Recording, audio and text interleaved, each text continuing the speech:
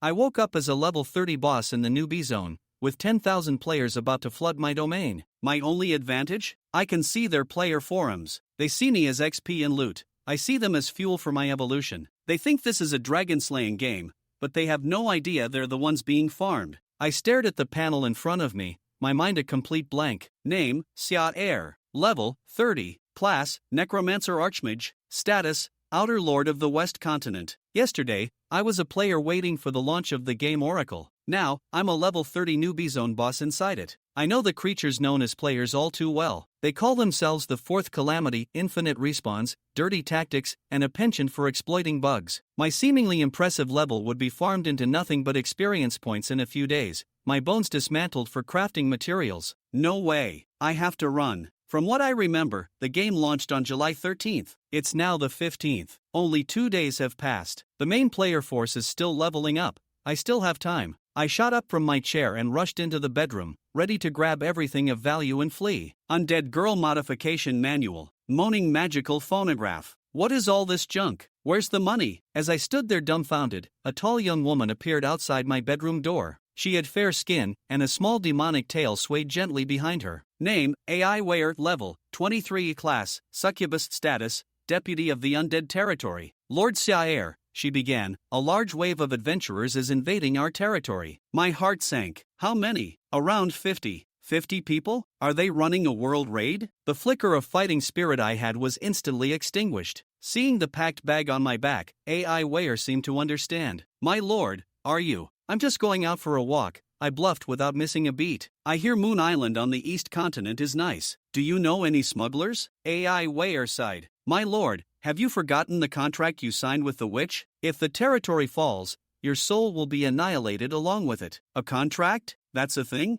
I slumped back into my chair, my head throbbing. I couldn't run, and I probably couldn't win a fight. This was a dead end. Just as I was despairing, a small icon in the corner of my vision caught my eye. Oracle Forums. I can see the player forums? With a thought, a light blue screen unfolded before me. Amidst the dazzling array of posts on the homepage, one title immediately grabbed my attention. For aspiring mages, here's how to quickly farm pure souls. Poster, Evil Little Mage. I clicked on it. The poster explained that the Undead Territory on the West Continent was the best place to farm the pure soul item required for the mage class quest. So that's it. These 50+ players were all lured here by this post. I silently committed the ID, Evil Little Mage, to memory. But a key piece of information in the post made me pause. The mage class quest required players to be level 10. So, all 50 of these players are pre-class level 10 newbies? My initial fear vanished, replaced by a flicker of excitement. The situation, it seemed, wasn't so bad after all. I immediately ordered AI Wear to go summon the other 3 deputies. While waiting for them, I used the forums to investigate the witch's contract. The entire West Continent was divided among 7 witches.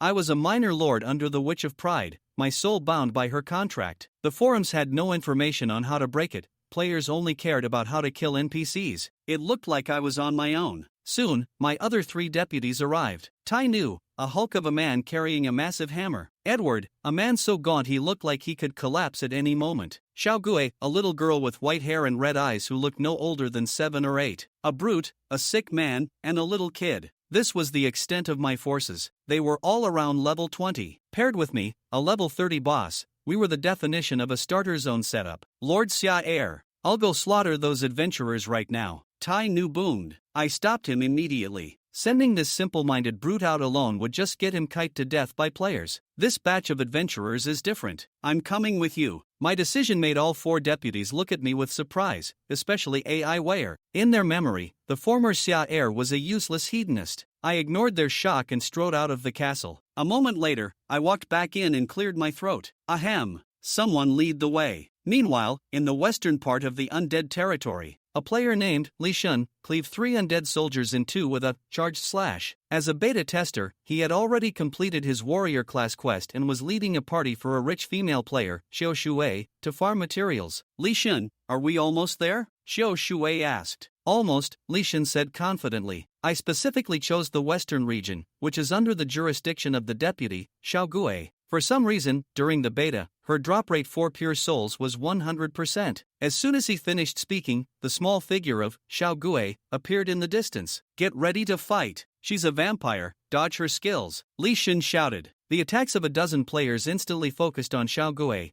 taking out a chunk of her health bar and stunning her. Now's my chance. Leysan's greatsword began to glow as he prepared to strike her weak point. But as he charged forward, a massive figure descended from above, a hammer whistling through the air as it slammed into him. Half of Leysan's health bar vanished instantly. He struggled to his feet and stared at the giant before him, dumbfounded. Tai Nu? Why is there another deputy here? Did they patch the game? Before Leysan could recover from his shock, blood on the ground suddenly coalesced into droplets and rained down on the crowd, causing the player's health to plummet. In the distance, the sickly Edward had appeared. 3 mini-bosses? Leysan started to think about retreating. The death penalty was severe, and he didn't want to lose levels and gear. Retreat, he ordered, but it was too late. A thick black fog billowed out from behind us, enveloping all the players. Those who touched it quickly decayed and collapsed, falling in droves. Black barrier. My skill. Leysan stared at me in terror, at the health bar above my head that dwarfed those of the deputies. Necromancer Archmage Xia Air. Fuck, why is the boss out here too? I couldn't be bothered with his cries. Waiting in the castle was a death sentence. It was better to strike first. I raised my hand. White circles of light appeared under the player's feet, and a second later, pillars of fire erupted from the ground. Ember Flame. Player, Tianyu Feishuan, has died. Player, Pang Hu, has died. You have gained 600 EXP. The system notification stunned me. I could gain experience by killing players? This discovery sent a jolt of ecstasy through me. The players were no longer a threat, they were walking experience packs. None of you are getting away. I started spamming spells into the crowd, terrified my deputies would steal my kills. Leysan dodged pathetically through the fire and fog, but was eventually consumed by the flames. Killed player, Leysan, gained 1000 EXP. Your level has increased to 31. You have gained 1 skill point. High-level players are worth more. I cheerfully opened my skill panel and spent the precious point on Emberflame. The skill went from Lv.1 to Lv.2, its target lock increasing from 3 to 5. This would be crucial for clearing groups of players. After the battle, AI Weir handed me 2 pieces of gear dropped by Leysan and Xiao Shui. One was a blue warrior's plate armor, which I tossed to the bare-chested Tai Nu. The other was a ring. Ring of Magical Energy Orange. Special bonus, increases your mana by 1000. Orange quality. Despite its low craftsmanship, in the early stages of the game, this was an artifact. I equipped it without a second thought. Back in the castle, I began to plan my next move. Farming players was a short-term solution. I had to find a way to break the witch's contract. Approaching her directly was out of the question. I needed to create an opportunity to meet her. After much thought, I decided to become a sycophant. I laid out a sheet of parchment and wrote a letter, filled with fawning praise, reporting my heroic repulsion of over 50 adventurers and expressing my deep concern for the witch's safety. When I was done, I summoned a raven to deliver it to the witch's domain, the final demon capital. With that done, I habitually opened the player forums to check the fallout. The strategy guidepost was being flamed into oblivion, with players warning everyone to stay away from the undead territory. This wouldn't do. If you don't come, how am I supposed to level up? As I pondered how to lure them back, a burning sensation appeared on my palm, a succubus brand. It was AI Weir's emergency signal. Something was wrong. I immediately dissolved into a cloud of gray mist and shot out of the castle. When I arrived, AI Weir was surrounded by 5 players, covered in wounds. The leader was none other than Leysan, freshly respawned. His new team was well-equipped, coordinated, and their average level was close to 20. They had used a bugged route I didn't know about, bypassing all my undead soldiers to get straight to AI Weir's location. Die! Leysan's sword pierced AI Weir's abdomen, leaving her with critical health. I materialized in their midst, a black fog separating them as I pulled AI Weir back. How the fuck are you here again? Leysan cursed when he saw me. I ignored him and spoke sternly to AI Weir. From now on, report to me the moment you see adventurers. No more recklessness. She asked in a small voice, Lord Xia, are you worried about me? I fell silent. I was just worried you'd steal my kills and experience. As I slowly advanced, Leysan's eyes were glued to the orange ring on my hand. I knew it was with you. His teammate laughed. So they really did change things. I remember this boss would never leave his castle. This is better, though. He's serving himself up on a platter, saving us some time. I looked at the 5 overconfident elite players and slowly raised my hand. Perfect. I can test my Lv.2, Emberflame, on you. In the past 2 days of leveling up and farming equipment, the small team has cleared countless dungeons like this one, and all the gear they wear has been obtained from these level 30 bosses. Dealing with the guy in front of them can be said to be a piece of cake. Let me think. I remember this boss's skills seem to includes summoning Undead, releasing a Grey Mist, and a Fire Circle spell. The first two skills don't deal much damage, just remember to lead the Undead squad together when they come out, but be careful of the third skill, as he has a casting delay. In just a few seconds of meeting, Fengshui Liuxuan had already analyzed the tactics for this boss fight, showcasing his rich experience. Xia Er's gaze swept over the others, and upon seeing the information that appeared, he frowned slightly. 2 warriors, a healer, a ranged attacker, and a marksman, 5 people, all of whom had completed their job changes, and the team composition was very reasonable. Not only did they have melee and ranged damage dealers, but even a healer was included, indicating that this group of players was quite experienced. While pondering, the 2 warriors had already closed in. Xia Er did not choose to confront them head-on. Among the initial 5 classes, warriors had the highest health and typically served as the front line to draw aggro, allowing other teammates to deal damage. Coupled with the healer's support, it would be difficult to kill them quickly. Slightly retreating to dodge the attack, Xia Er's pupils gradually dimmed as he began to channel the magic within him. Wisps of mist spread rapidly from his center, enveloping the space in an instant. The thick fog obscured vision, reducing the visible range to less than a meter, and it also had an eroding effect. Creak! Accompanied by a strange sound, a decayed, rotting hand suddenly emerged from the ground. Undead soldiers burst forth from the earth, clad in tattered armor and wielding rusty swords, their eyes glowing with fire. As the undead soldiers charged, Fengshui Liuxuan raised his sword to block forcefully, deflecting the blade. Just as he was about to seize the opportunity to counterattack, another sword struck from the invisible mist. HP 20 Dam. Black Mist Plus. Undead Summon. When did this boss learn to use combo skills? The attacks from the undead soldiers came from all directions, and with the fog obscuring his vision, Fengshui Liuxuan found it difficult to defend himself. I told you, the developers changed the sky, it's really bizarre. Leysan's voice came from the mist. Su Chang immediately spoke up. Let's stand together. Following the instruction, Leysan quickly moved closer, and the two stood back to back, ready to face the enemy with their great swords. This was a good positioning. There were fewer concerns about their surroundings, and they could now calmly defend against the onslaught of the undead soldiers. Just as they focused on clearing the undead soldiers, a teammate's shout came through the channel. Where are you guys? We're clearing. The minions, don't rush, gather together first, and wait until the black mist ends before continuing with the boss. But the boss is attacking us right now. Hurry! Just as the message was halfway through, the voice connection was completely cut off. To ensure authenticity, the team voice chat in the Oracle forum had spatial limitations and was affected by various factors. If the distance became too great, the connection would be lost entirely.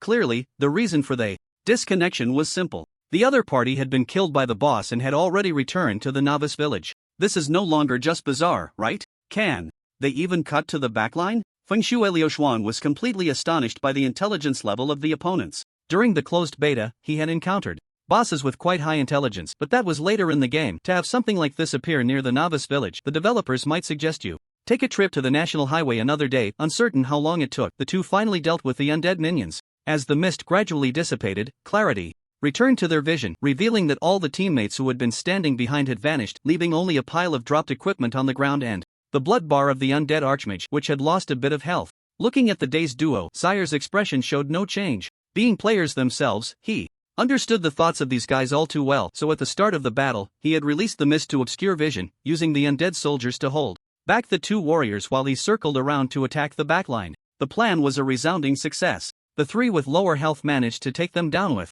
just 2 shots of ember, sustaining only a bit of damage from the archer, which was negligible. Now, only these 2 warriors remained on the field. Watching the figures of the opponents, Leysan felt his voice tremble slightly as he spoke. What should we do, Frost? Are we still fighting? Bro, you go up and help me draw some aggro first, I'll go in for the kill. Losing levels during the early game is too painful, I still need to process. Ha! Not hearing any noise in the voice channel, Leysan seemed to realize something and turned to see that the other side was already sprinting back to the novice village, moving so fast that they even popped a speed potion. However, Zaire would not let them escape. After dealing with the low health Leysan, he quickly chased after the direction the other was running. The speed boost from his cloak kicking in at that moment, and before long, he caught up. Several light rings appeared beneath his feet, accompanied by flames, and the opponent's body was soon engulfed in fire. Player killed, Frosty Wind experience plus 2000 hiss. That felt pretty good. Watching the experience bar surge dramatically, Zaire couldn't help but nod. It turns out that these higher-level players dropped more experience. Although only 5 had come this time, the total experience gained was even greater than the last wave, and his level had risen to 32. I have a skill point to use. Opening the skill panel, after a moment of thought, Zaire decided to invest it in the skill Undead Summon. If it were just a regular summon, the strength of this skill was actually not very useful. as it could easily be cleared by players, but when paired with black fog, it could be quite annoying, so he considered enhancing it further. Skill points used. Skill, Undead Summon Lv.1-Lv2 Description, mana cost reduced by 100, number of undead soldiers increased to 30. Closing the panel. The harvest this time was not yet over. Aside from the basic stat increases from leveling up and the skill points, the equipment dropped by these professional players was the real highlight. Energy-saving robe, blue craftsmanship, exquisite description, crafted from material skin of the stingy demon plus energy-saving rune, slightly increases mana and health. Special bonus, your spellcasting mana cost will be reduced by 10%. Note, saving is a virtue. Mermaid ring, blue craftsmanship. Excellent description, forged from materials mermaid tears plus magic ore, slightly increases mana. Special bonus, your healing skills effects are enhanced by 30%. Note, Wolwolvlia's necklace, purple craftsmanship, exquisite description, drops from defeating the dungeon boss Lia. Special bonus, your corrosion skills can stack 3 times.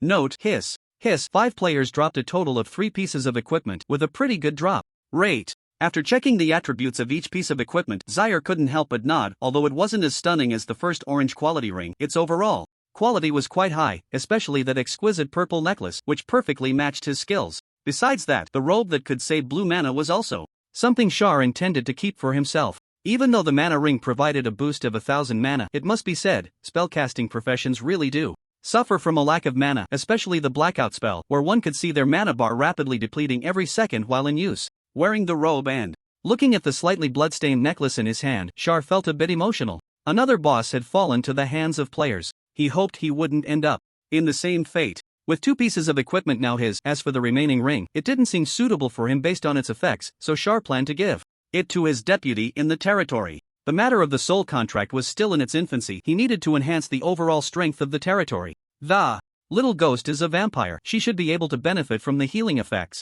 After considering a suitable candidate, Char walked towards the territory she governed. In the novice village, players dressed in coarse clothing, wielding broken swords, wandered about. The place was packed. Since the public beta of Divine Oracle began, many videos had circulated, showcasing an incredibly realistic world along with a vast lore that attracted a large number of players, with online peak numbers even exceeding 8 digits at one point, which was quite terrifying. Watching the crowded throng, the internal testing team that had just been wiped out by a certain lords group looked as vacant as the legendary player Lee, their eyes devoid of life. After a dungeon run, the total experience points dropped exceeded 10,000, 2 rare pieces of equipment had been lost, and 1 boss drop was gone, causing their strength to plummet a tier. They had also killed quite a few 30-level dungeon bosses. Why was this guy so overpowered? He could even target the backline. Damn, my corruption necklace. That thing is purple quality. I could have used it after my class change. Faced with his teammates' questions, Lee's expression was very calm. My benefactor lost an orange item. 2.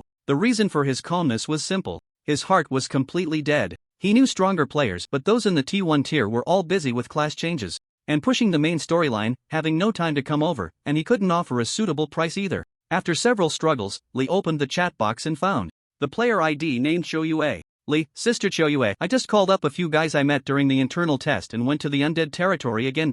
Choyue, how was the situation? Lee, all 5 of us class changers were killed by the boss. The difficulty is just off.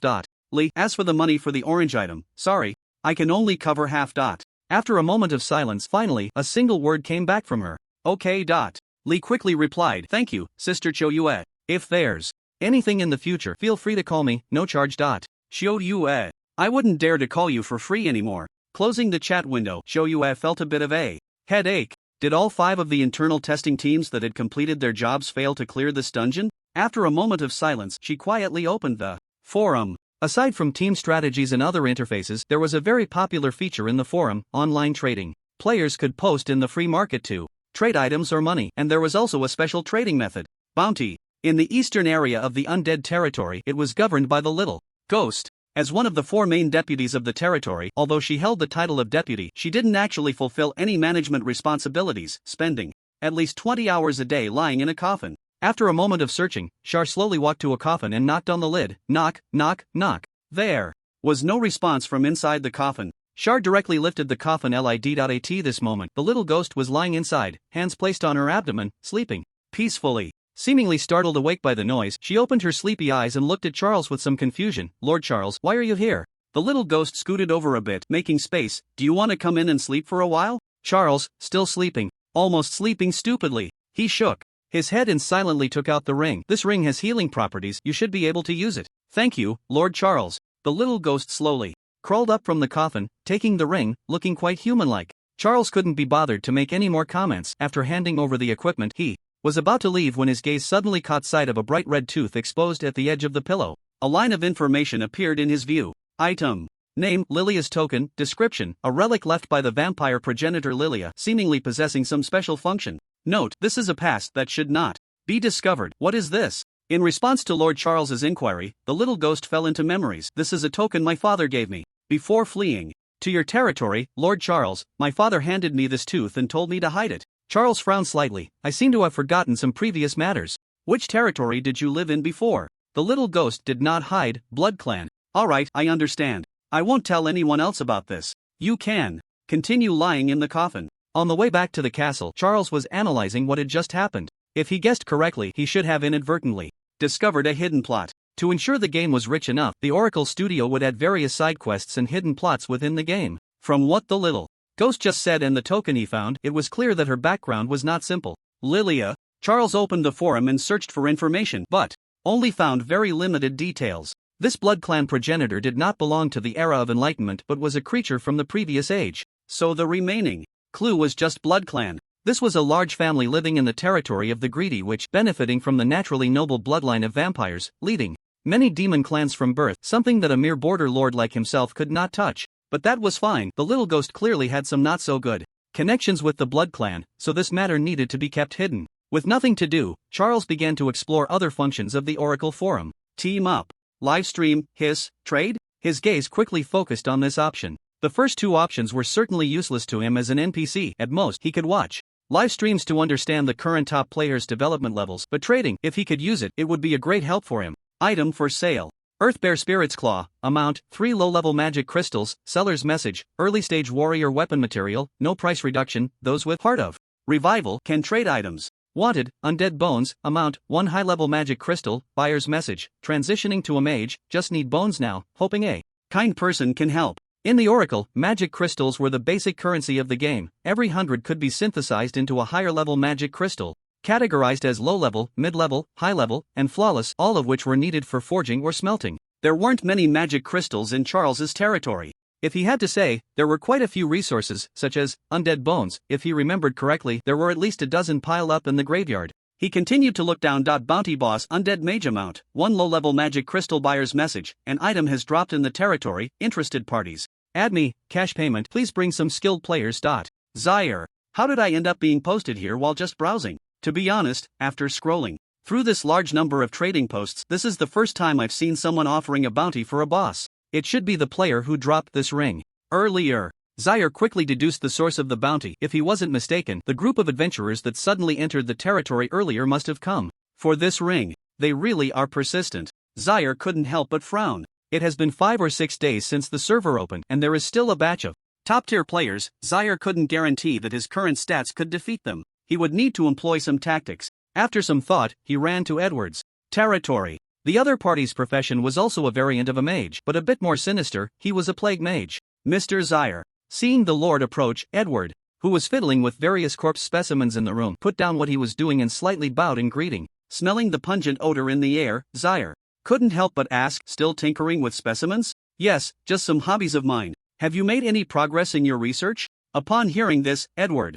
lowered his head slightly. Sorry, since there are no living people in our territory, I have been unable to find any living test subjects, so there has been no progress in the new plague research. Lord Zaire, is there something you need? Zaire nodded. Of course, there is something. He slowly took out a bottle. I need you to store some plague virus in this bottle. Can you do that? Edward nodded. I can do that. He slowly extended his withered arm, and a mark formed in his palm, with wisps of brown toxic mist seeping through his fingers, filling the bottle. Edward said, this is a rotting magic. Anyone who comes into contact with the mist will gradually rot from the inside. Very good. Zaire nodded in approval, and the next moment took out 5 more bottles. In that case, please fill these bottles as well. Edward. Lord Zaire, may I ask what you plan to do with this? Zaire replied, of course, it's for those adventurers. Players have many tricks. To prevent some deranged individuals from using various despicable means for the bounty, Zaire must stay one step ahead and prepare some things in advance. Western continent, Death Forest. Monster corpses lay haphazardly on the ground, and the air was thick with the smell of blood. Daoshan stared at the Boss in front of him flipping the dagger in his hand. In the next moment, his figure vanished, directly flashing behind it and plunging the dagger into its heart. Flanking attack, critical hit.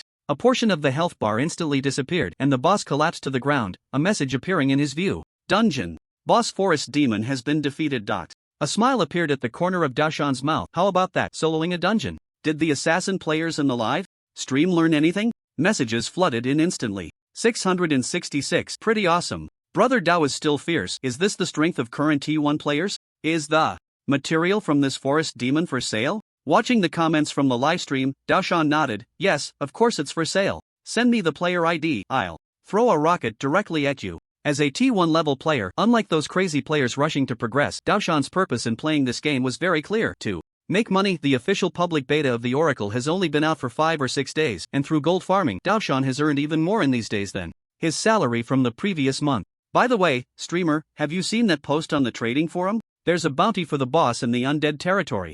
And it seems like it's from a rich lady. Is that so? Daoshan scratched his head at the comment. Due to the livestream, he usually sold off the equipment or materials he obtained at a low price to the audience, so he hadn't really checked the trading market. The Undead territory, I remember that's the dungeon where many mages need to go to transition to Undead mages, right? Has it not been cleared yet? Daoshan decided to take on this job. Besides the bounty, killing the Undead Archmage would also drop materials needed for the transition, which is quite a sum of money. Killing 2 birds with 1 stone, a guaranteed profit. A house built of black wood and stone was nestled in the intricate mountain range. At the very top of the mountains, a massive tower rose into the sky, almost touching the clouds. Decay and ruin, a suffocating atmosphere enveloped this mountain range, which was the residence of the Proud Witch, the city of the End. Outside the tower, a priest dressed in a large black robe had a crow perched on his shoulder, holding a letter in his hand as he slowly walked into the tower. The interior was dominated by a staircase made of various crystals, and at the very top of the staircase sat the Proud Witch, Ilya, resting her chin on her hand, looking down below.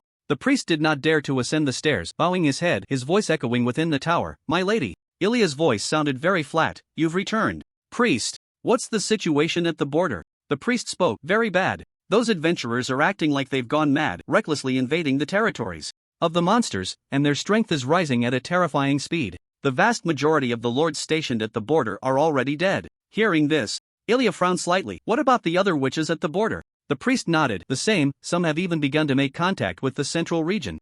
A bunch of useless fools. Ilya waved her hand. I understand, you may leave. The priest, upon hearing this, did not move but held the letter in his hands. My lady, this is a letter from the Undead Archmage Charles, whose Undead territory is currently the only one at the border that has not fallen. Oh, Ilya seemed to take an interest, extending her hand as magic pulled the letter swiftly to her. She opened it and quickly read its contents. Ilya particularly liked the title of servant that the other party added at the end. For her, nothing pleased her more than seeing someone submit to her. Interesting, but I don't like the flattery. In here, it's too self-serving. Hoof. Upon hearing this cold snort, the priest broke out in a cold sweat. It was clear that she was not satisfied with the contents of the letter, and it would be best to leave before touching a nerve. He had just turned to leave when he was suddenly called back. Wait, I haven't replied yet. The priest, didn't you say you didn't like the contents of this letter? He quietly raised his head, only to find the expression on her face was quite satisfied. Yes, even if she was satisfied, she had to pretend to be indifferent. That was the usual style of the witch lady.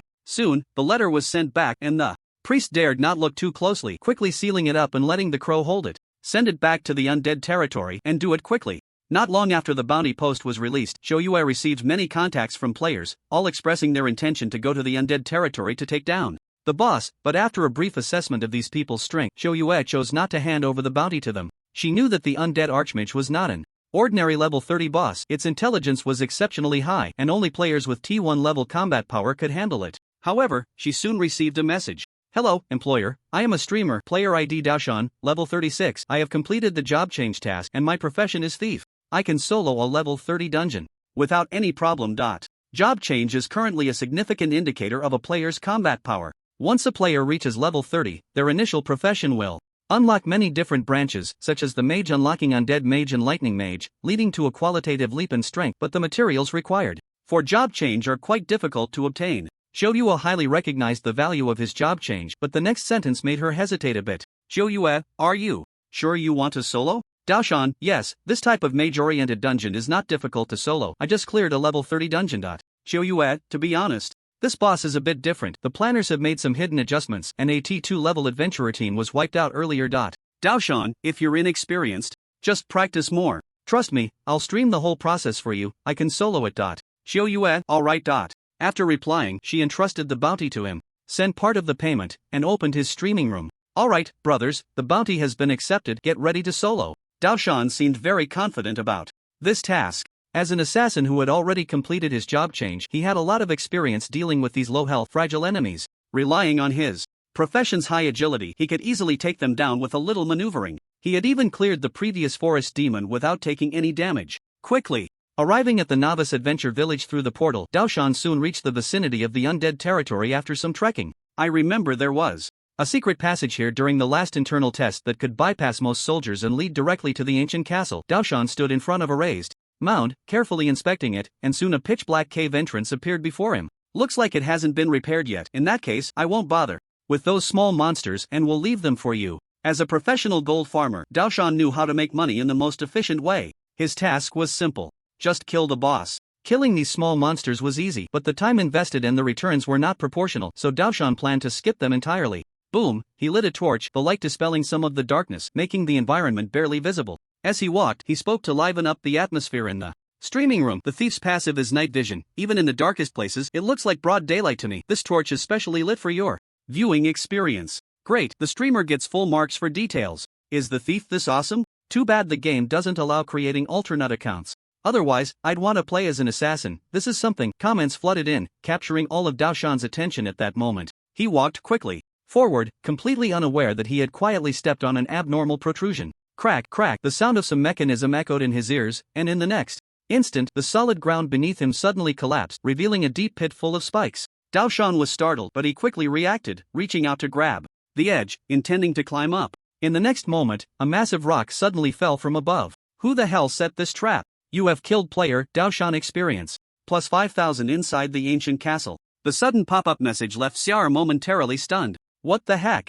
How did I gain experience without doing anything? After thinking for a moment, he quickly guessed the truth of the matter. It couldn't be the trap set up earlier in the secret passage, could it? After dealing with the previous batch of adventurers, Charles had specifically asked Ivy about the route they had taken. Upon discovering the secret passage that led directly into the undead territory, Charles wasted no time and arranged for some traps to be set up inside. The rotting potion he had just obtained from Edward was also intended to be smeared on the traps. Unexpectedly, before he could even get there, someone had already fallen into the trap so quickly. 5,000 experience points. Hiss, this level must be above 30, right? Looking at the experience bar that had just leveled up again, Charles quickly realized something was off. The players who had come this time were quite strong, at least they had already completed their job change. Reaching this level during the early game phase was not easy. Charles had only seen a few players reach level 30 in the livestream. Players of this caliber usually farm equipment and experience in higher level dungeons and wouldn't come to his novice village dungeon at all. If they did come, there could only be one reason. They accepted a quest. After deducing the situation, Charles opened the forum and searched for the words Knife Mountain in the live stream section. A live stream page appeared in his view with a slogan displayed on the cover. T1 level players online taking orders, solo fast clear dungeon teaching, this is the true way of the rogue. At the novice village, Knife Mountain stood by the resurrection point, with a group of players walking back and forth, their vision filled with various mocking comments from the bullet screen. 666. Died before even entering. The streamer is still putting on a show. The streamer is being presumptuous, the obvious evil path hasn't been fixed, there must be traps inside.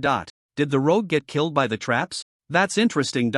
There is nothing more embarrassing in the world than this. Just moments ago, he was boasting in the live stream, and before he could even last 3 seconds, he was slapped in the face and sent back to the novice village. Aside from the thousands of viewers in the live stream, the employer might also be watching. This was a huge loss of face. Damn it, I was too busy watching the bullet screen and didn't notice there were traps in the secret passage. Knife Mountain opened his data panel to take a look. His level had dropped 3 levels from 36 to 33, but fortunately, his equipment didn't break. Why isn't the streamer talking? Did something unhappy happen? Hey, did the streamer disconnect? Are you still doing the bounty quest? Facing the comments, Knife Mountain stood up. Of course I'm doing it. It's just a drop of 3 levels, not a big deal.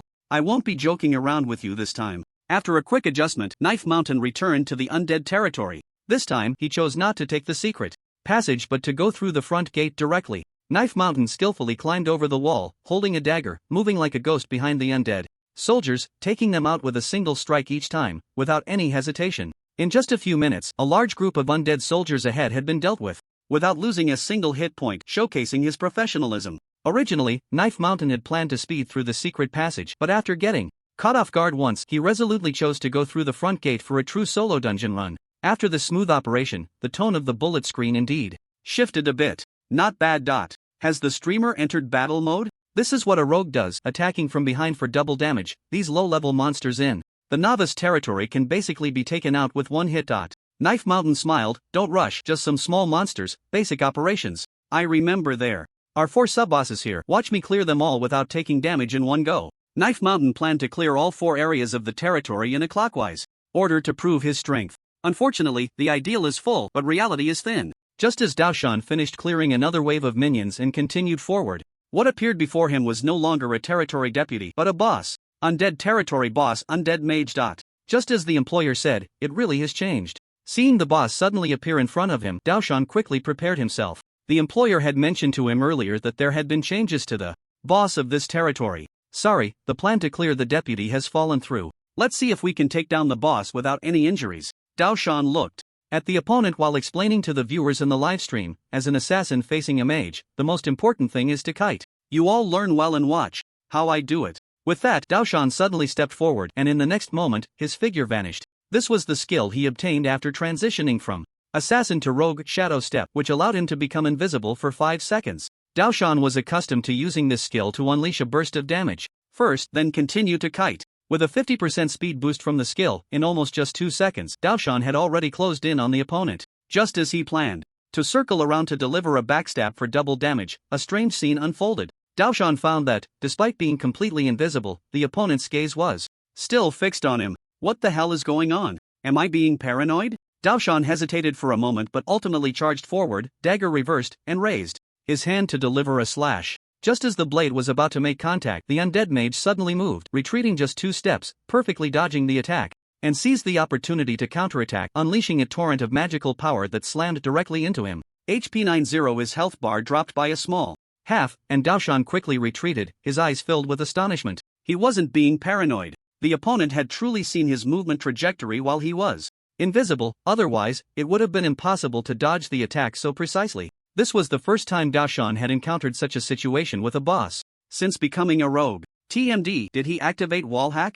In fact, Xiar did not activate wallhack. The reason he could see through the opponent's attack was simple. It wasn't due to any sixth sense or special item assistance, but because the opponent's livestream was currently displayed in the lower left corner of his vision, with very clear quality, even showing which skills were on cooldown. Kid, screen peeking. This boss is a bit off. Looking at the undead mage standing still, Daoshan paused for a moment. Was the opponent waiting for him to make the first move? Where's your black barrier? Where's your undead legion? Why not throw a skill? Having learned from past experiences, Daoshan was now hesitant to make the first move. The rogue's health was fragile, and just now, the opponent hadn't even used a skill, only the most basic magical spell, which had already taken away a small portion of his health.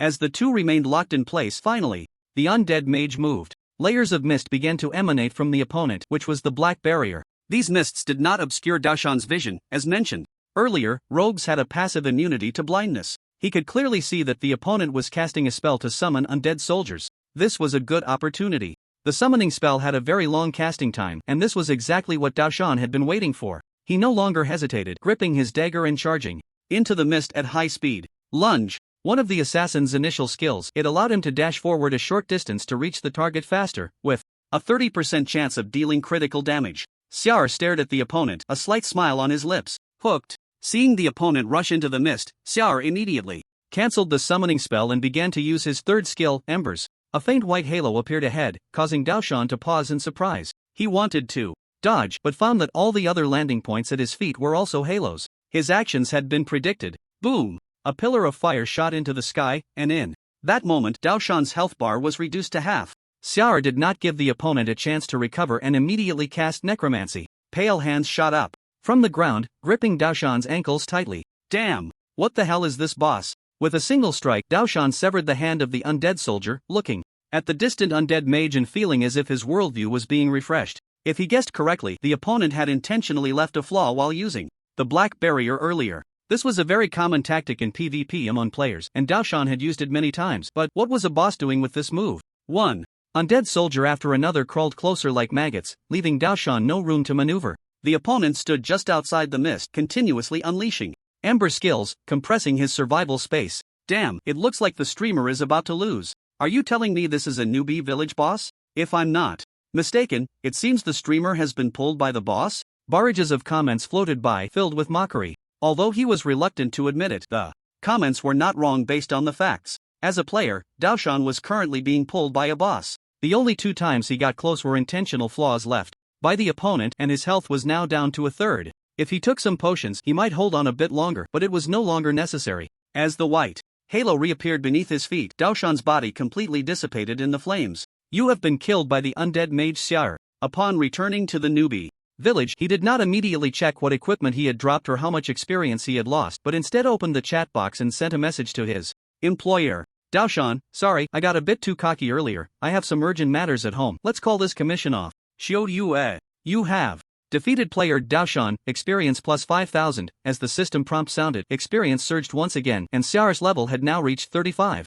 Dispelling the mist, he slowly walked to the spot where the opponent had died. This time, no equipment dropped, but a large pile of monster materials did, likely from the items in his backpack. How many bosses has this kid killed? Looking at the materials scattered on the ground, Xiar clicked his tongue. These were mostly drops from 30-level bosses. No wonder he dared to come alone to clear the dungeon. After collecting the loot, he opened his personal panel. After multiple supplies of player experience packs, his panel was no longer as empty as it had been before. Name, Xiar, level, 35, class, Undead Mage, identity, Lord of the Western Continent border, health 3,200, mana 4,000, overall evaluation, you possess the stats of a level 40 boss, which may allow you to survive a bit longer, but only for a while. Remaining skill points, 2, compared to the panel when he first arrived in this world, his stats had increased by about 2/3, which was a decent rate of evolution. Returning to the ancient castle, a raven slowly flew in front of him, as if it had been waiting for a long time, holding a letter in its beak.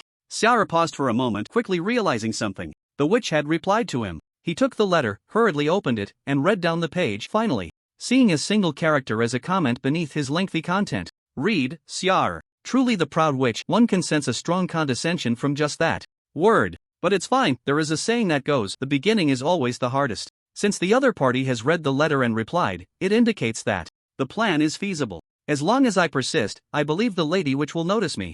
After putting away the letter, Charles immediately sat at the table and began to write the next letter without delay. Dear Lady Witch, recently, the actions of adventurers have become increasingly rampant and their strength is rising rapidly. Many have already completed their job change. Just now, an adventurer who had changed to a thief invaded the undead territory and was slain by me. My subordinates found many core bodies of the same lords in the intruder's pack. As your subordinate, I will do my utmost to defend the territory. Signed, your most loyal servant, Undead Archmage Charles. In this letter, Charles still followed the loyalty plan he had initially devised, although it felt a bit sycophantic. There was no helping it. Charles also wanted to be a Sigma male. However, with the recent killing of this thief streamer, his abnormal level of intelligence would surely attract the players' attention. If he were marked as some Easter egg boss, the players would get excited and form an elite team to tackle the raid, and no matter how skilled he was, it would be of no use. He needed to quickly lift the soul contract. As Charles had anticipated, following the fall of the streamer from Knife Mountain, discussions among the player community about the Undead Territory dungeon surged. As a level 30 dungeon, it should have been cleared within the first 3 days of the server opening, yet it had survived until now. The corpses of the neighboring lords had begun to rot, and the undead archmage didn't even have a decent wound on him. Watching the discussions on the forum, Leysan was so excited he nearly cried. Finally, the injustice had been avenged. T1 players who had completed their job changes had all perished. Could an ordinary job holder like him possibly win? It wasn't that he was weak, it was that the opponents were too overpowered. After venting his frustrations, Leysan suddenly began to think. Clearly, during the internal test, the undead archmage was just an ordinary boss. Why did the officials raise his intelligence level so high after the public test? Something was off. There must be some trickery involved. Early in the internal test, the Oracle Studio had been dubbed Detail Maniacs and Grind Emperors by the players. The entire worldview of Oracle was incredibly vast, with not only exceptionally difficult main quests but also a wealth of side quests, all intricately woven together. If he guessed correctly, this undead archmage must have been given a character side quest after the internal test ended, and it was extremely important. Otherwise, they would never have raised his intelligence level to such an extent. Thinking of this, Leysan's thoughts became clear, and his mood gradually heated up. Some side quests offered exceptionally rich rewards. Many artifacts and in-game gear came from various side quests, and some rewards given by NPCs could even cause a qualitative change in a profession. With this in mind, Leysan took a deep breath to calm himself down. He had already sorted out the previous points, now he needed to think about how to trigger this side quest. This question wasn't difficult, he just needed to communicate more with the NPCs to increase their favorability. At a certain stage, they would naturally issue a quest. But the real key point was, communicating with NPCs was indeed not hard, but how to communicate with a boss. Leysan had no experience in this area. But it didn't matter. As the old saying goes, you don't hit someone who is smiling at you. As long as he adopted a sufficiently sycophantic posture and approached to get close, he believed there would be progress. After all, he had already died twice. Putting good equipment in the warehouse wouldn't lose much experience. And the cost of trial and error wasn't high. Sure enough, I'm going to get it. On the castle chair, Charles looked at the discussions about himself on the forum, feeling heavy-hearted. If I had known earlier to let a little water out when I was digging, my current abnormality would surely attract many players to come and hunt me down. With a sigh, Zaire silently opened his skill panel. He still had 2 skill points that had not been used. After thinking for a moment, Zaire allocated them to the skills Black Fog and Undead Summoning. The former could be paired with Lia's necklace, while the latter was to prepare for the possible arrival of a player army. He needed some frontline support. Skill points used up. Skill, Black Fog LV1-LV2 description, blue mana consumption, reduced by 50 per second, fog spread range increased by 10 meters, corrosion effect enhanced skill, Undead Summoning LV2-LV3 description, blue mana consumption reduced by 100, number of undead soldiers increased to 40. Detected that Undead Summoning has reached LV3, Undead Specialization Unlocked. Looking at the system prompt that popped up, Zaire was momentarily stunned. Specialization? What is that? Following the prompt icon, he clicked to see a massive skill tree rooted in Undead Summoning, continuously spreading outward. Looking up, there were currently 2 specializations available for unlocking. Specialization Undead. Control description: after unlocking this specialization, you will be able to control the undead soldiers you summon with your mind. Unlock condition: obtain materials, undead bones plus charming spirit. Note: the sources of these materials are from the domain of the Proud Witch, Undead Territory, and the domain of the Lustful Witch, Charming Dungeon. Specialization, Path of Balance description: the undead you summon will not be limited to just the undead soldier type. Unlock condition: craft equipment, Uliel's Grudge. Note: this equipment consists of Uliel's skull plus 100 high-level magic essences. After browsing through the effects of the 2 specializations, Zaire couldn't help but gasp. They seemed quite powerful, each representing a qualitative change, but the unlock conditions appeared to be somewhat difficult. The first synthesis material for undead control was available in the territory, but the charming spirit was not something easily obtained. If he remembered correctly, that thing seemed to be within the jurisdiction of the Lustful Witch, and as a subordinate of the Proud Witch, Zaire definitely couldn't go to that place. And then there was Uliel's Skull, which was a tough boss around level 35 to 40. Collecting these 2 items by himself would be impossible. The only method might be to post a bounty in the trading hall. While Zaire was deep in thought, suddenly, Avril burst through the door. Lord Zaire, an adventurer has arrived in our territory. Zaire frowned slightly. Is he strong? Avril shook her head. Not strong, but he's very strange. He didn't bring any weapons, and even stripped off his armor, leaving only a pair of shorts. Zaire, are you sure he's an adventurer and not a pervert? Forget it, I'll go take a look, Zaire said, heading cautiously into the territory of the other party. It was a special time, who knows what new tricks those players have come up with. He had to stay vigilant. As a player, he understood his kind all too well. After a careful investigation, finally, not far from the entrance, Zaire saw the player who was raising both hands and performing a French salute. Leysan, why is it you again? Zaire had a strong impression of this ID. At first, this guy had provided him with a lot of experience points and later brought his good brothers to deliver equipment, which had deeply moved the impoverished Lord Zaire at the time. Lord Zaire. Seeing the sneaky shadow in the distance, Leysan immediately reacted, waving his hands anxiously. Don't kill me yet, I mean no harm. As the voice fell, seeing that the Lich Master showed no signs of taking action, Leysan couldn't help but feel a surge of joy in his heart. His thoughts were indeed correct, there was hope. Zaire suppressed his voice and asked, what's the matter? Leysan restrained his excitement and immediately knelt on one knee. Lord Zaire, ever since I witnessed your immense power a few days ago, I have been completely convinced. Please allow me to become your subordinate. Zaire. What is this? Looking at the player kneeling before him in loyalty, Zaire felt a bit bewildered. What kind of trick is this? He took a few steps back, cautiously scanning the surroundings for any lurking players. Seeing this, Leysan's mood became even more excited. Look at that. What a cautious boss, so wise, without a side quest. Leysan couldn't believe it. He quickly lowered his head again and declared his loyalty. Great Lord Zaire, please grant my request. I possess the same Strength is your deputy and can infiltrate the adventurer camp, bringing you first-hand information at all times. Xia Er, do I need you to bring me news when I have the forum? After confirming that there were no other players lurking nearby, Xia Er began to ponder. Why would this guy suddenly start fawning over him? He had killed the other party twice. Logically, Leysan should want to kill him and turn his materials into weapons. So why was it like this? Wait. Xia Er seemed to have thought of something. This guy wouldn't be mistaking him for some kind of NPC with a special side quest, would he? Looking at the other parties. Eager expression, Xia Er felt he had arrived at the correct answer. Alright, a laborer delivered to me. I won't refuse, especially since the skill specialization I just unlocked requires a runner. Xia Er feigned contemplation for a moment, then extended his hand to slowly help the other up. You are an adventurer. I am a monster. In a hostile camp, how can I trust you based on this statement? You need to do something to prove your loyalty. Upon hearing this, the smile on Leysan's face could no longer be suppressed, his lips curling up more than an AK. It's done. Although he hadn't directly joined the territory, at least the other party had given him a prerequisite task. He took a deep breath and quickly said, Lord Xia Er, just give the orders and I will definitely complete them. Xia Er spoke in a calm tone. Have you ever been to the domain of the lustful witch? Leysan nodded. I have. Very good. In that area, I remember there is a place called the Phantom Dungeon. I need a wisp of an alluring soul. The Lich Lord Xia Er has assigned you a task. Do you accept? Accept. Looking at the pop-up text, Leysan raised his head, patting his chest. Received. Lord Xia Er, I will obtain this item as quickly as possible. After saying that, he left the Lich territory without looking back. After he left, Avril, who had been watching from the side, stepped forward, her face full of curiosity. Lord Xia Er, what is going on? Xia Er replied, it's nothing, just acquired a loyal dog. Avril hesitated. Lord Xia Er, the witch does not allow monsters to have any dealings with adventurers, and they are very cunning. Will this be? Xia Er shook his head. It's fine, I know what I'm doing. You go and bring out all the worthless things in the territory, I have use for them. Exiting the Lich territory, Leysan was exceptionally excited. The plan to turn the tables at the start was successfully initiated with the first step. His deduction was indeed correct. This boss had a very obscure side quest. Being able to hide like this, the rewards must be substantial.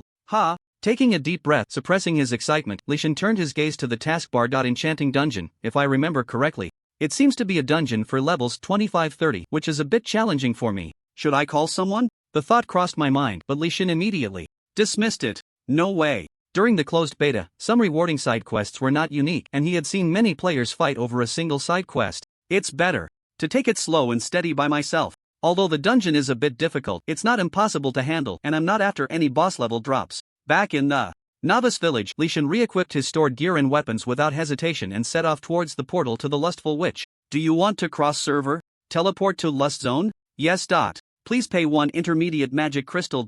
After paying, a halo enveloped him, and when he opened his eyes again, Leysan had arrived in the territory controlled by the lustful witch. In the Oracle, there are a total of 7 witches, each controlling a separate territory, and players can freely cross servers, but they must pay at the teleportation array based on their strength level. I wonder what the overall player level is like on this server. Stepping out of the teleportation array, in the novice village, players came and went, displaying different information above their heads. Player, East Wind. 37 level, 27 class, warrior, player, Steve level, 29 class, mage. After briefly browsing a few players, Leysan admitted he was surprised. How is the overall level in this novice village so high? To know, in the server where the Proud Witch is located, the average level of novice village players is around 15, just having completed their job. Yet players in the Lust Zone, not only have they completed their jobs, but many are close to their second job advancement. After gathering some information at the tavern, Leysan understood why this situation occurred. Due to the characteristics of the witch in this server, Lust, there are exceptionally many monsters in each territory, and the area is the largest among all servers, allowing for rapid leveling. Many top players from other servers come here to grind experience, which makes the overall level appear extremely high. It wasn't like this during the closed beta. The studio didn't even mention any changes. After a few complaints, Leysan replenished some health potions and set off for the enchanting dungeon. This dungeon is more suited for the mage class, as the monsters primarily deal magical damage. After finding a few other lone wolves to team up with, Leysan began his monster grinding journey. You have killed the monster, enchanting bug experience plus 122. You have killed the monster, enchantress experience plus 200. You have obtained the drop unclean soul. In any RPG game, grinding monsters is a tedious and monotonous process. An hour passed. Level up by 1, but there were no enchanting souls among the drops. Leysan's mood remained stable. 3 hours passed. Level up by 1 rare material, 1 blue equipment. Leysan's mood gradually became anxious. 7 hours passed. Looking at his backpack full of equipment and materials, Leysan could no longer hold it together. His hands were hurting. Why hadn't anything dropped yet? Is my luck this bad? After using a slash to split an enchantress in half, finally, a wisp of pure purple soul appeared in his line of sight. You have obtained the drop enchanting soul. It finally dropped. After a full 7 hours, Leysan was almost sick of these monsters and finally got the drop needed for this side quest. His level had now reached 26, and he had to admit there are indeed a lot of monsters in this lust zone. Selling off some worthless items, Leysan took the portal back to the area where the Proud Witch was located and quickly arrived at the Undead territory. He sought his assistant, Abel, again, and this time, the other party did not stop him. Clearly, after triggering the Undead Archmage's side quest, he had become a neutral unit, or perhaps even a friendly unit. Lord Charles.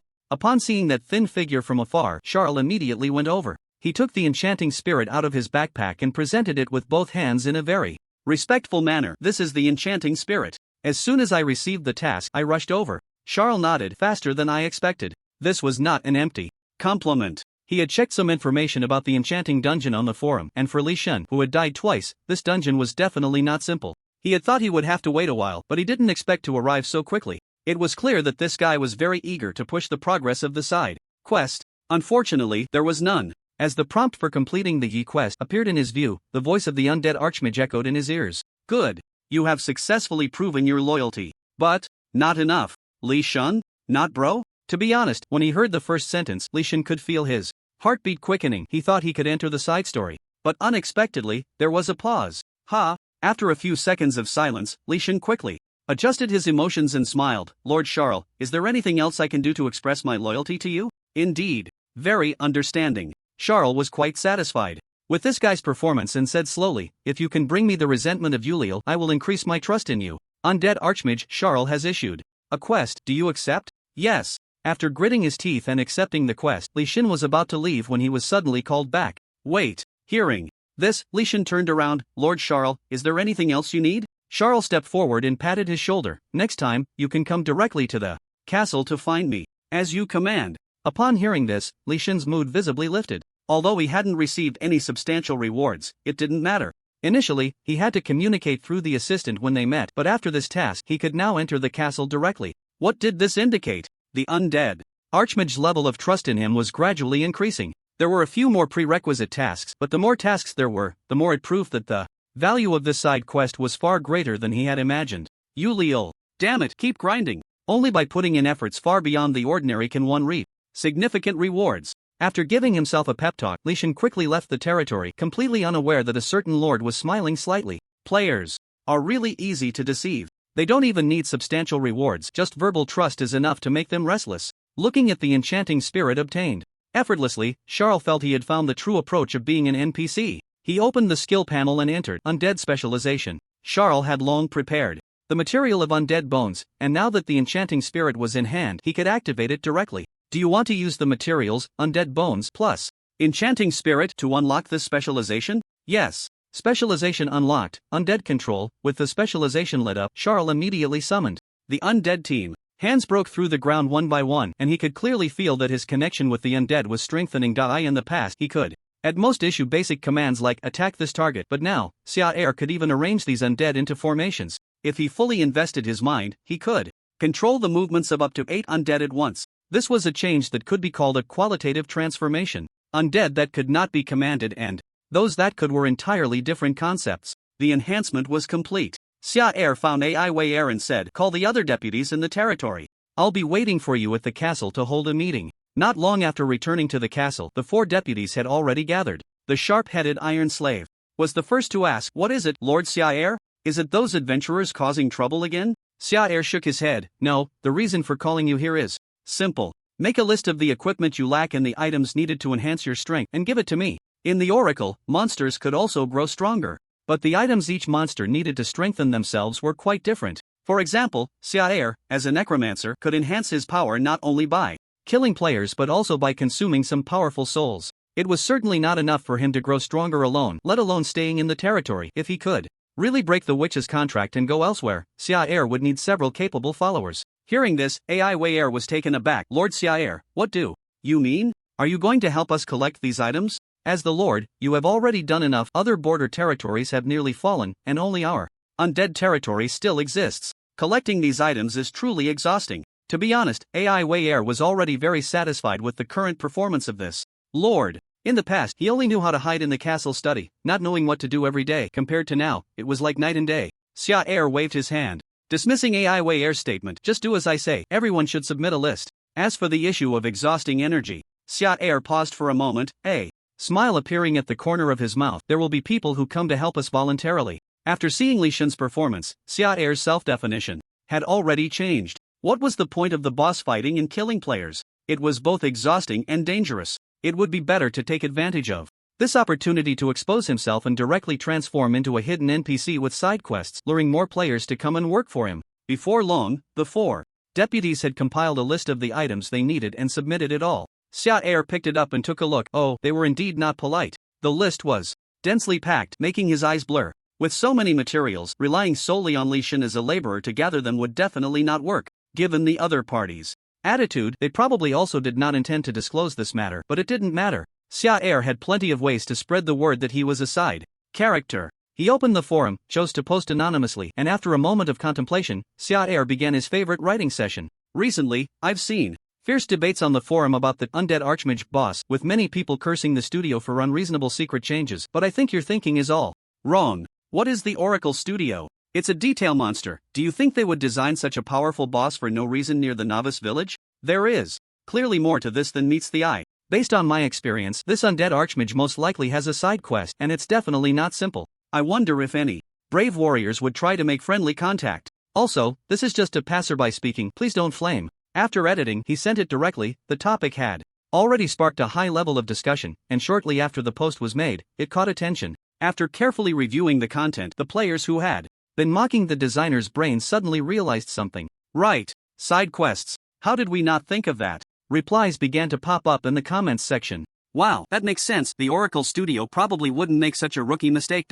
Aren't side quests usually given by NPCs? I don't think I've ever heard of a boss having side quests. Wait, why choose to post anonymously? Could it be that the studio got criticized badly and ended up creating a small account to give players hints? Looking at the anonymous avatar of the poster, the players began to sense something was off. This tone, this phrasing, there's no way you're just a random passerby. As everyone knows, those who claim to be pure bystanders usually aren't. Guys, don't move yet, I'm going to test the waters in the undead territory. Kid, you wanna hog the side quest, huh? No way. Thanks for the hint, I'm already on my way. Watching the flurry of active comments, a smile crept onto Zaire's face. What does fishing for information mean? Tactical lean back, he decisively issued a notice to his deputies. It won't be long before adventurers start entering the territory one after another. Upon hearing this, Iron Slave immediately understood. Got it, Lord Zaire, I'll take them all down. Zaire, who told you to take them down? Zaire silently rolled his eyes. Let me finish. When these adventurers arrive, you must maintain a neutral stance, and if they try to pry for information, use Riddler's speech. The sudden twist left the deputies a bit confused, and after a moment, Avril asked, puzzled, what is Riddler's speech? Go in circles, say some vague things. For example, things like, those who understand, the behind-the-scenes involvement is too great. The waters are very deep, this matter is not as simple as it seems, and so on. Zaire launched his Riddler training program outside the undead territory. A considerable number of players who had seen the forum post had gathered here. Zhou Yue was one of them. As the biggest victim under the undead archmage, she couldn't understand why a boss near a novice village would possess such a terrifying level of intelligence. First, the internal testers failed, then the internal testing team failed, and later they even brought in a clash-changed player, yet they still couldn't even touch a hair on the opponent. Now, after the guidance from that anonymous person, she had a completely different view of the undead territory. Stay friendly, recalling the hints from the anonymous post, Zhou Yue pondered for a moment, then silently removed all her equipment and slowly walked into the territory. This time, the previously hostile deputy merely watched her from a distance, showing no signs of attack, completely different from before. Could it really be that there are side quests? Other players who were hesitant to approach saw this and quickly understood, hurriedly removing their equipment and following her into the territory. As they were about to approach the ancient castle, finally, the terrifying undead archmage appeared before everyone. Hiss, so many people have come. Stepping out of the castle, Zaire glanced around and saw at least 4 or 5 players. It was worth noting that less than an hour had passed since he posted, and he didn't expect these people to act so quickly. Zaire looked at the group of players and issued a low, deep question. What is it? Upon hearing the Lord's inquiry, the player's spirits suddenly lifted. It was different from before. In the past, not to mention getting close to the castle, just entering the territory would likely result in being killed on the spot. Yet now, they were actually communicating. Shoryue took a deep breath and lowered her head. Lord Xiar, I have come this time to apologize. I feel very guilty for having offended your territory due to some reasons earlier. This is what I have prepared. As she spoke, Shoryue opened her palm, revealing 3 pure and flawless magic crystals in Xiar's line of sight. Wow! 3 flawless magic crystals. The moment Xiar saw these, his eyes nearly popped out. In the currency system of the Oracle, flawless magic crystals are the highest grade of existence, unattainable through synthesis or other means, only dropped by bosses or certain side quests, making them extremely rare. As a poor lord, to be honest, Xiar didn't even have this much savings himself. No wonder she's a rich lady. Xiar remembered the ID of this Shoryue. His orange ring had dropped from her, and she was indeed generous.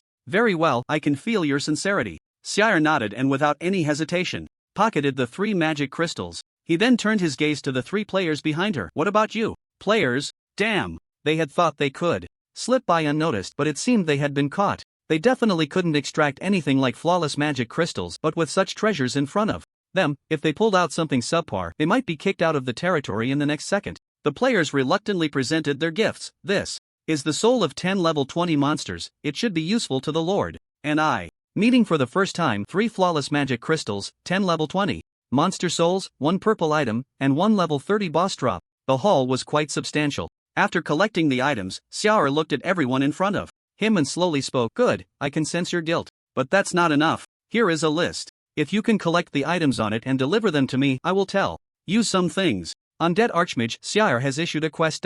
Do you accept? Upon seeing this message, the player showed no hesitation and immediately claimed.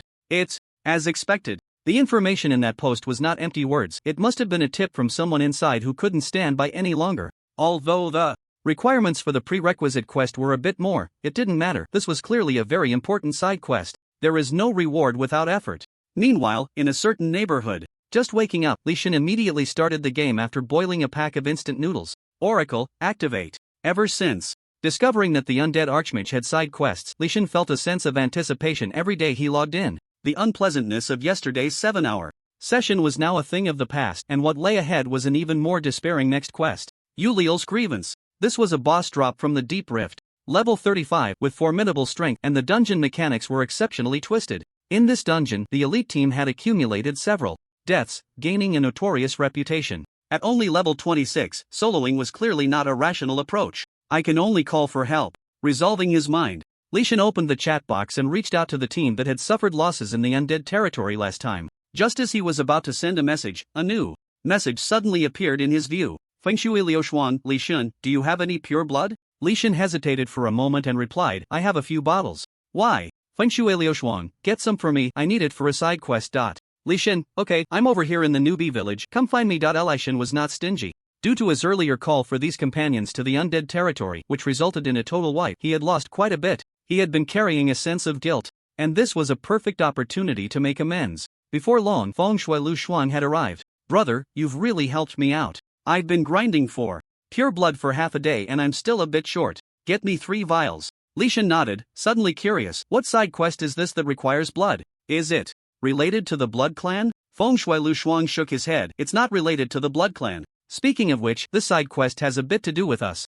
Leysan sensed something was off in that statement. What do you mean? Fengshui Liuxuan replied, the Undead territory, haven't you seen the posts on the forum? The topic is really hot right now. So that's why we were wiped by a level 30 boss earlier. Turns out this guy is a hidden side NPC. You just need to unequip your gear to trigger the dialogue. Leysan? What forum post? Realizing something was amiss, Leysan quickly logged onto the Divine Domain forum. He didn't even need to search, he directly saw the post from that anonymous person on the homepage. Damn! After reading the content, Leysan admitted that his mindset had somewhat collapsed. This was something he had painstakingly figured out. To keep it a secret, he had even sought out random players for the quest materials, and now, you're telling me, the officials got flamed and directly posted an anonymous hint? Fengshui Liuxuan was getting a bit anxious. Stop looking, where's the pure blood? I'm in a hurry to turn in the quest, a lot of people are rushing to progress this side quest. Hearing the urgency in his voice, Leysan pondered for a moment. Brother, I made a mistake. What I have in my warehouse is mixed blood, I sold the pure blood earlier. Fengshui Liuxuan, are you kidding me? Leysan coughed twice, feeling awkward. Sorry, I really misread that. To be honest, Leysan lied, but there was no other choice. If the other party was on a different side quest, he definitely wouldn't hesitate to share the pure blood from his warehouse, giving as much as needed. But once the words Undead territory were mentioned, the situation had already reversed. They were now in a competitive relationship. As the first player to discover this secret, Leysan naturally didn't want to hand over the rewards of this quest. He could only make his brother suffer a bit more. Upon hearing this, Feng Shui Lushuang didn't say much. Alright, if you find the blood, remember to let me know right away. After saying that, he left the novice village and continued farming for materials, leaving Leysan standing alone, deep in thought. The plan had encountered some unexpected twists. With the official's intervention, the side quest that originally belonged solely to him was completely exposed to all players, and the number of competitors had undoubtedly increased, including players stronger than himself. He was hesitating. In this situation, should he still expend energy to continue the task assigned by the other party? In his hesitation, Leysan's gaze gradually became resolute. Although the difficulty had suddenly increased, he didn't want to give up this opportunity that could turn his fortunes around. From his friend's words, it was clear that the new batch of competitors was still at the first prerequisite task stage, while he had already completed it. The advantage was his. Damn it! Time to grind. Calling the internal test team for help was definitely out of the question now. It seemed that only money could solve the problem. Leysan decided to spend some money to quickly clear the deep rift dungeon, widening the gap between himself and the other competitors. Without hesitation, Leysan immediately used the player connections he had accumulated during the internal test, spending heavily to hire a player team with 2 class-changed members. An hour later, inside the deep rift dungeon, a message popped up in front of Leysan. Dungeon boss Yuliel has been defeated, brother. I've got the materials. I've sent you the card number. Alright. I have to say, the level of professionalism displayed by the other side is indeed much stronger than that of my previous internal testing team. The dungeon that disgusted many players was cleared in just an hour, with no casualties. But it really is expensive.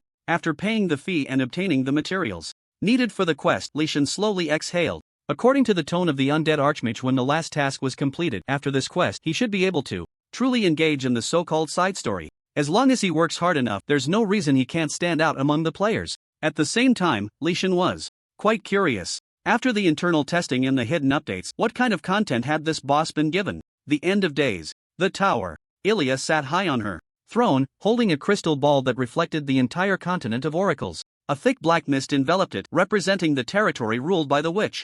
Now, many areas of the black mist had already been dispelled by adventurers. The progress was indeed fast. Staring at those places where light had re-emerged, Ilya squinted her eyes, continuously tapping her fingers on the seat. The growth rate of these adventurers was a bit too fast. Since the beginning of the era of awakening, the human faction had always been in an extremely weak position, even facing near extinction several times, relying solely on the protection of the deities to survive. But recently, the number of adventurers had increased dramatically, and they had even begun to counterattack against the monsters the lords she had placed in the border areas were basically falling. Apart from herself, other witches were facing similar situations. Even the region ruled by the Lust Witch, which had the highest number of monsters, had also fallen. After pondering for a moment, Ilya set down the crystal ball and softly called out, "Priest." The moment her voice fell, a portal appeared in the tower, and a priest dressed in a black robe stepped out, bowing respectfully. "My lady witch, what are your orders?" Ilya inquired. "I just observed the magic ball, and it seems the border area has been occupied by adventurers."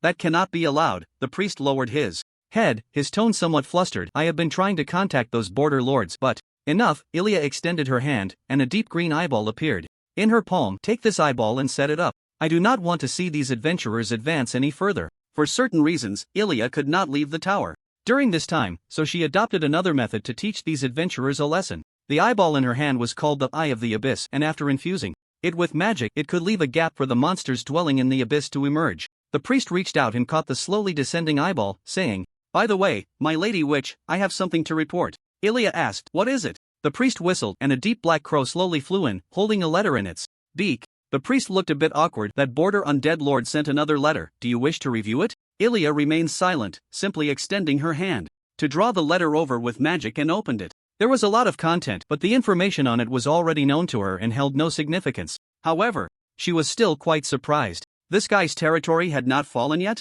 She was very clear about the current strength stage of those adventurers. As a border lord, managing to hold out until now was indeed not easy. Looking up at the hesitant Ilya, the priest spoke, "My lady witch, this lord has managed to hold on for so long while the surrounding territories have fallen. He should have some strength, and he is also quite loyal. If he continues to stay at the border, he will eventually be exterminated by the adventurers. Why not send a letter back to dissolve his soul contract and bring him over? This line struck a chord with Ilya. Such a talent, if buried in the border like this, is indeed a bit inappropriate. Ilya nodded. What you said makes sense, but it's unlikely for me to write this directly in the letter. The priest. For some reason, after the witch said this, he suddenly felt that the other party's head was a bit pointed. The priest hesitated for a moment. So what do you mean? Ilya spoke. You should contact this lord and subtly convey the message. The proud witch once again displayed her tsundere nature at this moment. The undead territory, the ancient castle. After sending away batch after batch of players deceived by forum posts, Charles finally had some free time. At this moment he was sitting at his desk writing and revising in a notebook. Charles was fabricating a side story for himself. It was definitely impossible to keep having these players execute prequests for long-term development. This step was essential. Moreover, to be serious, there indeed existed a very obscure side quest in the undead territory. That was the tooth in the little ghost's coffin. It only required a slight adjustment, plus some experience from reading novels in his past life, revising and copying some information from the forum. This task was not difficult. A Blood Clan's old friend entrusted his daughter to the undead territory before dying, allowing himself to take care of her, which involves a secret about the Blood Clan ancestor Elia from the last century, and has some connections with the Blood Clan. The general outline of the story is roughly determined. Although there might be some small bugs in logic, it doesn't matter. Players will fill in the gaps themselves. After filling in some skeletons, a knock on the door suddenly sounded. Come in. Putting away the notebook, Charles glanced at the study door, and upon seeing the visitor, he looked somewhat surprised. He had thought it would be one of his assistants. But unexpectedly, it was that kid Leysan again. What is it? In response to the inquiry, Leysan took a deep breath. Lord Charles, the task you entrusted to me has been completed. Saying this, he took out a skull, which had a line of text marked on it. Euler's skull so fast? Upon seeing this skull, Charles was somewhat astonished. This task was definitely not simple. Even for a job changer, it was not a dungeon that could be completed in a short time, and Leysan's level was only 26. How did he get it? Did he use some means? Charles quickly guessed some things. He didn't expect that after discovering a competitor, this guy would be so determined. Fortunately, he had prepared in advance. Taking the item, Charles silently patted the shoulder of the person opposite him. I recognize your ability. Come with me. Upon hearing this, Leysan's excited heart almost jumped out. Sure enough, his money was not spent in vain. The prequest had been completed, and next was to fully enter the side story. Following the other's footsteps at a slow pace, Charles soon arrived at a basement. The mottled walls on both sides were lit by candlelight, and the ground was painted with blood in a cryptic magic circle, appearing extremely mysterious. Charles slowly walked to the center of the magic circle, turned around, faced Leysan, and spoke with an extremely serious tone. Do you know why I have to stay in this territory? Upon hearing this, Leysan was taken aback. Why stay in this territory? Wasn't it because he had signed a soul contract with the witch and couldn't leave? Of course, while thinking this way, as an NPC character, the undead archmage could say this, which must have other reasons. Leysan shook his head. I don't know. Charles did not speak further but pointed at the magic circle and slowly said, do you see this magic circle? It will give you the answer. Leysan? What the hell? The answer is hidden in the magic circle? Hearing the undead archmage say this, Leysan almost felt his brain shrink. He originally thought that what awaited him next would be a long background introduction followed by a formal side quest. But suddenly, this strange sentence popped up. What the hell is this? Can the Riddler just get out of Gotham already? Suppressing his urge to complain, Leysan focused his gaze on the magic circle and kept staring. 10 seconds, 1 minute, 3 minutes. By the time his eyes started to feel a bit sore, Leysan still couldn't make out anything, nor could he find any relevant information on the forum. This is just a very ordinary magic circle. After another round of observation, Leysan could no longer endure it and lowered his head, saying, Sorry, Lord Charles, I'm too dull to see anything. Charles remained non-committal. This magic circle was something he had just drawn not long ago. If you could understand it, that would be a miracle. There was no meaning to it at all. He spoke. Drop a drop of blood into the center of the magic circle. Oh, so that's how it is. Leysan understood and immediately followed the instructions, cutting his finger and squeezing out a drop of blood into the magic circle. A faint red halo appeared, illuminating the entire basement in a scarlet hue, but it still didn't start to move. Leysan was stunned again. He looked at Charles and asked, Lord Charles, what does this mean? Charles leaned down, frowning tightly. This magic circle has a very long history, even dating back to the previous era. Initially, it only required a drop of blood to operate, but now, to fully activate it, you also need the souls of 5 level 30 monsters. Leysan, alright, so this is how we're playing it? So you were waiting for me here. After hearing this, Leysan almost lost his composure and wanted to self-destruct in front of him, but thinking of the time and money he had already spent, he managed to suppress the anger boiling inside him. The dungeon of the enchantress was cleared, and he had also obtained the resentment of Ulil. It's just the souls of 5 level 30 monsters, right? Damn. Let's do it. Leysan took a deep breath. I will go collect them. This time, he didn't add the words as soon as possible. The reason was simple. He was out of money. Hiring a professional team to kill Ulil had already emptied half of Leysan's wallet, and the souls of level 30 monsters usually only dropped from bosses, making them precious and unaffordable for him. To get his hands on them, he would have to level up first. Everything had to be done slowly. Watching the figure of Charles leave the basement, a smile reappeared on his lips. Time to grind. As the saying goes, as long as you are willing to endure hardship, there will be endless suffering to eat. Ulil's resentment. Now, the most crucial material for this equipment had been obtained, and the next thing to do was simple: just find a blacksmith to forge it. As a monster, going to the human faction's novice village was definitely impossible, but fortunately there were similar towns within the monster's territory. I need to go out for a bit. The key restriction of the soul contract is that the territory cannot fall, so going out is still fine, but the problem is, Charles has never left the territory so far and is not familiar with the roads. After some thought, he decided to call Avril to accompany him on the trip. Mercury Town, located within the border, has a structure similar to that of human towns. Goblin blacksmith shops, plague doctor clinics, plague doctor potion shops. Aside from these, there are quite a few gray areas, such as succubus lounges and elf auctions. Due to its nature, many monsters come here to relax, and it is often overcrowded with monsters. But what Charles saw was somewhat different. In the dimly lit, dark town, sewage flowed freely, and there wasn't a single person on the entire street. Almost all the shops were closed. Charles looked at Avril beside him and questioned, "Are you sure you didn't take a wrong turn? This looks a bit different from what you described."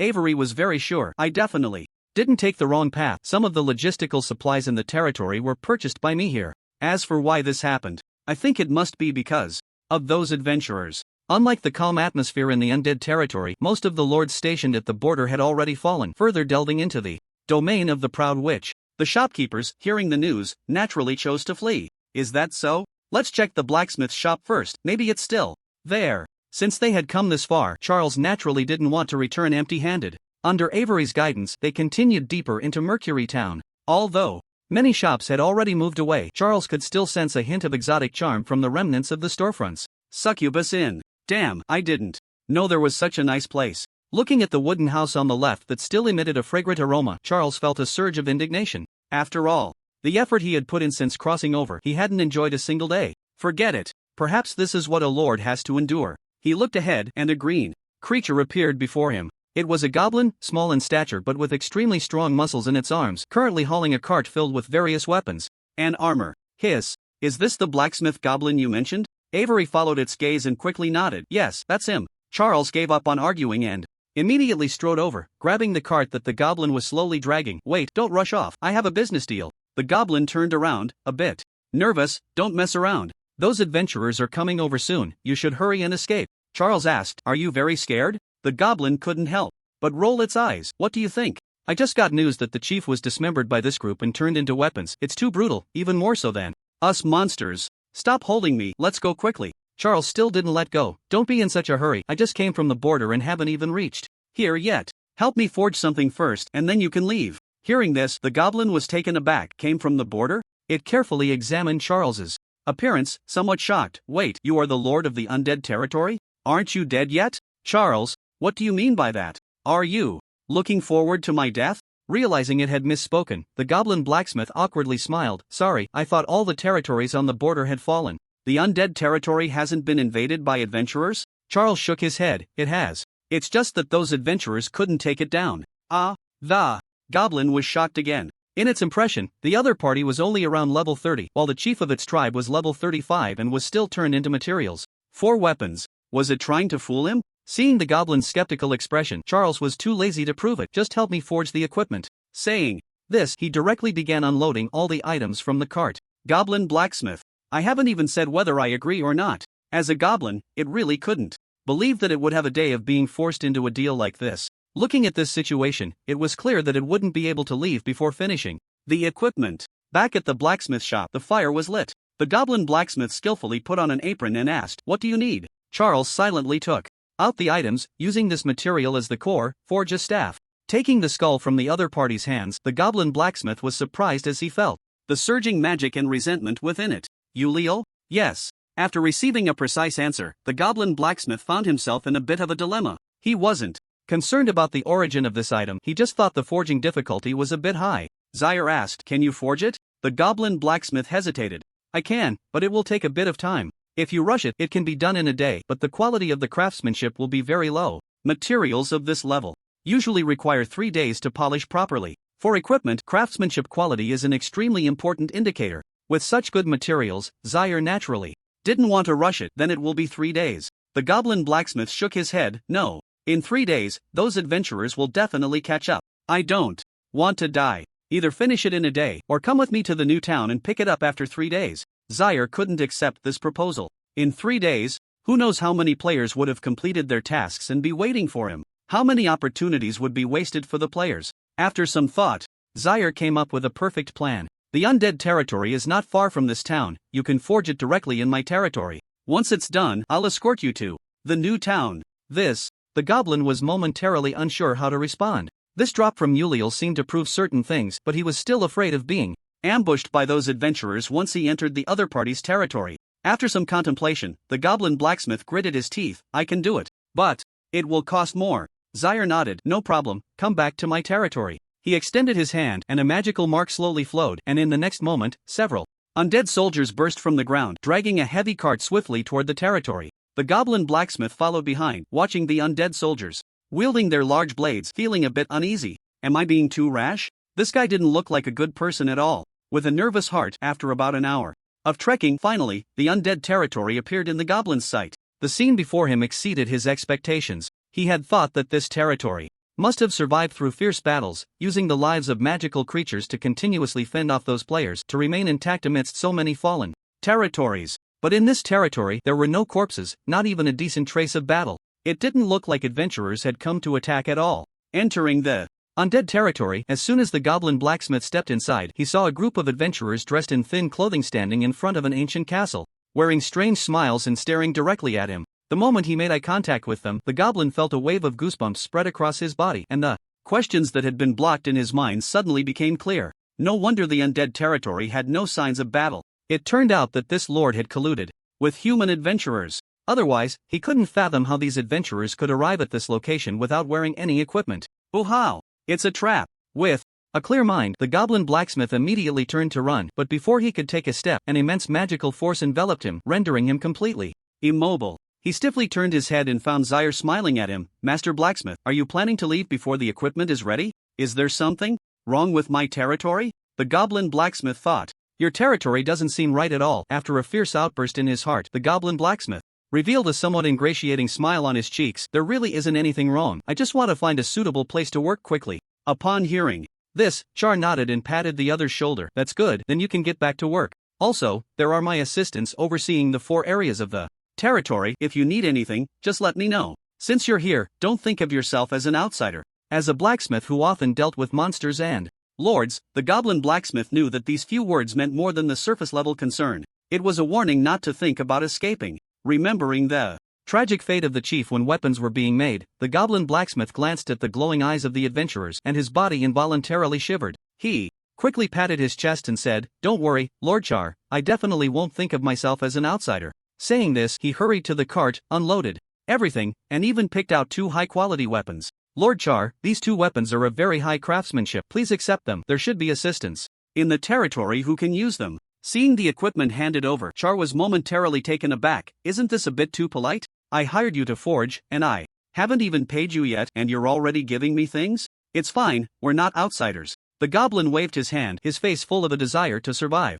This goblin seems a bit suspicious. In the undead territory, players watched the goblin blacksmith talking to the lord, their pupils flashing with unusual light. When executing side quests, talking to various NPCs is a very crucial task, as much information is contained within the conversations. The undead archmage inexplicably went out and then brought back a goblin. This was clearly a bit off. Of course, they hadn't even completed the prerequisite tasks yet, so any thoughts had to be kept to themselves for now. Perhaps they could try to engage once they were fully involved in the side story. Why are these guys still staring at me? The goblin, busy setting up the blacksmith shop, was also quietly observing the adventurers. He didn't understand what these people meant by looking at him like that, and he felt very anxious. The goblin blacksmith vaguely remembered the day the chief died, when a good friend rushed over to inform him, crying bitterly. Those Damned adventurers disguised themselves as women, lured the chief out, then tore off their disguises and swarmed out, throwing all sorts of potions at the chief. The poor old man didn't even have a chance to say a word before he was immediately dismembered. The rest of the goblins were kidnapped and turned into black slaves, sold by adventurers to distant human minds. The once prosperous goblin territory was left with not a single hair overnight. Upon hearing this, the goblin blacksmith was completely stunned. What a despicable act! That damned undead lord was collaborating with these adventurers, bowing and scraping. It was simply a disgrace to the monsters. Ha! Just as the goblin was passionately complaining, he suddenly realized that things seemed to be different from what he had imagined. The picture of the undead lord being humble did not appear. Instead, those adventurers wore incredibly ingratiating smiles, like a dog wagging its tail, eagerly presenting various supplies. Lord Char, here's everything on the list, not a single item missing. And me, here are the souls of 10 level 20 monsters. Loyal, faithful. What the hell is going on? Watching this scene, the goblin's worldview shattered once again. Wasn't it said that these adventurers were more shameless than hyenas? How could this be? Zyre did not see the goblin's face filled with existential doubt, and of course, even if he had, he wouldn't have explained. After seriously putting away all the materials, Zyre nodded to express his approval. Follow me. It was still that dim underground room. Still that obscure blood-red magic circle. After letting the players drip their blood into it, Zyre, with a calm demeanor, once again used that set of lines. This ancient magic circle has been damaged and requires the souls of 10 level 30 monsters to be repaired. At that time, it will guide you. Once the adventurers excitedly walked out of the territory, Ivy, who had been silently observing everything, entered the basement. She looked at the magic circle, her expression serious. Lord Zyre, what is this? Does our territory really have some stories? Zyre looked at Ivy as if she were an idiot. Of course it's fake. I drew this magic circle in 3 minutes. If I don't make up some stories, how can I make these guys think they got a great deal? Ivy. After seeing the excited expressions of those adventurers, Ivy thought there was really something to it, but it turned out to be fabricated. Did you memorize the lines I gave you during the meeting? In response to the inquiry, Ivy nodded. I can't say much about this, the waters run too deep, and I can only rely on my own understanding. Those who understand, understand. Good, keep it that way. Just add a little useless information among a lot of meaningless words. The important thing is to maintain the mystery of the territory. The conditions for activating the magic circle that Zyre said were quite high, not something that could be completed in a short time. After this task, he would formally introduce the players into the side story he fabricated, and by then, these clever guys would definitely be inquiring about information all over the territory. It was essential to maintain the sense of mystery. Here are the items listed on your checklist. Some may not have arrived yet. Take them to distribute to other subordinates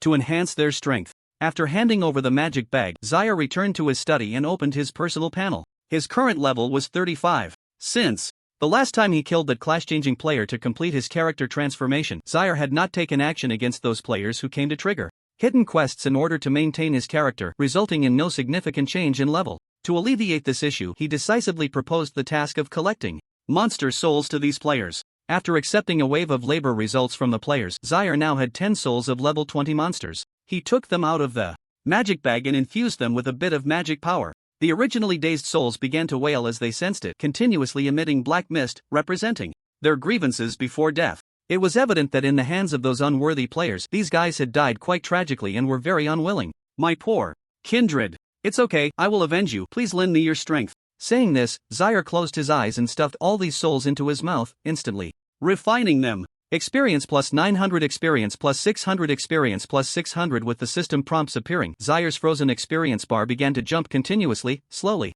approaching level 36. Your level has increased to level 36 skill point plus 1 after absorbing all 10 souls. His level finally barely increased by 1. Looking at the slightly protruding yellow bar, Zyre couldn't help but mutter, the higher the level, the lower the bonus benefits from low-level souls. But it was fine, he had the skill points. In the previous allocation of points, Zyre had already discovered, when he upgraded a skill to level 3, he could unlock specialization options. Each specialization could trigger a qualitative change in the skill. Currently, his remaining skills, Black Barrier and Ember Fire, were both at level 2, just one skill point away from leveling up. After some thought, Zyre decided to allocate the point to Ember Fire. After all, it was his only high damage skill at the moment. Skill points used up.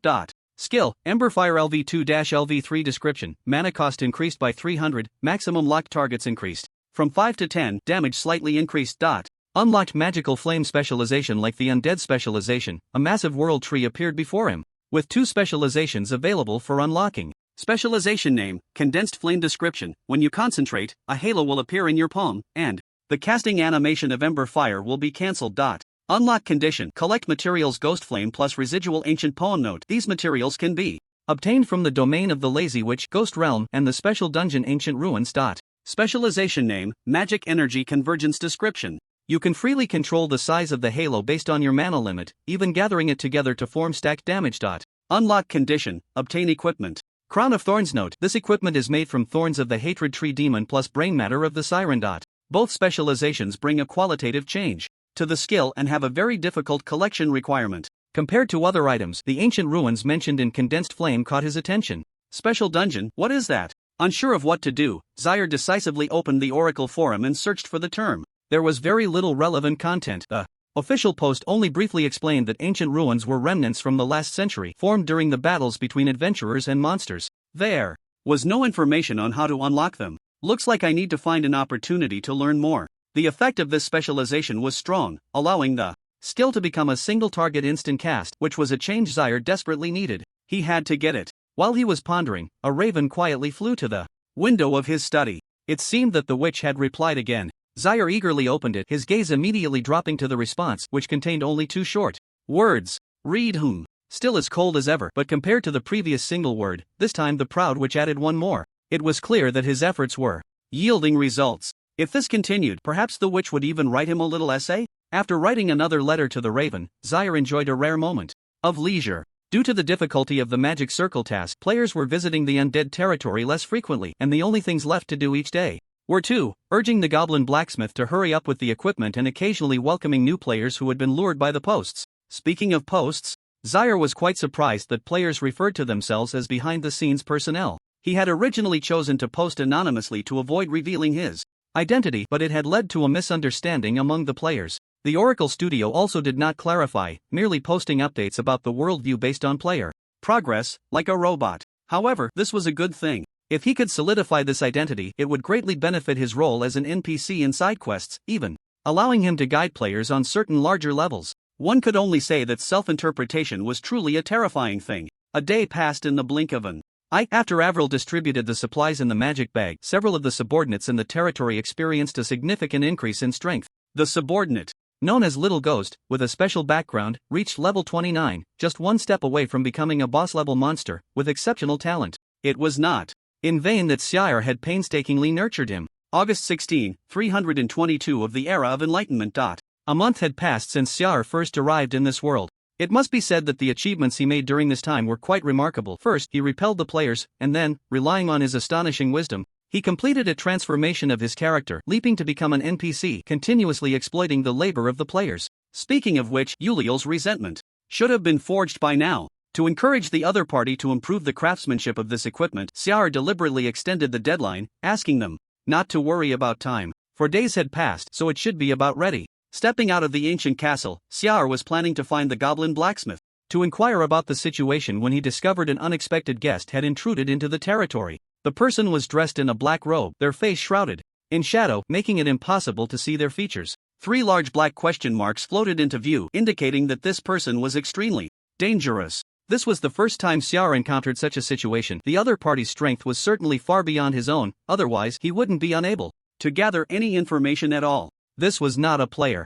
Realizing something was amiss, Zyre decisively stopped in his tracks, neither fleeing nor taking the initiative to attack. With such a vast disparity in strength, any action he took would be futile. A clever fellow, no wonder you've managed to hold on until now. The figure in the black robe let out a low, rumbling laugh, and in the next moment they shifted their stance and appeared right in front of Zyre. A thin hand, covered in various magical runes, reached out from the sleeve. Hello, I come from the land of the end. As the other party revealed their identity, the question marks above Zyre's head transformed.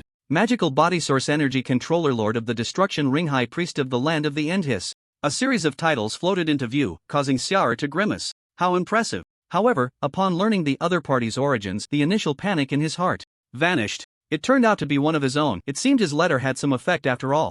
Zyre took a deep breath and lowered his head. Mr. Priest, I was unaware of your arrival and failed to welcome you. I have been remiss. The priest was very pleased with his attitude. No matter. Among all the border territories, you are the only one who has managed to hold on. Well done. Thank you for your praise, priest. Hearing this familiar rhetoric, Zyre suppressed the urge to retort and asked, May I ask what brings you here, Mr. Priest? The priest replied slowly, currently, the adventurers have occupied all the borderlands. Although you have managed to hold on until now, with their terrifying rate of development, you probably won't last much longer. I can apply for Lady Witch to lift the soul contract between you and the undead territory, transferring you to the central monster habitat. After saying this, the priest looked at him with hopeful eyes. From their initial interaction, it seemed this was a clever person who would not refuse such a matter. But the words Xiar spoke suddenly stunned the priest. I'm sorry, Mr. Priest. When Lady Witch granted me power, she imposed a soul contract on me, asking me to protect this land. Now that adventurers are invading, as the Lord, having received such great favor, how could I betray my loyalty for mere death? Xiar rejected the priest's invitation. The reason was simple. It had nothing to do with so-called betraying loyalty. He had finally completed his character transformation and gained a large number of labor players in the novice village. At present, the players have not developed to the extent of causing trouble in the central region. Who would they call to work for them now? Xiar could not accept that. He took a deep breath, his expression becoming extremely serious, and said with righteous fervor, I, Xiar, am willing to guard the undead territory until death. The priest. To be honest, he had imagined the dialogue between the two, but he never expected it to be like this. Among my incredibly wicked demon race, there is actually such a loyal person? The priest was deeply shocked. Could it be that he was controlled by some mind control item from adventurers? After checking thoroughly and confirming that the other party bore no magical traces, the priest stood in solemn respect. He spoke, I didn't expect Lord Xiar to have such awareness. To be honest, the Lady Sorceress has already prepared to deal with these adventurers. It won't be long before a wave of abyssal frenzy descends, at which point the adventurers' living space will be further compressed. If you stay in the undead territory, you will eventually be eliminated. Xiar shook his head. It's fine, I will manage. If necessary, I will request to go to the central region from the Lady Sorceress. Xiar did not pay attention to what the priest said about the abyssal frenzy. What a joke. If it were ordinary adventurers, he might have been worried, but the ones standing before you now are a group of players. Isn't this just a large-scale event quest? It would be a miracle if they could be stopped. Once the abyssal frenzy is treated like an event and brushed away, the player's strength should be sufficient to invade the central region, and at that time he could lift the soul contract and switch sides. Perfect. Seeing that Xiar was determined, the priest did not say anything further. Alright, I hope there will be another opportunity to meet in the future. After saying that, the priest was about to leave when Xiar called out to him. Wait a moment, Mr. Priest, I have one more thing I'd like to ask. Xiar inquired. Do you happen to know anything about the ancient ruins? Clearly, wanting to clarify the matter of this special dungeon, now was the best opportunity. Just from the long string of titles above the other's head, it was evident that this guy was incredibly strong, belonging to a late-game boss, and should know some of the ins and outs. The priest stopped in his tracks. Ancient ruins? What do you want to know about that? Xiar replied honestly, I need a material to enhance my strength, and according to the information I've gathered, that item should only exist within the ancient ruins. The priest did not question the source of the information and answered, the so-called ancient ruins are remnants from the previous era, somewhat similar to a territory, but they are an independent space. Each ancient ruin contains very rich rewards, including the inheritance of magical creatures and adventurers, but the method of opening them is very special, usually relying on luck, and some ancient ruins also have restrictions. The priest pondered for a moment. If I get any news, I will come to inform you. Thank you. After bidding farewell to the priest, Xiar let out a deep breath. Thankfully no players came by during that conversation, or he would have blown his cover. The proud sorceress strictly forbids any transactions between magical creatures and adventurers. Encountering low-level creatures like goblins can still be threatened with force, but if he encounters higher-level beings, once discovered, what awaits him could be account deletion and a restart. I need to optimize the way I meet with players. This is too careless. Keeping this matter firmly in mind, Xiar proceeded towards the location of the goblin blacksmith as planned. Bang! Bang! Bang! From a distance, the sound of hammering iron reached his ears. The massive hammer was constantly brought down by the goblin blacksmith's bulging forearm, sending sparks flying. Level 35 materials are really hard to forge. After a series of vigorous hammering, the goblin blacksmith wiped the sweat from his forehead and picked up the staff he had just forged to examine it. Using Yuliel's skull as the source for the staff, he melted those high-grade magic crystals together to form the shaft, then engraved runes for magical conduction on it. To successfully create this piece of equipment, the goblin had exhausted all his skills. Equipment: Yuliel's grudge, purple, craftsmanship, exquisite description, forged from Yuliel's skull plus 500 high-grade crystals, significantly enhances mental power. Special bonus: when wearing this equipment to summon the undead, the lingering resentment within the staff will strengthen one undead to elite level. Note: revenge. Without a doubt, this was the goblin blacksmith's pinnacle of forging so far. Upholding the belief that if you don't work hard, you'll die, he managed to forge equipment of exquisite craftsmanship with his identity as an excellent blacksmith. Not bad.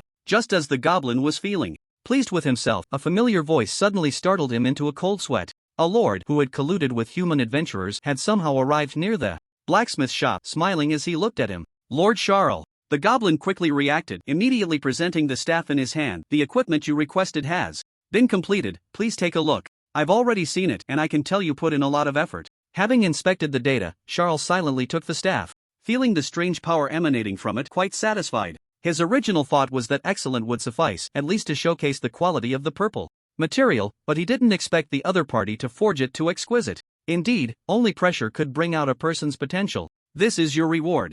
Charles silently tossed a bag over containing 50 high-grade magic crystals, a very fair price. The goblin blacksmith received the bag with trepidation, not opening it, but instead spoke in a pleading tone. Lord Charles, I have completed your task. Can I go back now? Of course, I won't reveal a word about the matters in the territory. TSK. Wanting to leave after getting on the pirate ship, Charles nodded, sure. As previously mentioned, I will personally take you to the new town. With that, Charles waved his hand, and several undead soldiers burst forth from the ground, brandishing large swords and glaring fiercely at him. Goblin. Feeling the intense killing intent, the goblin quickly shook his head. Forget it, Lord Charles, I think the undead territory is quite good. I'd rather stay here to hone my skills. So understanding? Alright, since you say so, I won't stop you. As for the accommodation fee in the territory, Charles paused, looking at the goblin blacksmith. Their eyes met for just a second, and the goblin immediately handed back the bag he had just received. Do you think this is enough? It's enough. Hone your skills well, our territory has quite a demand for forging. With that, the figure disappeared from the blacksmith shop, leaving the goblin standing in place, angrily stomping the ground. He really thought the lord had given him the reward, but after going in circles, the reward went back. Not only that, but it seemed the other party wanted to keep him as a laborer. Beastly. How could there be such a beastly monster? Now, the goblin had completely understood why those adventurers obeyed Charles and bowed down to him. They were probably all fooled to the point of being dazed. If he could go back in time, he would definitely slap himself hard twice, making himself quickly abandon the blacksmith shop and run away. This lord was more terrifying than the adventurers, even from a distance. Charles could still feel the anger of the goblin blacksmith, but it didn't matter. It was normal to have a bit of a mood when you first arrived. After spending some time in the territory, he would naturally calm down. After arriving in an open area, Charles silently opened the specialization panel. Specialization Unlocked. Path of Balance. The second specialization was successfully unlocked. Looking up, the original 2 branch lines had now turned into 3, but they were all dimmed. There was also a prompt on the side. Your level is insufficient to investigate. There was a level restriction. But then again, considering the strength brought by the specialization, it was reasonable to have some limitations. Before leveling up, he could just work on the other 2 skill specializations. Closing the skill panel, it was time for the experimental phase. Aside from these 2 skills, the staff he had just forged had a special bonus for undead skills. Elite level. The level should be around 20, right? Let me see how it goes. Taking a deep breath, Charles channeled his magic into the staff and cast the undead summoning skill. This time, they did not burst forth from the ground but were gradually constructed from the black aura emanating from the staff. 10, 20. As Char's own strength increased, these undead had also changed compared to the beginning. Their bodies were no longer ragged, and the knives in their hands had turned brand new. Specialization. Path of Balance. Activate. After using the specialization, the undead he summoned were no longer warriors. There were shield bearers wielding shields made of bones, and undead mages holding glowing skulls. The originally monotonous types of troops had suddenly transformed into 3. In conjunction with another specialization, Undead Control, these seemingly ordinary troop types brought a level of disgust in actual combat that was definitely higher than expected. Next was to equip the special bonus from Uliel's Grudge. Feeling the intense resentment coming from the tip of the staff, Char suddenly injected a surge of magic into it, drawing this resentment slowly into the body of an ordinary undead soldier. In the next moment, the originally hollow body began to sprout flesh, wrapping around the bones completely, causing the body to suddenly grow larger. Undead soldier, elite. Char immersed his spirit into the other's body, controlling its every move, and suddenly stomped down on the ground. With immense force, cracks spread rapidly like a shattered window, causing the ground beneath to sink down a bit. Not just level 20. This powerful physical strength can even compare to the previous Iron Slave, at least around level 25. The strength of the lingering resentment in the equipment surprised Char. It was clear that this guy had died a miserable death. Canceling the skill, the bodies of the undead dispersed with a poof, turning into black mist that spread into the air. It had to be said that after enhancing these 2 specializations, Char's strength had undergone a qualitative change. Even if 10 players like the Knife Mountain type came at him at once, he was confident he could handle them easily. Finally, there's a bit of a sense of security. After silently sighing in his heart, Shar was about to return to the ancient castle to improve the meeting measures with the players when he suddenly heard a voice coming from afar. Lord Shar! Lord Shar! Turning around, he looked in the direction of the voice. A familiar face appeared before him. Player nickname, Leysan level 33 class, Berserker. Seeing the basic information of the other from a distance, Shar was taken aback. What the hell? How is it you again? How did you level up so fast? Leysan did not notice the shock in Shar's eyes but instead hurried over while calling out, Lord Shar, take me to the basement. I've collected 5 souls of level 30 magical creatures. As he spoke, Leysan took out a magic bag which contained 5 bright red souls. After sensing the quality of the souls, Xiaer was even more astonished. So fast. Since the task for the magic circle was assigned, it had been almost 5 or 6 days, and this was the first time a player had reached this progress. Hockey Lee, for the side quest, you were able to achieve this level? To think that the last time we met, the other party was only at level 26. Now, when he appeared before him again, Leysan had completed his job change and raised his level to 33. His equipment had also undergone a significant update compared to before. This strength could be considered top-notch among T2 player teams. After adjusting his emotions, Xiaer nodded at him. Follow me. You will be the first adventurer to get the answer. Yes. Hearing this, Leysan was so excited he almost cried. Heaven rewards the diligent. Who knows how he managed to get through this past week? Due to insufficient funds, he had to farm the task items himself, but level 30 souls were incredibly sought after. If he joined other teams as a noob, no one would share with him. To catch up quickly, he had to spend at least 20 hours a day in the game, either grinding experience or farming equipment. Only after completing the job change task did Leysan finally qualify for soul distribution rights. Even so, he still farmed many dungeons to obtain these hard-earned 5 souls. Tap, tap. Heavy footsteps echoed in the basement. Under the dim candlelight, Leysan once again saw the magic circle that haunted his dreams. His efforts had not been in vain. According to what the Lord had said earlier, he was still the first person to make progress in this side quest. What kind of development will it be? His heart raced, and his hands trembled. Before Xiaer could speak, Leysan had already cut his finger and let a drop of blood fall into the center of the magic circle. The pentagonal magic circle emitted a faint red light, casting a blood-red hue around. Just like last time, the magic circle still did not activate. Xiaer said, place the 5 souls at the 5 corners of the magic circle. Upon hearing this, Leysan immediately complied and positioned the souls. In that instant, the originally dim red light suddenly burst forth, the intense blood light nearly blinding him. Hiss! The souls of the magical creatures began to corrode, emitting a series of piercing howls. The magic circle started to operate. Obscure runes flowed from it, slowly rising into the air, eventually transforming into an ancient parchment. A line of text appeared on its Blood Clan Secrets fragment. In ancient times, the progenitor of the Blood Clan, Lilia, unfortunately fell and was buried in the Palace of Blood, known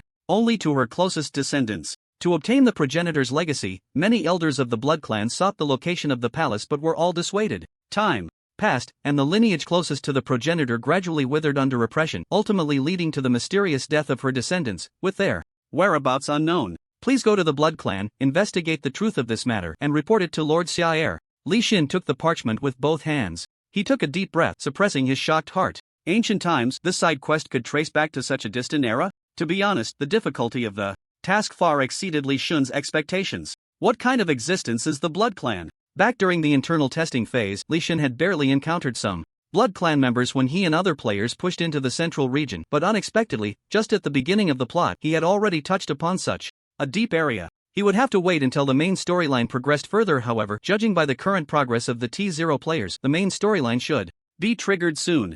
Leysan was not discouraged by the difficulty. On the contrary, he was incredibly excited. Such a challenging difficulty only indicated that the final reward for this side quest would be far richer than he had imagined. I understand, Lord Xiaer. After receiving the plot, Leysan did not linger and immediately left the castle.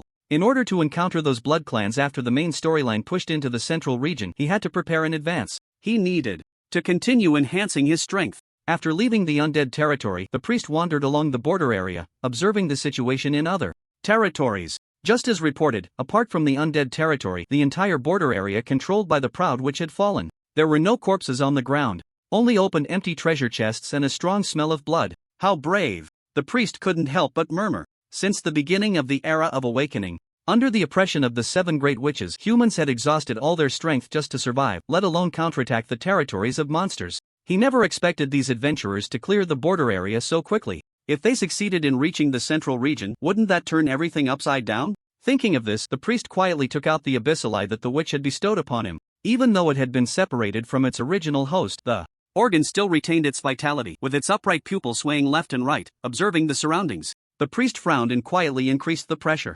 In his palm, a powerful magical force surged into it. Under the catalyst of this power, the abyssal eye quickly lost its vitality, and the pupil within gradually separated, forming a crack that led straight to the abyss, appearing in the damaged territory. Abyssal crack description: a crack opened by the abyssal eye, demons residing in the first 4 layers of the abyss will come to the human world through this crack. The first crack was set up. A deformed hand reached out from it. A grotesque demon formed from the combination of various creatures squinted its eyes and slowly emerged from the crack, surrounded by a thick black mist. The abyss is a very special place, inherited from the previous era, and has been in a sealed state. Unlike the monsters that retain some humanity, these demons have only 2 thoughts left in their minds: slaughter and destruction, and they possess extraordinary strength. A demon from the abyss at level 20 has power comparable to that of a level 30 lord. The looseness of this demon's eye is 4 layers, allowing for the appearance of demons up to level 40, which is more than enough to deal with these human adventurers. After setting it up, the priest did not linger. According to the plan, he still needed to set up 4 more cracks along the outer territories of the central region. Time slowly passed, and before long, the sky had completely darkened. Outside the central territory, in the dusk forest, the priest completed the last crack. With this, all 5 main territories in the central region had a layer of defensive assurance. Those adventurers would have to clear out these abyssal demons before they could invade further. I can go back now. I also need to inform the witch about the undead lord. With this thought, the priest felt a bit of a headache. The order to release the soul contract and bring him to the central region was actually the witch's will, but due to the other party's overly proud personality, he had to execute it himself. The priest had thought this would be a sure thing, but unexpectedly, this guy was so tough that he found himself at a loss for a moment. Just as he was about to return to the end of days, suddenly, a strange change occurred. The originally calm space began to twist, as if something was breaking free from the constraints of space. After a dazzling burst of holy light, a sight radiating with sacred purity appeared out of thin air before the priest, with a line of text describing it: Ancient Holy Light Ruins. Description: in the previous era, the master-level adventurer,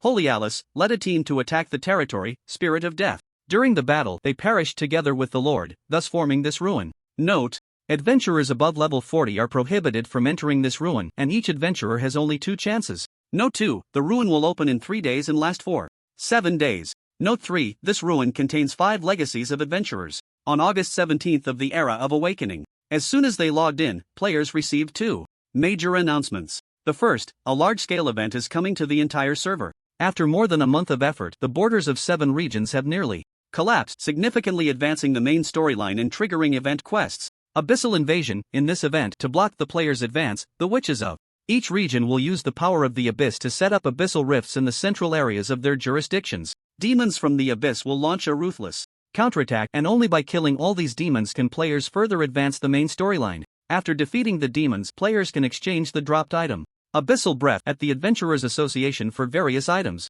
Then comes the second matter.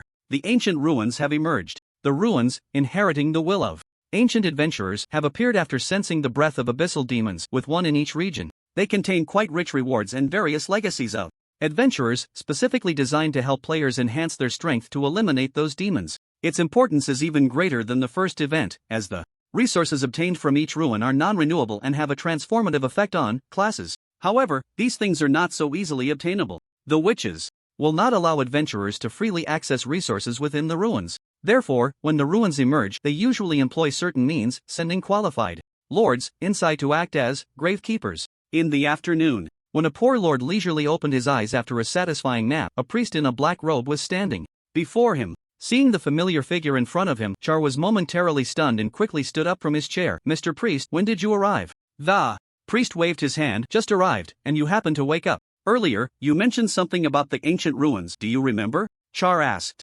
"Yes. Mr. Priest, do you have news about it?" The priest nodded. "Just now, influenced by the breath of the abyss, ancient ruins have appeared. Those human adventurers will surely flock to it. To prevent them from easily obtaining the legacies, I will open the ruin space in advance and send 5 qualified lords inside to stop those players." Char inquired. "What are the requirements?" "The requirements are simple. You only need to be below level 40. The priest said, then suddenly changed his tone, his expression becoming serious. "To ensure the legacies are successfully protected, I usually choose subordinate lords from large territories in the central region to enter. Your strength is decent, but the overall strength of the undead territory is significantly lower than that of the lords in the central region, and you could very well die. Hearing this, Char's expression also grew serious. He took a deep breath. I need to enhance my strength to defend this territory. Even death is inconsequential to me. I trust the other subordinates in the territory. Priest, good. You haven't disappointed me. According to the rules, the priest's choice should be someone else, but the words spoken by the undead archmage are worth making an exception. The demon race needs talents like you. Since you have such determination, I will give you a position in this selection. In 3 days, when the ruins open, I will come to find you. After speaking, a portal slowly appeared, and the priest stepped inside, disappearing from sight. Seeing the other party leave, Zaire couldn't help but take a deep breath. He didn't expect to receive news about the ancient ruins so quickly. This time, he planned to directly participate in the battle. In order to smoothly integrate into the central region and lay the groundwork for side quests, Zaire needed to demonstrate enough strength to attract attention, and this was just the perfect stage for him. He wouldn't dare to say much about being above level 40, but below level 40, Zaire was very confident in his own strength. Relying on players to slowly send souls over was still too slow. He needed something more efficient. Inside the dungeon, castle, accompanied by a sharp flash of swordlight, the level 40 boss, five-headed mage, suddenly fell to the ground, blood gushing like a pillar. A female player clad in heavy armor, wielding a long sword, stepped forward, and with a swift motion, severed the head that resembled a human hand from its shoulder. The castle boss has been defeated. The system notification sounded. A player with the ID, Birchbark, holding a large bow, turned his gaze. Shen Xian, how many levels did you gain? Shen Xian glanced at the fluctuating experience bar and sighed in relief. 6,000, just enough to reach the edge of level 40. Nice. With everyone at level 39 entering the ruins, I don't believe we can't obtain the inheritance. Shen Xian said lightly, those bosses in the ruins are nothing. The real opponents are other T1 players. Currently, T1 players from major servers were all stuck below level 40, not for any other reason, but to facilitate entering the ruins to compete for resources. For them, the real threat was not the so-called monsters, but their fellow players with hidden agendas. Shen Xian continued, I heard that our server's third guild, Night Watchman, has gathered quite a few experts, including a T0 player who was stuck at a certain level. Things are not as simple as we imagine. Oh, it's that competitive? What do you think? Shen Xian replied irritably, this is the inheritance of ancient ruins, one of the most important activities in the early stages.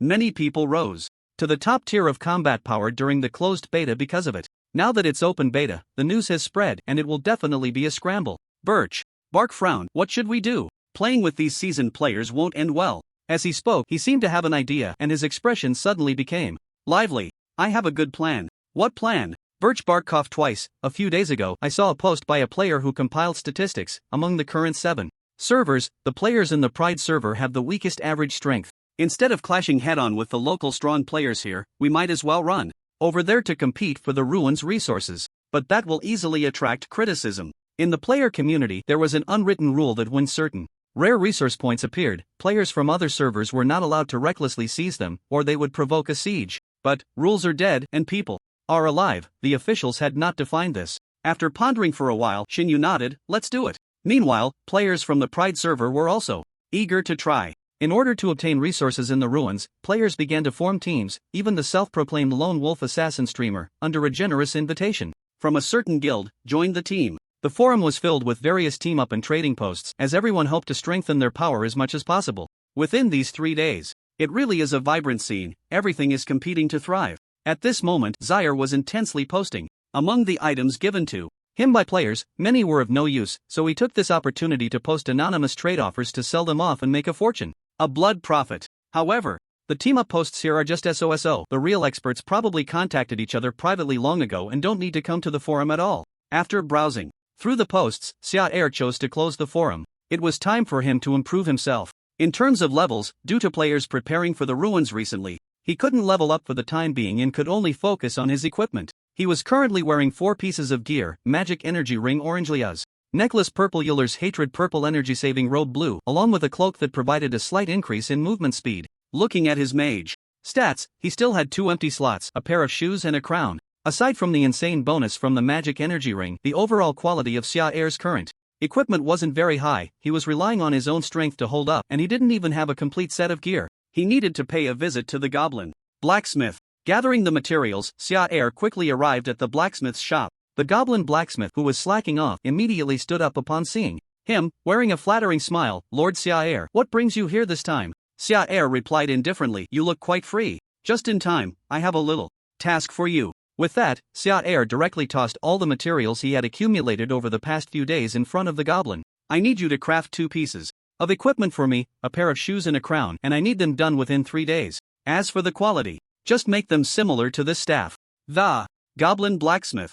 Upon hearing this, he fell silent. 3 days for 2 pieces of equipment, and they had to match the quality of Euler's hatred. After finishing that piece of equipment, the goblin blacksmith had been exhausted for half a day and now faced such high-intensity work again. Are you trying to kill me? Seeing the slight resentment in the goblin's eyes, Sia frowned. What's wrong? Are you dissatisfied? The goblin blacksmith. To serve Lord Sia is my honor. How could I say such a thing? Under the threat of Sia's power, the goblin blacksmith submitted. His life was definitely more important. Satisfied, Sia nodded. Last time I took your payment as rent, this time I won't charge you. Aside from the magic crystals needed for the equipment, you can keep the rest, but if the quality doesn't meet the standard, it won't be just about money. Understood. After a friendly discussion with the blacksmith, Sia then found Avril and expressed his desire to hold a meeting. After waiting a short while in the castle, his 4 assistants arrived. This time, Sia did not give the Iron Slave a chance to speak and directly stated, just now, the priestess of the proud which came to the territory and told me something.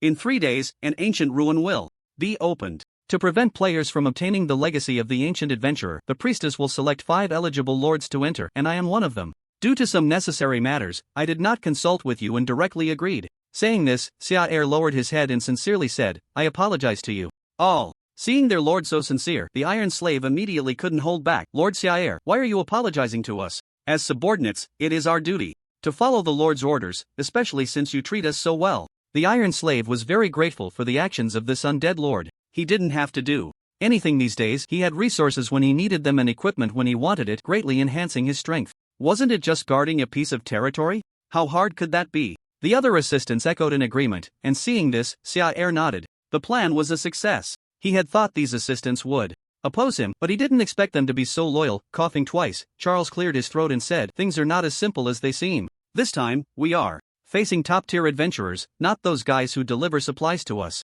In terms of strength, we cannot crush them, but we can use our advantage of entering the ruins first to set up some things. Avril seemed to understand, and she exclaimed, Lord Charles, you mean, if we can't confront them head-on, we'll play dirty? Charles, why say it so bluntly? After casting a teachable glance at her, Charles nodded. That's about the gist of it. Edward, I need you to brew a large batch of potions with various negative effects. We must make those adventurers feel nauseous. Iron Slave, take this bag of magic crystals and procure traps, like iron spikes. It would be best if we could hire a few trap experts. Avril, go study how to set up a large confusion magic array. Make good use of your skills as a succubus. As for Little Ghost, looking at the sleepy vampire girl in front of him, who was almost dozing off while waiting for orders, Charles sighed and waved his hand. You don't have anything to do with this. Just go back and lie in your coffin. Little Ghost. Not cool, man. Feeling underestimated. Little Ghost was about to retort, but after some careful thought, well, it seemed she really wouldn't be of any use. Better to just keep sleeping. The end of days, the high tower. The priest stood at the bottom of the stairs, head bowed, slowly recounting everything that had happened during his outing. After listening to his account, Ilya couldn't help but frown. I didn't expect this undead lord to be so loyal. Since the adventurers began to rebel, the border regions fell, and many lords had written to her, but the content was all about hoping to dissolve their soul contracts and move to the central region for development. Naturally, Ilya rejected these cowardly pleas without a second thought. As one of the 7 deadly sins, pride, she wouldn't allow her lords to be so afraid of death. Now that she had finally developed some affection for them, this undead lord chose to steadfastly defend his territory, refusing to come to the central region. Since he wants to stay in his territory, let him stay there. Ilya's pride wouldn't allow her to extend an invitation to someone twice, even if it was done through a subordinate. She tapped the armrest of her throne. Have you finalized your candidates regarding the ancient ruins? The priest nodded. Yes, they are all capable subordinates from the central region lords. Additionally, I also gave the undead archmage a chance to enter this ruin. It's a bit of my subordinates' personal interest. Ilya didn't mind this. It's fine. If he can hold out in the border region for so long, he must have some skills. It won't hurt to give it a try. On August 20th, 224 of the Era of Enlightenment, at 3 in the afternoon, there were still 7 hours until the ruins opened. After receiving 2 pieces of equipment from the nearly exhausted goblin blacksmith, a portal suddenly appeared before him, shrouded in thick mist. Charles was very familiar with this portal. It belonged to the priest, and it seemed he was about to gather everyone. Stepping inside, a powerful pressure enveloped the air, almost making it hard to breathe. Charles looked up and saw that, aside from himself, 3 magical beings were already waiting there. Corrupted Forest Subordinate Lord Rotting. Monster level, 39 Blood Clan Subordinate Lord Blood Servant level, 39 Twisted Cavern Subordinate Lord Remnant Plague level, 39 in the central region governed by the which, there were basically only a few large territories, unlike the scattered border territories. In order to survive, many lords who have risen from the border territories to the central region choose to attach themselves to those large territories, becoming their vassal lords to gain strength and resources. These few monsters are such examples. Each possesses formidable power and values this opportunity greatly, as it is a time to showcase themselves to the upper echelons. When Charles stepped out of the portal, the blood servant frowned. How is there a level 36 guy here? Where did this lord come from? Clearly, he did not recognize the strength of this necromancer. The priest slowly spoke. He is the only lord who has managed to hold on in the border territory until now. I specifically gave him this opportunity. Upon hearing this, the blood servant turned his head and bowed. Since it is the priest's idea, please forgive my earlier indiscretion. The first priest under the witch still held considerable prestige, and the others said no more, though their gazes towards Charles still held a hint of disdain. This is too much of a survival of the fittest. As a monster, Charles had not held any illusions about the quality of these individuals before coming here, but he did not expect it to be so blunt. However, it didn't matter. Once he fully entered the ruins, Charles would make these people understand what true values meant. With 4 hours left until the ruins opened, the 5th selected lord finally appeared. Dressed in a deep crimson gown, her pale skin revealed flowing azure veins, and her pointed ears were as translucent as crystal. She was a fully transformed elf. Assistant of the Eternal Forest Pale Spirit. Was the title above her head? There was nothing flashy about it, yet it drew the attention of the other lords. It is worth noting that even among the various large territories in the central region, the Pale Territory is one of the oldest, having resided in the Eternal Forest long before the witch's arrival, with a rich heritage. Unexpectedly, the Eternal Forest did not send a vassal lord but directly chose an assistant lord to enter the ruins, showing great importance. She glanced at everyone, nodded slightly to the priest, and then her gaze settled on Charles. Is this the lord of the Undead territory? Charles looked at her and nodded. Yes. The pale spirit's lips curled slightly. I have heard about you in the territory. It is not an easy task to hold on for so long while other territories have fallen. Faced with this sudden praise, Charles felt somewhat taken aback. This was the domain of monsters, where the law of the jungle prevailed, and such unexpected kindness felt off. But in any case, she was the only one present who held goodwill towards him. He bowed his head in acknowledgement. Thank you for the compliment, Miss Elf. With all 5 monsters gathered, the next topic was the matters concerning the ruins. The priest slowly stated, the opening time for this ruin is only 7 days. There may be other resource points within the ruins, but those are not important. What you need to do is protect the 5 important legacies of the adventurers. As he spoke, the distribution of the 5 ancient adventurers appeared in everyone's view. Phantom Mage was the guardian location assigned to Charles, and this ancient adventurer was also a necromancer. As for the legacy of Holy Alice, the priest entrusted it to the pale spirit from the Eternal Forest, clearly indicating that she was the strongest among those present based on their displayed strength. After explaining the matters, the priest extended his hand, and strands of black magical energy spread out, transforming into 5 ravens. He spoke, these ravens can set up a teleportation array connecting your territories to the ruins. Once you enter the ruins, you need to set it up as soon as possible. Additionally, they can be used to relay information between you. After speaking, the priest opened his palm, and countless magical arrays of varying sizes began to transform and rotate, ultimately coalescing into a blade filled with mystery. He walked slowly to the ruins, gently slicing the invisible space with the blade, and a crack appeared. Now, let's enter the ruins. He stepped inside. After a dazzling flash of light, a desolate landscape came into view for Xia. This was an underground city. Sunlight could not penetrate here. Only the faint glow of candles illuminated the surrounding broken eaves and walls. A strong stench of decay filled the air, and looking back, there was a massive stone door with a marking above it. Inheritance of the Phantom Mage. Looks like we were sent directly to our destination. Seeing this, Xia couldn't help but sigh. He had hoped to find the player's spawn point to set up some props there for an ambush. Now it seemed that plan was out of the question. After finding a suitable spot, Xia touched the raven on his shoulder and pointed to the ground. A bright red teleportation array was quickly set up, and soon, his subordinates brought in nearly half of the undead soldiers from the territory. Avril looked around and asked, Lord Xia, is this the place? Xia nodded. Yes, this underground city should be under the jurisdiction of one of the subordinates in this territory. This was a very good geographical location, but unfortunately, the subordinate who stayed here initially had no idea how to utilize it. After a round of exploration, he hadn't even seen a few decent traps, just a bunch of flashy decorations. No wonder it had been cleared out by adventurers. There were still 4 hours until the ruins opened. It seemed tight, but for Xia, this time was more than enough to set up traps. There was only one thing left to do. Prepare a chair and sit quietly, waiting for the players to come and meet their demise. Outside the ruins, many players waited, their eyes fixed on the countdown to the opening above, poised to spring into action. Seizing the initiative was very important, especially for such a precious resource that could not be regenerated. 1 minute left. A player holding a lightning staff reminded Daon, don't go solo. This time, work with the team. On the other side, Daon, who was watching the live stream, nodded, got it. The boss paid me to do this, I definitely won't mess around. My customer satisfaction rate is 100%. As soon as he finished speaking, a flurry of comments flooded the live stream. What about the Undead territory? A certain rogue profession died twice in a level 30 dungeon without even touching the boss's health, just so you know. You must have forgotten about your last Waterloo.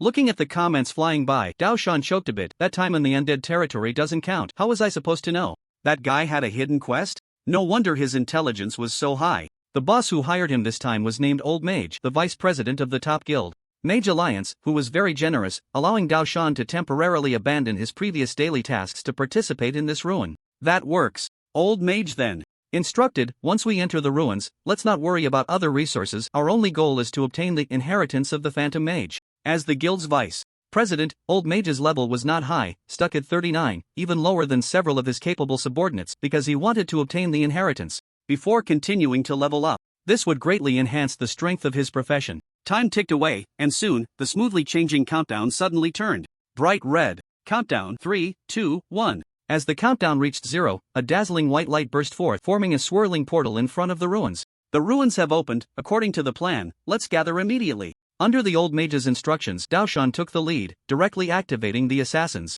ambush skill, transforming into a shadow and rushing into the portal first. One entry opportunity has been consumed.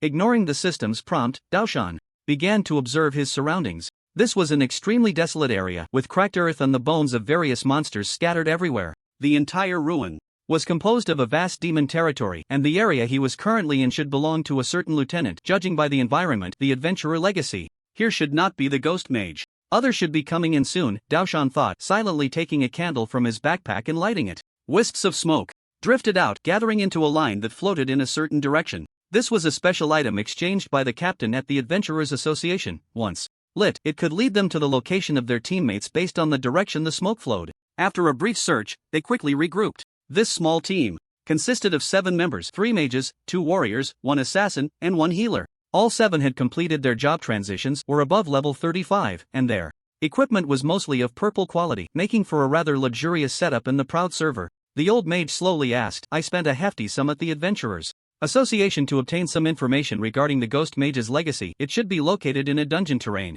Have you seen anything near the spawn point? A warrior player with the ID Ironheart stepped forward. I remember there seems to be a cave near my spawn point that goes downwards, but I'm not sure if it's a dungeon. The old mage's eyes lit up. Where? Take us there now. As long as there was a glimmer of possibility, he wouldn't miss the chance to explore. What if he really got lucky? The entire ruin was vast, and having a clue was better than searching aimlessly. Ironheart nodded and immediately led his teammates to his spawn point. Along the way, they saw many traces left by ancient adventurers battling monsters. There were remnants of black stone pillars with lingering magical auras, broken weapons, and monster corpses. The scene was incredibly realistic. If they didn't know this was a game, they might have mistaken it for a real world.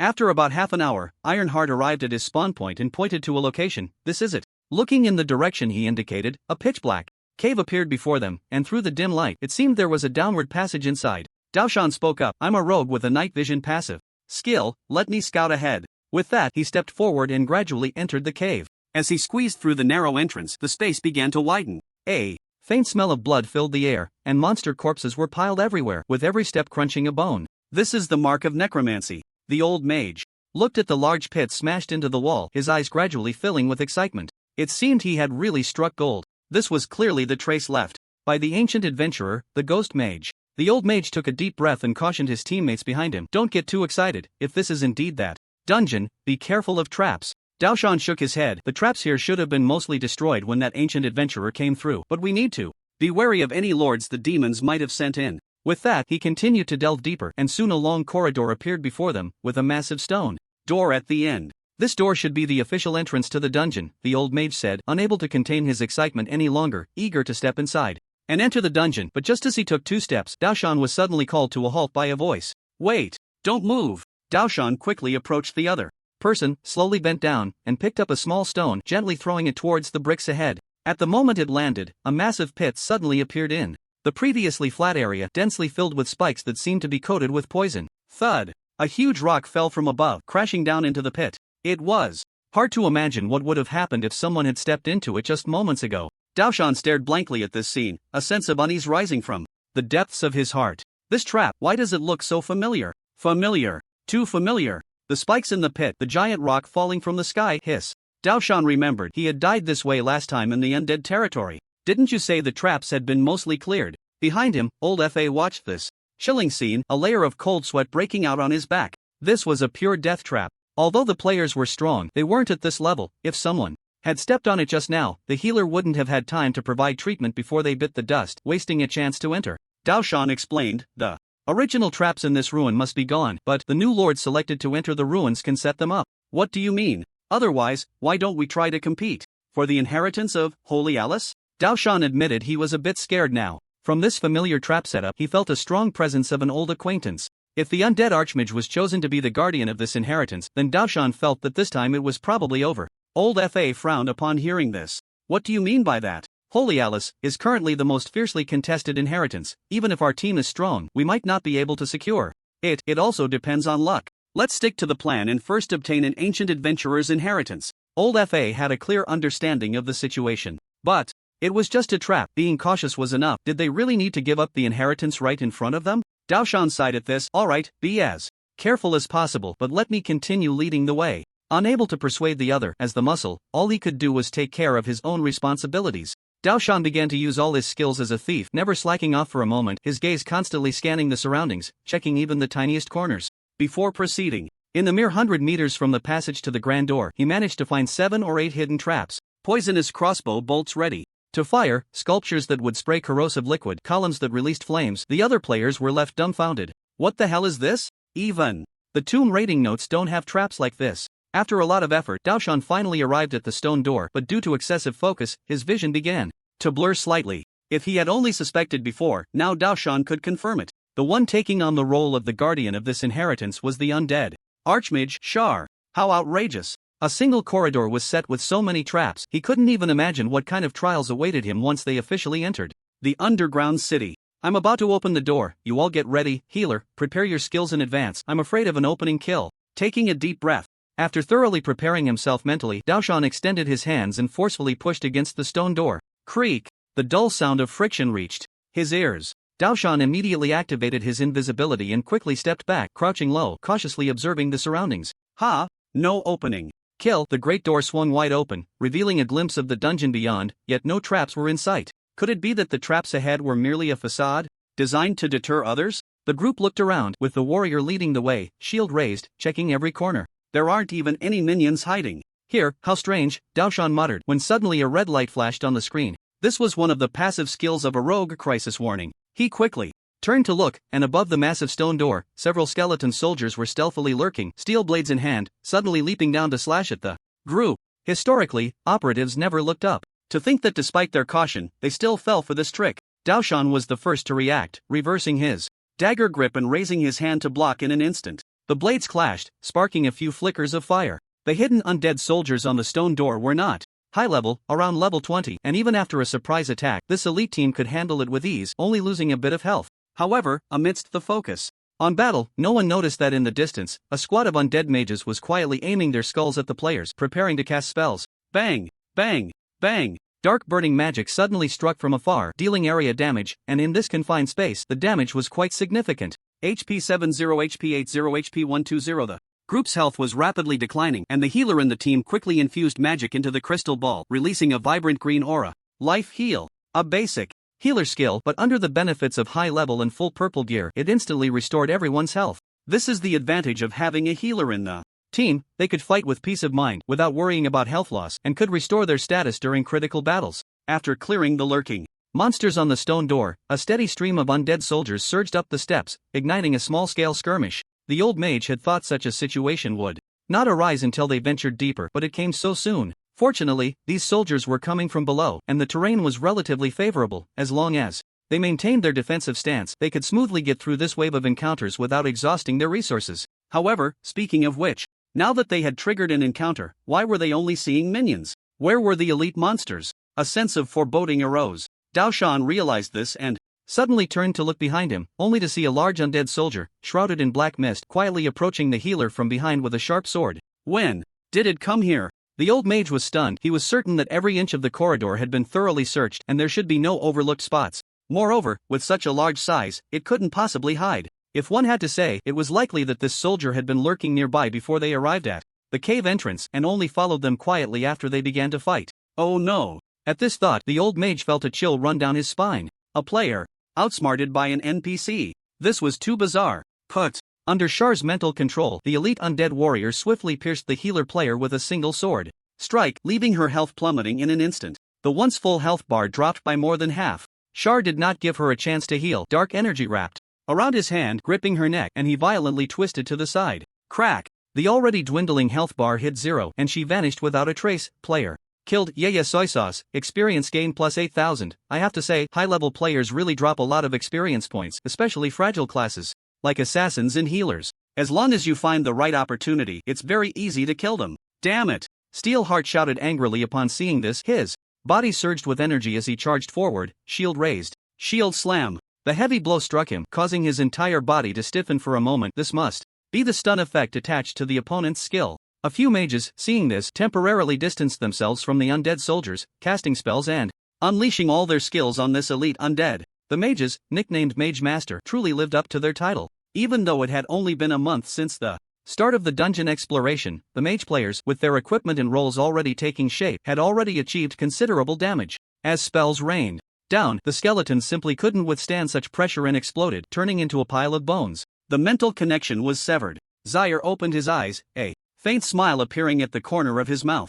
Under the concentrated fire of these mages, even though the undead had been enhanced by Uliel's resentment, it still crumbled. But it didn't matter. It had completed its mission, successfully eliminating the most important healing position in the opposing team, not in vain for Zaire having ambushed it near the cave early on. But speaking of which, these players are really fast. Just a few hours after the ruins opened, they've already found their way here. The competition is a bit fierce. Avril inquired upon seeing this. Lord Zaire, have adventurers already arrived? Zaire nodded, yes. Their average level is above 35, with a total of 7 people, but one has already died. I'm not sure if they will retreat, so be prepared. Upon hearing this, Avril was somewhat surprised. They had already killed one? Level 35, that level is much higher than the subordinates in the undead territory. How could it be so casually mentioned by Lord Zaire? She took a deep breath and said repeatedly, understood, Lord Zaire, I have arranged everything as you instructed and am ready to activate at any time. Upper level of the dungeon. After the healer was ambushed and killed, the undead soldiers no longer attacked, retreating into the darkness as if their previous appearance was merely to attract a few people's attention. Damn it, we were set up. The old mage picked up the equipment left by his teammate and stomped hard on the elite skeleton's corpse, wishing he could grind its bones to dust. In the first skirmish, the most crucial position in the team had died. So unfortunate. Who could bear this? Knife mountainside and quietly said, Boss, should we continue exploring downwards? If I'm not mistaken, this gravekeeper should be the lord of the undead territory. The undead archmage Zaire, his level of intelligence, is quite astonishing. As top players in the server, they had encountered some intelligent monsters or NPCs to some extent, but none could reach this level. This was beyond mere intelligence. Cunning. Devious. From the very beginning, they had fallen into the trap set by the opponent. We can't give up. Listening to his teammates, the old mage said firmly, we are the first team to come into contact with this inheritance. We absolutely cannot leave. Although the healer is dead, every player has 2 entry chances, and with incense, they can return soon. After this skirmish, there shouldn't be any more incidents for a while. Let's play it safe. Continue exploring the dungeon's layout and avoid combat. This way, even if the healer returns, it won't waste much time. Under the captain's insistence, everyone continued to explore. Downwards, the entire dungeon was constructed from some kind of solid black rock, appearing incredibly deep in the surrounding pitch-black environment. This wave of ambush seemed to have been specially prepared for them by the Lord. After walking down the stairs for quite a while, the old mage hadn't even seen a single monster. Soon, a fork in the path appeared before them, offering 3 choices: left, right, or continue downward. After the previous battle, the old mage was reluctant to risk being ambushed again. He spoke up, let's clear these 2 paths first and move together. This was indeed a wise choice. When faced with a fork, it was essential to stick together and proceed cautiously. If they split their fighting power, they could easily fall victim to some underhanded trick. They turned into the left passage. This led to a separate room, very spacious, with bright candle flames burning on the walls. In the dim light, they could see a skeleton leaning awkwardly against the wall, with an unfinished teleportation array in front of it. Is this the corpse of a human adventurer? Upon seeing this scene, the old mage paused for a moment, fearing traps and not rushing forward, instead glancing at the knife mountain. Noticing this, the knife mountain understood the captain's intent, focused intently, and after a thorough inspection, shook his head. There are no traps in this room. Just then, Ironheart seemed to have found something. Captain, there's a letter here. He went to the corner and found a slightly charred letter among a pile of ashes. Clearly, this letter should have been burned, but, due to its material, it had not been completely consumed by the flames. The old mage leaned closer. What does the letter say? Ironheart unfolded it, and lines of bloodstained writing emerged before their eyes. To future adventurers, the ancient adventurers left everything behind after their deaths, in order to reclaim this legacy. I, along with a few thief companions, stealthily infiltrated the dungeon to set up a forbidden magic array, which can directly lead you into the sealed legacy, but, unfortunately, we were discovered by the monsters. Before dying, I specifically wrote this letter, hoping you can complete the magic array, allowing you to reclaim the legacy with minimal sacrifice. The following are the materials needed for the magic array. 10 strands of souls from level 30. Monsters 1 flawless magic crystal 300 high-grade magic crystals 1 piece of golden quality material. Place all of the above items in the center of the magic array, and the array will automatically repair itself, guiding you to the legacy. Looking at the description on the parchment, the old mage was momentarily stunned, but soon his expression gradually turned excited. This was a special side quest encountered within the ruins. In the prophecy, even events had side quests. Usually, players could significantly reduce the original task flow through side quests, speeding up their progress remarkably. This knife mountain frowned at the parchment. The conditions here are a bit harsh. The other items were manageable, but the flawless magic crystal and the golden quality material were rare finds, hard to come by, even in the ruins. Hearing this, the old mage hesitated for a long time before slowly speaking. I can provide the magic crystals and the golden quality material. I only want the legacy. You can have the other items. These 3 items were originally meant to be saved for crafting equipment after reaching level 40, but now he had to use them. Clearly, the latter was far more precious compared to the ancient adventurer's legacy. With that, the only missing item needed to complete the teleportation array was left. 10 strands of souls from level 30 monsters. This is actually not difficult. The players present are all at least level 35, however, the souls of monsters are a necessity, and usually, once obtained, they are used immediately. The players from the search team have no reserves. Captain, what should we do with these souls? Should we collect them in the dungeon? In response to the inquiry, the old mage shook his head. No. Let's collect these souls outside. It shouldn't take too long. I don't want to alert the enemy. Alright, we saw quite a few small treasure spots on our way here. We can check those out. The other teammates agreed with the old mage's suggestion. Daon stood aside, looking at the teleportation array, feeling that something was off.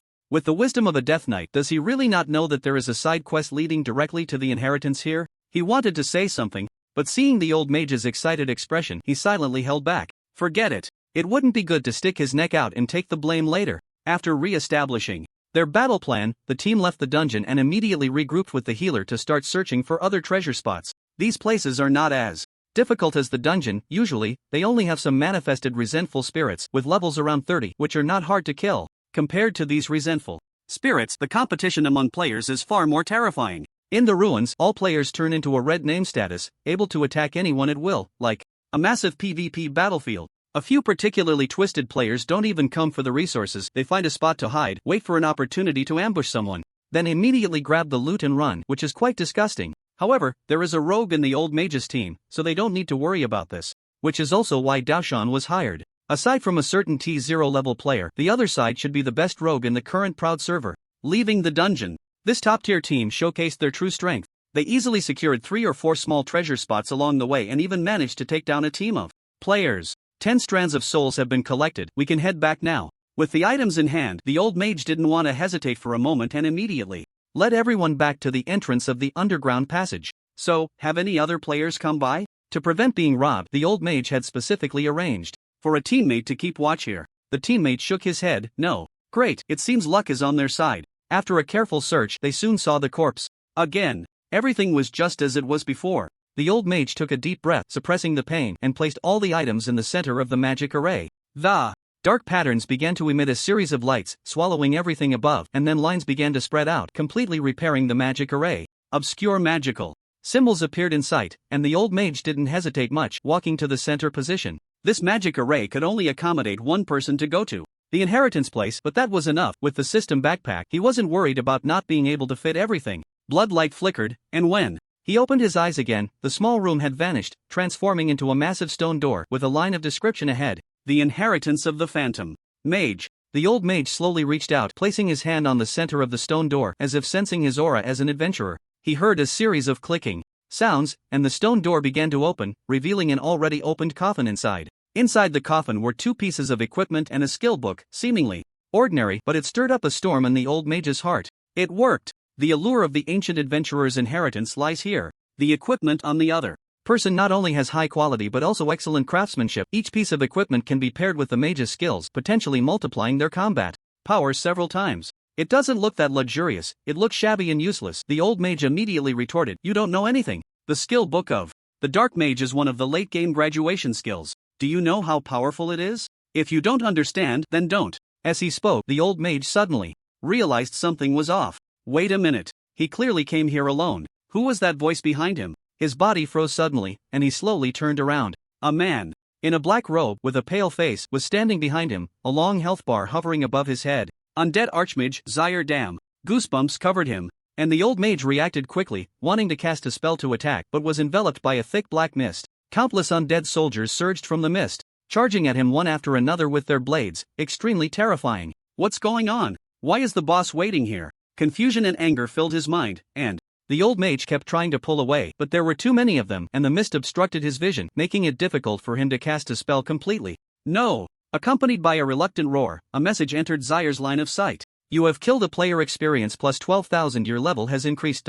The notification rang in his ears. Zyre looked at the rapidly rising experience bar and couldn't help but nod. This is powerful, much more than the last one. It must be capped at level 39, and he unexpectedly gained so much experience at once. It was worth the effort he put into crafting a side quest. Yes, the side quest in the house at the fork was made up by Zyre. As an extremely meticulous person, he had checked the entire area after arriving in this territory, and there was nothing he didn't know about. He originally just wanted to design a little gadget to see if these players would fall for it, but he didn't expect them to be unable to resist the temptation. Golden quality materials, flawless magic essence, and monster souls. After counting the supplies sent by the other party, Zyre took a deep breath, stored them away, and looked towards the inheritance of the Dark Mage. If we talk about gains, the previous ones were just appetizers. This is the real main course. Under the ancient adventurer's restriction, only adventurers could open that stone door. As a monster, Zyre had tried several times to get in but was always driven away. But this time, the old mage helped him open the inheritance here. To prevent this ancient adventurer from having any tricks up his sleeve, Zyre silently controlled an undead to go in and bring everything out. Thorned crown, gold craftsmanship, exquisite description, a crown made from the material. Inspiration thorn plus 3 pieces of flawless magic crystal. Wearing it will cause a slight stinging sensation, but your mental power will receive a significant boost. Special bonus, when your mana is depleted, you can overdraw health to exchange for mana.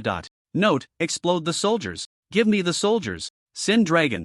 Bone Spear, gold craftsmanship, master description, a bone spear made from a dragon bone taken from the Sin Dragon corpse, serving as an offhand weapon. Extremely sharp and can draw a large amount of mental power from the target upon piercing.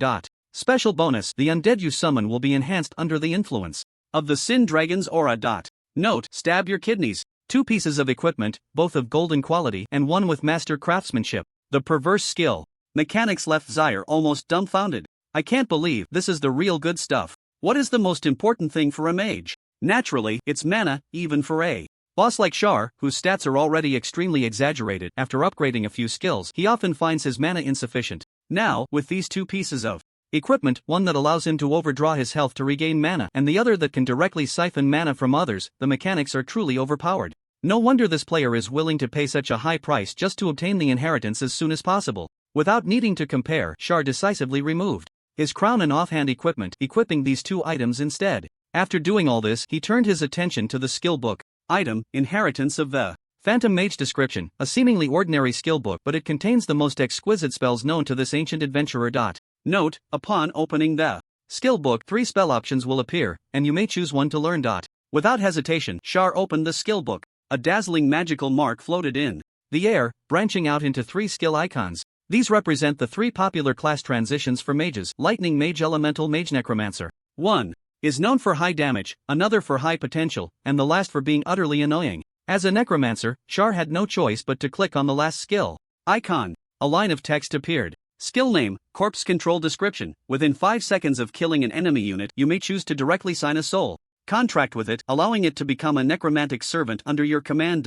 Note, mana cost is calculated based on the strength of the unit. Note 2, the necromantic servant controlled by corpse control will disappear after dying once and will not reappear.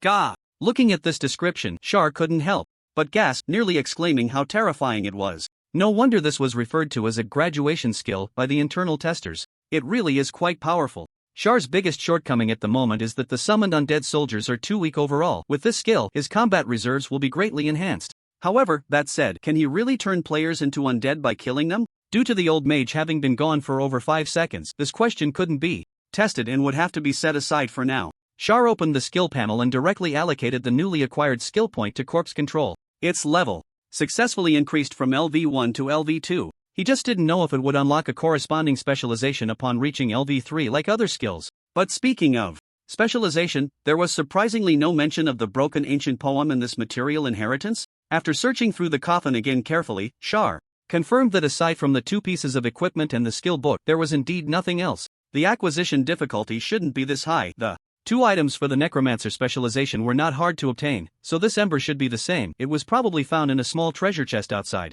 Players were eager for this ruin. So was Char. He wouldn't be like other lords, obediently following orders from above, waiting around the inheritance. He wouldn't miss any opportunity to enhance his strength. After accumulating some more power, I should find a chance to go out. Meanwhile, in a single room within the dungeon, a few of the old mage's teammates were still waiting. What's going on? A warrior player asked, looking at the dim teleportation array with some concern. Why hasn't he come back yet? There's been no sign of him? Knife Mountain shook his head. I don't know, who knows what's happening in the inheritance? Perhaps there's a long cut scene before obtaining the skill book. Ironheart frowned. I feel something's off. After going down, the captain's voice channel also dropped. Let me send a message and ask. The Steelheart opened the chat bar and quickly found Lawafei, sending a message. Steelheart, Captain, how's the situation down there? Do you need me to come help? The reply came swiftly. Lawafei, don't go down. The undead mage is waiting by the magic circle. It's a trap. I've already died. In the novice village. Lawafei looked at his level, which had dropped back to 37, feeling utterly devastated. Wasn't this a side quest in the ruins? Why was the undead mage waiting there as soon as he teleported? He was just 1 step away from the inheritance. Now, not only had he lost his level, but all the materials and magic crystals he had invested were also gone. This was too much. Phew, it's fine, there's still one more chance. After replying to his teammates, Lawafei hurriedly made his way back to the ruins. If before it was just reluctance to give up, this time it was truly because he had invested too much to let it go. Half an hour later, after downing 4 or 5 potions, Lawafei finally arrived near the cave again. On the way back, he had already seen traces of other players nearby. This spot for the inheritance would likely be discovered by other players soon, so he had to hurry. Sneaking into the cave, Lawafei quickly reached the partition, and as soon as he entered, 6 teammates were staring at him in unison.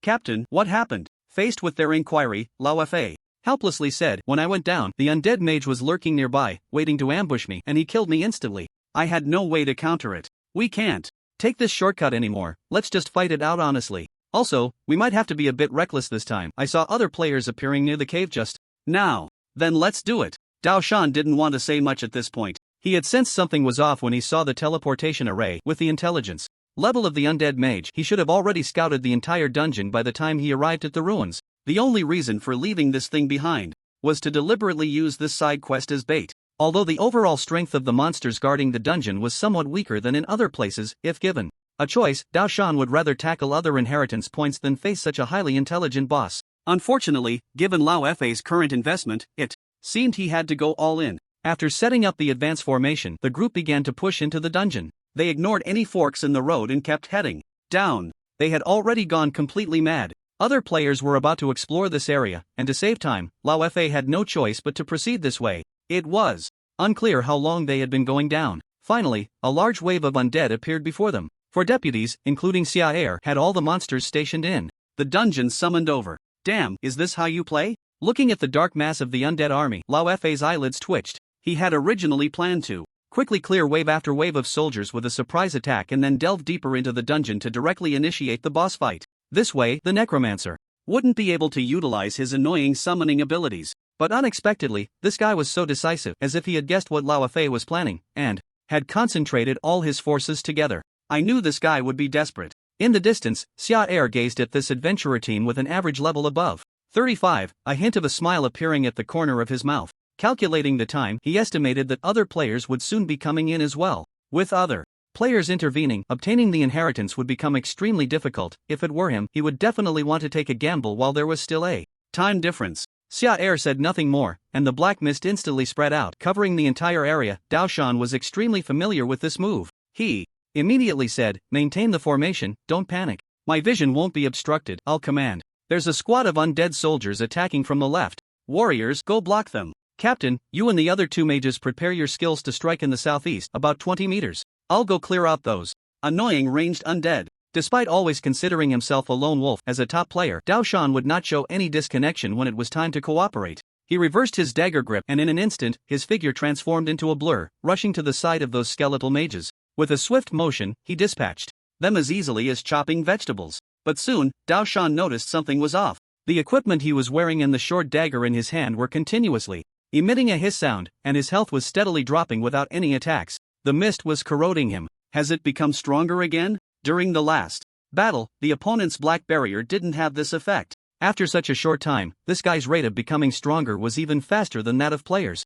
Healer, give me a continuous healing buff. Daoshan had just opened his mouth when, in the next moment, bang! A bottle filled with thick miasma smashed directly onto him. Negative buff, healing reduction negative buff, corrosion enhancement negative buff, exhaustion various negative effects instantly appeared in his vision, causing his movement speed to slow down. What the hell? Throwing potions? Daoshan was stunned. As a player, he hadn't even started using this move yet. How could the opponent strike first? Where's the martial ethics? Before entering the ruins, Edward, who had received instructions from Xia Er, had already brewed a large batch of potions, so they were well prepared. Iron Slave, Edward, Little Ghost, you guys go entangle the undead soldiers with the other adventurers, don't let them come to support. Under the Lord's command, several assistants finally had the opportunity to fight again after resting for a long time. Their equipment had all been updated, and their levels had reached 30. With so many minions and the negative buffs from the potions relying on their stats as monsters, entangling the opponent was completely not a problem. Next came the most enjoyable part of cutting. Xia Er gazed at Daoshan at the edge of the mist, slowly picked up the bone spike and appeared directly beside him. Xia Er. Daoshan looked at the suddenly appearing figure, his heart sank, and he had no intention of fighting back. He activated Shadow Step and turned to run. In the past, he could rely on his level and equipment advantage to hold on for a bit, but now, the opponent's level was no lower than his own, and there was no chance of winning at all. The only option was to return to the team and let the other mage players focus fire. Together, perhaps there would still be a chance. But Xia Er would not let him go back. He waved his staff, and white circles of light appeared in front of him, blocking Daoshan's escape route. In the next second, Xia Er tightly gripped the bone spike and suddenly thrust it into Daoshan's heart. Critical hit. The special skill activated, and Xia Er frantically absorbed Daoshan's mental energy, an invisible force binding him so he couldn't move at all. Immediately after, the enhanced undead soldier swung a blade fiercely. You have killed the player. Daoshan experience plus 10,000. Do you want to use the necromancy skill? You can use it on players 2. Looking at the system's pop-up message, Xia Er was momentarily stunned. He had thought he could at most enslave other monsters, but he didn't expect it to work on players as well. Without any hesitation, Xia Er immediately used the skill and signed a soul contract with him. Contract signed. Enslavement successful. His mental energy suddenly dropped by half, and Daoshan's pierced body began to stiffen and tremble, visibly turning blue as his flesh started to rot. His eye began to examine the state of the corpse. It was at level 35 after experience point loss, with no equipment or items on it. It seemed to be merely enslaved to this body, capable of using skills, but the mana would need to be deducted from its own reserves. Despite the numerous restrictions, this did not hinder the terrifying stats of the skill. Zaire controlled the corpse of the Knife Mountain and quickly left the battle area, moving closer to the team. Damn it! In the deepest part of the mist, the old mage watched his constantly attacking and harassing assistant, frowning. Why hasn't this mist dissipated yet? Is there really that much mana? After going out to clear the ranged undead, Knife Mountain still hadn't returned. Without the opponent's night vision skill and lacking command, even with their martial prowess, it was difficult to exert themselves in this pitch-black environment. They could only passively defend and use some area skills. Just as the old mage was still contemplating countermeasures, he suddenly saw Knife Mountain's figure rushing towards him. Finally here. Quickly tell me where those assistants are. Let's gather for a big one and take one down first. Seeing this, the old mage naturally felt excited, but soon he noticed something was off. Why had his skin suddenly turned so pale? Like a corpse, and he wasn't speaking. Hey, Knife Mountain, talk. What buff did you eat? watching the other approach step by step. The old mage still had no sense of alertness. Until, without any warning, in an instant as he got closer, Knife Mountain used his hand as a blade, enhanced by skill effects, and suddenly plunged it into the old mage's heart. HP 500. His health dropped sharply, and the old mage's screen instantly turned gray. Hey, sign of impending death. What the hell are you doing to me? His expression turned panicked as he retreated, quickly gulping down a life potion to raise his health. Something was wrong. Although players in the ruins were all in red name status, teammates couldn't harm each other in team mode. The other had already become a hostile target. Be careful, this Knife Mountain is fake. The old mage hurriedly warned his other teammates, but it was already too late. The Knife Mountain, controlled by Zyre, had successfully reached the vicinity of the team, and the players busy defending against the soldiers' attacks hadn't heard a thing. Release. Shadow Step. Release Flanking Assault. Release Weakness Critical Hit Bonus. 3 rogue skills were used simultaneously, and Knife Mountain's figure appeared like a ghost the next moment right beside the healer player. Knife Mountain, you. The words hadn't even left his mouth. Knife Mountain grabbed a nearby undead soldier's blade and swung it directly at the healer. Although the combo seemed a bit clumsy for a healer with such low health, it was naturally unbearable. Player killed. Yaya Soy Sauce experience plus 10,000. Would you like to use the necromancy skill? The prompt came again. Zyre found a spot to sit comfortably, leisurely, signing the contract again, enjoying it immensely. Truly a necromancer, just disgusting. After obtaining the inheritance of the ghostly mage, the level of disgust rose sharply. Under Zyre's excellent mental control, he directly used the players' corpses against them, achieving an unexpected effect. Just like that, the originally few players became even scarcer under Zyre's enslavement. They had to face the invasion of monsters while also guarding against backstabs from their companions. The difficulty of operation was far beyond what ordinary people could manage. Watching as Steel Heart was also transformed, the old mage's heart had completely died. They simply couldn't win. Unlike others, the old mage now had only this one chance left. If he died after spending a large amount of money and resources, he would end up with nothing. After much contemplation, in a moment of desperation, the old law had no choice but to take the last path. Escape. Let the other teammates act as a cover in front while he withdrew first, abandoning the matter of inheritance, and instead go around the ruins to collect some small treasures to recoup his losses. At the novice village, just a few hours ago, the Night Watchman Guild team was still full of vigor, but now they had completely fallen apart. Knife Mountain, Yaya Soy Sauce, Ironheart, and 3 other players had all perished, returning to the starting point. Among them, the healer had exhausted her second chance to enter, completely severing ties with the ruins. What on earth is going on? Why did I see you come over to kill me? Yaya Soy Sauce was still in a daze, asking Knife Mountain with a confused expression. In response, Knife Mountain silently rolled his eyes. Clearly, that wasn't me. I was the first one killed by the Undead Mage. He must have obtained one of the graduation skills of the Undead Mage class, Corpse Control. After killing an enemy unit, you can forcibly sign a soul contract with it, turning its corpse into an undead under your command. If we go back to the dungeon now, we should be able to fight our own corpses. Yaya Soy Sauce, Ironheart said from the side. Do we really have to go back? To be honest, he was completely overwhelmed by this undead mage. He had heard on the forum earlier that this guy had some hidden side quests and was highly intelligent, but he hadn't paid much attention at the time. How smart can an NPC really be? Now, he admitted he was wrong, and very wrong at that. Setting traps, using quests, throwing rotten potions at players, with such cunning, why not take the place of the cunning one in Warhammer? Anyway, Ironheart never wanted to go back again. He still had one chance to enter the ruins left, and he couldn't just waste it. People have their own selfish motives. Knife Mountain slowly said at this moment, by now, the captain still hasn't arrived. If I'm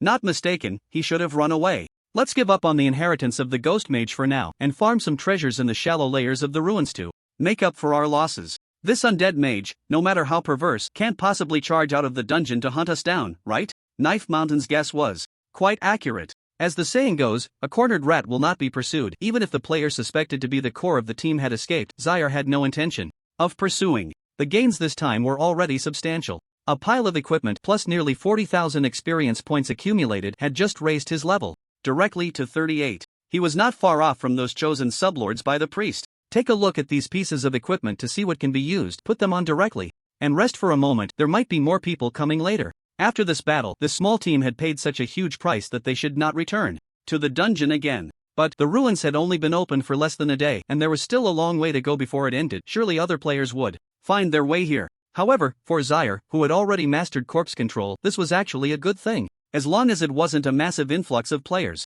all rushing in at once, he had enough mental power to convert them into undead he could command. Back below, the raven was sitting near the teleportation array, slowly preening its feathers. Upon seeing Zaire approach, its body suddenly stiffened and a cold voice squeezed out from its throat. "Lords, the adventurers have entered the ruins. How is the situation in your area?" It was the pale spirit from the eternal forest speaking. Earlier, when the priest had given the raven to him, he had mentioned that it could be used to communicate with other lords. Zaire had thought it would be like corresponding with the witch through letters, but he didn't expect it to be so convenient. No adventurers have appeared in the rotting marsh. Nothing has happened in the dry desert. A series of voices emerged one after another from other lords. Seeing this, Charles did not hide the truth. The inheritance point of the ghost mage has been invaded by 7 adventurers, and they are all dead. A sinister voice quickly followed, belonging to a blood servant. Hee, lucky you, a few weaklings showed up. Just a friendly reminder, these adventurers might be here to scout. When the real elite arrives, try to hold on a bit longer. I don't want to be dragged down by trash.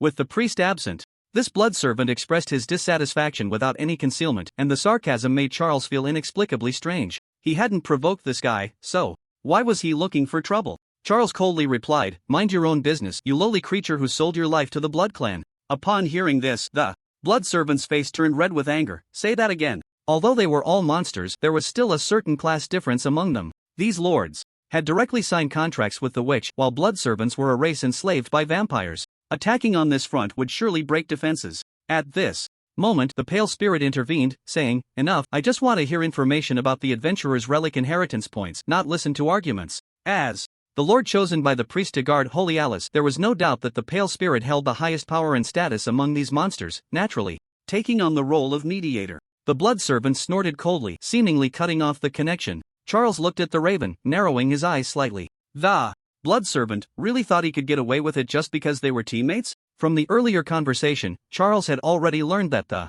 territory of the other party's inheritance point was in the desiccated desert region. If he wanted to, he could open the forum right now, post a message, and lure all the players over, pulling off a move to kill with a borrowed knife. But it wasn't time for that yet. There's a saying, when the lips are gone, the teeth are cold. No matter what, they were still on the same front, and this blood servant also had the role of attracting other players' vitality for him. If the other party died too early, the original 5 ancient adventurers' inheritance would decrease by 1, greatly increasing the competition intensity and the defensive pressure faced by the lords. This was probably why the other party suggested he shouldn't die so soon. However, just because it wasn't time yet didn't mean there wouldn't be an opportunity in these 7 days. Charles was not a pretentious person. Since someone had shown such obvious hostility towards him, he naturally wouldn't let the other party live. In the ancient Holy Light ruins, Leysan wielded a giant sword, dressed in a gleaming black armor, walking near a cave with a team behind him. For the side quest of the Undead Grand Mage, he continuously grinded for experience and equipment, and over time, his strength gradually caught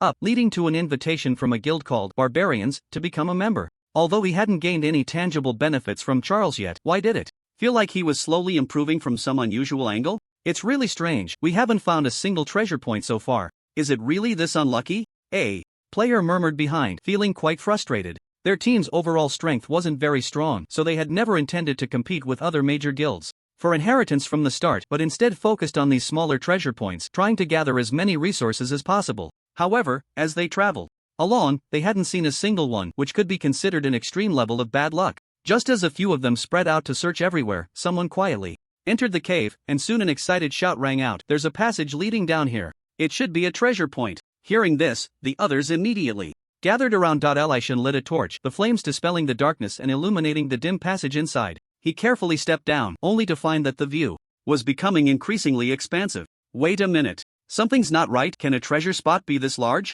The deeper they went, the more alarmed everyone became. The walls adorned with strange murals, the flickering candle flames on both sides, the massive stone door. This was clearly not the scale of a so-called treasure spot. It resembled a legacy point of some ancient adventurer. Leysan moved forward, quickly noticing signs of trap triggers in this area. Someone has been here. He quickly made his judgment. Upon hearing this, the others huddled together, looking at each other. If they weren't mistaken, this should be the legacy point of an ancient adventurer. Although they didn't know exactly who it was, regardless of who it was, the legacy held immense value, stirring the players' greed. How about we quietly follow this pair for a while and see if we can steal a peach? Facing the suggestion from the Point King, Leysan pondered for a moment. "No rush, let's go in and take a look first. It might be very difficult, and those who came in might already be dead." He slowly pushed open the stone door. A large number of unclean skeletons appeared in his line of sight. Isn't this the skeletons from the Undead territory? Leysan swore there was no one in the entire player server who understood the Undead territory better than him. To exaggerate a bit, he remembered every blade of grass and every tree. Inside, even which undead soldier had a broken bone. These skeletons come from the undead territory and there are signs of battle just not long ago. Listening to Leysan's analysis, the other players were momentarily stunned. Undead Archmage, it can't be, right? I remember its level is only around 30. Can it be selected to come here? Could it be other undead lords or something? Impossible. In this regard, Leysan did not allow any questioning of his authority. Without hesitation, he turned around. Let's go, we can't get involved in this legacy. If I'm not mistaken, that first adventurer team that came to this underground city is already dead. As the first lackey under the undead archmage Mr. Shar, Leysan was well aware of this guy's level of intelligence. Such a boss, placed in such a complex terrain, it would be good enough to not be killed by traps on the way and even see the other side, let alone wanting to inherit, dream on. Seeing this, the teammates were still somewhat hesitant. Are they really going to give up like this? This is the legacy of ancient adventurers, right in front. If it were other lords, it would be one thing, at least they would be level 39, not something their T2 team could touch, but the undead territory, after all, it was just a newbie village. Just as the situation was becoming somewhat stalemated, suddenly, a hurried sound of footsteps came from below. Tap tap, tap tap. Everyone immediately took up a fighting stance and turned their gaze, only to find that it wasn't a monster coming, but a player. Covered in blood, with panic written all over his face, he looked extremely weak. Upon closely observing his status bar, a whole bunch of negative buffs appeared before them. Near death, weakness, corruption, slow. What the hell? Brother, what happened to you? The old mage, barely holding onto a sliver of health, felt a tightness in his heart upon seeing the other players, but relaxed when he realized they meant no harm. I took a heavy hit. This underground city is not a place for humans to conquer. Could you conveniently use a healing spell? Upon hearing this, a healing spell quickly landed on the old mage, removing the near-death buff, and his vision cleared up. Thank you. Leysan looked at the other's ID and, for some reason, felt an inexplicable familiarity. After searching through his memories, he was taken aback and asked in surprise, wait, you're the old mage? Vice President of the Mage Alliance Guild? As the words fell, the teammates beside him were also stunned. They might not have heard much about this name, but the guild's name was very familiar to them. This was one of the more powerful guilds in the current Pride server, incomparable to those composed entirely of free agents. How did you end up here alone? In response to the inquiry, the old mage smiled helplessly. How could I be alone? It's just that the other teammates have all died. They are probably rushing over from the novice village now.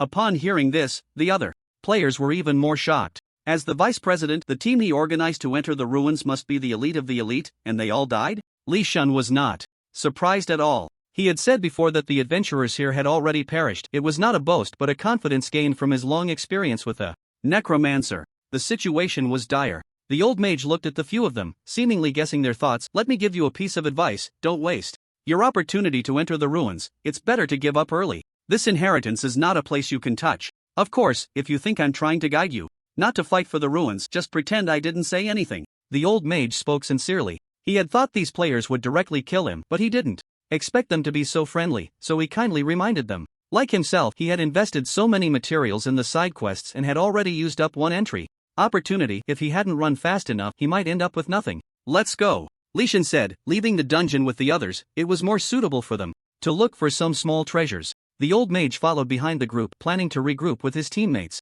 After a while of walking, other players suddenly appeared in their line of sight. Player ID, Shinexayan level 39 class, Holy Swordsman. Player ID, Huamupai level 39 class, Elf Archer. At a glance, there were 7 people, all stuck at level 39, having completed their job change, looking very strong. Such a luxurious team, why didn't they lose experience when they died? Naturally, everyone assumed this luxurious little team was formed by the old mage, and they turned to ask him. Faced with so many gazes, the old mage was also confused. No, this isn't my teammate. He squinted, looking at the team, his mind filled with questions. Where did these experts come from? Having mixed in the top gaming circles, the old mage believed he had a certain understanding of the strong players in this server, but he had never heard of any of these people. No. The old mage's gaze slowly shifted, focusing on a strange mark on the edge of one person's cheek. This was the mark of the greedy witch. Whenever a player wanted to cross servers, the witch's mark from their server would automatically appear. In other words, this group of people was not from the Pride server at all. The old mage frowned and said, these people are not my teammates, they are players from the greedy server. What do you mean? Upon hearing this, the other players were first taken aback and then a surge of anger immediately rose. There are some rules between servers. Usually, it's fine to cross servers to fight monsters and gain experience, but in front of such a rare resource point, having players from other servers come to snatch resources was something that seemed beyond human decency. Damn it, how can they be so unscrupulous? The old mage muttered, a surge of anger rising in his heart. Just as he was about to step forward and teach the other side a lesson, he was pulled back by Leysan. He pointed to his own team. Are you sure you want to go up and fight? The gap between the two teams was simply too large. If they really started fighting, the outcome was without suspense. The old mage, after realizing the current situation, he silently took 2 steps back. That makes some sense. Let's tactically retreat for now, and I'll call for help. Unfortunately, Shin Xin did not intend to let them go. We've been discovered, so there's no need to pretend. Let's take care of these people first, she said to her teammates, ready to take action, when she was suddenly shouted at. Wait, friends from the greed server. Leysan reacted quickly, instantly tossing his weapon aside and raising his hands in a French salute. Don't act yet. How about we make a deal? Shen Xin frowned. What kind of deal? Leysan slowly replied, I know that the greed server is quite competitive. You came here so well prepared because you want to seize a piece of the ancient adventurer's legacy in the ruins of the Pride server. And I know the location of a legacy that no one else has discovered so far. Hearing this, Shen Xin cancelled her spellcasting motion and stopped in her tracks. What he said wasn't wrong. The reason she came from the greed server was to reduce the competitive pressure for the legacy. If there really was a legacy location that no one had found, it would be great news for her, meaning she could seize the opportunity. With her team's strength, it wouldn't be impossible to quietly take this legacy. How can I trust what you're saying? What if this is just a stalling tactic and you've already secretly opened the chat box to call for help? There was still a considerable amount of caution in her words, but that was fine. The fact that they hadn't attacked immediately showed that there was a hint of something brewing. Leysan spoke up. We can sign a contract. In the Oracle, contracts were not exclusive to monsters, adventurers could use them as well, and they had various purposes. Trading, binding, sharing loot. When players obtained certain powerful weapons or items, they even automatically came with a contract, which wouldn't drop even upon death. Saying this, Leysan didn't hesitate and took out a piece of parchment, immediately starting to draft the contract's content. In this legacy, we will not leak information to the uninformed. After forming an alliance, we must not harm each other. If we successfully attack the legacy point, the legacy belongs to Shin Xin. And the other resource points will be split 50-50 with us. Additionally, we will not participate in the battle. Once drafted, Leysan tossed the parchment over. Shen Xin took it and carefully read through the contents, her brow slightly furrowing. There really wasn't any problem. The only thing that was a bit displeasing was that half of the other resource points in the legacy would have to be given to the other party. However, having some greed actually made the credibility of this matter a bit higher. If he asked for nothing, Shen Xin would definitely not agree to this cooperation. Alright, let's do it this way. You can press your handprints. The contract was established. Leysan, as he had said earlier, led his group directly to the cave without any hesitation. He pointed to a narrow passageway. This is the dungeon, the legacy point of the Phantom Mage. Good luck to you. After saying that, Leysan left the area without a trace of reluctance. The Lord of the Greed server likes to come here to show off, huh? Then let them see why the players here can't develop. With a boss of such intelligence in the novice village, it would be a miracle if they could keep up with the development time of other servers. As for the loot sharing, that was merely something Leysan threw in to make these people believe him. Getting the legacy, just surviving would be good enough. Inside the dungeon, Shen Xin led her team cautiously out of the passage, pushed open the stone door, and fully entered the dungeon. A large number of undead bones appeared in her sight, causing her to stop in her tracks. The lord of this area is the undead mage, and there has been a battle here. Birchbark nodded beside her. Yes, it should be the battle marks left by that team just now. I've observed the levels of those people. Aside from the one called Old FA, the others are quite average. I estimate that after delving deeper, they realized they couldn't handle it at all and simply withdrew. Everyone agreed with this statement. A few continued forward, and soon a fork in the road appeared in their line of sight. Left or right, just like Old FA's earlier thought. They didn't plan to dive straight in but wanted to clear the surrounding unknown areas first, fearing they might leave behind hidden dangers. After some contemplation, Shen Xin silently looked to the right. Let's go right. After arranging their formation, the team began to walk towards the right side of the fork. A straight corridor came into view, leading to a small room at the end. Pushing the door open, a corpse leaning against the wall appeared, along with a damaged magic circle ahead. What is this? Shen Xin paused for a moment, not rushing over but continuously observing the surroundings. Soon, they discovered a piece of charred parchment among a pile of ashes. After reading the contents, Shen Xin realized what it was. A side quest. Huamupai exclaimed in surprise from the side. Wow, we can encounter this too? 1 golden material, 1 flawless magic crystal. Not bad, we have all these things. Huamupai seemed very excited at this moment. As top-tier players, they naturally understood what it meant to encounter a side quest. During an event, as long as they completed it, they wouldn't need to fight any monsters and could just take the items and leave. Without much hesitation, the team quickly began to gather the materials needed for the quest and toss them into the magic circle. A burst of red light illuminated the room and blood red. Watching the magic circle in operation, Huamu Pai couldn't help but feel a bit emotional. Those players they encountered earlier, even if they had given up a little later and come to this place, might have been able to sneak in and take this inheritance directly. One could only say 4 words: destiny is on my side. Deep in the dungeon, Xia Er was lounging in a chair, leisurely browsing the forum. It had been a day since the ruins opened, and a large number of players had already entered the ruins, fighting fiercely for various treasure spots and inheritances. It had even escalated to the point where players who couldn't win were posting bounties on the trading thread for information on certain players, using despicable means. In addition, he discovered information on the forum regarding other lords. The inheritance point of Holy Alice had been found, but the entrance had been occupied by members of the guild, Demon Hunters. Any player who approached would be killed and sent back to the novice village. It was quite unreasonable. Regarding this guild, Xia Er had heard that it was the best developed guild in the Pride server so far, with all members being internal testers plus top-tier fighters. He wondered if the Pale Spirit could withstand it. While he was pondering, suddenly, a teleportation array beside him began to emit light, and many materials appeared in the center. What the heck? Xia Er was a bit surprised. Hadn't the fake side quest been triggered once already? Why was it coming again? Watching the teleportation array gradually complete, Xia Er's mind raced. No, at that time, to prevent those players from falling into a trap, he had specifically set one up in the rooms on both sides. The previous group definitely wouldn't be foolish enough to make the same mistake a second time. So, was a new team arriving? Interesting. First, he gathered all the items supplied by the players. Xia Er silently stepped back a few paces and called over the player corpses he had enslaved with his necromancy. The red light faded. Shen Xian had just opened her eyes when a massive stone door appeared before her. The inheritance of the Phantom Mage. Did she really get it this easily? She looked around, feeling a bit dazed. To be honest, Shen Xian's luck wasn't bad, but this was the first time she had seen a situation where a cooked duck was served right to her lips, having not experienced any fierce battles, not dying, and even having not touched the health bar, merely sacrificing some materials to obtain the legacy of ancient adventurers. Taking a deep breath to calm her emotions, Shen Xian walked forward and slowly pushed open the stone door. A perfectly sealed coffin appeared in her line of sight. Shen Xian lifted the coffin lid, revealing a decayed purple-blue corpse lying inside. This must be the body of that ancient adventurer. What about the skill book and equipment? As a warrior, the legacy here was not of much use to Shen Xian, but that was fine. As long as she could get the equipment and skill book, whether used on others or sold outside, it could fetch a very high price. Is it being suppressed? Shen Xian reached out, intending to flip the body over to see if the items were underneath, but the moment she touched the corpse, its eyes suddenly opened. Shen Xian? What's going on? The sudden turn of events left her momentarily stunned. As a top player, Shen Xian had a strong capacity to adapt. Even if a pus-covered monster appeared before her, she could rush in for close combat, but the unprepared situation in front of her indeed caught Shen Xian off guard. And in that instant, the corpse that had been lying still suddenly sat up, flipping a dagger in its hand and stabbing it fiercely into Shen Xian's neck. Activating Thief Skill, Ambush. Critical hit. HP 500. The health bar plummeted sharply, and as Shen Xian reacted, she quickly swung her longsword to strike back. Slash. This strike did not hit.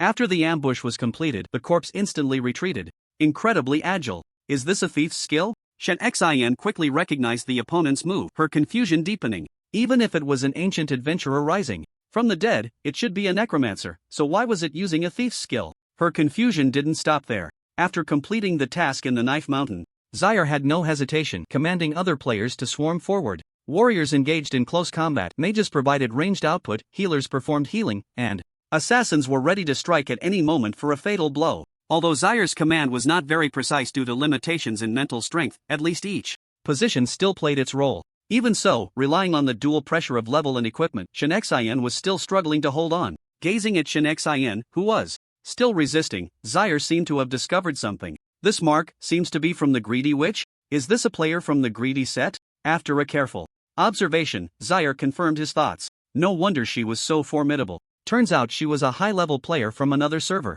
Excluding T0 combat players, Zaire had a certain understanding of the strength of other players in this server, and comparatively, players from other servers were indeed a bit stronger. In a corner compartment of the dungeon, the same scene unfolded again. Birch Skin and the other teammates were anxiously waiting by the teleportation array. It had been so long, where was the captain? Why was there still no news? After pondering for a moment, he opened the chat box, intending to send a message to inquire.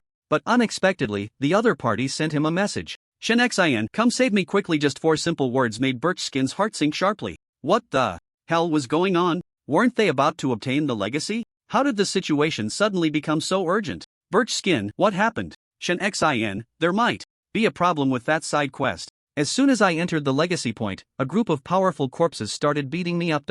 Shin Xin, I should be deep in the dungeon. I used Divine Blessing and can hold on for another 10 minutes. Come save me quickly. After the chat ended, Birchskin's expression remained unchanged. Still very anxious, however, from the earlier anxiety about when the other party would obtain the inheritance to now worrying about how to rescue the captain. Bark quickly said to the others. To make a long story short, Shin Xin is in danger below. She can hold on for a while longer. We need to hurry down to save her. The teammates were very capable and without a moment's hesitation, they rushed towards the dungeon. At the place of the undead mage's inheritance, Zaire looked at Shin Xin, who was enveloped in a layer of holy light, observing with great interest. Blessing of Healing description, a blessing from the god of healing that allows you to instantly restore full status bars and maintain a continuous buff of healing.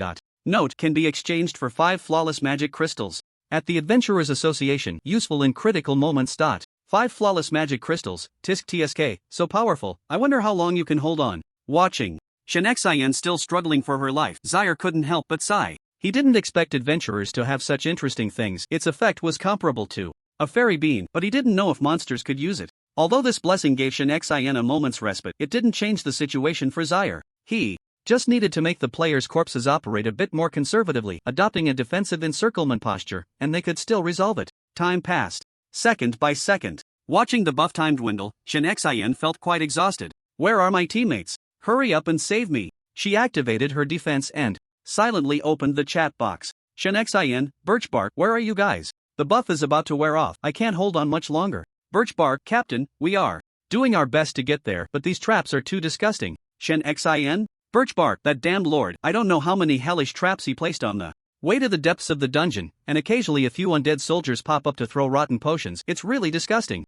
Birchbark, Captain, hold on a little longer, we'll be there soon. Shin Xin, I can't take it anymore. The moment the buff wore off, Zaire immediately controlled the Iron Heart to activate a skill. Shield Slam. The body suddenly charged forward, crashing into Shin Xin, causing a stun. Immediately after, came the skills from the mages. Shin Xin dead. Inside the dungeon, Birchbark and the rest of the teammates were still on their way to support the captain deeper inside. Unlike the calmness they had when they first entered, their visible emotions began to turn agitated. Earth spikes, dark arrows, boulders, magic circles. Which designer created this lord? Why are all these things? Birchbark actually hadn't lost much status, but the various traps were simply too disgusting. Their team didn't have a rogue, and every time they passed through an area, they had to spend a lot of time, occasionally being harassed by undead soldiers. Stop setting traps. If we lose status again, just let the healer heal us. This is too slow. After replying to Shin Xion's inquiry, Birchbark, realizing the critical state, immediately issued the order. The group hurriedly increased their speed, quickly making their way deeper into the dungeon layer by layer.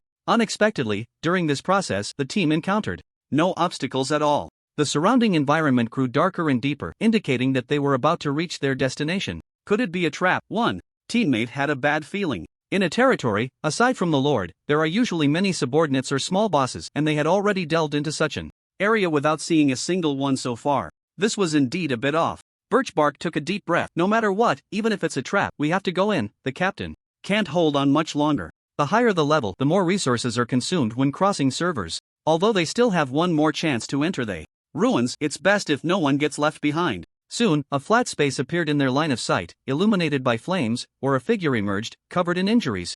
Captain? Huamu Pai quickly recognized the silhouette and hurried over. What happened to you? I have health potions, let's restore you first. The moment he leaned in, the pale-faced Shin Xayan suddenly swung his great sword, aiming directly at Huamu Pai. Damn! Huamu Pai barely dodged, losing a small chunk of health instantly. Don't attack, it's us. At that moment, other players began to sense something was off. Wait, why is the captain's information gone? That's not Shin Xin. It's a fake. It's a trap. As the words fell, a gray mist suddenly enveloped the area, filling it completely, and the torches in several hands extinguished. Health bars continuing to drop. Several health bars appeared in front of everyone. Undead Territory Deputy Iron Slave, Undead Territory Deputy Edward, Undead Territory Deputy Little Ghost, Undead Territory Deputy Avril. Above them, there was an exceptionally long health bar. Undead Territory Lord, Undead Mage. Shar, they're all here, damn it. Where's the captain? Still asking about the captain? He's definitely gone. In the Divine Oracle, players' chats were restricted by server, preventing cross-server communication. Given the current situation, it was highly likely that Shin Xian was dead. He died almost instantly, the moment he lost his blessing, without even having time to send a message. Char stood outside the mist, silently raising the resentment of Ulil in his hand. However, he did not intend to add it to the undead soldier, but rather directly bestow this enhancement upon the corpses of these players. The recently contracted Shin Xian had quite decent overall stats. Infusing mental energy into it, a scarlet aura began to spread from the tip of the staff, flowing into Shin Xian's corpse. Horror. Body started to swell, with black resentment emanating from every rotting wound. Char controlled her, charging directly into the front line of these players, swinging the great sword to begin slashing. Sizzle. The blade collided with the shield of a frontline defensive player, sparking the long sword used by Char 4. Shin Xian wasn't of high quality, just a blue-grade item, but the overwhelming stats made the strike powerful enough to force the player back 2 steps. I've never seen the captain so ruthless in regular PvP. Why is he so fierce against his own people? Seeing this, Huamu Pai cursed, raising his giant bow, fully drawing the string, and aimed for Shin Xian's head before shooting. Skill Rapid Arrow. The arrow whistled through the air, firmly embedding itself in Shin Xian's forehead. The opponent only paused for a moment before raising the sword to strike again. What the hell, where's the stagger? Not just Shin Xian, at the same time, the corpses of other players, including several other deputies of the undead territory, had all entered the mist, beginning to encircle the team. The players' corpses acted as meat shields, while the minions harassed, coordinating with the territory deputies for damage output. The tactical arrangement was very well done. After all, as an undead mage, Char excelled at group fights. How many players have died at this guy's hands? An arrow pinned a corpse to the wall. Huamu Pai struggled to resist the bowstring smoking, but still couldn't withstand the overwhelming assault. Moments later, accompanied by a cunning entrance of a pile of corpses, Huamu Pai felt a chill behind him, and when he turned, a dagger was already plunged into his heart. Skill, Flanking Assault, Sneak Attack, Critical Hit. HP -700. The remaining health bar was instantly emptied. Player killed Birchbark, experience gained plus 13,000. Do you want to sign a contract? Yes. With the death of a player, the enemy numbers decreased while ours increased. There was no longer any suspense in this battle. After grinding down the remaining players one by one, Zaire's experience bar experienced an unprecedented surge. He jumped straight to level 39, just one step away from level 40. These guys from the foreign server really developed well. After finishing the battle, Zaire cancelled the black barrier, revealing the ground littered with equipment. 4 pieces of purple quality gear and even a piece of gold gear. Unfortunately, none of it suited his mage class. They were all items for warriors or healers. These items were just right to match the bodies of those players, adding a bit of combat power, pure and unadulterated. Although the haul was quite rich, there were losses as well. 2. Prevent other teammates from getting hurt. 4 of the previously enslaved player corpses had already died and could not die again during the battle.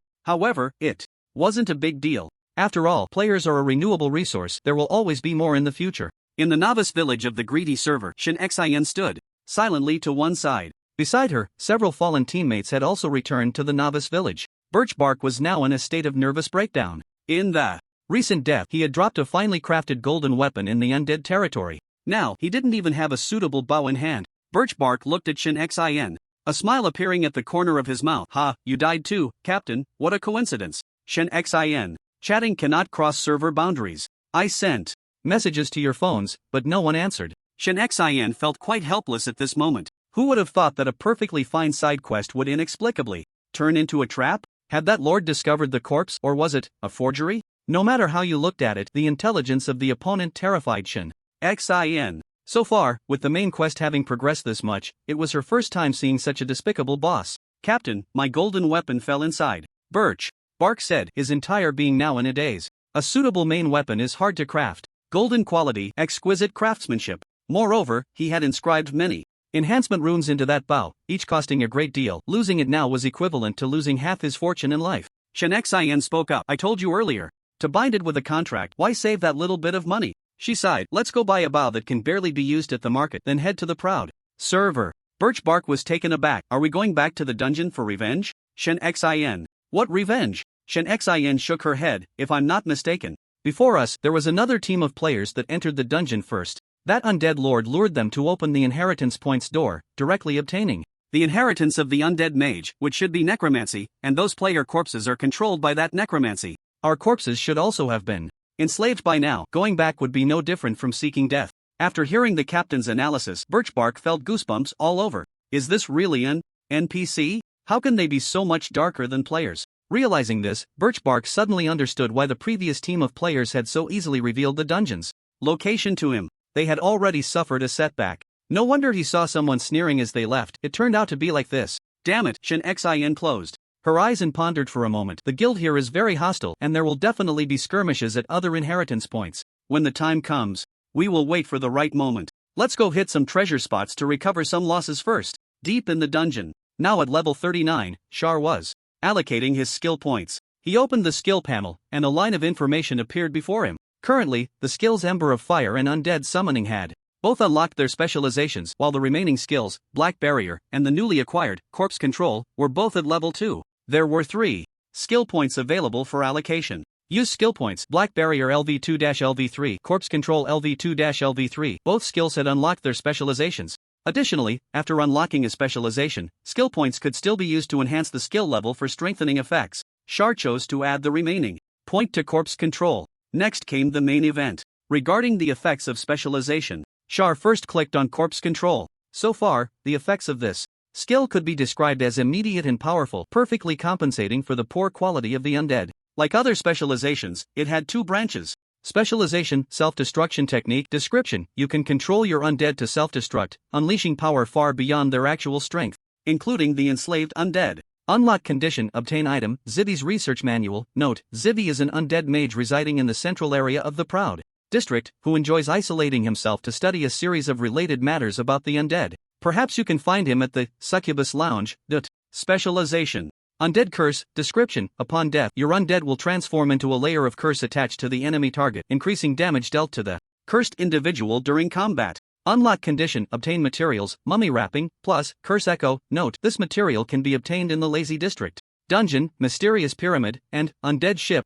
After carefully reading the information on these 2 specializations, Char was stunned. I can already imagine. Even without having acquired the skill yet, the scene had already formed in Char's mind. Trapping these players in nameless mist, then letting the undead soldiers rush in to self-destruct. Just thinking about that scene was thrilling enough. Besides the self-destruction technique, the second specialization was also quite good, equivalent to placing a damage-increasing mark on players. When the time comes, a wave of explosive soldiers could be used for consumption, and then let the players' corpses fight back, perfectly merging the 2. One could only say 4 words: deviously sinister. This suits me very well. Char loved skills that could annoy players. These dark guys had to be dealt with in the darkest ways. But speaking of which, from the description, the acquisition of the self-destruction technique seemed unrelated to any materials, more like a reward for a side quest, and it was located in the central area. After the ruins ended, it wouldn't be long before players could reach that area, and he could just go over there as well. Just as Char was contemplating, Avril walked over and said, "Lord Char,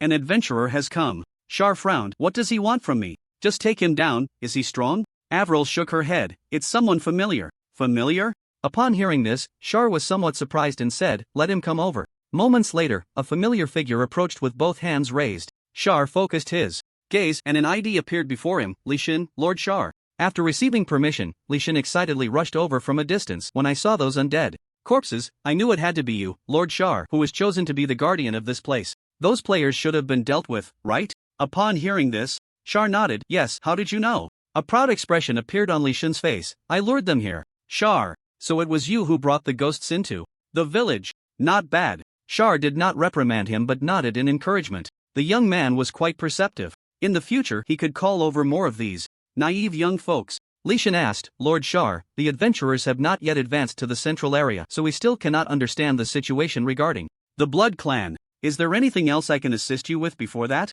Upon hearing this, Char's eyes showed a hint of surprise. Is this young man really so perceptive? He even knows to find work for himself? Char spoke. "The remnants of ancient poetry. Do you have any leads on this item?" Leysan pondered for a moment. "Some special treasure spots may yield such things. I'm sorry, but I haven't collected any yet. However, give me some time, and I will get it." Char shook his head. "No need for you to do that. In a while, I will go personally." Hearing this, Leysan was stunned. Go personally? Just defending isn't enough. Do I also have to chase players outside the dungeon? After a moment of daze, Leysan quickly reacted and decisively said, "Lord Char, if that's the case, I am willing to be an insider. Wherever there are players, I can report to you immediately." Char, you really are a talent. Nodding, Char extended his hand, and a wisp of gray aura spread out, condensing into a raven. "If you have any news, you can contact me through this raven." This was formed from his own magical power, but its function was limited to written communication and did not possess the many functions that a priest's creation would have. Taking the raven, Leysan's expression became even more excited. It was worth it to leave the team and rush over to be a sycophant. Look, it has yielded results. This is the right to contact Lord Shar directly. He believes that none of the other players involved in this side quest have reached his current progress. He was one step closer to the legendary rich rewards. A day had passed since the ruins opened. After 2 rounds of fierce battles, the dungeon had welcomed a brief period of calm. However, the situation at other inheritance points was not so good. Time had passed, and under the leadership of the top teams from various guilds, 3 lord-guarded inheritance points had already been found. The Holy Alice was the first to be discovered and is currently the one under the most intense attack from adventurers. Next was the inheritance of the Resolute Warrior, guarded by the Rotting Monster. Warriors have always been a popular class in various games, boasting impressive damage and tankiness with a high lower limit. Many top warrior players were very envious of this inheritance. Following that was the inheritance of the Shadow Assassin, guarded by the Plague Guardian. So far, the only territory not discovered among the lords chosen by the priests to enter the ruins was that guarded by the Blood Slave. Shar remembered that the inheritance they were guarding should be the Swift Archer. Caw caw. The raven bestowed by the priest let out a strange cry and became stiff. A voice came from it, the Rotting Monster speaking. How is the situation in your territory? Many adventurers have already begun invading. Here. The Plague Guardian replied, same here. These adventurers are very cunning and extremely steady, slowly advancing to occupy the territory, and their strength is stronger than expected. Clearly, their situation was not as leisurely as Shar's. The player's strength is quite decent. Over time, Xia has hardly faced these guys head-on, relying instead on various underhanded tactics. If one can't think on their feet, the likely fate of an ordinary lord is to be toyed with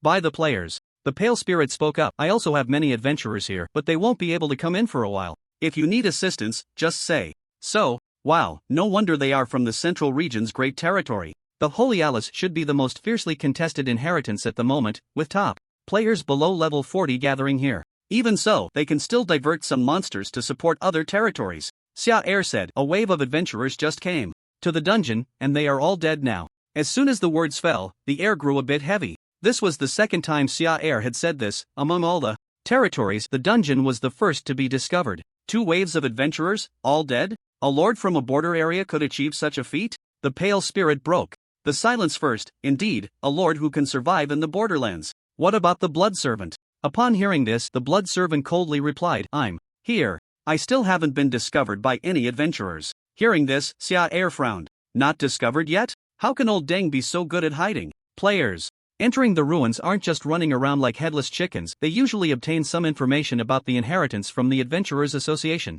The Swift Archer is also a popular class, and under such circumstances, to remain undetected must be some trickery. Xia pondered for a moment and said, such good luck? Luck? The Blood Servant snorted. The moment I arrived at the ruins, I set up a high-level concealment magic array at the entrance. Without using detection items, you can't find it at all. Are you telling me this is luck? Let's put it this way, just the materials for this magic array are worth an entire territory. So it's a magic array. Xia continued. Then I hope this magic array is indeed that powerful and doesn't get discovered. Otherwise, I'm afraid the adventurers will come and kill you right away. After clarifying the information and finishing the mockery, Xia couldn't be bothered to argue with this guy any longer. Likes to act tough, huh? We're all lords chosen by the priests, sharing the same difficulties. What's the point of hiding quietly by yourself? Let's put you on the forum. Right now, all the ancient adventurers' inheritances have been found by players, except for the Blood Servants, which is a bit unbalanced. Opening the forum, Xia immediately began to draft a post. Some little secrets about the inheritance points in the ancient ruins. The Lord chosen as the tomb keeper possesses considerable wisdom, knowing how to set up various magic arrays to hide himself.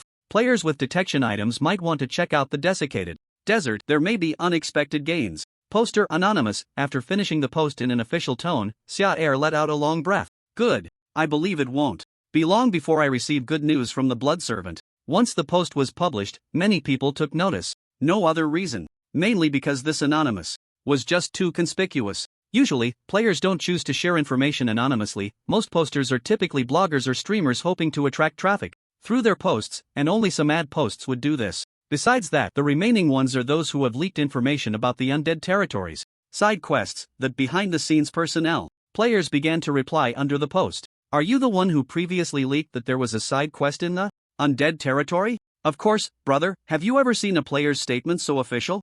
I tested it, and I wondered why I couldn't find the inheritance point of the Swift Archer. It turns out the Lord had hidden himself with a magic array. Players quickly connected the dots based on the information revealed in the posts. One by one, players with greedy intentions began to take action, rushing to the desolate desert area with their items, frantically searching. The efficiency was quite astonishing. Meanwhile, in a temple located within the desolate desert, the blood servant watched the silent crow, who had not shown any movement for a long time, silently lifting a cup filled with blood, his eyes slightly narrowed.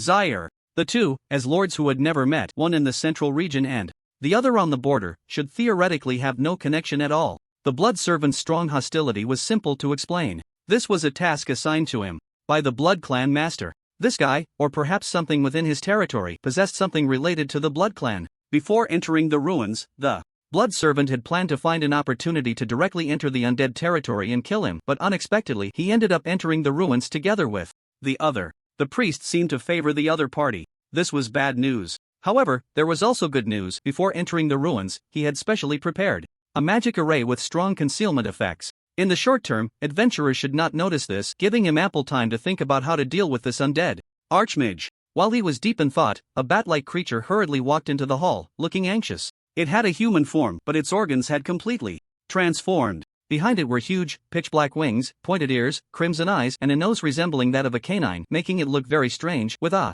nickname above its head. Blood Territory Deputy Batman. Seeing the other party's anxious expression, the blood servant frowned slightly. What's the matter? So urgent? The Batman lowered his head and said, My lord, the magic array has been discovered. At least 20 adventurers have already rushed into the temple entrance and are clearing out the bat monsters there. Upon hearing this, the blood servant suddenly crushed the cup in his hand. What? How could they find it so quickly? The magic array set at the entrance had cost him a fortune to acquire, and even with the use of detection skills, it required very careful searching to find. Without any information, adventurers would definitely not expend such effort. Damn it, who leaked the news? There must be a traitor in the territory. The blood servant was somewhat angry, but now was not the time to think about this. He had to quickly arrange the defenses in the territory. He couldn't let those adventurers invade deeper areas. At the temple entrance, players from the proud Third Guild, Mountain Hunters, had gathered together. The captain was a player with the ID Sharpshooter, level 39, who had class changed to Demon Hunter. He looked at the corpses of the cleared bat swarm, and a line of text information gradually appeared in his left brown pupil. Bat swarm level 1020. Note: bats from the blood territory, nourished by monster blood, have undergone drastic changes compared to ordinary bats. This was the talent skill he obtained upon class changing to Demon Hunter, Demon's Eye, which could clearly distinguish the information and origin of low-level monsters and even identify some hidden areas. He took a deep breath and said to his teammate beside him, What that post said is true. This is the inheritance point of the Swift Archer. The lord chosen to be the guardian of this place should be a member of the Blood Clan. This is the information I have obtained. Actually, back when the ruins were just opened, the sharpshooter had already come to the desiccated desert after receiving information from the Adventurers Association, but found nothing. It wasn't until an anonymous post from a behind-the-scenes figure appeared on the forum that he returned, bringing other team members with several reconnaissance tools for a thorough investigation. After a long while, they discovered that there was indeed a very concealed magic circle here, with hidden effects. Got it, Captain. No worries, I specially prepared a lot of holy light amplification potions, just right for dealing with these light-sensitive guys. Alright, you guys go down and clear out those disgusting bat swarms. I'll handle the other players up here.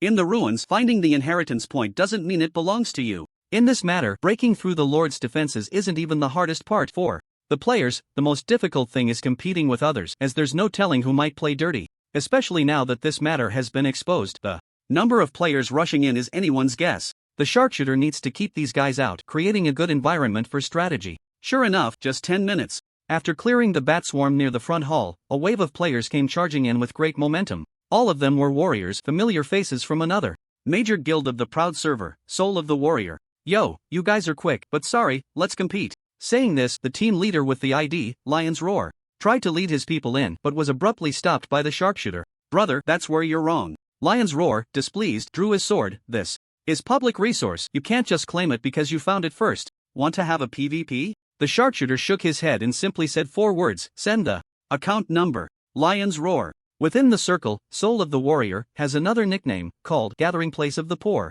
All the members inside are, without exception, poor, relying on grinding for various equipment materials, with 8 livers grown on them. The means to stop these people is simple, just 3 words, money power. After a quick transfer of funds, the once aggressive lion's roar instantly changed his attitude. Wow, boss, you're generous. I feel a bit embarrassed giving so much. How about this, since your sharpshooter team lacks a front line, we'll come over to help you quickly clear this dungeon. When the bank's payment notification sounded, the two top guilds had completed an epic-level collaboration. There's nothing that money can't solve. The sharpshooter did not refuse this proposal. He nodded. Then you go ahead. I still have to deal with other players. Hearing this, Lion's Roar frowned. What else do you have to deal with? With our two top guilds here, who cares about public resources? Just take it over. Let's see who dares to cause trouble. Sharpshooter. You didn't say that when you first arrived. Alright, let's do it this way. Aside from swift sharpshooters, there are other inheritances in the ruins, and with two top guilds stationed here, no one should come to seek trouble. After arranging for one person to stay here, the two captains quickly headed into the temple to participate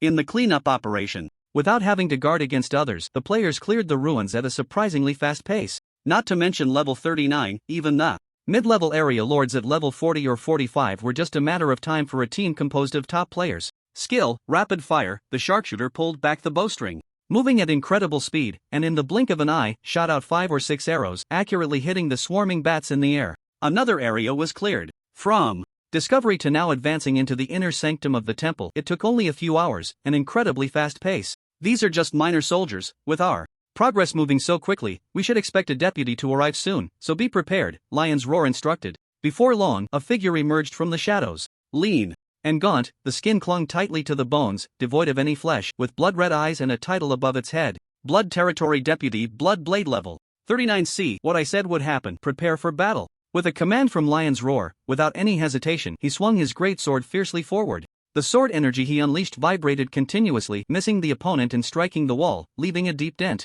Just as Blood Blade was about to continue the attack, in the next moment, the sharpshooter raised his bow, pulled the string, and aimed at the opponent's body, a gray aura enveloping the arrow. Skill. Hunting arrow. Guided by this aura, the arrow shot straight towards the opponent as if it had tracking capabilities. Moreover, it was not just one. Accompanied by a muffled grunt, Bloodblade looked down at his chest, now pierced by 6 or 7 arrows, embedded deep into his bones. What a bothersome bunch, he muttered, yanking the arrows out, bending down to pick up a bat's corpse, biting into its neck, and continuously sucking its blood. With the supply of blood, the wounds on Bloodblade were visibly healing at an astonishing speed, his health bar instantly refilling. No wonder there are so many useless bats, it turns out they are for blood replenishment. Seeing this scene, the sharpshooter showed no sign of panic. He spoke, bestow the blessing. The Holy Light Blessing could be purchased at the Adventurers Association, providing extra attribute damage against monsters, especially vampires. After being attacked with the Holy Light, they could no longer use the Siphon ability to restore health.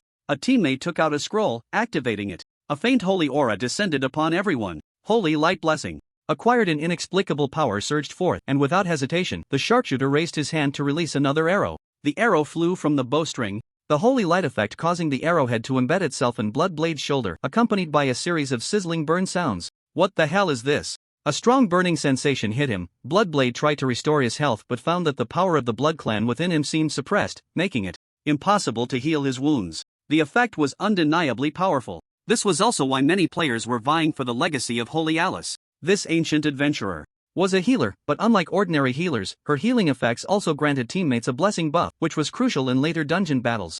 Inside the temple, the Blood Servant was continuously arranging for his subordinates to resist the adventurer's attack. The sudden incident left him with no time to properly plan the positioning of the territorial monsters, but after sending out his deputy, it shouldn't be a big problem. Besides harassing the adventurers, the carefully cultivated bat swarms also served another purpose, to act as mobile blood bags. In terms of attrition battles, the abilities of the Blood Clan held an absolute advantage. Just as the Blood Servant was still pondering, a Batman rushed in again, looking extremely flustered. My lord, Bloodblade is dead. The adventurers have already breached the inner sanctum. Upon hearing this, the Blood Servant was immediately stunned. What was happening? He died just like that? Realizing something was amiss, the Blood Servant stood up, no longer allowing his deputy to handle the adventurers one by one, but instead planned to confront them personally. He wanted to see just how strong these adventurers really were. He stepped out of the temple, the Blood Servant held a blood-filled crystal ball, and quickly rushed towards the location of the adventurers under the guidance of the Batman. Soon, he saw these adventurers maintaining their combat stances. The boss is coming, good grief. He must be furious, just look at how he can set up a teleportation array. You know he has some intelligence. Let's put in some effort and take this guy down, let's speedrun it. The Blood Servant paid no attention to the adventurer's words. He infused his magic into the crystal ball, causing the blood inside to suddenly boil. A rich aura of blood instantly filled the entire temple space, and under the influence of this aura, his subordinate's body suddenly grew larger, his eyes blood red, having completely lost his sanity. I don't know who leaked the information to you, but since you're here, you must die. The blood servant said sharply as the blood in the air instantly transformed into spikes, shooting towards the players. His battle plan was simple. The blood within this crystal ball contained the essence of the Blood Clan, allowing his subordinate to undergo significant enhancement, becoming fearless and directly entering the berserk body state. Coupled with the characteristics of the Blood Clan, continuously injecting blood to maintain their health, taking down these guys would be a piece of cake. Just when the blood servant thought his plan was flawless, he suddenly realized something was off. These players were completely ignoring the rampaging subordinate, all aiming their weapons at him. Brothers, don't mind the subordinate, it's a life for a life trade, let's take this boss down. Blood servant? No. Are you adventurers being a bit too extreme? With a great enemy before you, you're not dealing with the crazed subordinate but coming straight for me? This suggestion was made by Lion Roar. His idea was simple. High IQ battle plans do not apply to warrior groups, they would only use brute force. Sometimes, this kind of approach could yield surprising results. After several arrows stuck into the subordinate without causing any stiffness, the sharpshooter decisively changed tactics. Just focus on taking down the boss. Thus, merely a few seconds passed and the blood servant saw dozens of arrows flying towards him like raindrops. He cursed angrily and immediately activated the magic ball, causing the blood inside to bloom, forming a blood-red barrier that blocked these skills, while also creating many cracks, teetering on the brink of collapse. Lion Roar coated his sword with a layer of dim golden light, swinging the greatsword directly at him, instantly shattering the shield, the sword energy swirling out and striking the blood servant, leaving a terrifying wound. Holy light! Damn it, who leaked this information to you, that you even prepared this thing? Feeling the searing pain within, the blood servant gritted his teeth, without any hesitation, catalyzing all the blood in the crystal ball. Boom! The crystal ball exploded violently, and blood mist instantly enveloped the entire space, obscuring visibility for a moment. After fighting with the subordinate in the blood mist for a while, finally, the fog dissipated. Just as the players wanted to continue hunting the boss, they suddenly realized that he was gone. Where's the boss? The blood servant paid no attention to the roars coming from behind. The moment the blood mist exploded, he chose to flee, wanting to quickly return to the vicinity of the teleportation array. What has happened to the adventurers now? The rampaging subordinate chased behind them, swinging his weapon, silently seeking trouble with red eyes. Back in the day, when he became a subordinate lord, he had killed quite a few adventurers at the request of the Blood Clan Lord, but he had never encountered such a situation. Not to mention being impregnable, the blood servant at least thought his territory could hold out for a long time. How come, from the looks of it now, it seems like it's about to be attacked immediately? No way. After using all his strength to escape, Blood Servant finally felt the presence in the temple and immediately rushed to the teleportation array to grab the raven bestowed upon him by the priest. He needed support from other lords. In the dungeon, Zyre was boredly studying the specialization of the Black Barrier while pondering how to make players work for him when a distant raven suddenly emitted an anxious voice. The inheritance point in the desiccated desert is being invaded by a large number of adventurers, and there are many of them with very high levels. I need support. The voice was slightly shrill, and as soon as Zyre heard it, his eyebrows twitched. Oh, isn't this the subordinate lord of the Blood Clan, blood servant of the Blood Territory? It had only been a few hours, and he was already in such a state? I have to say, the players are indeed efficient. It hasn't even been half a day since the post was published, and Zyre had already heard good news from Blood Servant. He thought this guy would be more capable, but it was hard not to laugh. The Pale Spirit responded first. The number of adventurers here has also increased sharply, and I cannot send anyone to support you for the time being. Upon hearing this, Blood Servant's heart sank. So far, the Pale Spirit's territory was the strongest, and he had hoped that the other party could send him some assistance, but things had taken a turn. As for the Rotting Man and Plague Remnant, there was no need to say much. They were probably in the same predicament as him. Could it be that he was really going to be killed by this group of adventurers? Just then, Zyre's voice suddenly came from the Raven. There are currently no adventurers in the dungeon, and we have plenty of manpower. If you need it, I can come over to assist you. Blood Servant was stunned. To be honest, he had thought the other party would mock him, but not only did they refrain from mocking, they even took the initiative to offer support. Blood Servant wasn't a fool. In such a situation, there must be some mutual benefit involved. He put on a forced smile and gritted his teeth, saying, "That's great, Mr. Zyre. I won't let you come for nothing. Please tell me what kind of reward you need." Upon hearing this, Zyre smiled slightly. "Not bad, the kid is quite savvy." Zyre said, 10 flawless grade magic essences, 3 pieces of golden quality materials, a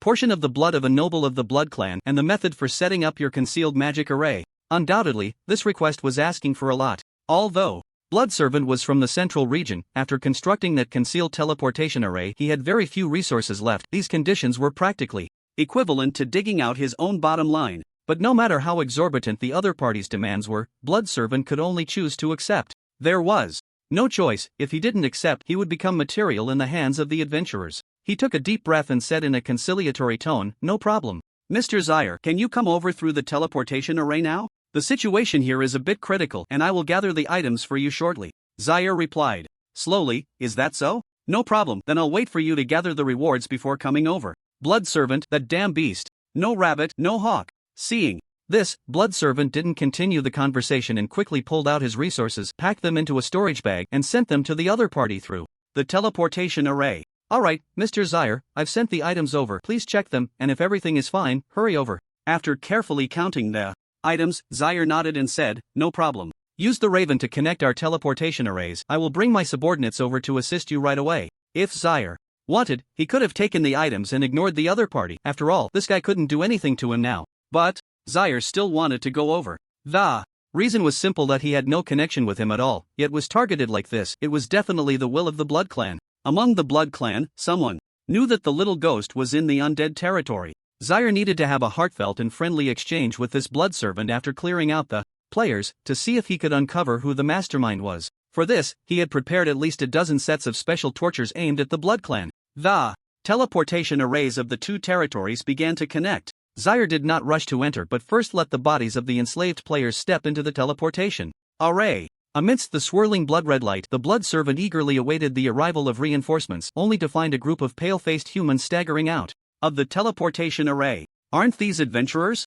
The Blood Servant felt a bit scared and immediately took a few steps back, asking the crow, "What's going on?" Zaire's voice came slowly, "Don't be anxious, these are the adventurers I killed before who entered my territory. I have enslaved them as my undead. I need to investigate thoroughly. What if you have ulterior motives?" The Blood Servant, so cautious. Hearing this, the Blood Servant had nothing to say. He admitted that the other party had some skills to survive in the border territory until now, and was quite crafty. After surveying the surroundings with the players' bodies, to ensure there was no danger, Zaire arrived at the other party's territory through the teleportation array. Looking at the thin figure before him, wearing a crown of thorns and holding a bone spear, the Blood Servant was somewhat surprised. How could there be such a significant change in equipment after not seeing him? For a while, all turned into golden quality. Not only that, but the original level of 36 had also risen to level 39 at this moment. Damn, what benefits did this guy gain in the ruins? Although the Blood Servant was unhappy, in a sense, the other party becoming stronger was a good thing for him now. After all, this could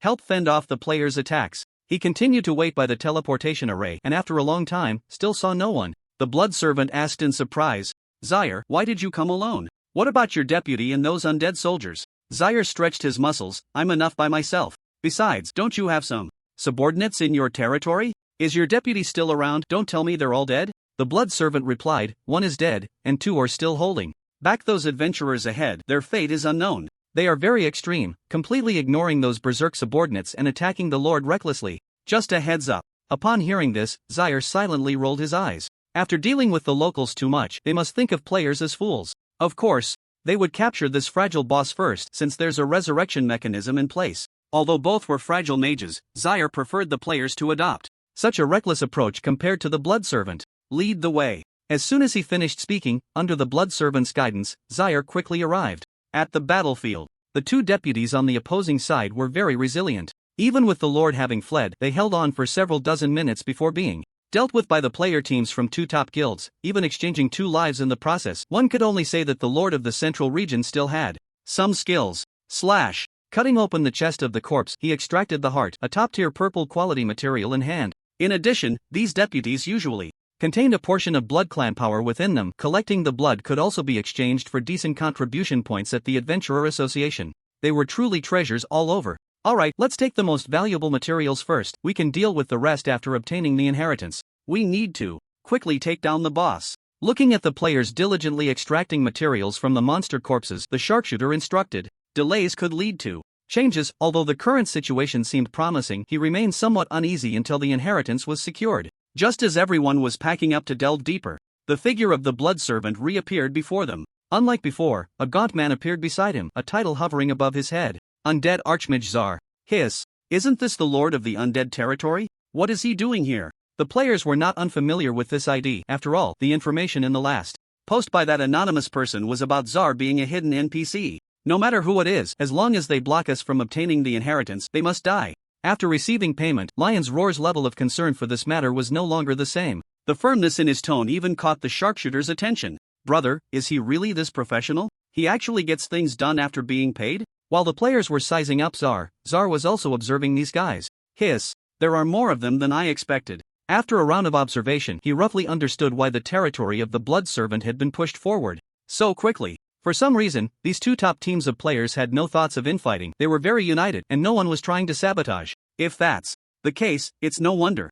Czar had never underestimated these players, so he immediately used his skills to seize the initiative. Black fog. A thick black mist spread out, quickly obscuring the area. After multiple encounters with players, Czar had developed an opinion on this skill, although it was more of a support skill. Its importance in the battle could even exceed 50%. With this thing blocking the player's line of sight, it could effectively prevent those players from using reckless, life-for-life tactics. Undead summon. Due to not bringing a secondary weapon this time, Czar could not use the enslaved players as meat shields. Instead, the corpses of those players became the main source of output. Skeletons coalesced from the black mist, grabbing weapons and rushing towards the players. Gather together, clear out these undead first. This mist consumes a lot of mana. They shouldn't be able to maintain it for long. The players quickly devised a counter strategy, which was the optimal solution for most players facing black fog. But Czar had already thought of a way to break it. He slowly raised the grievance of Ulil, and white circles appeared beneath the player's feet, erupting with searing flames. HP 124, HP 423, HP 340. Damn it. Spread out. We can't stay together. Split up. The formation the players had just organized instantly collapsed under the influence of this skill, their figures disappearing into the mist. This skill set is quite useful. First using Black Fog and Undead Summon to force these players to gather, then using Ember Fire for area damage. This was a skill combination specifically researched by Czar to target the players. If Ember Fire had also unlocked 2 specializations at this moment, changing the casting delay to instant, then just now, it could have wiped out nearly half of their health. However, the plan had already been achieved. The players' formation had dispersed, and next they could let their kind enter and engage in battle. Czar waved his hand, and the more than 10 player corpses waiting behind him rushed into the mist. As undead bound by a contract with him, their actions would not be affected by the mist. After being enhanced by Ulil's grievance, Xin, wielding a long sword, directly found Lion's Roar inside for a 1v1 duel. Clang! The blades clashed. Lion's Roar slashed at his opponent, directly severing one of his arms. Xin showed no reaction, thrusting his sword directly into the opponent's abdomen. HP 500. Damn. What the hell is this? Looking at this player-like figure, Lion Roar took 2 steps back, somewhat panicked. In the previous encounter, the opponent had no intention of defending at all, instead opting for a desperate method of trading injuries for injuries. Alright, I want to see how tough your corpse can be. Lion roared down a bottle of life potion and continued to engage in combat with the opponent, lacking any technique, just pure fighting. As a player, he could continuously use potions for replenishment. He didn't believe the opponent could outlast him. On this point, Zaire naturally thought of it too. He turned his head and spoke to the blood servant. Use your bloodline power to heal my undead. No need to heal the skeletons, just focus on those adventurer corpses. Upon hearing this, the blood servant nodded and a blood-red magic circle appeared. Beneath his feet, a rich life force spreading out and infusing into the player corpses that were in battle. The originally tattered bodies instantly restored to their prime. Lion Roar? What the hell? How did they suddenly recover to full health? Looking at the inexplicably restored body of the opponent, Lion Roar was momentarily stunned but quickly reacted. No, this should be the ability of the bloodline. The blood servant was cooperating with the undead lord, continuously restoring the state of these corpses. The blessing of holy light has worn off. Keep going, he shouted, his voice quickly reaching the other players. A hunter from the sharpshooter team immediately took out a scroll upon hearing this. He was about to activate it when, in the next moment, a ghostly figure appeared beside him, a dagger in hand glinting coldly. A sneak attack. The knife mountain closed in, the dagger flipped and plunged directly into his throat, causing a fatal wound, along with paralysis. In that instant, he reached out and, in a flash, snatched the scroll from the opponent's hand. Skill snatch. I'm done for. After the paralysis wore off, the player looked at his empty palm and the disappearing figure of the opponent, instantly dumbfounded. Come on, can we have some martial ethics? Here. Why can a corpse still use skills? Lion Roar's oppressive voice came again, but it was already too late. This blessed scroll was extremely precious, even for a guild. One could only exchange it 3 times a week at the Adventurers Association, and one of the blessings had already been used, leaving no stock. He immediately responded, "The blessing has been taken away, be careful, these player corpses can still use skills." Damn it! Lion Roar couldn't help but curse.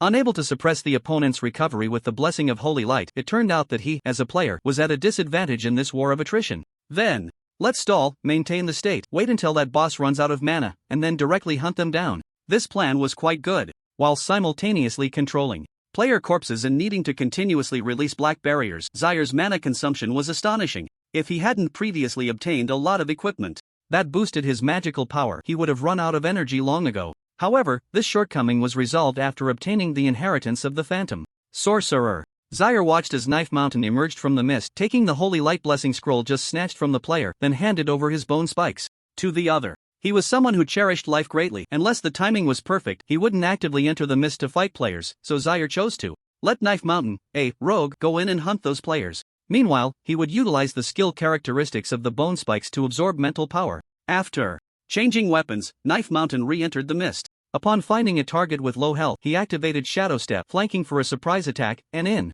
an instant appeared directly behind the opponent. Next came a merciless strike. The bone spur pierced directly into the opponent's brain, continuously siphoning off mental energy and replenishing the nearly depleted blue bar within Xiar. On the other side, after another round of fighting with Shenxian, Lion Roar's stamina bar was almost empty. From trading injuries earlier to now adopting a defensive stance, he had done his best to buy time. But why the hell was this black barrier still ongoing? Did this guy's blue bar have no limit? As the warrior with the longest stamina bar, he should be the best at attrition battles, yet he was barely holding on, let alone anyone else. Just as Lion Roar was resigned to his fate, suddenly, the black barrier dissipated. His mood instantly shifted back to excitement. There might still be a chance. But just as he began to scan the surroundings for signs of his teammates, he was shocked to find that his former allies had changed. Their bodies were rotting, their eyes silent, appearing a sickly blue, like mindless undead. All of them have been enslaved? His former teammates were now approaching him step by step, weapons in hand. Lion Roar felt a mix of emotions, looking towards the distant smiling undead mage, 1,000 thoughts coalescing into one idea. Which designer came up with this private boss? You have killed player Lion Roar experience plus 13,000 acquired title Adventurer Slayer with the system's notification sound. Xiar's experience bar showed no change. The reason was simple. Before killing Lion Roar, the experience points dropped by other players had already filled the gap between levels 39 and 40. Due to the rules of the ruins, leveling up was not possible, so it was accumulated instead. It was estimated that after this ruin ended, Xiar would leap to become a level 40 lord. I wonder what the scenery will be like then. Compared to Xiar's calm demeanor, Blood Servant was dumbfounded at the sight. During the recent battle, he had done almost nothing, merely releasing his vampire aura to help heal the corpses inside. Suddenly, the mist dissipated, and all these players inexplicably died, turning directly into the opponent's undead? What a joke! Looking at the newly acquired title of Adventurer Slayer above the opponent's head, Blood Servant finally realized that this guy's survival in the border area was not just due to a couple of tricks. This was simply a meat grinder. Retrieving the bone spear, Xiar began to check the effects of his new title. Title: Adventurer Slayer. Description: damage increased by 30% when fighting adventurers. Hiss: not bad. A 30% boost was quite significant, especially for a mage like him. This sudden title felt like a windfall. However, this title seemed a bit unfriendly. He would have to take it off when issuing side quests. After checking, Xiar looked at Blood Servant, a smile creeping onto his face. So, the price I made you pay earlier wasn't a loss, right? Blood Servant nodded repeatedly, not daring to show a hint of disrespect. Of course, it was absolutely worth it. A talent like Mr. Xiar being buried in the border area is indeed a pity. If possible, I can introduce you to meet the Blood Lord. The Blood Clan in the central region is no weaker than the great territory of the Eternal Forest. Hearing this, Xiar couldn't help but frown. Oh, you little brat, even at a time like this, you're still thinking of harming me. It seems you're not convinced enough. Xiar patted the other's shoulder. Now that the matters between adventurers are settled, it's time to resolve the entanglement between us. Speak. What is the Blood Clan's purpose in sending you to approach me? The Blood Servant was so frightened that he immediately bent down. I have no ulterior motives. I was a bit disrespectful to you before, and I am willing to apologize. Not saying, huh? That's fine. Charles had anticipated this scene long ago. He waved his hand, and dozens of recently enslaved player corpses received the command, slowly approaching the Blood Servant with weapons in hand. I will make you obediently tell the truth. The Blood Servant put on a tough front. As the loyal dog of the Blood Clan Lord, he believed that no matter what punishment he faced, he would never betray. But soon, the Blood Servant realized he was wrong, and terribly so. Due to the nature of the Blood Clan, no matter how much he was tortured, as long as he did not die, the damage he sustained would gradually recover. Wounds from knives, swords, poison, torture. When Chen Xian approached with a pair of scissors, the blood servant finally couldn't hold on any longer. I was wrong, Lord Charles. Just ask me what you want to know. I will tell you everything. I thought you could hold on a bit longer. Seeing this, Charles waved his hand to signal the player corpses to step back, slowly walking in front of the other, grabbing his hair. Tell me, what is the name of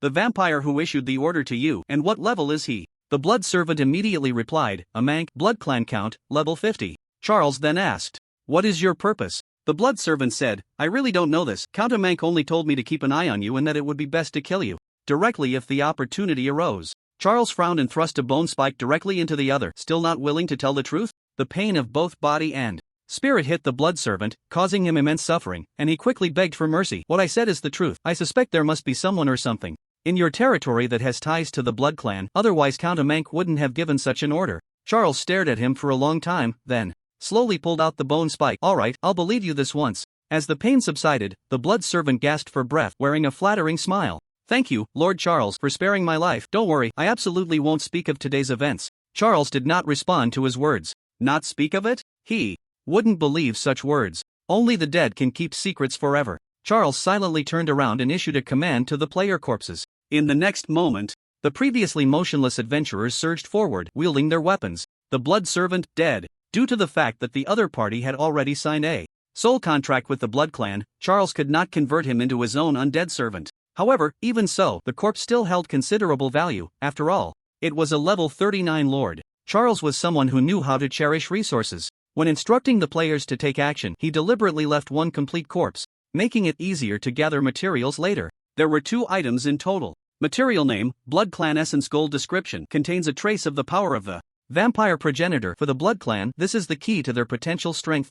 Equipment name, Blood Drain Goldcraft quality, exquisite description. A ring made from the vampire staff and fallen blood, significantly enhances health points. Special effect, you can restore health points by draining blood. Note, I crave blood. Charles was very interested in the second piece of equipment. Although he was an undead mage, this item could perfectly complement the special skill of the Thorn Crown. One sacrifices health to increase mana, while the other drains blood. It might come in handy. Just as Charles was about to take a closer look for more items, the Raven suddenly spoke up. The adventurers invading the Shadow Assassin have retreated. How is the situation with the Blood Servant? I can provide support. This was the voice of the Plague. Israel pondered for a moment, stepped forward, and replied, the adventurers in the desiccated desert have perished. We do not need support for now. Additionally, I have some unfortunate news to share with everyone. The Blood Servant, a subordinate lord of the Blood Clan, has unfortunately died in the recent battle, and several of his deputies have also fallen at the hands of the adventurers. I apologize. I arrived late. As his words settled, the lords fell into silence. Unfortunate death? Arrived late? Are you joking? Although the influence of magic had dulled their wits compared to the adventurers, they could still grasp the situation. It was clear that the Blood Servant had been directly slain by the necromancer. Thinking of this, the 2 lords who had previously shown disdain towards him broke out in a cold sweat. A border lord could possess such strength? Not only had the adventurers managed to kill the Blood Servant, but they had also taken him down? Truly ruthless. The voice of the Pale Spirit came through. Is there sufficient manpower from the necromancer's territory to temporarily replace the Blood Servant and guard that legacy? The meaning of the Pale Spirit was clear. With one sentence, he shifted the focus from the Blood Servant's death, and Zyle was pleased to see it. He immediately responded, given the current situation, there should be no problem. I will take over the Blood Servant's duties. Moreover, Rotting Man and Plague, why are you 2 lords silent? Do you not believe what I said? Rotting Man, Plague. No, the battle situation is a bit urgent, so we didn't have time to respond. Mr. Zyle is so benevolent. If the Blood Servant knew about this, he would surely be very comforted. The 2 lords from the central region had now completely recognized the situation. Their change of expression was quite astonishing. Seeing the 2 cooperate so well, Zyle couldn't help but nod. Alright, if you need anything, you can contact me through the Raven for support at any time. The call ended. After leaving more than 10 players in this place, Zyle returned to the dungeon through the teleportation array. After a bit of searching, he discovered an exquisite coffin in a dark corner. Always sleeping no matter where you are, you guy, Zyle sighed helplessly, stepped forward, and suddenly flung the coffin lid open. The little ghost was lying inside, eyes tightly closed, with a serene expression. One might think she was already dead. Upon sensing the movement, the little ghost turned over, rubbed her eyes, and said, Sia, Lord Zyle, is there something you need? Zyle, there is. He took out the blood essence he had obtained from the Blood Servant. This blood, it should be of the same clan as you, right? The little ghost leaned closer to Zyle, sniffed gently, and nodded. Yes, it's the same clan, it smells very nice. She blinked her eyes, looking at Zyle with a pitiful expression. Lord Zyle, can I eat it? Zyle. Besides sleeping, what else do you do? He nodded helplessly. Go ahead, absorb this blood essence. Soon, he would be heading to the central region. In this situation, it was better to enhance his subordinate's strength if possible. Hearing this, the little ghost did not hold back and immediately absorbed all of the essence. The bright red blood stained her pale cheeks, giving her delicate face an eerie aura. Her pupils turned even more crimson, and in just a moment, her level, originally at 30, surprisingly rose to 34.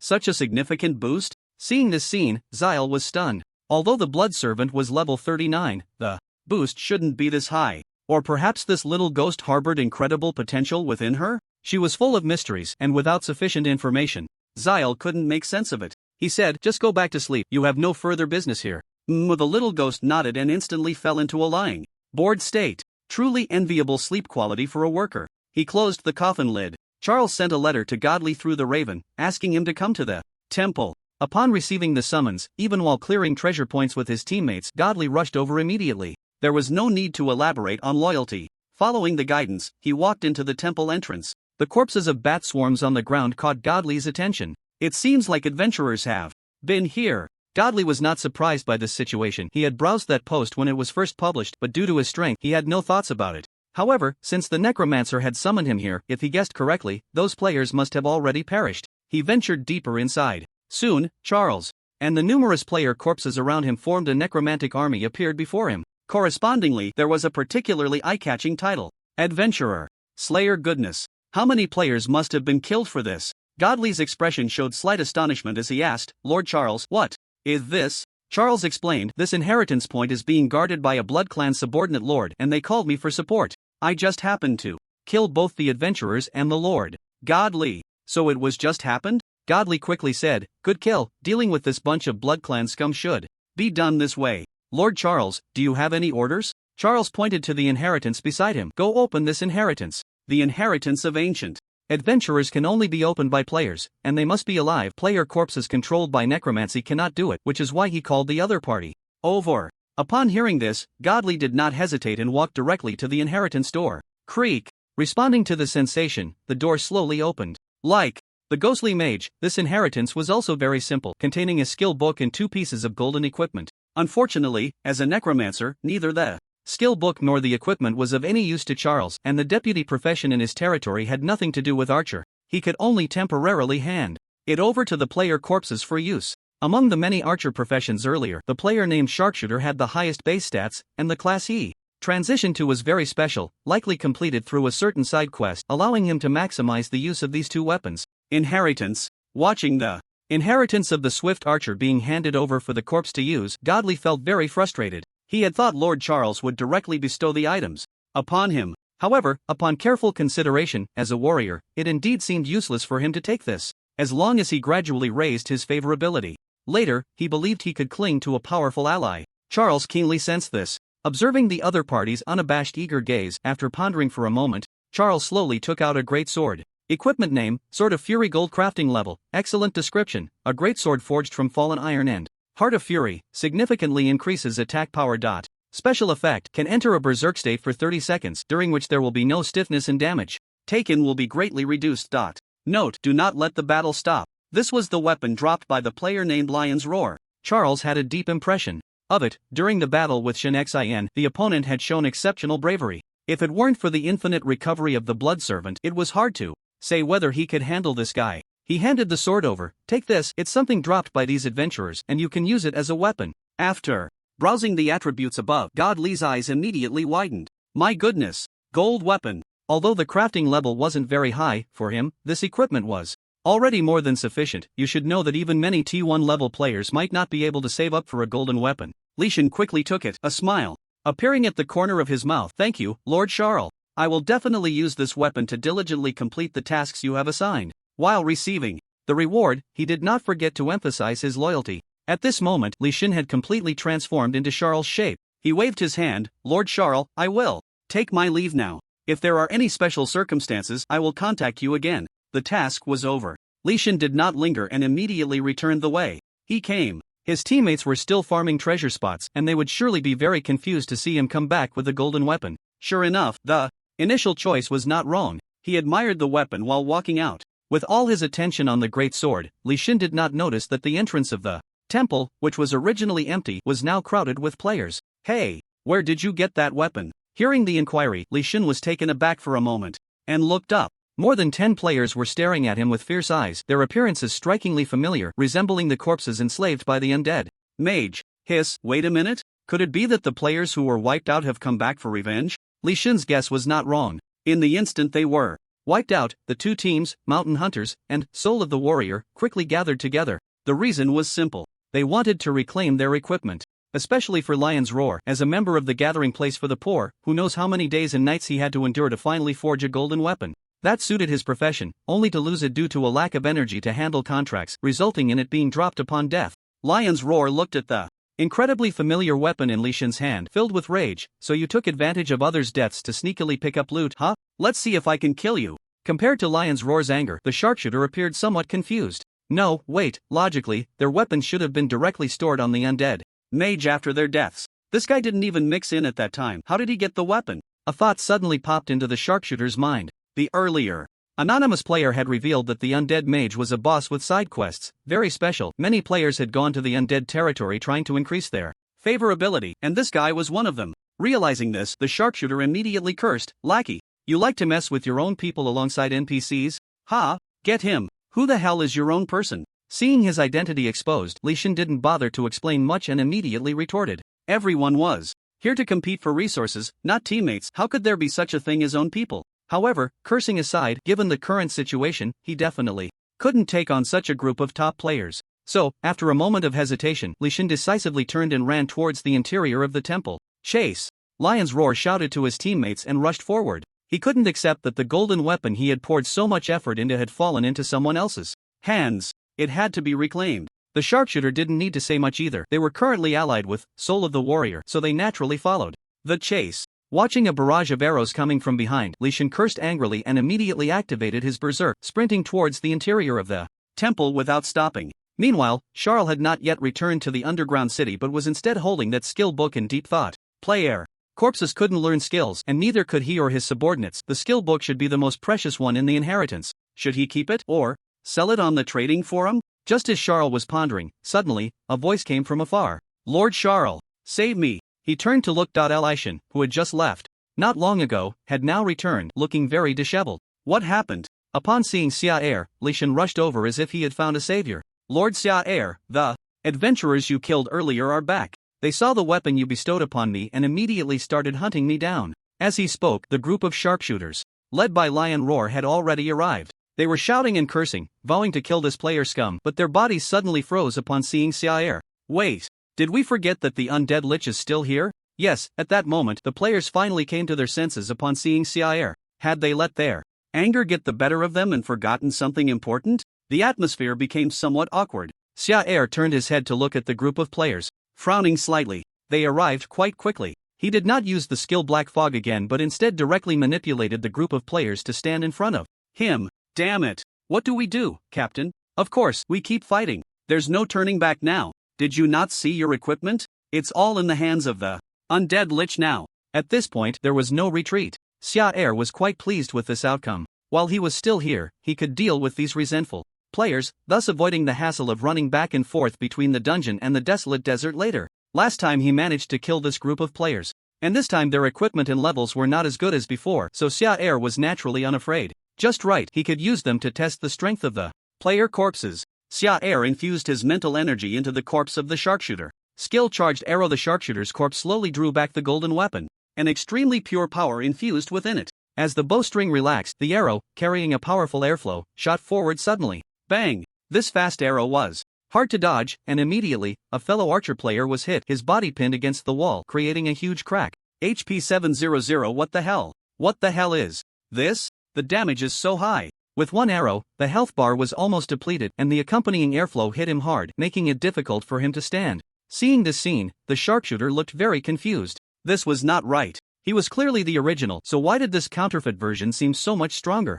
TSK tisk. With two perfectly matched golden weapons, the damage is indeed high. Sia couldn't help but exclaim upon seeing this. Unfortunately, so far, only this enslaved player was equipped with decent gear, the other undead were quite average. If this flaw could be compensated, perhaps the corpse of the enslaved could directly kill living players in one-on-one situations. Leysan asked from the side, Lord Xiaer, do you need me to join the battle? Xiaer shook his head, just stay back. Since this group of adventurers has already killed once, they can certainly do it again. He released the black fog. The players once again faced the same predicament. They still held the mist with no way to deal with it. Charge! Let me get close. Lion roar, trying to break through the mist. To duel Xiaer, was once again blocked by Shin Xian. From the black mist surrounding him, it seemed he had been enhanced. Unlike last time, this time, the weapon in his hand was a makeshift purple weapon, and his level had dropped significantly, greatly reducing his combat power. However, this healing servant seemed to be absent. As long as I make good use of the potions, I might be able to wear them down. Just as Lion Roar was contemplating a war of attrition, a familiar figure suddenly entered his line of sight. It was none other than himself, or rather, it was the corpse enslaved by the necromancer after death.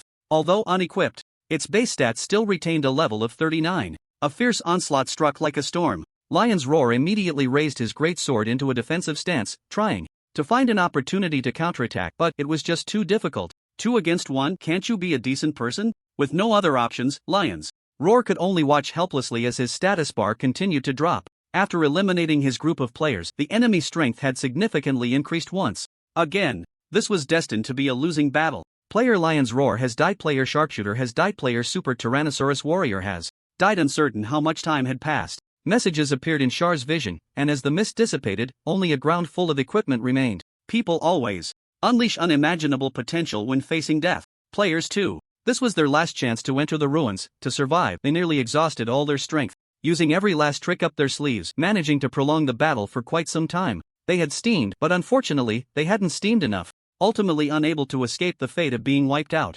Silently picking up the equipment, Char sighed. What a pity. Players who had already been enslaved could not continue to enslave others, otherwise, at this rate, it wouldn't be long before the number of undead players could replace the undead soldiers. Compared to Char's calmness, Leysan was now completely dumbfounded. I can't believe it, a team formed by 2 top guilds was just wiped out like that. Although the ruins had a hard limit of level 40 and the 2 groups couldn't be considered T0 players, their strength was definitely among the T1 ranks. To achieve such a level, how terrifying must this necromancer's power be? The more Leysan thought about it, the more excited he became. What does it mean to have real vision? Following a boss like this is the way to grab onto a big leg. Those NPCs that make players collect this and that have no future at all. Having already gained some benefits, Leysan completely forgot about the days when he had to work like a horse. Char suddenly asked, are you aware of the situation at the other inheritance points? Leysan nodded, yes, those inheritance points are basically being contested by the top guilds from the Pride server. The Brave Warrior team from the Fury guild is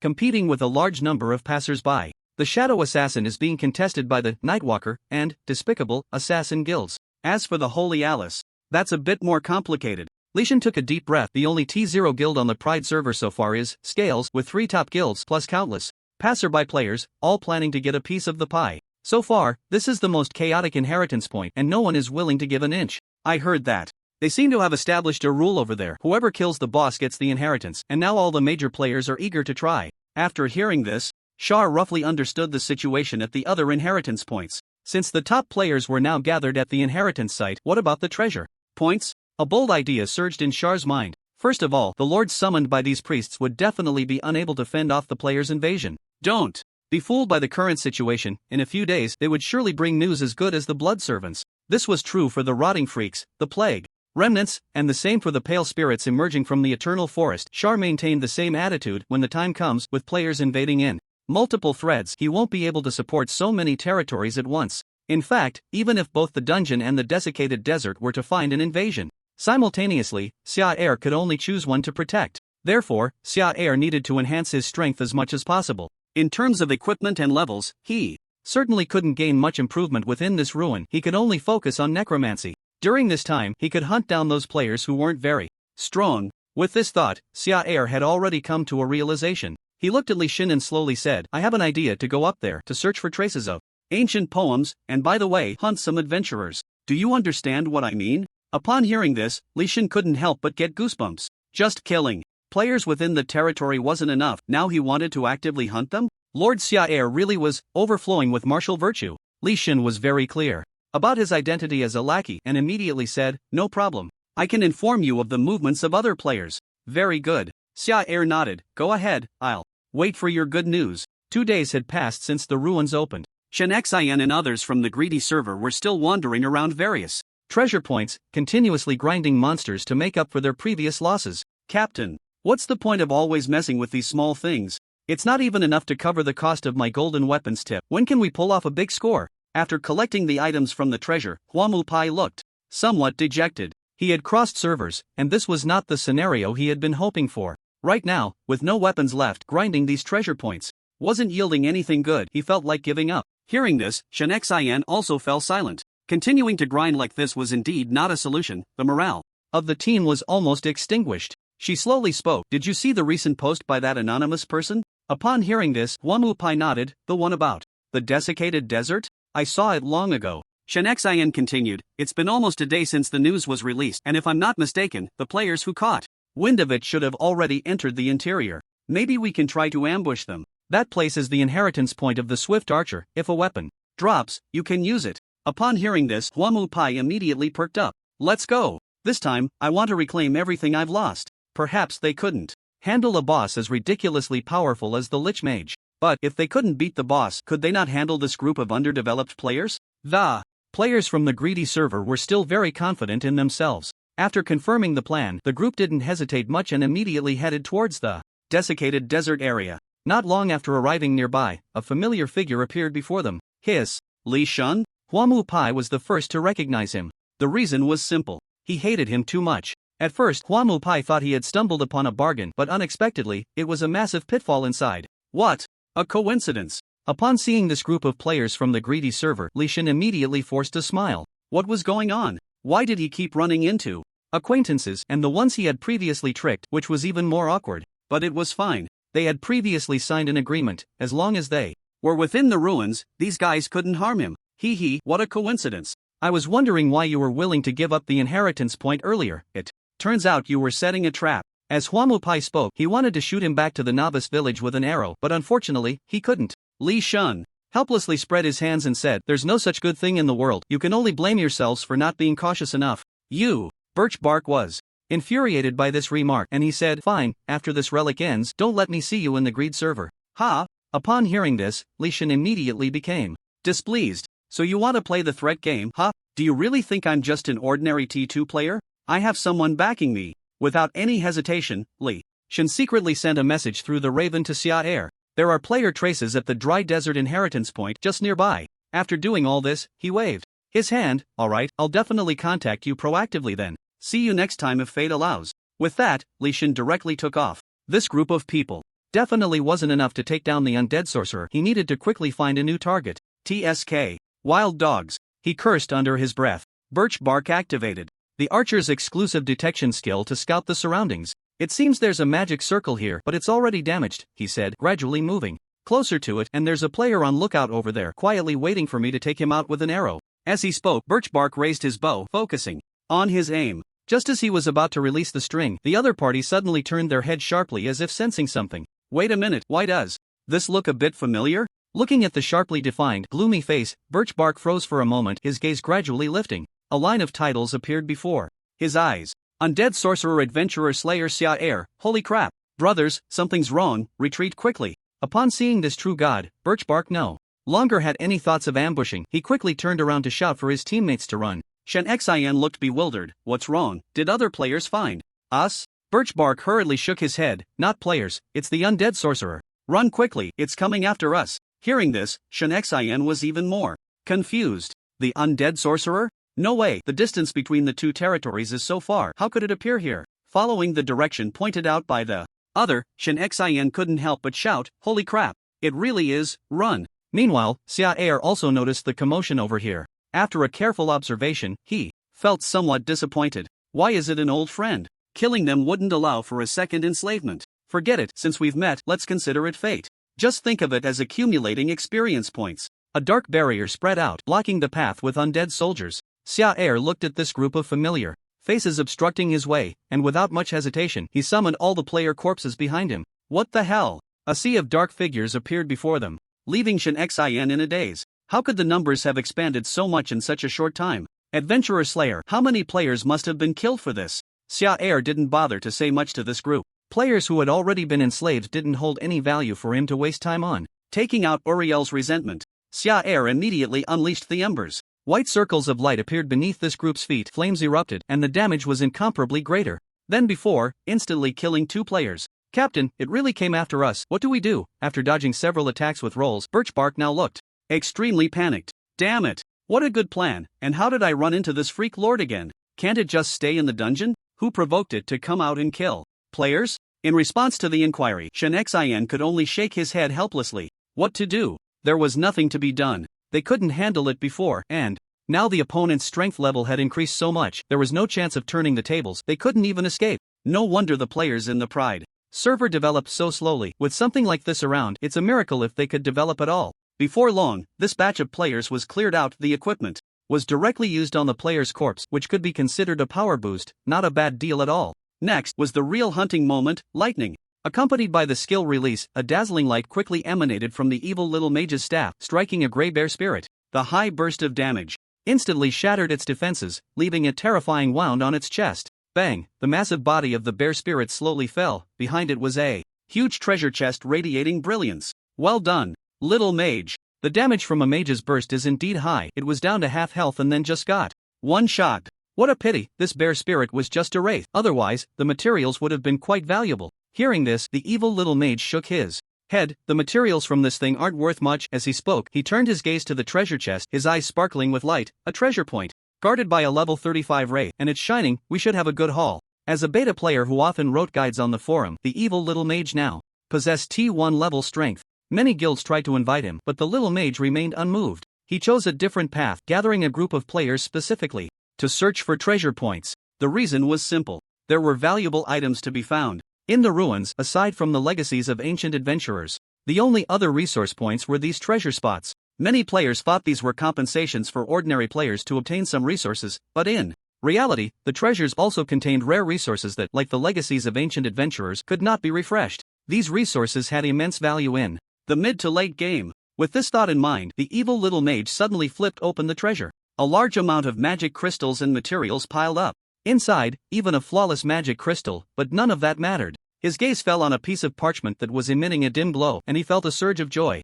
Here it comes. Residual ancient poem. An important material for mid-game specialization enhancement. The evil little mage silently tossed the flawless magic crystal into his storage and pointed at the parchment, saying to the others, "I'll take the magic crystals and this parchment, you can divide the rest." The other players hesitated upon seeing this. Although there were plenty of items in the treasure, it was clear that the 2 most valuable items were taken by him. But there was nothing to be done about it. After all, this guy had the highest strength in the team, so it made sense. Just as the evil little mage picked up the items to stuff into his backpack, a ghostly figure suddenly lunged at him. Thief skill. Steal. The skill activated. The ancient poem in the evil little mage's hands was instantly snatched away. He was taken aback for a moment, then cursed, "Who the hell stole my stuff? Can't you see who's in the lead?" The evil little mage turned to look at the figure and noticed something was off. The face was ashen, the body rotting. It seemed to be a player's corpse controlled by necromancy. As a beta player, the evil little mage had a wealth of knowledge and instantly recognized the identity of this corpse.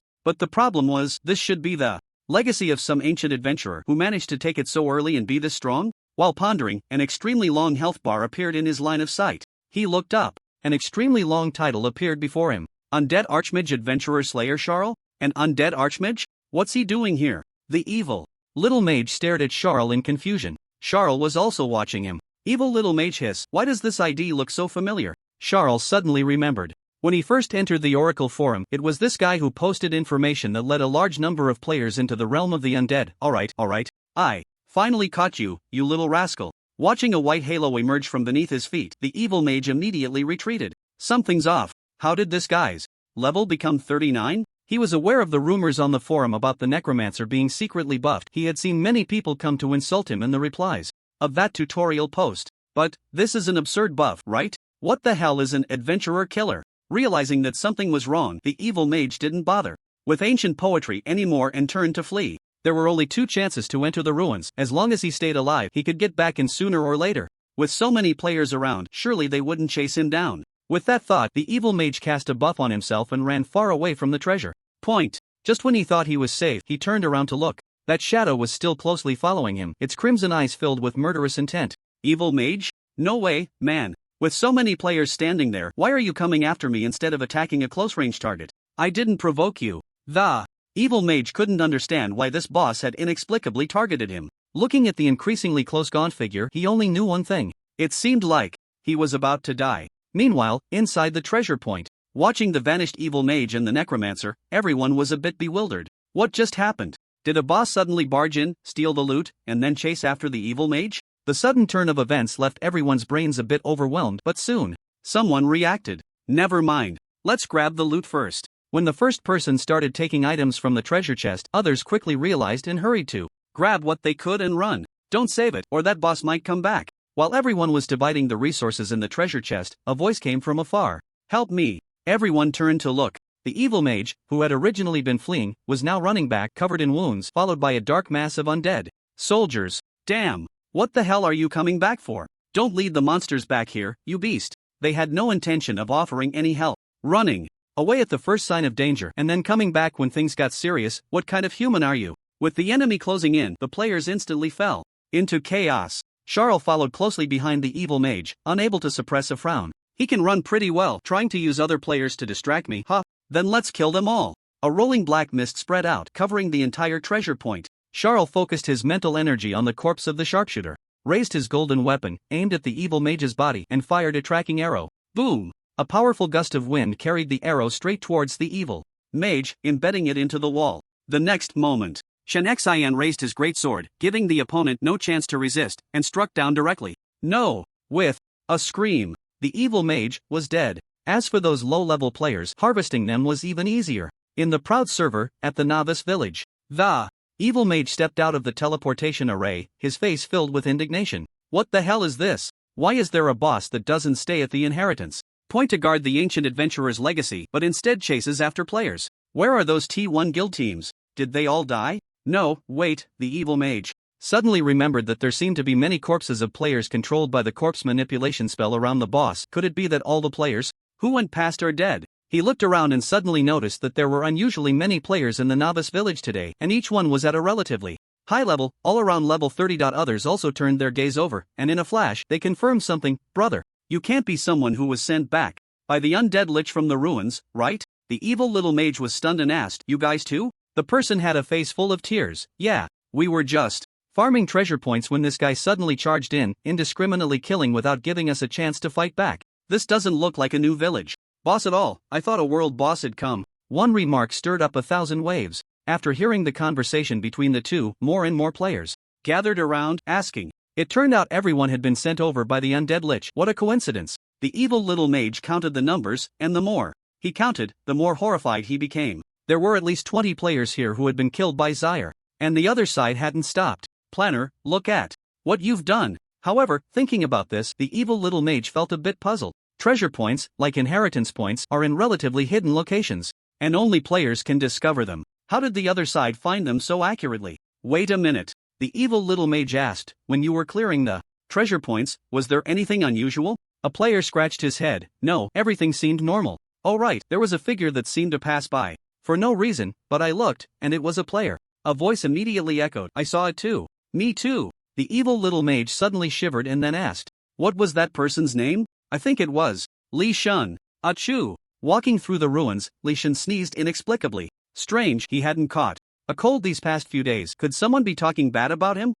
That's quite possible. After all, considering what he had done recently, being executed on the gallows would be a mercy. To successfully complete the task assigned by Lord Zaire, Leysan had completely stopped acting like a human. Whenever he passed a treasure point, he would peek in, and upon discovering players, he would immediately inform the undead lich. In just a few short hours, he had reported at least 20 to 30 players. If he guessed correctly, these people should have all been sent to the Novice Village. He couldn't blame himself. To quickly increase the undead lich's favorability, he had to do this. Just as Leysan continued to search for his next target, suddenly, a message popped up from the friend list. Upon opening it, it was from Feng Shui Lu Shuang. Feng Shui Lu Shuang, you really are my good brother. I wondered why you didn't give me pure blood back then. Turns out you were already involved in the undead lich's side quest. He was stunned. He usually used a special channel to chat with Lord Zaire, which was very discreet. How could other players have discovered it? Leysan didn't refute but instead inquired. Leysan, brother, you found this out, how did you know? Feng Shui Lu Xuan, you should check the forum yourself. Forum? Combining this with the earlier sneeze, Leysan suddenly had a bad premonition. Upon opening it, a popular post appeared in his view. Expose a despicable NPC lackey. Today, many players who went to the ruins to farm treasure points have fallen victim to the Undead Lich's poisonous hands. According to my statistics, the number of victims has exceeded 20, and this number is rapidly increasing. I'm sure everyone is puzzled as to why the Undead Lich can find treasure points with players so efficiently. The answer is simple: there's an insider. A player named Leysan often sneaks past treasure points, and then the Undead Lich comes. He is the insider. After reading the post, Leysan fell into silence. Hiss. I got hung up. He opened the chat app and helplessly sent a message to Leysan. Wry smile. Bro, I just got blown up. They found me. Feng Shui Lu Xuan, this side quest in the Undead territory is a huge pit. I crashed while collecting later, didn't get anything, so I just gave up. I believe you're also empty-handed now. Take my advice, don't be a dog for CIR. Leysan, no, today the Undead Archmage even gave me a weapon. Feng Shui Lu Xuan, what weapon? Leysan, an excellently crafted golden weapon. Feng Shui Lu Xuan? Feng Shui Lu Xuan, bro, is it too late for me to go back and be a dog now? Leysan, looking at the message Leysan sent in the chat box, Feng Shui Lu Xuan was completely bewildered. This is a golden weapon. Nowadays, players' levels are quite similar, and the numerical differences don't affect much. The gap between T1 and T2 players is mainly concentrated on equipment, especially weapons. It's very difficult to get a weapon that fits one's profession. The reason Feng Shui Lu Xuan didn't continue with the Undead Territory quest was that it was too cumbersome and greatly delayed his development time. He never expected it was just a training ground for people. It really can drop loot. Most importantly, from the state displayed by the Undead Archmage, it was clear that he was definitely not an inconsequential boss and could very likely appear in the mid to late game. If that's the case, then the side quest that was originally abandoned must be restarted. Feng Shui Lu Xuan, bro, don't be silent, give me a recommendation. After a long silence, the other end of the chat replied, didn't you see I'm now being treated like a dog? Do you want to get scolded too? Feng Shui Lu Xuan, I'm willing to share this pain with my brother. Leysan, alright, you collect the materials first. When you hand them over to Xia, I'll go with you. Meanwhile, Xia didn't notice the posts on the forum. At this moment, he was immersed in a frenzy of slaughter, unable to extricate himself. Kill player, Knife Gates great. Disciple kill player, Xiaomi Su 7's crazy aerospace old lady kill player, resurrected dead system prompts appeared one after another in his vision. Xia felt like he was playing a mowing game, with bone spikes in place. He didn't need to worry about mana consumption at all.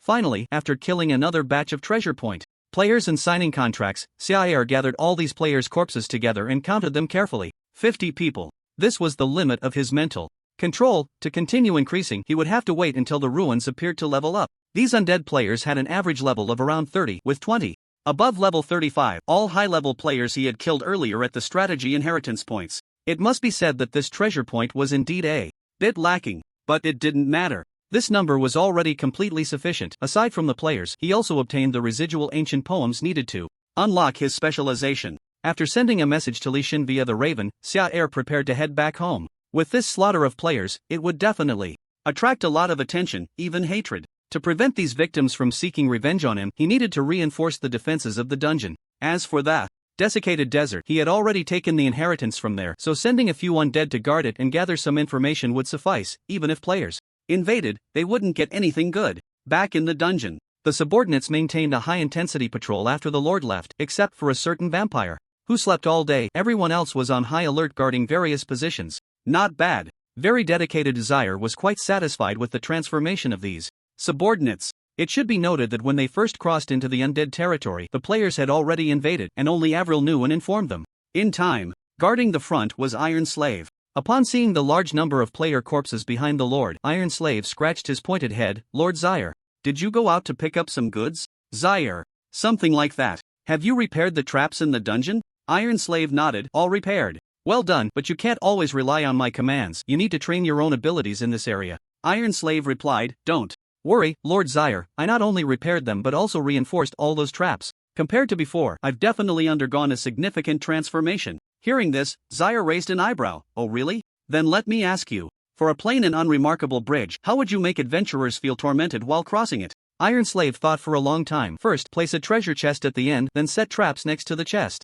Zaire nodded. That's passable, but still too rough. If it were me, I would first arrange some undead soldiers to make the treasure chest look more realistic and then set a trap. That's not all. When the adventurers deal with the undead and dismantle the traps, they will definitely let their guard down. At that moment, you need to set another trap inside the treasure chest. For example, asking Edward for some rotten explosives, something unexpected. Zaire tirelessly explained, leaving Iron Slave's mind in a daze. Lord Zaire is really so meticulous. After thinking for a long time, Iron Slave forced himself to swallow the words despicable and shameless and let out a sigh of admiration. Seeing this, Zaire patted his pointed head. Keep it up, I look forward to you bringing this achievement to the central area after your hard work. Indeed, for such a straightforward creature, the previous content was still too advanced. But that's okay. As long as he continues to teach like this, Zaire believed that one day Iron Slave would surpass his own master. After arranging the player corpses around, Zaire sat on a chair moved from the ancient castle and opened the specialization of Ember Fire. The ancient poems had already been collected.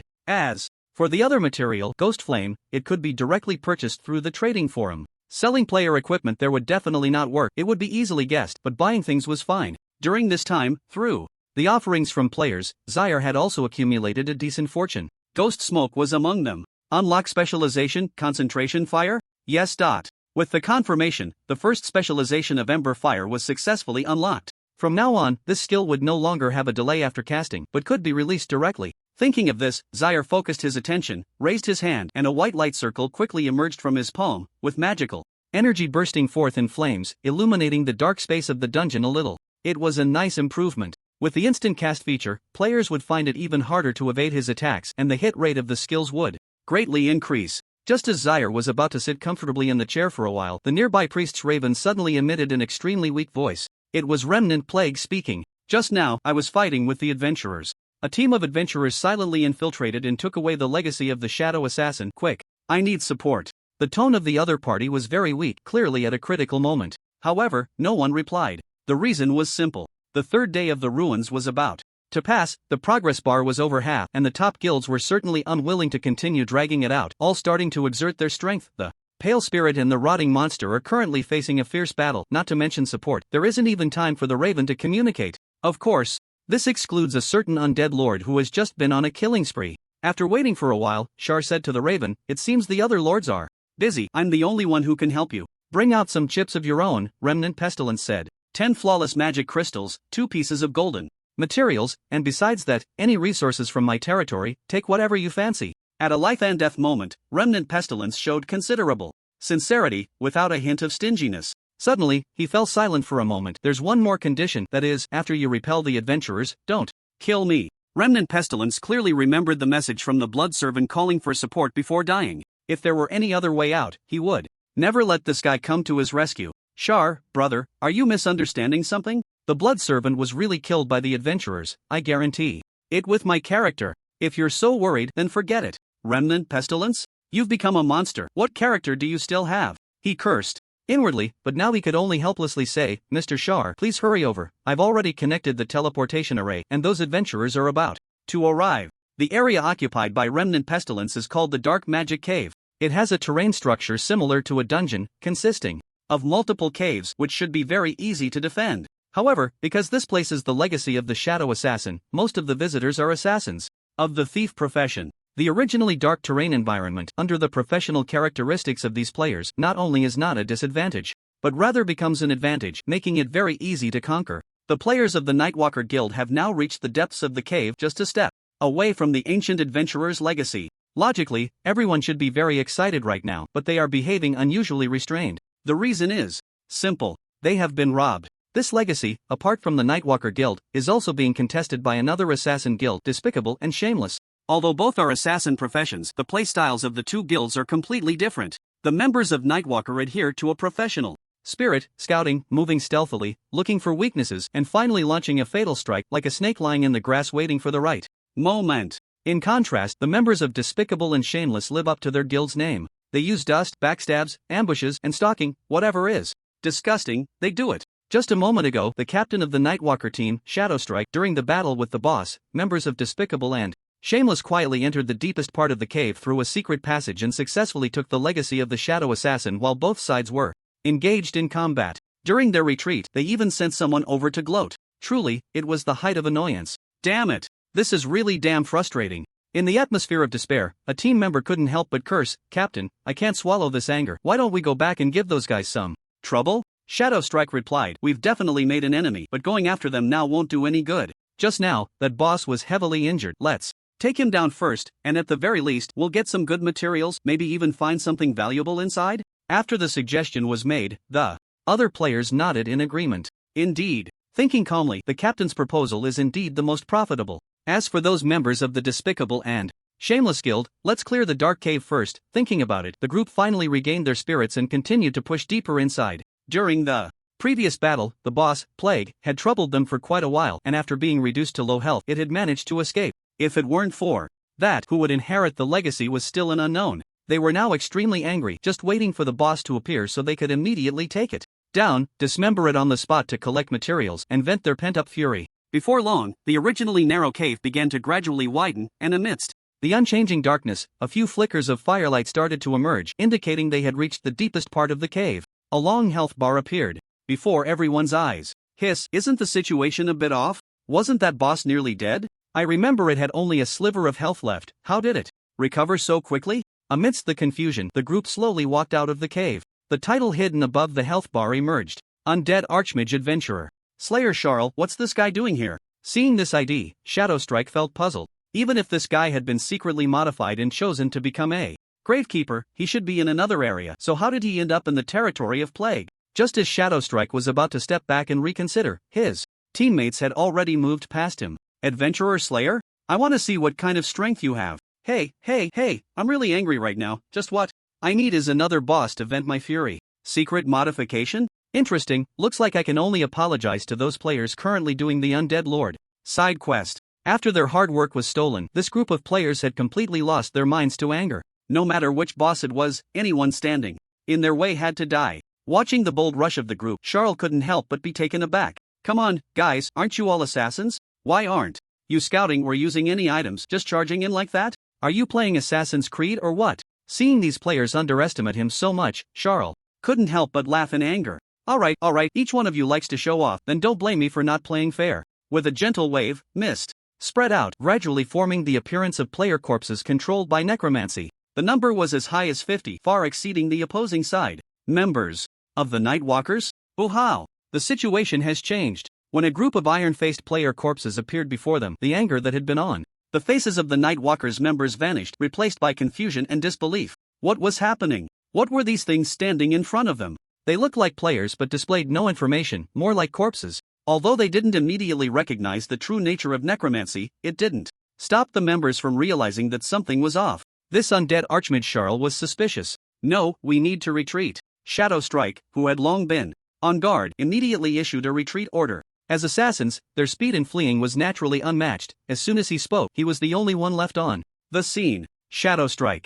Damn, how can they run so fast? After a 1-second eye contact with Charl, a layer of goosebumps spread over Shadowstrike's body, and he quickly turned to run back into the cave. Seeing this, Charl naturally couldn't let these guys escape so easily. After all, he was being paid for this job, and he had to deliver some results. With his powerful mental focus, Charl quickly assessed the situation inside the cave and immediately released embers on the path the players were fleeing. Boom! Flames burst forth continuously, like a wall of fire, blocking the player's escape route. As an assassin class, their bodies are incredibly fragile, relying entirely on skill, but this thing in front of them is simply unmanageable. Just a touch and their HP drops by more than half.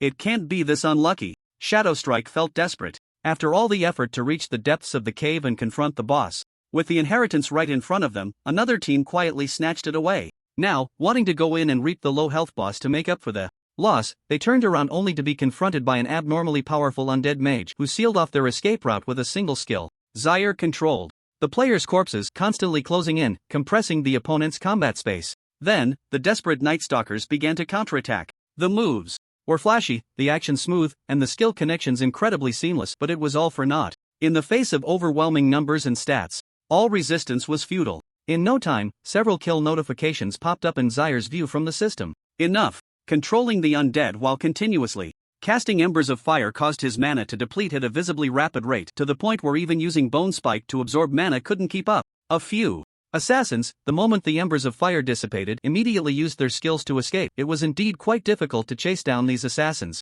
He dragged out the few corpses he had killed and tossed them in front of Zany, saying, "The adventurers have been dealt with, a few escaped, and the assassin class couldn't catch up, but I suspect they won't dare to come back." Zany slumped against the wall, nodding. "It's fine, Mr. Zaire has saved my life. Here are The prepared items. A storage bag was thrown out, and upon opening it, a dazzling golden light instantly blinded Zaire's eyes. Well, no wonder he is the Lord of the Central Region. Even as a subordinate, he is quite powerful, and the quality of the materials is very good. Zany continued, I have some more materials. Here, Mr. Zaire, feel free to take whatever catches your eye, as long as you let me off the hook. Zaire, I already said I'm not that kind of person. If you keep wronging me, I might just have to make you disappear too. When they first met, Zany was indeed not very satisfied with this border lord. But after the other party's generous offer, Zaire had forgiven him. As long as they weren't like blood servants with ulterior motives, Zaire, who considered himself morally superior, wouldn't harbor any killing intent. As if recalling something, he spoke up, by the way,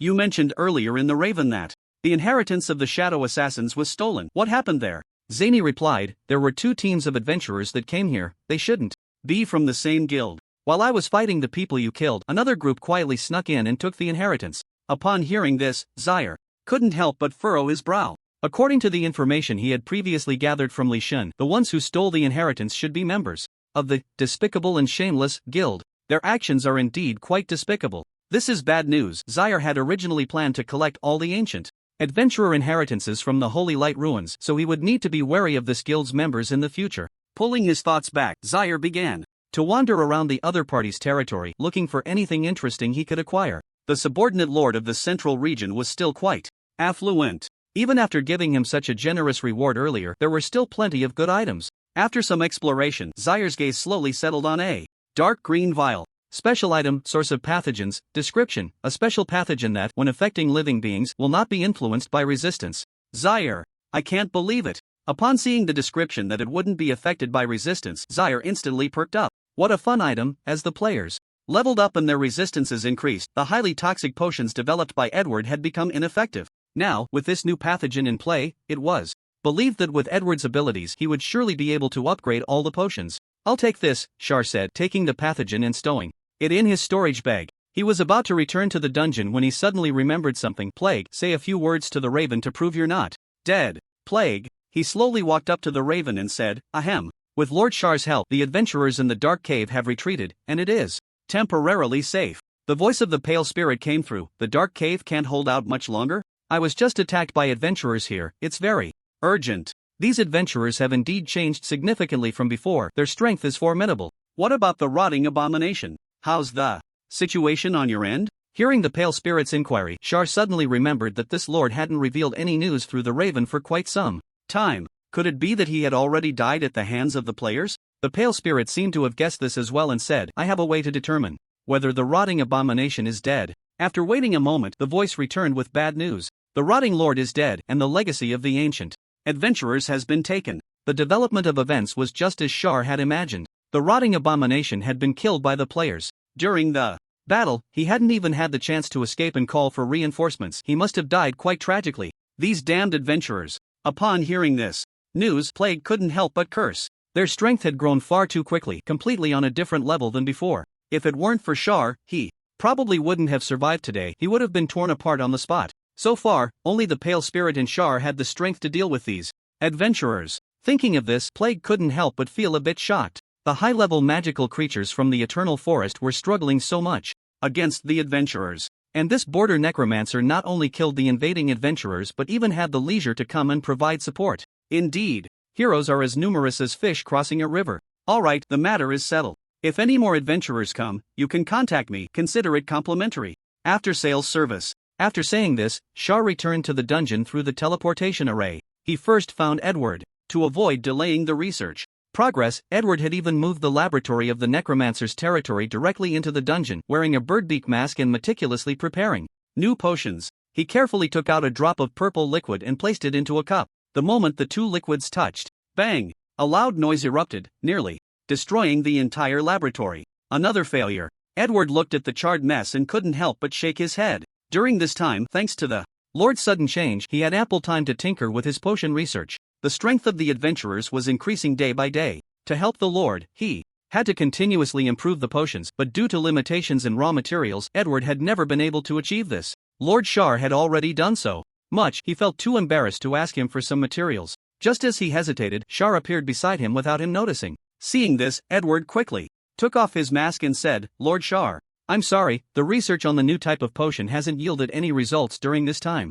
My qualifications are just too poor. Upon hearing this, Shar immediately became displeased. He patted the other person's shoulder and silently used his magic to sweep away the pile of failed experimental products. There's a saying that goes very well: failure is the mother of success. Whether it's in the dungeon or the undead territory, there are too few materials available for potion research. To have come this far is already quite impressive. Shar's praise was not empty words. A level 25 monster producing potions that could even make players over level 30 feel nauseous was no small feat. Calling this assistant a master of poison making was certainly not an exaggeration. He took out a bottle containing some kind of dark green bacteria. This is the pathogen I obtained from another lord. It can directly bypass the adventurer's toxin resistance and cause real damage. See if you can add it to the potion. Upon hearing this, Edward's vacant eyes instantly widened.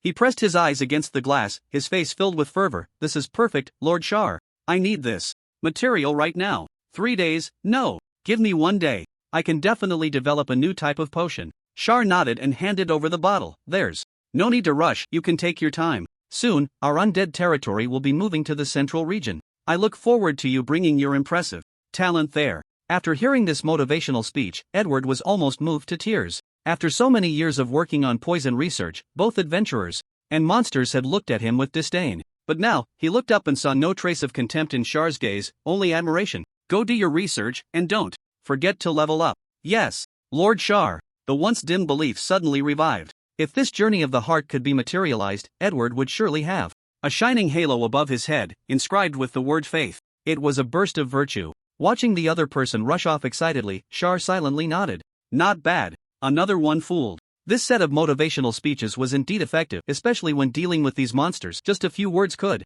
completely unleash their potential. If he could go back, perhaps he should consider becoming a success coach? After a moment of daydreaming, Shar returned to his boring daily routine and started browsing the forum. Experience +3. As he clicked in, he saw posts from players denouncing Leysan. The situation was quite dire. However, in the face of the criticism, Leysan responded very firmly, directly countering in the comments and showcasing the golden weapon he had given to the other party. This drew a flurry of replies from players. One cut through. Damn, he just gave a golden weapon? Is this undead lord really that generous? A nimble dog in the mountains. No wonder he's willing to be a dog. I do it too. Lion's roar. Damn, that's my weapon. Give it back to me. Ignoring the angry shout of a certain broke player, the rewards displayed by Leysan left the players stunned. In the Oracle, NPCs with side quests were mostly stingy, only giving rewards after tasks were completed. And now, while Leysan was in the midst of a quest, he was given such a weapon by the undead Archmage. If he ultimately completed the side quest, what kind of fat reward would that be?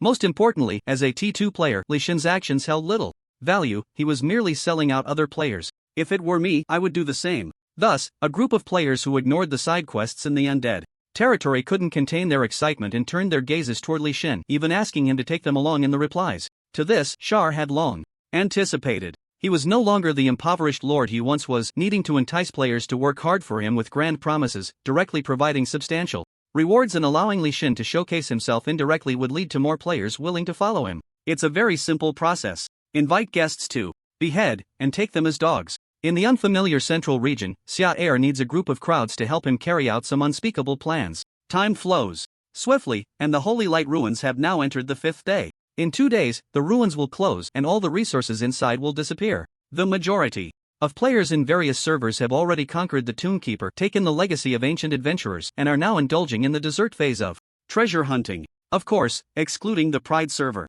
Among the 7 major servers, the Pride server is currently the slowest in progress, having only obtained 2 legacies so far: Shadow Assassin and Resolute Warrior. The former was even acquired through extremely despicable and shameless means. As for the reason behind all this, a certain inappropriate undead gentleman must account for at least 70% of the labor. After all, so far, he alone has obtained 2 legacies of ancient adventurers, and now only 1 legacy remains unclaimed. Holy Alice, personally overseen by the Lord from the Great Territory of Eternal Forest, has withstood several waves of attacks from the top guilds. It can only be said that, being level 39, the gap between them and the Blood Servant and Plague types is still too great. The area guarded by the Pale Spirit is called Holy Light Ruins, the site of the deadly battle between Alice and the local lord. Originally a wasteland, it has been revitalized under the immense life force of the elves. However, it appears somewhat eerie. Weeds grow wildly, as if they possess self-awareness, binding every adventurer who steps here. The branches of trees transform into arms, becoming one treant after another, with many scars remaining on their trunks. This is magic from the eternal forest, capable of creating bonds with natural crops and causing mutations, and it is currently the main means by which the pale spirit resists these adventurers. Brothers, fire attack. First, burn this pile of junk. Don't worry about materials, if we keep dragging this out, the legacies will be gone. It's the 5th day, and I was still hoping to farm some treasures. Stop dawdling. A shout rang out. The pale spirit looked up, and the group of adventurers who had just retreated not long ago launched another attack. Unlike before, now each of them carried a torch, disregarding everything, and directly threw it into the grass. Skill, Fireball. Several elemental mages waved their staffs, and massive fireballs instantly emerged, crashing into the treants. The scorching flames burned their bodies, turning them into char in the blink of an eye. Woohoo! It works! With a player shouting excitedly, everyone's morale soared even higher. Fire attack. This was their devised method to deal with these mutated plants. Simple but very effective. Damn! Looking at these adventurers, the pale spirit's pupils were filled with killing intent. She extended her hand, gathering a magic circle in her palm. An immense magical power transformed into a massive whirlwind, instantly sweeping towards the adventurers, extinguishing the flames in the process. HP 60, HP 90, HP 40. After so many days of battle, the players had become very familiar with this boss's skills, even able to recite them, and with just a slight adjustment in positioning, they avoided a large amount of damage. Next should be Thorn Torture. Watch your feet. The warning was just spoken. Under the influence of magic, thorns began to rapidly spread from deep within the ground, resembling the tentacles of an octopus. The player group that had long been on guard against this showed no hesitation, immediately drawing their melee weapons and swiftly dispatching the thorny vines. Some, even savvy in finance, picked them up, planning to sell them as materials to new players. Everything was as expected. In response, the pale spirit felt quite helpless. The mutated plants that could have complemented her attacks had been burned away, rendering her skills unable to unleash their original power, which was very frustrating. She had been seen through. Too many battles had made these adventurers completely familiar with her tactics. Given the current situation, even if she could exert all her strength to stop the opponent's attack this time, it was only a matter of time before the inheritance was taken away. After a moment of contemplation, she took a deep breath and chose to conserve her strength, temporarily relinquishing this part of the area. Retreat? Are we pursuing? Not in a hurry. We're almost at the inheritance now. This boss is probably going to regroup and explode with us. Make sure to remember the rules. Whoever kills the boss gets the inheritance. If anyone messes around, don't blame us for hunting you down across the server. Such arrogant words, once spoken, immediately drew the attention of many players. Upon recognizing the opponent's player ID, Eternal, everyone quickly shifted their gaze. It turned out to be a general from the current T0 guild, Scales. That was a relief. This individual was also a beta tester of the Oracle and had a certain reputation during the beta phase, focusing on explosive tactics. This time, regarding the inheritance of Holy Alice, the opponent was certainly determined to obtain it, which made those wanting to reap the rewards think twice. A teammate approached at this moment and said, "Captain, I just received a message. Members of the Nightwalker Guild were attacking the Abyssal Cavern when the Gravekeeper, Zyre, suddenly came to their aid and killed them all." Hearing this, Eternal frowned. Zyre, that undead sorcerer who went mad and slaughtered a wave of players at the treasure point? Yes, the teammate continued. Gravekeepers can teleport to assist each other. Right now, the pale spirit has suddenly retreated, and it seems she's calling for help. They were naturally aware of the rumors about the boss being secretly modified. Being able to wipe out members of the Nightwalker Guild by himself indicated that his strength was definitely not low. If such a possibility truly arose, it would indeed be a bit troublesome for the upcoming battle. After pondering for a moment, Eternal spoke, "Alright, you go. Assemble a team and then take on the dungeon. No need for a bloody battle, just create some disturbances. This guy will definitely not leave easily to protect the inheritance. This way, the time we gain will be enough for us to kill the pale spirit." Eternal was very satisfied with this suggestion. High intelligence.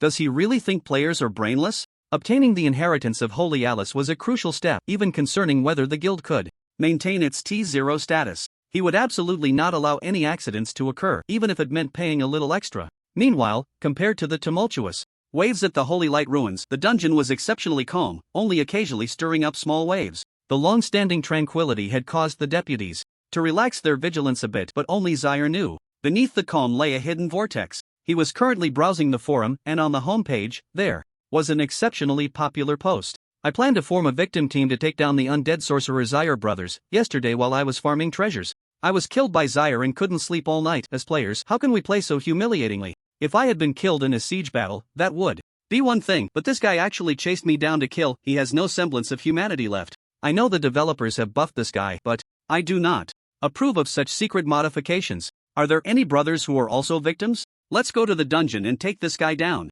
I'll fund the team and recruit soldiers, just to vent our anger. Posted by Jean Dan. Once the post was made, the crowd was incensed, with many victims replying below and even a guild team expressing their desire to join. In response, Char remained quite indifferent, even feeling a bit amused. Were they not satisfied with the number of deaths already? Now they were coming to offer their help? He was just about to remind his subordinates when the raven beside him suddenly spoke up. Lord Char, are you there? Hearing the weary voice of the pale spirit, Char paused for a moment and replied, yes, what is it? The pale spirit said, to be honest, I can barely hold on here. Upon hearing this, Char's eyes lit up. Great! Another chance to revive. This is good news. He spoke, the sacred Alice, as the most important legacy, is definitely the main target for adventurers. It's already quite impressive that we've managed to hold on until now. I have plenty of manpower here, ready to provide support at any time. This time, Char didn't mention anything about rewards. That would be ridiculous. The other party was a monster from a great lord, not something that the blood servants of those subordinate lords could compare to. Could he really ask for a favor? Even if they weren't coveting any rewards, having the pale spirit owe him a favor was still quite beneficial. The environment in the central region was chaotic, and Char needed to lay the groundwork for the road ahead. Char continued, activate the teleportation array. There are only 2 days left until the ruins end. And next, this group of players will definitely go on a rampage. I will bring everyone from my territory over to protect the legacy of the ancient adventurers. The firm tone coming from the raven stunned the pale spirit. She quickly said, if you do that, what will happen to the legacy of the ghost mage? Char replied, forget about it. Compared to the legacy of these ancient adventurers, the sacred Alice is clearly more important. As long as we can protect this legacy, then this mission won't be considered a failure. As for whether the priest will blame me, that doesn't matter anymore. Everything is for the glory of the demon race. The pale spirit did not know that the legacy had already been taken away by Char. She was now very confused. Why was there such an enlightened lord among the demon race, and this lord had been exiled to the border region? Although this statement was somewhat heretical, the pale spirit still had to say it. This was the dereliction of duty of the proud witch. Taking a deep breath, the pale spirit spoke. You are right, everything is for the glory of the demon race. Mr. Char, if we can successfully hold our ground this time, I will definitely have the elf queen send a letter to the witch lady, recommending you to the central region. When the time comes, if you need anything, just let me know, and I will do my utmost to help. Hearing this, a smile involuntarily appeared on Char's face. It's all set. Everything is secure. Just now, his immersive performance almost drew him in as well. With the eternal forest as a stronghold, he would have more leeway in his actions. The plan was a great success. As for those players on the forum wanting to form a team to raid the dungeon, they could come if they wanted. After all, the legacy had already been taken, and he could directly implement a strategy of changing homes, leaving only some undead soldiers behind, moving the elite to the pale spirit's side, and leaving these players with nothing but empty coffins and countless disgusting traps. The teleportation array connected successfully. Char did not rush in but called Remnant Pestilence over. Since he had decided to concentrate all his forces on the most critical legacy, this guy naturally had to be brought along. After all, he was a level 39 subordinate lord, accompanied by a dazzling flash of bloodlight to eye, and the next moment, everyone had arrived at the Holy Light ruins. Time flowed by unknowingly. At this point, Jean Dan had reached the entrance of the dungeon. Behind him stood a large group of players, more than 30 in total, 2/3 of whom were victims killed by Xia Er. To summon these people, Jean Dan had not hesitated to showcase his talent for writing short essays, passionately speaking on the forum. The remaining players were high-level gamers he had directly invited with cash. Overall, their levels were not high and varied greatly, but that didn't matter. After all, the main task this time was not to kill the undead archmage, but to harass the opponent, preventing them from intervening with the pale spirit. The entrance has been found. It's this passage. Now, let's get our spirits up. We must complete this revenge. After a round of pre-battle encouragement, Jean Dan was the first to enter the passage. As a rogue, he was very familiar with this kind of terrain. After some exploration, a long corridor soon appeared before him. Hiss, wait a moment. Jean Dan cautiously checked his surroundings and quickly discovered traces of numerous traps, spikes, hidden arrows, boulders. So sinister, no wonder so many players responded to a single denunciation post. Many have suffered. After clearing all these traps, Jean Dan took a deep breath and slowly pushed open the stone door. He didn't continue moving but stopped to open his friend panel and sent a message to Zhong Yan. Jean Dan, Captain, I have organized the entry into the dungeon. Zhong Yan, very good. Zhong Yan, the hatred range of this undead archmage is extremely wide. As long as there's any commotion in the territory, it will come over to clear out the adventurers. Other players are already preparing to hunt the pale spirit. I need to catch up. You need to create some noise quickly to attract the undead archmage's attention. Jean Dan, received. If possible, it would be the safest approach to wait until Jean Dan completely lured the undead archmage before attacking the pale spirit. However, aside from the scales, many guilds were eyeing this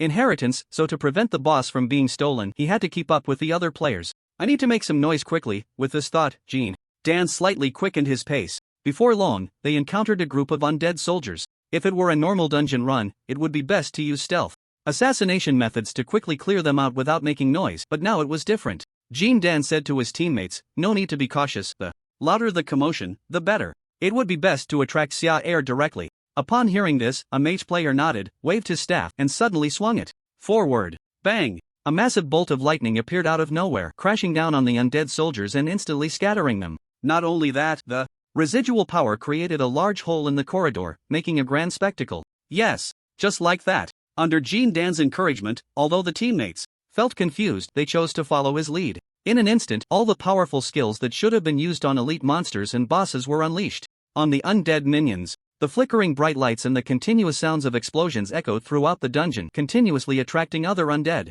soldiers. This was their first experience of using a cannon to swat mosquitoes. Time continued to pass. With such extravagant usage, the players' mana bars quickly ran dry. One player complained, Captain, what exactly are we doing? My mana is almost gone. How are we going to deal with Xia Air later? Just basic attacks? Jean Dan. He was also very puzzled. Strange. The noise just made in this quiet dungeon was quite loud, yet not to mention the lich, even a minion was nowhere to be seen. Could it be that we haven't gone deep enough? He spoke, let's stop for now. Let's go deeper for a while and see if we can lure Zaire out. The group continued to venture further in. Before long, a long bridge made of black stone bricks appeared before them, with a skeletal soldier in the middle, and at the end, there was a chest radiating light. This was good news for Jean Dan. In dungeons, chests usually only appear in more dangerous areas, so seeing one meant they were close to the core area. Just grab it, but be careful, there should be traps around here, Jean Dan said, his gaze fixed on the ground, quickly noticing something was off.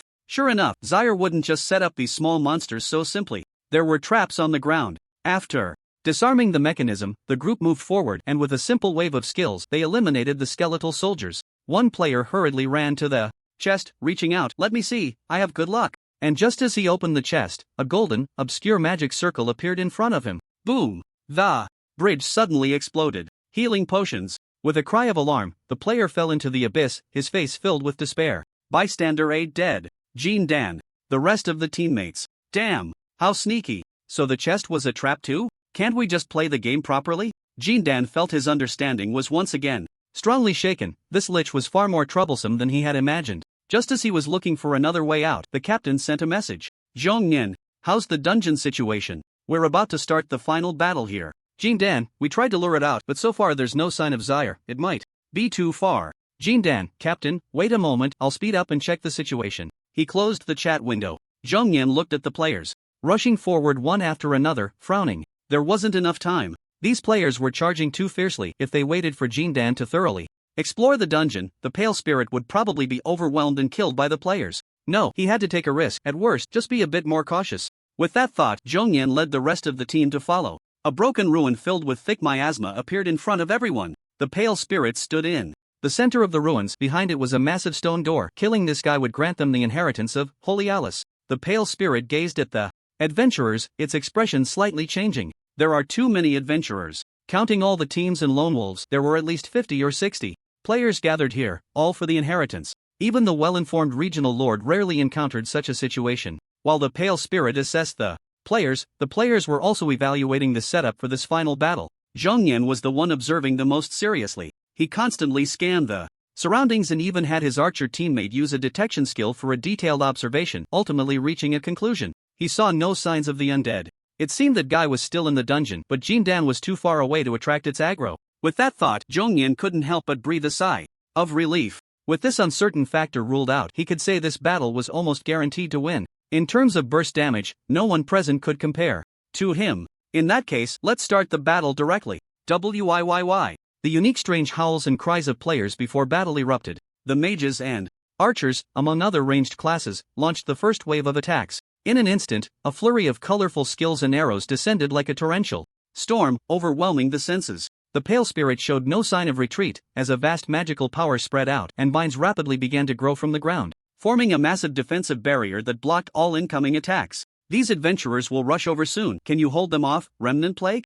In response to the inquiry, Remnant Plague replied, after the healing from the life essence, my condition has fully recovered. I can still withstand the first wave of battle. The pale spirit nodded, that's good. Remember, feign weakness to draw all those players in. It's best if they can gather together. Skill, split air slash. Everlasting swung the great sword in his hand, fiercely cutting through the massive vines. The sword energy sliced through as if cutting into tofu, easily splitting a large section of vines in front of him, creating a path. Seeing this, the pale spirit's emerald eyes flashed with a hint of anger, and he raised his arm again, pouring the dense magic of the eternal forest into the nearby trees. Sizzle! The sound of wood grinding was grating to the ears, and suddenly, a dozen towering ancient trees came to life, their rough bark twisting and cracking, revealing their decayed wooden cores inside. Thick branches transformed into twisted arms, and roots burst from the ground, becoming legs to support their movement. A dozen massive treants rose from the earth, their information appearing above their heads. Rotting Trent level 35. If it were other players facing these monsters, comparable to the strength of a border lord, they might be intimidated.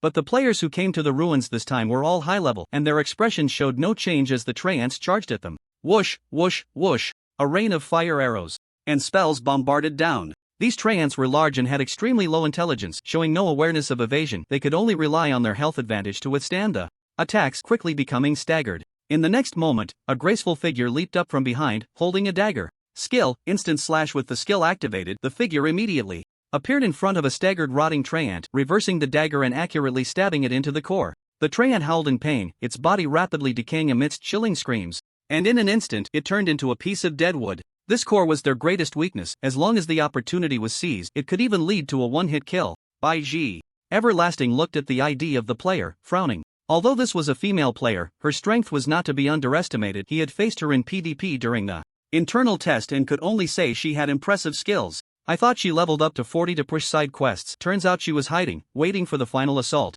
Retracting his gaze, Everlasting looked at the treant charging towards him with its giant wooden arms, gripping the sword hilt tightly. Skill, spinning slash. Everlasting showed no sign of retreat. Instead, he took a deep breath and spun his body fiercely. The heavy great sword in his hand seemed to lose its weight, transforming into a raging silver tornado. The blade tore through the air, emitting a sharp whistle, and charged towards the treant with unmatched cutting power. The sword edge instantly sliced through the thick bark, cleaving the core in half. It wasn't just the two of them. Other players also refused to be outdone, launching their attacks against the treants, and a series of piercing screams echoed as the deadwood fell one after another. A dozen level 35 treants couldn't even last 10 minutes. This was the true strength of top players. A dense crowd of players continued to close in. The oppressive feeling from the fourth calamity was unmistakably revealed at this moment. The pale spirit did not retreat. She bent down, her palm touching the ground, and the surrounding grass and trees surged into her body like mycelium, constructing an immensely large form, her health bar suddenly increasing significantly. This was a unique ability of the Lords of the Eternal Forest, allowing them to transform into spirits of nature, fully merging with the natural world. Transformation activated. Brothers, pay attention, this is the final boss battle. Same old story, whoever kills the boss gets the inheritance. Ha, there's still a lord here? Just a subordinate lord from the central region, a roadside one, don't be afraid. After clearing the tree demon and approaching the pale spirit, the players finally noticed another lord named Remnant Plague. Remnant Plague. On one side was the pale spirit entering her second phase, and on the other were the players brimming with battle intent. He felt caught in the middle, truly trembling with fear. Damn it, don't look down on the lord like that. Mocked like this, Remnant Plague's pride as a lord erupted like never before. A thick, toxic miasma spread from his body, drifting slowly under his intentional control. Its strong corrosiveness caused a painful hiss as it made contact with the players. Their equipment was being corroded. Yes. After learning from the undead archmage, Remnant Plague's attitude had changed. He realized he couldn't take on these adventurers with sheer strength, so he might as well use his skills to thoroughly discuss them. Damn, my equipment is corroded. What the hell? Trying to be annoying. Let's take this guy down first. Brothers, charge. With their beloved weapons being corroded, the players instantly turned fierce. Fixing them at the blacksmith would cost a fortune. Seeing this, Remnant Plague immediately turned to flee. Zyre, save me. Logically speaking, as the place of inheritance for the Holy Alice, the ruins should be the site of the fiercest battles. But in a certain dungeon, the commotion inside was even more intense. Earth. Explosion technique. Chanting chapter. Explosive arrow. Intense sounds echoed from deep within. Watching the buildings being smashed to the ground by player skills, Jean Dan couldn't help but curse. Damn. We're almost at the doorstep. Where the hell is that undead archmage? A bad premonition gradually surged within him. He took a deep breath and waved to his teammates. Stop. Let's go directly to the inheritance point. So far, the entire dungeon felt like a dead city. There were hardly any monsters, just traps everywhere to annoy them. This was definitely not right. Remembering the captain's words, Dan hurried his pace. With a clear path ahead, it wasn't long before they reached the deepest part of the dungeon. Looking around, everything was empty. Not a single shadow in sight, as if it had been looted by a bunch of paupers. Zaire, I've reached the dungeon. Where the hell are you? The premonition came true, leaving the teammates who wanted revenge extremely frustrated. They had seen the post there. Emotion stirred, and joined the revenge team, but after throwing skills in the dungeon for half a day, they came in to find the boss was gone? Alright, you like to support, huh? Then don't even think about getting this inheritance. Dan spoke.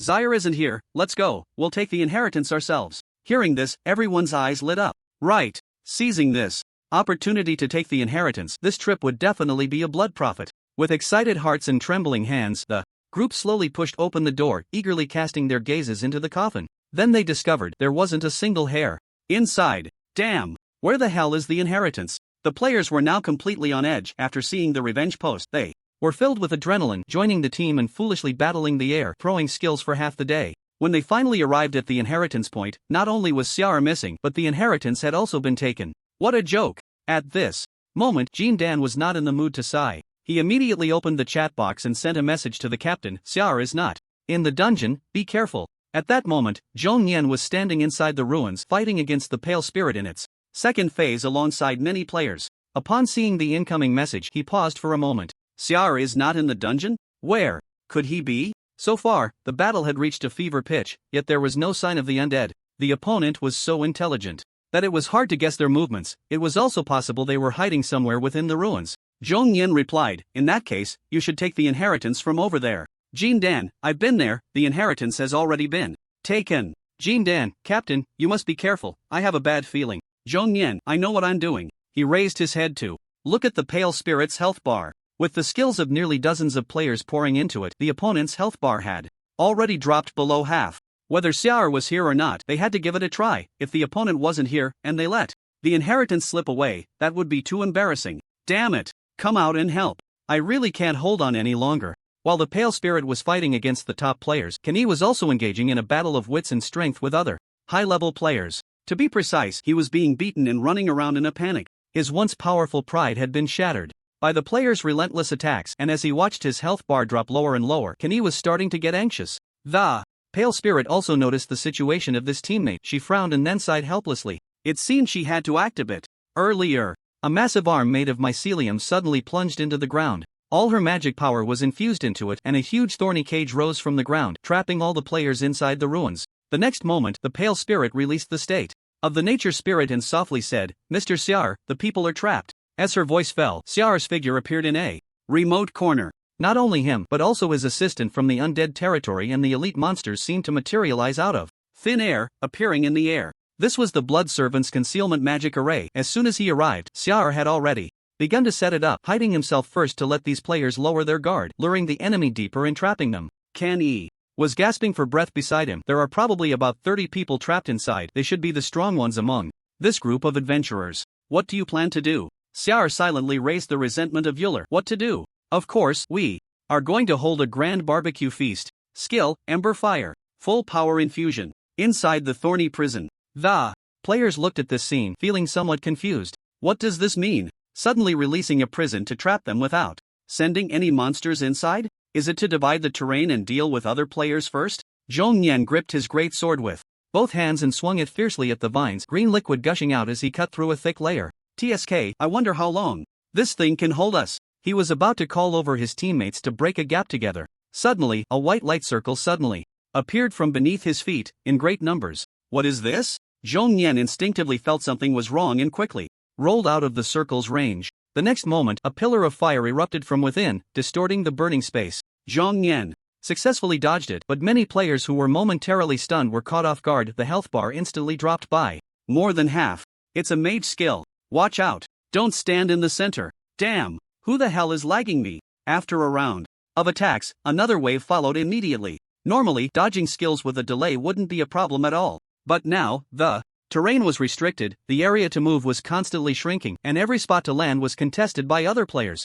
Open the door. Open the door. Let me out. Realizing they were trapped, the players quickly gathered, trying to break through a gap to escape. But under the intense flames, the thorns had already caught fire. The raging fire blazed from all directions, turning the entire prison into a steamer, with the temperature rising crazily to the point where the air could burn their health. This was the barbecue party tailored by Xiar for these high-level players. Sizzle. Under the high temperature, the thorns continued to shrink and twist, turning into charcoal. After the last bit of resilience was scorched away, a loud crash echoed as the entire massive high-temperature charcoal collapsed heavily, engulfing the players trapped in the prison. Player killed, by Ji. Player killed, flying cockroach. Player killed, hidden blade. Time seemed to freeze under this shocking scene. A few figures slowly stood up from the ruins, blackened like charcoal. Seeing this, even Xiar couldn't help but feel admiration. The legendary 666 King of Barbecue has arrived. Players who focused on the core area were indeed different. They could survive so well. Xiar counted the kill notifications. After that series of actions, only about a dozen players had been taken down, mostly assassins or mages, fragile classes. In the center of the ashes, Zhang Yan tossed aside the scroll he had been tightly gripping and took a deep breath. That was close. If it weren't for the item, he would have probably had to return to the novice village directly. Thinking this, he looked up at the thin figure, his eyes filled with hatred. Xiar! This bastard was indeed hiding. He had been so careful in his earlier exploration, yet he still fell for this guy's trick. Fortunately, some teammates haven't been trapped. Zhang Yan glanced back, and at that moment, Jindan hurriedly rushed over from the dungeon, which could be considered a boost in strength. He approached Zhang Yan and said, "Do you have any healing potions left? I just finished mine." Hearing this, Jindan was stunned. He observed the other player's ID several times, and after confirming it was Zhang Yan, he looked extremely surprised. "Captain, how did you turn black?" Zhang Yan. "What the hell, black?" Zhang Yan no longer had the energy to complain and briefly explained what had just happened. Jindan was left dumbfounded. Trapping players in a prison and then using area skills to attack. Is that something a person can do? Jindan asked. "Captain, what should we do next? Should we retreat?" Among the barbecue party just now, it was these top guilds that charged the hardest, and the ones trapped were the most, with Libra losing at least half of its players. Zhang Yan shook his head. "No, we can't retreat. According to this necromancer's strategy, if we leave, he will probably seize this opportunity to set traps. It will be even harder to deal with then. Besides, do you think the others have any intention of retreating?" Listening, Jindan looked at the group of players who weren't trapped. Most of these people were lone wolves, originally hoping to see if they could pick up some cheap loot, and now with the members of major guilds reduced, wouldn't that greatly increase their chances? Brothers, don't panic. Although the necromancer has come to support, the strength of the territory isn't strong. Those few assistants are only level 30, and at most, Xiar will be a bit difficult to deal with. The advantage is still on our side. Indeed, even though many players died in the battle just now, if you combine the survivors with those who weren't trapped, the number still reaches nearly 50, which is still quite a terrifying figure. The pale spirit has already been drained to half health, and the plague has no effect other than being disgusting. Only the recently arrived Shar, who is unaware of the depths of the situation, is worth being cautious about. To describe the advantage in my 4 words, it is not to be underestimated. In the distance, Shar gazed at the group of players who were gradually closing in, still filled with fighting spirit, and couldn't help but frown. They planned to use numbers to bully the few. However, playing this game in front of a necromancer is still too naive. He turned around and said, "Plague, can you help me with something?" The plague asked, "What do you need?" Shar silently pulled out a bone spike. "I just used Ember's fire at full power, which left me with very little mana. I need to borrow some of yours." The plague? "So you called me over just to use me as a mobile fountain?" Upon realizing the truth, the plague's pride surged again, but it seemed there was no way around it. "Forget it. This seems to be the only contribution I can make in this battle."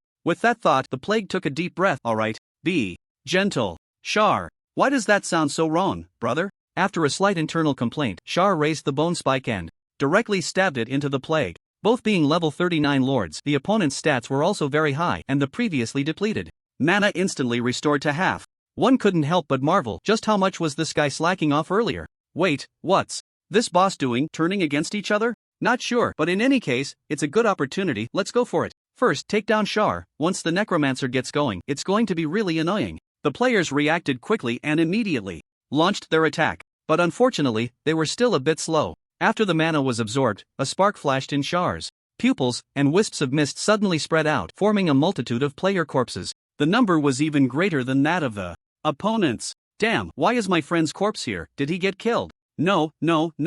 Brothers, it's a pain. Let's focus on the pale spirit first. As everyone knows, players' bottom lines are very flexible and can change freely. Upon seeing Shar raise his hand to summon dozens of player corpses. Everyone immediately changed direction and headed towards the pale spirit. It's not that they couldn't win. It's just that engaging in battle would consume a lot of time, and if the pale spirit's state recovered by then, things would get complicated. Seeing this, Char naturally wouldn't let these guys shift their targets so easily. Skill black. Barrier. A nameless gray mist spread out, quickly enveloping the entire area, with extremely low visibility causing a loss of direction. This time, Char was no longer stingy with his mana. With a wave of his staff, undead soldiers appeared one after another, their eyes glowing with a ghostly light glaring at the players. After leveling up to 39, these undead had also had their stats improved, at least not comparable to those useless skeletons in the territory. Ouch, ouch, ouch. I can't hold on much longer. Is it not over yet? Meanwhile, the plague, being used as a mana pack, was enduring intense pain, feeling as if his body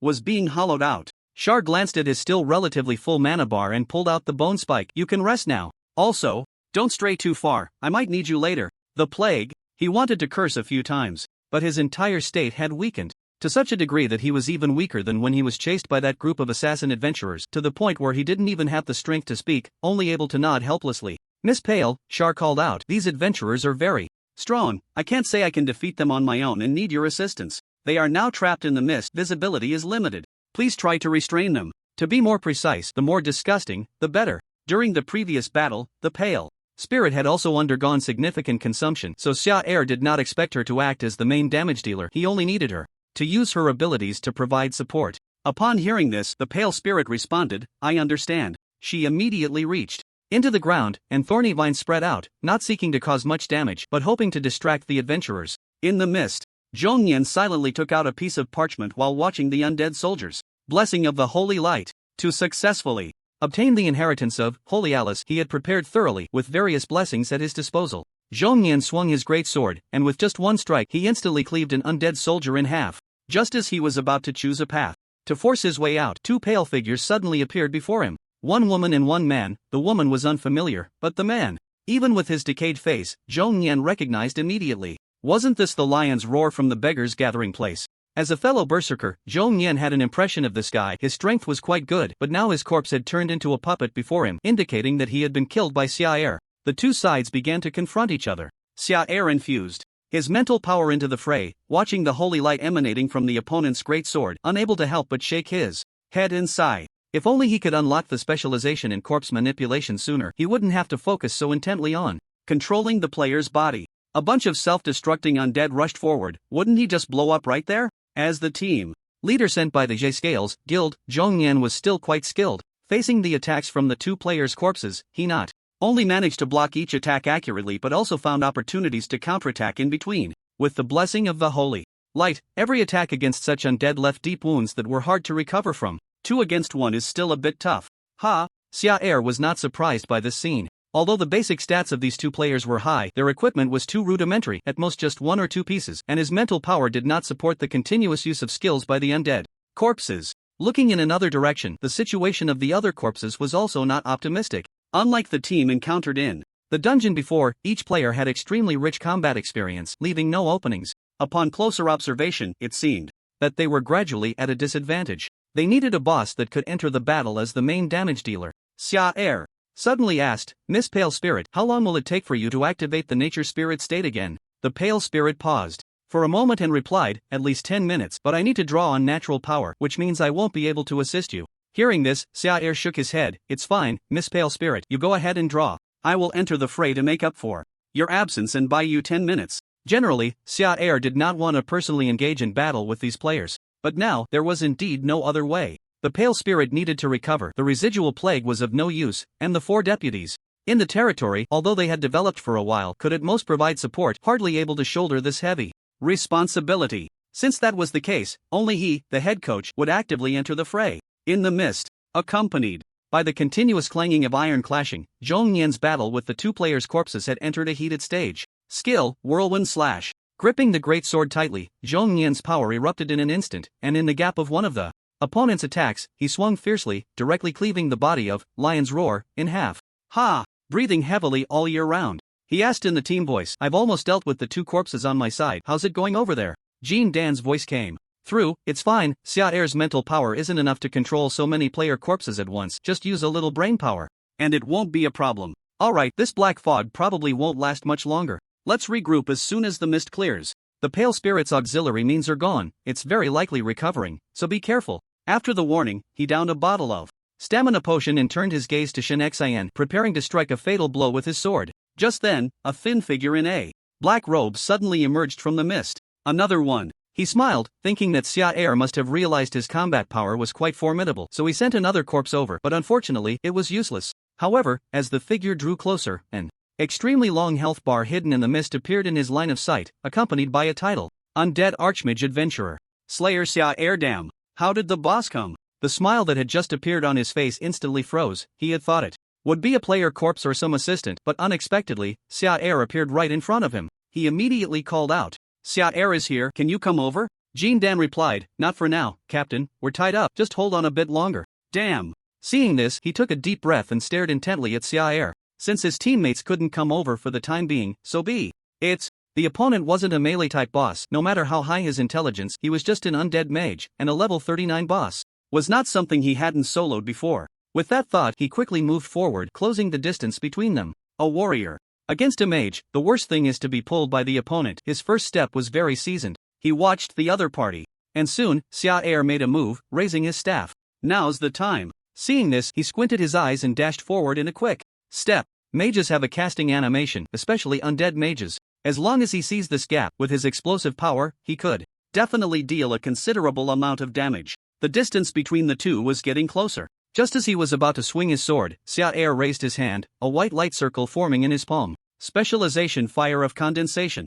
In the next moment, flames instantly condensed and burst forth. Damn! What about the casting animation? The fire tongue approached. Faced with this instant cast skill at such close range, he had no time to dodge, not even to raise his sword to block, and could only let the flames pour over him. HP 870. His health bar dropped by a third in an instant. If it weren't for the damage reduction effect of the berserk state, that hit would have taken half his health. This situation was not right. He dared not be reckless anymore and quickly retreated, his eyes filled with anger. Of course, this was not directed at Xia Er. It was aimed at the developers. A mage with an instant cast skill at close range. How much had been secretly altered? Unfortunately, Xia Er couldn't hear the player's thoughts, otherwise he would definitely say it had nothing to do with secret changes. All of this was the result of his own talent and effort. He had specifically come to the ruins for the ancient poetry material in his specialization, fearing being caught at close range by players. From the effects displayed earlier, the specialization's effect was quite good. Xia Er was very satisfied and even created an opening to deal some damage.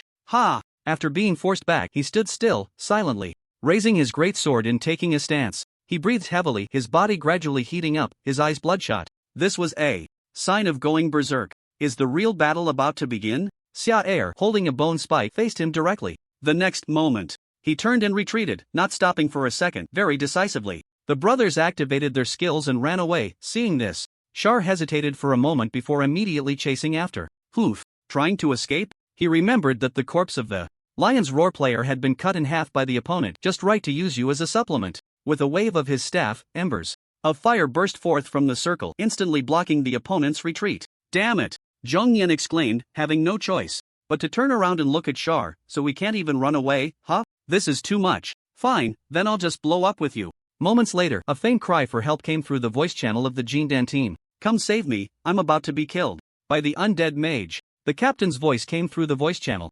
Jindan puffed as he suddenly pulled the dagger out from a corpse. Finally dealt with, these damned corpses. As the team with the most members, they had been besieged by multiple player corpses when the black mist spread, and only now had they barely managed to resolve the situation. Don't rush to rest yet. Captain Zhongyan has run into the undead mage. We must rush to support him immediately. Unlike other professions, rogues were not greatly limited in vision within this mist, which was why Jin Dan and his group were able to deal with those corpses. He constantly observed his surroundings and vaguely noticed that there were flames rising from a certain place. That seemed to be Char's skill. With a direction, Jin Dan did not hesitate and immediately led his group over, quickly receiving two pieces of news. One good news and one bad news. The good news was that the location he was searching for was indeed correct. The captain was right. Here. The bad news was that they were late. At this moment, Zhongyan was in a terrible state, his body rotting and unrecognizable, his face pale, and his bloodshot eyes fixed intently on the many teammates rushing over. Beside him, the undead mage Char was holding a bone spike, watching the few people with great interest. Jin Dan. If he remembered correctly, this was the guy who posted the revenge thread on the forum back then. Looking at the ID of the leading person, Char seemed to understand something. This team, not knowing where they got their information, knew he would go to support other territories and fearing unexpected events, specifically gathered a team to hold him back in the dungeon. Hiss, how sinister. The two sides locked eyes. Teammates, drawn in by the revenge thread, were eager to try. Damn, we finally caught this guy, Captain, let's get him. Jean Dan, get what? You really don't think our group of Karami can take him on, do you? Didn't you see the captain has been enslaved? Although on the surface they had the advantage in numbers, there's a saying that goes very well: never compare who can summon more people with an undead mage. After just 3 seconds of thought, Jean Dan immediately came up with the best plan: run away and conserve strength. There was still a day left until the ruins ended. As long as they could conserve their strength and not lose levels or equipment, they would have a bit of hope to come back tomorrow. If they got taken out now and lost a wave of experience and equipment, it would be a direct disaster. The players knew this, and Char naturally knew it too. Since he was here, he certainly wouldn't let them leave so easily. He raised the resentment of Yuliel, attaching the effect to the recently signed contract of the Zhongyan corpse. Char then swung his staff down, and dozens of undead materialized, surrounding everyone. These guys had also killed quite a few signed player corpses. Naturally, they had to pay the price for that. Outside the mist, a few deputies of the undead territory were currently clashing with players. Damn it, where did these guys come from? Unclear. They are all assassins, ignoring Lord Char's mist. Iron Slave raised his hammer high, attacking these people again and again, but each attack was dodged. Behind her, the Pale Spirit had entered a special state, drawing power from nature. These cunning adventurers wanted to take this opportunity to kill the Pale Spirit directly. If it weren't for Lord Charles' specific instructions to stay here, something might have gone wrong. In the distance, a player with the ID name Wild looked at the Iron Slave, which was continuously swinging its hammer, and couldn't help but frown. Level 30, such good equipment. Indeed, it's a bit difficult to deal with for now, Captain. Do you have any ideas? The teammate beside him asked. They were assassin players from Despicable and Shameless, and they had come here hoping for a stroke of luck to snatch a kill from the Pale Spirit, but unexpectedly, they actually encountered an opportunity. Other guild members were trapped in the mist fighting against Charles, while the Pale Spirit was absorbing energy. As long as they killed these few subordinates of the undead territory, the inheritance of Holy Alice would be within reach. However, they didn't expect these few minor territory subordinates would be so hard to deal with. Wild thought of a method. How about this? Let's concentrate our fire and take down the weaker ones first. As he spoke, his gaze focused on a subordinate named Little Ghost. She looked a bit daft, clearly easy to bully. Receiving the order, the group immediately began to act. They want to attack Little Ghost. Avril saw this and immediately guessed the adventurers' intentions, wanting to rush over to block them. But due to the nature of their classes, these adventurers were too fast and she couldn't catch up in time. Looking at the several adventurers charging at her, Little Ghost showed no sign of retreat. She tilted her head, and a surge of overwhelming blood energy suddenly spread from her body, coalescing in the air into countless tiny droplets of blood, densely raining down on the opponents.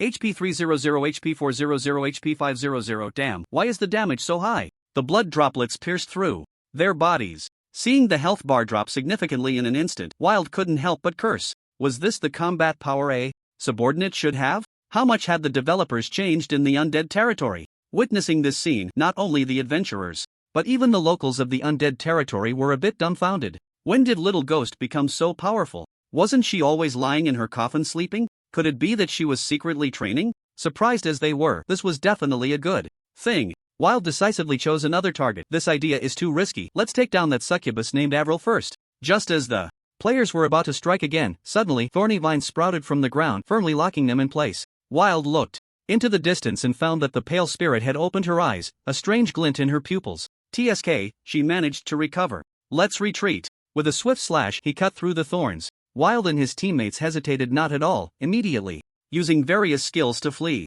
The Pale Spirit merely glanced at them but chose not to pursue. Compared to these people, the situation in the mist was definitely more important. As a mage, Charles had entered to delay the adventurers, and now things were looking grim for him. She had to rush to assist him. With this thought, the Pale Spirit instantly entered the mist. As soon as she stepped in, she saw a group of players fleeing in a panic. Behind them, Charles, wielding bone spikes, was leading a horde of undead soldiers, relentlessly pursuing them like a madman. Upon seeing her, he paused for a moment, scratching his head awkwardly. Miss Pale, have you finished absorbing the Pale Spirit? Not Buddy. The Pale Spirit had thought Charles would be in dire straits under the adventurers' assault, but unexpectedly, the situation had flipped and it was the adventurers who were in danger. If I hadn't come, would you have killed them all? The Pale Spirit hesitated a bit. Do you need help? Xia Air. Isn't that obvious? Xia Air said, of course we need it. There should still be more than 20 players in the mist. If we team up, it shouldn't take too long. The pale spirit nodded. Alright. Another strong force joined the mist. The outcome of this battle was no longer in doubt. After a while, the mist gradually dispersed, leaving only a ground full of corpses and Siaer, who was bent over like a diligent farmer, earnestly picking up equipment. Striking it rich, striking it rich. One piece of equipment after another was picked up, and just a quick glance at the data made Siaer's eyes shine with excitement. It should be noted that the players who came to attack this legacy were not ordinary folks. The lowest were purple gear, and there were even a few pieces of gold gear. Magic cloak gold crafting level, excellent description, made from lich skin as the main material, stamped with I. Magic emblem, increases a bit of movement speed and magic damage. Special effect, activating the stamp grants a shield equal to 30% of total health. After equipping this suitable gold gear, Siaer turned his gaze to a few of his subordinates, momentarily stunned. Why are you all out of sorts? Avril replied, just now, a group of assassins quietly passed through the mist, trying to directly kill Miss Pale, but we stopped them outside. To be precise, it should be blocked by the little ghost. Siaer was a bit puzzled. Little ghost? Isn't that guy always lying in the coffin? How does he have this kind of strength? Shifting his gaze, the little ghost was now standing to the side, yawning, with a face full of drowsiness. Siaer said, try using a skill on me. Upon hearing this, the little ghost nodded, raised his hand, and blood magic gathered in his palm, transforming into sharp blood spikes that suddenly lunged at Siaer. Siaer did not move to dodge but directly activated the shield of the magic cloak. A faint blue barrier appeared in front of him, resisting the impact of the blood spikes, with only a small part penetrating through, but under the impact the shield began to show some cracks. That damage is a bit high. Siaer was very clear about the opponent's strength. Back in the undead territory, it was just the level of an average subordinate, but now, judging from the opponent's earlier performance, they could be considered top tier among level 35 bosses. This sudden transformation was truly puzzling. Could it be related to the blood clan essence he had previously fed to the blood servant? Dismissing the doubts in his mind, this matter was still unclear, and at least he would have the opportunity to uncover the little ghost's background when he reached the central area. The most important thing right now was to deal with the players. Although they had successfully defended this time, there was still a day left until the ruins ended and the players would inevitably return. He looked at the pale spirit. Miss Pale, the ruins are not over yet. I'm afraid those adventurers will come back. Please allow me to make some adjustments in this ruin. After receiving a positive response, Siaer immediately began to showcase his traditional skills. Setting traps. Of course, it wouldn't work to set them up like in the previous dungeon. This group of adventurers had already figured out the terrain and were very vigilant, so ordinary traps wouldn't stop them at all. The terrain had to be altered as well. With this in mind, Siaer looked at the Plague Lord, a smile appearing on his lips. Plague Lord, how's your recovery? The Plague Lord looked at Siaer, who was walking towards him, and his previously rosy face instantly turned pale again. He kept retreating, while frantically waving his hands. No, my mental energy has just recovered a bit. I really can't absorb anymore, bro. Siaer shook his head. It's not about absorbing mental energy. I want to utilize your abilities. If used properly, the Plague Lord's abilities actually had a lot of potential. He was somewhat similar to Edward, both relying on various toxins in battle, complementing the characteristics of the Pale Spirit, and even capable of altering the terrain. Seeing that the situation was unrelated to being stabbed, Zanyan breathed a sigh of relief. How should I cooperate? Charles said, no rush. Let's start by checking the entire ruins from the entrance. Time was tight, and with that he immediately set off with Zanyan and the labor iron slave, moving from the depths towards the outskirts. After some observation, he had a clear intuitive concept of this point of inheritance of the Holy Alice, a standard dungeon. The terrain was open, lacking any defensible positions, and players could enter as easily as eating and drinking. If it weren't for the excellent mechanism of the Pale Spirit's elven bloodline, they would have been wiped out long ago. The transformation plan must begin immediately. Necromantic summoning. With a wave of Charles's staff, dozens of undead coalesced, wielding steel knives, their fierce gazes scanning the surroundings, trying to find a combat target. However, after a round of patrol, their expressions quickly fell into confusion. Was there no hostile target? Charles silently issued the command, lower your weapons. I need you to transform the terrain here. Simply put, it's time to move bricks. Undead soldiers. It is well known that necromancers never lack for labor. These lovely bony friends could not only fight but were also adept at physical labor, and they didn't even need to be paid. After a while, Charles, comfortably operating within his zone, quickly completed the initial transformation, solidifying the general framework. Next, it was time to fill in the details. Zanyan, we need to release toxins here. It would be best to form a cloud of poison directly.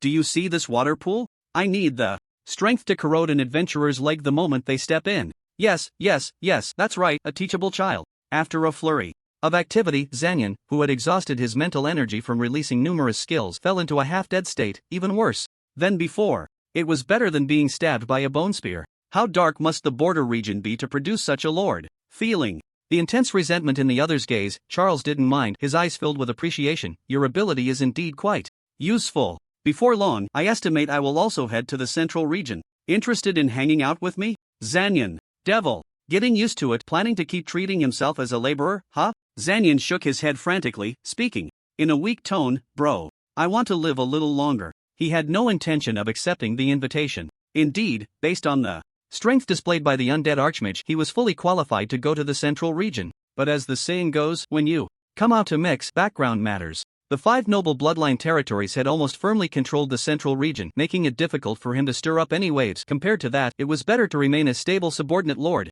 Seeing this, Charles did not pressure him. It was already a significant feat for a border lord to invite a subordinate lord from the central region. It was reasonable for him not to join, but once the territory grew stronger, he would naturally agree. The transformation plan was complete. Charles had expended a lot of energy. He did not linger too long, returning inside to rest well in anticipation of the player's arrival. Time flowed slowly in silence, and the Holy Light ruins had reached the 7th day. Only 12 hours remained until the ruins closed. Many players, having suffered a Waterloo, regrouped at the Holy Alice point of inheritance after a period of replenishment. Naturally, Changnian was one of them. As the captain arranged by the Scales Guild to enter the Holy Light ruins, to be honest, he was feeling a bit uncomfortable now. What should have been a settled matter has now become murky due to the interference of a secretly modified boss. In other servers, the competition for the inheritance has long been concluded, all claimed by T0 guilds, and they are now in the final stages of treasure point farming. Only on their side have they faced repeated defeats? How embarrassing. Today is the last chance. If they still can't secure the inheritance, they can only dread the ridicule they will face for the rest of the year. Huff. Taking a deep breath, he led the team into the ruins. Other teams followed suit, but as soon as they entered and saw the scene inside, everyone was completely bewildered. Crooked trees grew wildly, looking withered and lifeless. A dark green mist enveloped the area, and faint flickers of eerie firelight could be seen, instilling fear in their hearts. Is this still the Holy Light ruins? What the hell is going on? In the players' memories, this should have been a vast and flat primeval forest, at most with some distorted plants arranged by pale spirits. How did it suddenly turn into this hellish sight? Did they take a wrong turn? After confirming repeatedly, they determined that this was indeed the inheritance point of Holy Alice, and there was no possibility of being mistaken. So the answer was clear. During the time the players gathered, someone had deliberately altered the terrain to set up obstacles, trying to wear them down. This was clearly the handiwork of the undead archmage, Shar, that hellish boss. Damn it! How did this guy manage to do this in such a short time? Can it get any more hellish? At this moment, Jindan also realized what was happening and couldn't help but curse. They had finally figured out the terrain, and now suddenly facing such a nuisance was no different from entering a new dungeon. If the chance of obtaining the inheritance was 50% before, now it was down to 20%. Exploration, clearing points. Jindan had experienced the trap set by the opponent in the dungeon, and the sheer number and complexity were dazzling, requiring much more effort to clear than usual dungeons. And now, with less than 12 hours until the ruins closed, time was extremely tight. Damn it, no matter how disgusting it is, we have to go in. After cursing, Zhongyan decisively said, Rogue, go ahead and clear the traps. Healers, activate resistance skills. Upon receiving the order, the backline healers immediately waved their staffs, and a poison resistance increase buff quickly appeared in their line of sight. The group slowly stepped into the poisonous mist. The healer's position was indeed very important. With the buff, the damage from the poison mist was minimal. Although they were still losing health, the rate was very slow, and by the time they finished the mist, a potion would be enough to recover. A considerable number of lone wolf players were directly turned away by this first obstacle, with only a few players possessing poison resistance items managing to follow in. Before long, many undead soldiers with dark flickering eyes appeared before them. Unlike before, they now had spores parasitizing their pale bones, looking exceptionally disgusting. First, pull them apart, let the ranged classes take out these undead soldiers. Zhongyan was very cautious, but unexpectedly, upon seeing the hostile targets, these undead went wild, charging forward one by one. It was clear that they preferred fighting over farming. Seeing this, Zhongyan could only helplessly raise his greatsword and swing it forward. The blade whistled through the air, instantly cleaving one in half. As the undead dissipated, the spores that had been parasitizing them exploded, countless tiny green dust particles floating onto the players, as if they had found new hosts, quickly taking root and continuously draining the players' life force. Damn it! I knew something was off with this thing. The health bar kept dropping, and Zhongyan felt nauseous enough to vomit. Once he engaged in melee attacks, he would become parasitized, forced to rely on ranged attacks to clear the enemies, which would waste both time and resources. Meanwhile, outside the poisonous mist, Charles was watching the scene with great interest. This was something he had recently developed, utilizing the skills of the pale spirit to attach the distorted spores to the undead. Once a player killed them, the spores would explode and parasitize the opponent, which was quite disgusting. Charles called this move pseudo-undead self-destruct. Beside him, the pale spirit felt the life force pouring in from the players and couldn't help but exclaim, "Mr. Charles's methods are truly exceptionally brilliant." When Charles finished modifying the inheritance point and called her over, the pale spirit didn't even recognize where she was at first. In response to the praise, Charles coughed twice. "It's nothing, just practice makes perfect. Honestly, I really don't want to resort to such underhanded tactics, but these adventurers are just too despicable, leaving me no choice but to take this route." The pale spirit, not wanting to use underhanded tactics. "Why do I see so much enjoyment on your face?" Watching Charles completely immersed in his own artistry, the pale spirit took a deep breath and silently suppressed her desire to complain. Inside the poisonous mist, after a great deal of effort to clear the spore-infested undead soldiers, they moved forward for a while, and the terrain changed again. The poisonous mist still lingered. However, the ground had become rugged, emanating a strong corrosive odor from the puddles. Clearly not a good sign. In front of these things, a treasure chest lay on the ground, radiating a golden glow. Rewards? One teammate, seeing this, was about to step forward to open it when he was suddenly stopped by Jean Dan. "Don't! Whatever you do, don't open it." If it had been before, the faster the hands, the better, they would have hurried to open the chest and grab the loot. But now, with Charles around, they had to take a good look at it. He had personally witnessed a player getting killed in a dungeon trap. Under Jean Dan's warning, the Libra team chose not to touch the treasure and instead slowly recovered their status. The other two guild members, seeing this, were also wary of a trick, their eyes fixed on the treasure, appearing very hesitant. But there was always someone bold. A lone wolf player approached, snorting coldly, a bunch of players too scared to act, not even daring to open a treasure chest. Saying this, he reached out and directly flipped the chest open.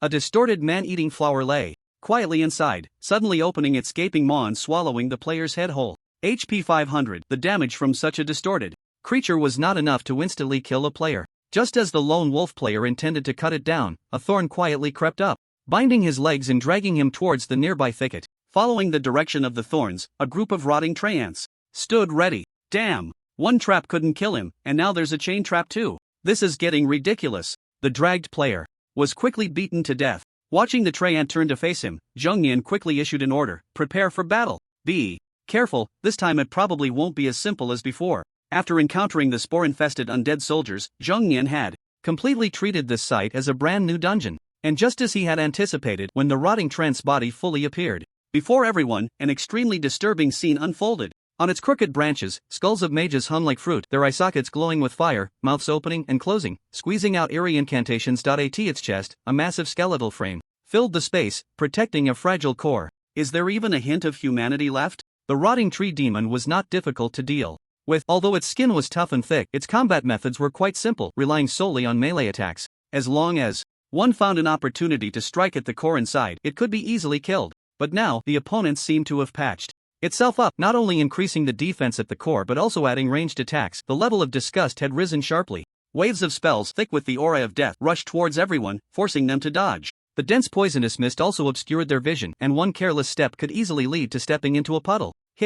Even with the poison resistance buff, health points were rapidly declining. It wasn't that the players were lacking in skill, it was just that this redesigned dungeon was truly hellish, with no part of it feeling even slightly normal, causing their operations to become somewhat distorted. After a while, accompanied by several thunderous booms, the rotting tree demon's body collapsed to the ground. One player stomped on a still chanting skeleton's head, crushing it, and checked their status. Health bar 58% negative effects, weakened, poisoned. Energy bar depleted, exhausted, not good. Turning to look back, half of the dozens of players who had come here were already gone. Some had been killed by monsters, while others had chosen to give up due to the overwhelming disgust. This was not a good sign. Previously, these players might have been able to handle the pale spirit, but now they also had to deal with a Shar, who was even more terrifying than the pale spirit. The group continued to move forward, and the poisonous mist ahead became thinner. "The poison mist is dissipating ahead. Let's take a break here and continue once the negative effects wear off," said the player. Although time was tight, they indeed needed to regroup. The intensity just now had been a bit too high, with waves of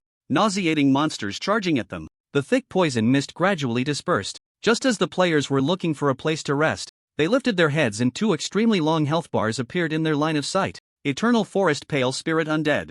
Archmage Adventurer Slayer Shar Thud Thud Thud. The health bars arrived before the players did. The player looked up and found that these two bosses were silently waiting for the players, surrounded by a large number of subordinates. After going through the trouble of setting up so many traps to wear down the player's status and health, Shar would definitely not give them a chance to recover. The original plan was to arrange a few more subordinates here, but due to a lack of manpower, it seemed better to bring the Pale Spirit over to send these guys on their way sooner. Before most people could react, Shar raised an eyebrow and immediately used Ember of Ash. A zero-frame initiation. A torrent of flames instantly spread out, further lowering the already poor status of the players. Feeling the heat, a familiar sensation inexplicably surged up. Earlier, they had been trapped in the thorny prison like barbecue, and it seemed to be this very flame. Seeing this, the Pale Spirit also extended her hand, manipulating the surrounding vegetation with her magic, causing thorns to spread forth, binding everyone tightly, making them look like lambs ready for slaughter.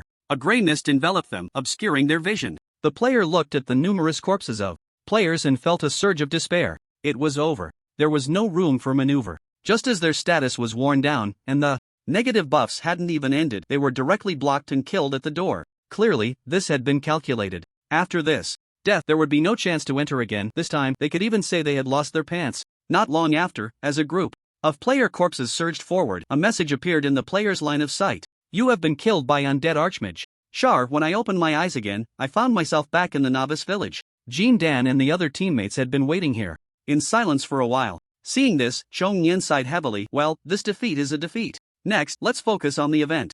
It won't be long before we can enter the central area, and there will be plenty of opportunities then. As for the Undead Archmage, this guy is a border lord. We shouldn't encounter this freak in the central area again. If we can deal with this batch of players again and protect the legacy of Holy Alice, it would basically be a sure thing. As for the remaining players, let alone him taking action with the Pale Spirit, even the monsters in the poisonous mist might not be dealt with. Looking at the corpses on the ground, Miss Bai of the Pale Spirit took a deep breath and said solemnly to Xiaer, "Thank you, Mr. Xiaer. If it weren't for your support, this legacy would not have been protected at all." As a monster of the Great Territory, she initially thought this task would be a piece of cake when invited by the priest. However, after engaging with the adventurers, her previously dismissive thoughts changed immediately. This new batch of adventurers, whether in coordination or combat experience, far surpassed those before, proving to be very powerful. Without the variable of Xiaer, the outcome of this relic would likely have been a total annihilation. Upon hearing this, Xiaer smiled. "It's nothing, Miss Bai.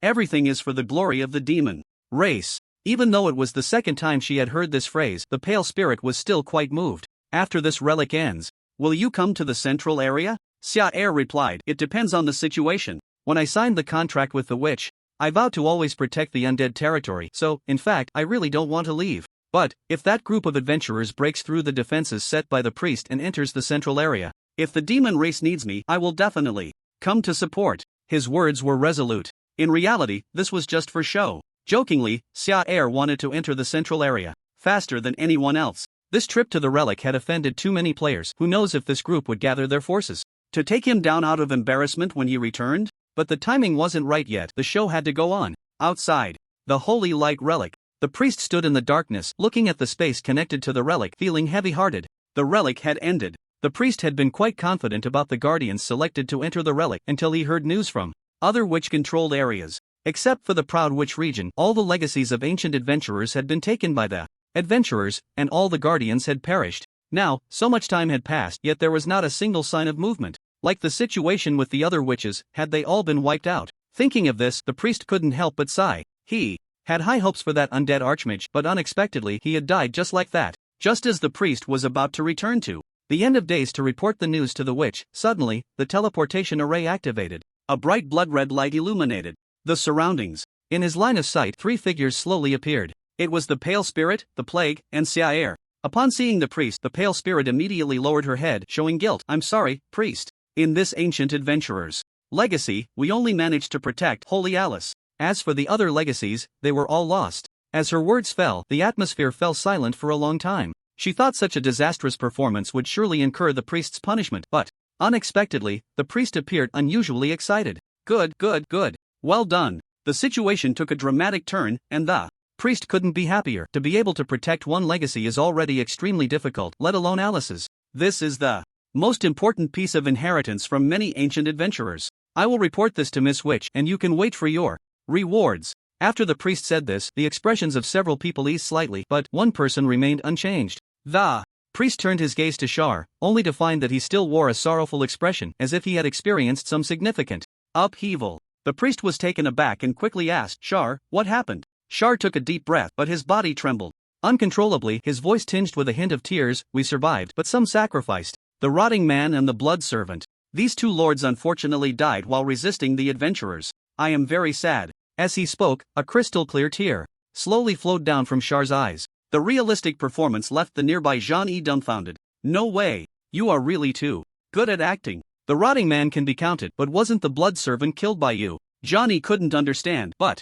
he was deeply shocked. After witnessing this, the priest couldn't help but gasp. Hiss. What a benevolent border lord. Clearly, when they met, Shar had been mocked by the blood servant, yet now he was so heartbroken over the blood servant's death. Our demon race truly needs such loyal and righteous individuals. The priest quickly spoke to comfort him. It's okay, the situation in other ruins is even more tragic. Not a single gravekeeper came out alive. You need to pull yourself together. Hearing this, Shar nodded heavily. Yes, I swear by my honor that I will avenge these two lords. Jean-E. After a series of performances, Jean-E had already come to respect this border lord. If it were this guy, perhaps he could really make a name for himself in the central region. After all, there is a saying that goes very well, a person without shame is invincible in the world. Seeing Shar's spirits lift, the priest began to inquire about the details of this ruin. The other monsters arranged by the witches to enter the ruins were not ordinary beings, yet they all perished. He was quite interested in how the several lords managed to protect the ruins. In response to the priest's inquiry, the pale spirit firmly stated, Lord Priest, we were able to successfully protect the inheritance of Holy Alice thanks to Mr. Shar, who deserves at least 70% of the credit. No, it should be 90%. Upon hearing this, the priest was taken aback. 90%? He indeed had high hopes for Shar, but to be honest, among the 5 lords, the pale spirit was definitely the strongest. Otherwise, the priest wouldn't have assigned him to guard the most difficult inheritance. So it turns out that Shar was the primary contributor? Jean-E also nodded in agreement. Yes, it was indeed thanks to Shar that we survived this time. Although he had been tormented during their cooperation, there was absolutely no denying this point. If it weren't for Shar, he would have been torn apart by players long ago. The priest asked, how so? The pale spirit began, Mr. Shar, stationed in the underground city, first single-handedly eliminated many adventurers, then went to support the blood servant and several other lords. Holy Alice was on the verge of falling. At that moment, Mr. Shar voluntarily gave up guarding the underground city and concentrated all his forces to support me, which ultimately allowed us to hold on to this most difficult inheritance. Hiss. The priest gasped again. Looking at it this way, Shar indeed deserved 90% of the credit, with no exaggeration at all. Such strength and such loyalty, truly a pillar of our demon race. The conversation ended. Shar returned to the undead territory and opened his personal panel, this time in the ruins. He truly had a killing spree. Due to the restrictions of the ruins, he had been stuck at level 39, but now that he had exited the ruins, the accumulated experience points began to take effect on the experience bar. 40, 41, 42. The experience bar kept soaring, and when it reached level 43, it slowly stagnated, stuck at about 1/3 of the way. Gained skill points for all.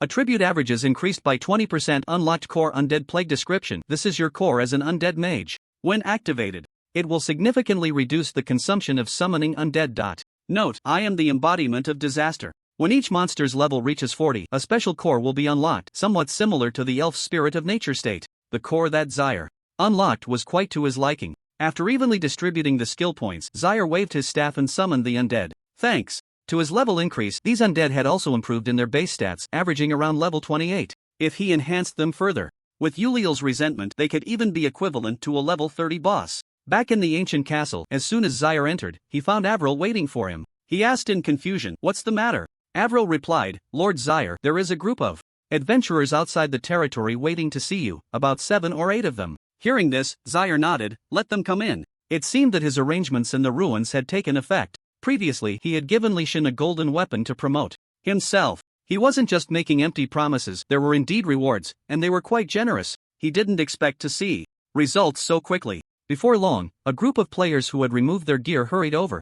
Zyre focused his gaze and was surprised to see a familiar face. Evil little mage hiss, how did this guy come over too? Zyre had a very deep impression of this ID. He had always managed to escape when Zyre tried to capture him in the ruins, inadvertently causing trouble for his teammates. He had thought the guy would come over in a fit of rage to confront him, but unexpectedly, because of Leysan's matter, this guy wanted to come over and be a dog? Was the bottom line so flexible? Lord Zyre. Noticing Zyre's gaze, evil little mage quickly lowered his head and said, I was very sorry for offending you in the ruins earlier. After being killed by you, I realized that adventurers are truly insignificant. Please let me be your dog. As soon as the words were spoken, everyone was stunned. Normally, other players would at most say they were willing to serve Lord Zyre, willing to become subordinates of the undead territory. But evil little mage, on the other hand, had completely lost any sense of pride as a player. Bro, you really want to progress too much? Other players hesitated for a long time but ultimately couldn't bring themselves to say this, only echoing, we are also willing to serve Lord Zyre. After a moment of silence, Zyre slowly spoke, you are adventurers, and I am a monster. How can I trust your loyalty? Coincidentally, I have some tasks that need to be done, and I will entrust them to you. This time, Zyre did not choose to have the players provide any resources. The reason was simple, he was somewhat looking down on these trifles. Now, let these players honestly do the hard work. Zyre still had several specialized materials he hadn't obtained yet. After receiving the task, evil little mage decisively ignored the disdainful looks from the other players as he bid farewell to Zyre in a flattering manner. Since they were all here to be dogs, why not be more straightforward? As a strategy blogger who had detailed knowledge of various side quests during the closed beta, evil little mage had already sensed an unusual flavor in Zyre's recent covert changes. This is definitely not just an ordinary side quest. The things involved are certainly far richer than one might imagine. Don't be fooled by the fact that the other party is still on this side of the border. It won't be long before the figure of the undead archmage appears in a broader area. To make up for the previous progress, he must adopt a sufficiently humble attitude to make Xiar's favor towards him soar. Currently, the competition for this side quest shouldn't be that intense. If I had to pick someone, it would be Leysan. This guy is a formidable opponent not to be underestimated. Being able to engage in this side quest during the critical exploration phase and earning Xiar's trust speaks volumes about his determination. However, when it comes to being a dog, the evil little mage doesn't think he will fall short of others. The land of End. The tower. At this moment, the witch, Ilya, is sitting on her throne, looking at the crystal ball in her hand, her brow furrowed. By all accounts, she should be feeling quite pleased right now. Among the many ruins, all the legacies of the other ruins have been taken by adventurers, and the tomb guardians have been wiped out completely, with only the Holy Light ruins safeguarding the most important legacy. This is quite a matter of pride. For a proud witch, there is nothing more important than this. But her mood is not so great right now. The reason is simple. The abyssal eye that she previously instructed the priest to set up has had no significant effect on these adventurers. In just a few days, the area that was originally reclaimed from the abyssal demons has fallen once again, and even these adventurers have used the abyssal core to exchange resources at the Adventurers Association, becoming even stronger. Due to some special reasons, the witches are eyeing each other's powers, and these high-ranking beings cannot act recklessly. From the current situation, it's only a matter of time before these adventurers arrive in the central region. Priest. The witch's call came, and the priest quickly responded, what is your command, my lady? Ilya said, prepare the major lords in the central region. Having nurtured these pests for so long, it's time to take action. In the desolate plains, year-round wielding a great sword, with a single spinning slash, he directly cut the abyssal demon in front of him in half. He gazed into the distance, where a pitch-black rift appeared in his line of sight, continuously spewing forth demons in such numbers that it was astonishing. But that doesn't matter. Aside from himself, nearly half of the players from the Proud faction are involved in this event, even if they are scattered across 5 locations. It's enough to purify these demons. Ever since they suffered a setback in the ruins, the members of the major guilds have vented all the pent-up anger they had on these demons. The speed of their progress is even the fastest among all the servers. There's no choice. The losses have been too severe. Not to mention the significant drop in levels, they also lost quite a bit of equipment, and they can only make up for it through this event, grinding like crazy. Year-round took a deep breath and shouted to his teammates behind him, let's step it up and finish dealing with this abyssal rift quickly. Many tasks in the central region are first come, first served. Inside the ancient castle, it has been about 5 or 6 days since they came out of the ruins. During this time, Xiar has been enjoying a rare leisurely life, occasionally fooling around with players, using the resources obtained from the ruins as loot, acquiring specialized materials, and occasionally posting on the forum. This is the correct way for an NPC to operate. After 5 days of accumulation, Xiar has now completed the promotion of all 3 of his skill specializations. Only the necromancy remains. However, this requires going to the central region and calculating the time. It should be about time for the players to break through the abyssal eye. Just as Xiar was pondering, Avril suddenly walked in. Lord Shar, 3 abyssal rifts have already been breached. These days, under Shar's orders, she had been secretly observing the progress of the adventurers, and upon seeing significant advancements, she immediately returned to report. The other 2 rifts are close as well. The adventurers are launching a full-scale assault, faster than I expected. Upon hearing this, Char couldn't help but sigh. She hadn't yet enjoyed her leisurely days, and she didn't expect those abyssal demons to be so ineffective. Well, the demon race is incompetent. It seems I must step out. This was the moment Char had been waiting for. If she were to head to the central region right after leaving the ruins, it would be too utilitarian. But now, with the abyssal demons unable to stop the player's advance, the central region was about to face an invasion. At such a critical time, writing another letter to request entry into the central region, this is what a loyal lord should do. With this thought, Char hesitated no longer and went straight to the desk on the second floor to begin writing. Dear Lady, which, I have heard about the adventurers breaching the demon rifts in the border territory, and I am very angry about it. After much thought, the undead territory is just a small place compared to the central region. It is clearly the latter that is more important. Here, I must go against my original oath and earnestly request that you, Lady Witch, release me from my soul contract, allowing me to go to the central region and contribute to the fight against the adventurers. Signed, your loyal servant, Char. After several previous exercises, writing letters had become second nature to Char, and in no time, she completed it and handed it to the Raven.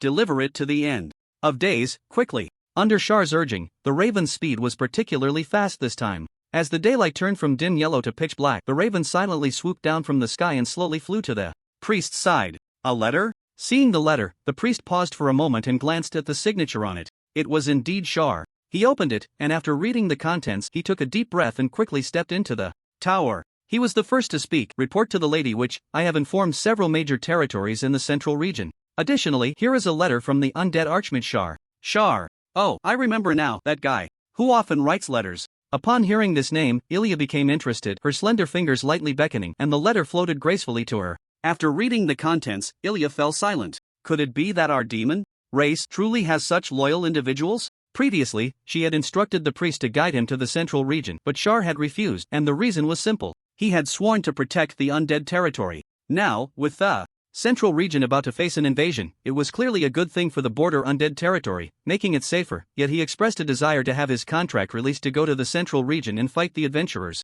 One could say that every choice this guy made was the most dangerous one, and the reason was to defend the honor of the demon race. Even with the title of Proud Witch, Ilya admitted that at this moment, a slight ripple appeared in her heart. Seeing Ilya silent, the priest feared that her pride might flare up and quickly spoke. Lady Witch. In the ruins, it was also this undead archmage who exerted effort, even to the point of single-handedly blocking the adventurers' assault and protecting the legacy. Now that he wishes to come to the central region to serve the demon race, I believe this is a good thing. Ilya said nothing more, extending her hand as a soul contract materialized in the air. Then, a wave of energy surged, shattering the contract into pieces. Ilya spoke. I have released him from the contract with the undead territory. Additionally, after Charles arrives in the central region, you can observe a bit. If there are any difficulties, you may lend a hand to help resolve them. Go set up the summoning array. The priest. Listening to what Ilya said afterward, the priest fell silent for a moment. He initially thought the other party was just being proud. However, it turned out to be quite the opposite. It was a case of tsundere.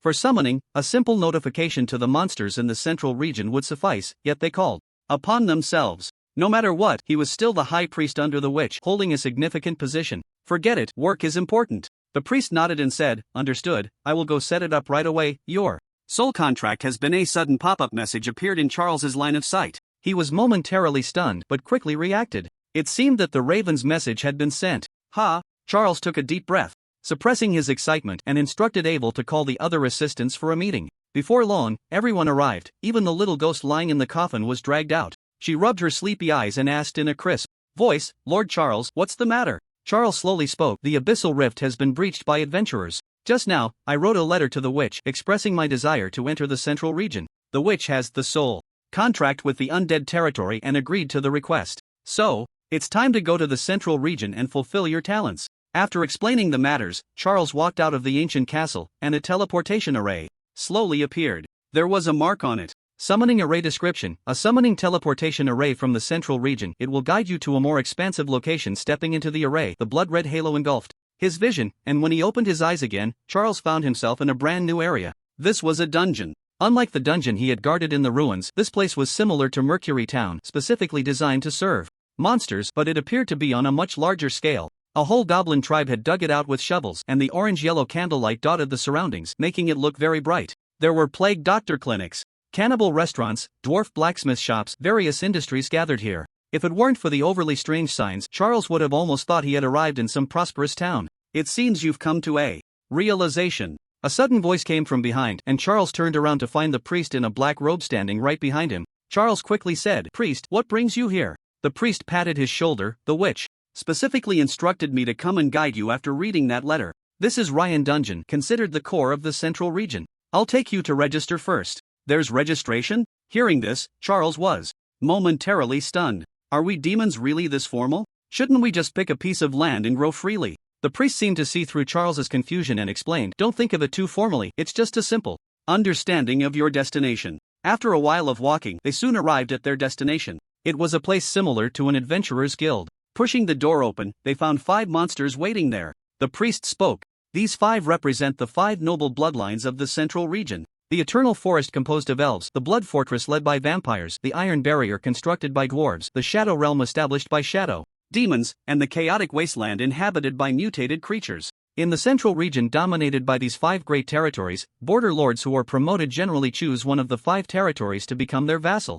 In this way, not only would there be a backing, but there would also be additional resources. In the previous Holy Light ruins, aside from the Pale Spirit, the remaining 3 lords were all like this. This was also their reason for being here." Char glanced briefly at the levels of these monsters. The average was at least around level 50, with some being frighteningly high. The priest spoke up. "Let me introduce you. This is the rising star of the border territory, the undead Lord Char, known as the Adventurer Slayer, who has successfully protected the legacy within the ruins. He is a rare pillar of the demon race." Char. "So I'm that outstanding?" Upon hearing the priest's words, everyone's eyes instantly lit up. Originally, the host, who prided himself on his noble bloodline, did not think much of the so-called border territory. In their eyes, it was merely a group of beggars from the central region, easily promised some things to be sent back to their own territory as a subordinate lord. But the situation was different now. Not only was the priest personally welcoming him, but there was also such high praise. The dwarf with a bushy beard immediately spoke up. "Become a subordinate lord of the Iron Barrier, and you can request any equipment you want. We have the best blacksmiths in the entire central region.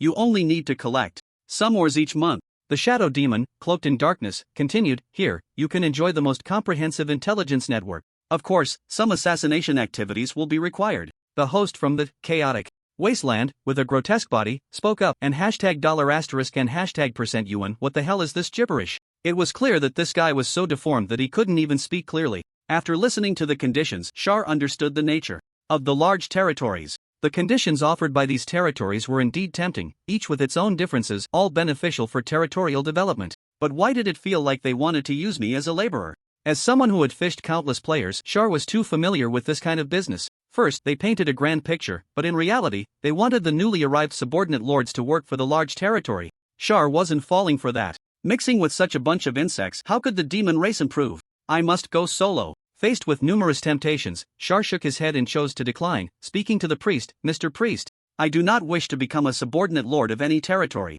Can I apply for a territory?" Upon hearing this, the priest fell silent. It was possible, in fact, many border lords, after being promoted, were unwilling to be subordinate. However, under the erosion of large territories that had been rooted in the central region for hundreds of years, the space left for new lords was very small, and development was extremely difficult to achieve. Those lords who chose their own territories either couldn't stand it for long and returned to the border in disgrace, or they mysteriously died due to offending certain interests. The demon race was inherently a place where the weak were preyed upon by the strong. As long as no major disturbances occurred, these matters usually went unchecked. Looking at Char's determined gaze, the priest spoke. "It is possible. Let me think, which place would be more suitable?" This was not a simple question. The priest appreciated this junior, so he needed to think a bit about the choice in this regard. The geographical location had to be somewhat better. Just then, the host from the Eternal Forest, Tina, suddenly spoke up. "Mr. Char, I have a suggestion. There is a relatively prosperous territory within the Eternal Forest, rich in resources. If you are willing, you can come here.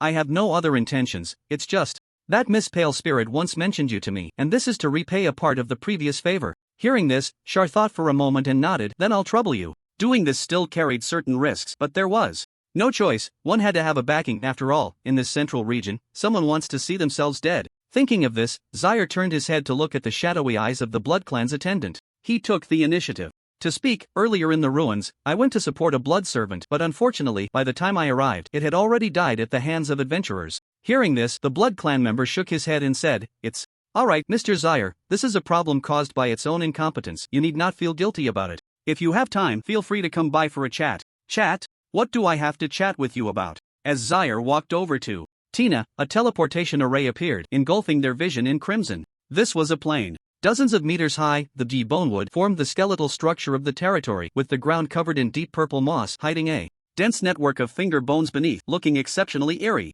Tina spoke, "We have buried many corpses in this territory as nutrients, and gradually, these bones have fused with the plants. It's fine, it's just right for me." Zaire was quite satisfied with this new territory, at least it had some defensive measures, unlike the Undead territory, which was drafty everywhere and had things like secret passages. Seeing this, Tina extended her hand, and a yellowed parchment appeared in their view. She said, "This is the contract for this territory." Taking the parchment, a piece of information floated into view. Territory name, burial ground. Description, a place in the eternal forest used for burying corpses. Due to long-term absorption of nutrients from the corpses, the vegetation here seems to have undergone some abnormal mutations. Geographical location, borders the blood clans, crimson habitat, at the outskirts of the eternal forest. Looking down, there was a map depicting the territory. Beyond the walls constructed of bonewood, the color was a deep crimson, representing the blood clan's territory. Tina explained, "There are very few vacant territories in the central region, either they concern the control of certain resources or the environment is too harsh." She thought Zaire would feel dissatisfied, but unexpectedly he readily stamped his mark on the contract. From a common perspective, the territory was sandwiched between two areas, which was somewhat dangerous. But Zaire did not think so. With many resource points and territories already controlled by the 5 major territories, the only way for a small territory to develop was to encroach on the larger territories. If this idea were to be shared, it would surely be laughed at as fanciful. After all, the large territories had deep roots and had developed for so long, with a solid foundation. As soon as you dared to make a move, they could easily send someone to clean up. But Zaire didn't need to act himself. He had lovely players to help, whether by using the forum or by creating a fake NPC identity to issue tasks. Zaire could use players to launch incursions into the Blood Clan's territory, and when the time came, it wouldn't be his problem if trouble arose. After all, what adventurers do has nothing to do with me, Zaire. Seeing this, Tina soon left the burial ground. A line of information appeared in his vision. Contract draft completed. You have become the Master of the Burial Ground. The title of Undead Lord has evolved into Master of the Burial Ground. Title effect increases basic undead attributes by 20%. Effect 2. You can freely control the bones of the burial ground for modification. As the system prompt flashed before him, a peculiar feeling emerged, as if the corpses of the entire burial ground were bound to him, able to be manipulated as easily as moving an arm. Unexpectedly, there was a pleasant surprise. After selecting a location, Zaire used his mental power to control the corpses hidden in the ground. These bones quickly expanded outward like the roots of plants, gradually forming an eerie ancient castle in his imagination. A very nice ability. After completing all this, Zaire set up the teleportation array. Since the location has been finalized, the next thing to do is move. This is actually quite a bothersome task. In his past life, Shar was often troubled by moving, exhausting himself to the bone. But now, the situation is different. Summon Undead. With a wave of his staff, wisps of mist appeared, forming nearly 100 skeletal undead. Then, this group of recently empowered bony friends was ruthlessly commanded by Shar to move. There was no need to keep the buildings in the territory, just move the valuable items over. During this time, he had accumulated quite a bit of wealth. My hammer! Damn it! I was still forging. From a distance, a shout suddenly came. A large skeletal undead was silently carrying a heavy iron hammer, while behind it, a goblin blacksmith was desperately chasing after it. That was his livelihood. Shar stepped forward and said, "No work today. We're moving." The goblin blacksmith stopped, somewhat puzzled. Where to? To the central region, near the eternal forest. Upon hearing this, the goblin blacksmith was stunned. The central region? As a goblin who grew up in the border area, he had never been to that place, only hearing tales from a clan member who had mined there. It was said to have a bustling underground city, voluptuous succubi, and fine wines from the eternal forest. Compared to the desolate and dreary border, it was simply a paradise. Just a few words ignited the young goblin blacksmith's yearning. In fact, the reason he chose to become a blacksmith was to save enough money to go see that place. Unfortunately, fate had other plans. Before his blacksmithing career could take off, adventurers suddenly stormed in, and even the clan leader was not spared. Now, was his wish about to come true? Seeing the goblin blacksmith's eyes gradually light up with excitement, Shar seemed to realize something. He patted the other's shoulder. In the central region, our new territory is still in the developmental stage. It might be a bit poor for now, but it definitely has a promising future. Work hard on your skills and do a good job. I believe you can carve out a career for yourself in the central region. The grand vision painted by Shar made the goblin blacksmith forget all about what had just happened. He nodded vigorously. Okay, Lord Shar. Seeing this, Shar quietly took out a piece of parchment. Here, sign this contract. Contract? The fervor in the goblin blacksmith's eyes gradually faded. This, Shar, Continued, since the territory is being upgraded, we naturally need to move away from the wild ways of the border and become a bit more formal. Don't worry, do I look like a bad person? The goblin. Upon reflection, aside from coercing him to work in the undead territory without pay, forcing overtime, and secretly colluding with adventurers, it seemed he hadn't really done anything bad. Damn! He had clearly done all the bad things. Realizing this, the goblin's eyes lost their previous fervor. He had fallen for it again. The evil necromancer. Noticing the other's prolonged silence, Shar narrowed his eyes. What's wrong? Are you unhappy? Goblin blacksmith. No, of course not. Feeling the palpable aura of menace, the goblin blacksmith hurriedly signed his name on the contract. After finishing, he looked at the contents above. The terms seemed quite good? The goblin blacksmith scratched his head. Sorry, Lord Shar, I misunderstood you. Shar waved his hand. It's fine, just work hard. If your craftsmanship is high, there are extra rewards. Under the care of the players, the territory had already moved past its initial impoverished stage and no longer needed to resort to such dirty means. A little motivation was necessary. With the full assistance of hundreds of skeletal friends, the undead territory was soon cleared out, leaving only an ancient castle. After setting up the teleportation array in the basement, Zyre led everyone to the burial ground. He began to introduce. This is located on the outskirts of the Eternal Forest, close to the territory of the Blood Clan. Regarding these two major territories, the former's attitude is relatively friendly, while the latter requires careful monitoring. Zyre had considered this matter very thoroughly. Aside from the central castle, he had also specially constructed residences for these few assistants and even helped Edward upgrade his laboratory. Of course, excluding the little ghost. After all, this guy just needed to lie in the coffin. Blood Clan territory. Crimson. Habitat. At this moment, Baron Less of the Blood Clan was bowing his head. In front of him, a thin man with pale skin was swinging a wineglass filled with blood. Blood dripped down the edge into his mouth, and after savoring it carefully, the man frowned and suddenly spat the blood out. Such poor quality, how dare you present this? Faced with the question, Les could only lower his voice and say, Mr. Amank, this is already the best blood in my territory. I usually can't bear to drink it. As the lord of this area, he should have enjoyed absolute authority. If it were someone else, they would have long treated him as blood food, yet now he had to adopt a humble demeanor. The reason was simple. The other party's bloodline was far purer than his own, and he held a high position within the Blood Clan. Les slowly asked, May I ask if Mr. Amank has come for something that requires my assistance? Amank nodded. In the central region, a new undead lord has recently arrived, named Zyre, whose territory is at the burial ground on the outskirts of the Eternal Forest. In his territory, there is a blood descendant named Little Ghost, and I hope you can bring her over. Additionally, Zyre is not a subordinate lord of the Eternal Forest, so you can act with confidence. Once the task is completed, I can give you a drop of the blood of the progenitor Lilia. Les nodded. Understood. As soon as the words fell, with a sound of whoosh, the other party's figure transformed into a bat and vanished. After confirming that the other party had gone far, Les let out a heavy breath and drank the despised blood in one gulp. That damned guy. Act with confidence. He could even move to the Eternal Forest, clearly having connections, and taking action would surely offend that group of elves. However, recalling the promised Lilia's blood, Les's gaze gradually became fervent. In a sense, testing the purity of a blood clan's bloodline mainly depends on how much ancestral power the members have inherited. Although it was only a drop for a baron like him, consuming it would lead to a drastic change in his bloodline. Danger and opportunity coexisted. After some contemplation, Les ultimately decided that he had to go through with this. First, it was not good to defy the other party's orders. Second, for a baron whose path to promotion was nearly solidified, this reward was simply too tempting. Just a mere border lord, perhaps somewhat capable, but useless. This was the central region, and with the two places so close, Les was even confident that he could eliminate the other party before reaching the Eternal Forest. Of course, this was a rather extreme measure, and he would not use it unless absolutely necessary. He would first observe to see if there was an opportunity to directly bring Little Ghost out. With this in mind, Les's battle plan gradually became clear. He cut his finger, and the dripping blood instantly transformed into bats emitting black mist. Time to spy a little. Event, Abyss Invasion, has been completed. Congratulations, you have successfully advanced part of the main storyline. In his view, as the system's prompt message popped up, all the Abyss cracks had been resolved by the players. This not only represented the completion of the event but also signified something even more important. They had successfully advanced to the central region. At this point, the richness of the game Oracle truly reveals itself. 5 major territories, various resource points, dungeons, and countless side quests, each one is captivating. Among the many players, Leysan is undoubtedly the most excited.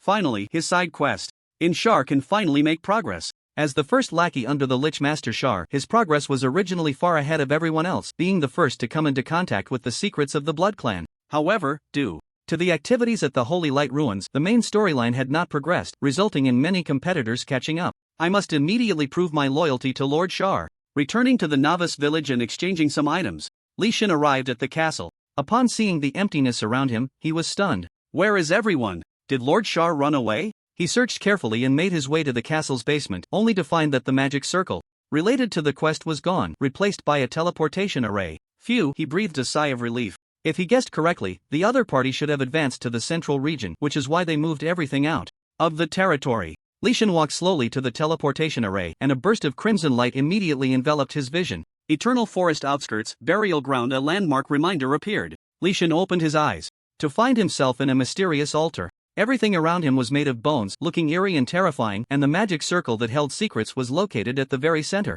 Lord Shar. Seeing the familiar figure by the altar, Leysan felt extremely excited. Wow, this escalated quickly. It was just a simple basement at first, and now it has turned into an altar. He knew that the other party's side quest was definitely not simple. Just as Leysan was about to greet him, he suddenly noticed another figure standing beside Shar. Wait a minute. Leysan focused his gaze, and a player ID appeared in his line of sight. Evil Little Mage. The other party also noticed him, slowly turning around with a hint of provocation in their eyes. Damn, someone wants to compete for the position of lackey. Evil Little Mage. Leysan had a deep impression of this ID. It was this guy's post that attracted a crowd to the Undead territory. Even he himself was once featured on the forum because of this person's actions. Unexpectedly, the other party was also involved in this side quest, and even faster than him. An unprecedented sense of crisis quickly spread within Leysan. He quickly stepped forward and said, "Congratulations, Lord Shar, on advancing to the central region. Here is a gift, a ring embedded with 5 flawless magic crystals."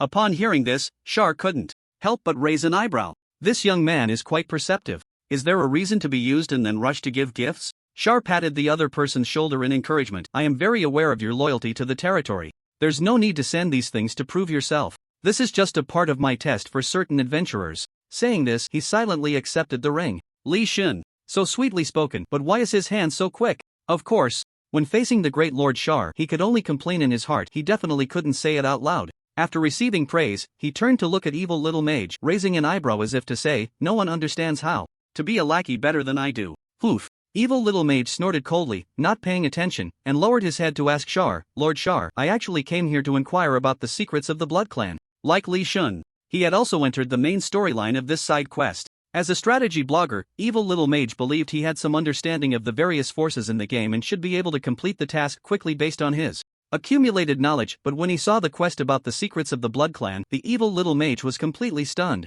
As a strategy blogger, how could he not know that the Blood Clan had such secrets? To find out, he even specifically asked many peers and some T0 level players. The result was that no one had any idea. So, after some thought, the Evil Little Mage chose the simplest method to see if he could get some guidance directly from Shar. Hearing what the Evil Little Mage said, Leysan also began to focus his attention. This was also the reason he had come here. The territory of the Blood Clan was vast, and there were many high-level monsters. Searching for clues without direction would take an enormous amount of time. Shar slowly spoke. Next to the burial ground is one of the Blood Clan's territories, the Crimson Habitat. You might be able to find clues over there. In fact, Shar was not aware of whether there were any clues in that area, but that didn't matter. Based on his understanding of the Blood Clan during this time, this matter would definitely not end easily with the death of the Blood Servant. It was better to take the initiative. Shar continued, for you, this task might be a bit challenging. Here are some items you can choose freely to deal with the Blood Clan. Just as Shar was about to take out the equipment he had acquired for the two to choose from, unexpectedly, the Evil Little Mage suddenly stood up straight. Lord Shar. The Evil Little Mage put on a very upright demeanor. It is our honor to work for you, not for any rewards. Please take them back. Loyal, faithful, Leysan? Looking at the dazzling array of equipment, Leysan's eyes widened, filled with disbelief. What the hell are you saying? To please Shar, you don't even want the rewards? Born to be a fool. Seeing Shar's gaze shift towards him, Leysan gritted his teeth and said, yes, this is our blessing. If you don't make a move, then I won't either. Shar, not my friend. What is going on in this world that I can't understand? Not wanting the equipment? Truly the chosen worker. Shar did not notice the subtle thoughts of the two. He merely sighed. In that case, wait until you complete your task before choosing. The two players quickly left the altar. As soon as Shar returned to the surface, he received a message from Avril. It seems our territory is being monitored. Saying this, she raised her hand and pointed to the bats circling above the territory. They are not ordinary bats. They bypass the ancient walls and the skeleton mage's line of sight. I just discovered them. Following the direction of her finger, Shar frowned. So soon there are small movements. It was clear that These bats had come from the Crimson habitat, and evidently, the Baron of this territory had received orders. Fortunately, the little demon's residence had been carefully arranged by Xiar, and even the concealment array obtained from the blood servant had been used. Avril asked, should we teach this blood clan a lesson? I think he has ulterior motives. Teach a lesson? Xiar smiled and shook his head. No need for us to take action. There will be kind-hearted people to help us deal with this group of blood clan. Saying this, he waved his staff, and the embers of fire rose, instantly evaporating the bats. In the Crimson gathering place, Les, who had lost connection with the bat swarm, opened his eyes and slowly exhaled. Discovered, just now, he had controlled the bat swarm to enter the opponent's territory, almost examining every place in detail. He did not sense the presence of any blood clan kin. Mr. Amank's information could not be wrong, so that guy called Little Demon was most likely hidden by Xiar. There was no need to rush on this matter, after all, the other party had the Eternal Forest as a backing, so one must not act recklessly. Just as Lays was pondering how to proceed with this matter, a bloodline suddenly burst in and said, Lord Lays, adventurers have intruded into our territory. What? Upon hearing this, Lays' body tensed. How many? Only 2, around level 37, they should retreat soon. Hearing this, Lays let out a sigh of relief. Oh, strengthen the defenses then. In the past, if adventurers invaded the territory, Lays' first reaction would definitely be, where did these wild dogs come from, and then he would kick them to death. But now it was different. Recently, this group of adventurers seemed to have taken some kind of stimulant. Not only had they cleared the border areas, but they had even dealt with the abyssal rift and advanced into the central region. If a large army were to press in, Lays would definitely be the first to flee, but thankfully there were only 2 of them. However, that being said, based on the terrain, even if the adventurers really organized a large-scale force, the first to suffer should be the burial grounds Shar, while he could instead use them as a shield, offering opportunities while also serving as a meat shield. Truly a good person. In the Crimson gathering place, Leysan held a giant sword, leaning forward, and with a sudden slash, he delivered a powerful blow that cleaved the bloodline before him in 2. Monster killed. Bloodline experience plus 2000 level has increased to 38.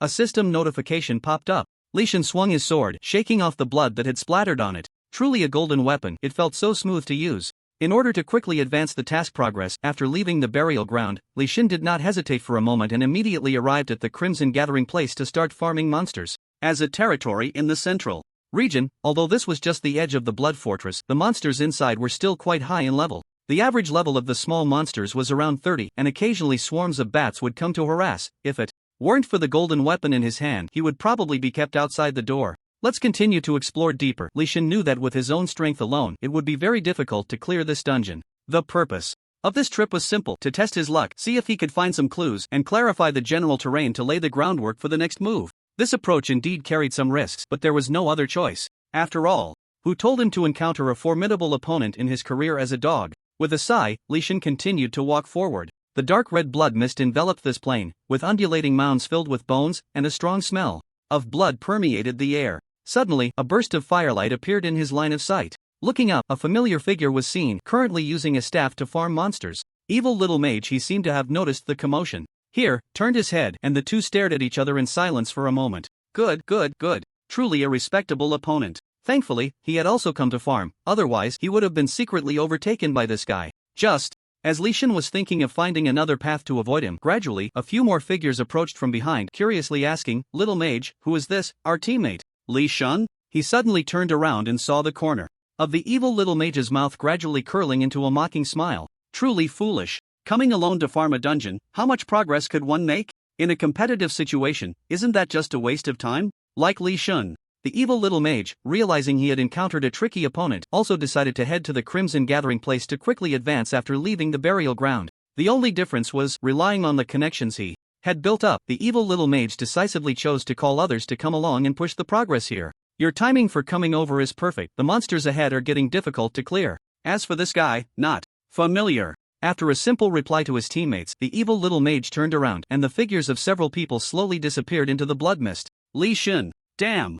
It's just calling for help. Who can't do that? He absolutely would not allow anyone to surpass him. After a moment of contemplation, Leysan decisively opened the chat page and found Fengshui Lu Shuang. Leysan, Dad Fengshui Lu Shuang? Brother, what trouble did you get into? Leysan, doing a side quest, need some people to help. It's time for our team to make a comeback. Fengshui Lu Shuang, you better come clean with me. Are you doing a side quest for Xia Air again? Leysan, yes. Brother, Xia Air has already advanced from the border to the central region. The location is right at the burial ground on the outskirts of the Eternal Forest. You can come directly through the teleportation array under the ancient Castle.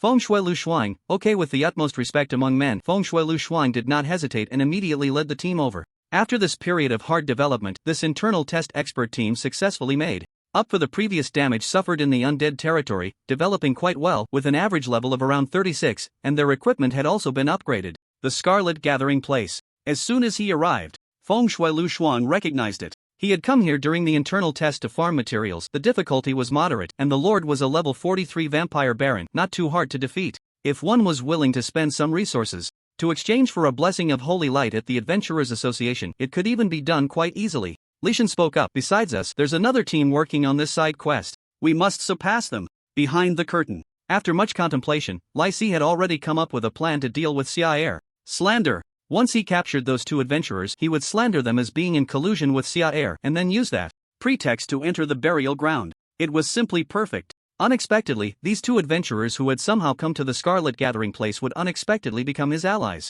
Just as Leysan stepped out the door, he saw a blood descendant rushing over in a panic, with injuries on him. Blood descendant, my lord, the adventurers have attacked. Leysan? What the hell? Leysan asked in confusion. Aren't there only two adventurers? What do you mean they attacked? Are these two ancient adventurers revived? The blood descendant shook his head. No, many more adventurers have come behind, probably around 20 or so, strong and experienced in battle. Several blood servants have already been slain. Hearing this, Leysan was even more puzzled. 20 people? Where the hell did they come from? Although this was the vampire border, adventurers should have to pass through the outskirts of the Eternal Forest first. In the past, when the burial ground was empty, there might have been such a situation. But now Sia is there. Such a large burial ground, and the adventurers just rushed in without care, and Sia didn't pay attention to so many adventurers? This is definitely not right. The more Leysan thought about it, the more he felt something was off. But unfortunately, there was no time for him to think anymore. The urgent matter was to deal with these adventurers first. Leysan quickly asked, where are these adventurers now? How long until they arrive? Before the blood descendant could respond, suddenly a voice came from ahead. The Lord is just ahead, speed up, we must not let this guy be robbed by others. Looking up, a blood-soaked teen was rushing over in a furious manner, looking like they were mad. Leysan? Did they really break in? This is clearly right at the doorstep. Under the leadership of Feng Shui Lu Shuang, a player with dungeon experience, Leysan successfully completed the comeback and encountered the boss before the evil little mage. A lot of information was collected along the way, but none of it was related to Sia. Clearly, the focus of this task should be on the boss. The extremely long health bar of Blood Clan Baron Crimson Hunter Leysan appeared in sight. Leysan exerted force with both hands, swinging the great sword sharply at an angle. Skill, Fury Slash. The sound of the air being sliced open rang out, and the blade filled with rage plunged into the body of the blood servant in front of the opponent, instantly cleaving it in two. You damned adventurers. Blood splattered onto Leysan's cheek, and his pupils suddenly turned crimson. The bloodstains on his face began to writhe as if alive, coalescing into a long diamond-shaped blood spike tightly gripped in his hand. Be careful, this is a melee. Before the words were out, Leysan's figure transformed into a blood-red afterimage, lunging directly at Leysan's face. Clang! The piercing sound of metal scraping erupted as Leysan's arm muscles bulged, barely blocking the opponent's attack, while he shouted, "Frontline, draw aggro with me, ranged DPS." As he spoke, his body temperature rapidly rose, and all attributes began to increase. He had entered a state of rage. The ranged players in the back immediately started casting skills upon seeing this. Piercing arrow. The sharp arrow, accompanied by a whistling sound, pierced through Leysan's shoulder, blood dripping down continuously. Unfortunately, for the Blood Clan, this level of injury was hardly even a scratch. Leysan raised a hand lightly, intending to absorb the surrounding blood mist to heal his wounds, when suddenly, a spell was cast. Hurricane Spell. A fierce wind suddenly whipped up, dispersing the thick blood mist in the air. Feng Shui Lu Shuang shouted in the channel, yes, just like that, the mage just needs to hold the skill. He should release a swarm of bats to attack you later. Remember to use area skills. It turned out that Feng Shui Lu Shuang's experience was indeed very on point. After the blood mist was blown away, Leysan frowned as he looked into the distance. This annoying range, he slowly retreated, his finger pointing at the corpse of the blood servant, and in the next moment, the blood was instantly drained, turning into a desiccated corpse, while the blood suddenly transformed into a swarm of bats that blotted out the sky. Now's the time. Lightning Strike. The waiting mage waved his staff, and under the gathering of his magic power, a bolt of lightning struck down with lightning speed, causing half of the bat swarm to explode. TSK. The anger building in Leysan's chest made him feel extremely uncomfortable, as if he had power but couldn't use it. These adventurers were clearly very familiar with the Blood Clan, even knowing every one of his skills inside out. No, if this continued, he would really not be a match for this group of adventurers. Leysan quickly recognized his current situation. He took a deep breath, crimson patterns spreading all over his body, and in the next moment his figure transformed into an afterimage fleeing into the distance. He was running away, folks. There's a saying, as long as the Green Mountains remain, one need not fear a lack of firewood. As a member of the Blood Clan, it was a bit embarrassing to run, but it was better than losing his life. Just as Leysan reacted and wanted to chase after him, a sudden lightning strike struck Leysan, the intense paralysis effect rendering him completely immobile. Good prediction. Leysan immediately praised his teammate. Your skills have improved. The teammate looked confused. That lightning strike wasn't cast by me. Ha! Leysan was stunned, quickly looking towards the direction Leysan had fled. Figures appeared. In his line of sight, it was the evil little mage and his shouting teammate. Seeing this, Leysan couldn't help but curse, thinking he could resolve this quickly, but it turned out to be delayed until this guy arrived. Of course, compared to the flustered Leysan, Leysan's mood was even more shattered. Damn, how is there still another team? The two sides slowly approached, staring at each other while he was caught in the middle, frozen in place, trembling. He had originally wanted to use the adventurers to harm Syar. Why am I going to die at the hands of this group of adventurers? Is there any justice left? Is there any law? Why is such a vast burial ground invisible, yet they come to mess with me? I underestimated you, your movements are surprisingly quick. The evil little mage spoke first. What do we do now? Given the current situation, both sides clearly did not want to give up on the boss. As for directly starting PvP, the opposing team's levels are quite high, and if a fight breaks out, it would definitely be a mutual destruction, with equipment and experience scattered everywhere, dragging down my friend's game progress, which is absolutely not acceptable. After some thought, Leysan helplessly said, let's compromise. Let's interrogate this guy together and share the information we get. The evil little mage nodded. Alright, let's do it. This round of progress competition ended in a draw. The next round will determine the winner. After reaching a consensus, the gazes of both teams suddenly shifted to Leysan. Leysan. No. Lord Syar, after our rigorous interrogation, we have obtained some clues. The Blood Clan Countermank has issued an order to the Lord of the Scarlet Gathering Place, saying he wants to take your deputy, the little ghost, away. My lord, should we go all out and deal with this count as well? In the burial ground, at the underground altar, Leysan and the evil little mage were eagerly reporting their findings, leaving their teammates behind them in stunned silence.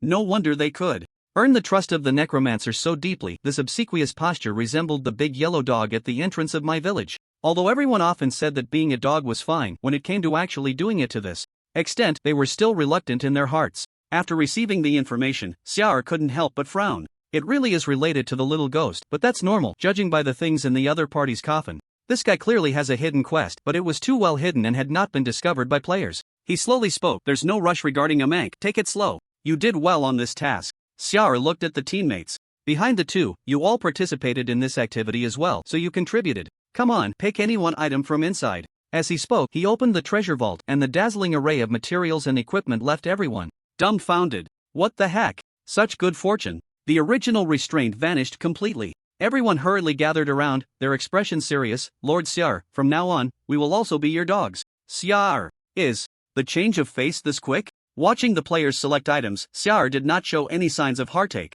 The groundwork laid earlier was all for this moment to build a good reputation. After a round of selection, the players took their items and bid farewell to Syar with beaming smiles. The evil little mage and Leysan looked at these people, exchanged glances, and seemed to realize something was off. Boheo, why does it feel like my act of calling them over has unnecessarily increased the number of competitors? After watching the two leave, Syar returned to the surface. A familiar figure was hurrying towards him. With a slender figure and exquisite features, the highly recognizable purplish-red pupils made Syar immediately recognize the other party. It was the Pale Spirit. He greeted, Mist Sangbai, long time no see. Is there something urgent? The Pale Spirit nodded. The Blood Clan's Scarlet habitat has been invaded by adventurers, and Lord Leysan has already died. Since it's relatively close to the burial ground, I came over. Of course, I know with your strength there won't be any problems. I have another matter to inform you about. Syar asked in confusion. What is it? The invasion of the Crimson Habitat by adventurers has caught the attention of the Witch Church. A member of the church should be arriving shortly.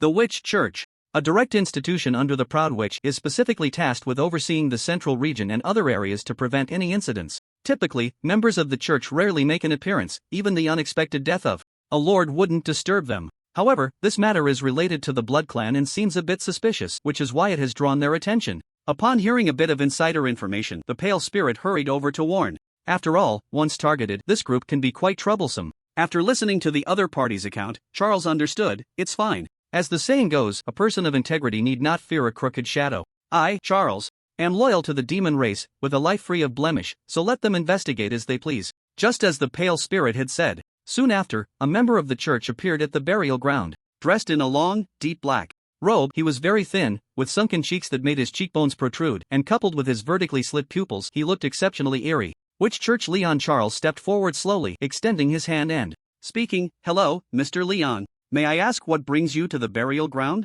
Leon ignored the gesture, his face cold as he slowly replied, not long ago, the Crimson Gathering was attacked by adventurers. This was a small team of about 20 people. Logically, they should have passed through your territory on their way, yet there are no signs of battle at all? The visitor did not come with good intentions. Listening to his tone, Charles already had a rough idea that this guy was here to cause trouble. He retorted, Mr. Leon, are you suspecting that I colluded with the adventurers? Leon replied, there's no choice, it's a necessary procedure. As a member of the church, I must eliminate every potential threat for the witch. Just as he finished speaking, Charles suddenly revealed his hidden title. It was indeed the Adventurer Slayer. Charles declared with righteous indignation, Mr. Leon, you may doubt my character, doubt my strength, but you absolutely cannot doubt my stance. Leon. The sudden combination of moves threw Leon off balance for a moment. After a brief silence, Leon continued, business is business, I hope you understand. Please call over the other assistants in your territory. I need to conduct an inspection. Seeing this, Charles showed no hesitation and immediately summoned his assistants.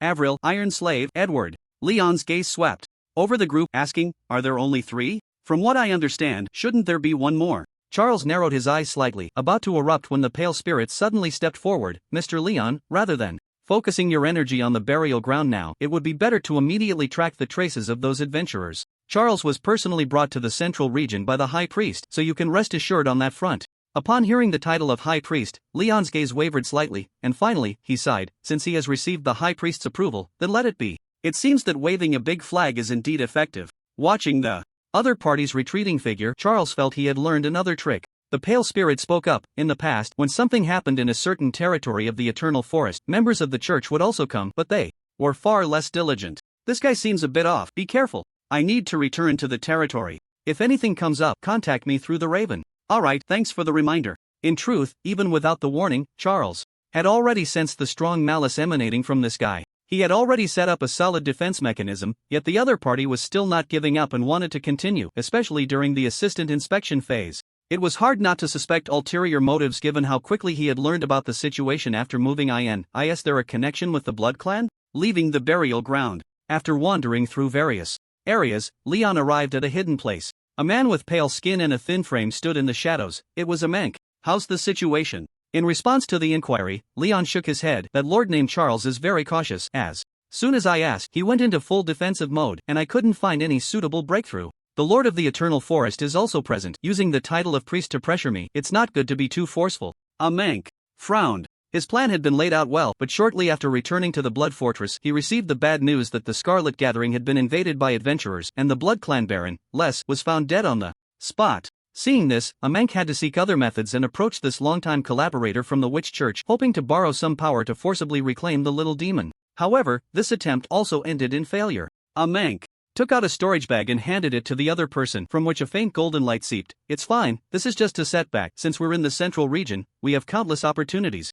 I feel bad about this. Leon silently accepted the storage bag and said, by the way, there's one more thing I need to remind you. Aside from the Blood Clan, many large territories have been invaded by adventurers during this time. I remember that a bit. Deeper into the Scarlet Gathering, there seems to be a resource point. These adventurers are likely up to something. In fact, the players heading to the Scarlet Gathering were not interested in the so-called resource point. They were merely pawns in Charles's hands. The one truly interested in the resource point was Charles. The reason the 5 major territories in the central region could dominate was that they controlled various resource points. For example, the dwarves. The major mines with rare mineral resources were basically occupied by them, completely monopolizing the weapon and equipment industry. And the Eternal Forest, characterized by the various herbs born within the forest, was a leader in medical resources. Given that these resource points had already been solidified, the only way to expand a territory was to swallow the resource points of other territories. Inside the forum, Charles was looking at the official post introducing the resource points of the central region.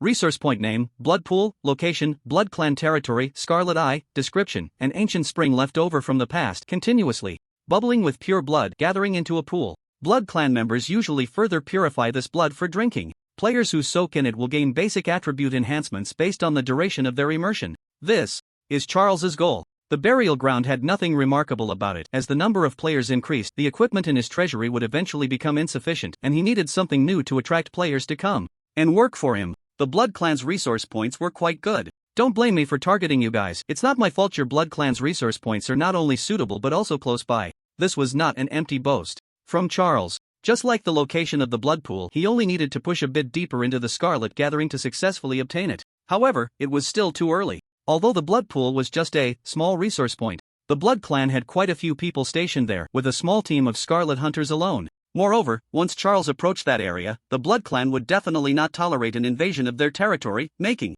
a confrontation unavoidable. He needed to wait for the right moment. Before that, he still needed to enhance his strength as much as possible. With this thought, Charles took a deep breath, opened his specialization panel, and his gaze lingered on self-destruct technique. Undoubtedly, this specialization would provide the greatest enhancement. Previously, the pseudo-undead self-destruct in the ruins was enough to make players feel nauseated, let alone the real undead self-destruct. According to the hints in the quest, this undead mage really enjoys visiting the succubus lounge. Since that's the case, Zaire can only put up with it and go to this dirty and evil place to search for clues. The layout of the Qian dungeon is different from elsewhere. It was the first dungeon established in the central region, but it has now lost its former glory. The low, twisted buildings and the few storefronts that are open look shabby, and the air is thick with dust. Even the candlelight is incredibly dim. The Old Peter Tavern is one of the few businesses that has continued to operate here. Many former vassal lords who became wealthy here occasionally come by for a drink, and the stools inside are reserved for these lords, while the impoverished monsters usually stand.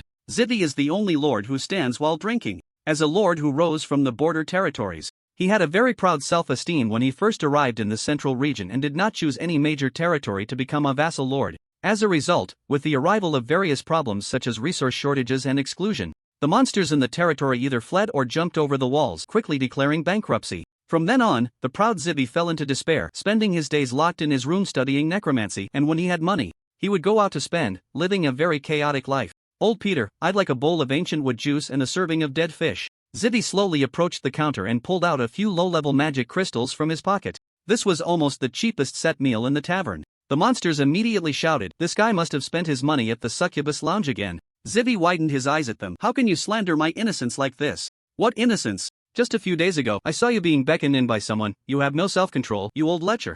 Zivi's face turned red. Can this be considered lust? I'm just feeling sorry for those fallen girls. As soon as he finished speaking, the tavern was filled with cheerful laughter. Standing among them, Zivi found the laughter incredibly grating, but he had no way to counter it. Under the heavy blow of reality, he had long lost the spirited demeanor of his earlier days. Just then, a strange figure suddenly walked in from outside. This person had sharp features, deep-set eyes, wore a crown of thorns, held a bone spear, and was adorned with rings on his hands. The crowd took a look and immediately formed a first impression of this unfamiliar lord. Wealthy, very wealthy. The equipment he wore faintly radiated golden light, indicating very high quality, and the rings on his hands were extravagantly adorned with flawless magic crystals. The great undead mage Zaire. Which wealthy lord has come to reminisce about the past? Zaire surveyed the surroundings, and the powerful aura made the tavern's chatter quiet down significantly. Finally, his gaze landed on a ragged undead mage in front of him. "Mr. Zivi." Zaire suddenly stepped forward and hugged the other person tightly. "I finally found you,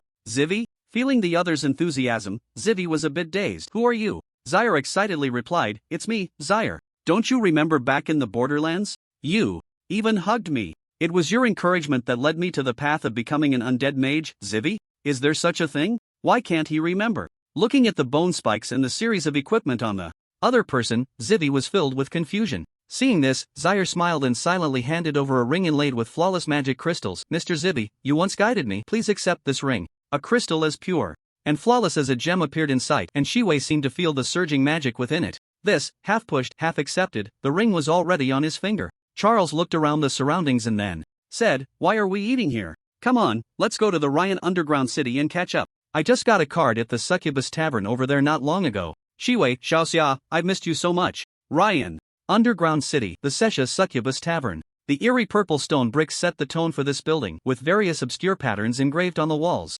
Before even entering, a wave of enchanting fragrance rushed into the nostrils. At the entrance, two tall half-orcs were acting as security. As the best-performing tavern in Ryan Underground City, it catered to an elite clientele. Only registered members could enter, usually lords, and the rules were very strict.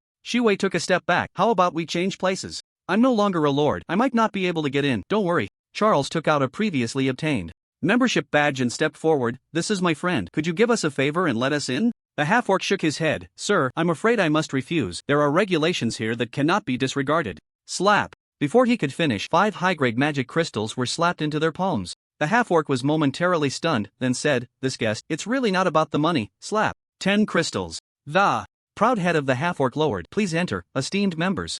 Wei. Is it really this pragmatic? Pushing open the door, the fragrance was even more intoxicating. Under the dim light, succubus ladies in various outfits appeared in view.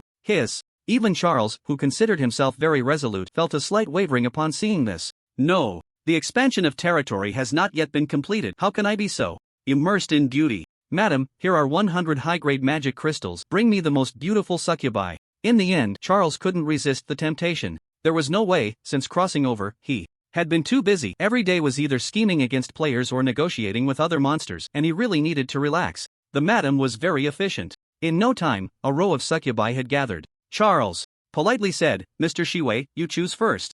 Wei coughed twice, not being polite, and walked straight forward. After glancing over the succubi, his gaze finally settled on the madam. I see you still have charm. Charles, not bro, your taste is a bit peculiar. Of course, as a transmigrator, Charles was quite enlightened in this regard. He respected everyone's XP equally. It was unclear how much time had passed. A somewhat unsteady Wei stumbled out of the tavern amidst greetings, looking quite haggard. Of course, while his body was drained, his spirit had received unprecedented satisfaction. Wei looked at Charles, still not recognizing who he was. Perhaps it was because he had spent too long in the muddled days of the central region, causing some memory discrepancies, but that didn't matter. With such treatment, could he be a bad person? Wei couldn't help but exclaim, Xiaoxia, in today's central region, kind lords like you are truly rare. Charles, he coughed twice, ahem, you flatter me. Where has Mr. Wei been making money during this time? Faced with the question, Wei felt a bit shy but still spoke the truth. I haven't done much, just tinkering with some research on the undead. Charles, finally getting to the point, he slowly spoke. To be honest, I feel like I've hit a bottleneck in my understanding of the undead during this time. Can I borrow your notes to study? To be honest, Char didn't know much about this down and out. Necromancer, phrases like you held me when I was a child were merely a simple excuse to get closer. The expenses at the inn were the same, all laid out to facilitate the research notes. What he didn't expect was that Wei agreed very readily, immediately saying, sure, I'll take you to my room. Under Wei's guidance, the two returned to the Qian underground city, and after a roundabout journey, they arrived at a dilapidated wooden house. The interior was quite shabby, with a bed, a table, and aside from that, a mountain of discarded manuscripts piled up on one side. Wei took out a thick manuscript from among them, carefully wrapped in parchment, indicating that it was particularly cherished. Just like that? Seeing this scene, Char was somewhat taken aback. Based on the powerful effects depicted by the specialization, he had thought this side quest would involve a relatively long process, requiring continuous affection grinding, but instead, it was resolved just by going up to the 3rd floor? His excited heart and trembling hands, Char slowly opened the draft and began to read carefully. Although Wei's demeanor seemed a bit off, this research manuscript on the undead was indeed substantial, with a unique perspective. If one didn't confine it to necromancer, but applied this research ability to other professions, Char seemed to think of something. Wei spoke, actually, I've always felt that the current necromancer's use of the undead is too rigid and limited. So I wanted to explore a different path to see if I could change that, but I haven't received any recognition. If this manuscript is useful to you, then take it. Char didn't hold back and accepted the manuscript, saying, this manuscript has indeed inspired me a lot. He stood up, looked around the surroundings, and said, Mr. Wei, I actually have another request. I came from the border and the territory is in dire need of manpower. Wei shook his head. I've been in despair for too long, my abilities have long declined, and my research level is limited. Why should I add to your burden? No. Upon hearing this, Char decisively rejected. In my opinion, the level of this research manuscript is quite high, it's just that others don't appreciate it. Do you really want to waste your life in this slum? Wei was taken aback, his voice somewhat intermittent. You. Char didn't give him a chance to speak, sincerely saying, like you, I am not attached to any territory. This is indeed a very difficult path, which is why I need your help. Even more. Come on, Mr. Wei. Bring your talent to the burial ground. The extremely sincere words lingered in the air, and Wei admitted he was moved. It had nothing to do with money. He hadn't felt this sense of recognition in a long time. All right, I agree. Upon hearing this, a smile involuntarily appeared on Char's face. Great. It seemed he had successfully persuaded him. Originally, Char only intended to grab the research notes and run, but after seeing the content, his thoughts changed slightly. If this person's talent could be applied to other professions to enhance their skill intensity, he could completely be shaped into an NPC to attract players to work. After tidying up the discarded manuscripts, Shar quickly brought him to the burial ground and introduced him to his deputy. This is our territory's new member, Shiwei, who, like me, is a necromancer. He has a very high level of expertise in skill research, so you can communicate with him more. With the addition of new members, the various assistants naturally expressed their warm welcome, but only the goblin blacksmith in the distance cast a sympathetic glance. Sigh, it's obvious they've been tricked into this, they'll have to suffer later. After the introductions, Charles took out a contract. Oh right, Mr. Hivy, could you please sign this contract? Sure. Hivy was still very straightforward, but his peripheral vision briefly scanned the contents above, and the brand he was about to stamp suddenly halted. Wait a minute. What does this rule about prohibiting the leakage of adventurer information from the territory mean? This is not right. In response to the inquiry, Charles still wore a smile. It means exactly what it says. If the other party's smile had previously felt very warm, now Hivy felt increasingly cold. Literally? This territory is colluding with adventurers? At that moment, Hivy suddenly realized that he seemed to have been tricked onto a pirate ship. What's worse, he could no longer get off. Turning around, he saw that the once warm smiling assistants were now all cold-faced, closing in step by step, an indistinct killing intent wafting from them. Under the powerful instinct for survival, Hivy immediately stamped his mark on the contract, and the system prompt of "successfully signed a contract with Hivy" came through. Charles waved his hand, signaling the assistants to step back, and looked at Hivy with appreciation. Alright, Mr. Hivy, from now on we're all in the same boat. You know, the central region's large territories are deeply rooted. Without some unconventional means, it's impossible to take them down. My cooperation with adventurers is just a last resort. I'm still very loyal to the Lady Witch. In the coming time, there should be quite a few adventurers seeking you out. You just need to help them figure out how to enhance their skill intensity. The workload might be a bit much, I hope you don't mind. Hivy, how could I dare to mind? Have the demon clans become so corrupt these days? Why does it feel like this guy is worse than those large territories? He originally wanted to use the other party to escape his dark life. But now, it turns out that what the other brought was not light, but a much deeper abyss than darkness. The anger in his heart kept rising, but soon it was extinguished. Forget it. Since he was already on this pirate ship, complaining wouldn't help. It's better to work hard, earn some wages, and enjoy life a bit before dying. After all, the brothel keeper is quite generous. Watching the other party consciously walk towards the empty residence within the territory, Charles was in a very pleasant mood. Although this time the expenses were not small, it was a very worthwhile deal. Not only did he obtain research notes, but he also successfully tricked a promising worker into joining. Describing it as a profitable venture would not be an exaggeration. Seeing this, the assistants also began to leave, but only Avril remained in place, her killing intent undiminished. Squinting at him, Charles asked in confusion, "What's wrong?" Avril did not answer, but slowly approached, suddenly sniffing, her eyes filled with even more killing intent. "Lord Charles, why do you smell like a succubus?" Charles, "Oh no, I forgot about that." He did not show any panic, but instead sighed, "I've sacrificed far too much to attract talent and strengthen the territory. Mr. Hivy has an unusual obsession with succubi, so I took him out to indulge. I must have accidentally picked it up." Avril. After dealing with a certain succubus, Charles returned to his residence and opened the skill panel. Required items collected. Would you like to unlock Specialization Self-Destruction Technique? Yes. With the confirmation, one of the specializations of the corpse manipulation technique, Self-Destruction Technique, was successfully unlocked. As for the other one, Zaire had already assigned tasks to the players, and it was estimated that the collection would be completed soon. Why did it feel like he was straying further down the path of his birth? He waved his staff, summoning the undead. One skeleton warrior after another gradually took shape. Zaire controlled one of them, walking slowly into the distance, and then summoned a player corpse with a base level of 35 to stand beside him, taking a defensive stance. Boom! The specialization activated, and the skeleton warrior's body suddenly exploded, creating a small hole in the ground and raising a cloud of dust. Focusing on the player corpse, after such a close-range explosion, even in a defensive stance, it was clear that visible injuries had appeared on its body. Not bad. It seemed that his bony friends had gained another use. After all, this was just an ordinary undead soldier. He still had player corpses to blow up. Coupled with the undead disaster ability awakened after reaching level 40, one could only say that his strength had undergone a qualitative transformation. Just as Zaire was experimenting with the explosive power of various types of undead, Avril rushed over.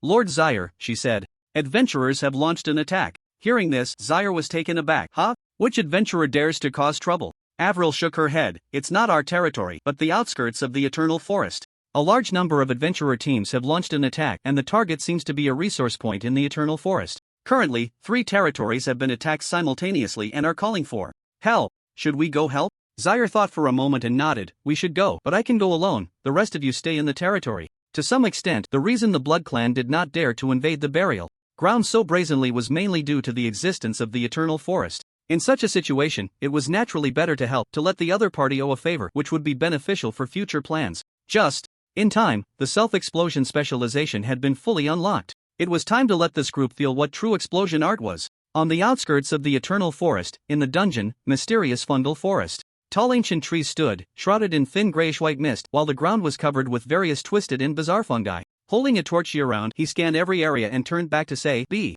careful, the fungi in this dungeon are very troublesome, don't delay the progress." Behind him, more than 20 players stood ready, all members of the Scales Guild. After failing at the Holy Light Ruins, the guild immediately shifted its focus to the central region. Aside from the richer side quests, the biggest enhancement for players here was the resource point. Especially for the guild, if they could control a good resource point, it would not only elevate the overall level of its members but also be very attractive. This time, the target of the Scales Guild was a resource point on the outskirts of the Eternal Forest, called Heart of the Ancient Tree. The materials produced could enhance class passives, making it one of the most significant resource points for player improvement, but the difficulty of occupying it was very high. There were 3 dungeons near this resource point, with monster strengths ranging from 35 to 45. Therefore, the vice president specifically called upon players who had developed well within the guild to form 3 teams and simultaneously strategize for the dungeons. The goal was to swiftly occupy the resource point in a flash. Time slowly passed. As everyone continued to advance, the pale purple fungi began to cover the entire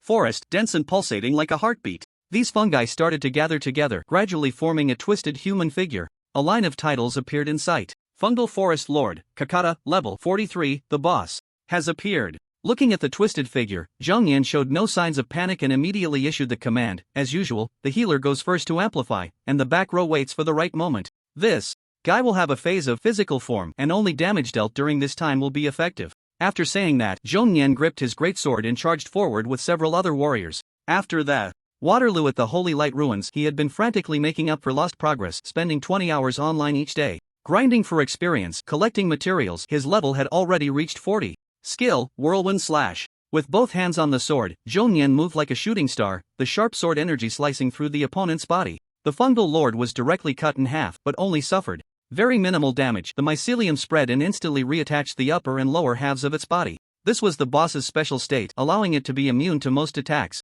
Zhongyan continued to output damage, gradually whittling down the opponent's health. Finally, the Fundal Lord seemed to be enraged. Its originally light body suddenly solidified, its arms transforming into sharp blades that plunged directly into Zhongyan's body. HP 800, health decreased. Zhongyan paid no mind and immediately shouted, "Now's the time, unleash the damage." With the command given, the ranged attackers who had long prepared their skills immediately unleashed them. Lightning Strike, Strong Damage Arrow, Demon Seal. At the moment the opponent solidified, various skills poured in, instantly reducing a quarter of its health bar. Jean Dan, who had been circling around, seized the opportunity, appearing behind it like a ghost, his dagger coated with a faint black mist, plunging straight into the opponent's heart. But as the dagger pierced in, the black mist rapidly spread within, causing it to enter a state of paralysis. Jean Dan immediately shouted, "Captain, it's paralyzed. Go in and deal damage." Hearing this, Zhongyan activated his berserk state and began a full combo of berserker attacks. The blue bar visibly decreased at a rapid pace, while the Fundal Lord's health bar plummeted.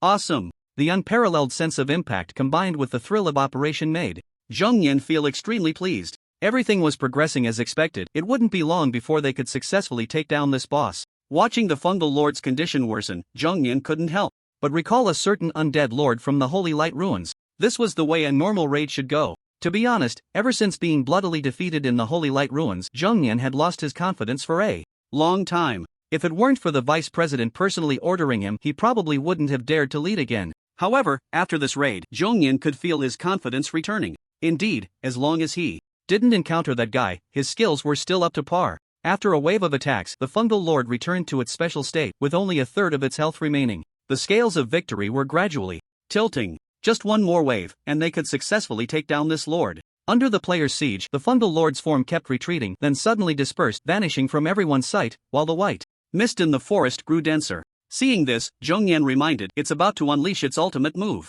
This guy will use the fungi within its body to summon various mutated plants and then attack us. But this move isn't hard to handle. We just need to set up a defensive formation in the mist, as it doesn't have any area damage skills. Jin Dan, keep an eye out. If any monsters approach, remember to alert us. Receiving the order, Jin Dan immediately responded, understood. He left his roaming state, returned to the group, and began to focus on observing the surroundings. The reason many teams are equipped with rogues is precisely this. Many of the Oracle's dungeons feature special terrains, with mist being particularly common, and having a rogue can effectively address this situation. After a long wait, a blurry figure finally appeared. In the distance, the opponent's pupils flickered with two dim flames, dressed in tattered clothing, wielding a steel knife, and not a shred of flesh on its body. It was a skeletal undead. At that moment, it was rushing towards them with a creak sound. Ha! Seeing this scene, Jin Dan was stunned. Why does this scene feel a bit off? Zhong Yan also heard the commotion and asked, what's wrong? Jin Dan, looking bewildered, inquired, Captain, can this mushroom forest lord summon undead soldiers?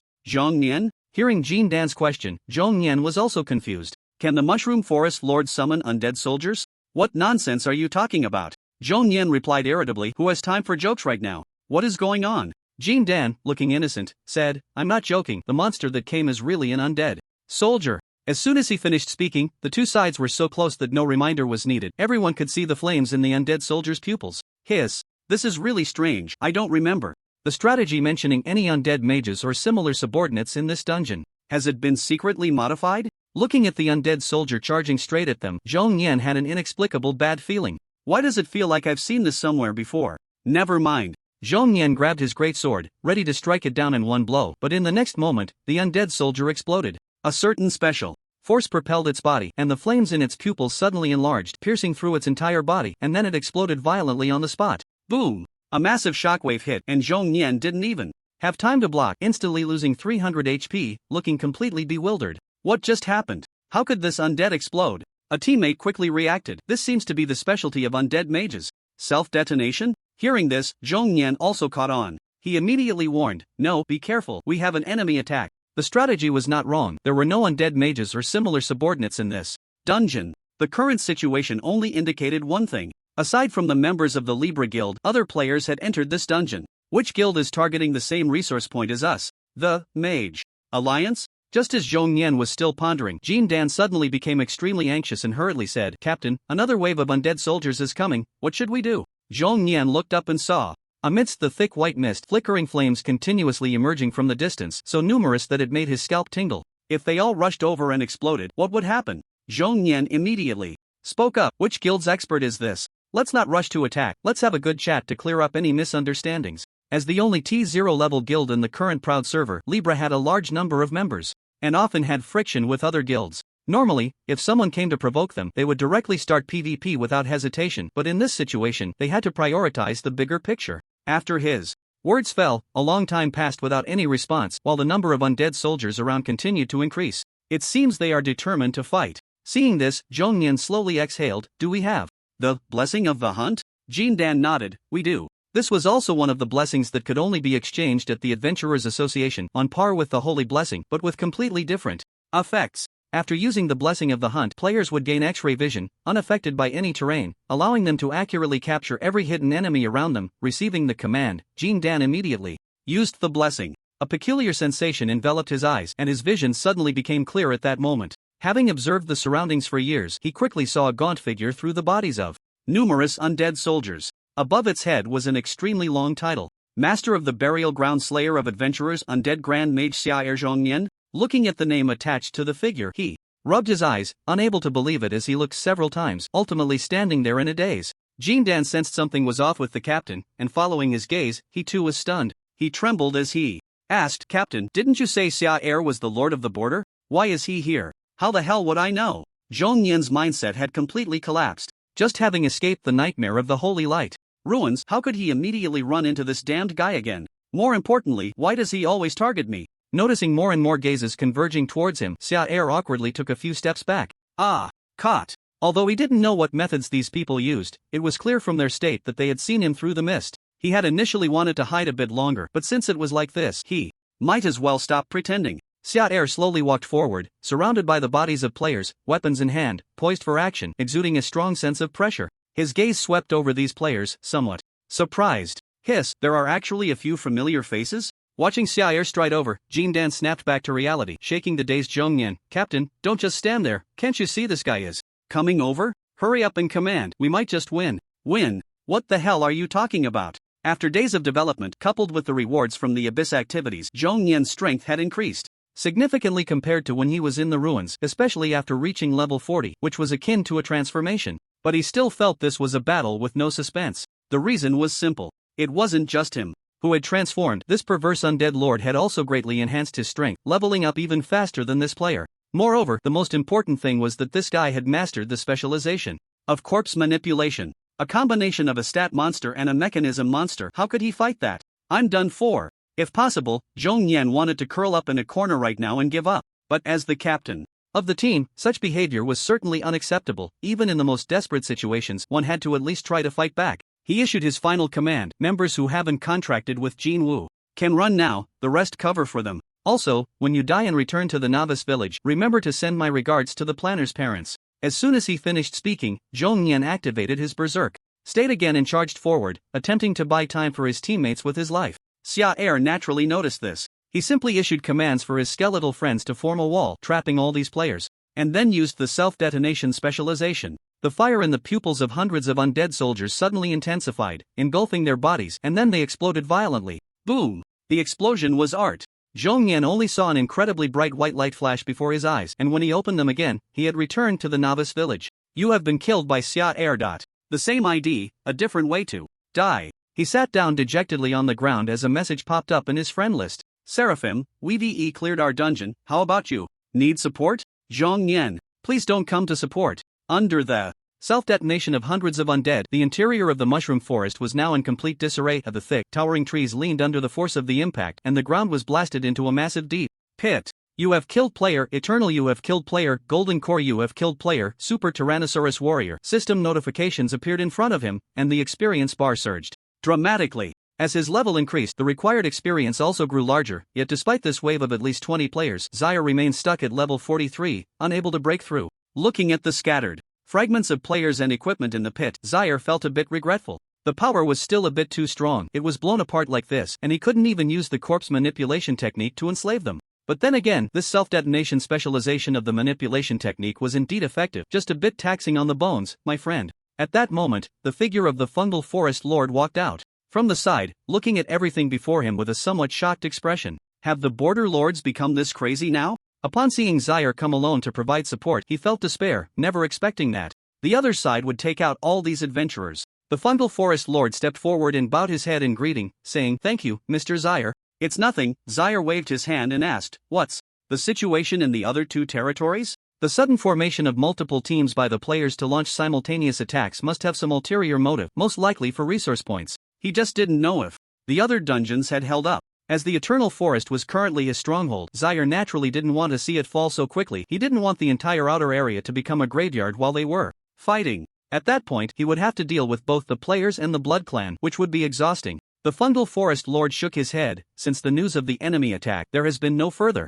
movement. The situation should be very severe. These adventurers must be after the heart of the ancient tree. His expression was very grave. Although the strange fungal forest was also one of the territories surrounding this resource point, it was quite far away and not the main force of defense. The situation in the other two territories would only be worse. Zaire asked, "How far are the other two territories? Is there a shortcut?" Upon hearing this, the fungal forest lord was taken aback. "Mr. Zaire, are you planning to continue providing support?" "Of course." The response came without any hesitation. To be honest, Zaire was not the lord of the Eternal Forest, and the area of the graveyard was given to him out of a debt of gratitude from Mist Sung Bai. Being able to come over to provide support was already a great kindness. And now, the other party actually wanted to take risks and head to territories that might have already fallen. What a kind-hearted person. Since the outsider had shown such benevolence, as the lord of the Eternal Forest, he naturally could not show fear. The Fungal Forest Lord slowly exhaled. "Mr. Zaire, please let me accompany you." Zaire, doesn't he have any awareness of his own strength?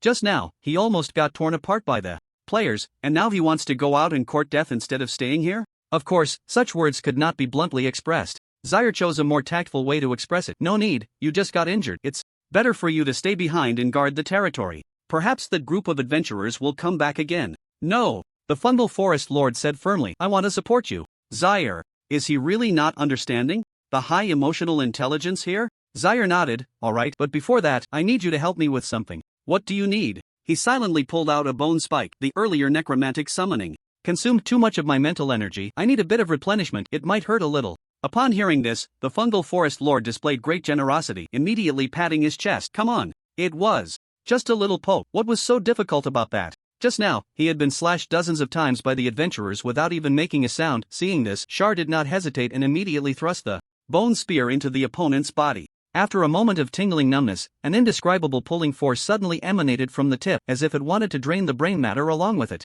In just a few seconds, the fungal forest lord's face turned pale and he collapsed onto the ground. Char nodded in satisfaction. Thank you, I really need blue, and I will often require your supplies later. Fungal forest lord. Bro, I suddenly remembered there's something in the territory I haven't dealt with. How about you go support first? On the outskirts of the eternal forest, in the Stardew Grove, charred, broken tree trunks leaned awkwardly into the ground, and a pungent mixed odor filled the air. The once vibrant grove had fallen into a desolate wasteland. The victorious players were now wandering back and forth, searching for uncollected materials. The captain of this team, Seraph, was currently receiving messages from the year-round. Don't come to support. The undead archmage has arrived in the central area. The territory is on the outskirts of the eternal forest, and just now he came to the bizarre fungal forest and wiped us out without a chance. This guy has mastered self-detonation. It's really disgusting. You should harvest the resources of the ancient wood heart first. I'm afraid Char will come over later. Closing the conversation, Seraph looked at this name, frowning.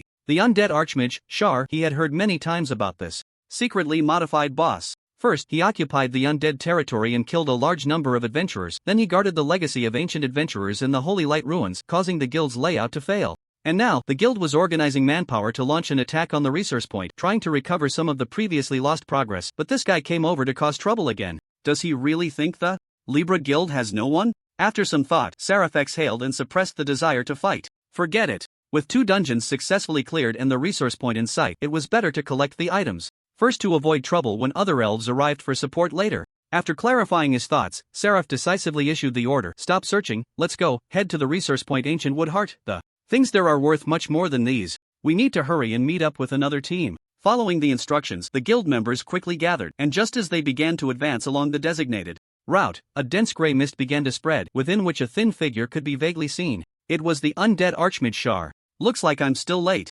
Looking at the already chaotic Stardew Grove, Char sighed and couldn't help but shake his head, shifting his gaze to this team. Compared to the bizarre fungal forest, the difficulty of this territory was higher, and to complete the strategy so quickly, there must be a big brother present. He quickly scanned the crowd and finally fixed his gaze on a player named Seraph. Player ID Seraph level 43 class, Sorcerer Hiss. What kind of class is this? I've never heard of it before. After hesitating for a moment, Char directly opened the Oracle forum to look up information, and soon found the answer. This is a special job change for mages, requiring the completion of an extremely difficult side quest to obtain. Coupled with this level and the faint golden light emanating from his equipment, it was clear that this guy was the big brother of the team. Just as Char was browsing the information to familiarize himself with the opponent's skills, Seraph also turned his gaze to Char, his pupils revealing a strong killing intent. Good. I didn't go over, and this guy came to intercept me on his own. It's simply turning the tables. Arcane wind, without the need for a staff's blessing, an obscure rune appeared at the fingertips of the Seraph and dissipated into the air.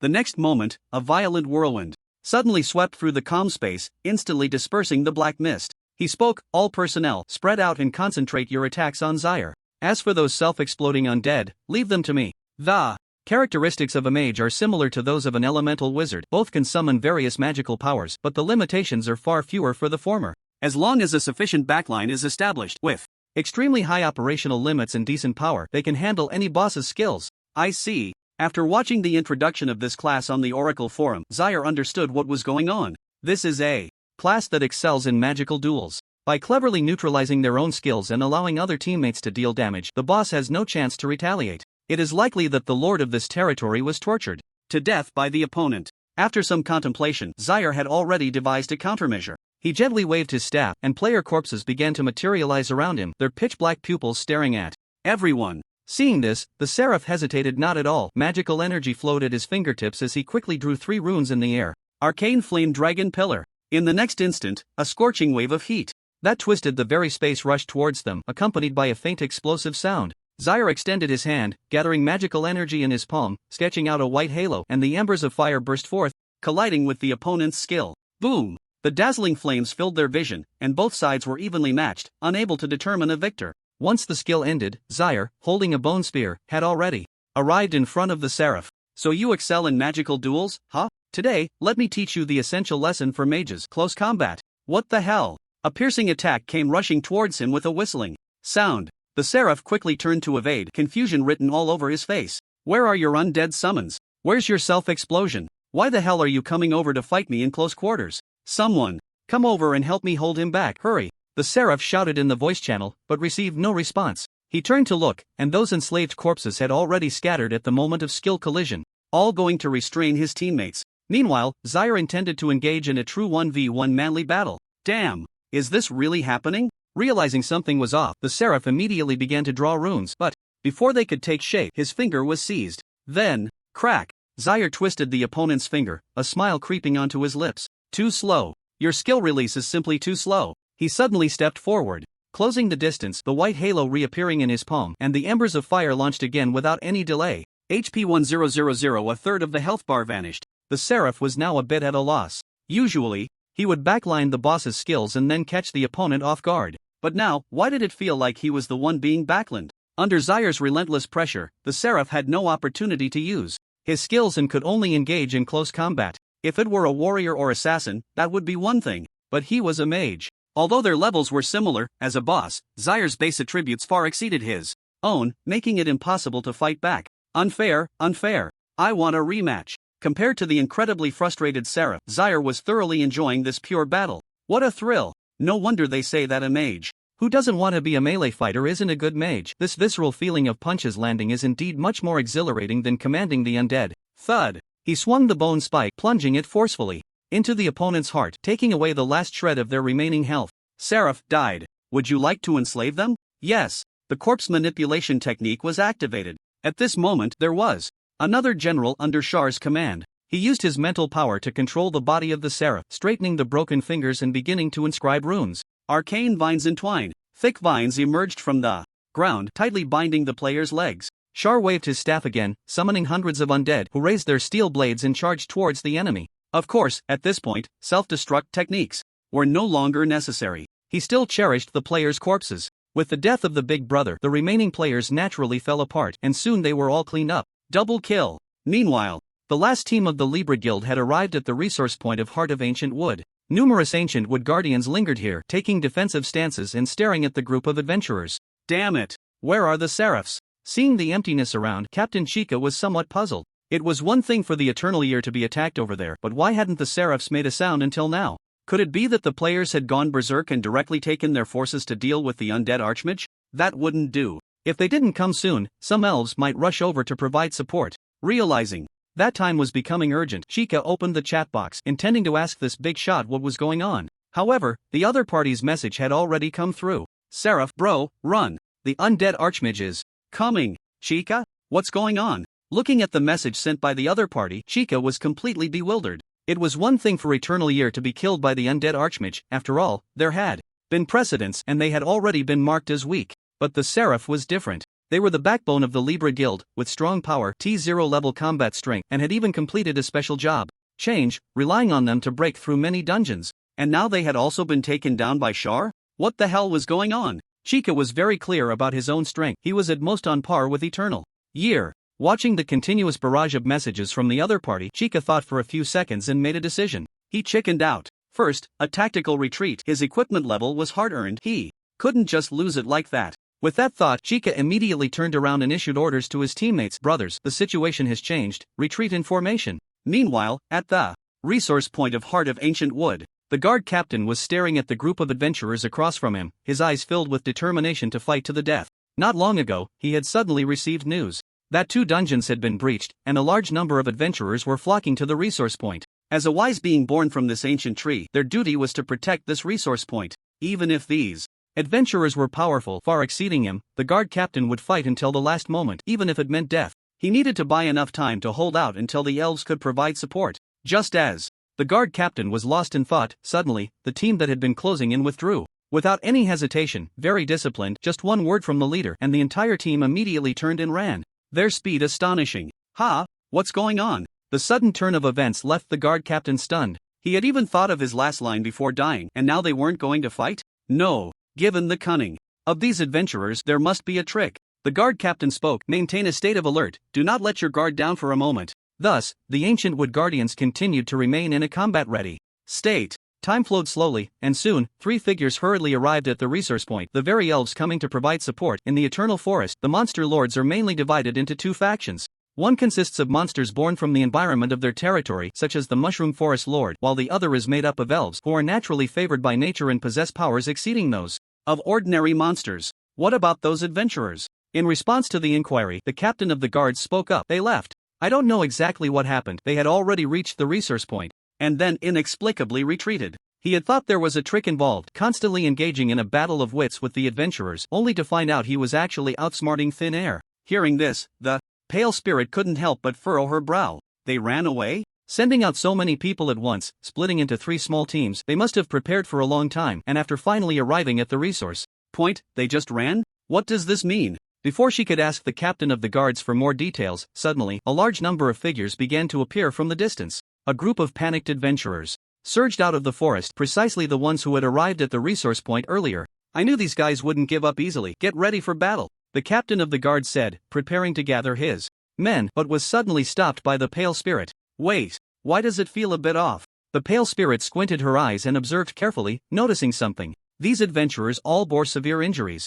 Judging by their condition, they didn't seem like they were coming to attack the resource point, but rather like they were being chased by something and had run back. Soon, another wave of adventurers appeared from the forest, pale-faced and in such numbers that it was astonishing, now picking up weapons and frantically attacking their own kind. They turned on each other? One elf, seeing this, looked very puzzled. Why don't I sense any life fluctuations from this group of adventurers behind? The situation on the field was murky. Compared to the other confused individuals, the pale spirit looked at those hollow-eyed adventurers and felt an inexplicable sense of familiarity. This seemed like Charles' necromancy, just as she had guessed. In the next moment, a thin figure in a black robe emerged from the forest, holding a bone spear, coldly watching the fleeing adventurers. All experience points, not a single one can be spared. Black barrier. Skill activated. A thick black mist began to extend outwards, quickly enveloping the entire area. Skeletons of the undead burst forth from the ground, their pupils flickering with a ghostly light as they advanced towards the others. Damn, can't you at least give us a way out? We can't even run. Watching this scene, Chica was overwhelmed with despair. After receiving the message from the Seraph, he immediately took his teammates and retreated through a shortcut, quite decisively. But even so, during the escape, they were still caught by that damned undead sorcerer. When the 2 sides met, the entire team was completely slaughtered without any power to fight back. Now, Chica understood why the Seraph had been so excited to warn him. Damn the planner! You have killed player Chica. The kill notification appeared, and the mist dissipated. Not a single adventurer remained fleeing, leaving only a ground full of equipment. Triple kill. Total annihilation. Watching the continuously increasing experience points, Charles let out a deep breath. It felt good. After dealing with the Seraph, he immediately headed to another territory that had been attacked, and on the way, he just happened to encounter this fleeing team. One could only say that fate is wonderfully unpredictable. Picking up the scattered equipment into his storage bag, Charles looked up and found that some elves had already arrived at the resource point in the distance, silently watching him without a word. So, you mean these adventurers were chased all the way back by you during their retreat? In response to the inquiry, Charles nodded. That's right. Hearing this, an elf named Hesse couldn't help but gasp. Just one person coming to support was enough to slaughter the entire adventurer team. How terrifying. At first, Hesse was somewhat dissatisfied with letting Char enter the outskirts of the Eternal Forest as a free lord, fearing he would be a burden. But now, that thought had completely vanished. This was no burden, it was clearly finding a strong ally. Although the territory had already fallen, the noble act of coming to support was still very moving. The pale spirit expressed gratitude. Thank you, Mr. Char. You won't need to trouble yourself with the next adventurers. We've arrived and can handle the remaining 2 teams without any issues. After the battle at the Holy Light Ruins, the pale spirit had evidently been rewarded by the Elf Queen, having leveled up to 43. As for the other 2 elves, their strength was not to be underestimated, both at level 45. In their homeland, the elves' abilities would only be stronger. Hearing this, Char scratched his head. You probably won't make it in time. I encountered the other 2 teams on the way and took care of them. The pale spirit? What? Char's words once again plunged the area into silence. He explained, I received a distress call from the Mushroom Forest Lord, so I first helped him clear out the adventurers in the strange Mushroom Forest and then went on to support the other 2 territories. Everyone is the focus on the support process? He didn't bring a single assistant or follower, and he single-handedly annihilated all 3 adventurer teams? Char sighed. Unfortunately, I was too late in my support. By the time I arrived, the other 2 territories had already fallen. All I could do was help them take revenge. Upon hearing this, Hess was deeply moved and quickly said, Mr. Char, you don't need to blame yourself, you've already done enough. Clearly unrelated to the Eternal Forest, yet ignoring the dangers and risks of retaliation from the adventurers he came to support continuously. Given the circumstances, if it weren't for him, the ancient Wood Heart resource point would have likely fallen long ago. He spoke, Mr. Char, please follow me. Under his guidance, Char walked straight through the ancient wood guardians to a quiet little path. A towering giant tree came into view, its thick leaves blocking the sunlight like clouds, with dark purple fruits growing on its branches, shaped oddly. Hess reached out, magically causing the fruits to sway and fall. He said, during this time, the ancient wood has produced a batch of tree fruits, please accept them. Resource name, tree fruit description, a derivative of the ancient wood heart resource point, carrying part of the natural power of the eternal forest. After consumption, it will enhance the basic passive of the profession.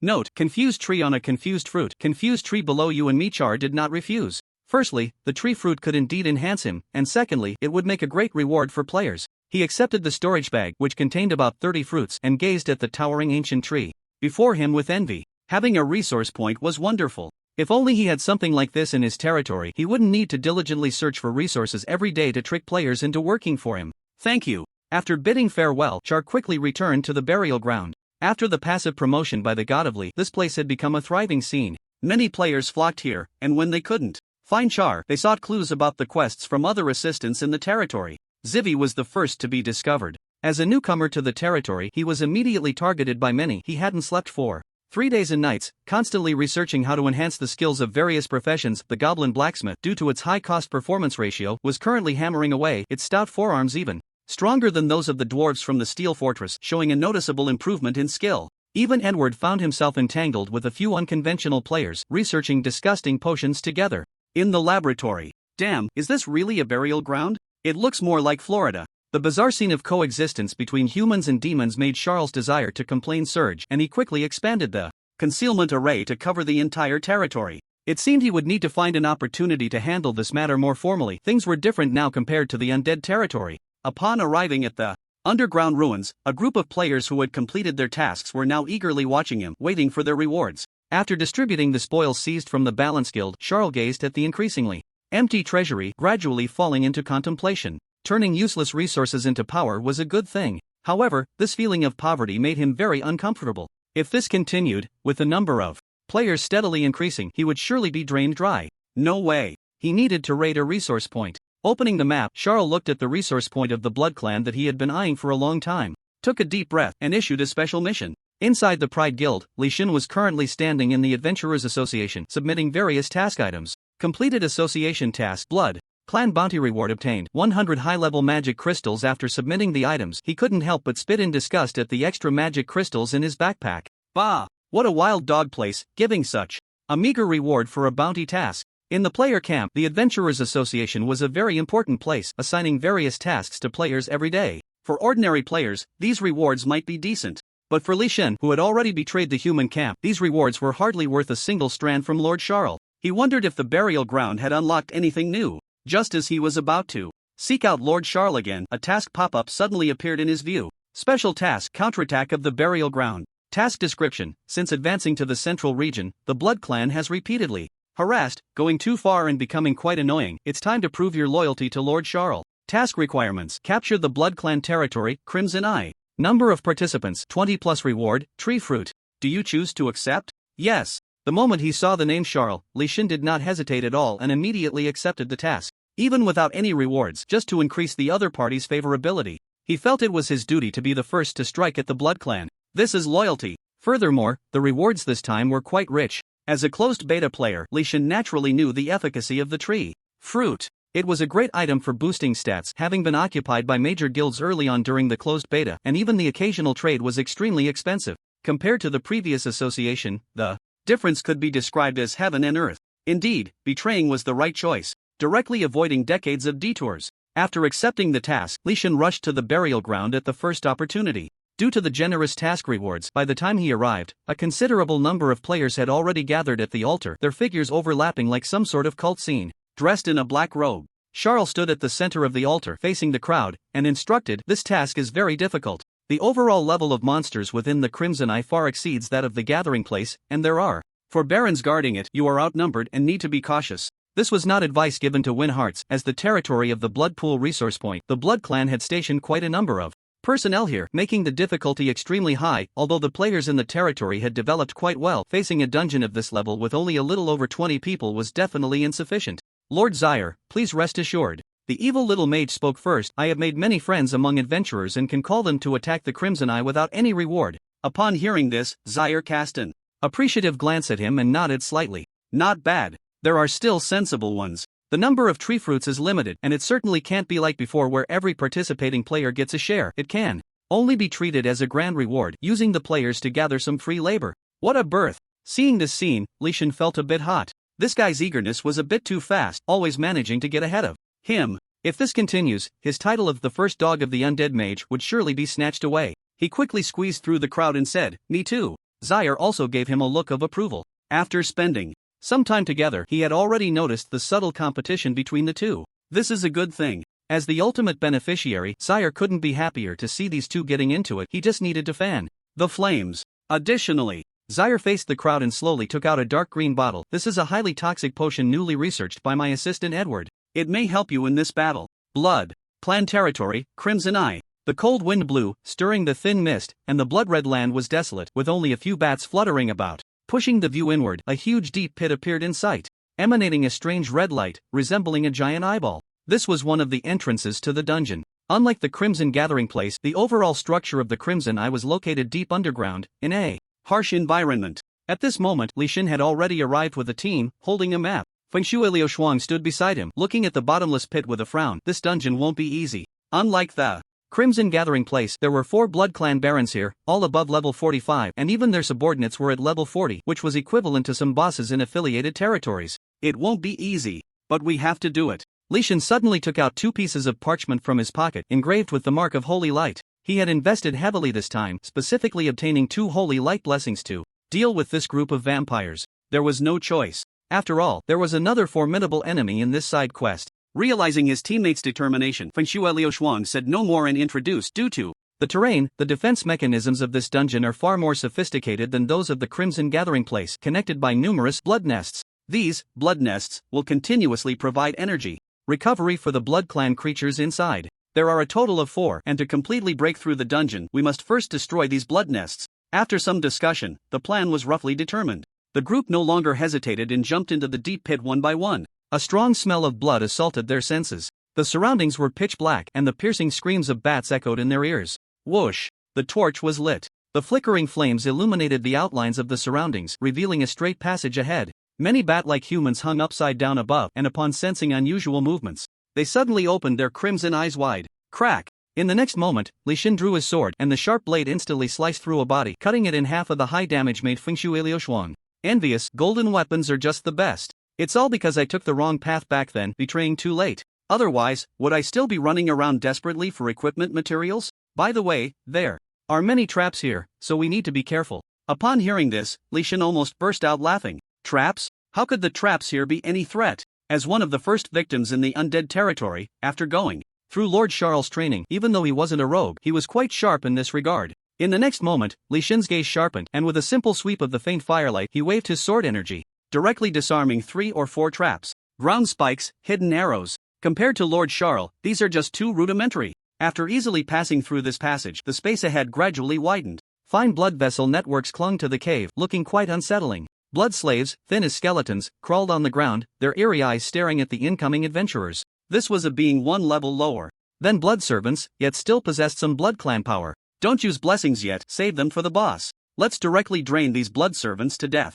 With Fengshui Liuxuang's command, the elemental mages in the back row immediately waved their staffs and cast their spells. Radiance. A blinding light illuminated the entire cave, causing the blood slaves to painfully shut their eyes, their bodies emitting white mist from the burns, caught in a strong control. As a team that had been grinding monsters together since the internal test, their cooperation was naturally seamless, without needing reminders. Leysan and Fengshui Liuxuang immediately charged forward with their great swords, while the back row poured in a massive amount of skills, giving the blood slaves no chance to recover, directly draining them to death. They picked up some materials and opened a treasure chest. The group then delved deeper inside, where the blood vessels attached to the cave walls grew thicker. Fengshui Liuxuang spoke up, "If we go further, we'll reach a cave where the blood nest is located. The guarding blood clan is roughly equivalent to a territory gathered together, and ahead are just some minor karami. The real main event is in here. Got it. Leysan nodded and took the lead into the cave. Although he was mentally prepared, he was still momentarily stunned upon seeing the scene inside. A dense swarm of bats and a group of blood clan resided here, with a massive blood nest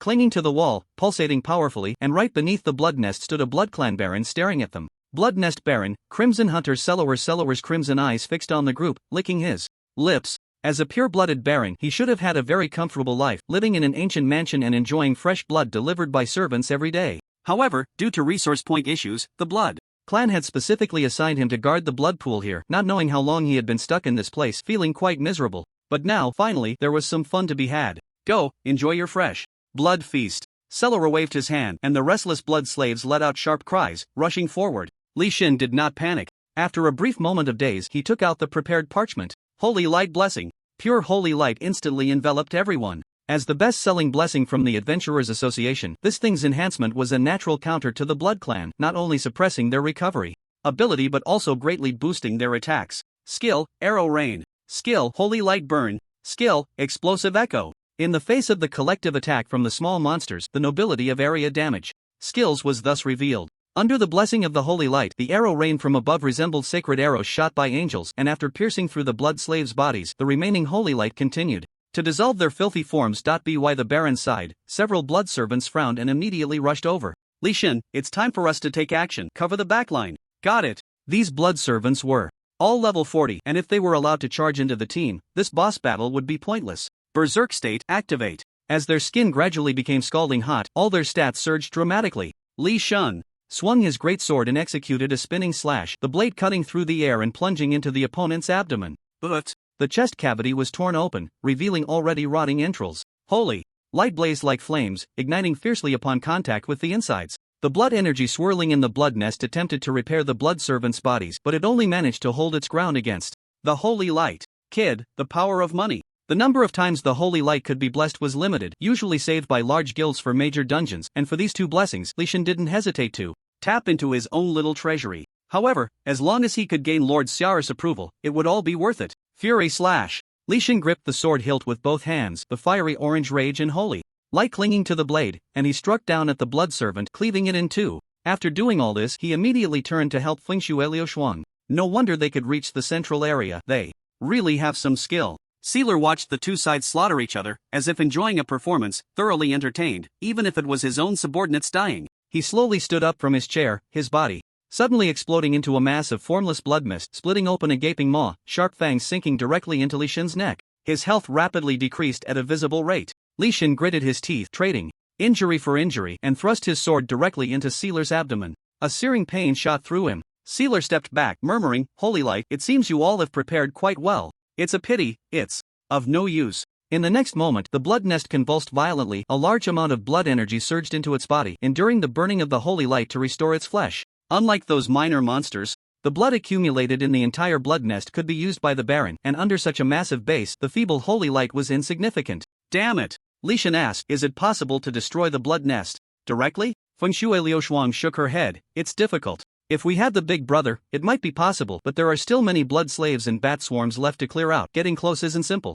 As Sealer maximized the power of the blood nest, thick blood mist quickly filled the cave, and the previously weakened minor monsters suddenly regained their vigor. The battle situation was becoming increasingly unfavorable. Time passed slowly, and the effects of the holy light dwindled. Soon, Leysan used the second blessing. If they couldn't deal with the boss during this time, they would have no chance of winning. Blood nest. Leysan stared intently at the blood nest, releasing blood energy in the distance, his mind racing. Since they couldn't find an opportunity to destroy the blood nest directly, could they contaminate it? With this thought, Leysan paused for a moment and immediately thought of something. Edward's poison. This was given to the players by Lord Xiara before leaving. At first, he didn't know its significance, but now he understood. "Cover me." After saying this, Leysan quickly retreated, finding a thick blood vessel and cutting it open. "You like to suck blood, huh? I'll give you some medicine to keep you in line." He took out a dark green vial and poured all the newly developed deadly poison into it. The venom flowed through the blood, quickly merging into the blood nest. The blood slaves were greedily consuming the blood energy spewing from the blood nest, but soon, they realized something was off. Wait, something's wrong. Agonizing pain surged through the body, and they lowered their heads to find their flesh rotting away. A blood servant. suddenly vomited blood and rushed to the Baron's side, looking miserable. Lord Sealer, the blood nest has been contaminated. Sealer? What the hell? Before he could ask for clarification, Leysan swung his sword and struck. Holy light left a burning wound on his body. Sealer took a deep breath of the blood aura, the acrid smell choking him, and his pale skin turned dark blue in an instant. Damn it! Who the hell poisoned the blood? Sealer glared at the group of adventurers, his pupils filled with rage. You despicable adventurers! How dare you use such vile means? Who taught you this? Leysan did not respond, entering a berserk state again, continuously swinging his sword. Under Edward's new type of poison, the blood slaves fell one by one, dying violently. At this moment, Sealer dared not absorb the blood aura any longer, only able to watch as his health bar dwindled. The situation had flipped dramatically. If this continued, it seemed he would really be killed by this group of adventurers. No way! Help! Quickly! Request assistance from the nearby territory. Meanwhile, in the buried bones, groups of bats flew through the bone walls, spreading the message of distress throughout the territory. Avril coldly watched these bats, extending her hand and directly obliterating them. Deserved it. How dare these bloodkin come to us for help? Have they forgotten how they harassed the buried bones before? Hearing this, Char beside her smiled slightly. How can you say that? No matter what, the bloodkin are also part of the demon race, our brothers, beloved friends. Since they are in trouble, how can we just stand by? Saying this, he swung his bone spear and declared, let's go. It's time to save our brothers from peril. Aside from Leysan's side, the evil little phallus team also achieved good results. He understood the clever use of poison from the very beginning, and before entering the cave, he had injected it into the blood vessels connected to the blood nest. Without even fighting, the bloodkin inside had suffered heavy casualties, and the situation was looking very favorable. Initially, it was thought to be a prolonged siege, but inexplicably, it turned into a swift victory. Crows continuously swept out from the deep pit, spreading messages of distress everywhere. Two vampire barons who had escaped from the blood nest were now making their way through a secret passage to the deepest part of the Crimson Eye. The boiling blood pool emitted heat, its scent tantalizing. Using the flowing blood from the pool, they managed to replace all the blood in their bodies, barely suppressing the negative effects of the potent poison. But unfortunately, it was of little use. All the blood nests had been destroyed, and the two barons had fallen. It wouldn't be long before those adventurers found this place, and at that time, it would surely be a dead end. The only chance was to hold out a little longer, hoping that a lord would receive the message and come to their aid. But will a lord really come? One baron couldn't help but sigh. Other lords from different places were certainly not worth hoping for, but even if the bloodkin lord received the news, knowing their kin, they most likely wouldn't come. The competition among the bloodkin was fierce. Every vampire with ancestral blood was incredibly proud, and the death of their kin would only benefit themselves. In the silent atmosphere, gradually, a faint sound emerged. Looking towards the source of the sound, a cluster of bright flames entered their view. Leysan looked at the two bloodkin barons, excitement barely contained in his gaze. They really came here. Looking around, aside from himself, there wasn't a single player in sight. It was clear they were the first team to find the bloodkin barons. As long as they could slay the opponent, he would undoubtedly be the top contributor to this mission. Damn it! How did they get here so fast? The Blood Clan Baron looked at the other parties incredibly excited expression and couldn't help but curse. After all, there were two barons here. How could this guy not be scared at all? Indeed, even without the help of the Blood Nest, two level 45 barons were definitely not easy bosses to deal with, and the risk of annihilation was not non-existent. But compared to that, Leysan was even more afraid of being outpaced by the evil mage and having the achievements snatched away. Just as the battle was about to begin, another wave of adventurers burst out from a cave. Leysan cast his gaze and quickly spotted a familiar figure. Evil mage. Damn, how can he always arrive so quickly? At the same time, the evil mage also turned his gaze towards Leysan, frowning slightly. How can this guy always be a step ahead? As a strategy blogger, he had gathered a strong team early on thanks to his connections during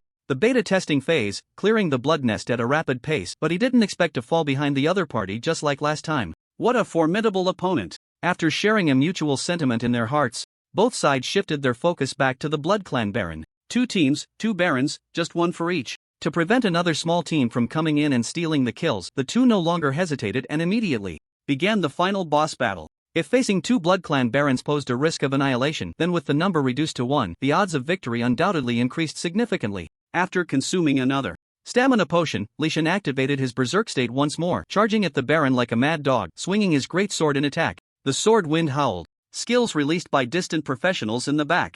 Ruse swept past him, accurately hitting the baron. Various skill combos connected seamlessly, leaving no chance to catch a breath, forcing him to defend passively. More and more wounds appeared on his body. The baron's eyes turned crimson as he drew blood energy from the restless blood pool, rapidly healing his body. Rage slash. Fiery orange rage clung to the sword's edge as Leysan swung his sword forward, directly cleaving the Baron in half at the waist. But the Baron's body, still suspended in the air, quickly reconnected as if it had not been harmed at all. Killing me isn't that simple. The Blood Clan Baron roared, and a magic circle suddenly appeared beneath his feet, blood coalescing into a crimson spell that surged towards Leysan. Damn! As the blood magic approached, Leysan raised his sword to block, his body staggering backward, unable to suppress his curse. With 2 holy light blessings already used up, the other party could still rely on the blood pool for replenishment, making it truly not an easy task to kill the vampire Baron. He didn't dare to poison it either. Time passed slowly. As members of the Blood Clan, the 2 Baron gentlemen exhibited extremely high durability. As long as they weren't overwhelmed by a full set of skills, they could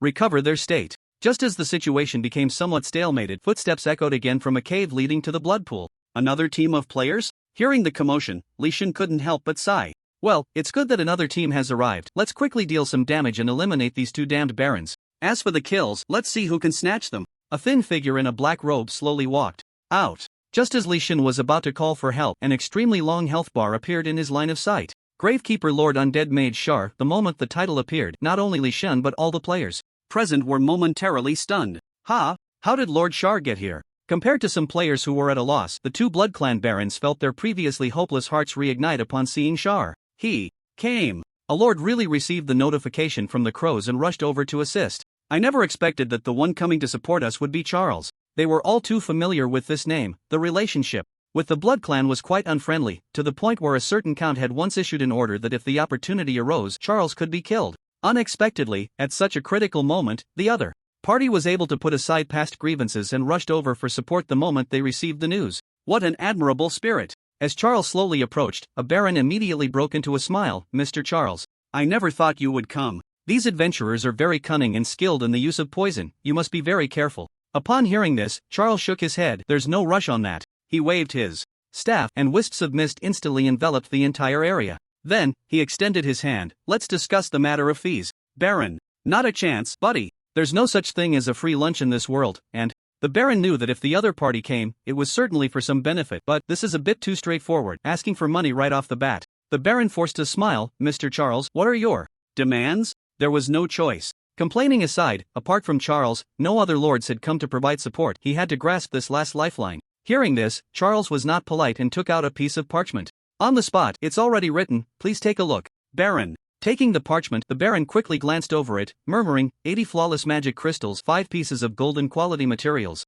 10 portions of Blood Clan essence. Are you robbing me? Looking at the contents, the Baron was completely dumbfounded. In the central region, Blood Clan members were quite wealthy monsters, especially the Barons, with each vampire accumulating a certain fortune. Yet even so, these conditions were too shocking, equivalent to emptying the entire treasury of the Crimson Eye. Hearing this, Charles frowned. It seems Mr. Baron is a bit dissatisfied. I am a reasonable person. Since that's the case, there's no need to force it. You may seek your own fortune. After saying this, Charles turned to leave but was suddenly stopped by the Baron. Ahem, I was out of line just now. Don't go yet. I agree to the terms. The Baron nearly bit his teeth through as he finished the statement. No matter how much wealth he had accumulated, what use was it if he didn't live to spend it? Compared to being turned into materials by the adventurers, he preferred to stay alive. A smile appeared on Charles's lips. I knew Mr. Baron wasn't a stingy person. Additionally, I have one more request. The burial ground has no resource points, and development has faced too many obstacles. I hope you can transfer the resource point blood pool to me for a period of time, not much.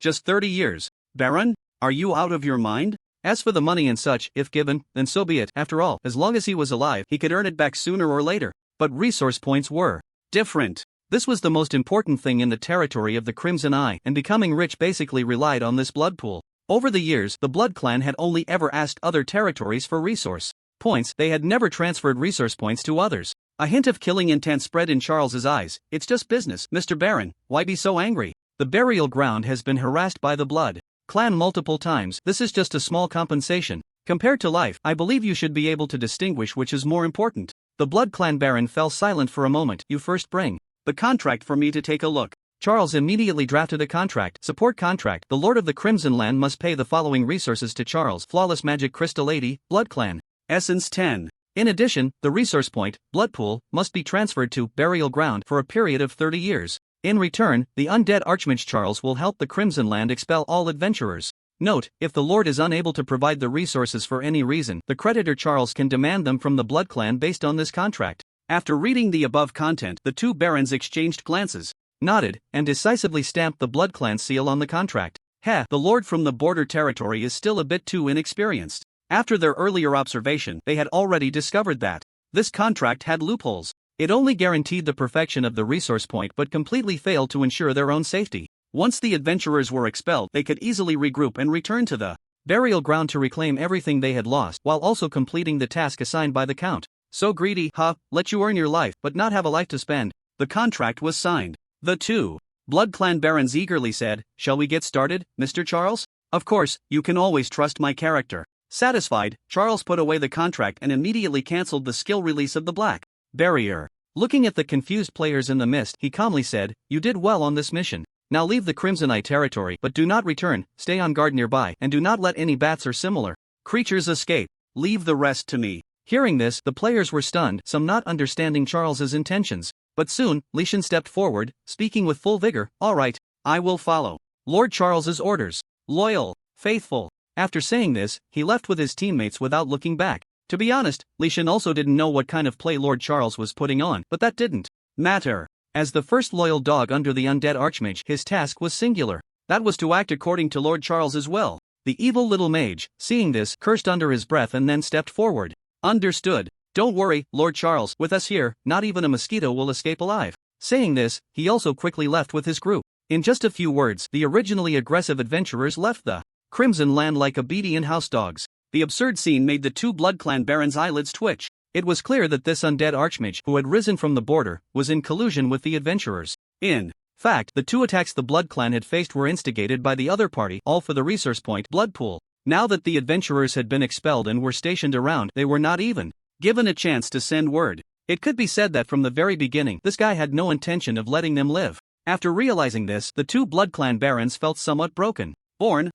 Simply born. They had initially thought the other party was a breath of fresh air among the Demon Clan. Now it seemed this guy was simply the worst of the worst among monsters, born to no end. "Aren't you afraid of being hung on the execution platform by the church for doing this?" Facing the question, Charles smiled. "What nonsense are you talking about? I am the loyal dog of the Witch Miss, the first contributor to the Holy Light. Relics, please do not unjustly accuse me. As for you bunch of insects, all you know is infighting, harming honest people like me who have risen from the border. I have no choice." Saying this, he waved his staff, and hundreds of undead skeletons appeared around, the black mist forming the bodies of players, weapons in hand, their ghostly eyes fixed intently on the two Blood Clan barons. Calculating the time, they should be about done retreating. "Gentlemen, please be on your way." As the Lord of the Crimson Eye, a level 45 vampire baron, these two were clearly powerful. Otherwise, they wouldn't have survived for so long under the siege of players. Unfortunately, this time, it wasn't the players who came to take action, but Zaire. Also a lord of the central region, his level was even one lower than the two, yet in battle, he pushed the vampire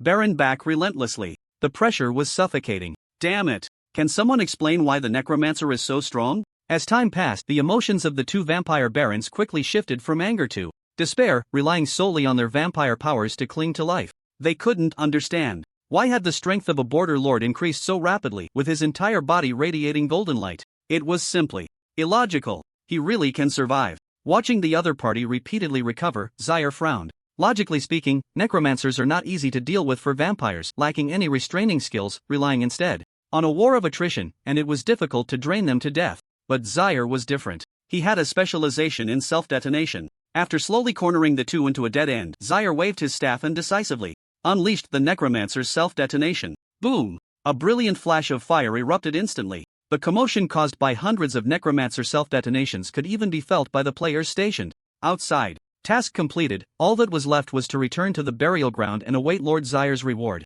Upon receiving the news of the Lord's demise, the players immediately began to retreat, not letting a single bat attempting to escape the Crimson Eye slip away, showcasing their professionalism to the fullest. Deep within the cave, looking at the Baron's body, which had been completely reduced to a pile of flesh, Zaire couldn't help but shake his head and sigh.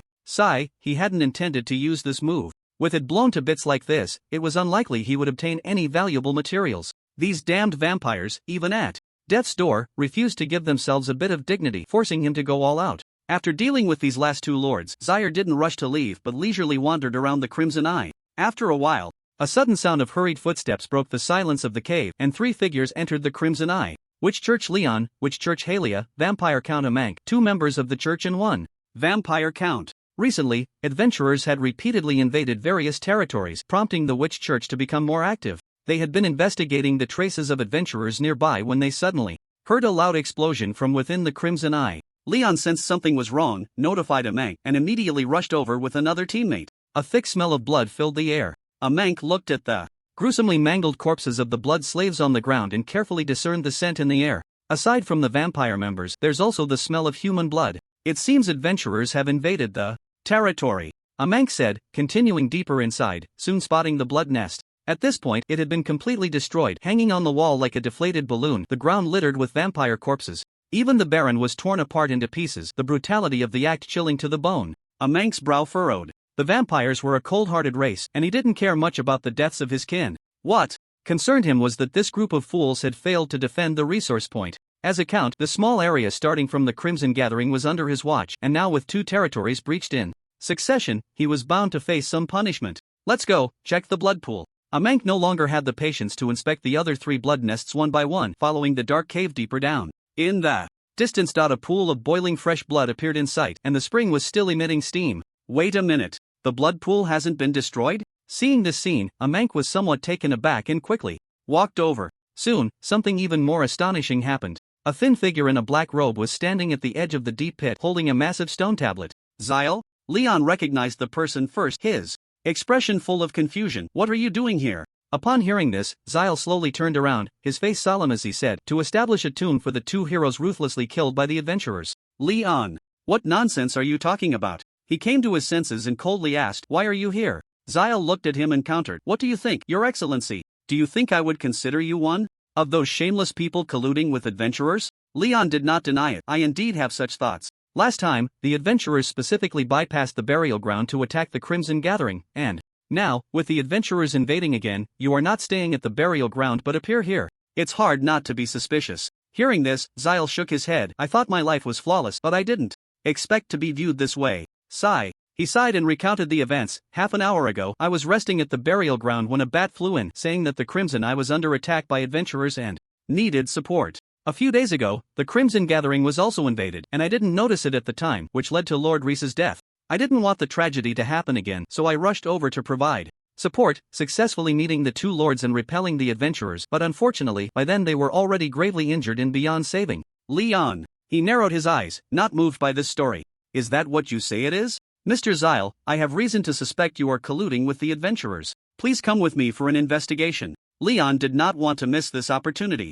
The last incident was interrupted by the Pale Spirit, and the mission was left uncompleted. Now that the other party was alone, he could take him directly to the church, regardless of whether he was innocent or guilty. It would be his word against Xyle's. Just as Leon was about to step forward to take him, a crisp, cold voice came from beside him. Enough. Turning his head, another member of the church, Halia, was visibly moved. Mr. Leon, isn't it a bit excessive to treat such a benevolent lord this way? She took a deep breath and slowly said, the Crimson Eye is under attack, the Lord calls for help, and so far not even the neighboring blood clan members have come to assist. And Xyle, as the Lord of the Burial Ground, has done better than even his own kin from the blood clan, yet he is treated this way. In my opinion, this is truly damaging to the reputation of the Witch Lady. Leon. Oh no, I forgot this person came along. In the Witch Church, Halia was quite an unusual presence. While other members slacked off, she worked hard. When the Great Lord attempted to bribe, she would firmly refuse and submit a report to the Witch Lady. It could be said that she was the most upright presence in the entire church. With her blocking, things might not go smoothly. In the distance, after hearing Halia's words, Xyle felt somewhat excited. I didn't expect that in this vast demon race there would really be someone who shares my ideals. Miss Halia, please allow me to pay you the highest respect. Mr. Xyle, there's no need for that. Only with more lords like you can the demon race thrive. Miss Halia, you flatter me. Without good leaders like you, I would eventually be harmed. After a wave of mutual flattery in the business realm, Char ignored the stiff-faced Leon and instead focused on the silent blood clan count beside him. He was all too familiar with the name Amank. From the Holy Light ruins to now, it could be said that every targeting by the blood clan was orchestrated by the other side. He never expected to meet in such a manner. Just right. There was a debt to settle. He had added a clause to the contract, allowing him to demand compensation from the blood clan in case the other party met an untimely demise, which was also the reason Char was waiting here. He took out the contract and slowly said, upon Learning that I rushed from the burial ground to provide support, the two Blood Clan barons were very moved and specifically signed a support contract with me, which includes various resources. Please take a look, Count. A Mank? Looking at the contract handed over, a Mank was instantly dumbfounded. It wasn't me, buddy. It was Leon targeting you, and I'm just here watching the show. How did this end up involving me? He frowned and took the contract, carefully examining the contents. Flawless magic crystals, golden materials, Blood Clan essence. What the hell is this transfer right to the blood pool? Initially, upon seeing the previous compensations, a Mank was already quite upset. He never expected that the big surprise was still to come. This was a resource point. Every territory regarded it as a forbidden zone, never allowing others to touch it. Losing a few barons was absolutely nothing compared to this blood pool. A Mank coldly stared at the other party. Lord Shar, you're asking a bit much here. The previous terms were fine, but this resource point is of extraordinary importance. Since the contract has been established, I'll let you use it for a while, at most a month, and then you'll return it. Shar smiled slightly. Does the Count mean to renege on the debt? A Mank snorted coldly. And what if I do? In that case, I have no choice. The Blood Clan is a major territory, and if they really want to deal with me, it's just a matter of lifting a finger. Shar sighed. However, I have already contacted the leading newspaper in the central region in advance. Blood Clan Count A Mank bullies a small territory, refuses to acknowledge debts, while the church member Leon stands by and does nothing, colluding together. When the time comes, I'll print tens of thousands of copies and distribute them to the end of days. Let's wait for the court to meet. Leon. A Mank. Damn. How could there be such a born troublemaker? To be honest, the bullying of small territories by large territories was basically a consensus in the central region. No one would care. But if it made it to the newspapers, and the news spread, reaching the witch miss, then the situation would be different. Halia spoke up. Count, the Blood Clan is a major territory. Since you've made a promise, don't do something that betrays your word, lest you become a laughingstock. Leon also stepped forward. Indeed, it's just a transfer right for 30 years. It'll pass in the blink of an eye. Seeing his sudden ally speaking up for Shar, a Mank couldn't help but raise a question mark. To this, Leon also expressed that he was not in control of his own fate. He didn't want to lose his job just yet. Seeing this, a Mank had no choice but to nod. Fine. I'll send the materials over shortly. Shar nodded. Alright, I'll be waiting for you at the burial ground. If I don't see the materials by 10 o'clock tomorrow morning, we'll meet in court. The debt matter was successfully resolved. After setting up the teleportation array here, Shar returned to the burial ground with satisfaction. It was time for the family to eat again. Who would have thought that there were indeed good people in the witch church? Halia. He remembered this name. In such a rotten environment of the demon race, living so uprightly was not an easy task, which was enough to show the great power of the witch church. It's good to have a witch covering you. Since arriving in the central region, Charles had been busy with the development of his territory and hadn't had the chance to increase his familiarity with Miss Witch for quite some time. He needed to find an opportunity to express his loyalty again. Arriving at the underground altar, the players were eagerly waiting inside. Upon seeing Charles, the evil little mage immediately stepped forward. Lord Charles, in this mission, my team has destroyed a blood nest, killed a baron, 3 blood servants, blood slaves, and countless bats. In the past, the evil little mage would never have used such a straightforward way to assert his presence. But after being outpaced by Godly too many times in the Crimson Eye, he had no choice but to come and claim some credit. That beast, Godly, was also among the waiting team, and he quickly added, I also destroyed a blood nest, and while stationed outside the Crimson Eye, I killed 3 bats that were trying to go out and report. After distributing the mission rewards, Charles nodded at the two. Good, I see your loyalty. As a reward, I will grant you both an opportunity to enter the blood pool for refinement. Godly, evil little mage. Thank you, Lord Charles. Upon hearing this, their eyes instantly lit up. The fruit from the tree was already a very generous reward, but unexpectedly, there was an additional gain. This was the blood pool. For a berserker, the significant increase in basic attributes was equivalent to a transformation. If he were to swallow this fruit, wouldn't his combat power directly place him among the T1 ranks? Feeling the envious gazes around him and recalling the days of grinding for equipment, Godly couldn't help but feel a wave of relief. Indeed, choice is greater than effort. At night, a Mank personally arrived at the outskirts of the burial ground. As a Blood Clan Count, he usually let his subordinates handle embarrassing tasks like paying, but this time, he had to take a good look at the burial ground himself. Was that bloodline who escaped over a decade ago really here? For this reason, a Mank deliberately made no noise, planning to sneak in first. Looking at the ancient trees towering like city walls before him, he extended his hand. Blood magic surged forth, and he transformed into a cloud of blood mist, slipping through the gaps. The defensive measures are still too weak. For ordinary magical creatures, the wall formed by the bone trees was indeed a bit difficult to surpass, but with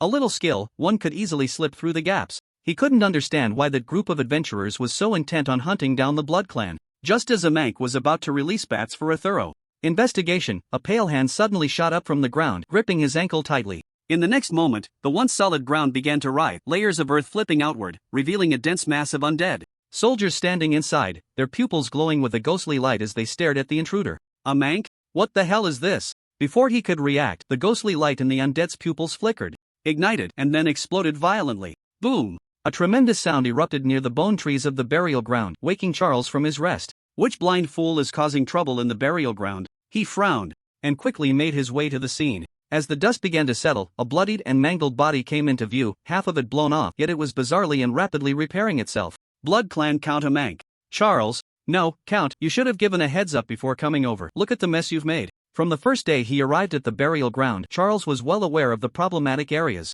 in his territory and successfully utilized the effects of the title, Lord of the Burial Ground, for renovations. Charles had ambushed an entire army of undead beneath the bone trees, ready to act as suicide bombers, originally intended for some players who lack awareness. I didn't expect that it would be Count a mank who took the first hit. The blood quickly repaired his body, and as his burned cheek healed, a twitch appeared at the corner of his mouth. Truly hellish. If it weren't for his high base stats, this blow might have cost him his life on the spot. He coughed twice. I noticed that the bone tree's defenses seem to have some vulnerabilities. I intended to remind you after entering, but it seems I was overthinking it. Charles, it's a miracle if I believe you. It's obvious you were trying to sneak in and cause trouble. A mank, aware of his own guilt, did not continue the topic but instead took out a storage bag. Lord Charles, this is the material we agreed upon in the contract. Regarding the newspaper, he handed over the storage bag. Charles carefully counted the contents and nodded in satisfaction. Rest assured, since the Blood Clan values integrity, I certainly won't resort to such despicable means. Please return, Count. Charles did not feign politeness to keep a mank in his territory. After watching him leave, he returned to the bone fortress and dumped all the materials from the storage bag onto the floor. Looking at the golden light radiating from these items, Charles couldn't help but sigh. Extortion really brings in money quickly. During this time, the Blood Clan had indeed been a great help. Not only did they act as the opposing site for tasks, but they also provided materials and resource points, like a beginner's gift pack. There aren't many good people like this. I need to find another opportunity to squeeze them a bit more. Aside from the flawless magic crystals and golden materials, the other resources were actually quite selective for Charles. Blood essence, pure souls, dragon meat, these items could be used to enhance his subordinates. Since arriving in the central region, they had been stationed in the burial ground, and their strength had become somewhat disconnected. For the territory to develop and grow, it still needed a few powerful subordinates. The quality of the materials he requested from the Blood Clan was very high, and it should be enough to bring these individuals to around level 39. As for whether they could break through to level 40, that would depend on their own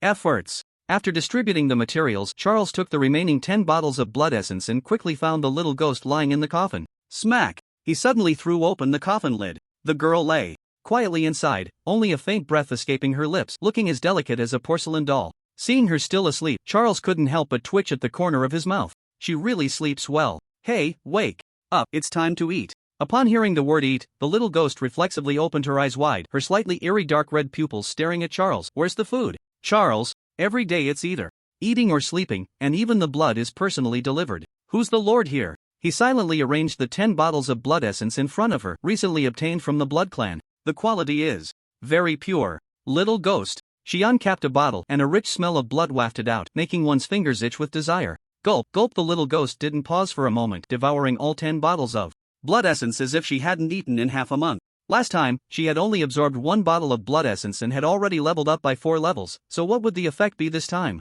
The little ghost closed her eyes and began to focus on absorbing this power. 36, 37, 38. In Charles's observation, her panel stats were skyrocketing, leveling up as fast as if she had refined. She surged forward without any pause, even directly breaking through to level 42. This is insane. Just as Charles was looking forward to what her final level would be, something unusual suddenly happened to the little ghost. Her level stopped moving, and blood-red patterns began to outline her cheeks, her pupils filled with an eerie red light. Is this blood magic? Zaire quickly recognized the origin of this pattern. For members of the Blood Clan, possessing blood magic is a luxurious affair. This power originates from the progenitor vampire, Lilia, and even among barons, this proportion is exceedingly rare. So, the little demon's bloodline seems to be quite pure?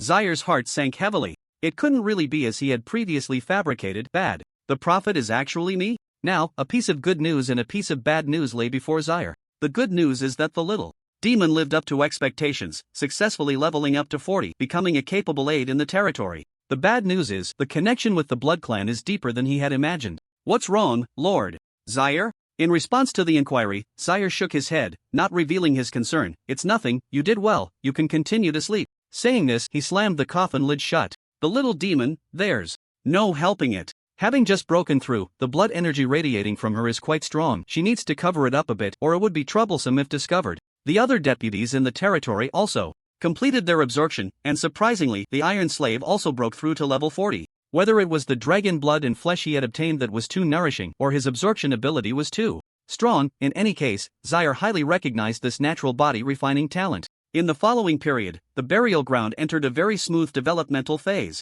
The Blood Clan Count Amang, who had caused trouble in the monitored area twice, seemed to have faced criticism and did not create any more disturbances during this time. Only the players were still jumping around in the Grand Territory, competing for resource points. Just as Zaire leisurely lounged in his chair browsing the forum, a member of the church arrived at the burial ground. It was Miss Helia, who had previously spoken up for him. She did not engage in excessive pleasantries and got straight to the point. Mr. Zaire, please be careful during this time. Upon hearing this, Zaire frowned. What's wrong? Is it that the Blood Clan can't swallow this anger and is preparing to take revenge on me, or has Leon moved some small thoughts again? Helia shook her head and took out a map. Neither. This matter has nothing to do with the Demon Clan. It concerns those adventurers. Just now, our witch church received news that in 3 days, a large number of adventurers will launch an attack on the resource point, Sublimation Ground. And the burial ground is one of the entry routes. Hearing this, Zaire frowned again. He knew about the Sublimation Ground. It is a very special resource point covering a vast area, with abundant resources produced within. It is not monopolized by a single grand territory but is divided among 3 major territories: Eternal Forest, Shadow Realm, and Blood Fortress. The fact that these players are eyeing this place indicates that they are well prepared. However, Zaire was somewhat curious. He almost spends a segment of time every day immersed in the Oracle Forum, observing various pieces of information, yet he hadn't seen a hint of this matter, indicating that these people were deliberately concealing it. But how did the Witch Church suddenly obtain this news? After some contemplation, Zaire focused his gaze on the landmark of the Shadow Realm, deep in thought. It seems there are other players acting as dogs for the Demon Clan. Understood. Thank you for the reminder, Miss Helia. Helia waved her hand. It's nothing. I hope Mr. Zaire will be cautious. If it becomes unbearable, you can also choose to temporarily avoid battle. After all, for the Demon Clan to grow stronger, it still needs more lords like you. Zaire. Flattery. After another round of commercial pleasantries, watching the figure of the other party fade away, the feigned sorrow on Zaire's face vanished completely. Here it comes. His opportunity to perform has finally arrived. These days, he had actually been contemplating matters regarding the Witch Church. Although the Eternal Forest can serve as a support, its role is very limited. Zaire needs to cling to a thicker thigh. Clearly, in the Proud server, no thigh is thicker than that of Miss Witch. He plans to join the Witch Church. Of course, this is not an easy task. Although his previous performance in the ruins was good, it was not enough to reach that level, and he still needs an opportunity to showcase his abilities. This player invasion just happens to provide him with that chance. As long as he joins the church, with the power of the forum, Zaire won't have to worry about catching players at all. As for large territories like the Shadow Realm that secretly trade with players, he will take them all. They will all become the steps of my progress. Time flows swiftly. Lion Roar is currently standing at the outskirts of the Eternal Forest, followed by a large group of players. He turns around and slowly speaks. In a little while, we will prepare to set off from the burial ground area, heading straight to the resource point, place of sublimation. Note that there are many guilds involved in this operation. I fought hard to secure such a good position, so we must act quickly. Once we enter the resource point, we will start looting immediately. Yes. In response to the captain's words, the members of the Poor Bastards Club are quite excited. There's no way around it. They are just too poor. The warrior profession is highly competitive, and every material requires a lot of effort, and now, with such a good resource point available for plunder, they absolutely won't waste it. It's time to showcase the incredible speed of an 8-year veteran player from Zon. Not just the team members, Lion Roar is also quite excited at this moment. The golden weapon he painstakingly forged was lost in the ruins, and until now, he hasn't been able to gather a complete set of materials again. With his tenacity, he successfully secured the entry position to the burial ground during the discussions among many guild representatives. Although it is adjacent to the Eternal Forest and Blood Fortress, there is no lord present, and they can drive straight in, only needing to clear the bone trees and a dungeon to reach the place of sublimation, which is the fastest route. At 2:30 in the afternoon. This was the agreed upon time to act. During the initial meeting, Lion Roar keeps a close eye on the time, and at the 30-minute mark he raises his arm and shouts, "Brothers, the time has come. It's time to show these damned monsters what the terror of the fourth calamity looks like." As his words fall, he takes the lead, swinging a purple greatsword, charging straight towards the burial ground. Towering bone trees come into view. Lion roar in the guild members immediately unleash various skills, forcefully breaking open a huge gap in the bone trees. In the distance, a castle made of bones appears in his sight, causing him to freeze for a moment. Hiss. Didn't they say there was no lord here? Forget it, kill. It's just an extra dungeon. Let's see what it's all about. Lion roar does not hesitate, perfectly embodying the fearless spirit of a warrior. It should be noted that every second wasted now means less income once they enter the place of sublimation. Just as he plans to charge in with his sword, an extremely long health bar appears in Lion Roar's view. Undead Grand Sorcerer Adventurer Slayer Lord of the Burial Ground Zyre, Lion Roar? How could this undead Grand Sorcerer be here? Looking at that string of titles, Lion Roar is completely stunned. If it were any other lord, he would charge in without hesitation, sword in hand, to show the starving poor what they look like. But this guy is different. The scene of being slaughtered along with the members of the Mountain Hunters Guild in the Holy Light Ruins is still fresh in his memory. The shadow left is simply too deep. After a brief pause, Lion Roar turns around and quickly shouts, "The intel is wrong. Brothers, use your ultimates and run. Don't hesitate." Quickly. As his words fall, Lion Roar directly entered a berserk state and fled without looking back. The members of the Poor Bastards Club, seeing this, immediately turned their weapons around. Although they hadn't entered the burial ground, the fact that a captain who was this poor abandoned resources must mean something terrifying was at play. Zyre, inside the castle. A certain lord held a bone spear, his gaze fixed on the players in the distance who were aggressive but then retreated immediately, leaving him somewhat silent. He had specifically cancelled the disgusting traps, hoping to wait for the opponents to come and enjoy the battle, but they just withdrew like that? Damn it, if you run away, how am I supposed to earn military merit? Everyone, stop. With a wave of his staff, a thick black mist swept over, trapping some of the slower members. Player corpses gradually solidified from within, quickly approaching this group of people. No! My equipment! Help me, Captain! What the hell is this thing? The cries of despair echoed from the mist, sending shivers down Lion Roar's spine, fearing being caught by the undead archmage, and he immediately increased his speed to escape. There was no way he could abandon his equipment for the sake of his brothers. Just like that. The once confident members of the Poor Bastards Club hadn't even started the battle before suffering a crushing defeat, losing a third of their members in an instant.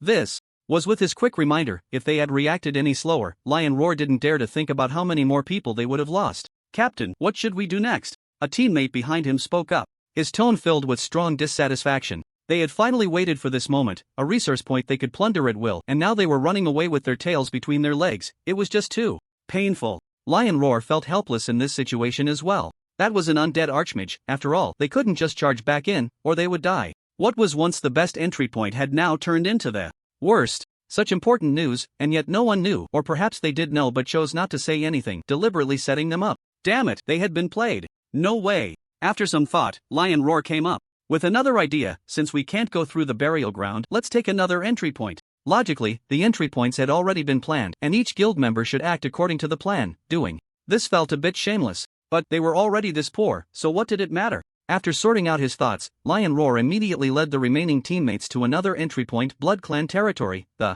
Cursed Manor. In a previous meeting, this route had been assigned to the guild, the Mage Alliance. Before long, Lion Roar saw a group of mages in the distance throwing skills at the blood servants. They had already entered the territory and were about to finish the first dungeon. "Old mage, don't rush, I'll help you." Lion Roar and his teammates surged forward and quickly dealt with the Baron of this territory. Before the mages could react, the members of the Poor Bastards Club swiftly took away the valuable parts of the Baron, like locusts sweeping through, leaving hardly anything of value in the entire territory. "Old mage? Hey man, isn't this a bit too disrespectful of the rules?" He frowned. "Why aren't you staying over at the burial ground? What's the meaning of coming over here? That's the best action route." Lion Roar helplessly shrugged. "Can't do it. The burial ground has a lord now. We can't go there at all." "A lord?" Hearing this, Old Mage was even more puzzled. "What's a lord doing there? When did you become so timid?" Lion Roar simply replied with 4 words, "Zyre is there." Old Mage, "Oh, so it's Zyre. Then it's fine. This guy has advanced from the border to the central region?"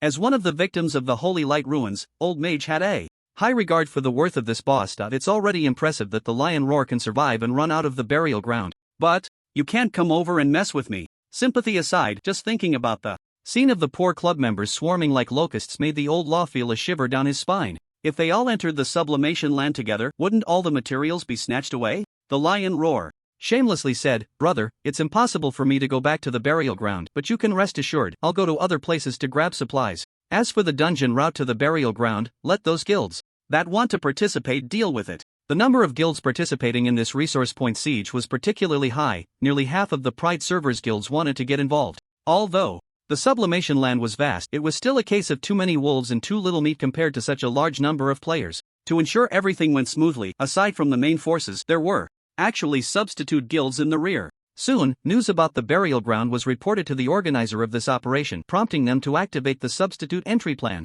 But things weren't that simple. The substitute guilds in the rear, who initially thought the opportunity has finally come, immediately turned around and rushed to other routes upon hearing that the lord of the burial ground was the undead Grand Mage, Charles, without a moment's hesitation. Perhaps some of them had little experience with Charles, but they had all heard of his legends to some extent. The traps of the underworld, extreme stats, supermodel mechanics. That's the reputation. Bad news from the monster circle. Since the border, adventurers have launched a large-scale attack on the central region for the first time. Eternal Forest, Blood Fortress, Shadow Realm, 3 major territories, multiple areas, are simultaneously under invasion. The battle is intense, and so far several dungeons have fallen. Central region major territories vs human adventurers. Who will win this battle? Let's wait and see. Ryan Dungeon first newspaper inside the burial ground. Charles finished reading the newspaper in his hands, raised his head to look at the empty territory, and fell into deep thought. Half a day had passed since the first wave of players arrived. Other places were bustling with fierce battles, but why was there not a single player in the burial ground? Wasn't this supposed to be the best route? Where are the people? Without this group of walking achievements, how could Charles apply for a position in the Witch Church? No. His hands were itching, and the desire for slaughter was becoming uncontrollable. Given the current situation, it seemed that he had gone too far in the past, causing players to be too afraid to come to the burial ground. If he continued to wait, he would definitely end up with nothing. He had to take the initiative. Among the 3 major territories, there was no doubt that the first to support would be the Eternal Forest. As for the Blood Clan, the situation there was also not optimistic, making it a perfect opportunity to strike while they were down. After a brief contemplation, Charles decisively issued a mission to the lackeys of the burial ground. A surprise attack on the Blood Clan. The sublimation land was a very important resource point. Unlike the blood pool, a Mank would definitely send more personnel to support, so now was the time to hit him from both sides. It was unclear how much profit could be gained, but the most important thing was to annoy that guy. After laying out the plan, Charles left the burial ground alone with his bone spear. Let me see the invasion route to the Eternal Forest. He took out the map given by Miss Halia. For the route to the Eternal Forest, aside from himself, there were 2 other paths. The first and simplest started from the outskirts of the Eternal Forest, the Time-Residing Forest, passing through the Secret Language Forest and the Eternal Residing Forest before reaching the Sublimation Land. The other dungeon was the Mistlight Hollow, the forest's constant domain, and the Residing Realm. Charles gradually focused his gaze on this dungeon. If I remember correctly, this seems to be the territory guarded by the Pale Spirit. By the timeline, the players should have already broken through the first starting point. I need to hurry over to provide support. The Eternal Forest territory, Forest of Eternity. Thanks to the blessings of the forest, the vegetation here grows extremely resilient and lush. Half-meter tall weeds sway wildly in the aftermath of the battle, while ancient trees transform into tree spirits, fiercely battling the adventurers. Damn! How did this group of adventurers evolve so quickly? I shifted my gaze to the distance. The pale spirit had already entered its nature spirit state, its entire body structure transformed into strands of mycelium connecting the entire forest. An endless stream of mutated vegetation surged towards the adventurers under its control, but they were usually wiped out in a single round. There were simply too many. The number of adventurers arriving in the territory this time was even several times greater than those encountered in the Holy Light Ruins. The misty light path had been flattened, and the pale spirit even spotted a temporary item synthesized from the materials of the Lord on one of the adventurers. TSK, I could hold my ground back in the Holy Light Ruins, but now I can't. Brothers, put in more effort, the opponent's state is about to collapse. It's easier to fight without Char. In the team voice chat, the players exchanged banter casually, feeling very relaxed and comfortable. They were members of the Light of the Dark Knight Guild who had previously competed with the Libra Guild for the Holy Alice inheritance in the Holy Light Ruins and had clashed with the Pale Spirit before, only to be wiped out later. Of course, the reason for that battle's failure was largely due to an overpowered undead mage. As for this spirit, it was a boss that could be taken down with a bit of effort, not worth mentioning. Time slowly passed. Soon, the pale spirit's nature spirit state reached its limit, its body returning to its normal state, in very poor condition, already on the brink of being killed. Just as everyone was about to rush in for the final blow against this boss, a thick black mist spread from all directions, instantly covering the entire area. Hiss. I don't remember the pale spirit having this move. Why does this skill seem oddly familiar? A gaunt figure slowly emerged from the mist. He stood there like a shadow. Submerged in eternal night, his health bar and title barely visible beneath the mist, his deep-set eyes staring at everyone, sending a chilling sensation through the crowd. Thorned crown, bone spikes. Damn. It's Char. Someone in the crowd quickly recognized the owner of these two pieces of equipment. Wasn't this guy supposed to be in the burial ground? How did he get here? The captain of Light of the Dark Knight was aware of Char's arrival in the central area. He had even specifically recommended this location to the Gathering of the Poor when choosing a route. To prevent the opponent's support, he had even chosen a route far from the burial ground. And yet, they still faced a heavy blow. Damn it, this is just too much. Brothers, let's take him down. I refuse to believe that after all this time of development, we can't handle this guy. The players were competitive, especially the top guild members. Once they cleared this dungeon, they would be just one step away from the place of ascension. They should be the guild with the fastest progress at the moment. How could they just hand over such great resources for free? And for the players' performance, Char was naturally pleased. These were all contributions coming right to him. They were all steps for him to climb higher. He waved his staff, and hundreds of undead soldiers were instantly summoned, charging towards the players. Time was tight, and the task was heavy. The undead self-destructed, initiating the attack. Accompanied by the release of Specialization, the Great Bony Friends once again offered their short yet valiant lives to Char, exploding fiercely. Boom! A loud noise erupted, and a powerful shockwave dispersed the mist. Just from this one blow, 2/3 of the players were wiped out. This is the noble aspect of AoE damage. As for the rest, Xia waved his staff again, summoning the corpses of the players controlled by the necromancy. After the previous wave of bombardment, those remaining were severely crippled even if they weren't dead. Faced with these corpses, which also had considerable stats, there was no room for retaliation at all. They had become obedient. This time, they were truly obedient. From the moment they saw Xia until the battle ended, they hadn't even touched a hair on the opponent, and in just 5 minutes, all the guild members were either dead or injured, rolling back to the novice village. He walked up to the pale spirit and said, "You stay put, I'll go collect some battle achievements." Support the other lords. After saying that, Xia took out a map and immediately headed for the next route. He would eliminate all the players involved in this operation to prove his loyalty to the witch. Of course, excluding the Blood clan. After bidding farewell to the pale spirit, Xia hurried to the next route starting from the Forest of Time. At this moment, the players responsible for this offensive route had just killed the Lord and were preparing to gather materials before heading to the next area. However, when they turned around, they saw Xia appearing in their line of sight. Players? They thought they were seeing things and rubbed their eyes. The long health bar still showed no changes, and in fact, the opponent had already begun to wave his staff. Damn! It's broad daylight and they're seeing ghosts. How could Xia be here? The smiles on the players' faces instantly froze, and the next moment, embers ignited fiercely from the ground, and undead soldiers surged in from all directions. With time pressing, Xia would not hold back any longer. For the sake of battle achievements, he had to pursue efficiency. Go, my bony friends. Self-destruct. Undead soldiers, following you, this summoner is really a pain in the neck. Boom! Accompanied by a loud bang. The bony friends once again sacrificed their lives. Players, I achieved a 3-minute good result in this skirmish with Xia. You should come and try it too. Meanwhile, one by one, the guilds in the Eternal Forest were being wiped out, and the substitutes stationed in the back instantly got their chance to start. These guilds were not particularly strong, positioned in the mid-tier, mostly gathering small experts and T2 level players, who were very thirsty for resources. Now, the opportunity was right in front of them, but they hesitated to move. Something was off. It was one thing to have a slip-up and lose, but how could so many die in succession? After carefully inquiring about the news, these substitute members of the Eternal Forest quickly learned the reason. The undead archmage Xia was engaged in a frenzied slaughter of adventurers. Just like the situation in the Holy Light Ruins, for some unknown reason, he suddenly went berserk, hunting down players everywhere, but he was just too overpowered and couldn't be dealt with, like a bulldozer. Everyone stared at the Eternal Forest for a long time, inexplicably feeling that this jungle resembled a man-eating abyss. No way, if the starters had already been defeated, how could they, as substitutes,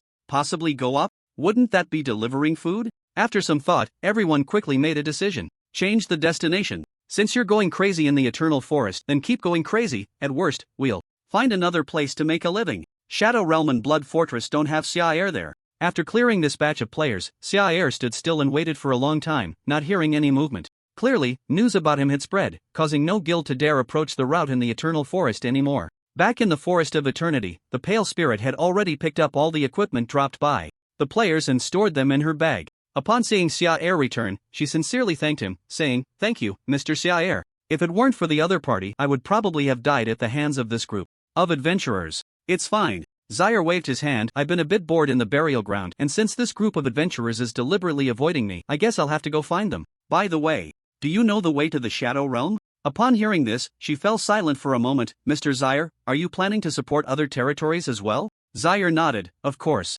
As fellow demon kin, I really can't bear to see them suffer at the hands of adventurers. Pale Spirit, is it really not a case of bloodlust? Burying the question in her heart, the Pale Spirit took out a map and said, the Shadow Realm is actually quite a distance from here. Comparatively, the Blood Clan is closer. Zaire shook his head. I cough when I go to the Blood Clan, let's stick to the Shadow Realm. Upon hearing this, the Pale Spirit said no more and immediately pointed out the fastest route. Shadow Realm. Subordinate territory, source of plague. Dense miasma permeated this territory, forming a natural protective wall that blocked the adventurers' steps. The lord of the territory, Remnant Plague, was currently huddled within, continuously releasing the poison from his body. Ever since returning from the Holy Light ruins, Remnant Plague had become particularly low-key. Adventurers were getting stronger, and competition between the major territories was becoming increasingly fierce. Being a lord these days was becoming more and more difficult. As a minor subordinate lord, he just wanted to protect his little piece of land and live a leisurely lord's life. But that damned group of adventurers still found their way here.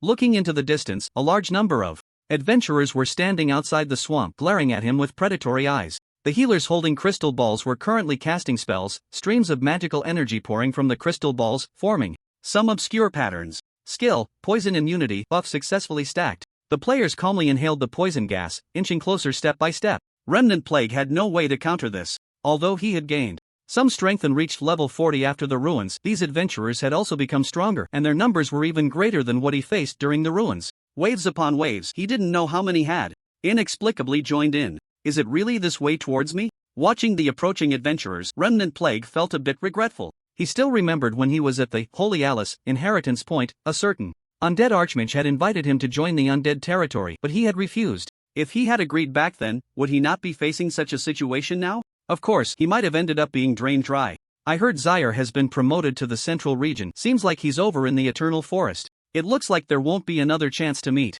Just as Remnant Plague sighed, a familiar voice suddenly came from behind him. Some brothers are here. He turned around and saw a striking title appear before him. Adventurer Slayer Zaire, Remnant Plague? Looking at the figure before him, he felt a bit dazed. Zaire, how did you end up here? Zaire did not answer this question but instead said, I need you to help me with something. I was in a hurry earlier and my mana consumption was a bit high. Saying this, he took out a bone spike. I need you to help me replenish my mana. Remnant Plague. Not bro. Why is it so familiar right after we meet? Looking at those adventurers, Remnant Plague gritted his teeth and said, come on, we need to be quick, those adventurers are coming. Zaire nodded, unhesitatingly swinging the bone spike towards him. We really need to hurry, or they'll all get away. Remnant Plague? Turning around. The players, who had been fierce just moments ago, froze upon seeing Zaire's appearance, then without any hesitation, turned and ran. Damn, clearly, I had deliberately avoided the Eternal Forest and specifically come to the Shadow Realm, yet that Charl was still chasing me. In a moment, my mana was successfully replenished.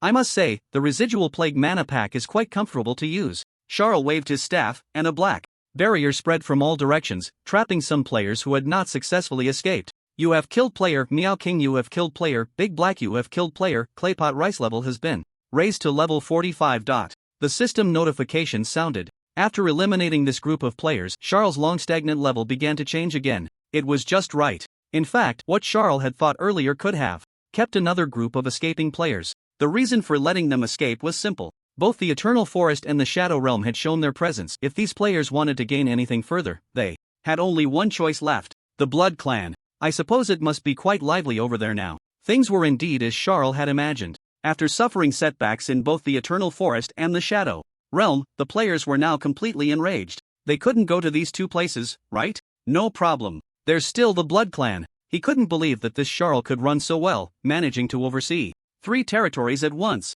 Thus, filled with rage, members of various guilds charged into the territory of the Blood Clan. Finally, this time they did not see that damned undead mage. Players, who were bursting with anger, chose to vent all their fury on these Blood Clan members, each one seeming as if they had been injected with adrenaline, their combat power skyrocketing. Faced with this situation, Count Amank of the Blood Clan looked at the reports from his subordinates and was completely stunned. 3 routes leading to the Ascension Grounds, 9 territories. Now, 7 of them had fallen. This is not right. Why were these adventurers all rushing towards the Blood Clan? Why not take a look at the nearby burial grounds? It should be known that half of the territories along these 3 routes belong to Amank's jurisdiction. Plus, with the earlier transfer of resource points and the fall of the Crimson Gathering Place, wouldn't he be devoured alive upon returning to his blood fortress? My Lord Count. A hurried voice came from behind the territory. Blood Courtyard is under attack by a single small team. They are about to enter the Ascension grounds. Where did this team come from, and how are they so fast? A Mank frowned tightly, helplessly saying, notify the remaining lords to leave their territories and concentrate their forces to guard the Ascension grounds. Also, call Leon over. Rage Slash. With the skill activated, Leysan swung his sword, and the flames of fury attached to the Blood Clan guard in front of him, instantly turning it into a pile of charred remains. On the other side, the evil little mage waved his staff, massive magical energy gathering within, transforming into lightning, striking straight towards the Lord. The Lord of the Crimson Courtyard has died. The system notification sounded. The players exchanged glances, their pupils filled with uncontrollable excitement. We did it, brothers. A few hours ago, they received Lord Charles' mission and quietly started moving from the burial grounds, directly circling to the last instance guarding the Ascension grounds, successfully defeating it. The group simply took the boss's materials, not even glancing at the remaining items and the houses in the courtyard, and rushed straight towards the Ascension grounds. This place was a vast ruin, with collapsed giant stone pillars everywhere, covered in vines, growing various peculiar fruits. Blood Demon Fruit Gold description: a fruit that has been sublimated by absorbing the power of the Blood Clan. Consuming it permanently increases health by 1%. Note: the tantalizing blood, ancient rune gold description: an ancient rune that seems to hide a special magical power capable of altering skills. Note: a purple-skinned bald man might really need it.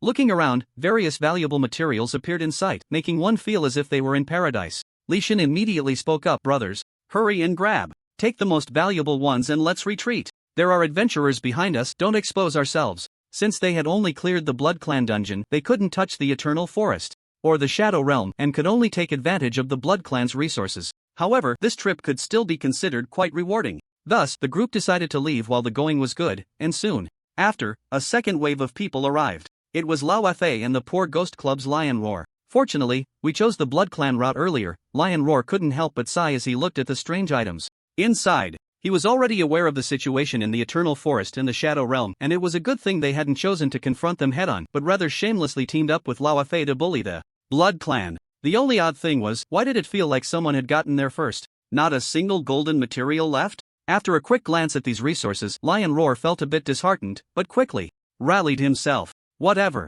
As a poor ghost, having something to eat was already good enough. After casting an apologetic glance at Lv.30, Lion Roar immediately called out, brothers, let's grab. Just like that, wave after wave of guild members rushed to the Blood Clan's place of ascension. The items became fewer and fewer, and later on, because they really couldn't find anything good, they even scoured the lawn, digging 3 feet into the ground in search of treasure. When Amank and Leon arrived at the place of ascension, they were stunned. The entire Blood Clan's territory looked as if it had been swept by locusts. Everything in sight was clean, not a single item left behind. These bastards! Amank cursed angrily, and soon, a figure appeared before him. It was the Lich Mage, Shar. With a sorrowful expression, Shar said, Count, I deeply sympathize with the Blood Clan's plight. Please accept my condolences. Amank, well, here comes someone even more annoying. With Shar's help, although the Eternal Forest and the Shadow Realm had lost a few lords, the place of ascension under their jurisdiction had not been invaded. Only the Blood Clan suffered heavy losses. A few lords arrived at the place of ascension, looking at the Blood Clan's territory that had been stripped bare. Their hearts sank. It was too clean. Shar looked at the silent Amank and asked, why isn't the Count speaking? Are you not fond of talking? Amank, why are you still pursuing me? Amank took a deep breath, looking at the Lich Mage before him, his eyes revealing a hint of killing intent. Shar, why pretend to be so sympathetic here? You traitor, colluding with adventurers. Shar frowned. I am indeed a dog. But not for the adventurers, rather for the witch lady. Joking is not the same as nonsense. I advise you not to speak carelessly. Amank said coldly, a team of adventurers has quietly launched an attack on the Crimson Courtyard. They can only bypass from the burial ground. At this moment, Leon also stepped forward. Mr. Shar, there are too many doubts surrounding you lately. This time, you must come back with me to the Holy See. The jurisdiction had suffered multiple heavy blows. Amank was now completely anxious. He needed to achieve results quickly, even if the means were somewhat ugly. An invisible pressure surged forth, and a blood-red magical mark appeared on Amank's forehead, gathering into a massive blood hand that shot straight towards Shar. Are you in a hurry? Seeing this, Shar extended his hand, a white halo gathering in his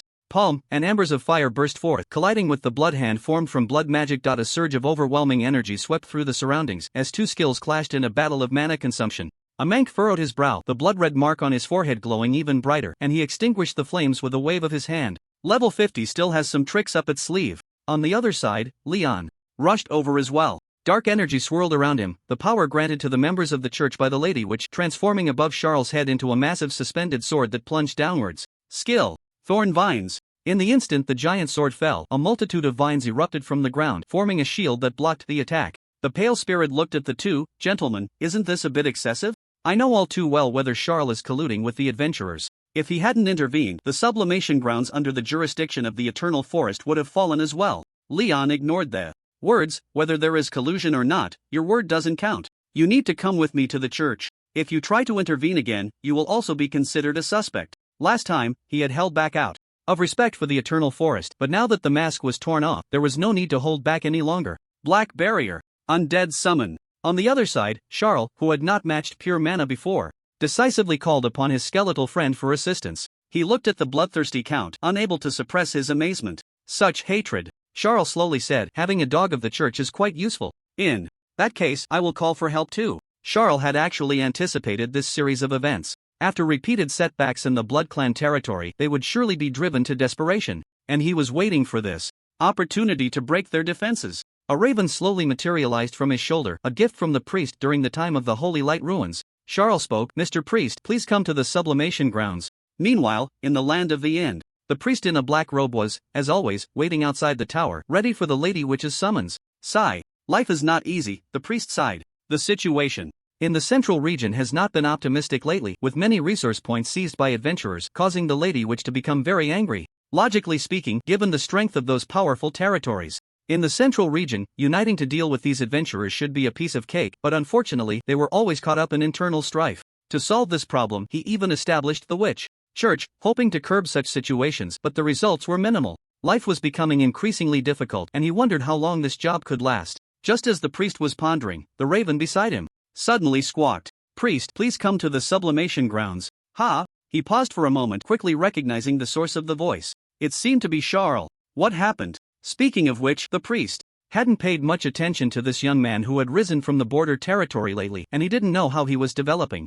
Let's take a look. With that thought, the priest extended his finger and simply traced a circle in the air, the magic slicing through space like a sharp blade. He stepped inside, and moments later, his figure appeared in the sublimation grounds. The priest looked around, only to find that a battle was underway, with the blood count and church members teaming up to besiege Charles. He immediately shouted angrily, What are you doing? Arcane energy swirled, coalescing into two obscure runes. Silence magic. Under the flow of these two runes, the magic within him was instantly sealed, rendering him completely immobile. Seeing this, Amang quickly lowered his head. Priest. The priest couldn't be bothered to engage with him, turning his gaze to Leon, a member of the Witch Church, and asked, What happened? Leon lowered his head. Not long ago, the adventurers launched a major attack on the sublimation land, which included 3 major territories and dozens of regions. The Blood Clan suffered heavy losses. After being reported by Count Amang, I rushed here, where a group of adventurers quietly attacked the territory of the Crimson Courtyard. This could only have been done by starting from the burial ground of the Eternal Forest.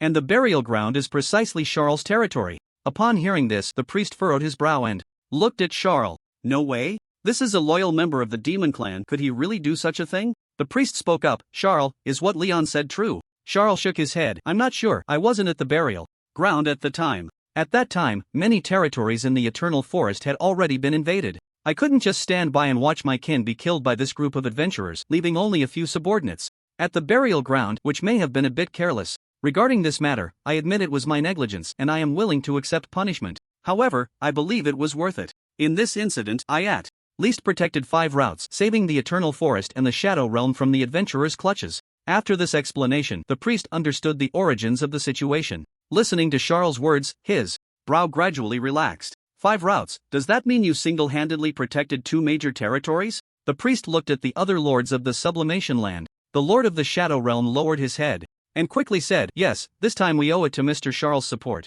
If it weren't for him, the sublimation land under the jurisdiction of the Shadow Realm would likely have been plundered as well. The Pale Spirit added, The same goes for the Eternal Forest. Everyone chimed in one after another until they were finally interrupted by the priest. All right. The priest walked over to Charles and patted his shoulder heavily. Indeed, you did not disappoint me. Charles sighed, Mr. Priest, I'm glad I didn't let you down, but the Demon Clan has disappointed me. He pointed to Amang and Leon in the distance, heartbroken. Since I moved into the burial ground, the Blood Clan has been making small moves. Not only have they repeatedly harassed the burial ground, but they even allied with members of the Witch Church. If you hadn't arrived in Time, Mr. Priest, I fear I would have already been captured by the church. Charles' voice trembled with grievance. Mr. Priest, the central region is too dark. I want to return to the border.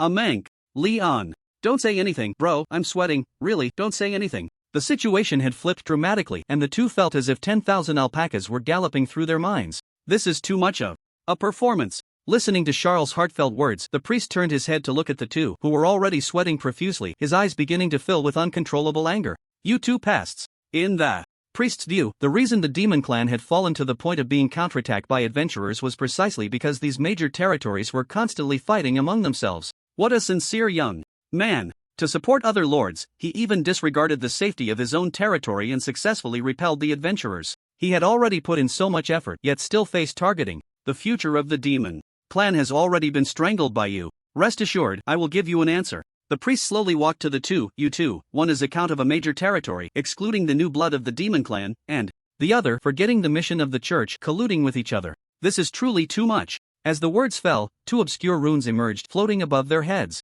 The priest spoke, this strike will serve as your punishment. If you can endure it, remember this lesson. If you cannot endure it, then die. Judgment. In the next moment, two talismans transformed into a surge of thunder, carrying immense power, and instantly struck down above the two. Boom! A loud noise erupted, and the ground was instantly cleaved into a massive deep pit. The scent of charred flesh emanated from Leysan as he murmured injustice. Before his body fell heavily. Leysan, dead. As for Mank, his body had been torn to shreds, turning into pools of rotting flesh, writhing grotesquely, before slowly gathering together to regain human form. His vitality had reached an unprecedented low, and merely maintaining a standing posture was a struggle, leaving him too afraid to act recklessly. Obediently. Seeing this scene, Charles's eyes widened. Is this the top combat power of our demon race? Such high damage from a basic attack? It directly killed Leysan? However, the blood race truly lives up to its reputation as a legendary tank. They managed to endure this. After all this, the priest approached Charles and comforted him. It's true regarding the matter of the plague, the Shadow Realm quickly agreed. After all, it was just a subordinate lord. There were plenty of those in the territory. If it could be used to curry favor with this newly appointed member of the church, it could be considered a final contribution to the territory. To demonstrate their sincerity, several lords immediately took remnant plague to the source of the pestilence and informed it of the situation. From today on, you are a member of the burial ground. Following Mr. Charles, you can consider yourself fortunate, said Remnant Plague.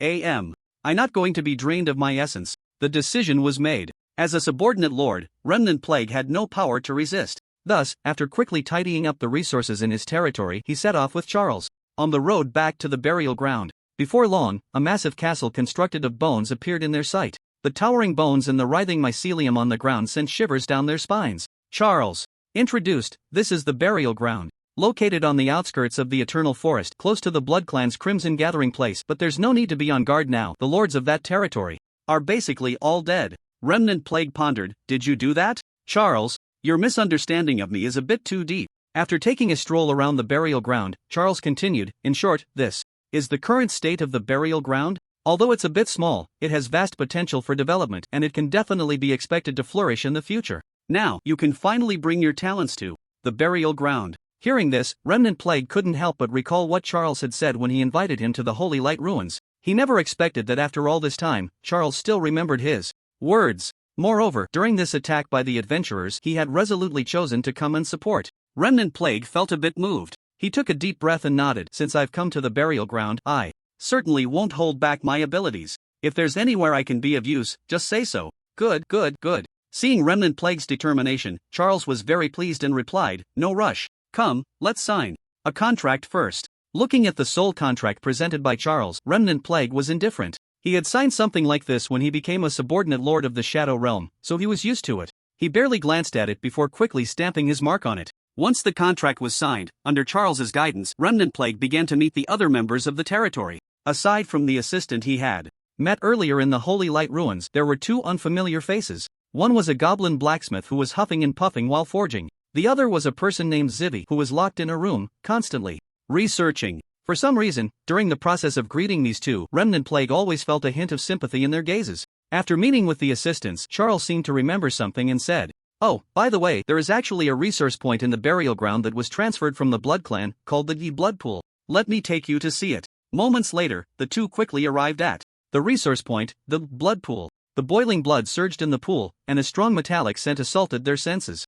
Looking into the pool, they could vaguely see several figures soaking inside. Hiss. Wait, aren't those adventurers? Remnant Plague rubbed his eyes and observed again, turning to Charles with a bewildered expression. Lord Charles, why are there adventurers in this pool? Charles looked at him in confusion. What's wrong? Didn't you carefully read the contents of the contract? Hearing this, Remnant Plague hurriedly pulled out the stamped contract to check, finding the special clause, do not disclose the presence of adventurers within the territory. Remnant Plague? His expression gradually became serious. Charles, you wouldn't really be colluding with the adventurers, would you? Zaire shrugged and said, what do you mean by collusion? I'm clearly contributing to the friendly relationship between the demon race and humans. You still say the Blood Clan's matters have nothing to do with you. Zaire replied indifferently. What the adventurers do has nothing to do with me, Zaire. Upon hearing this, he finally understood the current situation and realized why those two were looking at him with sympathetic eyes. This was clearly a case of being on a pirate ship. Zaire patted the other person's shoulder. Don't worry, your job isn't as tiring as theirs. You just need to accompany me when needed, acting as a mobile blue bag. This is even worse than making me a bit tired. Regarding the recent Sublimation Land incident, Zaire's gains were quite substantial. Aside from the equipment dropped by killed players, the burial ground also welcomed a major general, and more importantly, he obtained the identity of a member of the Holy See. This organization is directly under the Witch Lady, with significant member rights, as can be seen from the attitudes displayed by the lords of the Shadow Realm earlier. After arranging accommodation for Kani, the next day, Zaire wore the emblem symbolizing the Holy See on his chest and then teleported to the Ryan underground city. Ignoring the temptations of the succubus's guesthouse, Zaire's gaze was resolute as he moved forward, eventually arriving at the very center of the Ryan underground city, where he saw an extremely magnificent church. The statue of the proud witch Ilia stood in the center, lifelike. This was the gathering place for the members of the Witch Holy See. Clocking in on the first day of work, Zaire actually knew very little about the Holy See and needed to understand it better. Stepping into the church, the white walls were engraved with various murals, looking exceptionally eerie. There weren't many members of the Holy See in the central area, and it had been a long time since a new face had appeared. At this moment, they were curiously sizing up this newcomer, whispering among themselves. Is this the Zaire from the border? Yes. He killed Leon and took his position. Very insidious, we must be careful. Moreover, he has also been recognized by the priest. Ignoring the trivial voices around him, Zaire's expression showed no signs of fluctuation. The Witch Holy See had been established for so long, yet the central area still looked like this, largely because this group of guys simply did nothing. A bunch of insects. He continued walking inside, and soon, his gaze focused on a familiar figure. It was Miss Halia. Hearing the sound, Halia turned around, a faint smile appearing on her face. Mr. Zaire, congratulations on joining the Witch Holy See. She had also heard about Leon. As the most upright person in the entire Holy See, Halia had never liked those who colluded with the major territories, and her evaluation was simply 2 words. Good riddance. As for the priest, arranging for Zaire to join the Holy See and replace Leon's position, unlike the dissatisfaction of other members, Halia was very happy. Initially, she joined the Holy See with a belief in justice and had persevered. Until now, facing considerable exclusion, always wanting to find a like-minded partner. Clearly, Zaire, who had repeatedly come to the rescue of other territories and harbored a sense of righteousness, fit this standard perfectly. Zaire scratched his head. To be honest, although the priest allowed me to enter the church, I'm not very clear about the tasks of the members. Could you explain it to me? Of course, Halia replied. Actually, the tasks of our Holy See members are quite simple. There are only 2 in total. The first task is to investigate those adventurers and hinder their invasion of the central area. The second task is to handle disputes between various territories, which is the most troublesome matter. The foundations of the major territories are deep, and many members have private connections with them, making it quite difficult. However, you need not fear this matter. The Witch Church does not place much importance on seniority. After a round of explanations, Charles understood the rules of the Witch Church. In short, it boils down to one thing: whoever performs well has more say. Charles had only inherited Leon's position, and as for performance, he was still at 0. However, due to the recognition from the priest, he still held some weight in the church. He just needed to produce some results to solidify his standing. Just as Charles was about to ask some more specific questions, several footsteps approached. Turning his head, he saw several lords from the major territories arriving at the church to find him. The Shadow Realm, Iron Fortress, Chaotic Wasteland, Blood Clan, they gathered around, pointing to a nearby booth. Mr. Charles, may we step inside for a chat? Halia tugged at Charles's sleeve and whispered, these are the envoys sent by the major territories, trying to befriend you. They will offer many valuable resources. You, hearing the hesitation in their words, Charles nodded. I know what to do. He turned to face the lords. Rest assured, there are no outsiders here. Feel free to speak your mind. Upon hearing this, the lords exchanged glances, and the dwarf from the Iron Fortress spoke first. Mr. Charles, Recently, I forged a batch of equipment. The burial ground is just in its initial stages, and it might be of help. The envoy from the Blood Clan continued, sorry, Mr. Charles, what Count Amank did was rather unscrupulous. He has currently been sent to the dungeon for confinement. If you don't mind, here is a material as compensation for the burial ground. Chaotic Wasteland, *@ and $@ Charles, can you send someone who can speak clearly? I can't understand a word. His gaze swept over the rare resources and a hint of disdain appeared on his lips. Everyone, please take your things back. Though I, Charles, am a minor lord from the border, I know what should be taken and what should not. Since I have joined the church, I am the most loyal servant of the witch. How could I betray for such trifling gains? Humph. With such meager offerings, they think to bribe me. What kind of official can't withstand such a test? Watching the envoys hurriedly retract their items, Charles's gaze lingered on the lord from the Shadow Realm. Wait, where are your things? The lord from the Shadow Realm looked bewildered. Mr. Charles, you said you didn't want them. Upon entering the booth, he noticed something was off with the other party's expression and didn't take out the items. Hearing this, Charles immediately became displeased. I can refuse, but you can't not give. Just after taking office, they come to the church to deliver items so openly, a bunch of uncouth monsters. They all need to be sent to Shandong for a refresher course. Just like that. Charles showed no mercy, sternly reprimanding these fellows, then watched as their faces turned pale while they left. Beside him, Halia couldn't help but let out a deep breath, her eyes shining. Indeed, she had not misjudged. The progress of the demon race requires principled individuals like him. However, Halia's expression soon dimmed and she spoke, Mr. Charles, what you did was a bit extreme. I am alone, so I am not afraid, but you still have the burial ground. Treating these major territories this way might lead to retaliation. Charles shook his head. It's fine. Since he chose to become a member of the Witch Church, he was already prepared. The more extreme, the more it proves his loyalty to the witch. In the face of hostility from several large territories, Charles was not worried. He just needed to quickly achieve a performance milestone and establish a foothold within the church. As for where the performance would come from, Charles had already thought it through. He opened the forum, and a variety of posts immediately appeared before his eyes. Hell, how can I infiltrate the Eternal Forest? Has the vampire faction been nerfed? Why does the map show so much less territory than other places? Is there a big shot who can help? I'm stuck on a side quest and need to delve into the central area. I heard there's 18+ content in the game. Can we disguise ourselves to enter the Succubus Lounge? When it comes to gathering player information, no one was more professional than Charles, not even in the Shadow Realm. There was no need for deliberate guidance. Every day when the forum opened, players would inadvertently reveal their whereabouts. It was quite touching. When lacking equipment and experience in the undead territory, players would actively come to help. When powerful undead were lacking in the Holy Light ruins, players would donate their own bodies. At this point, even though he lacked performance, players still stepped up willingly, becoming the stepping stones for his progress. I could cry. His gaze scanned through post after post revealing information. Charles picked up a pen and continuously transcribed the details, the parchment in his hands seeming to transform into a death note. Moments later, he handed the densely written parchment to Halia. This should be enough for me to establish a foothold in the Witch Church, right? Halia. Enough. It's more than enough. Looking at the content on the parchment, Halia took a deep breath. Is the content authentic? Charles nodded. Authentic. Upon receiving the reply, she nodded emphatically. If he could accomplish all the tasks listed, not only would he establish a foothold in the church, he could even take a dump on other members without a care. The Witch Church has always been a place that values performance above all. For his own progress, he could only make things tough for the players. After some discussion, Charles returned to the burial ground, changed into the black robe designated for church members, and donned the emblem bestowed by the priest on his chest. It was engraved with 2 runes, judgment and imprisonment. Aside from their powerful effects, the number of runes on the emblem also represented a certain status. For instance, newly inducted members of the church typically only had 1 rune. Regarding the former, the priest had already demonstrated it, which was a high-damage single-target skill. As for the latter, Charles infused it with magic, and the dark runes emitted light, coalescing into several chains that tightly bound the summoned player's body. The moment he made contact with these chains, he could distinctly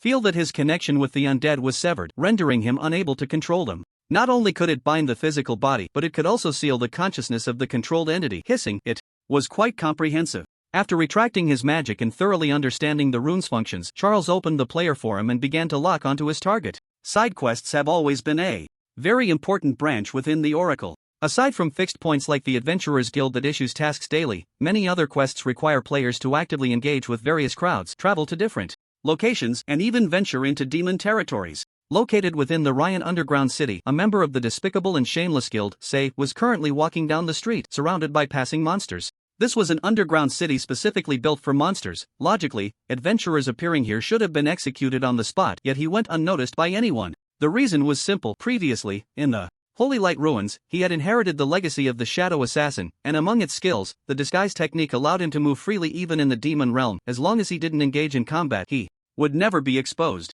It was truly the best choice for stealth missions. Thus, Sayu walked leisurely downwards, arriving at the depths of the Ryan underground city, ultimately stopping his gaze on the facade of a Succubus Tavern. The Cecilia Succubus Tavern was his destination for this trip. It had nothing to do with experiencing 18+ content. This tavern had a side quest with very generous rewards that was widely known. However, due to the difficulty of infiltrating, many players could only drool over the side quest. But he was different. With the disguise technique, Sayi could enter openly, not only completing the quest but also enjoying the experience. His excited heart and trembling hands. After taking a deep breath, Sayi slowly pushed open the tavern's door. A captivating fragrance rushed into his nose, intoxicating him. Under the dim purple light, the voluptuous figure of the succubus lady flickered in and out of view, while a group of lords stood nearby, admiring her. Sayi took out a bag of magic crystals and placed it in front of the Madam, 3rd floor, room 4. Please call Mr. Wells over. Yes. As the most popular tavern in Ryan Underground City, this place served not only male clients but also many handsome male succubi.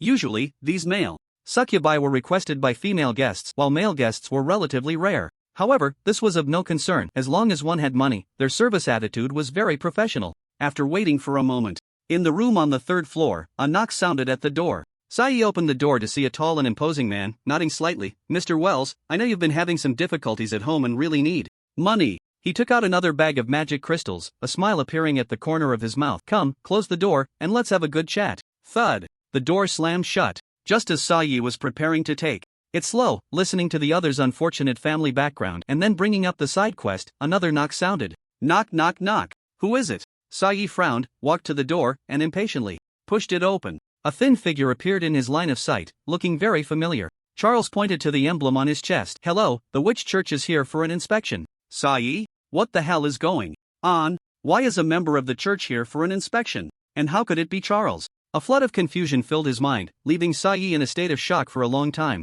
After a moment, he spoke. The Succubus Tavern is a legitimate establishment. Indeed, this is a legitimate establishment recognized by the church, Charles said as he walked to the table and pocketed the bag of magic crystals. However, I now suspect you are involved in some improper dealings. Come with me to the church for a visit. Sayi. The two locked eyes, and the next moment, Sayi used the skill Shadow Step, instantly running out. No way. Going to the church was definitely not an option. In the Oracle, that was the place with the most severe punishment mechanism, where one would not only lose a large amount of experience but also have a 100% chance of losing equipment. He had to run. Charles squinted, showing no signs of panic, and infused a surge of magic into the emblem. Imprison. The rune activated. Chains emerged as if equipped with automatic targeting, surging forth, carrying a rolling black mist straight towards Sayi, binding him tightly and gradually dragging him closer. Damn! How can they even have this? Sayi cursed angrily, using all his strength to try to break free, but it was utterly impossible. Even the status bar displayed the word sealed. Just like that, the wild one who was about to run out the door was forcibly dragged back, and their state gradually transformed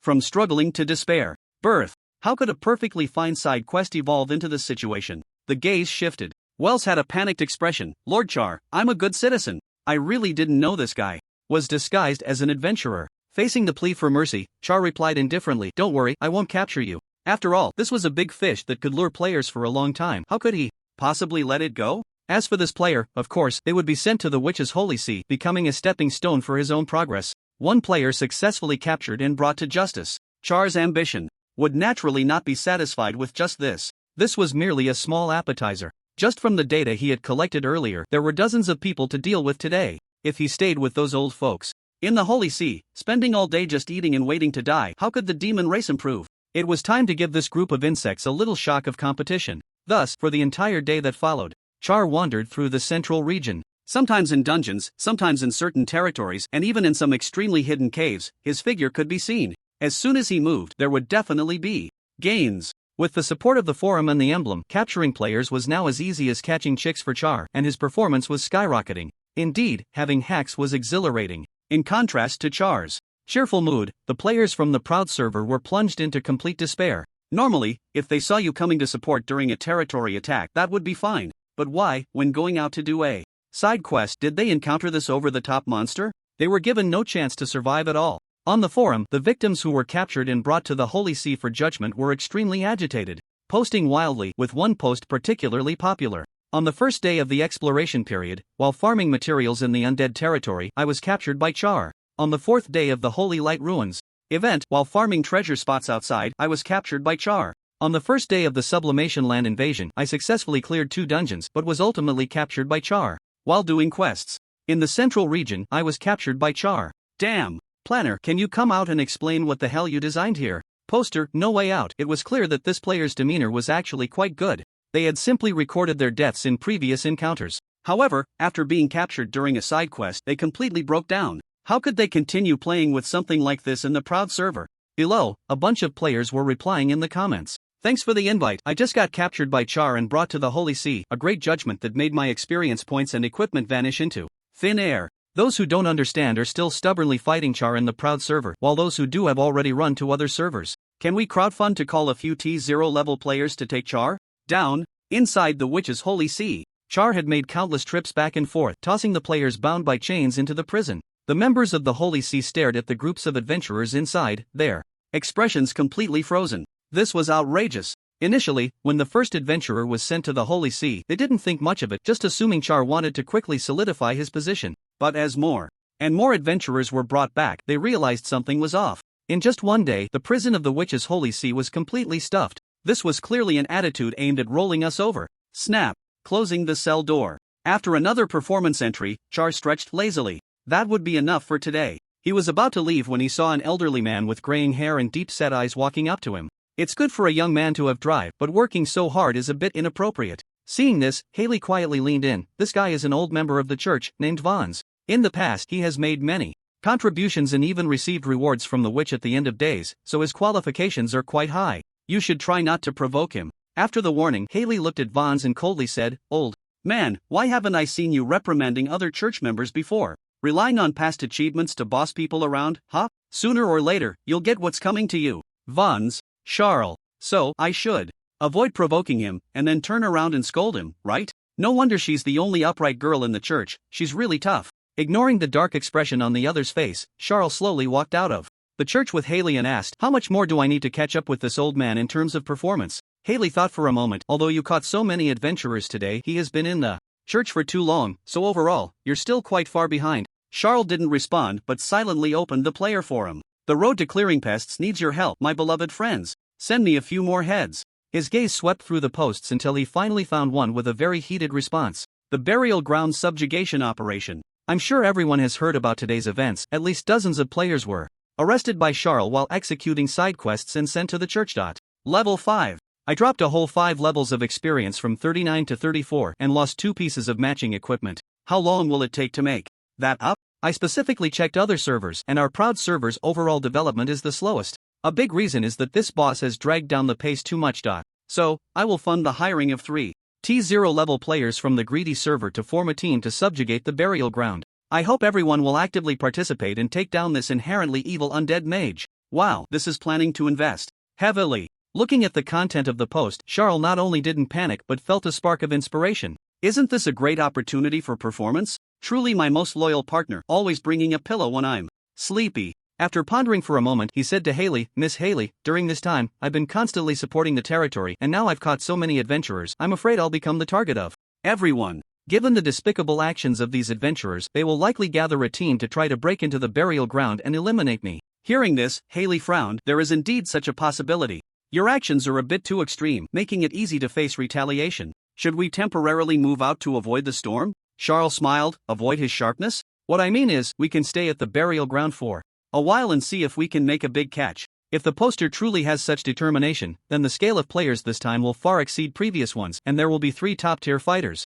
This is from other witch jurisdictions. If we successfully catch them and embellish the report a bit, won't the performance soar? When it comes to writing reports, Charles is a professional. Meanwhile, Leysan was also browsing this post on the Oracle forum. Subjugation of the burial ground, this is going to be big. In the past, for such a subjugation operation against monsters, Leysan would definitely join in. But the situation is different now. If the burial ground is gone, then all the time and effort he has invested being a dog for so long would be in vain? Boheo.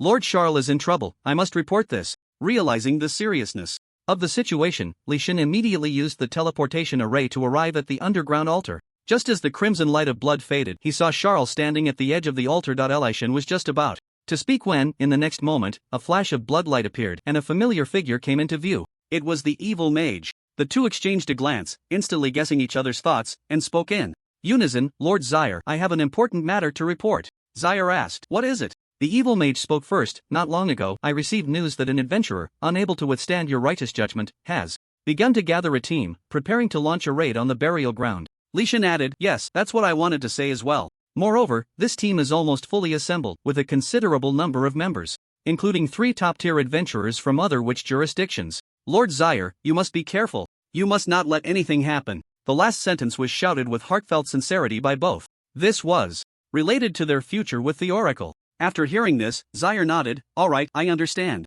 Being able to report to him immediately after the forum news came out showed that he recognized the loyalty of these 2 lackeys. Zyre said, you should pay close attention to this matter and report any further news to me immediately. Received. They watched the Lich Mage leave. The 2 remained in the underground ruins, not departing. Leysan silently looked at the other, and after a moment took the initiative to step forward. Buddy, you should know how abnormal the strength of those 3 T0 level players from the Greed server is. The evil mage nodded, of course I know. Among the many servers, while the Greed server may not be the most developed, it certainly far surpasses the Pride server. The T0 level players there are at least level 45, fully equipped in gold gear, and can easily take on a territory in the central region alone. Now, with the 3 top players coming together, plus the players recruited from the Pride server, this could already be considered a top-tier configuration since the server opened. Can the burial ground really withstand this? Leysan held a pessimistic view. Although Zyre was strong, the difficulty of this raid was not comparable to the previous territorial invasions. Thinking of this, Leysan took a deep breath. If Zyre falls, all our efforts over this time will be in vain. With a great enemy at hand, internal strife has no meaning. He extended his hand to the other. We need to cooperate. In Zyre's long-term side quest, the 2 had been in a fierce competitive relationship, but now, Leysan took the lead in putting aside this hatred and extended an invitation. Seeing this, the evil mage's gaze gradually became resolute. What the other said was not wrong. If the burial ground were truly raided, then everything would be over.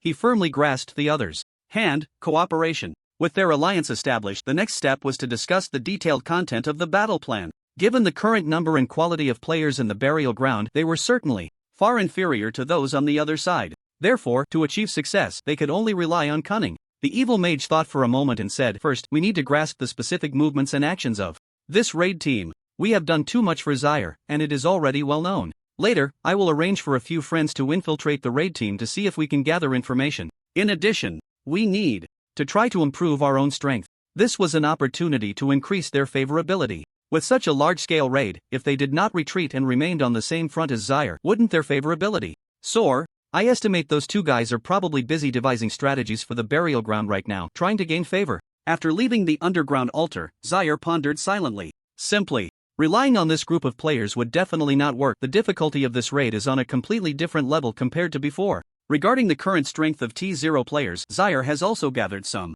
information. The previous combatant, the Seraphim, was quite powerful, and players from other servers would only be stronger. It's time to utilize his old skills. The ability of the title Lord of the Buried Bones is activated. Zyre quickly called Edward and Zany to him. Brothers, it's time for you to showcase your talents. Edward needed no further prompting. Zany, as the newly appointed general of the Buried Bones, was not just brought over from the Shadow Realm to serve as a mobile mana pack. His rot trait can also play a crucial role in defending the territory. Just like during the previous encounter at the Source of Plague, Zany successfully held out until Zyre arrived thanks to his poison abilities. Now, it's time to apply that talent in the Buried Bones. As the title ability was unleashed, Zyre was continuously altering the terrain of the territory. He commanded, create a toxic swamp down here, fill it with poison gas. Right, it should be the kind that the undead can be immune to. I plan to have a few skeletal friends burrow down and drag the adventurers in. Set up a layer of corrosive mist here to force the adventurers to change positions. Edward, it would be best to deploy some toxins that ignore magic resistance over there, and make sure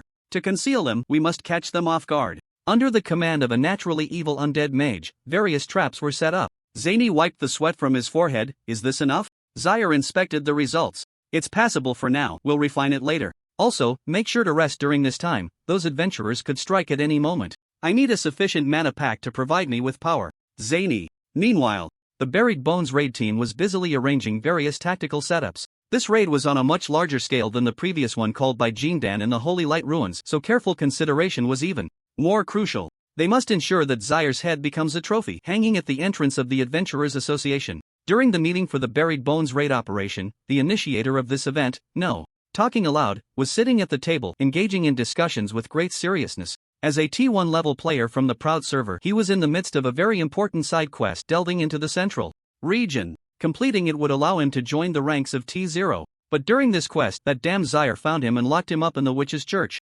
Levels, equipment, these things could be regained, but the most critical issue was being captured, which led to the interruption of the quest, making it impossible to continue. No Talking Aloud was completely frustrated at that moment. Since the early days of the game, he had been repeatedly caught by this damned guy, watching helplessly as Zaire transformed from a necromancer in the border area to a member of the church in the central region. If this guy continued to develop for a while longer, what would he become? Would there still be a game to play? The Oracle Studio never paid attention to any player complaints, so to curb this situation, it had to be handled by the players themselves. Fueled by intense anger, No Talking Aloud decided to use his money ability, first hiring 3 greedy T0 level players to show his determination, and then posting on the player forum to recruit heroes and talents. The response to the post was extremely enthusiastic, even gaining support from the Scales Guild, which arranged for several experienced players to join the team as guides. Jindan was one of them. He slowly spoke.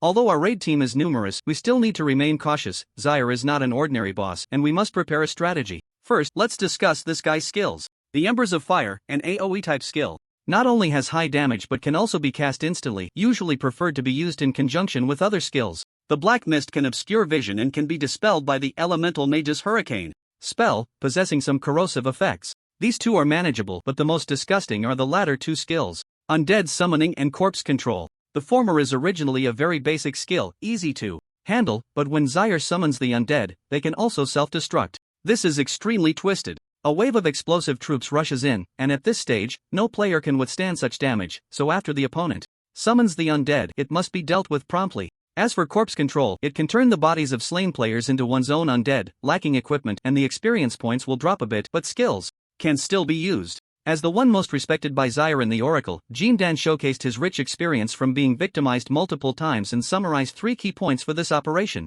First, be wary of the opponent's self-destructing undead infantry. Second, form a rogue team specifically to scout for traps in the burial ground. Third, absolutely do not touch anything resembling a treasure chest. Looking at the burial ground forbidden tales in front of him, Busu couldn't help but take a deep breath. How many beatings must one endure to gain such experience? Jindan continued, the burial ground is located on the outskirts of the Eternal Forest, and this operation must be swift, otherwise, while we are fighting, other lords may come to support. Additionally, this area is close to the Crimson Gathering, which has been cleared by adventurers. We can split into 2 groups, with 2 T0 players leading one team to attack head-on, while another flanks from the side. Busu nodded, alright, let's do it that way. The burial ground. A mysterious vampire girl is currently receiving instruction from the Lord. In the coming time, a very large expedition team will attack the burial ground. If I see you lying in the coffin again, I will have to take some measures. Hearing this, the little ghost nodded repeatedly, understood, Lord Zaire. During this time, I will stay alert and won't sleep until the battle is over. As she spoke, she yawned, and her eyes began to droop. Zaire, I'll trust you this time. Currently, it has been 3 days since the post about the burial ground expedition was published, and the forces over there are probably gathering. As one of the few monsters in the territory that has surpassed level 40, this battle really needs the combat power of the little ghost, so Zaire specially came here to remind her. If she keeps slacking off, she won't be able to eat. After the warning, he went to the underground altar. Under the influence of the post, the lackeys of the burial ground gathered here, waiting for Zaire's instructions. Seeing this, he slowly spoke. Regarding the recent expedition against the burial ground, I believe you are all aware, and being here already shows your stance. I am very satisfied with this. Saying this, Zaire took out all the player equipment he had stripped from the church and presented it to everyone. You can choose any of these equipment, and also feel free to use the resource point blood pool. I could rise from the border area to the central region, and it wouldn't be possible without your help. This glory, I will never enjoy alone. Upon hearing this, everyone was immediately moved to tears. Is this still an NPC? This is clearly the player's big daddy. So much equipment and materials given out before the battle even ends, and they can even use the resource points freely. It should be noted that even joining some major guilds requires a lot of hard work to accumulate contribution points before enjoying resources like the blood pool. Loyalty. After quickly picking up the equipment, the player's pupils revealed a determined light. They would absolutely not tolerate anyone destroying their burial ground. Even if a T0 player came, they would swing their weapons fiercely, making sure the opponent knew what it meant to be hit 18 times in a second. Leysan stepped forward and saluted. Sharply, report. According to recent intelligence, the Burial Grounds raid team plans to split into two groups, one invading through the front gate and the other circling around to the Crimson Gathering, attempting to flank the Burial Ground. We are willing to lead other adventurers to the Crimson Gathering to intercept them. Xia Er nodded. Alright, let's do it your way. He didn't have high hopes for this group of players. Just delaying for a while would be enough for him to clear the front gate team. The evil little mage also stepped forward, holding two items. Lord Xia Er, these are the quest materials we have collected over the past few days. Please take a look. Xia Er glanced over, and two lines of information appeared in his view. Mummy wrapping curse echohiss. This seems to be the material needed for another specialization of the necromancy skill, Undead Curse. After death, the undead can cast a layer of curse on the target, increasing damage. When alive, the undead could self-destruct. Now that they are dead, they can still add a curse. Not bad. This way, the Bone Friends have another layer of utility. On the outskirts of the Eternal Forest, after several days of preparation, the Burial Grounds raid team had begun their journey.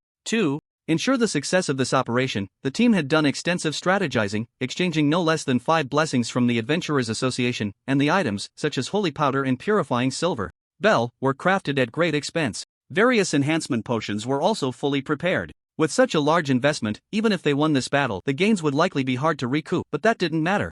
As long as they could eliminate Xia Er, everything would be worth it. The team leader had full confidence in this. Besides the items, he had also specially hired 3 T0 players from the Greed Guild, all skilled at conquering dungeons. After pausing for a moment at the edge of the Eternal Forest, a reconnaissance team composed of thieves quickly approached from the front. The monsters along this path have been cleared, and there was no commotion, so it won't disturb the surrounding territories. Hearing this, the team leader nodded. Alright, you all replenish your status first. We still need to disarm traps once we enter the burial ground. After saying this, he turned around, and 3 players stood at the front of the team, their titles floating above their heads. Phase Cutter, Shadow Assassin, White Sugar, Indestructible Barrier, Holy Knight, Iron Stonewind, Whisperer, Ranger, Tianshan. These 3 were T0 players from the Greed Guild with formidable strength. In the Oracle, unlocking titles is a very difficult task. Once unlocked, the effects of the titles can trigger a qualitative change in skills, bringing a significant boost in combat power. The team leader spoke. You 3, just a little further ahead is the territory where Xia Er is located. The nearby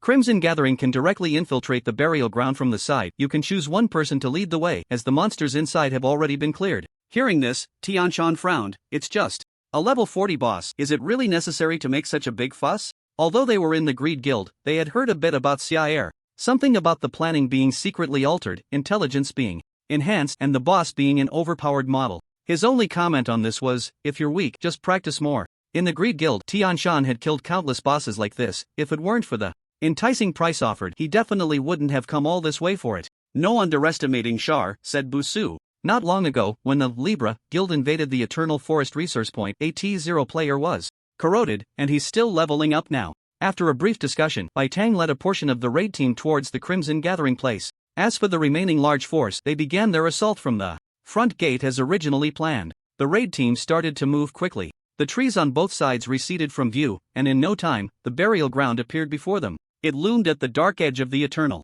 Forest, like a festering scar. As far as the eye could see, there was a spine-chilling forest of bones, twisted skeletal trees growing wildly within, resembling some unique creation stitched together from the remains of a giant beast or human corpses. A vast network of mycelium covered the ground, with clusters of dim flames flickering, casting an eerie glow over the entire territory. We're here. Looking at the massive castle made of bones in the distance, Busu took a deep breath, suppressing his inner excitement, and immediately commanded, proceed according to plan. The rogues should come over to disarm the traps first. The rogue team, having just recovered, quickly arrived, and began to carefully observe their surroundings. They gently touched the ground and said, this ground feels a bit off. Mages, come over and cast a skill to check it out. As soon as the words were spoken, several mages in the back waved their staffs, unleashing powerful magic onto the ground, which tore through the surface like a thin layer of paper. A thick cloud of poisonous mist instantly emerged, revealing a toxic swamp below. As expected, a despicable and shameless boss like Shar would definitely not open the gates easily. He had set up a disguised trap right away. Poison mist, huh? Looking at the purple miasma before him, Busu commanded, since we've arrived at the burial ground, there's no need to hide anymore. Let's end this quickly. Mages, use wind gust to disperse it, and healers, apply poison resistance buffs quickly as we move through. The rogue team will lead the charge. Upon receiving the orders, gusts of wind continuously swept through, dispersing the poisonous fog. The healers' buffs arrived immediately, and the rogue team plunged into the toxic swamp. It was a disgusting terrain. They couldn't rely on their passive skills to see through the thick muck and could only proceed slowly to disarm it. Just as they stepped into it, pale hands reached up from below, gripping their ankles tightly and pulling them down. Damn! There are undead soldiers pulling me from below. The swamp enveloped their bodies, applying a slow buff, making movement extremely difficult. The undead soldiers lurking in the depths of the swamp dragged them down slowly, like demons from hell. Gurgle, gurgle. The voices from the team chat became increasingly muffled. That damn Shar. After one layer of traps, there was another set up inside. It was truly insidious. In the game, toxic swamps are among the most disgusting terrains. Combat is already limited, and Shar had cunningly placed undead soldiers within the swamp, making it hard to pinpoint their locations for elimination. If that's the case, then they could only use items. With that thought, Usu slowly took out a handful of shimmering dust. This was holy powder ground from the bones of a cleric, possessing a purifying effect over a wide area and great lethality against the undead. He had intended to save it for later. He sprinkled it inside. Smoke immediately billowed out from the toxic swamp, and in no time, the area was completely purified. In the distance, Shar, watching this scene through the necromancy, couldn't help but nod. They were indeed well prepared. He had seen this item on the forum. It was extremely expensive, and it was clear that the other side had invested heavily this time. He was just an honest and straightforward Lord.as4. Meanwhile, at the Crimson Gathering Place, White Sugar had quickly arrived with another team. In the distance, towering bone walls came into view. As long as they could be destroyed, they would be able to successfully invade the burial ground from the side. Just as the mage behind him was about to take action, White Sugar suddenly squinted. Wait a minute.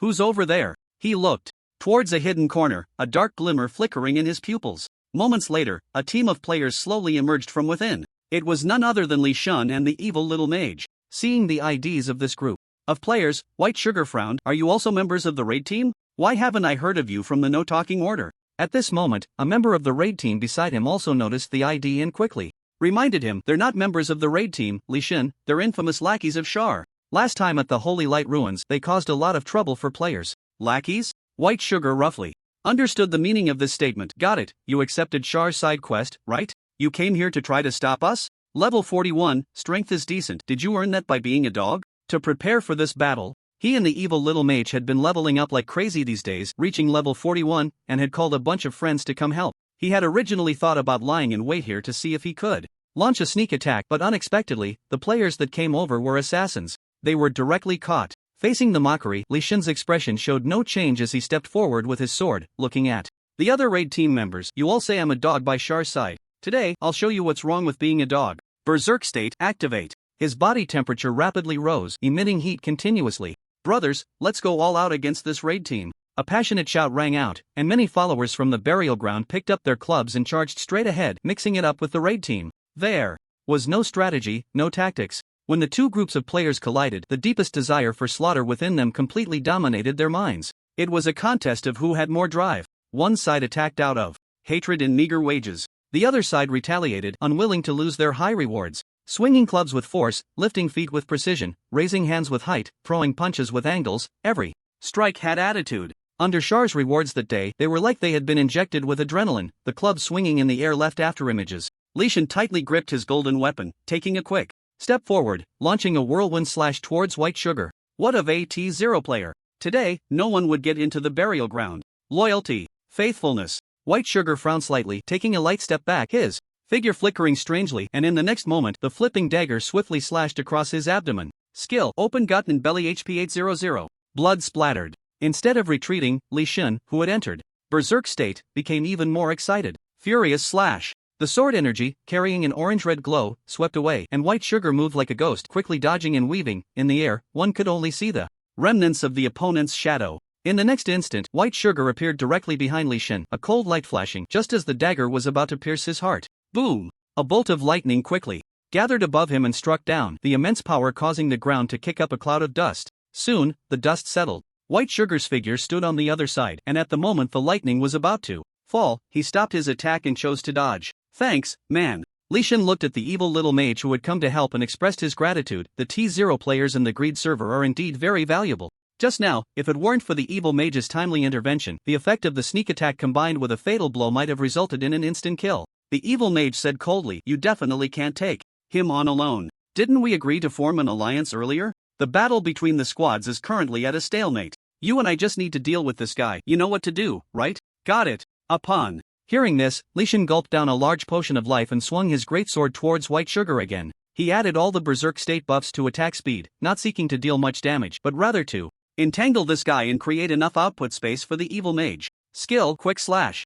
Leysan's greatsword came crashing down like a storm. Sparks flew as blades clashed, and the evil mage waved his staff, always finding the moment White Sugar attacked to release his skills. Put! The blade grazed his chest and Leysan's HP dropped again. This time, White Sugar's attack was successfully caught in the aftermath and a lightning strike hit him. HP 1000, the weakest body in the game, met the highest single target damage. Even though his base attributes would increase significantly after reaching level 45, he still couldn't withstand such an attack. You two are having a great time, huh? White Sugar lightly leaped back, temporarily creating some distance, already slightly annoyed. Usually, he had encountered 1v2 situations before, but the circumstances of these two were a bit special. Aside from their main weapons, they still had other golden gear, and their cooperation was very well timed. If he didn't quickly take one of them out, dragging it out too long would make it less fun. With this thought, White Sugar reversed his grip on the dagger, a faint ghostly light clinging to the blade. He took 2 steps in one and charged directly at Leysan. Naturally, Leysan was eager for the opponent to come at him, and just as he was getting into a defensive stance, he saw White Sugar slightly flick the air with his dagger.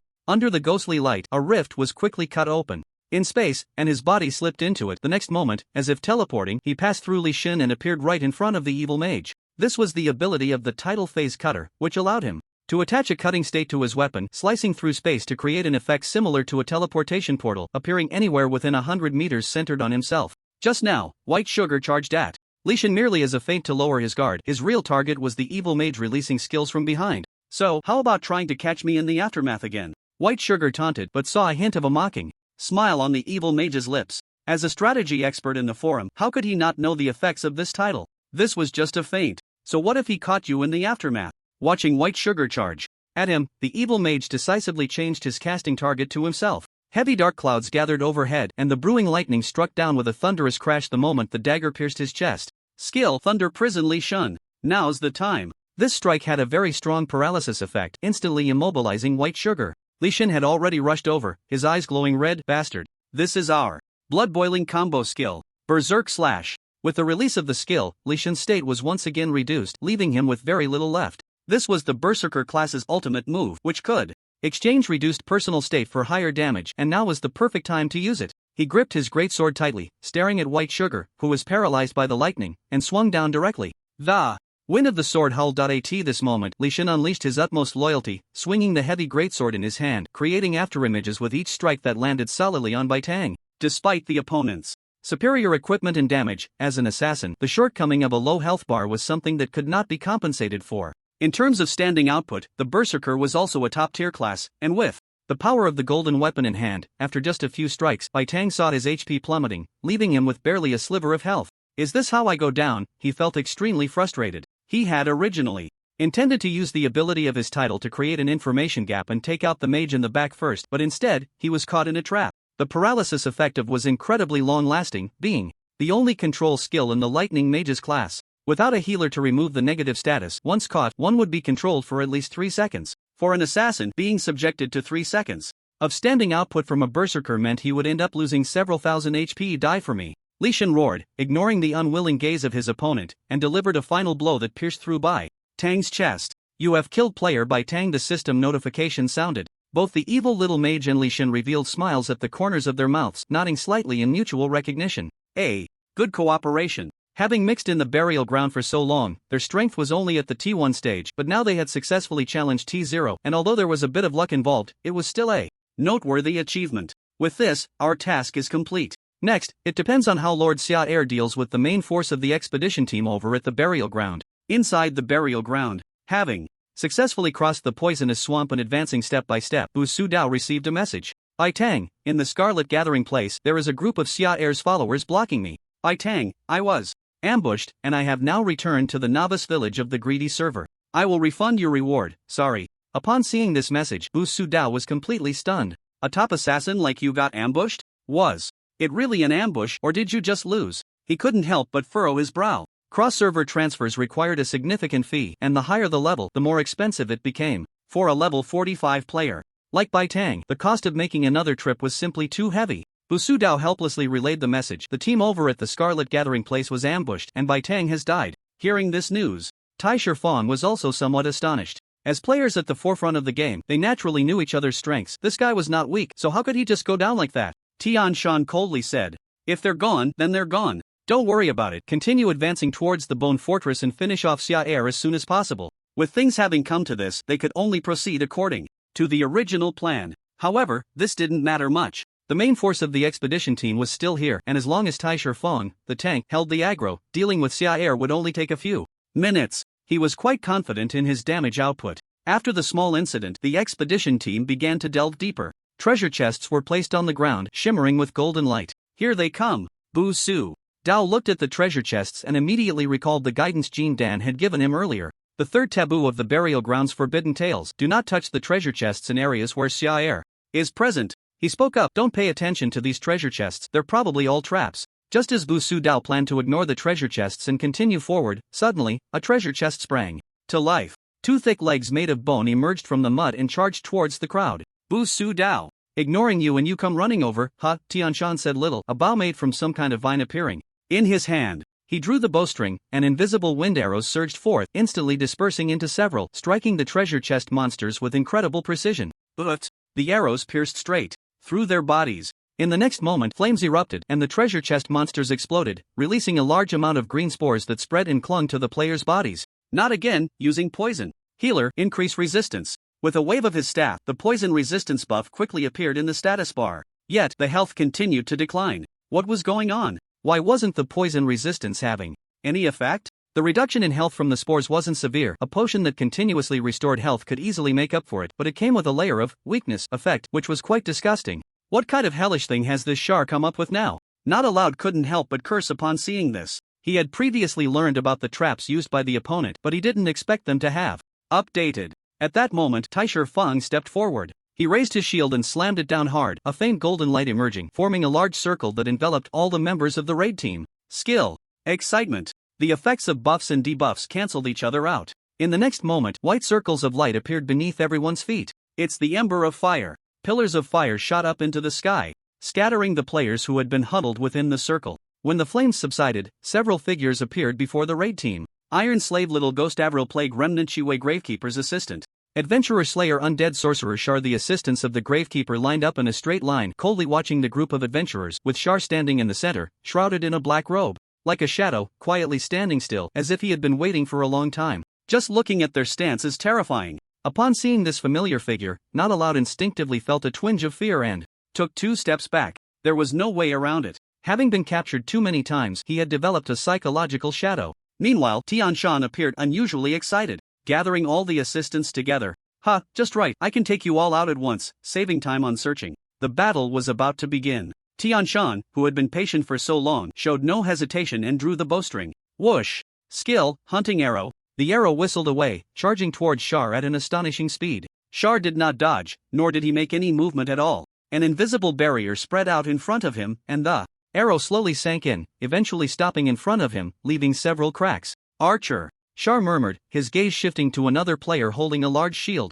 Holy Radiant Knight, these two must be the T0 players who came from the Greed server. Each had a title, and their strength was indeed impressive. At least the Seraphim he had previously killed had not yet obtained a title. In the raid team, upon seeing this, Not Aloud immediately summoned the first Holy Light Blessing. A faint holy halo enveloped all the team members. The rain of arrows and magic whistled through the air, tearing apart the oppressive atmosphere of the graveyard, yet Shar remained standing in place, like a pale white statue. His pale face, illuminated by the exploding fireballs, howling ice spikes, and holy light spears, showed no signs of disturbance. Boom! Crack! V-room! The violent explosions, the booming elemental impacts, and the sizzling sound of holy light burning the undead erupted in front of Shar. Dirt and shattered mycelium mixed with bone powder were sent flying, forming a cloud of murky dust. Did we hit him? A charging warrior shouted, his great sword poised for action. As the dust had not yet settled, a dark red, viscous magical barrier, thick as blood, twisted, expanded, and finally stabilized like a living thing within the dust. The surface of the barrier was covered with writhing, vascular patterns, greedily absorbing the residual shockwaves, emitting a sound that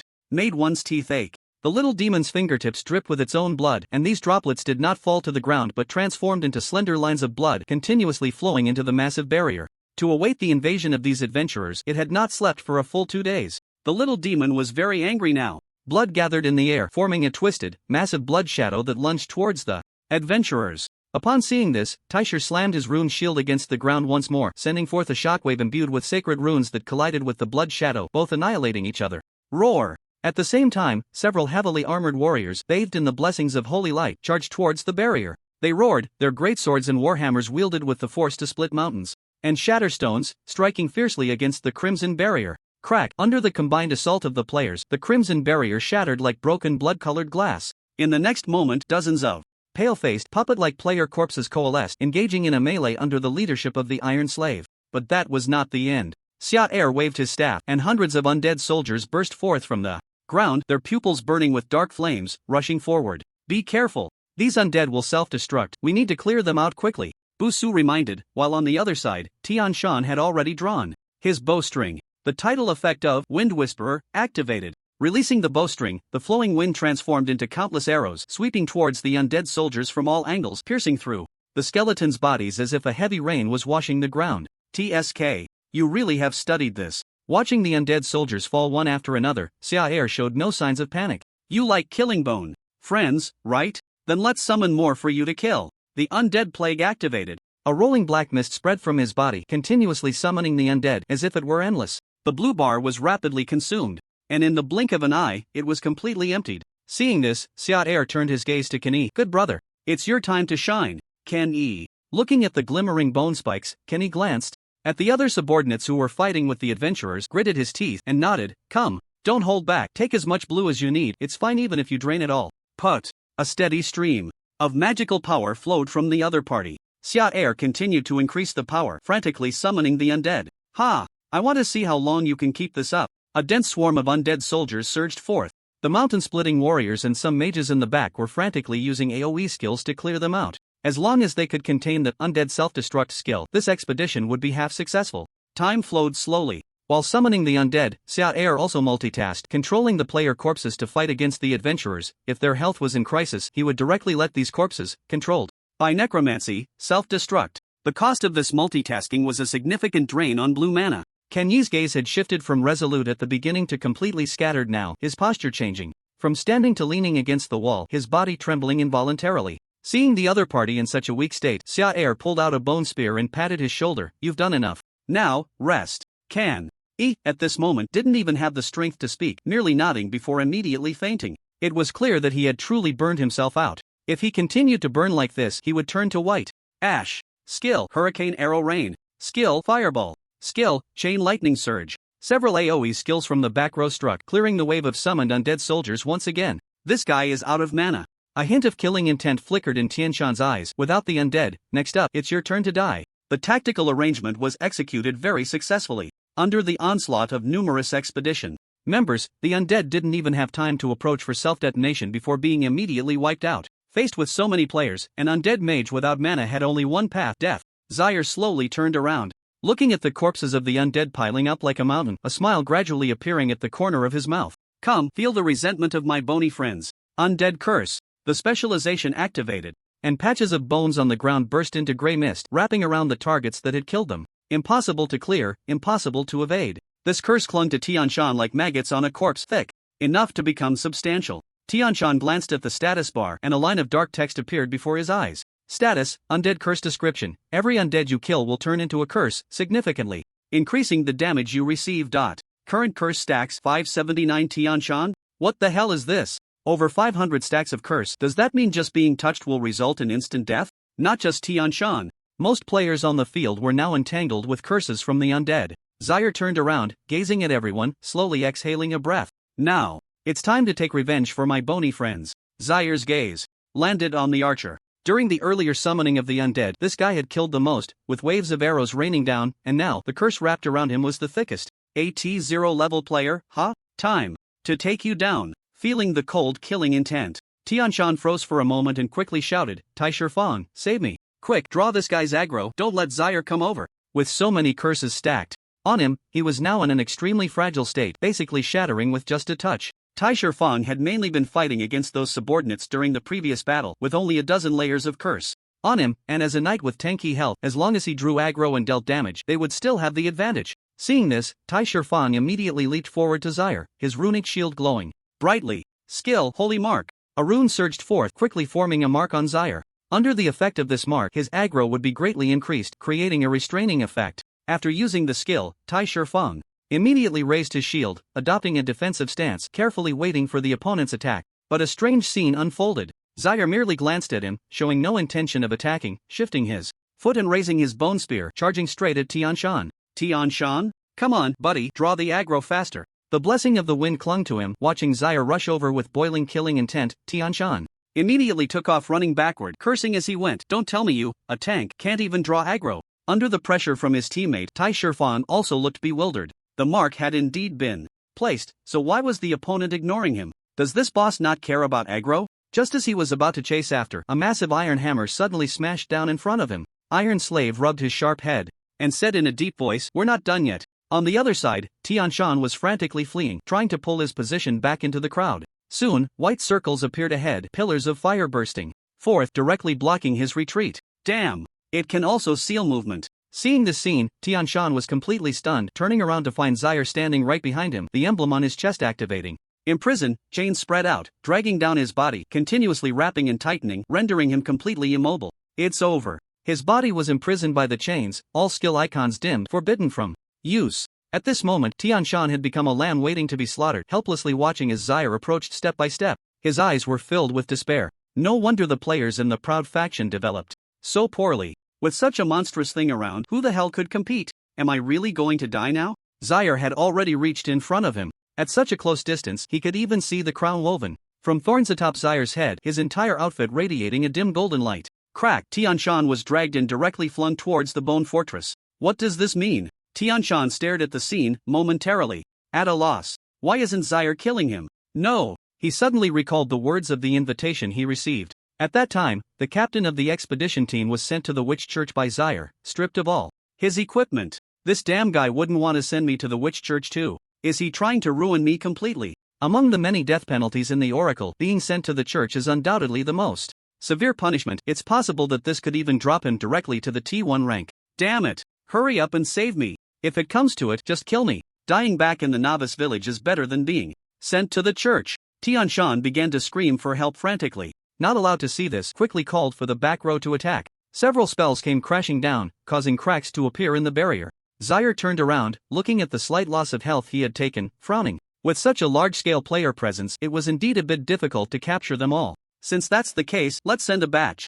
A way to take revenge for my bone friends. Target locked. Zaire gathered his magic into the emblem, activating the first rune. Judgment. The rune flowed, and a massive power spread out, forming a gigantic sword in the air, which then suddenly plummeted. Boom! The giant sword struck the ground, magic surged like waves towards the back row, directly causing casualties. Under the effect of the undead curse's vulnerability, even the residual waves could send them straight back to the novice village. This, feeling the terrifying pressure, Not Allowed felt his hands and feet go cold. Why does it feel like we're really going to capsize?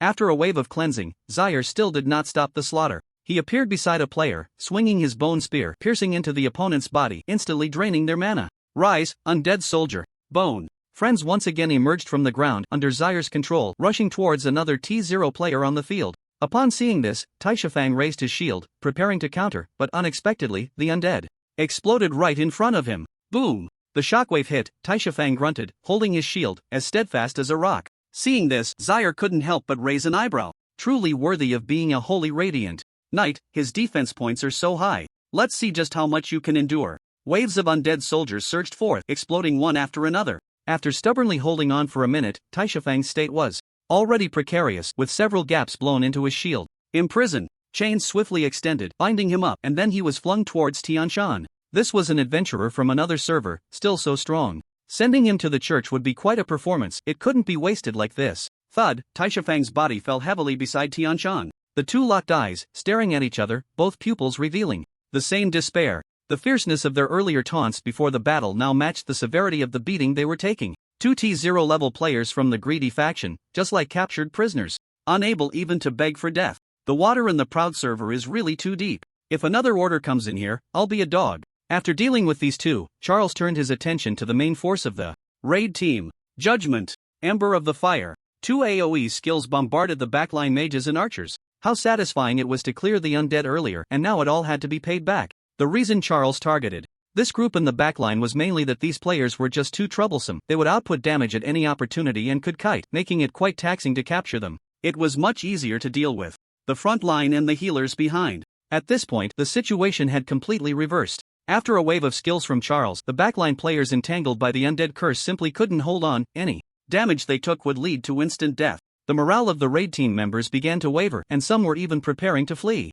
There was no choice. As the initiator and captain of this burial ground raid, he couldn't even think of running himself. Now, he understood why Jean Dan had come in as a guide but did not participate in this raid. Charles was truly not to be trifled with. He thought he had prepared thoroughly for this operation against the burial ground with all sorts of items ready, yet the outcome was still quite dismal. This was an extreme crushing of values and mechanics. Even 3T0 players couldn't handle it. There was simply no way out. Soon, under Charles's absolute offensive, the backline mages of the raid team suffered heavy casualties and the members retreated one after another, ultimately collapsing completely. The deputies of the burial ground all rushed out, beginning a frenzied capture. The little demon cast blood magic and blood transformed into a large hand, grabbing several players all at once. The church emblem was continuously activated, chains occasionally emerging like the chains of impermanence, turning the entire burial ground into hell in an instant. How did it become like this? Watching this scene, the mindset of the unyielding path completely broke down, and he chose to give up. What started as a raid battle had turned into a survival battle. An exhilarating survival game. Who can survive amidst Lord Charles's massacre?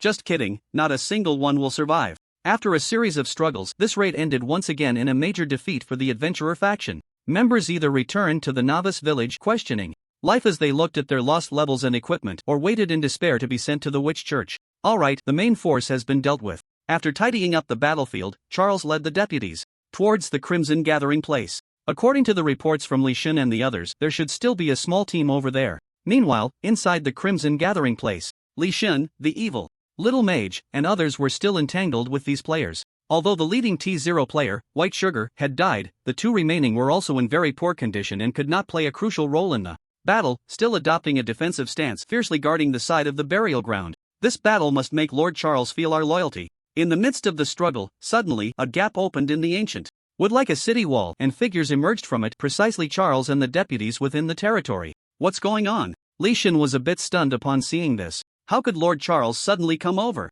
Could it be that the burial ground couldn't hold on and was about to flee? He quickly moved closer, peering through the crack into the burial ground. Large groups of players were trapped inside like prisoners, devoid of hope. Leysan. Looking at this, it seemed not that they couldn't hold on, but rather that they had already cleared out the main force inside. So fast? Compared to the delighted Leysan, the members of the ambush team who were struggling here felt as if the sky had fallen upon seeing Charles. They were fighting for their lives here, holding on to an unwavering belief. So you're telling me that the main force has been completely captured? What's the point of playing then? Run away. Seeing the situation was not right, everyone immediately abandoned the fight and prepared to flee. But it wasn't that simple. Following the experience packs, equipment packs, and various identities, players now had another title for Shar, the Walking Achievement. If I let you all escape like this, how am I supposed to make progress in the witch's church? Without much hesitation, with a black barrier and the embers of fire blocking the way, Shar said to his subordinates, "Leave some alive." In no time, another group of desperate players was added to the burial ground.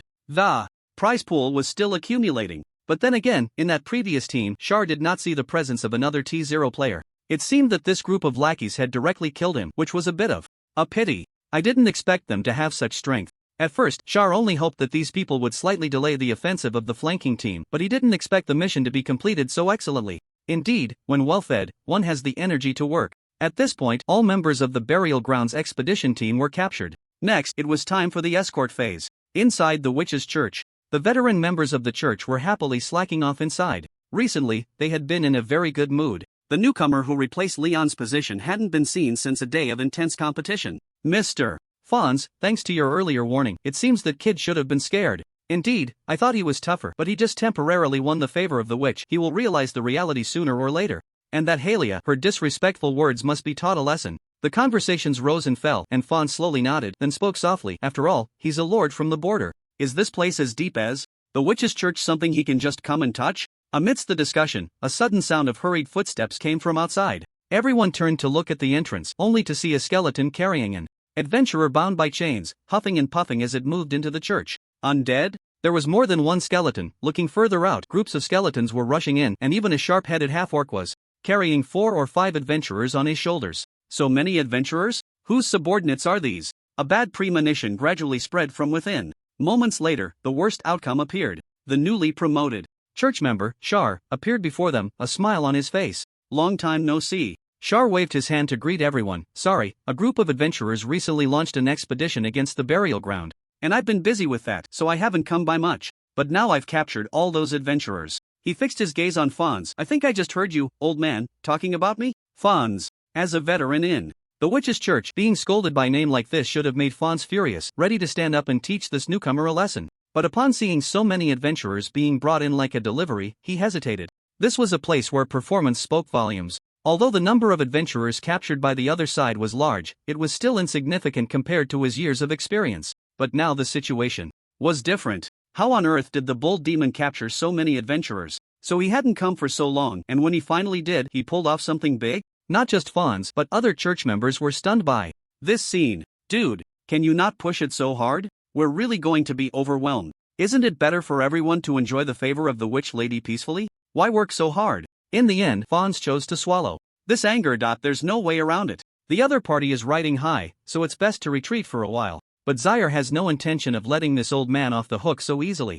After being humiliated earlier, he had held back his anger, but now the time has come to show these old geezers what's what. Zaire spoke up. Why the silence? Are you not fond of talking? What happened to the bravado you had earlier? If you really have no achievements to speak of, I could consider sending an adventurer your way. What do you think? Finksy, what a disgrace. This is an utter humiliation. Having spent half his life in the church, even the lords of the great territories treated him with respect. He had never been so insulted. 30 years in the east, 30 years in the west. Don't underestimate the elderly and the poor. Finksy didn't retort, merely snorted coldly and walked out of the church. Since he chose to endure and the other side still pushed their luck, he might as well take his leave as a sign of respect. After Finksy left, Zaire turned his attention to the other members of the church, a smile on his face. You all seem to be having quite an interesting chat just now. The church members, bro, be honest, don't come over here to arrest us. With core member Finksy unable to bear the humiliation and choosing to flee, they had even less means to resist and could only keep flattering him with forced smiles.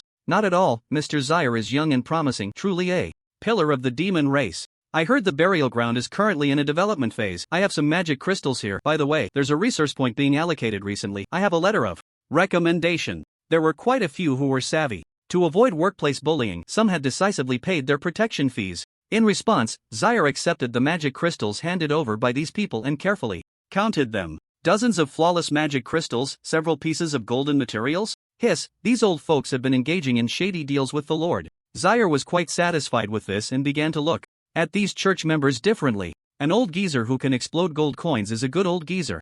Zaire isn't a particularly dark person. Since they were so sincere in admitting their mistakes, he might as well let it go. He smiled and said, we're all colleagues. How could you possibly plot against me in secret? I must have misheard earlier. No worries, you all continue chatting. I still need to bring in more adventurers. After saying this, Zaire began directing the undead to escort the adventurers into the prison. Looking at the sign that read, Which Church, the players felt as if the sky had fallen. They really have been sent in. My experience, my equipment. Cries of despair echoed, turning the entire church into a hellish scene. Zaire methodically directed the undead's transport work and slowly walked up to the bewildered judge, saying, I have 2 adventurers who ran over from the greedy witch's jurisdiction. They're quite strong, being team leaders. You might want to pay special attention to them. Also, here's my emblem. Please calculate my achievements. After some time passed, the members of the burial grounds expedition team were all sent into the church's cells, nearly filling the entire prison. Some players even wanted to replicate Shawshank Redemption, looking for ways to escape. To prevent any unexpected incidents, the judge quickly began executing punishments after a brief tally, conducting trials one by one.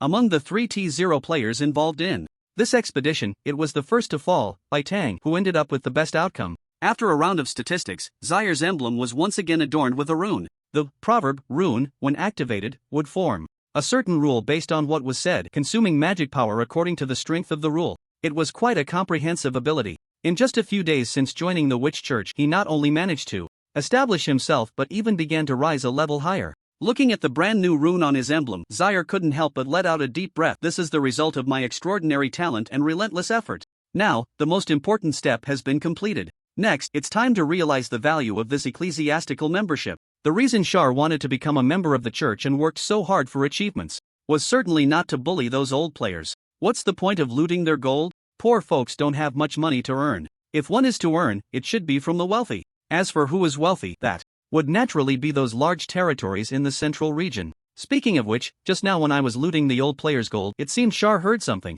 A resource point is being designated for new ownership. Just as Shar was about to find someone to ask about it, Helia walked in through the door. Her gaze was scanning around, quickly locking onto Shar, then immediately falling on the newly added rune on the emblem. A smile appeared on Helia's face. Congratulations, Lord Shar. Only a very few members of the church here can have 3 runes. In other words, there are no old players who can boss us around anymore. No, you can even bully those old players now. Shar coughed twice. I just did that. Fonzie couldn't bear the humiliation and has already left. Really? Helia said somewhat regretfully. I wish I had come earlier. Maybe I could have joined in on the scolding. No worries, there will be another chance next time. Shar then asked, by the way, is there something going on recently regarding the allocation of resource points? Helia nodded. Yes, the witch occasionally distributes certain special items that can be cultivated into resource points, just like that ancient tree in the Eternal Forest, which was nurtured from a seed by the elves over time. Upon hearing this, Shar understood. Let's go. Lead the way for me. I want to see what's going on. In the past, Shar would definitely not have even glanced at this matter. This resource point would surely be taken by those large territories. But now the situation is different. With my performance in the Witch Church being so outstanding, I am indeed in a position to give it a try. Hearing this, Helia had nothing more to say and immediately began to lead the way. Moments later, the two arrived at the center of the Ryan underground city, which was the reception area for welcoming the promotion of Border Lords. At this time, through the window, they could see 5 receptionists from the large territories fiercely arguing around a round table, and on the table, something was placed. It was a dim crystal, inside which a small flicker of pale flame was burning. Resource namepoint, Soulfire Seed current status, budding description, a flame composed of millions of strands of souls, containing many memories, can derive soul fragments, which, when read, will increase skill proficiency and have a small chance of obtaining certain ancient inheritances.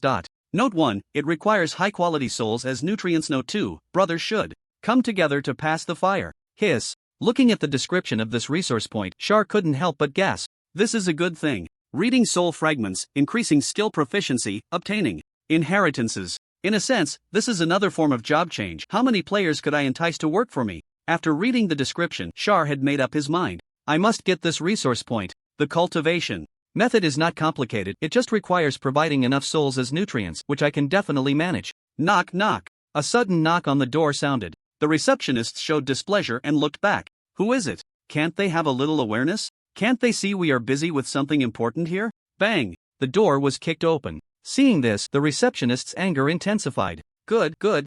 Now, it's not just a lack of awareness, this is clearly looking for death. Do you not know where this place is? The reception area of the 5 major territories, and they dare to act like this? They really haven't been beaten before. The crowd temporarily set aside their quarrels and turned to look at the entrance. A familiar figure appeared in their line of sight. Zaire? Soon, someone recognized this guy's identity. When Zaire first arrived in the central region, they were the ones responsible for his reception. At that time, he chose not to become a subordinate lord of any territory, but not long after, he joined the Witch's Church, and his status skyrocketed. Because of this, the reception staff went back and received a scolding, being asked why they failed to win him over. The reception staff quickly focused their attention on the emblem on his chest. There were 3 rune marks on it. Wow, how long has it been since we last saw him, and he has already been promoted? It should be noted that currently, only 3 or 4 people in the Witch's Church possess 3 runes, and they all earned it through accumulated achievements, while Zaire is a newcomer. To achieve so much in such a short time, this guy is truly terrifying.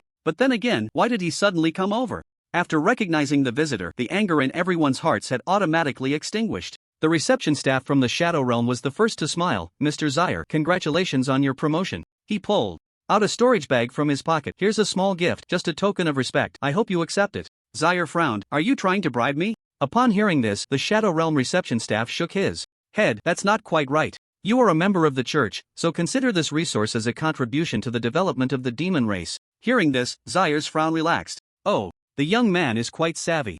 Now, simply to congratulate him, Zaire certainly couldn't accept a bribe so openly, but if it was for the development of the demon race, then he wouldn't be polite about it. Seeing Zaire accept the storage bag, a smile involuntarily appeared on the Shadow Realm reception staff's face. Ever since he was scolded by Zaire last time, he had diligently studied this area of knowledge. Now, he could be considered quite smooth. The Shadow Realm reception staff then asked, Mr. Zaire, is there something you need to discuss this time? Yes. Zaire nodded, pointing to the soulfire on the table. I came for this resource point. Upon hearing this, the crowd was somewhat puzzled. For a resource point? As a member of the church, what use do you have for this? Is Mr. Zaire recommending a certain territory? In response to the inquiry, Zaire shook his head. Not at all. I intend to participate in the ownership of this resource point as a lord. As he spoke, he took out a large stack of parchment. These are recommendation letters written by church members for the burial ground. The reception staff from various territories? Damn, how could I forget about this? Aside from his identity as a church member, he is still the lord of the burial ground.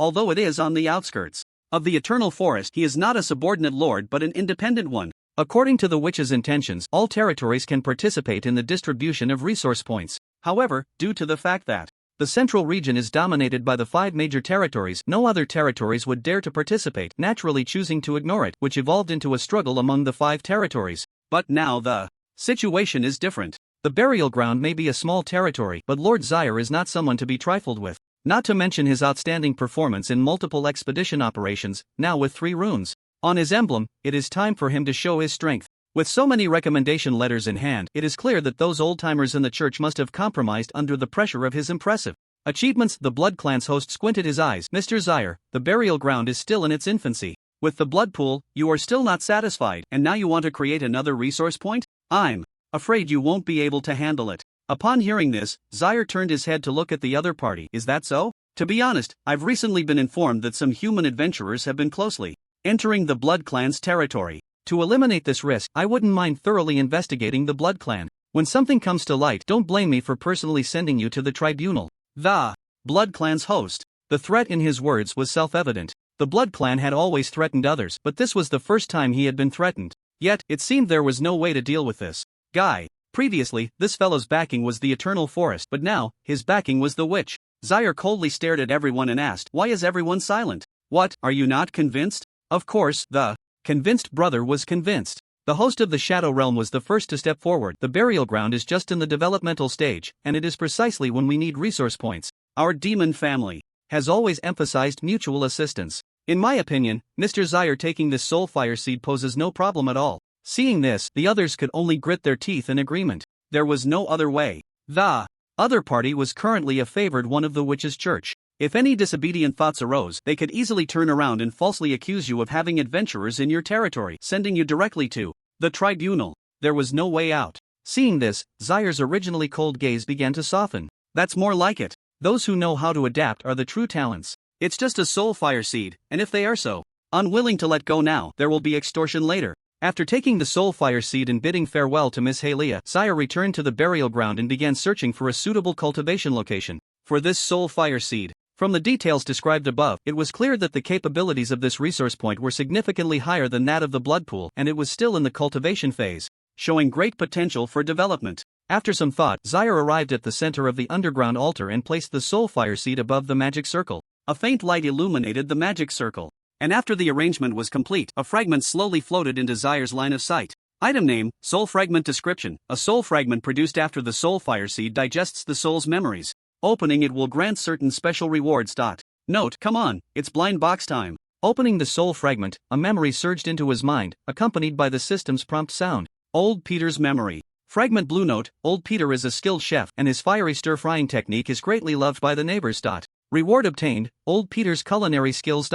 Boom! A strange knowledge flooded into his mind. After reading the information, Zaire had now become a battle-hardened chef. The effect was indeed powerful, but it felt like the enhancements were a bit too random, often landing in inexplicable directions. However, that didn't matter. This mechanism, similar to a lottery, was very addictive. No one would refuse 10 consecutive draws to see if they could hit an SSR. Players with a natural gambling nature would surely become slaves to the Soulfire in the future. Taking out the souls of 20 level 30 magical creatures, Zaire placed them within the range of the flames. A faint attraction emanated from within, drawing these souls slowly into the firelight. Hiss! The flames began to jump violently, as if they had tasted delicious food, growing stronger and appearing extremely vibrant. The production efficiency of the soul fragments has been enhanced. The current probability of fragment quality is white 70%, blue 25%, purple 4.9%, gold 0.1% efficiency enhancement. Looking at the prompt from the system, Zaire fell into deep thought. It seems that to increase the drop rate of high-quality soul fragments, one must continuously feed the seed of Soulfire with souls to enhance its developmental state.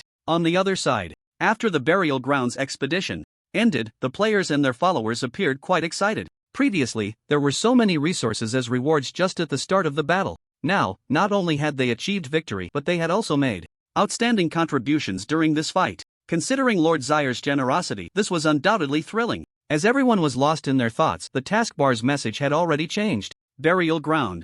Expedition task status updated description. This event ended in a great victory. It's time to go to the burial ground to receive Lord Zyre's rewards. All followers, here it comes. After seeing this message, they hesitated not a moment and immediately rushed to the underground altar in the burial ground, quickly filling it to capacity. Leysan was the first to notice the changes at the underground altar. He focused on the center, where an altar made of numerous skeletal arms stood, with a flame wrapped in crystal flickering. Resource point name, Seed of Soul Fire description. A flame formed from millions of souls, producing soul fragments that will increase players' proficiency in certain skills, including some ancient legacies.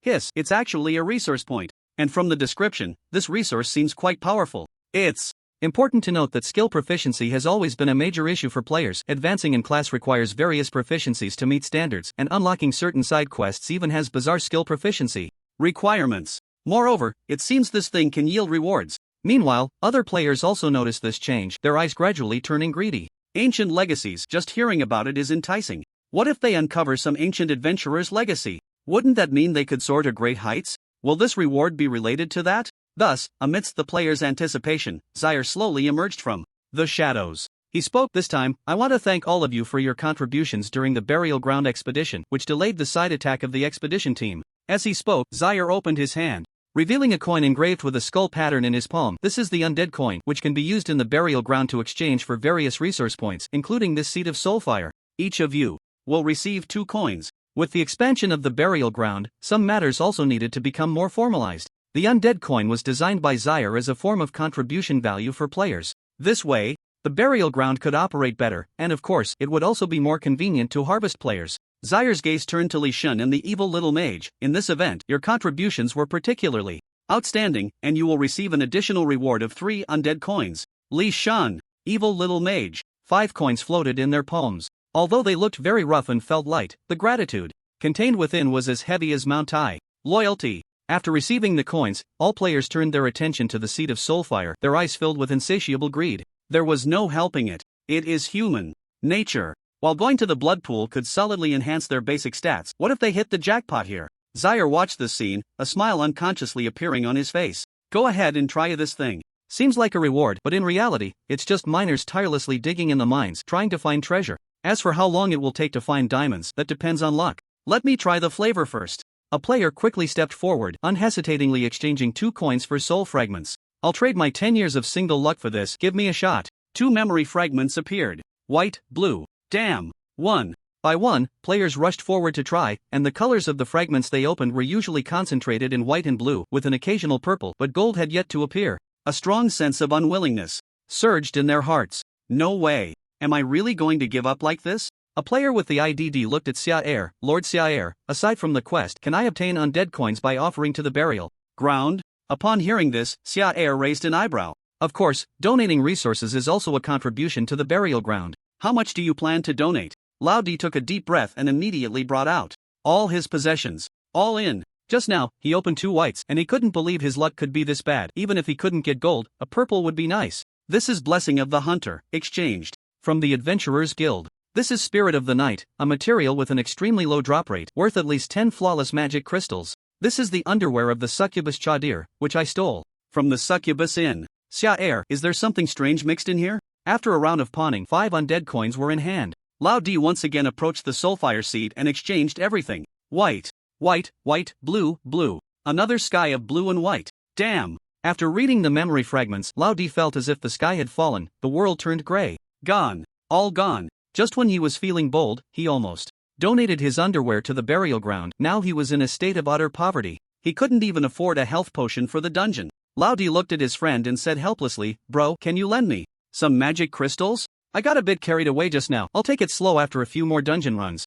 I swear I won't touch this thing again." Hearing this, his friend shook his head, speaking earnestly, "I won't lend it to you. If you said you wanted to borrow my magic crystals to gamble one last time, I would lend them to you without hesitation. But now you want to borrow magic crystals to live a good life again. Sorry, I won't lend my magic crystals to cowards. You really disappoint me. Remember, losing a bet isn't losing, not betting is the real loss. Xiaer, there are still many good people out there." Upon hearing The extinguished flame in Lv.30 reignited. You're right, I can't be a coward. Then lend me some magic crystals, let me try again. His friend still shook his head. Bro, please allow me to refuse again. Because I also need to start drawing lots soon, I might need them too. However, I can point you in the right direction. You should know, God invented skin diseases not just for the purpose of taking a dump. The more his friend spoke, the more animated he became, gradually leading him on. Years later, when you stand at the top of the Oracle game, becoming a T0 player, surrounded by 3 or 4 delicate healers, you will recall that reckless act back at the burial ground. Lv.30, what are you talking about?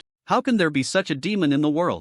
On the other side, the evil little mage also gathered around the Soulfire seed, exchanging all 5 coins for soul fragments. Unlike the absurd idea of other players wanting to get gold. As a divination expert, the evil little mage is well versed in various side quests. Even if the fragments obtained are of low quality, as long as they can provide proficiency in a certain skill, if there are enough of them, they should correspond to a specific side quest. All 5 fragments were opened. White, blue, white, purple.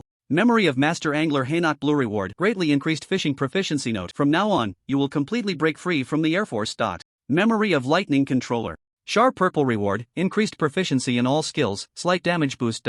Note: thunder and lightning. Opening 5 at once, 2 of them are usable. The first blue quality fishing fragment can connect to a certain side quest, while the subsequent purple one is a pleasant surprise. Didn't expect my luck to be this good. The evil little mage was very satisfied with the results of this blind box opening, turning to Leysan, bro, why don't you give it a try? It feels like the groundwork has already been laid. Ever since they teamed up to take down the T0 level player, Bai Tang, their relationship had softened considerably. No longer the life and death struggle it once was. Seeing this, Leysan nodded and exchanged all his coins for soul fragments. Open. After a burst of blue skies and white clouds, a dazzling golden light suddenly flashed in front of everyone. Holy crap, it's gold! Memory of legendary gladiator Aaron Gold reward, special skill arena description. After using this skill, you will enter the arena to duel with a specified target. Note: this is a duel between real men. Hiss. After reading this segment of memory, Leysan's mouth was almost split from smiling. As a berserker, the thing he feared most in battle was being pulled away by others. And now, having obtained such a special skill that directly pulls others into the arena for a true man 1v1 showdown, it's an incredible skill for cutting the C position. Woohoo, taking off. So comfortable. Leysan looked at the evil little mage and heavily patted his shoulder. Thanks, bro, turns out there really is such a thing as a cushion. Evil little mage. No, dude, you really hit the jackpot. The evil little mage's face had turned ashen. It's not that he couldn't stand his brother doing well, but his brother shouldn't be doing this well. Just getting a purple would have been enough. With such a jackpot, isn't he worried about his lifespan at all? Seeing this scene, Char was also somewhat astonished. He didn't expect Leysan to actually have the luck of a European. However, he was very pleased with this outcome. With such a model of success, other players would surely flock to the Soulfire seed even more, allowing the burial ground to thrive. Damn, how did I end up straying further down the path of the black-hearted lord? The blind box. Time soon came to an end. Ultimately, Leysan, the European king player, became the biggest beneficiary. Such luck merely being witnessed by those in the burial ground was definitely not enough. He had to go to the forum to show off. They say he's Char's lapdog, but what's wrong with being a dog? Opening the forum, Leysan couldn't wait to start writing a post. Let me report on the current summary of the lapdog.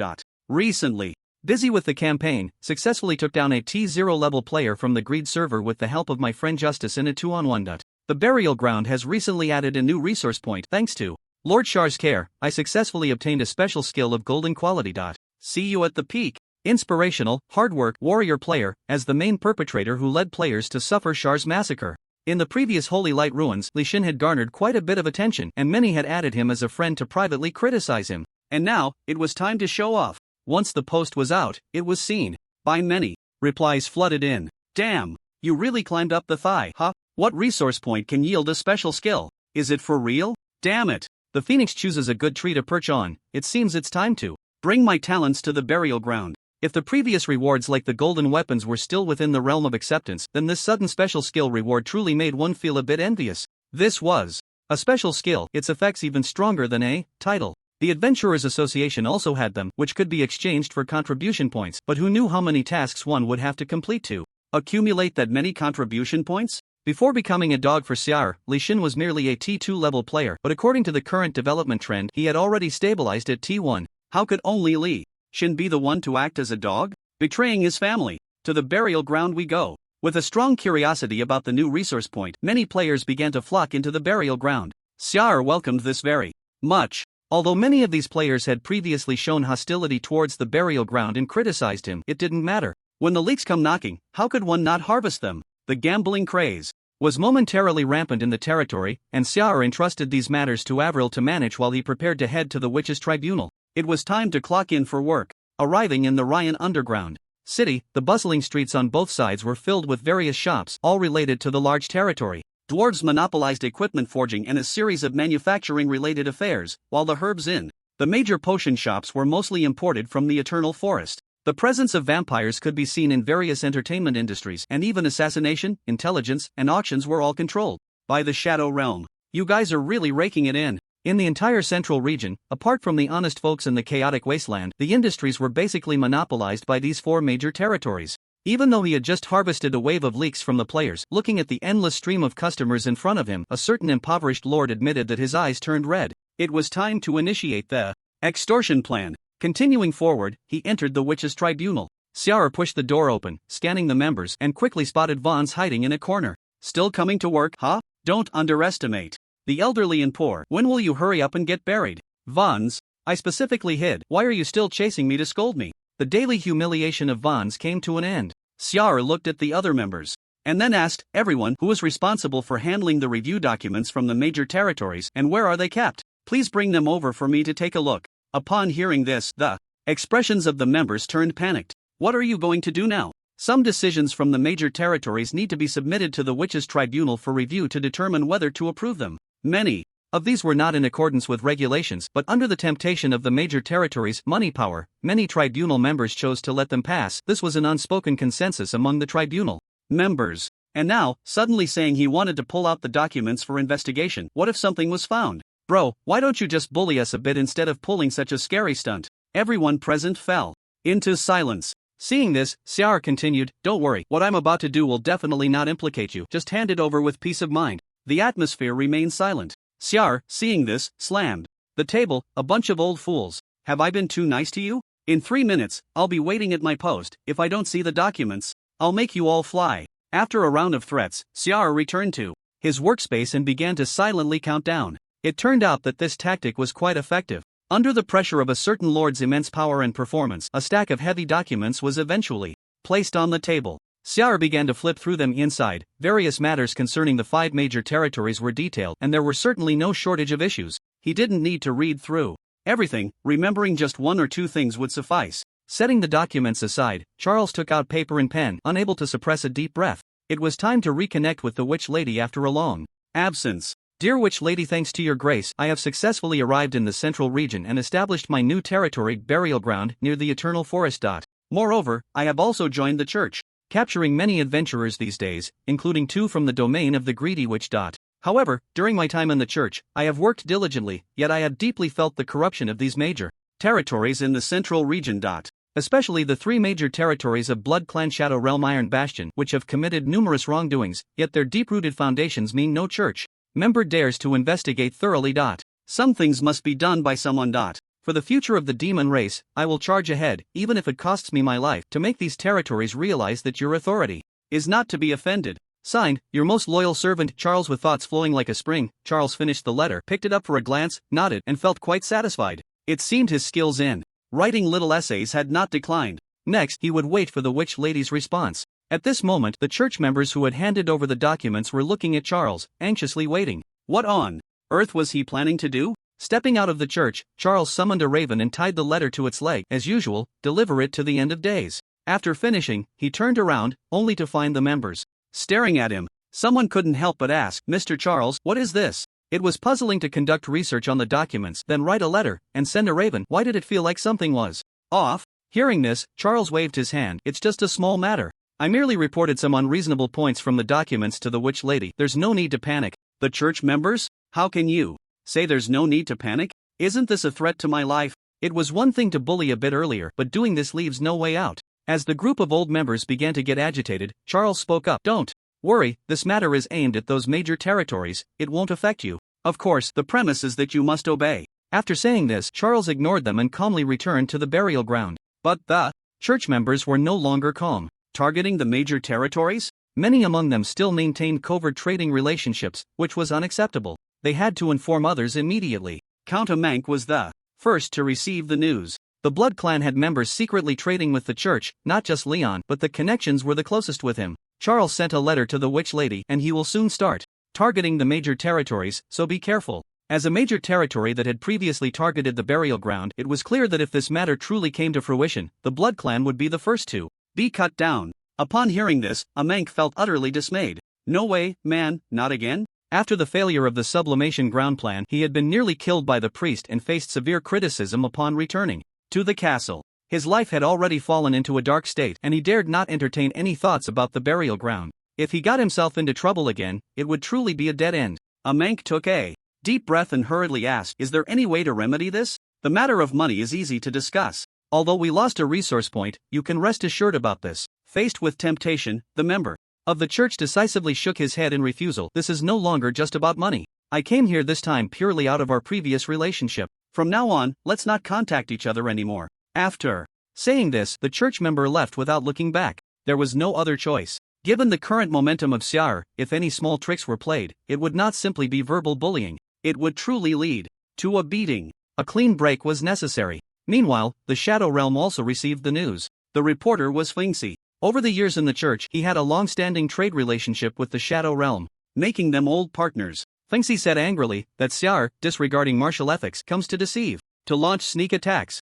Every day in the church, he personally attacks me, an old comrade, to the point where I'm losing face. The resource point from some time ago, which was meant to recommend you to the Shadow Realm, was forcibly altered by him, and now he's targeting the major territories. It's simply lawless. Can we think of a way to deal with him? Other territories might not have good means to deal with Xiar, but the Shadow Realm was different. This territory was best at various grey trades, infamous for assassinations. Sending a few assassins to take out Xiar and claiming it was done by adventurers would be entirely reasonable. After hearing this, the head of the Shadow Realm hesitated for a moment and asked, "You mean to assassinate Xiar?" He almost laughed. Fengxi, staying within the church, had no clear understanding of Xiar's strength. He knew it all too well. Previously, when adventurers invaded the land of sublimation, Xiar single-handedly defended 4 routes, clearing out countless adventurers alone. And in the battle against the Blood Count Amank in the land of sublimation, it was a fierce struggle. On the surface, he appeared to be level 45, but his actual strength might exceed level 50, and now he had received enhancements from 3 runes.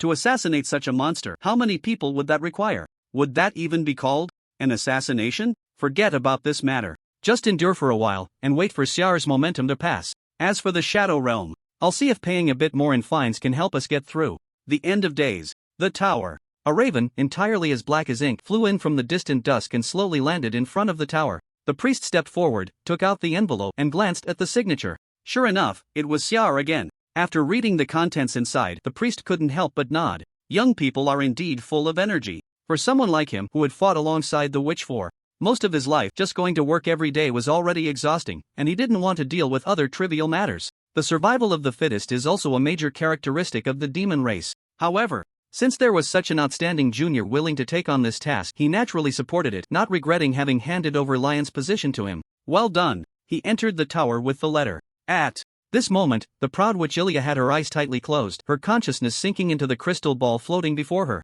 A hazy image reflected, forming an illusory scene. 6 figures of different shapes appeared within, their faces blurred, with only their pupils showing a dim light. Just a glance, and the priest quickly lowered his head. After a while, Ilya opened her eyes and said lightly, "It's fine now, you can look up." Hearing this, the priest raised his head and hesitantly asked, "Are those the other witches?" Ilya nodded and said, "Yes. We held a meeting. Recently, the attraction of the original sin has become increasingly strong." The 7 witches were all split from the original sin. After completing the plunder of the western continent, they could feel the thoughts within their bodies demanding the witches to devour each other, attempting to merge once again into the original sin. Every use of power intensified this thought, which was why the witches rarely took action. Ilya did not continue discussing this topic. Her gaze shifted to the letter in the priest's hand, raising an eyebrow. "This letter, is it from Char? Quick, bring it here for me to see." Priest. "Oh no. Where's the Tsundere attribute of our esteemed witch?" Under the pull of magic, the letter soon flew before the witch. As she opened it, Ilya looked at the contents and couldn't help but frown.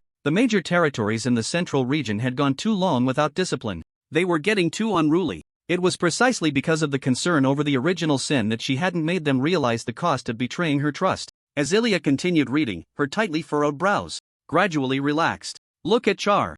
Although far on the border, he showed unparalleled loyalty to the demon race and now dared to take risks, actively seeking trouble with those major territories. Truly a pillar of our demon race. Closing the letter, Ilya looked at the priest. What do you think of this matter? The priest replied, since Char has this determination, it would indeed be worth letting him give it a try. These major territories have been fighting among themselves for too long, treating their own people even more harshly than adventurers. It's time to apply some pressure. Hearing this, Ilya nodded, extending her hand as magic gathered continuously, eventually forming a dark orange gem. Take this to him. It can be considered a reward for Char for resisting the adventurers during this time. Meanwhile, in the burial ground, a certain black-hearted lord was getting along famously with the adventurers. Lord Char, this is the golden radiance stone I recently mined from the quarry. I hope it can contribute to the glory of the burial ground. Here's a blueprint for mourning of the undead, a specialized outfit for necromancers. Please keep it safe. Lord Char, I want to be your dog. Char. After the influx of new players, it didn't take long for them to become completely enamored with the Soulfire Seed blind box. Since they were newcomers and hadn't made any contributions to earn necromancer coins, they could only donate supplies. Soon, they had donated everything they had. Exploiting adventurers became the power that strengthened the burial ground. As the burial ground grew stronger, it equated to the power of the demon race also becoming stronger. A very reasonable chain of logic. Char felt justified in this action. While other major territories grew by monopolizing various resources of the demon race, the burial ground could also become a dominant force by harvesting players. After handing over the acquired items to Ivy for sorting, a raven slowly flew over from a distance. It seemed the witch had received the letter. Taking the envelope, Char got straight to the point and looked directly at the reply. Inside were just two brief words. Keep it up, Char. This witch's reply was still as simple and easy to understand as ever. Besides the reply, there was also a diamond-shaped dark orange gem in the envelope. A line of description appeared in his view. Stone of Mourning orange description. When your summoned creature is killed, the residual death energy will be absorbed by the gem, transforming into an energy shield. Note 1, they may be dead, but they will continue to fight alongside you in another form. Hiss. After seeing its quality and function, Char was somewhat surprised. Truly a witch, her offerings were of orange quality. It seems I haven't misjudged this thigh to cling to. You should know that, up until now, he has mostly gold gear on him, and the only orange item he has is something a certain unfortunate player dropped in the novice village. The massive blue mana boost helped him get through the early stages of mana shortage. Although he is still lacking now, the presence of the residual plague, a mobile mana pack, has improved the situation significantly. The death summons transforming into shields. For a necromancer, this is undoubtedly a very good effect. It's just that the bone friends might be a bit tired. Transforming into curses, transforming into energy shields, it really makes me want to cry. Now that the witch's reply has arrived, it's time to fully implement the plan. He arrived at the witch's tribunal. Facing the trembling gazes of the tribunal members, Charles spoke. The witch has given me a reply and support. I know that many of you have had covert collaborations with the major territories to gain benefits. To that, I can only say one thing. Your vision is too narrow. Charles continued. What is the purpose of the witch's tribunal? It is to balance these major territories. Follow me, and I will show you the true way of balance. With that, Charles turned and walked towards the territory of the Blood Clan. The extortion plan has begun. The first target, of course, is his beloved friend, Mr. Amank. After repeated mission failures and being struck by the priest, the other party should be struggling and cautious within the Blood Clan now. As the saying goes, take advantage of his illness to take his life. Charles certainly wouldn't let this good opportunity slip by. After all, the Blood Clan area he governs is near the burial ground. If he doesn't watch him completely wilt, it will be hard for Charles to sleep peacefully at night. After listening to Charles's account, the other members naturally followed suit, and in no time, they arrived at the territory of the Blood Clan. Amank, who was trying to enjoy the bitter taste of fresh blood, hadn't even had the chance to savor it when a loud crash echoed, and the mansion's door was kicked open, with tribunal members pouring in like locusts. Charles was the first to speak. Long time no see, Mr. Amank. It seems like you've been living quite well lately. Amank, living well, my foot. Ever since Charles arrived in the central region, the area he governs has been repeatedly attacked by adventurers, losing several territories, and his career has fallen into an unprecedented slump. Charles said, recently, I reviewed the records of the major territories. You have a big problem here.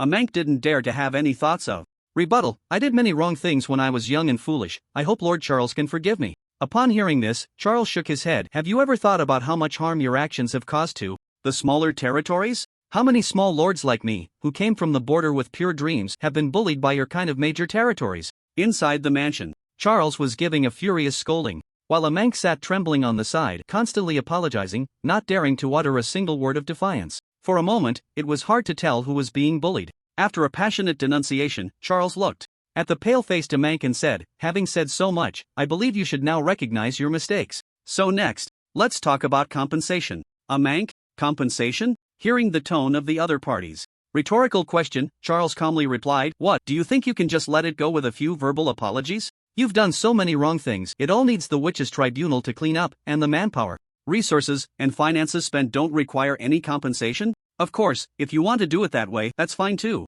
Charles's expression gradually became serious given Mr. Amank's actions as a tribunal member. I require you to come with me to the court now. At that time, I will strive to give you a death sentence. Amank, I have no intention of not compensating, you say it, Lord Charles, and I will definitely comply. One must bow their head under the eaves. He has now become completely honest. Seeing this, a faint smile appeared at the corner of Charles's mouth as he placed the prepared list in front of him. 10 strands of level 45 Monster Souls 300 flawless magic crystals. It was still that familiar list. However, compared to the previous lion's mouth wide open, now it was the mouth of a glutton wide open. This was aimed at making himself suffer. When he previously supported the Crimson Eye, due to his ordinary lord status, Charles did not dare to ask for too much. But now the situation was different. With the support of the Witch Lord, he had to make these detestable vampires pay dearly. After a long silence, Amank finally nodded heavily. Alright, I will pay this compensation to the Witch Church soon. The first extortion plan was successfully completed. Charles then hurried to the next target. Dwarven territory, the Iron Fortress. Charles got straight to the point. According to the recent investigation documents, your dwarves are currently suspected of illegally mining and heavily exploiting the weak goblin race for mining work. I must seek justice for my goblin brothers. Dwarven receptionist. You really have no shame for extorting. Among the 5 major territories, the dwarves are the most greedy and the most stingy. Although they all look very rugged, they are actually extremely shrewd, and very few can gain any benefits from them. Faced with the list, the dwarven receptionist coldly said, do you think money is that easy to earn? Charles frowned and pointed to the church emblem on his shoulder. What about this, can it be earned? The dwarven receptionist replied, it can be earned, but you have to kneel. Charles then took out the witch's reply. What about this? The dwarven receptionist said, it can be earned, but it's easy to get into trouble. Charles slammed the emblem and the reply together. This plus this, can I earn the money while standing? Dwarven receptionist? The Witch Lord's strong support and partial handling. Did you see the 3 runes on my emblem? If you have any doubts, go talk to the court. With a series of moves, no matter how rock solid you are, you will still lose a piece of flesh. Ignoring the expression of the dwarven leader as if he had eaten shit, Charles's state had gradually improved. The brothers are in good shape. Quickly heading to the next destination, the Shadow Realm. As the territory with the most underground transactions, the irregularities here are simply outrageous. If he didn't extort a hefty sum, it would be a disgrace to the trust the Witch Lord had in him. Compared to the other 2 bewildered lords, the situation in the Shadow Realm was somewhat different. The receptionist had been waiting here early, and upon seeing Charles, a smile immediately piled up on his face. Lord Charles, to be honest, in the past few days, we in the Shadow Realm have been reflecting on our recent actions and found that there were indeed many improper behaviors. Saying this, the Shadow Realm receptionist took out several bulging storage bags. Inside here carries the Shadow Realm's remorse, and I hope Lord Charles will accept it. Opening the storage bags, the dazzling golden light instantly pierced the eyes. Charles's serious expression melted away, revealing a smile. According to my review of the investigation documents, the irregularities in the Shadow Realm far exceed those of other territories. However, given your good attitude of admitting guilt, let's set this matter aside for now. I hope you can turn over a new leaf and contribute well to the demon race. It seems there are still sensible ones among the demon race. After 3 rounds of visits, Charles had already made a fortune. He turned back to look at the stunned members of the church and said, did you see that? This is the correct way to use the balance of power. Member of the church? Is this your idea of checks and balances? This is clearly outright robbery. Can money really be made this way? Not only is it fast, but it's also done with such audacity. The previously blocked thought process became inexplicably clear after witnessing Charles's operation. This is so much more comfortable compared to their earlier timid dealings with the major territories. Could it be that he is truly a genius? Charles spoke, let's call it a day for now and head back home. The members of the church were still somewhat reluctant. Is it really over? Aren't there still 2 major territories? Eternal Forest and Chaotic Wasteland. The former, although the elves were also corrupted by the witch, benefited from the environment, with all kinds of herbs and materials available, living in peace, making it the most honest among the many territories. As for the latter, a bunch of poor folks, there's hardly any profit to be made, and just having a conversation would take quite a bit of effort, so forget it. After all, Charles is not some ruthless villain. Back in the witch's church, Charles did not hide anything but laid out all the gains from today. The flawless magic crystals, the equipment radiating golden light, various rare materials, enough to make anyone drool. Everyone was thoroughly convinced. There was no way around it. Church members clearly understood the situation, especially with the witch's reply. Such high-level operations were indeed beyond the capabilities of the church members born from monsters. They simply couldn't replicate. Seeing the expressions on everyone's faces, Charles directly divided a third of today's gains and said, "You all have contributed by following me, so consider these as compensation." The church members were stunned. They hadn't done anything on this trip, just focused on learning, and they hadn't even paid their tuition yet they could still benefit? Charles continued, "Sticking with someone like Vaughn's is a dead end. The old ways no longer work. Stick with me." Church members. Lord Charles. Loyalty. Hearing this, Charles silently shook his head. Wrong. Loyalty to the witch. 1/3 of the gains went to the church members, 1/3 was submitted to the church, and 1/3 was used to strengthen the burial ground. Very reasonable. Under Charles's generous distribution, the mindset of the church members quickly transformed from doubt to understanding, and now they were completely submissive. As for the previous bullying, that was clearly Lord Charles's heartfelt teaching, okay? The extortion plan was a success. Charles returned to the burial ground with a full harvest. This wave of extortion truly enriched the territory's resources. Next, he could accomplish something even more important: expand the territory. Although the burial ground was currently thriving, the actual territorial range was merely a small area on the outskirts of the Eternal Forest. As for how to expand, with players successfully arriving in the central region, the major territories here would occasionally face attacks. Many territories had already become resource gathering points for players. According to the rules of the demon race, whoever recaptures a territory that has been conquered, that territory's ownership belongs to them. Since these major territories were all too cowardly to confront the adventurers, Charles would be the first to charge into battle, reclaim lost land, and prove his loyalty to the witch. Let's start with the Blood Clan. Just in time, Amank was exhausted from the adventurers' harassment, and to prevent him from being further threatened by the adventurers, Charles was willing to bear this hardship. He was still too kind-hearted. The adventurer's journey of the Lion's Roar was not ideal. As a beta player, he had developed very smoothly in the early stages of the Oracle, and although he was a member of a gathering place for poor folks, he successfully crafted his own golden weapon thanks to his exceptional grinding skills, until he suffered a crushing defeat in the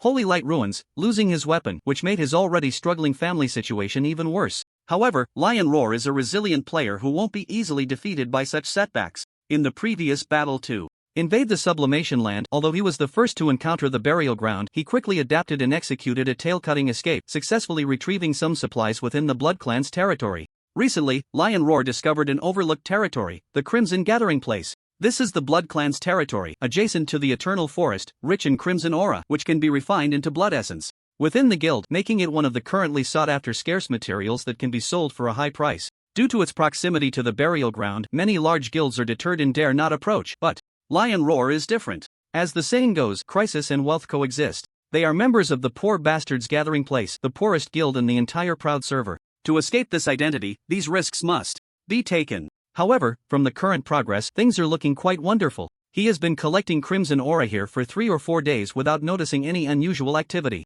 The path to wealth lies beneath his feet. After losing the golden weapon due to Charles, he now relies on this plan to earn it back. Who knows, it might even help the guild shed the title of Poor Bastards Gathering Place. Watching the fruitful results of the members' hard work, Lion Roar admits he has entered a moment of fantasy. But soon, this fantasy shattered. A thin figure appeared in his line of sight at the edge of the Crimson Gathering Place. Before the health bar even registered, just from that vague silhouette, Lion Roar recognized the other party. Damn, it's Charles. This is a deep-seated fear ingrained in his soul, having been caught too many times to the point of forming a conditioned reflex. At this moment, it wasn't just Lion Roar who cursed. Upon seeing this group of people frantically collecting crimson aura, Charles froze for a moment and couldn't help but curse. Damn, there's a thief in the house. Although the Crimson Gathering Place still belongs to the Blood Clan, for Charles now, it is already his. And now, someone dares to sneak in and collect resources. You are asking for death. A certain stingy lord has already panicked and directly entered full power mode. Dense black mist spread from the surroundings, quickly covering the entire area. No one is getting away. Seeing this, Lion Roar quickly shouted, "Brothers, run!" The next moment, a cold voice echoed sharply in his mind. Running is prohibited here. Although his blue mana was rapidly depleting, it was definitely enough to deal with this group of players. An invisible barrier instantly trapped all the members of the Poor Bastards Gathering Place, preventing them from escaping. Lion Roar felt as if the sky had fallen after witnessing this. In the past, he could run away if he couldn't win, now he couldn't even escape. Planner, you really don't care about your family at all. Watching Charles draw closer, Lion Roar took a deep breath, looked at the members, and issued his second command. Brothers, let's start killing each other now. In the past, under circumstances where escape was impossible, he might have commanded his teammates to directly confront Charles. But the situation is different now. Aside from the Lord, Charles now has a new identity, a member of the church. Previously, there was a grand expedition to attack the burial ground, which even hired 3 T0 players from the greedy server to join, but in the end, they were all captured by Charles and sent to the church. Among them, 2 T0 players received special treatment, returning to the novice village with only a pair of shorts, a truly tragic outcome that caused them to fall out of the T0 ranks. Lion Roar knows all too well about this boss's sinister nature. Once caught, they would definitely be sent to the church, so it's better to act quickly now. The members listened to the captain's words very attentively. Without any hesitation, they immediately drew their weapons against each other. After downing this bowl of beheading wine, we shall meet again in the novice village. Char, who had rushed over with all his might, looked at the corpses of players scattered across the ground and couldn't help but let out a shout. No. Why is this happening? This is really messing up my performance. Have the players become so extreme now, with not even a thought of trying? They just ran back to the novice village? They have no sense of player ethics at all. Char's face was ashen. It was true that the adventurers here had been expelled, but the feeling of being robbed left him very displeased. The murderous desire he had just unleashed hadn't even had a chance to be retracted. No, he couldn't just stop like this. He was very angry right now. In the novice village, the members of the gathering place for the poor returned to this familiar location. Compared to the frustrated expressions on the faces of other players after death, they seemed somewhat relieved, and even Lion Roar had a smile on his face. They had escaped with their lives, brother. Fortunately, the orders given were decisive, otherwise, they would definitely have to make a trip to the church, and at that point, it wouldn't just be a matter of losing some levels and materials. What a clever move! Recalling Char's frenzied appearance when he rushed over, Lion Roar couldn't help but feel a bit relieved. Given the other party's high level of intelligence, he should be very angry right now. Wait, no! A terrifying suspicion gradually emerged in Lion Roar's mind. With the other party still furious, they would definitely continue to slaughter other players. The nearby resource points. Lion Roar suddenly remembered an old acquaintance. Old FA. Earlier in the land of sublimation, the two guilds had formed a deep friendship after successfully taking down a good target, the Blood Clan. At that time, after discovering that the Blood Clan was a relatively easy target, Old FA had been organizing guild members to attack the territory of the Blood Clan Countermang, successfully obtaining a high-resource territory. They should still be working hard, very close to the Scarlet Gathering Place, with no territory separating them. If nothing unexpected happens, the other party should be in for a surprise. Thinking of this, Lion Roar quickly opened his friend panel and sent a message. Lion Roar, Char is coming, brother, run fast. Old FA, ? Old FA, brother, I'm busy, I don't have time to joke with you. Lion Roar, I'm not joking, this is real, you still have time to run now. Old FA, you've really had enough. I'm quite a distance from my burial ground, besides, doesn't he have to pass through the Scarlet Gathering Place first? Lion Roar, yeah, I've already returned to the novice village, or do you think I came to remind you for no reason? Old FA? You didn't say something this important earlier, just get to the point, you bastard. I see you want me to come to the novice village to keep you company. Closing the chat panel, Old FA looked at the members who were working hard and immediately spoke. Now, stop all work and prepare to run away. Char is coming. Since the server opened, the players of the Proud server had developed a case of fear of Char syndrome. If possible, their greatest wish would be to move this damned boss to another server, letting the players there feel their pain. Unfortunately, no such events had occurred yet. Upon hearing this, the guild members put down their work and were just about to take off when a voice appeared in their minds. Running away is prohibited here. It was Char's. He had arrived. An invisible barrier completely sealed off their escape route, and the next moment, another voice came. Mutual slaughter is prohibited here. After learning from the last lesson, Char had become smarter this time, directly stating 2 commandments in one breath. Now, you have no means of escape left. Come face me. What the hell does this mean? Old FA was a bit dazed upon seeing this. Wasn't it said that the relationship between Charles and the Blood Clan wasn't good? Why, after working so hard to seize territory, must they now face Charles? Running away is not an option, nor is returning to the novice village. In the blink of an eye, the only path left for the members of the Mage Alliance is to engage in direct combat with Charles. Undead summon. Raising his hand, a large number of undead burst forth from the ground, clad in heavy armor and wielding steel blades, charging recklessly towards them. The old mage immediately issued a command: clear these undead. Don't let them get close. Since they could only fight, they had to demonstrate the professionalism of players. Even if they couldn't kill Charles, they had to at least make him suffer. Naturally, the members of the Mage Alliance were mostly mages, and they were the most efficient at AoE clearing of small monsters. Now that so many members were gathered, even with a multitude of undead, as long as they maintained high-intensity skill output, they could still clear them out. Waves of undead were being cleared away. Under the consumption of 2 mantras, Charles's mana quickly ran low. This outing had been a bit rushed. He forgot to call for the residual plague, the mobile mana pack. He needed to remember that next time. Seeing this, the old mage's spirits lifted. He exclaimed, "There's a chance. This guy has run out of mana. Soon he'll have to come in for close combat, and then we can all output together." An undead mage with mana and one without her too. Entirely different professions. The latter is at best a super soldier. Perhaps this time they could really do it and rid the proud server of this menace. Watching the players' gradually rising momentum, a smile slowly appeared on Charles's lips. His mana was indeed low, but that didn't matter. He still had enough to cast 2 skills. Undead Curse, Stone of Mourning. The mana bar was completely emptied. With the release of the 2 still effects, the dead undead soldier's grievances transformed into curses clinging to the players. The remaining energy all returned to Charles, forming an energy shield. Suddenly, a despair-inducing white shield value appeared in the health bar, and under the pressure of the shield, the health bar turned into a pitch-black mass curling up inside. The old mage was stunned at this sight. "Where's the health bar? Why can't I see it?" He rubbed his eyes, and after confirming he wasn't seeing things, he fell into silence. The so-called opportunity now looked like a joke under this despairing white shield. Several powerful skills from the members bombarded the opponent, but that abundant white shield showed no signs of budging. They had previously said they would peel off a layer of skin, but now they couldn't even break the shield. And under the stacking of the undead curse, even a mere big slap from Charles could take half their lives. "I'm done. Let it go." With that thought, the world suddenly felt vast. The old mage chose to give up and await death. Other guild members, seeing this, also entered a state of surrender. It was already garbage time. There was no room for any operations, so it was better to save some energy for later to curse the planners.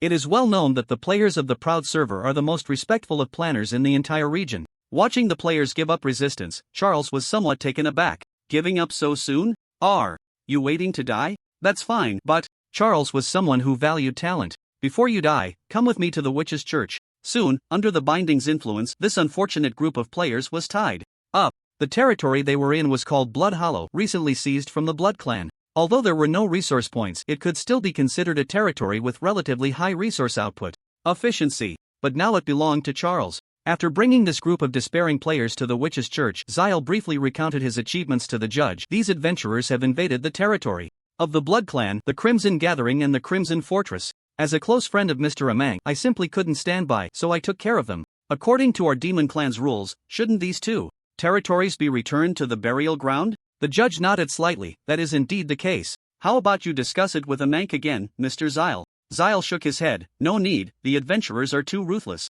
To protect my brother's safety, I must take on this risk myself. Just inform the Blood Clan directly. I believe Amang will understand my position." In the core territory of the Blood Clan, Blood Fortress, the weathered dark bloodstone formed the main structure of this castle, and under the moonlight faintly revealed deep red veins resembling solidified blood, like the castle's blood vessels. Time and dark magic had etched countless profound cracks into its surface, resembling a dried blood trough. At this moment, Amang stood outside Blood Fortress, anxiously pushing open the heavy door. The dim light from the candelabras on either side illuminated 3 shadows standing above, looking down with pupils glowing with a dark red light. "My Lord Marquis," Amang quickly lowered his head, his voice trembling, "I have no way to deal with the compensation issue. The damned Zyle has the support of a witch." These 3 were all marquises of the Blood Clan, existing above thousands within the entire Blood Clan territory, true high-ranking officials. One shadow slowly leaned forward, the firelight revealing her pale face. "This has nothing to do with compensation. Just now, Zyle cleared the territories occupied by adventurers in your jurisdiction. The church has already sent a notice. The Crimson Gathering and Blood Hollow now belong to the burial ground. You should know what this means. It was the first time the Blood Clan's territory had been occupied by other lords, especially a minor lord, after being rooted in the central region for so long. If the previous transfer of a resource point was merely a provocation, this time it was truly an offensive." Amang felt somewhat bewildered by this news. He didn't even know about it. But even if he did, he had no way to deal with Zyle. Amang helplessly said, "I really can't handle Zyle. I've never seen such a heartless border lord. Please send other earls over. I am willing to accept confinement." Upon hearing this, the female marquis narrowed her eyes. "Are you really willing to give up like this? According to the Blood Clan's rules, not only will you be confined, but your bloodline will also be transferred to other potential Blood Clan members. From being an earl to becoming an ordinary bloodline, can you accept this disparity?" Amang gritted his teeth. "Lady Tissy, please speak plainly." As a member of the Blood Clan, inherently carrying the genes of indulgence and decadence, suddenly facing such a huge disparity, watching once despised subordinates become superiors, was indeed unbearable. The female marquis named Tissy nodded at this and continued, "When I assigned you this task, I truly did not expect Zyle to be so difficult. Therefore, I will give you another chance, directly declare war on the burial ground without needing to care about what happens in the eternal forest, nor the church. Just collect a trace of the little demon's aura, declaring war. A Mank's eyes gradually turned crimson, filled with killing intent. If it weren't for the fear of the situation escalating into a dispute between the Blood Clan and the Eternal Forest, he would have already led the Blood Clan members to storm the burial ground. Now, having received permission, he certainly would not give up this last opportunity. All along, in the struggle against Xyle, a Mank had been suppressed by the other parties. Disgusting tactics, the newspaper's threats, the threats from the Holy See, the warnings of the witch's strong support. There was only that one time in the Sublimation Land when a direct confrontation took place, and, just as success was within reach, it was thwarted by the priest. It was incredibly frustrating. A Mank took a deep breath and nodded firmly. Understood. This time I will definitely complete the mission. Even if he considered Charles to be on par with his own combat strength, the burial ground had only just begun to develop, and its subordinates were all level 40 weaklings. Without any external interference, relying solely on the existing territorial power of his jurisdiction was more than enough to crush the opponent. This time, he would reclaim everything he had lost. Bang! After making his promise, a Mank left the Blood Fortress, the door slamming shut behind him. At that moment, the other two marquises who had remained silent finally spoke up. Have the relics of the ancestor been found? Tissy said, yes, but we need a token. To open it, probably on the little ghost. But it doesn't matter, as long as we collect a trace of her aura, I will naturally find a way to make her come to us. As she spoke, Tissy's once smooth, youthful skin was rapidly withering, soon becoming wrinkled and resembling that of an old man on the verge of death. Their vitality was running low. Although the lifespan of the Blood Clan was very long, it was not eternal. Under the passage of time, no matter how pure the blood they consumed, it could not stop the loss of life force. Unless they could obtain a purer bloodline and complete their transformation, which could only be acquired from the Blood Clan's ancestor. The Count spoke up. While that old duke is still in slumber, we must speed up our progress. Tissy snorted coldly. If it weren't for your carelessness back then, how could that bloodline have sent the little ghost away? The plan could have started long ago. Why wait until now? The Duke and that group of old stubborns, still dreaming of resurrecting the ancestor, since he is already dead. The power should be divided among us. Only in this way can the Blood Clan return to its former glory. Since the fall of the ancestor Lilia, the Blood Clan had split into two factions. One was the Resurrection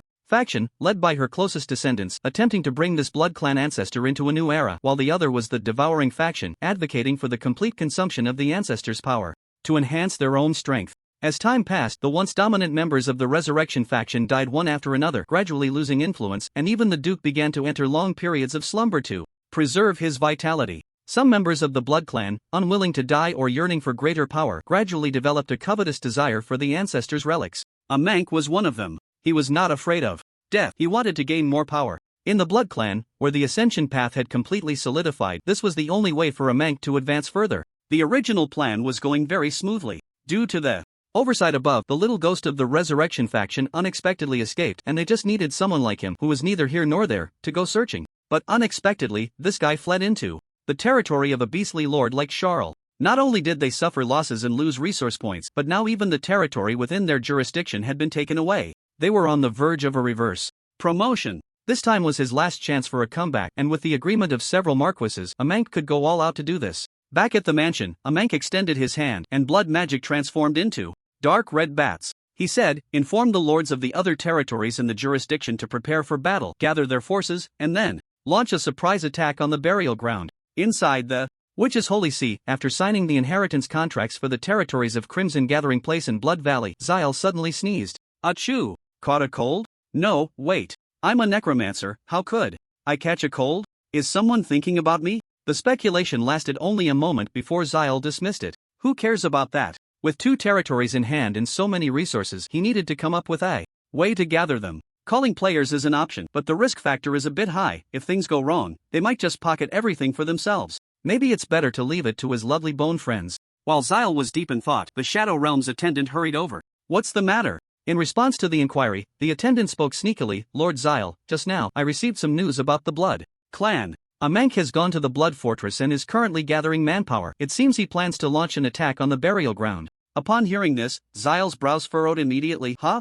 Is there such good news? The Shadow Realm attendant? So it's good news? The attendant was taken aback. He had originally thought that Xyle would be startled by the news, thank him for the tip-off, and then quickly gather forces for a counterattack. But he didn't expect Xyle to remain so calm, even seeming to have a hint of anticipation. Xyle asked, is the information reliable? The Shadow Realm leader nodded repeatedly. It's reliable. You know, we in the Shadow Realm have always been engaged in underground dealings, and intelligence is of utmost importance. We have insiders placed in every territory to ensure we can obtain the latest news as soon as possible. This is our specialty. Alright, then I'll give you credit for this. Hearing this, Zyle patted the other's shoulder. The young man performed well. The future is promising. No wonder. He's good at underground dealings. His learning ability is quite strong. Ever since the last time he was pointed out, the other party has completely awakened, effectively broadening his path. Upon hearing this, the Shadow Realm leader smiled slightly. Whether the future is promising or not depends on you, Lord Zyle. I won't disturb you any longer. If I receive any new information later, I will report it immediately. Loyalty. The other's figure quickly disappeared. Zyle didn't linger either and returned to the burial ground. Who would have thought that a Mank would have the audacity to come and attack him? It's likely that the higher-ups in the Blood Fortress have given him a nudge. Matters concerning the ancestor relics are certainly not something a mere blood clan count can lead. There must be others behind it. It seems they've become anxious seeing a Mank so useless and decided to let him completely unleash himself for one last dance. This is actually good news for Zyle. He was worried about not having a reason to occupy a Mank's entire jurisdiction. But unexpectedly, the other party would come knocking on his door. As a count, a Mank governs 6 Blood Clan territories: Crimson Eye, Blood Tide, Scarlet Rift, Bloodthirsty Court, Crimson Courtyard, Bloodthirsty Corridor. Among them, the Crimson Courtyard and Crimson Eye are already in a completely crippled state and can be disregarded. Even so, there are still 4 territories left, and if combined, they represent a force that cannot be ignored. The other party's goal is most likely to come for the little ghost. Without confirming whether there are any trump cards, this battle needs to be approached with caution. After some thought, an idea quickly formed in Zyle's mind. It's time to let this group of players take action. Under the attraction of the Soul Fire Seed, the number of traitorous ninjas in the territory has sharply increased, rivaling that of the guild. Planning to raid the burial ground, huh? Let's first have you face a wave of direct impact from the 4th calamities to test the waters. If he can withstand it, then he will follow closely behind to finish the job for the players, launching a strong attack against the severely weakened Blood Clan. If he can't hold on, then Xiar will volunteer to avenge his beloved friends and drive away those damned adventurers. It's simply perfect. With a clear mind, the mission was quickly released. Mission: Justice's counterattack. Description: Count a Mank of the Blood Clan is trying to gather forces to launch an attack on the burial ground, and a counterattack must be made. Objective: attack the remaining territories under a Mank's jurisdiction and kill him. Reward: Undead coins will be distributed based on the merits of this operation, and those who kill a Mank will receive an additional 10 coins.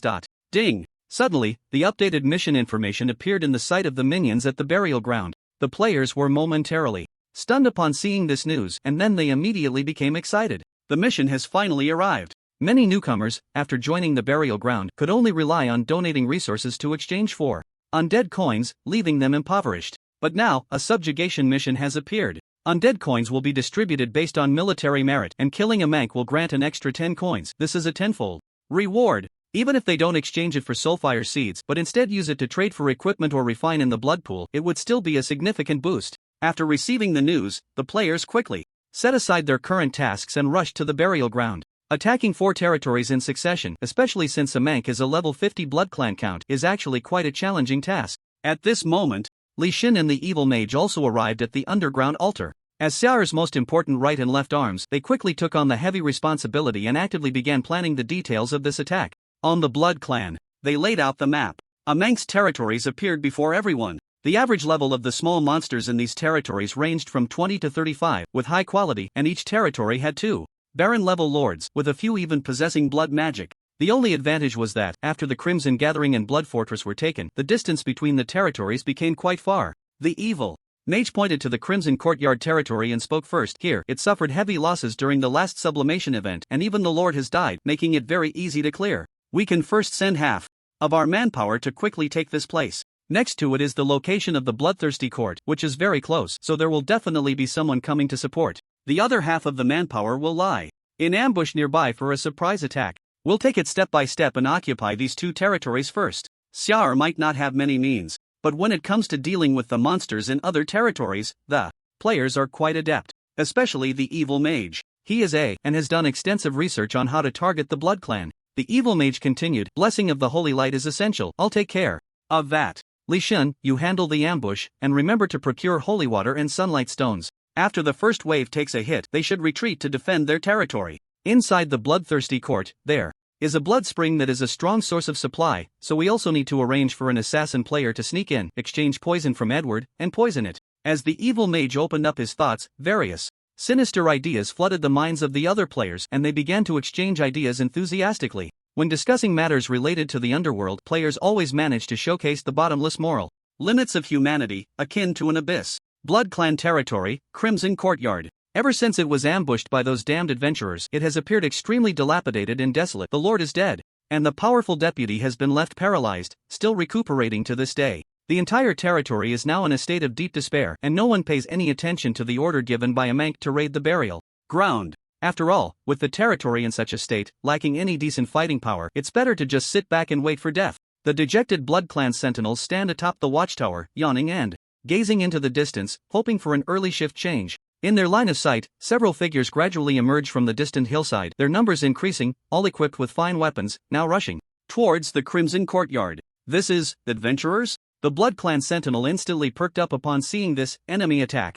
The adventurers are coming again. The news quickly spread through the bats to the ears of every Blood Clan member in the territory, and they were thrown into a complete panic, some even in disbelief. What? This group of devils is coming again? Last time, even with the Lord present, they couldn't fend off this group's invasion. Now, with the Lord dead and the territory's fighting strength even weaker than before, isn't this completely hopeless? The severely beaten deputies also learned of this news, their faces gradually turning desperate. Clearly, given their current frail state, they stood no chance against this group of adventurers. Request for help. Quickly seek assistance from the surrounding territories. The evil little mage has already led a third of the players from the burial ground into the Crimson Courtyard. As the saying goes, practice makes perfect. Last time, when they picked the fruits, they only took away some rare resources and hadn't properly looted the territory. Now, they finally have the chance. When the time comes, the things they gather can be turned into the burial ground for undead coins. Truly a win-win situation. Lightning strike. The evil little mage waved his staff, energy gathering in the air to form lightning, which struck down fiercely, instantly turning the sentinel into a charred mass.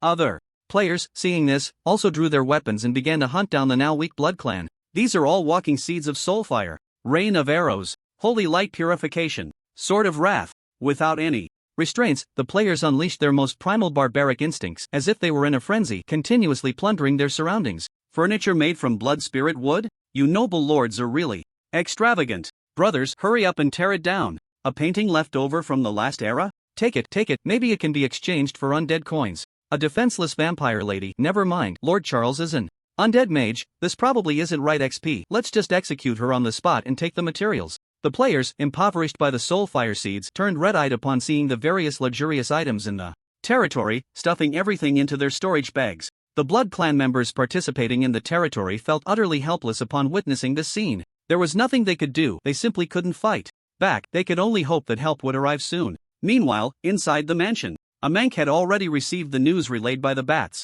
Adventurers raiding the Crimson Courtyard? Damn it, these guys really have their sights set on the Blood Clan, don't they? He was extremely agitated. The reason he had fallen to such a state, aside from Charles, was partly due to this group of adventurers, who had repeatedly attacked the Blood Clan since the Ascension grounds, treating the Blood Clan like a soft target. Next, he still needed to gather members to deal with the burial ground, and in this situation, if these adventurers continued to harass them, things would become quite troublesome. They must be cleared out. At the very least, they cannot be disturbed during this time. After thinking it through, a Mank immediately issued an order. Let the members of the bloodthirsty court rush over to provide support and make sure to eliminate all these adventurers. Hell, the Crimson Courtyard is being invaded by adventurers again? Inside the bloodthirsty court, Lord Holt looked at the orders issued by the Count and couldn't help but frown. What a hassle. Forget it. Since it's an order from the Count, I'll go provide support. After making up his mind, Holt quickly set off towards the Crimson Courtyard with several capable aides and more than half of the Blood Clan members in the territory. These adventurers are quite powerful. He is a very cautious lord, and would not underestimate them in any way. The distance between the two territories is not far, and soon, Holt led his team to the vicinity. They just needed to cross the hill in front of them to arrive. Exposed white bones were everywhere along this path, and the air was filled with a peculiar acrid smell, as if something was being concealed. Holt paid no mind. He quickened his pace, wanting to complete this task as quickly as possible. Just as all the members rushing from the bloodthirsty court stepped onto this path, suddenly, blindingly bright white lights erupted from the undulating hills on both sides. Sunlight stones. This is a special mineral that can absorb sunlight, and after being refined through special means, it can directly release the sunlight stored within. This item, like the blessing of holy light, is an unparalleled weapon against the Blood Clan. Dazzling sunlight pierced in from all directions, illuminating the entire path, and when the light touched the vampire's skin, it scorched them red like a branding iron. Ah! The sound of painful screams echoed. Holt felt the piercing pain and couldn't help but curse, damn, it's a trap. He extended his hand and rich blood seeped from his body, suddenly transforming into a thick blood mist. Under the guidance of magic, spreading in the air and countering the sunlight, producing a series of hissing sounds. The one responsible for this ambush was indeed Leysan. Seeing the countermeasures being deployed, Leysan said, "Don't stop, keep triggering these sunlight stones, this will continuously drain the Lord. Everyone else, follow me directly." After saying that, Leysan pulled out a piece of parchment, which was the blessing of holy light. In this situation, there was no need to save any items. He would see if he could directly slay this lord on the spot. The blessing of holy light was activated. A faint white glow enveloped the great sword, and Leysan charged forward, entering a berserk state, plunging into the midst of the vampires. Whirlwind slash. Leysan's figure transformed into a streak of light, and in an instant, several Blood Clan members were sliced in half. Despicable adventurers. Seeing this, Holt gritted his teeth against the stinging pain on his skin and roared as he lunged at Leysan, his heavy curved blade slicing through the steaming blood mist, creating a piercing sound. Leysan's charge did not falter. Facing the Lord's attack, he suddenly twisted his body, the heavy shoulder armor clashing against the sword edge with a loud clang, sparks flying. At the same time, the great sword wrapped in holy light slashed upward in a swift motion. Put! The sword edge accurately pierced into Holt's abdomen. The moment the holy light made contact with flesh and blood, it emitted a sizzling explosion like a branding iron hitting water, and charred marks quickly spread, releasing a foul smell of burnt flesh. Leysan's level had now reached level 40, and with his golden gear and the enhanced base stats from the blood pool, he would not show any signs of weakness even when facing a baron. This is the glory bestowed by Lord Charles. Other players engaged in close combat also followed suit, while those at a distance relied on the terrain advantage, attacking from above and continuously casting skills. As the saying goes, hitting high from low is foolish, especially when there are frontline warriors entangled. They just needed to focus on dealing damage. Damn it! Several spells bombarded Holt's massive body. The damage was minimal, but the accompanying holy light effect was continuously burning his flesh, causing excruciating pain, and the wounds could not be healed using the powers of the Blood Clan. Disgusting, isn't it? Seeing this, Leysan couldn't help but smile slightly. The worst was yet to come. Holy water. As the command was given, the players on the hillside all took out holy water from their pockets and hurled it down. The splashing droplets fell on the Blood Clan members, directly piercing through them, causing astonishing damage. One by one, the Blood Clan members fell to the ground under this shameless assault, their numbers rapidly decreasing at a visible rate. But Holt had no way to counter this. He had to maintain the blood mist to avoid sunlight interference while facing the frenzied attacks of the adventurers, feeling utterly miserable and unable to exert his true strength. These adventurers were clearly well prepared. Retreat. Let's head back to the bloodthirsty court. A wise man does not suffer immediate losses. The enemy's preparations were far too thorough, and there were also skilled fighters present, making it unwise to confront them head-on. As long as he returned to his territory and had the blood springs supply, there was still hope. As for reinforcements, he was on the verge of death, so what was there to discuss? About reinforcements? With this thought, a sinister smile appeared on Holt's face, his fingers clenched into a fist, and in the next moment, the bodies of the nearby Blood Clan members suddenly began to swell. Blood explosion technique. Boom! Blood erupted, and the powerful shockwave stirred the blood mist into a chaotic mass, completely obscuring visibility. Countless bats emerged from within, their dense numbers sending chills down one's spine. Leysan swiftly slashed through a swarm of bats in front of him and looked towards Holt's position, only to find a pool of blood remaining. It seemed he had escaped. TSK. He looked like a big guy, with average combat skills, but he was quite adept at fleeing. After quickly clearing the participating Blood Clan members, Leysan issued the next command. Go. Continue the pursuit towards the bloodthirsty court. Bloodthirsty court. A player with the ID of Altair was currently standing atop a roof, making a leap of faith and landing abruptly in a haystack, then peeking out to survey the surroundings. Good, no one noticed. From his name, it was clear he was a fervent enthusiast of a certain creed. Unlike those heretical players of the Berserker creed, Altair was a conservative, excelling in stealth, tracking, and assassination. After switching to the game oracles, he decisively chose the assassin class and joined the burial ground. He cautiously moved along the wall, his wrist extending a hidden blade, silently dispatching a few guards before finally arriving at a blood spring. Edward's latest toxic potion. Let's see how effective you are. He opened a deep black bottle and poured the poison into the blood spring, stirring it a couple of times. After taking care of this matter, he very professionally disposed of the bodies. Mission accomplished. After successfully escaping using the blood explosion technique, Holt returned to the bloodthirsty court with a few remaining Blood Clan guards. The Blood Clan members left behind were utterly bewildered by this scene. What happened? They had been fine when they left, so why were there only a few of them upon returning, and why did the Lord's injuries look so severe? Holt spoke up. We encountered an ambush by adventurers on our way to provide support, strengthen the defenses. I need to rest for a bit. He quickly made his way to the blood spring. The lingering aura of holy light still radiated a searing pain. Recalling the blinding light from earlier, Holt couldn't help but grit his teeth in anger. These adventurers were truly despicable, pretending to attack the Crimson Courtyard, luring the nearby territory for support and then setting an ambush. In just a matter of minutes, 2/3 of the Blood Clan members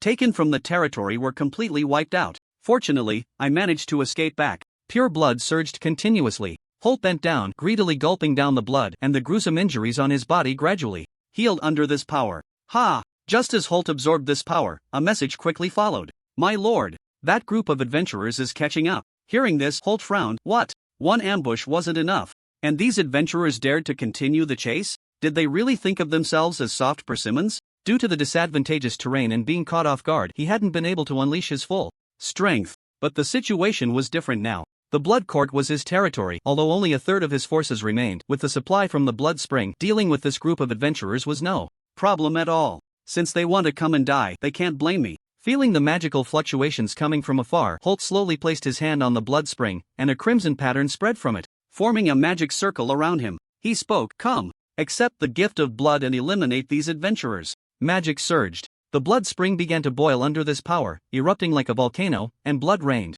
down, scattering throughout the entire territory. Drip, drip. Blood dripped onto him, and the Blood Clan members absorbed this pure power, their fighting spirit gradually boiling. After distributing the blood to the members, Holt quickly arrived with his curved blade in hand. He looked at the adventurer in front of him wielding a great sword, and the smile at the corner of his mouth gradually turned sinister. Adventurer, you will pay the price for your arrogance. Leysan. But the expected moment of bravado did not occur. Leysan looked at the blood rain falling from the sky and couldn't help but laugh. As someone who had undergone professional training, he usually wouldn't laugh unless he couldn't hold it in. But this lord was too much. Originally, the plan was to have players infiltrate and poison, simply targeting Holt and a few of his stronger guards. Unexpectedly, this guy went big, actively sharing the blood from the blood spring with all the Blood Clan members. You really are something. Faced with such humiliating behavior from the opponent, Holt naturally couldn't tolerate it. A thick aura of blood covered the blade, and his massive body transformed into an afterimage, instantly appearing in front of Leysan, striking down fiercely. Leysan didn't even make a move to dodge. He raised his great sword and directly swung it at the curved blade. Bang! The weapons clashed, sparking a few flashes of fire, and the next moment, Holt's weapon flew out of his hand. What's going on? Holt looked at his arm, trying to lift it, but found he couldn't muster any strength. Where's my Blood Clan power? Why can't I use any power at all? After digesting the blood from the blood spring, a strange situation arose within him. The power that should have been easily summoned felt as if it were blocked, extremely uncomfortable. The drug effect kicked in. Other Blood Clan members experienced the same situation, but the confinement was even stronger, to the point where the crimson light in their pupils had vanished. They had seemingly transformed from noble Blood Clan members into ordinary monsters. What the hell is going on? Was the blood spring drugged? Holt's eyes widened. His terrifying muscles now looked like a joke. Becoming weak and powerless, vampires are a race that heavily relies on the power of their bloodline, and now that this power is sealed, they can't use any skills. What difference is there between them and goblins? Naturally, the players wouldn't miss this opportunity. The Berserk state activated. Slash! Leysan raised his great sword and struck down without any hindrance. The blade embedded deeply into Baron Holt's left shoulder, the furious power forcing his strong body to kneel. Damn it! He had never experienced such humiliation, yet the power within him was completely unresponsive. Other players who had entered the territory also began their frenzied slaughter. Without the protection of their bloodline power, those low-tier vampires had no means of resistance and could only fall as lambs to the slaughter. Holt's health bar was dropping at an astonishing speed. Leysan wouldn't give him any chance to breathe. He gripped the sword, held tightly, twisting his waist, the greatsword burning with a yellow aura like flames, sweeping horizontally towards Holt's unbalanced waist. Furious slash! Holt instinctively wanted to retreat and dodge, but his massive body made movement extremely clumsy, leaving him to watch in despair as the blade, engulfed in deadly yellow flames, rapidly enlarged in his vision. No! A roar filled with endless unwillingness and resentment echoed throughout the territory. Holt was finished. Swinging the great sword, he extinguished the flames clinging to it. The nearby bloodline members had also nearly finished their cleanup. Under the meticulous arrangement of the evil little mage, the first step of the plan ultimately achieved complete success, directly seizing 2 territories from a Mank. Next came the looting phase. As one of the bloodline territories, the Bloodthirsty Court contained many valuable items, all of which could be taken away and exchanged for coins at the burial ground. Leysan opened his friend panel and sent a message to the evil little mage. The Bloodthirsty Court has been dealt with. What should we do next? The evil little mage replied, Did you leave any survivors? Leysan, I did. A Mank will probably receive the news soon. The evil little mage, that's fine, start looting. The urgent matter now is a Mank. As expected, a Mank was indeed panicking upon receiving the news. What does it mean for the Lord sent out to be completely annihilated? What was supposed to be a smooth support operation had inexplicably turned into this situation? The Bloodline member who escaped from the bloodthirsty court to report said, Lord Holt was ambushed during the support process. And during this process, adventurers quietly infiltrated the territory and poisoned the blood spring. They were set up. After hearing the entire story, a Mank felt somewhat broken. This was too sinister. Who did they learn this from? The combat power of the territories under his jurisdiction was already somewhat lacking, and with this, the situation began to worsen. Putting aside the attack on Char, there was a group of adventurers lurking in his jurisdiction. Who knows when they might suddenly launch a surprise attack? Crimson Courtyard, Bloodthirsty Court. A Mank took a deep breath, his eyes gradually revealing a hint of murderous intent. Last time, during the surprise attack on the Crimson Courtyard, he had taken resources from the Sublimation Land, and now they had set traps, keeping a close watch on him. If he didn't eliminate this group, it would be hard to resolve the hatred in his heart. Call the other lords over, put the burial ground matter aside. This time I will personally eradicate all these adventurers. Meanwhile, the players in the Bloodthirsty Court were happily collecting resources. In the blink of an eye, all the rare materials in the territory had fallen into the players' pockets. Indeed, clearing dungeons was the quickest way to make money. The once withered wallets were filling up again, and some people could no longer suppress their gambling addiction, wanting to return to the burial ground to draw cards, but were stopped by Leysan. The mission isn't complete yet. Why the rush? Logically speaking, the messenger should have arrived by now. What actions will a Mank take next? Will he recklessly continue to launch a fierce attack on the burial ground, or will he first clear them out? Moments later, a message alert popped up from the friend list. Altair, the Blood Clan is moving. It seems they're coming for you. After completing the poisoning mission, Altair's task was not over. He immediately rushed to another territory nearby, not to poison, but to lie in ambush and listen for movements. The evil mage soon received the information and began contacting Leysan. Did you get Altair's message? Leysan, I got it. A Mank plans to clear us adventurers out first. What should we do? Should we go for a blood-pumping battle? The evil mage. The evil mage, what the hell? Did you take the valuable things from the territory?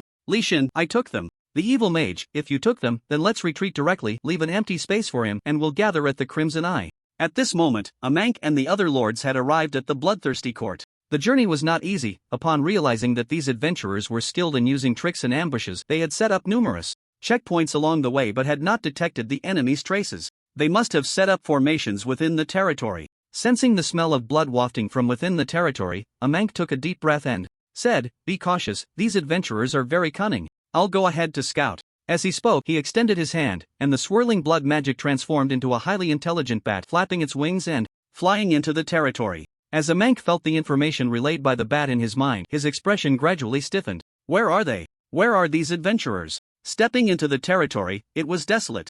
As if locusts had passed through, even the gems embedded in the door panels had been pried out. They took all the valuable things and just ran? A Mank was so furious he was about to spit blood. The Blood Clan is indeed wealthy, but they can't withstand such plundering. Do they think my jurisdiction is an ATM? Hiss, this style seems a bit familiar. Just as a Mank was pondering, a bat flew in from a distance, bringing another piece of unfortunate news. The adventurers had gathered their forces and entered the Crimson Eye, clearing out the stationed Blood Clan members inside, intending to use this place as a springboard to launch an attack on the Scarlet Rift. Dirty. It's really too dirty. Relying on their small size advantage, they kept moving between various territories, clearly trying to stretch themselves thin. Fortunately, a Mank had left a backup plan. Although he had called many lords over to deal with the adventurers this time, to prevent such a situation, he had specifically left a Baron-level combat force and half of the manpower in each territory.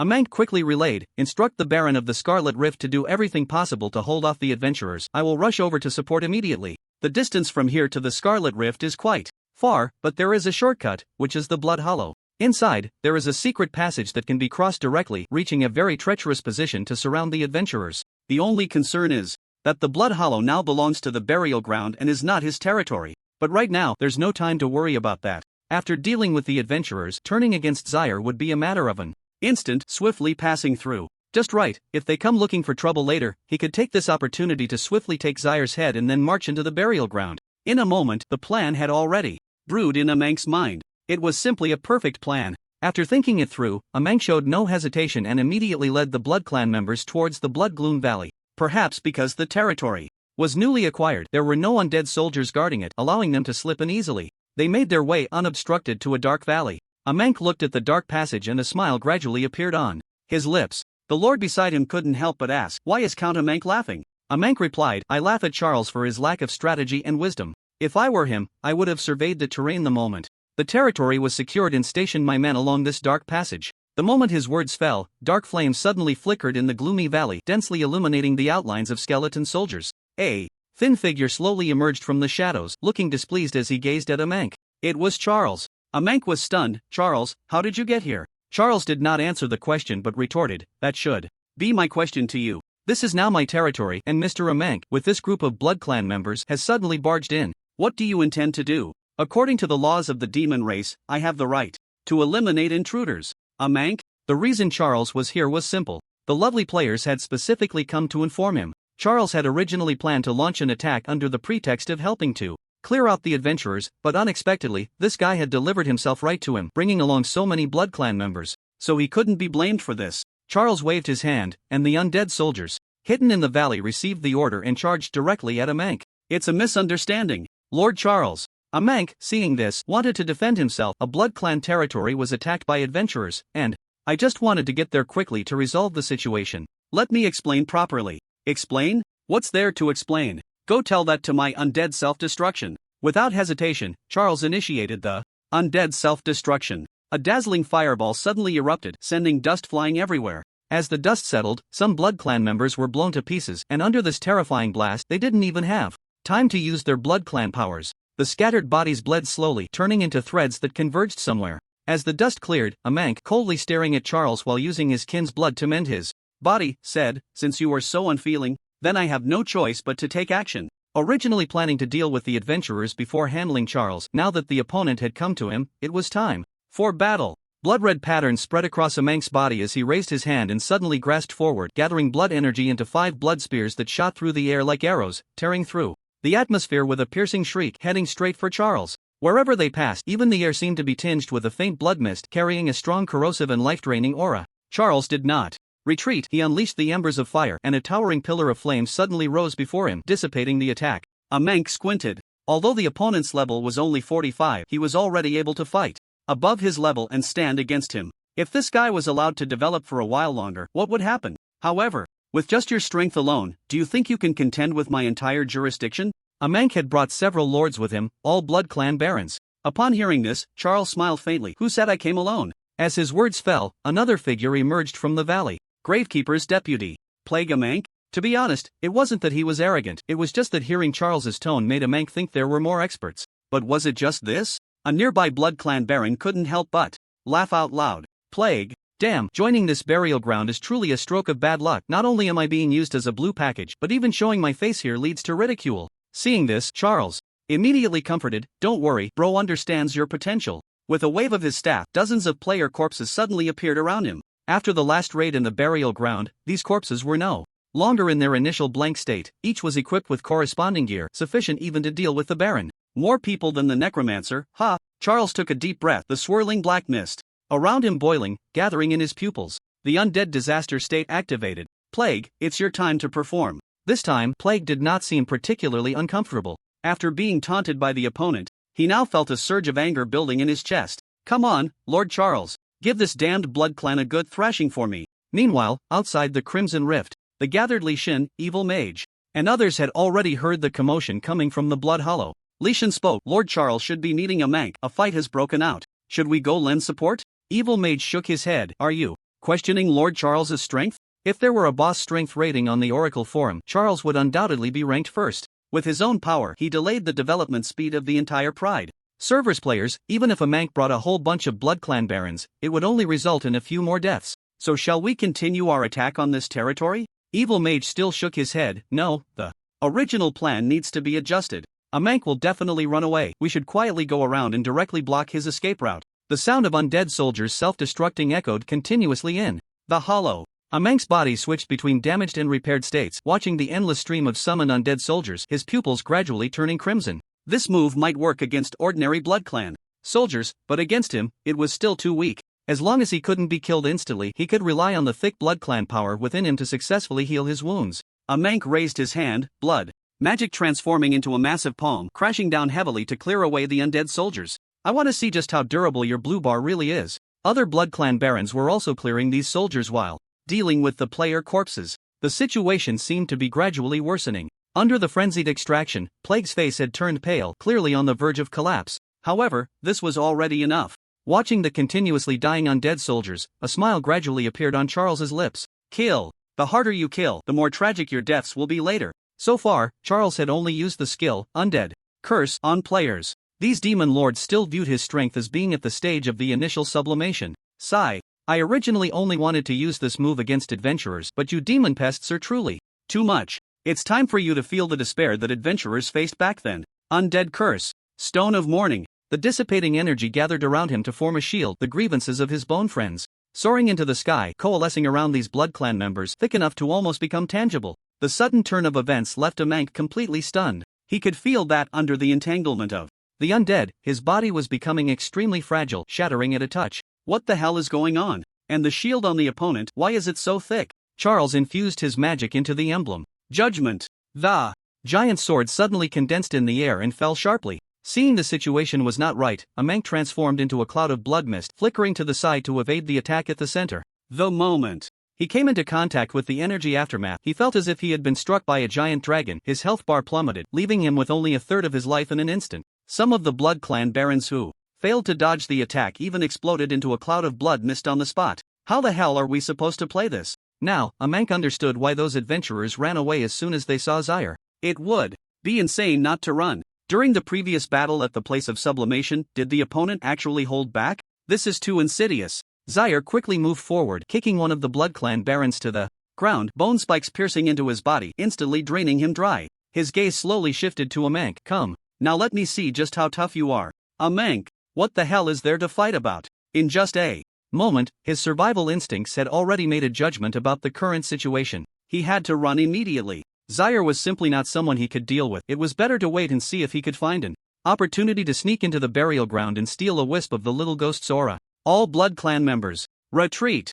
Cover me! Blood magic surged, this time not for attack but for escape. Amank's body transformed into a stream of crimson light, darting away several dozen meters in the blink of an eye, and the other Blood Clan members followed suit. The terrain of the Blood Valley was intricate, and with years of experience, he was sure they wouldn't be able to catch up. The surviving Blood Clan members sprinted wildly, trying to escape the pursuit of that terrifying undead archmage. After rounding several corners, Amank stopped to catch his breath, turning back to confirm that Zyre had not followed, and he managed a wry smile. The Baron who escaped with him looked at this smile, feeling a bit uneasy. My lord, why are you smiling? Again this time? Amank replied, I'm laughing at Zyre, who has a bit of cleverness but lacks comprehensive strategy. If it were me, I would definitely have the other subordinates ambush outside the territory to intercept. The moment the words fell, blinding sunlight suddenly appeared from all around, burning on him and causing waves of excruciating pain. The people from the burial ground did not come, but that damned group of adventurers had quietly circled around from the Crimson Rift at some point, successfully blocking their escape route.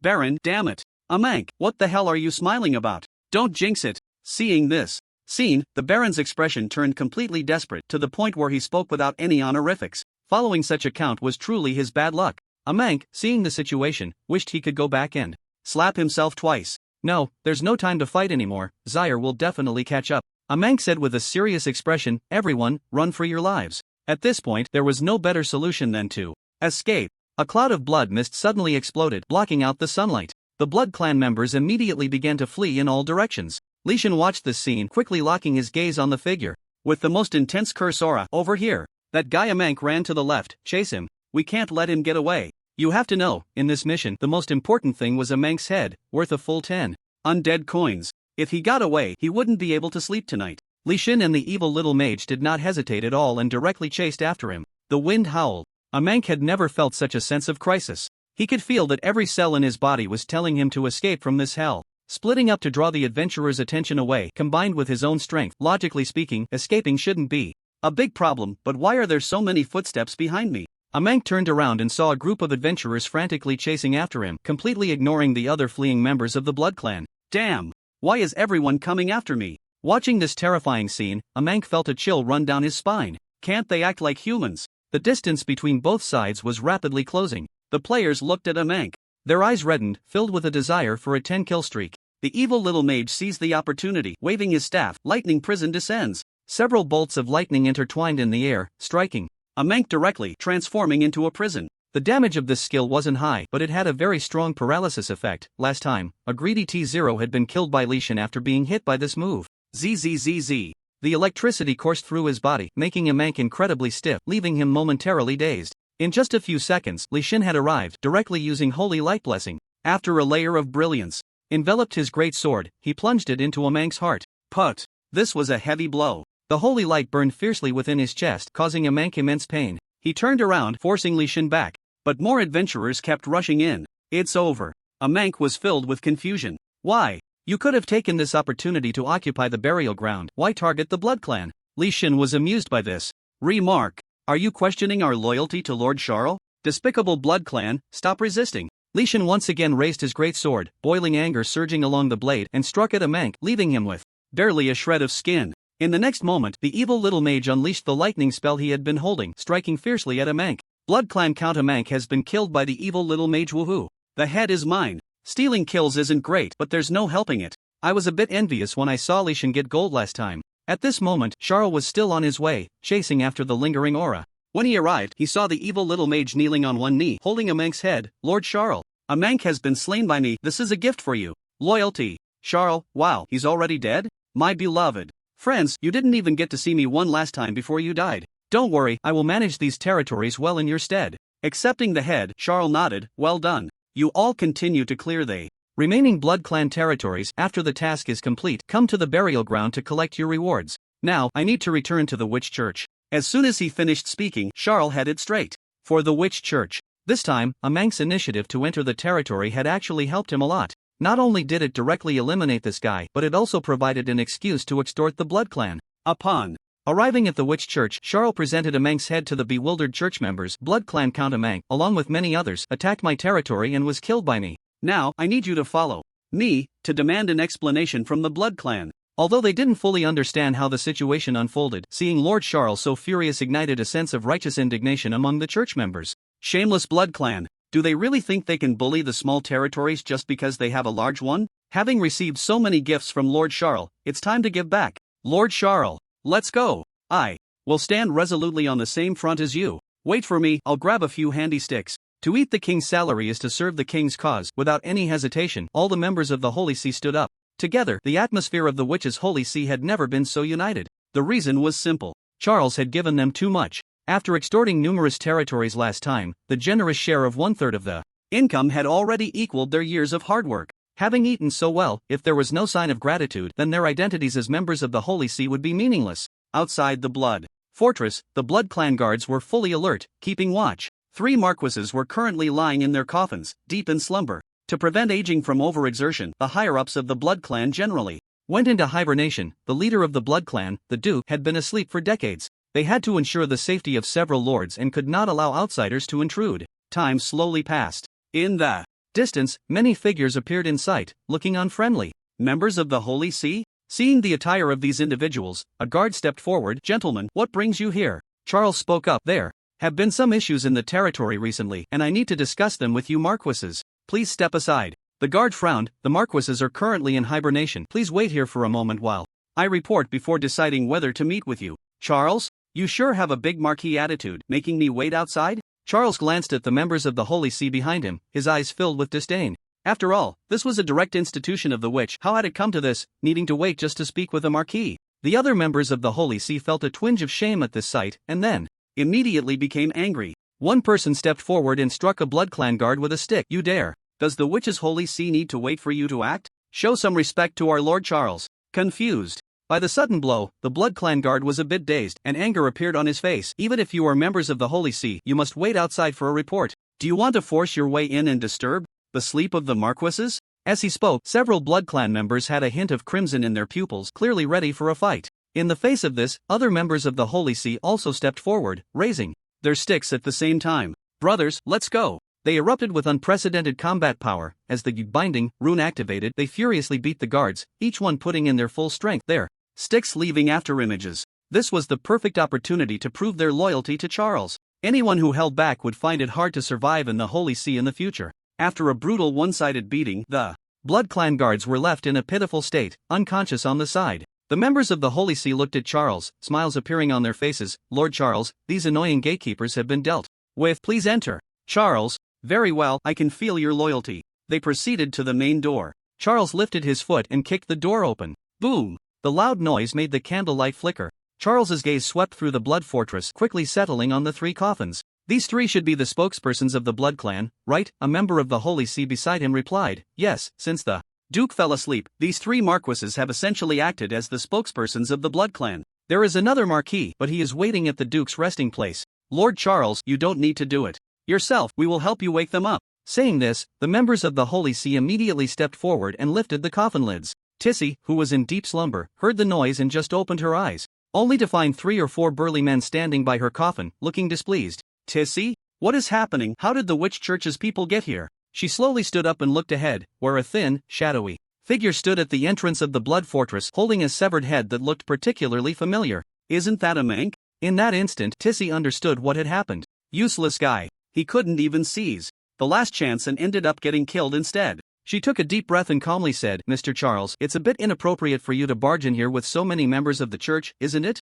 Upon hearing this, Charles coldly replied, then you should ask how this marquis manages his subordinates. He tossed the severed head over, a Mank, leading a whole bunch of blood barons to invade my territory, attempting to launch an attack. Does a count dare to do this without your orders? Faced with the questioning, Tissy helplessly shrugged, Mr. Charles, you've misunderstood. We have been in slumber, completely unaware of the outside matters, and I don't know why a Mank would do this. In response to the questioning, she adopted a strategy of playing dumb. What a seasoned player. These blood marquises have lived for so long, each one is quite clever, and their skills are much higher than a Mank's. However, it was the other party that invaded her territory first. With the identity of church members and the help of a moral high ground, Charles would never let this matter slide. He spoke up, I don't care whether a Mank was instructed by you or acted on his own, in any case. My territory has suffered great damage, and many undead soldiers have perished in the battle against the Blood Clan, all of whom are my beloved friends. Tissy, isn't this your summoned creature? Tissy had no intention of yielding, her tone turning cold. Mr. Charles, are you trying to use this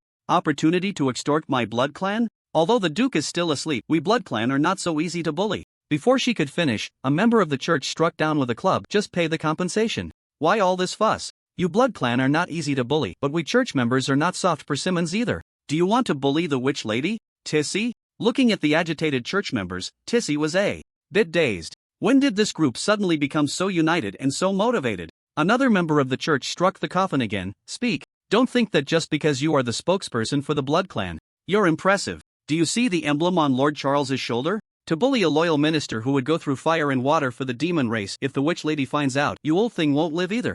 After this outburst, even Charles felt a bit surprised. They moved so quickly to use their best tactic, their learning ability is quite strong. Hearing the church members say this, Tissy had already formed a judgment about them. They had been successfully tamed by Charles. How long had they been in the church? Had they already won everyone's hearts so quickly? If it were just Charles alone, she could still make excuses. But facing the collective indignation of all the members, it was clear that playing dumb was no longer useful. Tissy asked, what kind of compensation does Mr. Charles want? The matter had entered the main topic. A smile appeared on Charles's lips. First, I want all of a Manx jurisdiction, including all the resource points within, to be indefinitely transferred to the burial ground. Things like flawless magic crystals and materials, I have a list here. In addition, I also need 10 souls of level 50 magical creatures. Taking the list, Tissy glanced at it and vaguely felt a bit of pain, but with her large family business, it wasn't something she couldn't afford. However, the latter request was a bit excessive. 10 souls of level 50, Mr. Charles, are you serious? Even in the central region, level 50 souls are quite rare. After all, even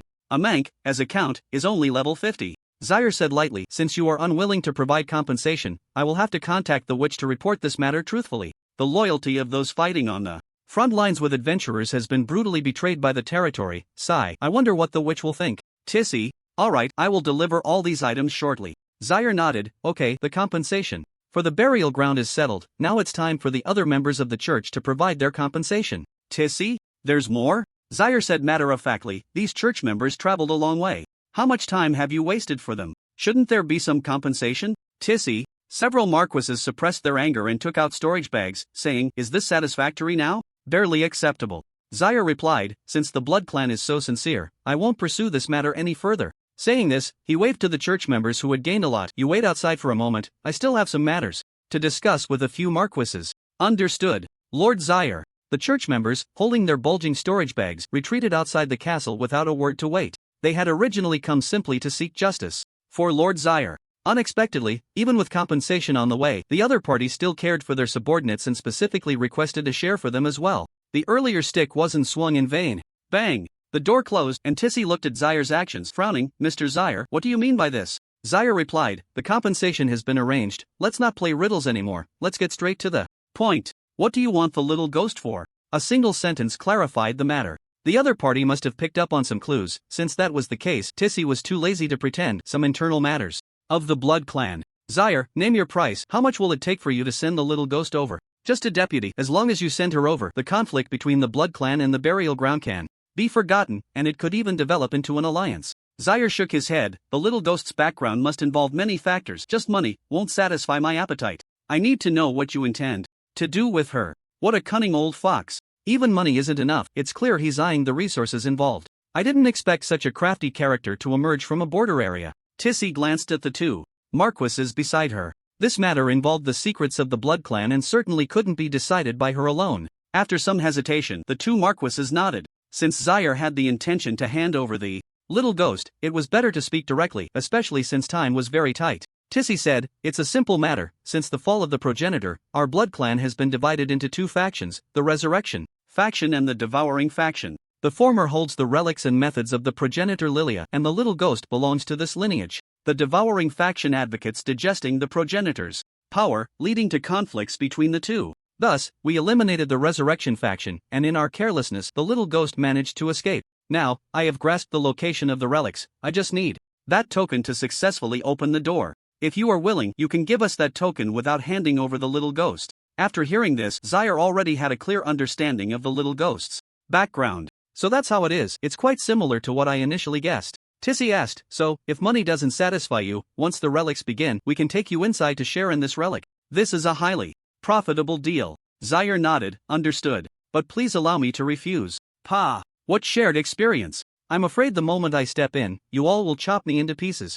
As an indispensable part of the burial ground, Zaire could never hand over the little ghost. What he just said was merely an attempt to extract some information. Seeing Zaire refuse, Tissy was momentarily stunned, then suddenly anger surged. What do you mean? Are you playing me? Zaire put on an innocent expression. Yeah, I'm playing you. What? Not convinced? As his words fell, he suddenly smashed the crystal cup beside him onto the ground. The members of the church waiting outside heard the commotion and kicked the door open again, rushing in to stand in front of Zaire. What do you want to do to Lord Zaire? Lord Zaire, you retreat first, let us hold the front. Loyalty. Several Blood Clan marquises were trembling with anger, but there was nothing they could do. Tissy sneered, alright, so this is how you want to play it. Let me tell you one more thing. The Resurrection faction has tampered with the little ghost. Sooner or later, she will come to the ruins on her own. If you don't hand over the token, then what you will face won't just be us, but also members of the Resurrection faction. Zaire coldly replied, the little ghost is the assistant of the burial ground, whether it's your Devour faction or the Resurrection faction.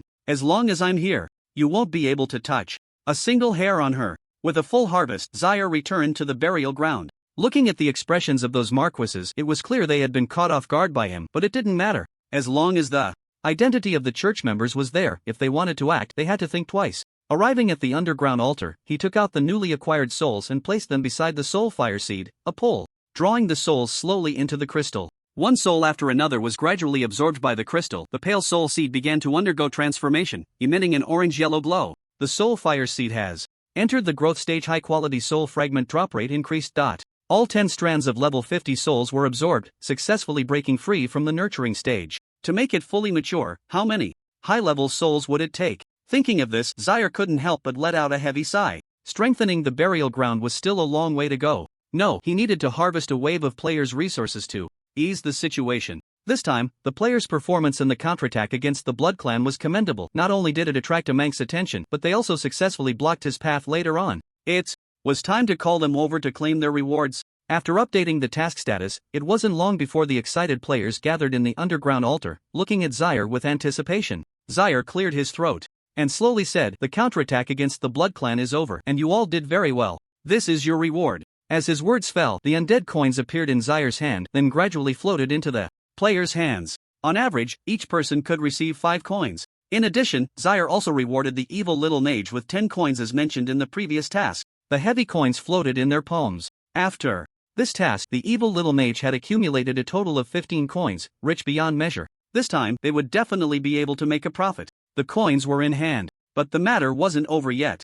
In this task, they had also plundered a lot of territory, which contained very rich resources. Since they already had 5 coins, why not exchange some supplies and go for a 10 consecutive draw? With this thought, the players gathered around Zaire. Lord Zaire, I have some resources seized from the Blood Clan territory, all to be exchanged for undead coins. Me too. Looking at the storage bags being presented one after another, a smile couldn't help but appear on Zaire's face. This was more like it. He had deliberately rewarded a bit more undead coins to encourage the players to gather for a 10 consecutive draw, and now they had indeed taken the bait, the scheming of the black-hearted Lord JPG. After the exchange was completed, the next step was the much-anticipated lottery segment. The evil little mage resolutely walked over to the Soulfire seed with 15 coins in hand. All in, it's a matter of wisdom. Open for me. A clear blue sky with white clouds appeared in his view, shimmering with a few strands of purple, but there was no gold to be seen. Damn! The evil little mage's mindset collapsed. Nothing came out of this. Given the current state of the Soulfire seed, it was evident that it had gone through a round of growth, and the probability of getting something good should have greatly increased. So how could this happen? Why could that bastard Leysan get gold during the nurturing phase? Damn lucky bastard. Seeing this, Leysan relaxed and smiled slightly. Brother, what is meant to be will be, what is not meant to be cannot be forced. Just watch me. After the resource exchange, Leysan now also held a 10 consecutive draw. After converting it into soul fragments, he opened them all. Once again, a blue sky and white clouds. Leysan's face suddenly darkened. Bad, the luck of the lucky bastard has run out. More and more players began to draw lots, and compared to before, the drop rate was noticeably higher this time. Although gold was still not seen, at least many people got purple, which slightly improved their combat power. Of course, there were also unlucky ones who opened boxes twice in a row and got nothing but blue skies and white clouds. Old D was one of them. As he recalled useless fragments of memory in his mind, Old D clenched his fists and let out a tragic roar. No. All 10 draws were empty, not even a purple. He even thought about climbing to the top of the bone fortress and jumping down. Regret, unwillingness, various emotions piled up, making Old D's eyes turn a bit red. He trembled as he looked at his good friend. Brother, I really can't stand offline trading. I remember the gameplay of the game Oracle is quite extensive. Help me ask Lord Charles if he has any interest in Dragon Yan. Good. Friend? Not bro, selling yourself electronically. After pondering for a moment, the good friend slowly said, There is, brother, there is. Lord Charles definitely doesn't have that kind of interest, but I remember. A certain beta player mentioned that there's a side quest involving a priest near the Adventurers Association with generous rewards, though the preferences are a bit abnormal, and no one has been willing to try. It's, brother, can you endure this suffering? Old D took a deep breath. It's no longer just a simple gambling addiction. I refuse to believe that I can keep being this unlucky. Tell me the address. Looking at the determined gaze of the other, the good friend felt a sense of respect. For the sake of the undead coins, you can go this far? Hockey D, you guy. To prevent players from becoming overly excited and taking extreme actions, Charles quickly left the scene after taking away the supplies. He ran off with the money, brother. Holding the storage bag, he walked to a very concealed coffin. Charles politely knocked on the coffin lid. Are you there? Little ghost, ZZZ Charles. It seems I can only use the old method. He lifted the coffin lid. The little ghost, groggy and unaware, finally opened her eyes. Lord Charles, what's the matter? Charles silently took out the vampire essence from the storage bag, which was what he had requested from the list when extorting the vampire marquis. 3 bottles of count-level vampire essence. Daily feeding begins. The little ghost leaned in to sniff, her eyes immediately shining, and she gulped down all 3 bottles of vampire essence. Very good. This batch is very pure. The effect kicked in quickly. Strange patterns rapidly spread across the little ghost's face, continuously extending downwards, gradually permeating her limbs, and at the same time, her level was rising at a terrifying speed. Level 47. As the essence was fully absorbed, this time, the little ghost did not quickly return to her usual state. She gritted her teeth, looking exceptionally tormented. Zaire realized something was off. What's wrong? The little ghost struggled to speak. I don't know. I can feel a voice calling to me in my mind, as if it wants me to go to a certain place, very familiar. Upon hearing this, Zaire's brows furrowed. It was clear that this was what Tissy had mentioned, a backup plan left by the Resurrection faction on the little ghost. What did this group want to guide the little ghost to the ancestors' tomb for? From what Zaire understood, although the Resurrection faction was currently in a weak position among the Blood Clan, they were not completely powerless. Why was it specifically the little ghost?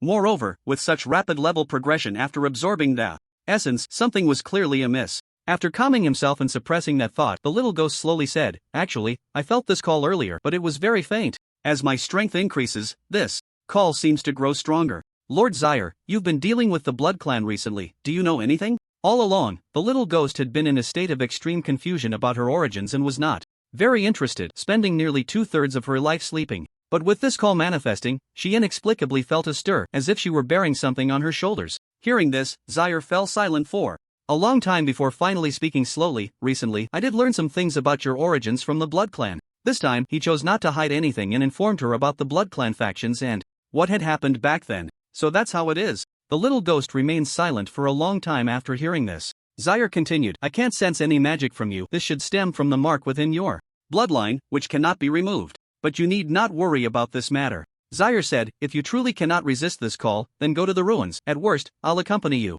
Now, the burial ground is no longer the ghost territory that once curled up on the border. After hearing this, the little ghost was deeply moved. Although Lord Zyre often seemed a bit off, he was very reliable. She took a deep breath and nodded. All right, Lord Zyre. All right, go to sleep. Watching her lie peacefully in the coffin, a smile appeared on Zyre's lips. The ruins of the Blood Clan's ancestor, Lilia, it must be a world boss level, right? What kind of rich resources could be inside? Although, logically, the ownership should belong to the Blood Clan, the little ghost was the assistant of the burial ground, so in that case, Zyre should be involved.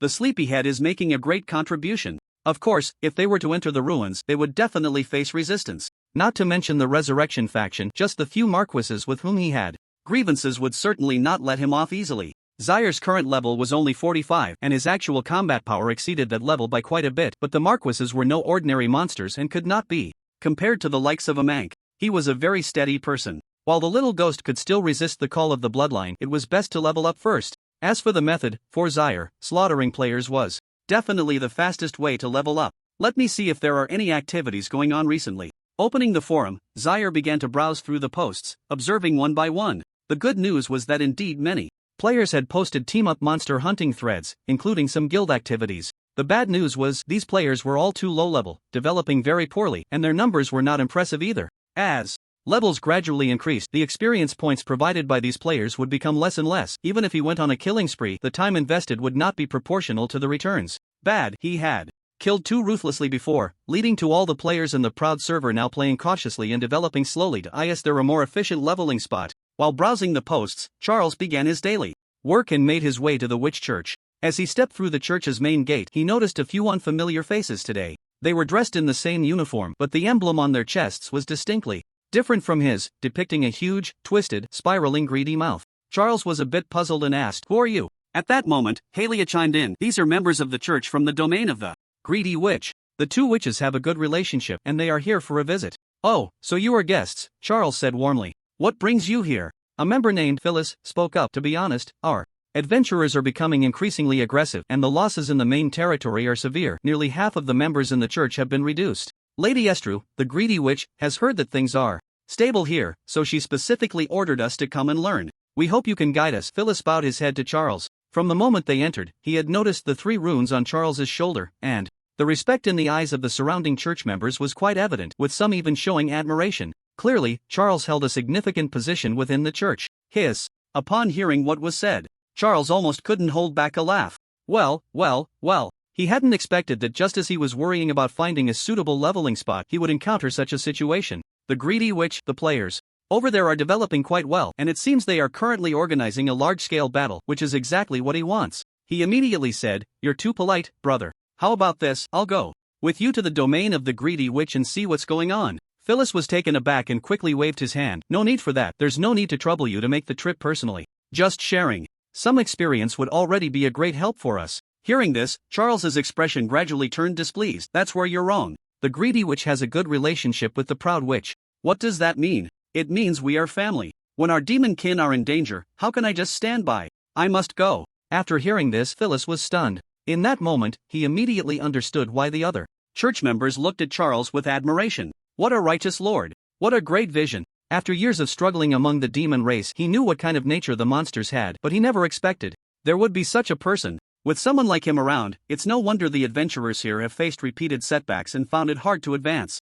Charles continued, "So, what do you think? Am I right? Only through teaching by example can you truly understand how to deal with adventurers." Phyllis nodded earnestly, his face filled with emotion. "Good. Then we will rely on you, Mr. Charles." Charles waved his hand. "What do you mean rely on?" We're all brothers here. Upon hearing this, Phyllis felt even more moved. Just from their first meeting, Charles had already treated them as kin. What a good person. But then again, Phyllis asked, Mr. Charles, is it just you, or do we need to call some other church members? Charles shook his head. No need, just me is enough. No. It seemed he remembered something and continued, I do need to bring one more person, but he is not a church member, he is a capable aide from my territory. I'll introduce him to you shortly. With that, Charles turned his head, his gaze shifting to the other members of the church. During this time, I will go support the Greed Church. The matters here, including the burial ground, will be temporarily entrusted to you. Upon hearing this, the church members stood up in unison. Rest assured, Lord Charles. With us here, the church and the burial ground can be at ease. We will never allow any blind fools to come and offend us. Loyalty. The synchronized chant echoed throughout the church. Deeply shocking Phyllis. What kind of leader could inspire such strong cohesion among subordinates? He could feel that in the coming time he would surely learn a great deal. All right. Charles turned his head and said, time is of the essence. Every second I stay here means another demon compatriot could be harmed. I'll make a quick trip back to the territory. You wait for me here. Phyllis nodded. Okay. He was very curious about this capable aide that Charles mentioned. To receive such high recognition from someone must mean he was a hero in his own right. After giving his instructions, Charles hurried back to the burial ground.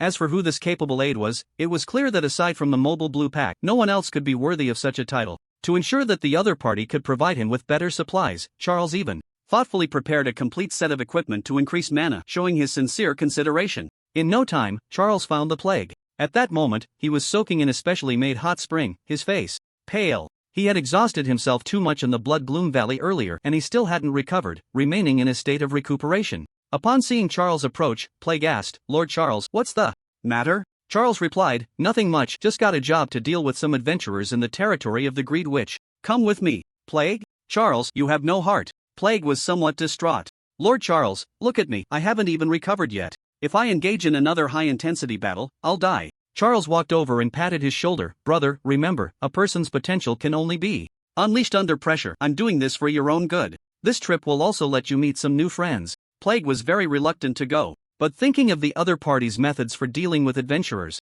he ultimately compromised. Thus, the two quickly arrived at the church. Plague extended his hand first. Hello, I'm the deputy of the burial ground. Plague. Phyllis also extended his hand. Member of the Greed Church. Phyllis. He carefully examined the other person. Average looking, and he couldn't see any remarkable traits. Was he even a bit weak? Never mind, experts are always like this, preferring to keep things under wraps. The personnel were now in place. After bidding farewell to the other church members, Phyllis took out a scroll and placed it on the ground, slowly setting up a teleportation array. Generally speaking, monsters within the territories of various witches are not allowed to enter other areas. Specific scrolls are required, which are very expensive, and once detected by members of the opposing church, a pursuit will immediately ensue. Of course, Charles's proactive support was an exception. A dim gray light slowly enveloped their vision. When he opened his eyes again, Charles found himself in another area. A strong smell of blood filled his nostrils. Looking around, many church members were lying on the ground, suffering from various injuries, and the entire room was permeated with a thick atmosphere of despair. Phyllis spoke, Mr. Charles, this is the Greed Church. As you can see, we have done our utmost to resist the adventurers, but we simply cannot withstand their fierce onslaught. Here is the map. After picking up the map and examining it closely, Charles had a clear understanding of the layout of the Greed territory. They were located within the Wall of Sighs. Originally built by adventurers to resist the demon race, it has now evolved into a dividing line between the novice village and the advanced area, with higher-level monsters residing within the wall, splitting the territories inside. Nowadays, the situation has reversed, with the demon race relying on the Wall of Sighs to fend off the invasion of adventurers. However, this is quite normal. After all, this group of adventurers is not your typical adventurers, but rather the fourth calamity from another world. In the absence of any special interference, players who develop normally are indeed very terrifying. This, in turn, made Char excited. The better you develop, the faster you can level up later. Phyllis pointed to a location on the map. The eastern wall has already been breached, and the lord residing inside has basically been slaughtered. Now, they are organizing forces to attack the weakest southern side. If this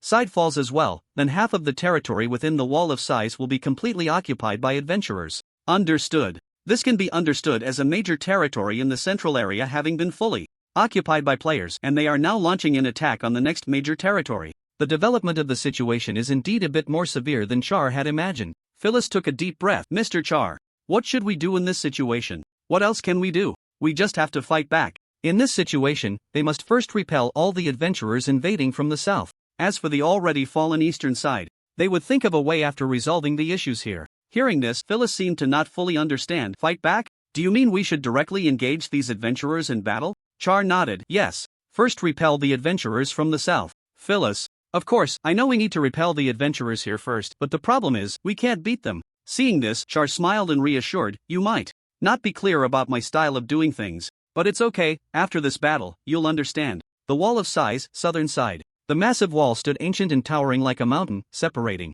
two worlds. At this moment, this wall, once forged by humans, was undergoing an unprecedented assault. The air trembled and tore apart as a large coalition formed by several greedy guilds gathered at the foot of the wall. Holy light, arcane, and nature magic, various colors of light flickered among the crowd, ultimately converging into devastating torrents that continuously battered the colossal wall built of ancient obsidian. Boom! The deafening roar of rocks echoed, each explosion kicking up dark dust and stone fragments, while the demons standing atop gathered their magic to form an energy shield, but it could not withstand this fierce onslaught at all. Several fine cracks spread and expanded under the relentless bombardment, eventually splitting into a visible gap. Brothers, we've found the breach. Mages in the back put in a bit more effort and widened this gap a little more to let the front line rush in. At the forefront of the crowd, a player with the ID Huangqin was shouting loudly in the channel, looking fervently passionate. As the leader of the Guild Thorn battle group, he could not allow this operation to fail. Half a month ago, the guild's arch-rival seized the opportunity, breached the eastern wall of Sighs, quickly cleared out the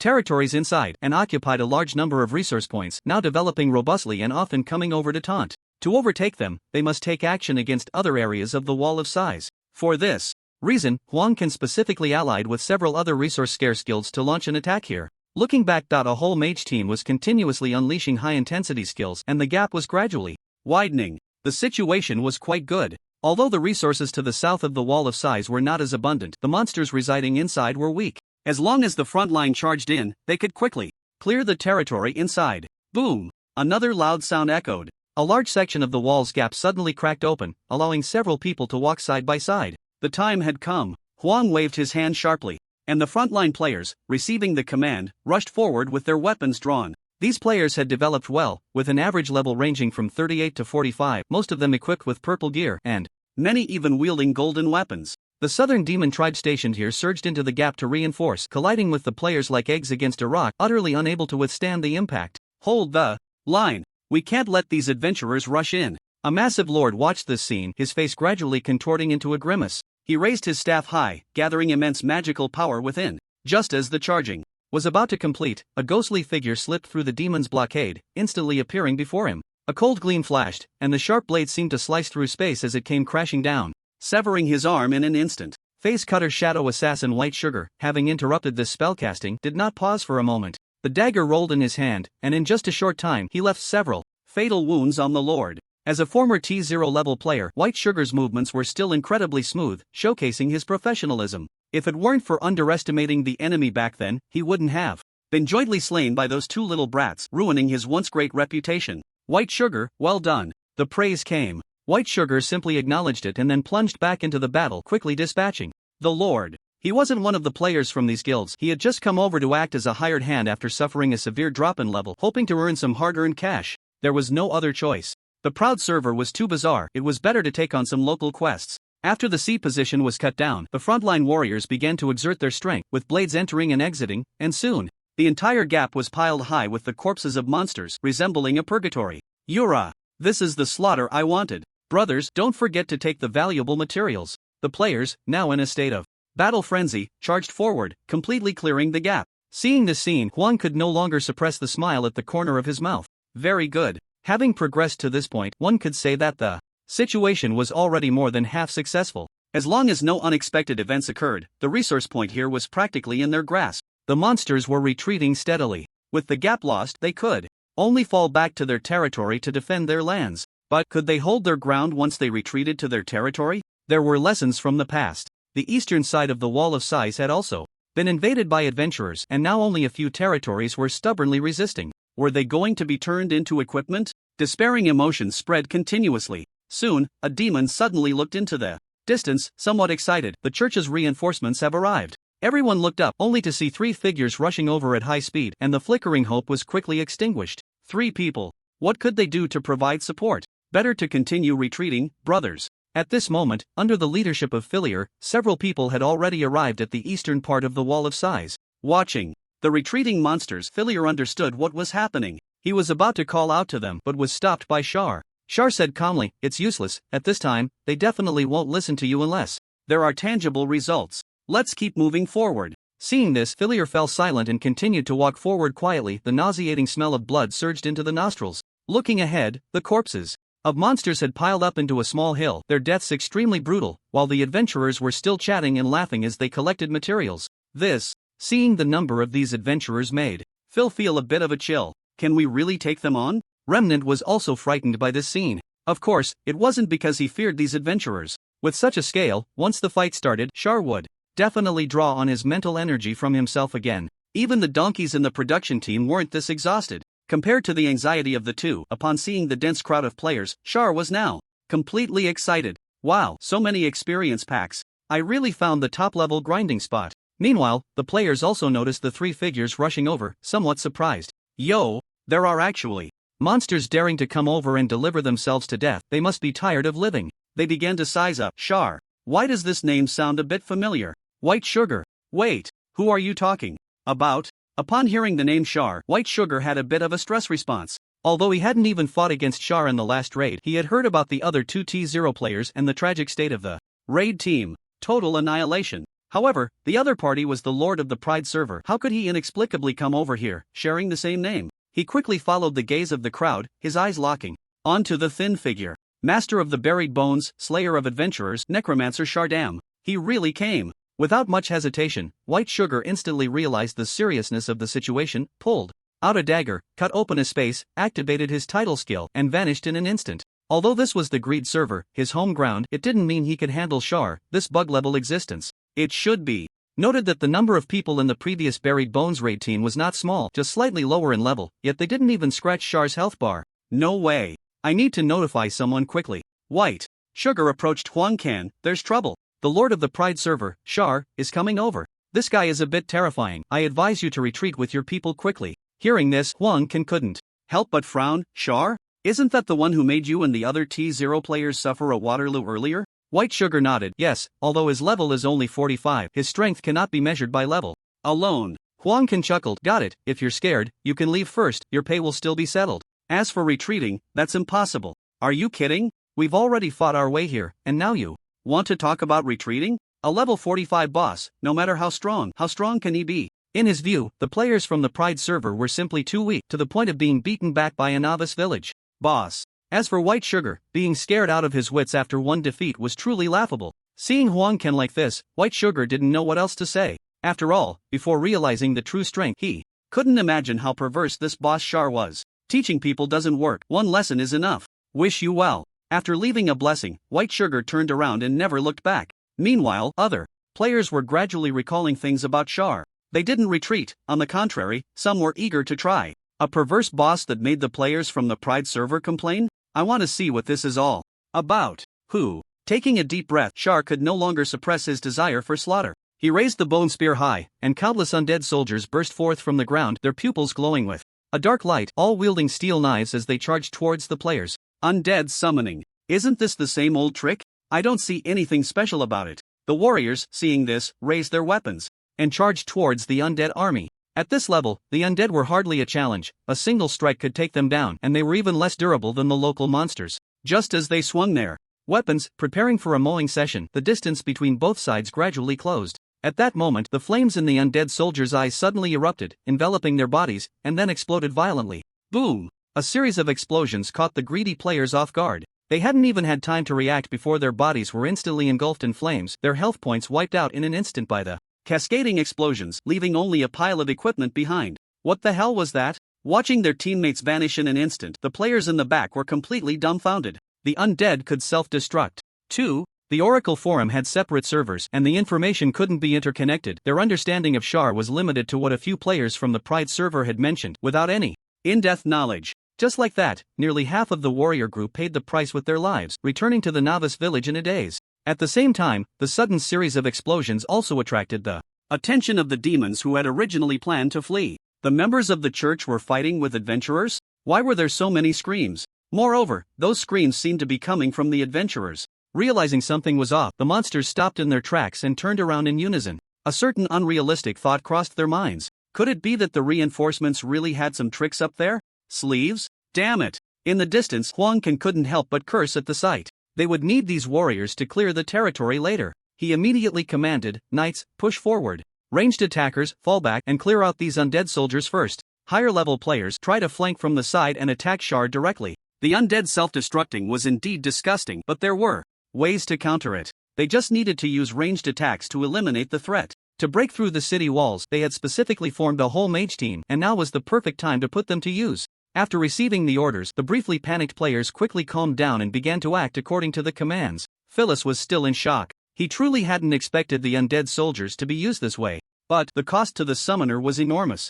"Mr. Shar, do you have enough magic power?" Several thick clouds of black smoke coalesced behind him into the bodies of fallen players, serving as guards to block any approaching players. Shar remained silent, solely focused on summoning his skeletal friends. Under such high-intensity consumption, his mana quickly ran low, and the number of undead began to dwindle. Seeing this, Phyllis inwardly cursed. Sure enough, the consumption was still too great. However, things shouldn't end here. Phyllis turned his gaze to the side at Zhang Yi. There was still a capable aide here, and now was the time to act. Zhang Yi also realized this, took a deep breath, and walked to Shar's side with a determined expression. "Come on, Lord Shar." Without hesitation, Shar raised his bone spear and plunged it into Zhang Yi's body, continuously siphoning his mental energy while directly activating the undead cataclysm state. Listening to the wails coming from this capable aide, Phyllis wore a face full of confusion. "Wait a minute, so this is how you earn the praise of your capable aide?" Phyllis had originally thought that Zhang Yi would showcase his skills and engage in combat with the adventurers, performing a twin star-like cooperation.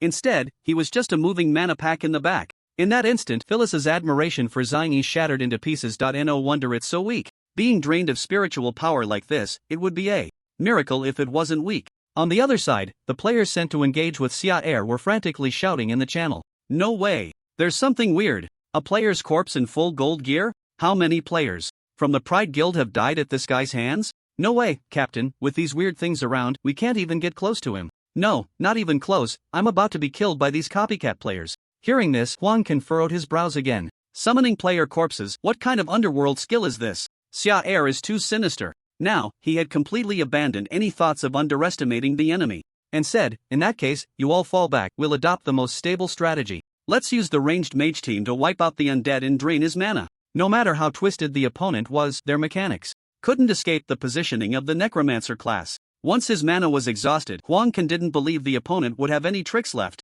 Could he really come over and engage in close combat to smash them all to death? Time slowly passed. Under the clearing efforts of the archers and mages, waves of skeletal friends hadn't even touched the other side before they quickly perished. The residual plague had completely fainted, and its body was even twitching, clearly burned out. Seeing this, Leysan resolutely stepped forward. "It's okay, Lord Xia Er. Use Bone Spike on me." Xia Er didn't expect your resolve to be quite high. Facing this request, Xia Er waved his hand. "No need, that's enough." He stopped summoning the undead soldiers and instead warmed up in place, stretching his muscles. Huang Can squinted. "TSK. Has the mana finally been exhausted? Brothers, now's the time, everyone gather. Charge." The moment the words fell, a strange change occurred. From the fallen undead soldiers, wisps of black mist spread out, transforming into terrifying skeletal marks that attached themselves to the players. But that's not all. Another pure white energy gathered together, flowing into Xia Er's body, forming a terrifying shield that exceeded the health bar. Huh? Xia Er took a deep breath, looking at the bewildered players, a smile curling at the corners of his mouth.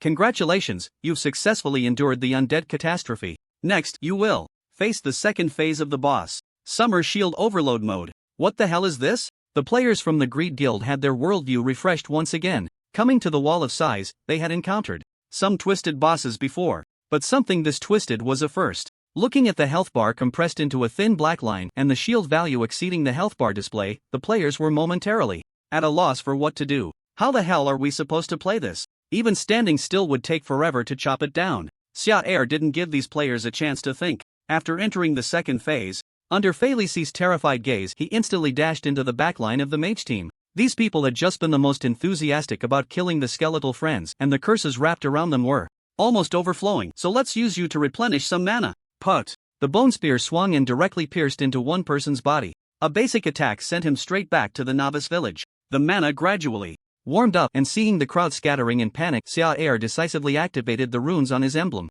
Judgment. A massive energy gathered in the air, forming a giant sword that fell straight down. Under the Stacking of the curse's vulnerability state combined with this area of effect damage. With a set of skills, Xia Air instantly performed a disappearing act on the health bar. Player Evil Claypot Rice has been killed. Player Heavenly Frost has been killed. Player Yen Long has been killed. Player Mysterious Person Q has been killed. The kill messages flashed across the screen like a barrage. Char's experience points were rising at an unprecedented speed, instantly breaking through level 45. But this was just the appetizer. On the other side, Huangshin was completely stunned by the scene. What the hell is this?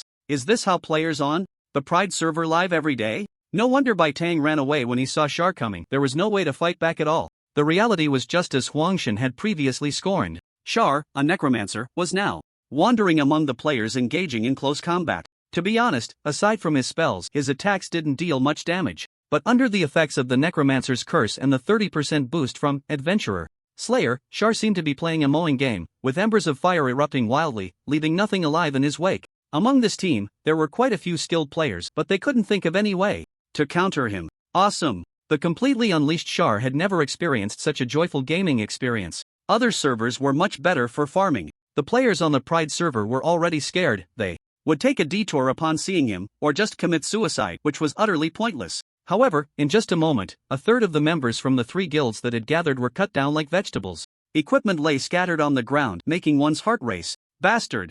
A guild leader, seeing this, had a progressively twisted expression. Stop it. As the leader, also a T0 player, he could not tolerate such a situation. As soon as he finished speaking, the leader transformed into an afterimage and charged towards Char, his greatsword carrying a blazing fury, striking down directly. Fury slash! Boom! The sword blade met the shield, leaving not even a trace. Char turned as if a bug had just tickled him, raised his palm to gather a white light circle, and the embers of fire compressed into a fire dragon, instantly piercing through his body. Where did this roadside trash come from? Another judgment strike followed as a finishing blow. The leader had only swung his sword once and was sent back to the novice village. After enduring so many players' attacks, Char's shield value still showed no signs of change. No more tricks. A T0 player was kicked down like a wild dog, and now there was truly no way out. Seeing this scene, Huangshin took a deep breath and helplessly issued an order. All members, retreat immediately. Char is not something we can deal with. The plan had been going well, they were close to securing the southern area, but then suddenly, such a thing popped up. They could only consider themselves unlucky. After receiving the order, the players immediately adjusted their formation and turned to flee. They had long since lost the desire to fight. After hacking away for so long, their blades were almost dull, while the opponents seemed unfazed. They quickly made their escape. On the other side, Phyllis was so excited by the scene that she was about to jump up. They did it! They actually did it! With just one person's strength, they managed to drive back such a large group of adventurers. No wonder the members of the Pride Church respected him so much. Is this what it feels like to cling to a powerful ally? Seeing this scene, Char couldn't help but furrow his brows. Are they planning to run now? I haven't even had my fill of killing yet. Since you're here, don't think about leaving. But just as the group was about to retreat back through the gap, a voice suddenly echoed. Running away is prohibited here. As the words fell, an invisible barrier instantly blocked the exit, cutting off the player's last shred of hope. What the hell is going on? If we can't win, can't we at least run away? Meanwhile, the monsters from the east, who originally planned to flee, have now arrived and are starting to observe the battle situation. They see. At this moment, Char is wildly swinging the bone spikes in his hands, mercilessly beating the adventurers. Those once arrogant adventurers now lack even the strength to resist, like lambs waiting to be slaughtered, curled up in the corners, waiting for death.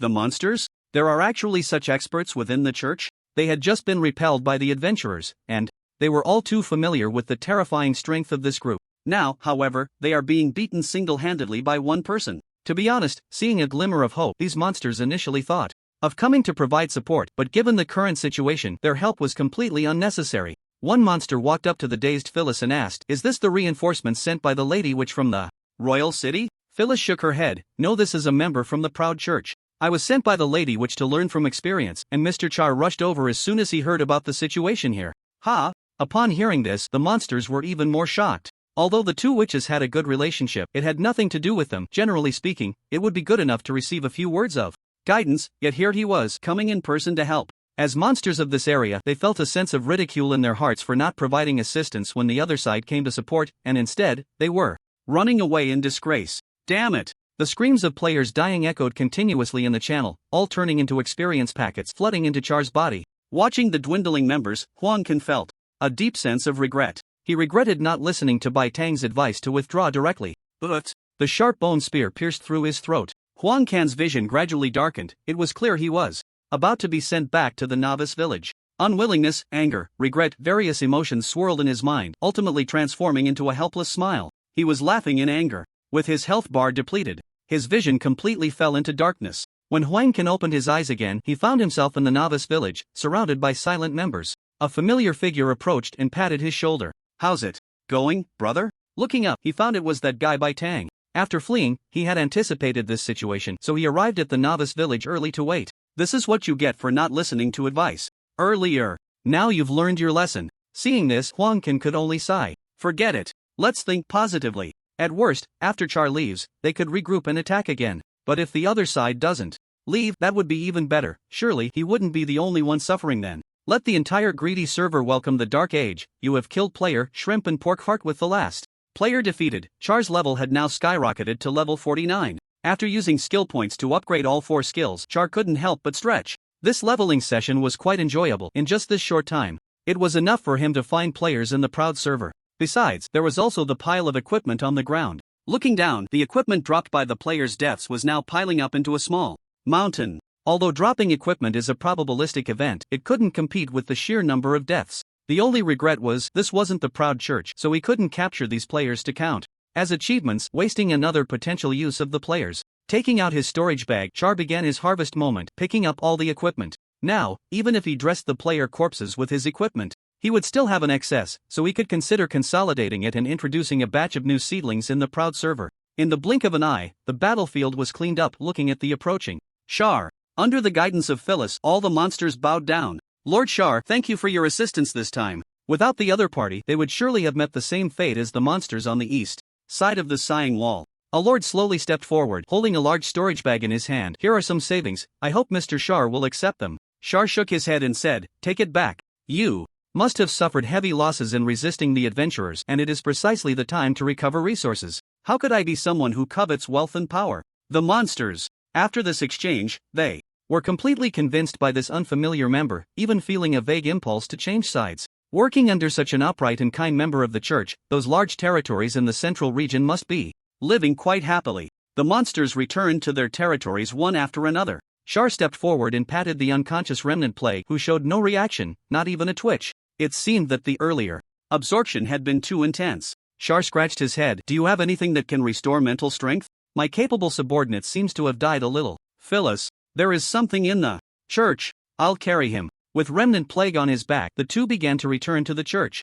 As they walked, Char instructed, "When dealing with these adventurers, you can't be timid, you must scare them. By the way, did you learn anything just now, Phyllis?" "I learned nothing at all. Although the other party came with the intention of teaching by example, but damn it, how am I supposed to learn this?" After watching the entire battle, Phyllis could only discern 4 words from it: values, mechanics. He smiled awkwardly. "My talent is dull, I didn't learn anything. But it's okay, after being educated like this, those adventurers probably won't come back for a while." Soon, the two returned to the greedy church. At this time, the church members were still recuperating, and upon seeing the unconscious remnant plague, they vaguely guessed what had happened. Someone couldn't help but ask, "Did the sighing wall in the south fail?" Phyllis shook his head. "No. All the invading adventurers were slain by Lord Char. As for this one," Phyllis pondered for a moment. "During the cooperation with Lord Char's actions, he accidentally sustained some injuries and now urgently needs mental strength restoration." "The members? What's going on? All the adventurers were dealt with?"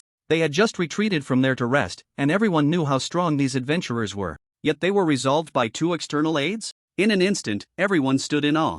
At this moment, the unconscious remnant plague opened his eyes and trembled, saying, "Don't be so shocked, I'm really going to die. Come help me." Hearing this, several people, regardless of their injuries, hurriedly carried remnant plague into a room filled with many crystals, the light emanating from them continuously nourishing his spirit. Phyllis spoke. "These crystals were gifted by the Lady Witch and can heal various injuries. Moreover, under the nourishment of this light, it's not impossible for mental strength to break through." Upon hearing this, Char couldn't help but raise an eyebrow. "There's such an effect? Not bad." This way, his mobile blue bag could finally be upgraded. It was a bit useless now, and would faint with just a little effort. Phyllis thanked him again. "Lord Char, this time it's all thanks to you. I will specifically write a letter to the Lady Witch to commend your contributions this time. If there's a chance in the future, I will definitely go to the Proud territory to express my gratitude."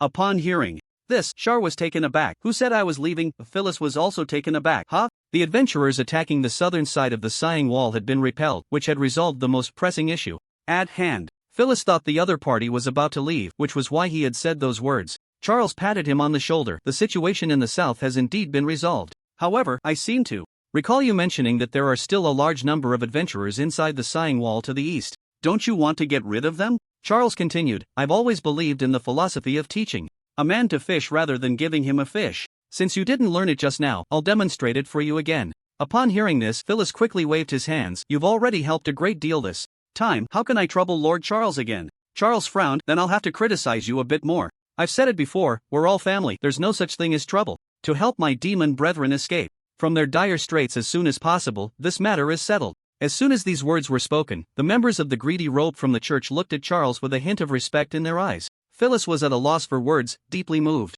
This is Charles, a perfect man embodying extraordinary strength and a great character. In fact, Charles simply hadn't had enough fun with the players here. Now that he was here, just one wave of battle wasn't enough to satisfy the killing desire blooming within him. Opportunities like this were rare. He had to seize it well. Meanwhile, the greedy robe forum had erupted. The joint offensive action of 3 guilds had ended in a disastrous defeat, with all members, including the guild leader, perishing. Angry players were frantically attacking the planners' floating wood. 666, I just transferred from the Proud Robe and got this news. I can't go on living not. Damn. How did you design the boss? The planner has an event on the National Road tonight. Remember to come by. It's one thing for the undead to self-destruct, but they also cast curses and shields. Do you know how desperate I was at that moment? It's the first time I've been sent back to the newbie village and smiled helplessly. I'm done. By now, they finally understood why so many players from the Proud Robe had transferred over.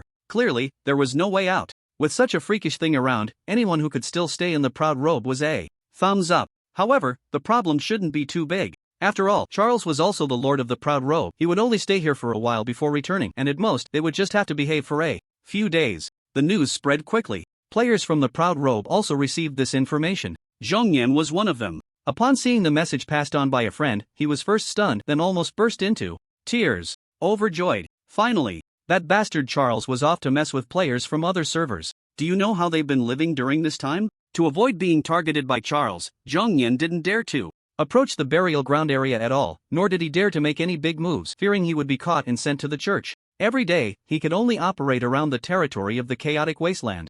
But this place was just too poor. There were hardly any valuable resource points, and there were an abundance of monsters. Every day he fought against those grotesque creatures that made one want to scream, and if this continued, it wouldn't be long before he heard the call of Cthulhu. A dignified T0 guild being forced into such a situation would be a laughingstock. But thankfully, Charles had now gone to other servers. Although it was unclear how long he would stay, this window of opportunity absolutely couldn't be missed. Level up. He had to seize the time to level up.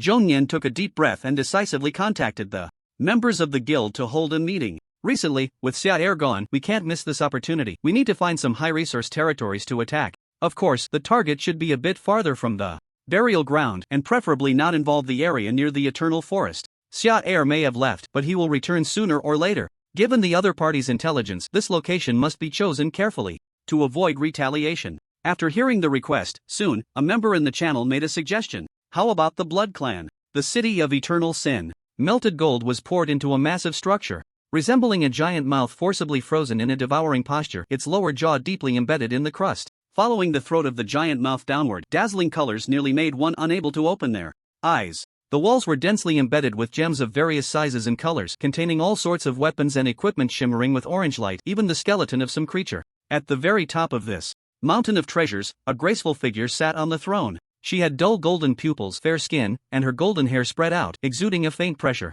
It was the greedy witch, Isituo. A sound of footsteps echoed from the golden cave. A girl in a deep gray robe slowly approached, bowed, and respectfully presented an envelope, saying, "This is a letter from the church. Please take a look, Miss Witch." Isituo nodded, and the envelope floated before her, opening automatically. "Dear Miss Witch, after receiving your order, my subordinates went to the Proud Church to seek guidance and eventually encountered a member named Xia Er. Upon learning about the current situation facing the Wall of Size, Mr. Xia Er voluntarily requested to come and assist, single-handedly annihilating the invading adventurers and protecting the monsters to the south of the Wall of Size. During this process, many monsters attempted to offer Mr. Xia Er rewards, but he refused them all and is currently planning to help us clear out the adventurers rooted in the east. Signed, Phyllis. The letter was read. Isituo narrowed her eyes with interest. Xia Er. She looked at the girl and asked, "Have you heard your brother mention this person?" The girl replied, yes. The priest of Ilya mentioned him in passing, saying that they recently discovered a rare talent and spoke very highly of him. Indeed, the girl was related by blood to the priests under the Proud Witch, coming from the same family. However, due to their positions, she avoided mentioning it at work, as her brother had specifically instructed. After hearing this, Isitsua nodded. He is indeed a talent. For her, single-handedly eliminating adventurers was secondary. The fact that he even offered assistance after wiping out a wave of adventurers was quite touching. After a moment of contemplation, Isitsua extended her hand and gently tapped the wall, causing a crystal to quietly dissolve, revealing a palm-sized black skull. In that case, let's use this as a return gift. The girl nodded in agreement, silently accepting the skull, appearing calm on the surface. In reality, her heart was already filled with doubts. Oh no! Would Miss Witch's possessiveness act up? A faint glow emanated from the crystal, enveloping Zanyan, bringing him a sense of tranquility. After a while, he slowly opened his eyes, feeling refreshed. Have I been saved? Looking at the glowing crystals, Zanyan recalled his earlier plea for help. Fortunately, he had sought assistance early, otherwise, he would have truly died. But speaking of which, after being soothed by this energy, he could feel that not only had his previous injuries healed, but his mental strength had also expanded significantly. Could this be considered a blessing in disguise? The remnant plague was relieved by this, but soon he realized something was off. No, doesn't this mean that the next time he acted as a mobile blue pack, the time spent being tormented would be even longer? What a sin! With this thought, the remnant plague couldn't help but sigh. Although he had fainted midway, if he guessed correctly, those adventurers should have been dealt with. Let's finish this quickly and return to the burial ground to rest. He pushed the door open. At that moment, members of the Greed Church were waiting outside, and upon hearing the commotion, they hurried over. Mr. Remnant Plague, have you recovered? They were unaware of the specific situation over there, only knowing one thing: this unremarkable gentleman was also one of the key contributors to repelling the adventurers.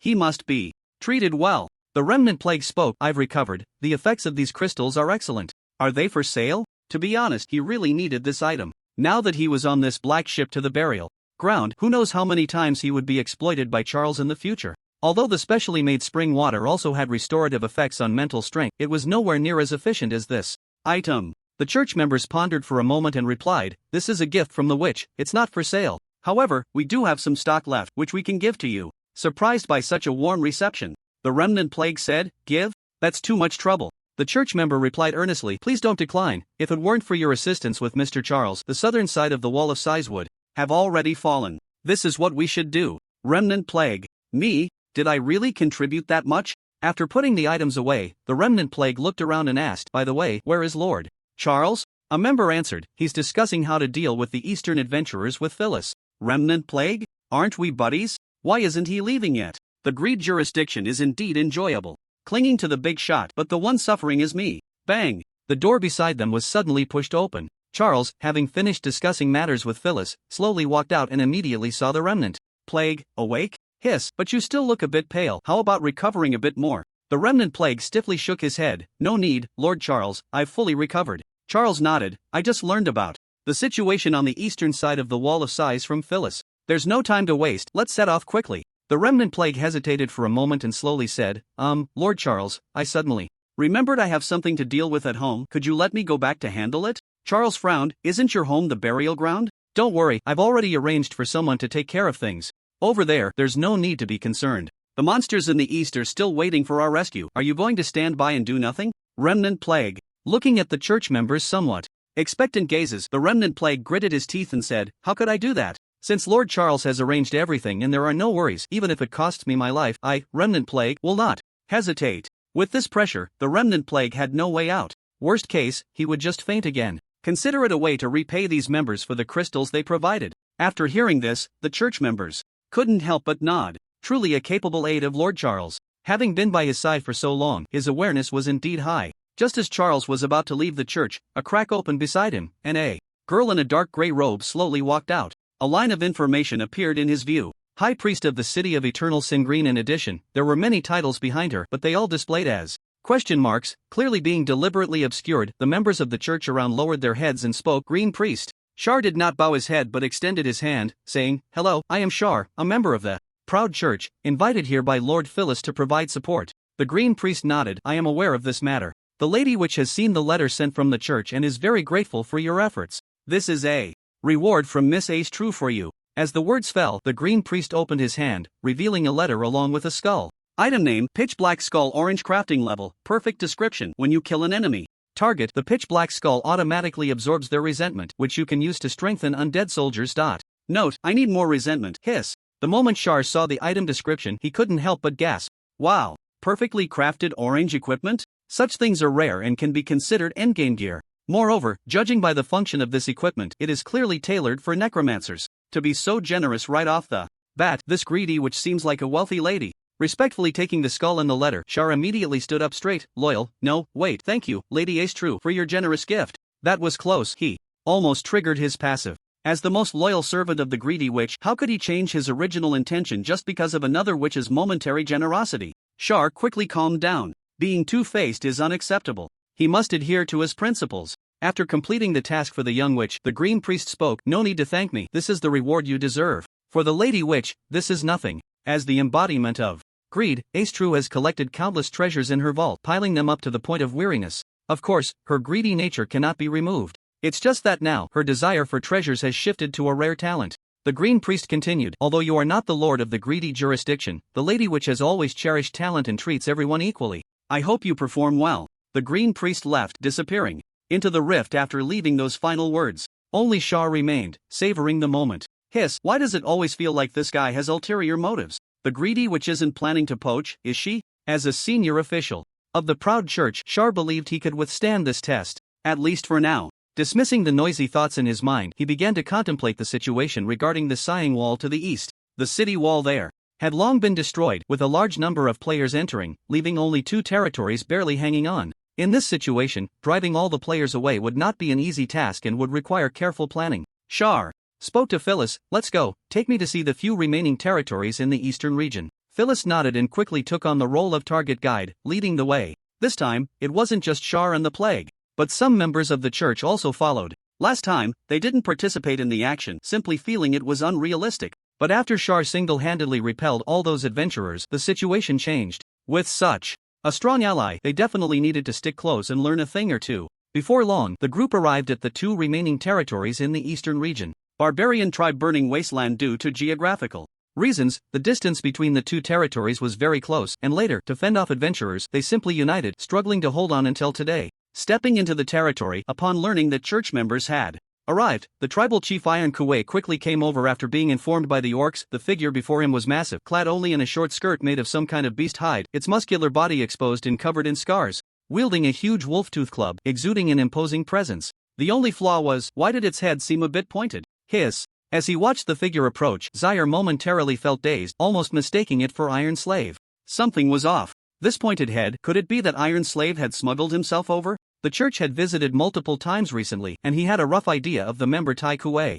Upon seeing Zaire, he scratched his head in confusion. Who is this? Phyllis introduced, this is Mr. Zaire, a member of the proud church who has come to assist. And this is Jean-Yi, Mr. Zaire's capable aide. Hearing this, Tai Kuei extended his hand, looking somewhat pleased. I've heard of you. A monster from the south conveyed a message to me, saying that 2 monsters from the proud jurisdiction had come and killed all the adventurers who intruded, a fierce bunch. Jean-Yi chuckled awkwardly. Hee. I'm flattered, really. Compared to the polite Jean-Yi, Zaire was now looking at Tai Kuei's scratching motion with a serious expression. So similar. Too similar. It was as if they were carved from the same mold. If the resemblance was only about 70 to 80% before, it had now risen to 80 or 90% with this action. Before Zaire could ask, Tai Kuei took the initiative. By the way, Mr. Zaire, you are a member of the proud church. I wonder if you have seen an orc who looks like me, named Iron Slave. Zaire was taken aback for a moment and nodded. Not just seen, I see him every day. Iron Slave is currently serving as my deputy in my territory, the burial ground. Who are you? Upon hearing this, Tai Kuei's expression brightened. What a coincidence. To be honest, I am Iron Slave's father. I was too strict with him when he was young, and as a result, he ran away after reaching adulthood. I inquired everywhere and only learned that he went to the proud jurisdiction. Zaire. I didn't expect to encounter such a situation. After pondering for a moment, Zaire said, if there's a chance next time, I can bring him over. Tai Kuei shook his head. No need, Mr. Zaire. Being able to serve as a deputy in your territory is already quite good. Mainly, I'm afraid I won't be able to help but hit him. Everyone. No wonder he escaped. Tai Kuei continued, if that's the case, I do have a request to trouble Mr. Zaire. To be honest, we orcs have always revered natural training, enhancing our strength through dietary supplements. But this method of growth is simply too slow. Saying this, he slowly took out a large handful of potions. Recently, we discovered a mysterious herb that, when injected directly into the body, can rapidly increase strength. I hope Mr. Zaire can take these potions back. Looking at the colorful array of potions, Zaire was greatly shocked. Goodness, this is starting to get into technology. Zaire asked, does this thing have any side effects? Tai Kuei scratched his head again, only the head might become a bit pointy. Alright, I will pass the items to him. Zaire took the potions and placed them into his storage bag. For the sake of his deputy's safety, this was a necessary question. He didn't want to suddenly hear bad news from the Orc Circle one day. With the small interlude over, it was time to get to the main topic. Zaire spoke. We are here to deal with the adventurers in the Eastern region. Where is the Lord of the Burning Scorched Earth? I need to confirm how much combat power remains in your territory. Tai Kuei replied, I'll send someone to call him over right away. Before long, a dark figure approached from a distance. With a title above its head, the Burning Scorched Earth Lord, Hibis was not. Looking at the other party's pitch-black skin, the urge to mock that Char had been suppressing surged up once again. Who was this master? Where did so many Pokemon come from in the Eastern region? Tai Kuei spoke up. Due to the terrain of the Burning Scorched Earth, flames are released every day, and over time, the people in this territory have become like this. Char, so it's the legendary Burn King, my apologies. After a brief introduction clarifying intentions, the other party quickly revealed the number of combatants in their territory. Combined, there were 5 above level 45 and around 40 in the 35 to 40 level range, which was not bad compared to some territories in the central region of the Pride server. But to deal with players, this was definitely not enough. However, this was understandable. To have lasted so long against that group of players, the territory must have lost quite a few personnel. Given this, the second plan had to be implemented. Call for help. The entire region had fallen, and the number of player guilds that had taken root within was countless, far beyond what could be compared to before.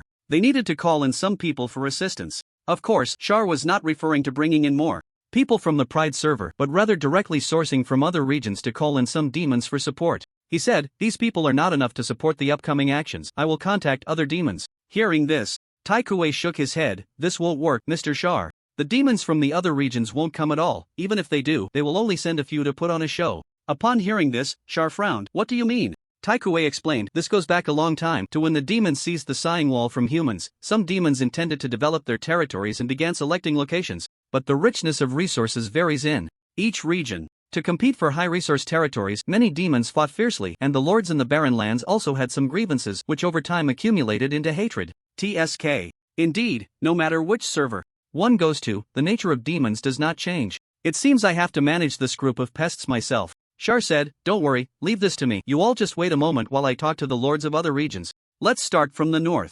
Leaving the barbarian tribe, on the way to the northern region, Char asked Phyllis, the church must have intervened in this hatred as well, right? Is it that difficult? Phyllis nodded, looking somewhat helpless. Yes, the hatred accumulated between the 4 regions is very deep, and they only pay lip service to orders. Char asked, which territory holds the power of speech in the northern region? Phyllis replied, the Bone Rift. The lord is called the Skeleton King. After some time on the road, they soon arrived at the Bone Rift. Looking around, large groups of armored skeleton soldiers wielding sharp blades guarded the surroundings, creating a strong sense of oppression. So many bony friends. Seeing this scene, Char's pupils lit up. These were not monsters in the form of undead soldiers, but evolved from skeleton monsters with overall stats significantly higher than those of undead soldiers. But it was fine. Now, he had the skull granted by the greedy witch. As long as he collected enough resentment, he would eventually be able to strengthen the undead soldiers to this level. It also depended on the subsequent efforts of the players. After reporting their identities, under the watch of numerous skeleton soldiers, they ascended a very long staircase. At the end of the staircase, a skeleton wearing a crown sat on a throne made of bones, dressed in splendid colorful attire, looking quite imposing. Upon seeing the members of the church arrive, the Skeleton King spoke. What brings you here? Phyllis was the first to respond. I have brought some assistance from the Pride Church and have driven back the adventurers from the south. Now, we plan to clear out the adventurers invading the eastern region, but our manpower is limited, and we hope to receive aid from other monsters. The Skeleton King turned his gaze to Charles. I have heard about this matter. It is indeed admirable that you came to provide support and have achieved this step. As he spoke, his tone shifted, becoming increasingly cold. However, what does the eastern region have to do with me? Phyllis interjected. We are all lords within the Wall of Size. If one day the north is attacked by adventurers, the Skeleton King snorted coldly. If that day truly comes, I will naturally clean up all the adventurers myself, without needing assistance from elsewhere. From this cold and arrogant attitude, it was clear that he was resolutely unwilling to extend any help. Just as Phyllis felt somewhat helpless and didn't know how to respond, Charles suddenly stepped forward.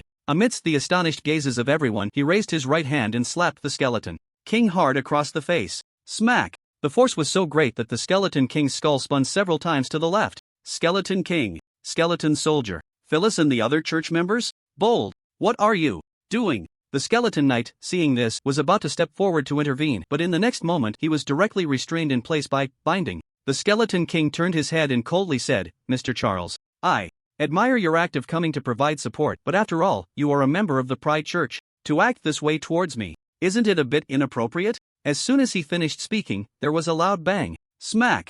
Charles slapped him again, and the Skeleton King's head spun 3 times to the right. Skeleton King? Are you not done yet? Say something. What's with all this hitting? After 2 slaps, Charles's anger remained undiminished. You insect! The eastern region is a barren land, barely surviving under the attacks of adventurers, while you sit on such a prosperous territory and do nothing. Where do you place your fellow demon kin? At this moment, Johnny patted Phyllis's shocked face. Lord Charles is about to make his move, pay attention. Having stayed in the burial ground for a while, Johnny had gained some understanding of this heartless lord. This move should be moral coercion. First, 2 slaps to establish dominance, then applying pressure with the righteousness of the demon kin. It was truly seamless. The Skeleton King was momentarily taken aback, and when he regained his composure, he angrily said, Don't think you can pressure me with these things. You, an outsider, know nothing. Charles silently took out the witch's reply. The greedy witch has expressed her support for my actions. Do you still want to refuse to comply? Johnny was excited. Here it comes. The second move. Using the tiger's might. Seeing this letter, the Skeleton King's tone weakened a bit. So what? You let the witch come personally to speak with me. Truly stubborn. Seeing the other party still struggling fiercely, Charles couldn't help but shake his head and sigh. He originally didn't want to use the third move. Since you are so stubborn, I can't be blamed. I indeed cannot summon the witch to speak with you directly, but I can send you to meet the witch. Charles waved to Phyllis. Come here, it's time for you to play your part. The Bone Rift Lord, the Skeleton King, neglects his fellow kin in peril and is immediately dispatched to the tribunal. Skeleton King? Wait a minute. How is it that within just a few minutes of meeting, I'm being sent to the tribunal? This isn't right. After hearing what Zaire said, Phyllis didn't hesitate and immediately walked over. Whatever. With Big Brother leading the way, what was there to be afraid of? Phyllis slowly drew her longsword, her gaze gradually turning cold. I'll ask you one more time, are you going to support the other regions or not? Seeing this, Zaire couldn't help but nod. That's more like it. As a member of the church, one must be tough, no matter what kind of lord it is. With the witch lady above, any issues should be brought to the tribunal. When Zaire first became a member of the church, he followed this process, and most territories chose to submit. As for those who were unreasonable, they were now half dead. Under the powerful pressure of the tribunal, the Skeleton King remained silent for a long time before finally nodding. Alright, this time I will cooperate with your actions. It ultimately chose to comply. There was no other choice. If it were just Phyllis and the other church members, it would be fine, but then there was Zaire, who came to stir things up. If it resisted, whether it could win was another matter. Even if it did win, such rebellious behavior would surely attract the tribunal's attention, and it wouldn't be long before it was sent to the guillotine. This method was too insidious. One really wonders how the lords of the proud territories were living. Zaire gently adjusted the Skeleton King's tilted head. That's more like it. Remember to call the monsters from the other territories as well. Don't play both sides anymore. Otherwise, next time it won't be Phyllis who acts. Skeleton King. The matter was successfully resolved in less than half a day, with half of that time spent on the road. Even though they had already left the Bone Rift, the church members were still savoring the moment. What does it mean to act decisively? This is what it means to act decisively. Not a single good face was shown to the Skeleton King, and they even acted in front of so many of its subordinates midway. Yet, the Skeleton King still agreed to provide assistance, and even when leaving, it happily escorted them out, a stark contrast to their first meeting. Lord Zaire truly was too authoritative. They hadn't gone to deal with the adventurers earlier, but this time they came along, and it was indeed a big gain. This operation was so well executed that it could be applied to any lord. The greedy church members felt as if they had opened a door to a new world. They quickly made their way south. Although the support from the monsters on one side was already sufficient to ensure the plan went off without a hitch, Zaire intended to call in more people. Fortunately, the monsters in the south were quite agreeable. Upon seeing that Zaire had come to discuss assistance, they agreed without hesitation, very readily. There might have been a hint of gratitude, but more importantly, it was related to the combat power Zaire had previously displayed. One person had taken down so many adventurers, if they dared to utter the words refuse, they would probably be turned into undead soldiers the next second. Just like that, Zaire quickly returned to the barbarian tribe. It seems like the negotiations didn't go well, Taikue said, scratching his head. It's alright, Mr. Zaire. The grievances between the various regions have been long-standing. This is indeed not something That can be resolved in a short time. Zaire replied lightly, it's already settled. The lords of the south and north have agreed, and they have started gathering their forces. They will come to assist. Tai Kuei? It was resolved so quickly, and it was still two? Tai Kuei was a bit excited and quickly asked, alright, Mr. Zaire, what should I do? Zaire spoke, gather the orcs in the tribe, just find someone to fight. Tai Kuei was a bit confused. Where are the people? Zaire said, it's simple, where there are people, there are people. Tai Kuei? He scratched his head, feeling even more puzzled. Could it be that this potion really had some undisclosed negative effects? Why couldn't he keep up with Mr. Zaire's train of thought? The number of adventurers in the eastern region is indeed very high. However, pinpointing the exact locations of those adventurers and finding a few suitable entry points is quite a challenge. But for Zaire, this is nothing. Time for some enjoyable diving. Opening the Oracle Forum, a large number of posts appeared in his view. It seems that the players from the Greed faction are quite active. Not bad. After entering keywords like wall of size in the search box, a wealth of information emerged. Transfer a resource point, mine, containing various rare minerals such as fine iron ore and meltstone. Located within the eastern wall of size, monsters have been cleared, can be safely acquired. Players with resource gathering level above 7 come to the eastern wall of size, swamp spirit, territory, generous rewards. Oh wait. The team is short on healers, urgently recruiting 3 healers above level 35, preparing to clear the last 2 territories in the eastern region. Interested parties hurry over, multiple big brothers leading the team. Location at Painful Wasteland. Same city friendship plus 5,647. Zaire. Why are there still ads like this? Ignoring the last ad, Zaire focused on the message above. Goodness. He didn't expect to catch someone planning to stir up trouble. There should be a starting point for clearing out the players here. Let's first see how strong this team is. I wonder if those big brothers can hold up. Eastern region, Painful Wasteland. A well-equipped small team is currently waiting. This is a team formed within the Adventurer Association, encountered while taking on the Subjugation Territory task. In fact, the reason those 2 territories have survived is not so much about how strong the monsters are, but simply because the resources inside are too poor, almost non-existent, and they are huddled inside without coming out, which the guild looks down upon. However, for these players who have taken on the association's tasks, it is just right. A player with the ID, Cold Steel, asked, so, have you contacted them? Another player replied, I've contacted them, they're on their way. Do we need to prepare more items? Cold Steel shook his head, no need, as long as you can hold aggro well. Clearing these 2 territories is simple. Clearly, this guy is the big brother of the team. A ranger class T1 level strength, just 1 step away from T0 after completing this subjugation task issued by the association. Remember to follow my commands later, don't mess up your positions. Just as he was speaking, a sudden loud sound of footsteps came from ahead. Looking up, a group of sharp-headed orcs was roaring and charging towards them.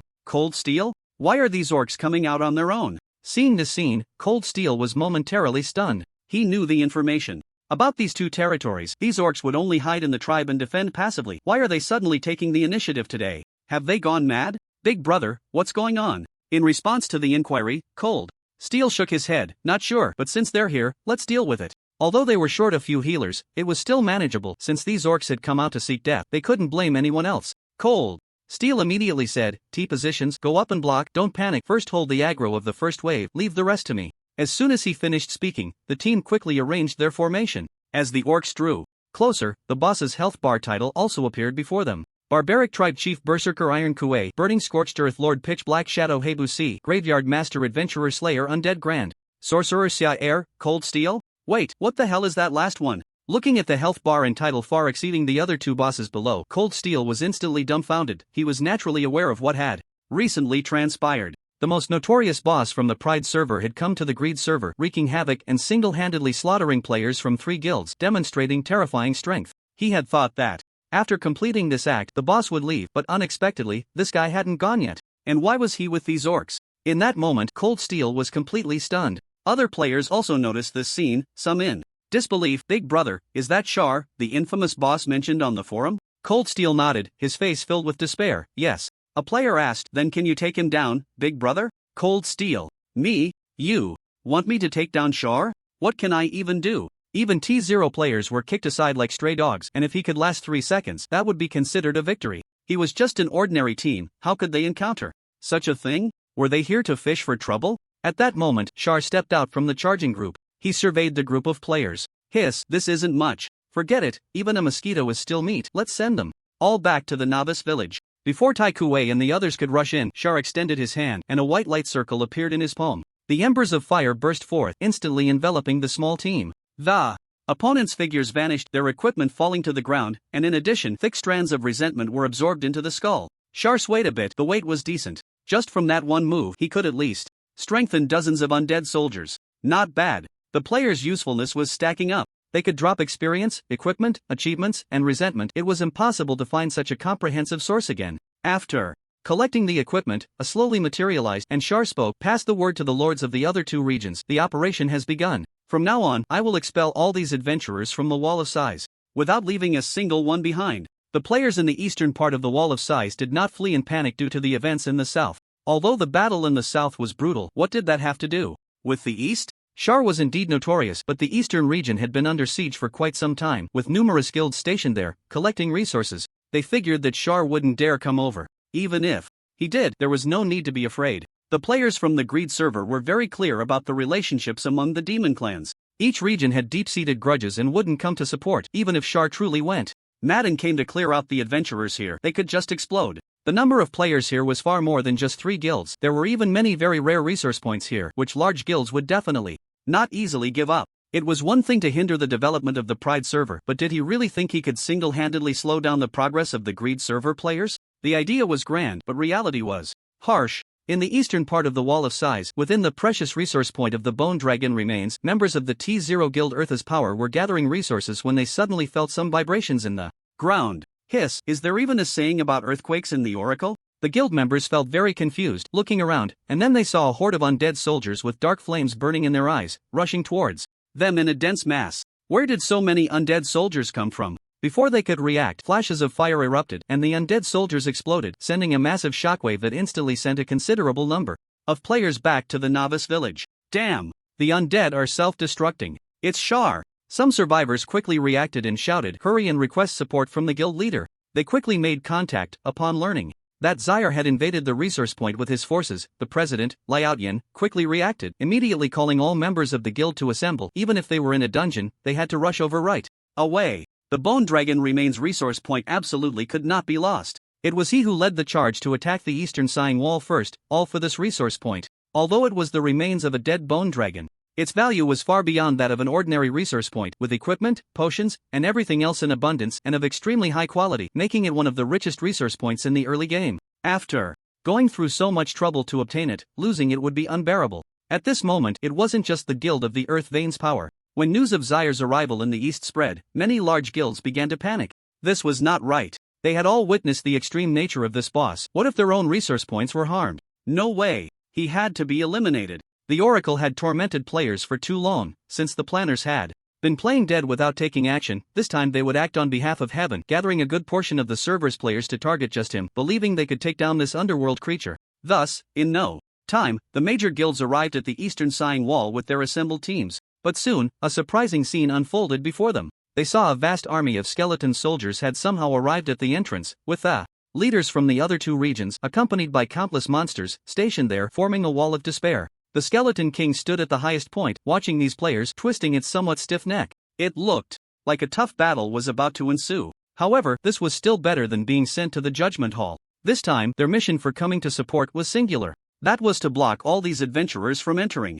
As for the adventurers inside, they would be left to Mr. Zyre to handle. After receiving the message relayed by the Raven, upon learning that the leaders from the two regions had blocked the players outside, Zyre couldn't help but nod. It seemed the threat of the Judgment Hall was quite effective. The exit had been sealed off, and now, the entire eastern region had transformed into a completely enclosed arena. What Zyre needed to do was hold a grand survival game here, continuously hunting down players to see who could survive until the end. Of course, surviving until the end would come with no rewards. Pay attention, the adventurer in front is named Xiao Shui. As a hunter class, Xiao Shui possessed the skill Crisis Forewarning, allowing him to foresee impending danger. This time, he had come to the eastern region on a task assigned by the guild to develop resource points, but now he had a more important mission. That was to lead his teammates to escape from the pursuit of the great demon Zyre. The leaders from the two regions had already blocked the entrance with monsters, and in this survival battle, he had to make good use of his abilities. Xiao Shui took a deep breath and pulled out some jerky from his pocket. This is dried meat from the storm beast. Eating it will significantly restore stamina, with an effect 7 times that of stamina potions, so keep it well. In a situation like this, what we need to do is find a good spot to hide and patiently gather information. The regional channel is a good choice, as it can pick up sounds from our nearby territory. As long as we don't hear anything unusual, we don't need to rush to leave. Saying this, Xiao Shuai opened the regional channel. A scream suddenly pierced the air. Ah! Zaire is coming. Run! No! I haven't even had time to contract my newly crafted gold gear. Someone come save me. Xiao Shuai. Damn! How did he get here so fast? Hearing this terrifying noise, Xiao Shuai couldn't help but break out. In goosebumps, it seems that I can't stay here any longer. I need to find another place to hide. He divided the next escape routes into 3 directions, east, south, and north, and immediately used the skill, Crisis Omen. Running east, Bad Omen, you will soon be burned to ashes by Char with the embers of fire. Running south, Bad Omen, you will soon be pierced through the body by Char with a bone spear. Running north, Bad Omen, you will soon be executed on the spot by Char with judgment. Xiao Shuai? Looking at the blood-red prompts in front of him, Xiao Shuai felt a bit dazed. 3 different directions, 3 different ways to die, but all at the hands of Char. So it turns out that no matter where he runs, he can't escape the outcome of death. What the hell is this? Since unlocking the Crisis Omen skill, this was the first time Xiao Shuai encountered such a situation, with not a single escape route available. That left only one unknown variable, the west. Taking a deep breath, Xiao Shuai waved to his teammates. Come on, let's go this way. A teammate asked, does the Crisis Omen show that this way is safe? Xiao Shuai shook his head. No, I didn't use the Crisis Omen to deduce the situation on this road. The teammate frowned. What does that mean? If you didn't deduce, why are we taking this road? Xiao Shuai replied. Because the other 3 roads are all bad omens, and the only outcome is being killed by Char. Teammate. Then it's fine. The unknown journey is always filled with danger. The cries of players in the regional channel had disappeared, leaving only silence. If he guessed correctly, they must have all been killed by Char. Swish, swish. In the tranquil jungle, only the sound of a few footsteps could be heard. Faintly, they saw several dark flames flickering in the forest. Turning to look at them, it's the undead soldiers. Run! Seeing this scene, Xiao Shuai immediately felt a chill run down his spine and quickly directed his teammates to start fleeing. Just as his words landed, another group of undead soldiers surrounded them from all directions, and then, boom! The flames flickered. The 4th way to die unlocked. Blown up by the undead soldiers. A thick resentment wafted into the skull, and Char walked over to pick up the equipment. Not bad. Another profit added to his account. So far, Char had cleared out at least a dozen resource points, slaughtering all the players inside, killing to his heart's content. Now, 2/3 of the players in the entire eastern region had been cleared out, and only a little remained before the goal of expelling all adventurers was achieved.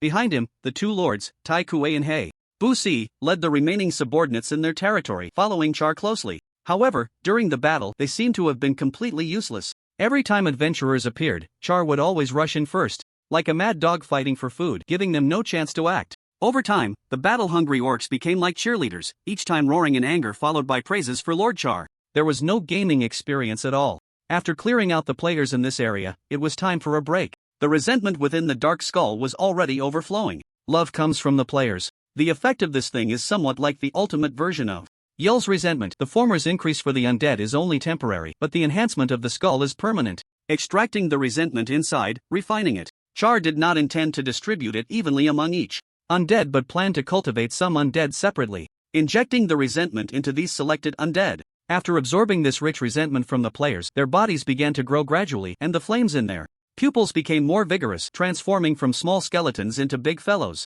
Level 35. To be honest, this level isn't high, far from the player corpses Char had contracted, but cultivating the undead is something that takes time. Zyle took out some player-dropped equipment from his storage bag and tossed it on the ground. Take whatever you like. From now on, I appoint you as the Undead Knights. As soon as the words fell, the undead seemed to understand what Zyle was saying, slowly bowing and stiffly responding, obey. Lord Zyle. Loyalty.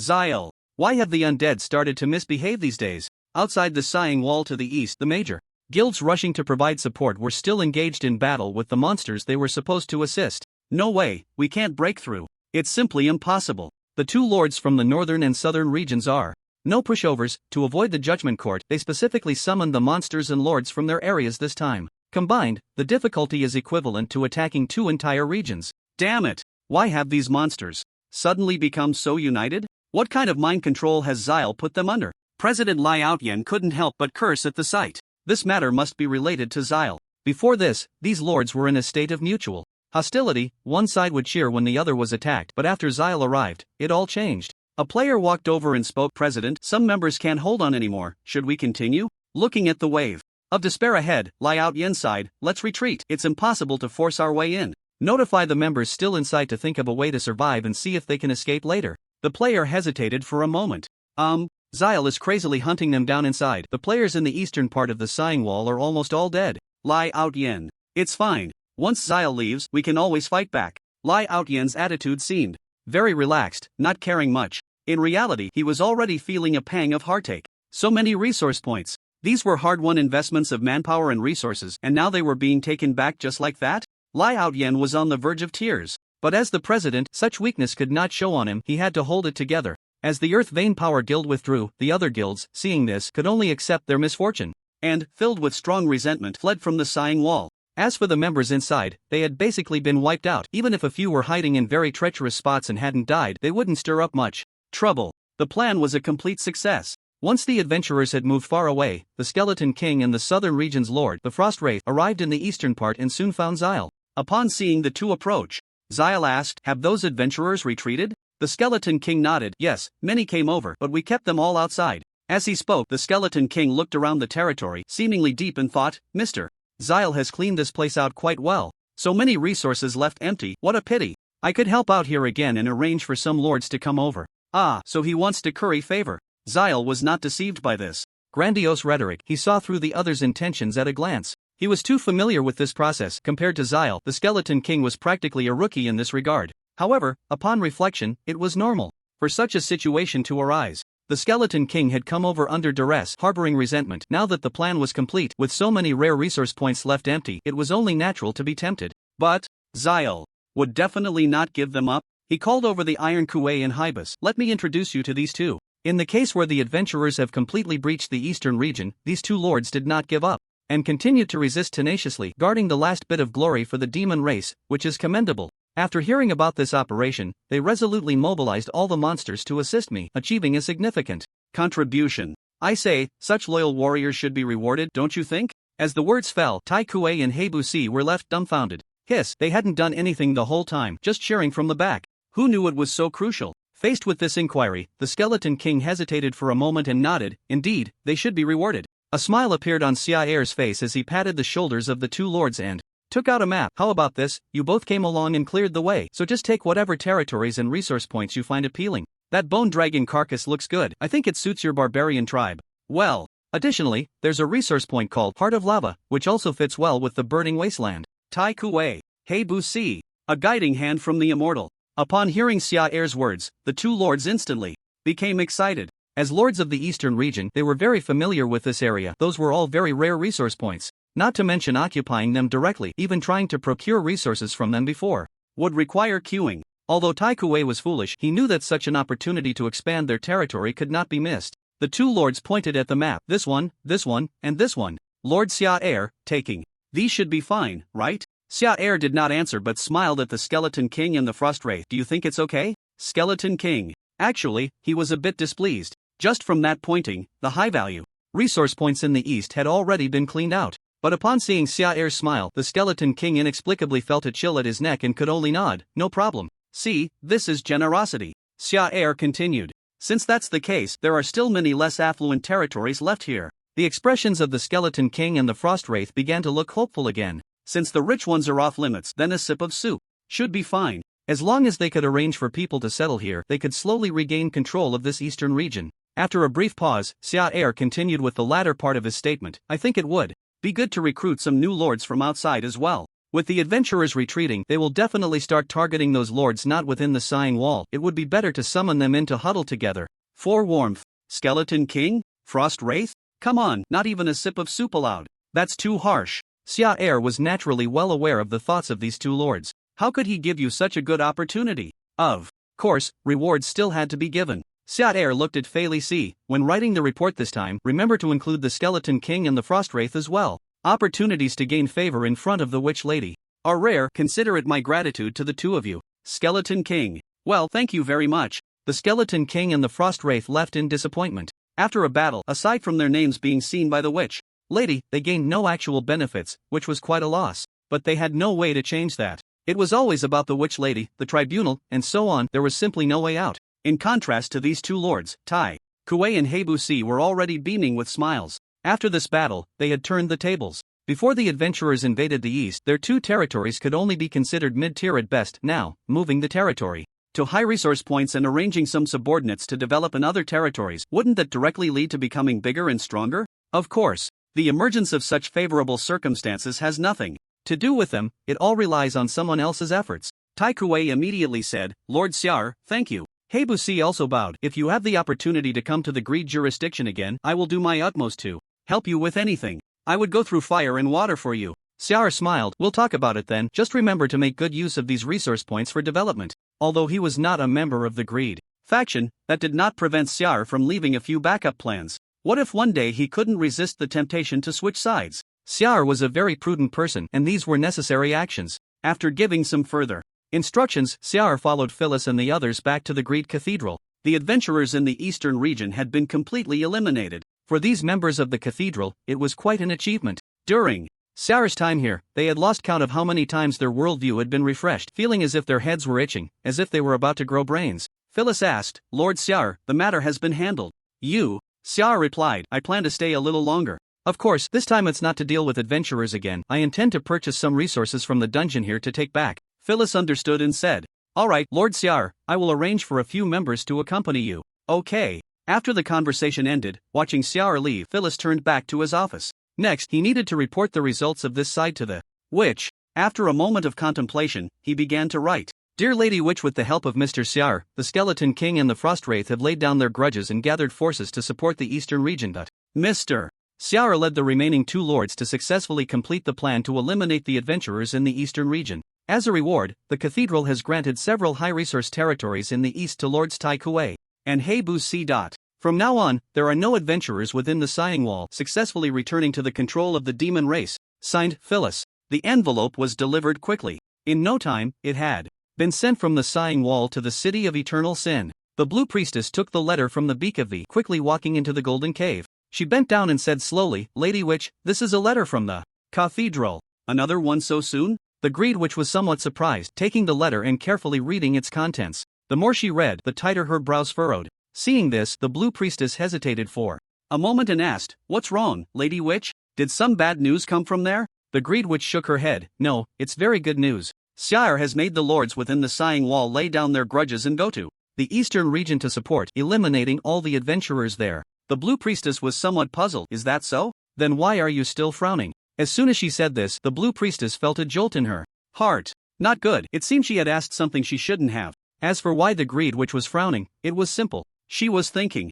about how to poach Xiar over. If before there was just a slight affection for talent, now, the desire to possess this talent had become uncontrollable. In such a short time, being able to make those monsters lay down their grudges and unite against the adventurers, this ability could no longer be described as outstanding. After a while, the Greedy Witch took out a crystal ball, magic swirling around her fingertips as she wrote 3 words on it. Ilia. Accompanied by a ripple in the crystal, Ilia's face appeared within the ball, looking impatient as she said, What is it? The Greedy Witch was not angered by this attitude, a faint smile playing on her lips. Nothing much, just bored and wanted to chat with you. Recently, a member of your church named Charles has come here. Do you know about this? Ilia nodded. Of course. How is he performing? The Greedy Witch replied, Pretty well. He's helped us solve a problem. You have quite a few talented people in your proud district, Ilia said, her lips involuntarily curling up as she lifted her head. Of course, there are plenty of talents like him. Oh, hearing this, the Greedy Witch raised an eyebrow. To be honest, I lack a usable talent in my church. Why not let Charles come here to work?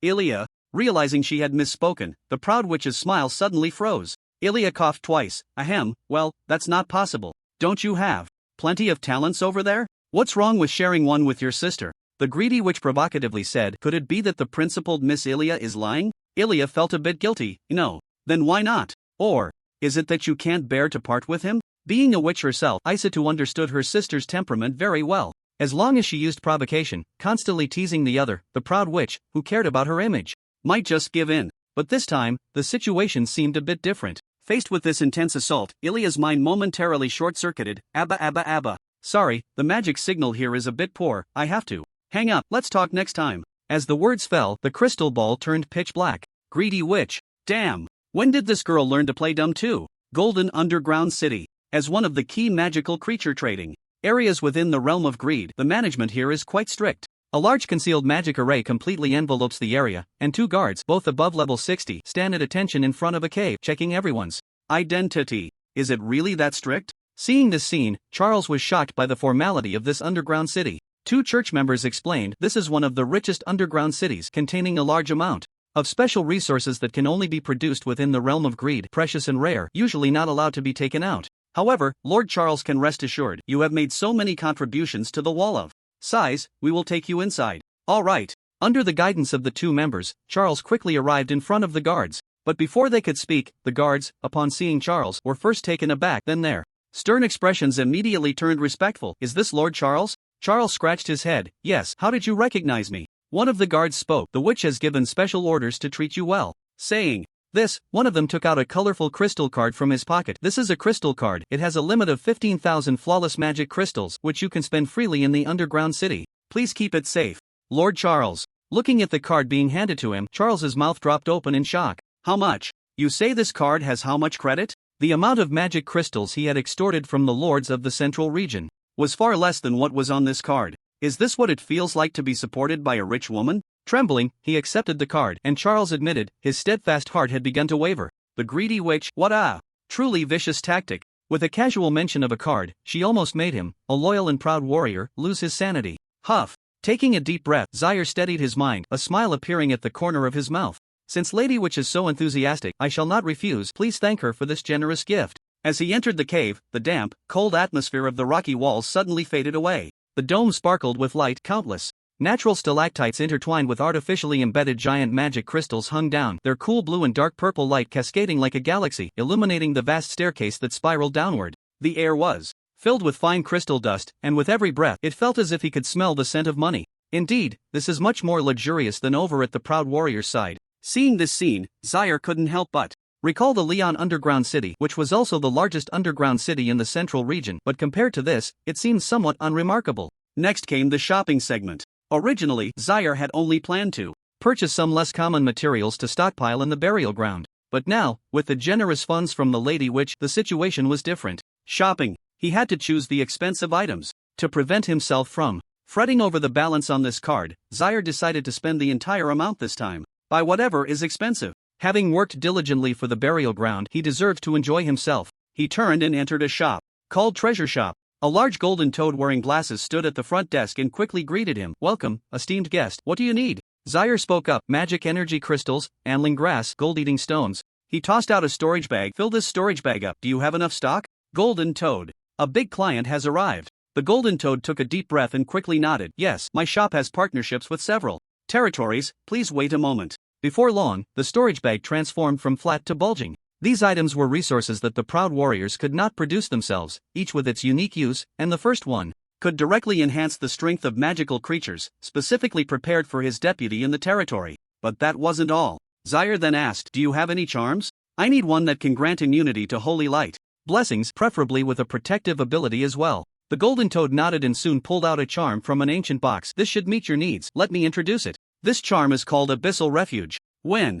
activated, the swirling power of the abyss will negate the illumination of the holy light, and it can also help you withstand one fatal blow. This is a perfectly crafted golden quality charm, priced at 700 flawless magic crystals. Aside from being expensive, it has no drawbacks. Adding these resources, the total comes to 1,000 flawless magic crystals. This was no small sum. Even some wealthy territories would find it hard to produce such an amount at once. However, Zaire didn't mind at all. Today's expenses had already been covered by someone else. Greedy witch. Loyalty. He handed over the crystal card and said lightly, swipe the card. Golden toad. Is this the legendary crystal card? In the Golden Flow underground city, many lords had cards, which served as a symbol of status, usually granted by the church. But the crystal card was different. Only the Lady Witch could bestow it. Wow. He had hit the jackpot. The 1,000 credit vanished without a trace. After settling the bill, Zaire was about to leave when he was suddenly called back by the golden toad. Wait a moment, esteemed sir. The golden toad took out a finely crafted piece of parchment. Our shop is currently running a promotion. Customers who spend 500 flawless magic crystals will receive a ticket to the Devouring Abyss auction. Please accept this.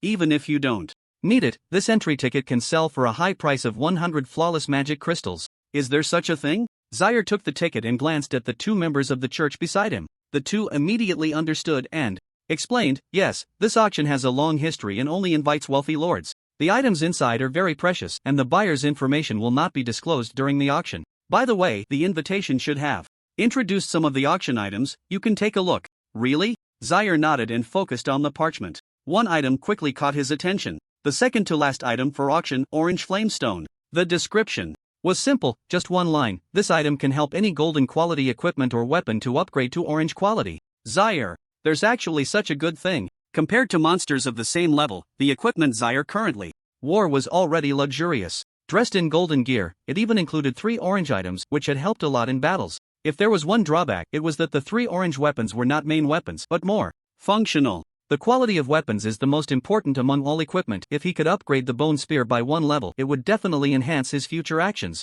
Just right, this purchase didn't cost much, so he decided to go take a look. After making up his mind, the 2 church members began to lead the way. In no time, a vast cave appeared before them. It had been transformed beautifully, with crystal pendants hanging from the ceiling, and many seats arranged around. Just as Zaire was about to find a spot with a better view to sit down, a waiter suddenly approached. "Hello, this area is only for distinguished guests. Please move to the lower section." Zaire frowned. What qualifies as distinguished? The waiter replied, "Our devouring cave has only one principle. The more money you have, the more distinguished you are. Please recognize your identity and do not make things difficult for us." "I see." Zaire silently took out his crystal card. "Is this powerful enough?" The waiter, "That's more than enough, sir. If you had mentioned this earlier." The waiter's face instantly broke into a smile. "We have a special area. Please follow me. You shouldn't be seated here." Under the waiter's guidance, Zaire quickly arrived at a small booth where he could overlook the entire area through the glass. The waiter continued, "This is the exclusive area for Black Card. I apologize, we do not have higher specification rooms prepared. To express our apologies, feel free to make any requests and we will do our utmost to meet your needs." Hearing this, Zaire raised an eyebrow. "All right, to be honest, I enjoy watching some acrobatics. Come over and perform the chest-breaking stone trick for me." The waiter, "Sure, it's my honor to serve you." Surprisingly, the waiter showed no hesitation. After calling someone to bring a large stone, he immediately began to perform for Zaire. Bang! With one strike, the waiter spat blood, yet still wore a service smile. "Sir, are you satisfied?" Zaire, "Goodness, they really stick to their principles. I appreciate your professionalism." There weren't many black card areas, only 4 people in total, and they were all seated now. This was a symbol of status, as well as financial power, and everyone began to size up their competitors. Soon, their gazes all settled on Zaire's booth. At this moment, the spacious room was already crowded, with nearly half of the waiters inside continuously performing various acrobatics. What the hell is this? Have the wealthy family's preferences become this bizarre now? Many of them were regulars at the auction, yet it was the first time they had encountered such a situation. As for Charles, he paid no attention to the gazes around him. He was focused on the performance art of the attendants. At 6 in the evening, the auction began. With a loud bang, a witch dressed in a flowing black robe slowly walked to the center. "Welcome everyone to the auction of the Devouring Abyss. Each of you possesses extraordinary strength, and I hope today's items will not disappoint you." She did not engage in further pleasantries. With a delicate lift of her hand, a crystal display platform silently rose from the ground beside her, and a bronze-colored forging hammer quietly floated above it. The first item for auction, the Star Iron Hammer. The witch announced, "The material comes from the core of a fallen star, naturally containing special energy that can greatly enhance the success rate of crafting golden quality equipment." The last user was a master-level forger. Starting bid, 300 flawless magic crystals. Hiss. Charles cast his gaze at the hammer. Clearly, this was something he would not be able to use, but someone in the territory could. The goblin blacksmith was still diligently working. Since entering the territory, this fellow had hardly taken a break, always using that broken hammer, struggling with every task. Buying this forging hammer as a reward for him would allow the goblin blacksmith to work more easily and increase his output efficiency. Killing 2 birds with 1 stone. Sigh. A considerate lord like me is truly rare. Not many monsters were interested in this hammer, and after several rounds of bidding, Charles successfully acquired it for 500 flawless magic crystals. As the witch continued to raise and lower her hammer, in the blink of an eye, 7 or 8 items had already passed. The items were good, but after some observation, they did not provide any substantial help to the territory, so Charles refrained from bidding. The witch slowly said, "Thank you all for your support. We are now nearing the end of the auction, with only 3 items left. I believe many lords have come specifically for these." The third item, Moonlight Water. Condensed from the resource point, Quiet Spring, it can only be harvested once every 50 years. After consumption, it will maintain a state of absolute clarity. Starting bid, 800 flawless magic crystals. Upon hearing this description, Charles frowned. Absolute clarity. This was a very targeted item, specifically prepared for monsters that struggled to maintain their rationality. He remembered that earlier, the little demon had difficulty staying clear-headed after hearing the call of bloodlines. This symptom would surely worsen. He had to buy it. The horned man was also very interested in this item and was the first to bid, 1,000 flawless magic crystals. Charles replied coolly, 2,000. The minimum increment was 200, and Charles jumped straight to 8 times the amount, directly raising the price, and causing many buyers to turn away. The horned man shifted his gaze, 2,200. Charles continued, 2,500. The horned man hesitated for a moment, snorted coldly, and chose not to raise the bid again. The witch smiled, then, congratulations to this gentleman for successfully winning the item. Next item, Orange Flame Stone. A rare treasure that can elevate golden equipment to orange quality. The witch's voice suddenly rose, and an incredibly pure orange gem appeared before everyone's eyes, its shimmering light nearly dyeing the entire auction hall orange-yellow. All eyes were drawn to it. Acquiring orange equipment was extremely difficult, usually achievable in only 2 ways. Either by miraculously finding it in some ruins or treasure chest, or by slowly collecting the necessary forging materials through blueprints, and even the blueprints themselves were scarce. It could be said that half of the attendees at this auction had come for this reason. The horned man was no exception. He urgently needed an orange weapon to enhance his strength in order to compete for certain positions within the family. It was a necessity. Starting bid, 5,000 flawless magic crystals. As the words fell, just as the horned man was about to speak, a voicely emerged. 10,000. Horned man? No way, buddy. Are you even human? The horned man looked towards the source of the voice, staring at Xiar, as if 1,000 alpacas were galloping through his mind. How can this be played like this? Did your money just blow in from the wind? For this auction, the horned man not only sold off several resource points in his territory but even borrowed a bit from other lords, gathering just over 10,000 flawless magic crystals. After bidding on a few items earlier, he was left with only 10,000. And now, this one bid shot straight up to the sky. He couldn't even raise the base price. At this moment, it wasn't just the horned man. The other buyers, who were prepared to take out their life savings for a gamble, including several other black card users, were all dumbfounded, casting bewildered glances. In his memory, this guy had also bid on some items. How could he still have so much money? The entire auction house fell into silence. Meanwhile, after announcing his bid, Xiar was thoroughly enjoying himself, lounging in his chair and watching the attendants' acrobatic performances. If the Dark Skeleton's collection of grievances didn't have the premise of death, then this moment should have filled it up again. There was no way around it. Xiar didn't want to be so high profile. Following the normal process, the value of this orange flame stone should be around 10,000, but he just wanted to speed things up and not waste time. Sigh, is this the dull and tedious daily life of the rich? Being supported by a wealthy woman feels so good. On the other side, the horned man's eyes were already bloodshot. He called over his subordinate, quietly instructed a few words while pointing at Xiar's position, and finally declared loudly, 11,000. Although he didn't have that much magic crystal on him, the horned man could use his credibility to mortgage some of his territory's assets later. He had to get this item. Oh, there really is a rich buddy. Seeing this, Xiar was just about to raise his bid when suddenly a knocking sound interrupted. Knock knock. Turning his head, a magical creature walked in, wearing a fawning smile. Hello, sir, I'm here to speak on behalf of our lord. That guy with the horns? Yes. The magical creature continued. This item is very important to our lord. Please do us a favor and don't raise the bid anymore. How about we become friends? Our lord is a member of the dragon family. You should know what that means. Xiar replied. Simply and directly, get lost. After saying that, he immediately raised his bid, 12,000. Magical creature. Horned man. Alright.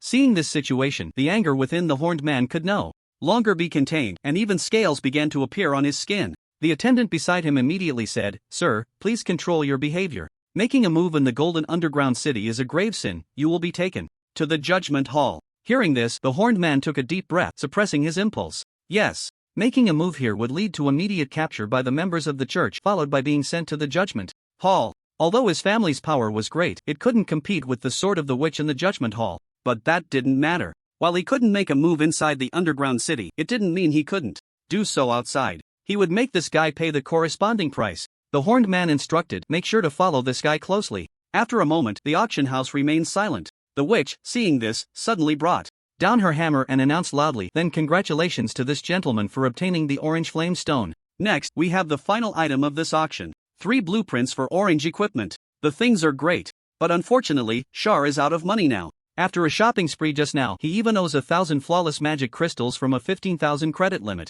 Luckily, he still has a bit of cash on him. One can only say that the greedy witch is too despicable, intentionally offering such a large credit limit to lure him into extravagant spending, gradually falling into the vortex of overconsumption. Fortunately, I, Xiar, have a strong will. After leaving a bit of magic crystals as a tip for the acrobatics troupe, Xiar turned and left the auction house, settling the payment backstage. The items are in hand. Xiar quickly found the 2 members of the church. waiting outside and said, "From now on, you will follow me in secret, do not expose yourselves." The two members looked a bit confused. "What do you mean? Is there someone daring enough to rob us? Lord Shar, tell us who it is. No matter which territory or family they come from, our greedy church will definitely take care of them immediately." A smile appeared at the corner of Shar's mouth. "What robbery? They are clearly here to deliver things to me, okay? Just listen to me, you stay hidden and follow me." After giving this instruction, Shar did not rush to leave but continued to wander around the underground city. From the anger displayed by the horned man, it was clear that this guy was going to block him. To this, Shar was not angry, on the contrary, he was very happy. It was time to use that forbidden ultimate skill, Celestial Jump. After a while, the bidding for the last item also came to an end, ultimately won by the horned man for 10,000 flawless magic crystals. After paying and collecting the items, his subordinate quickly approached him. "My lord." The horned man frowned. "Didn't I tell you to follow that guy? Where is he?" The subordinate explained. "That person didn't leave the underground city after it ended, he's still wandering around." Upon hearing this, a smile appeared at the corner of the horned man's mouth. He dares to keep spending even when death is imminent. Truly foolish. Soon, under the guidance of his subordinate, the horned man found his target and the two began to lurk. The other party did not notice this situation, spending a bit in a shop and slowly left the underground city from the cave entrance, walking further away. After ensuring they were at a distance from the underground city and that the guards wouldn't notice, the smile on the horned man's face gradually turned sinister. "Let's go. Now is the time to act." He no longer hid, his figure like a ghost, instantly appearing in front of Shar. "Are you really planning to just take the items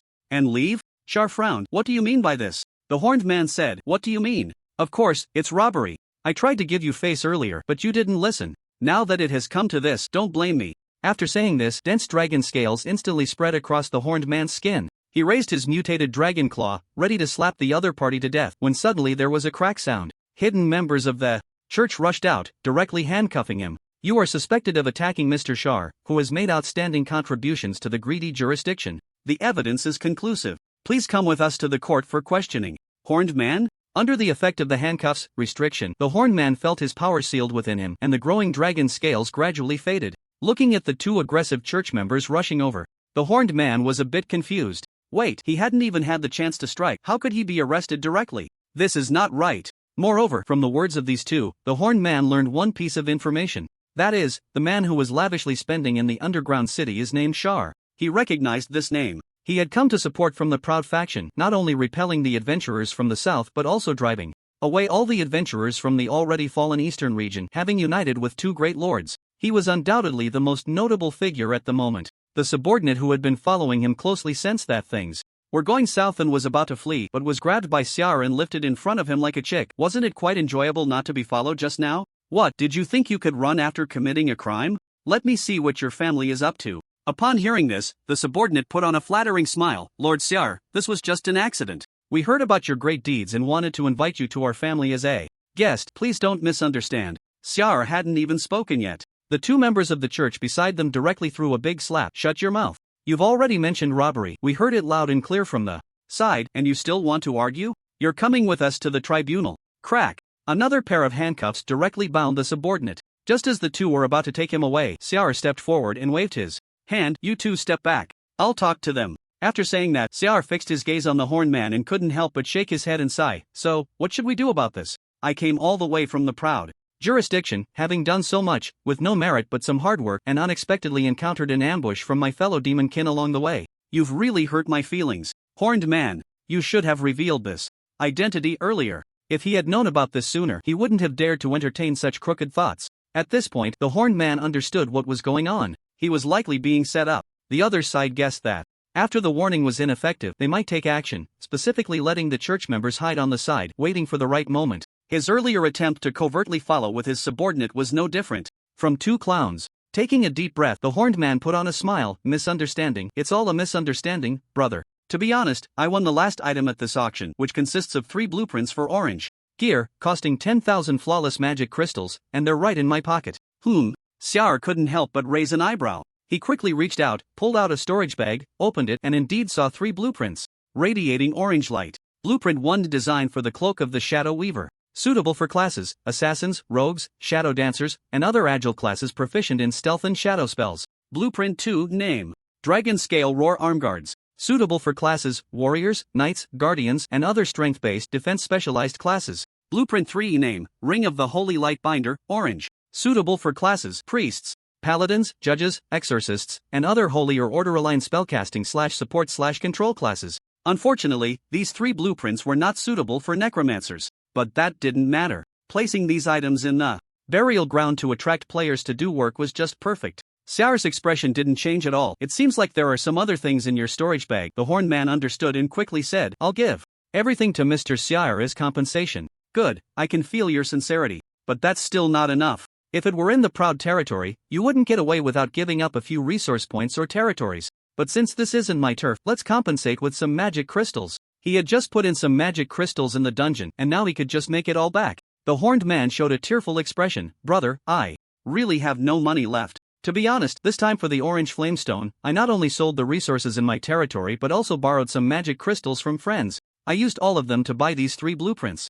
Just now. Xiar frowned. No magic crystals? Then who's going to make up for the nutrients I'm missing? After surveying the other person, Xiar seemed to discover something. Your equipment looks pretty good. Antler. Man. Bro. Spare me, I really made a mistake. I can't lose this gear. Upon hearing this, Xiar frowned. If you can't lose your gear, does that mean you can lose your life? If someone is rushing to their death, then there's nothing I can do. Just like that. Under the threat of the tribunal, Antlerman looked tragically at the gear he had painstakingly crafted being taken away. Of course, his subordinate was not spared either. Everything valuable was looted clean, and the master and servant had become broke. Xiar waved to the 2 members of the church. You can come over. Considering their good attitude and admitting their mistakes, there's no need to send them to the tribunal, but while the death penalty can be avoided, the living punishment is hard to escape. Let's send them to the front line at the Wall of Sighs. Antler man/subordinate. No. Back. In the Greed Church, Phyllis and the members had gathered together, silently waiting for Xiar. The time for separation had come. After so many days together, they had been captivated by each other's charisma and felt very reluctant to part. Phyllis spoke up. Lord Xiar, why don't you stay a few more days? I can take you to explore other places? No, Xiar shook his head. I have some matters to attend to over there. Let's talk next time.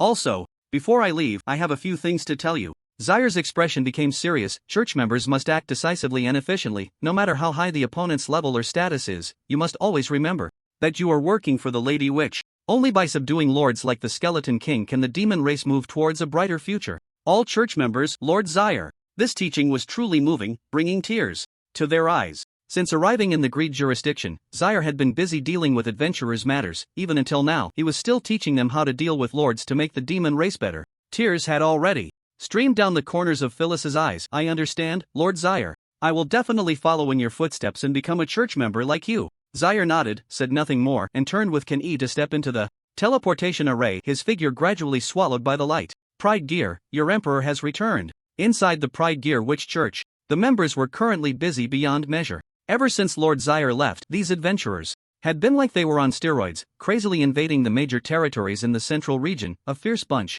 Even though the church members were united, they still felt overwhelmed by the notifications coming from all directions. Lord Xiar, if you don't come back soon, this home will fall apart. Just as someone was praying in their heart, the teleportation magic array suddenly flashed with a blinding light. 2 familiar figures stepped out. It was Xiar and Ken-E. Lord Xiar.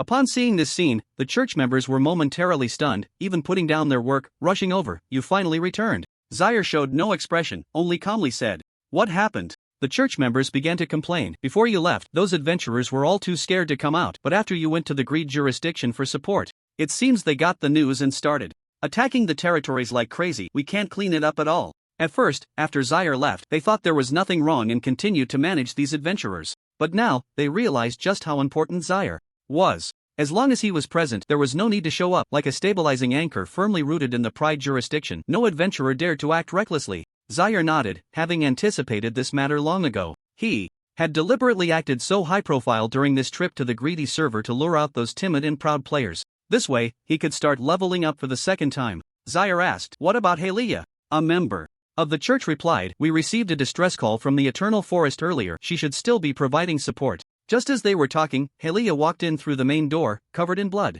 She paused slightly upon seeing Xiar. You're back? Xiar nodded, frowning at the wounds on her body. What happened to you? Halia replied, I was injured while supporting the Eternal Forest. It's nothing to worry about. She continued, right now, the situation in the central region is dire. The Blood Clan has suffered the most losses, having already lost over a dozen territories. It's currently the area with the most intense attacks from adventurers. Next is the Eternal Forest, where there are too many rare resource points, attracting many adventurers, but it hasn't affected the burial ground area. The Shadow Realm and Iron Barrier are also not looking good. As for the Chaotic Wasteland, the situation has actually improved. Zaire. With that said, he understood the current situation. The Blood Clan could be ignored, they needed to support the Eternal Forest first. With that thought, Zaire patted Kenyi's shoulder, a smile appearing on his lips. Brother, I was going to let you rest in the territory, but I didn't expect the situation to be so urgent. Come with me for a trip. Kenyi. Eternal Forest, Holy Light Ruins territory. The massive treetops formed a green dome, tightly covering the sky, with only a few rays of soft golden light filtering through the layers of leaves.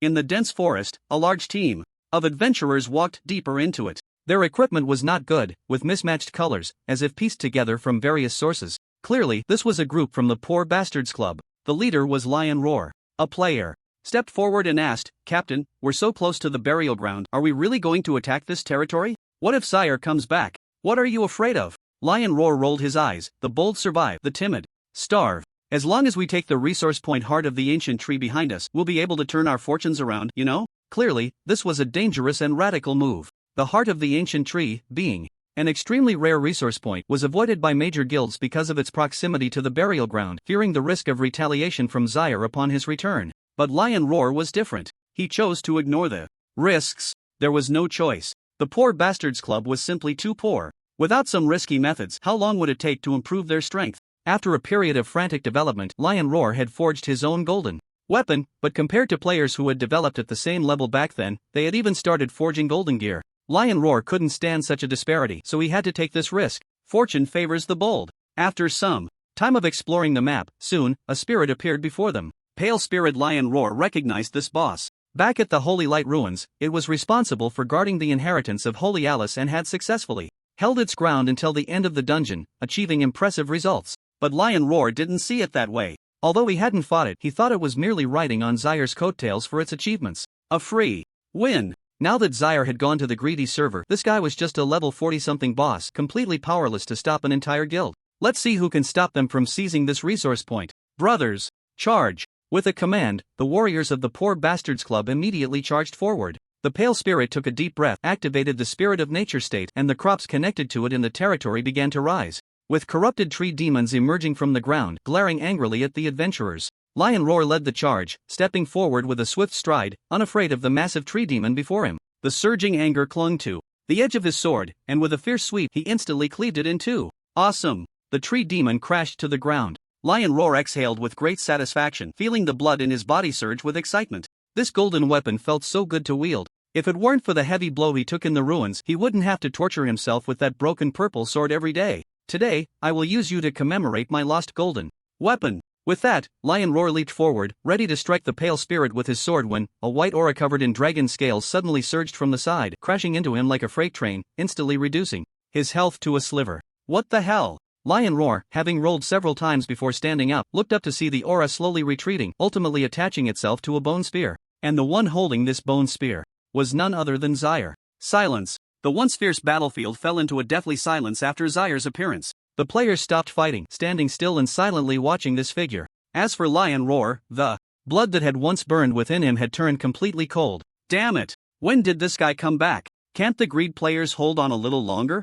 Lion Roar was now on the verge of tears. He had originally planned to seize this opportunity for a windfall, but instead of even seeing the heart of the ancient tree, he was suddenly struck by this misfortune. The worst part was that from that aura just now, it was clear that this guy seemed to have gotten even stronger after visiting the greed realm. How is this even fair? Indeed, as Lion Roar suspected, on his way to this place, Zaire had already infused the orange flamestone into the bone spear, successfully upgrading it to orange quality. The white aura attached to the bone spear was the new effect after the upgrade. The soul of the corrupted dragon, bone spear was made from the bones of a dead corrupted dragon, and after leveling up, the residual aura within it was completely released, currently in a juvenile state. Zaire was also quite surprised by this. It was like raising a little pet. Seeing Zaire approach, the Pale Spirit was equally surprised. Zaire, how did you get here? Zaire replied, I just returned to the church from the Greed Realm and heard someone mention the Eternal Forest, so I rushed over. Let's catch up later. I need to deal with this group of adventurers. First, magic flowed into the runes.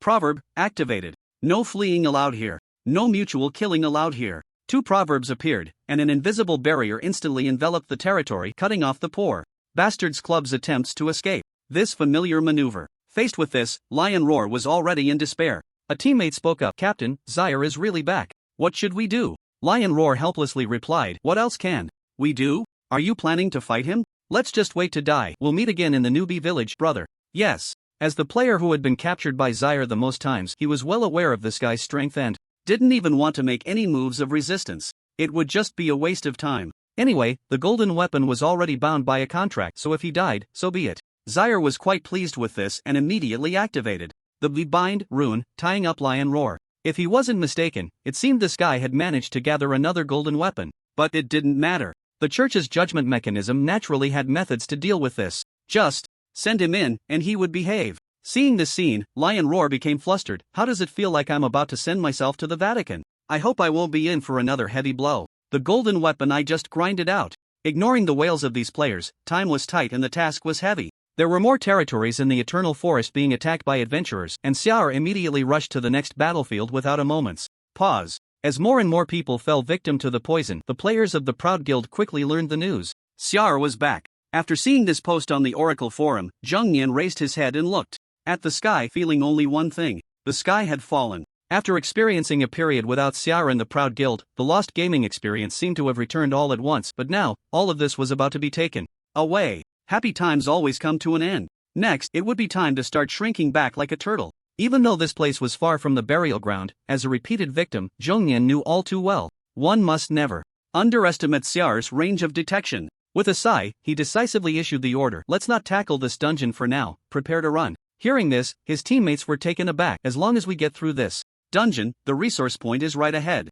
Zheng Nian rolled his eyes. You should take a look at the Oracle Forum. Xiar is already back. In just this short time, at least 3 or 4 guild members have been completely captured in the Eternal Forest. Teammate, brothers, retreat. The Libra Guild withdrew, but many other guilds still firmly chose to continue the dungeon. They had suppressed themselves for too long, and after tasting the sweetness of the territory, they were unwilling to let go. They wanted to take a gamble. These guilds had chosen positions either in the Blood Clan or in the Shadow Realm and Iron Barrier, all of which were quite far from the burial ground and the Eternal Forest. They hoped Xiar wouldn't come looking for trouble. Meanwhile, inside the Witch's Vatican, the members were leisurely sitting inside, casually handling the information coming from the territory, no longer in the initial panic. Having a big brother feels good. The pressure was instantly relieved. After a while, a large undead soldier appeared at the door, carrying adventurers. The members of the Vatican immediately understood what had happened. It seemed that Lord Xiar had returned victorious. One member stepped forward and asked, Lord Xiar, did you resolve it so quickly?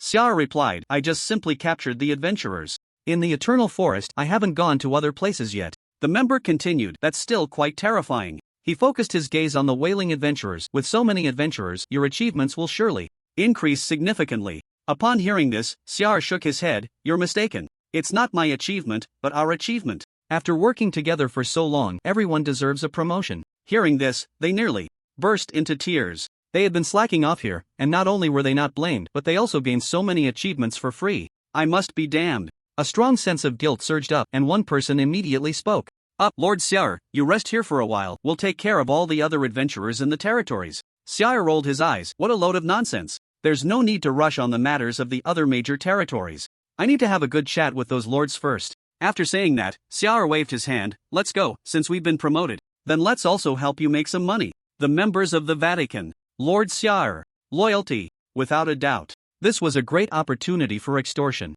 Under the fierce attacks of the adventurers, the major territories should be in dire straits now. If they wanted the Vatican's strong support, they naturally had to pay something. Although the means may have been a bit despicable, it was a necessary measure to maintain peace for the demon race. In no time, Zaire arrived at the Steel Fortress with several members of the church. Upon seeing Zaire, a dwarf attendant let out a sigh of relief and hurried over. Lord Zaire, you have finally returned. There are many adventurers invading the dwarf territory, plundering a large amount of rare ores, and the losses are severe. Please take action quickly. Hearing this, Zaire sighed. Your territory has suffered heavy losses, but what about us in the church? During this time, my subordinates have been dispatched to various territories for support, not only getting injured but also consuming a large amount of resources from the church. We're almost out of food. The dwarf attendant. After a moment of hesitation, he caught the underlying meaning. This seemed to be a request for money. The stingy bloodline within him stirred restlessly. The dwarf spoke up. Lord Zaire, this seems a bit inappropriate. We dwarves are currently in a lot of trouble. Zaire frowned. If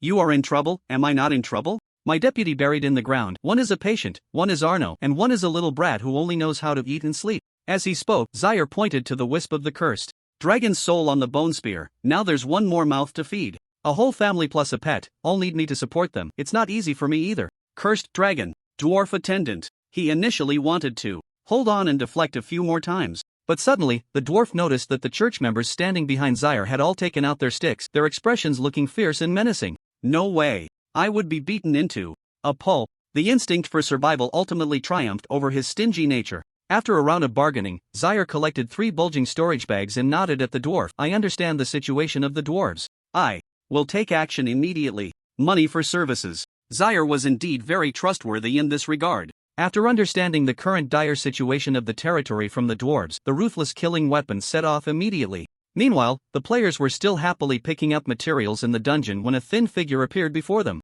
Thorn crown, cursed dragon bone spear. Boheo! That man has come. The all-in gamble was completely shattered. The cursed dragon's soul attached to the bone spear let out a roar, darting back and forth in the territory like a rampaging truck. Looks quite fierce and imposing. Why does this attack method seem so ridiculous? Seeing this scene, Zaire couldn't help but comment. It seemed that this soul form was still limiting the cursed dragon's performance. He needed to get this guy a body. Currently, the battle was still ongoing, and Zaire did not overthink the matter, planning to discuss it once he returned to the burial ground. Several white circles appeared beneath the player's feet. After multiple skill point upgrades, the range of the circles had expanded several times, to the point where even a roll couldn't escape the affected area. How the hell did it get this big? The embers of fire erupted from the ground, transforming into a towering pillar of fire, instantly turning the player's inside into ashes. Zaire gripped the bone spear, effortlessly piercing through the player's hard armor. It wasn't just the cursed dragon's special effect. After being upgraded to orange quality, the overall stats of the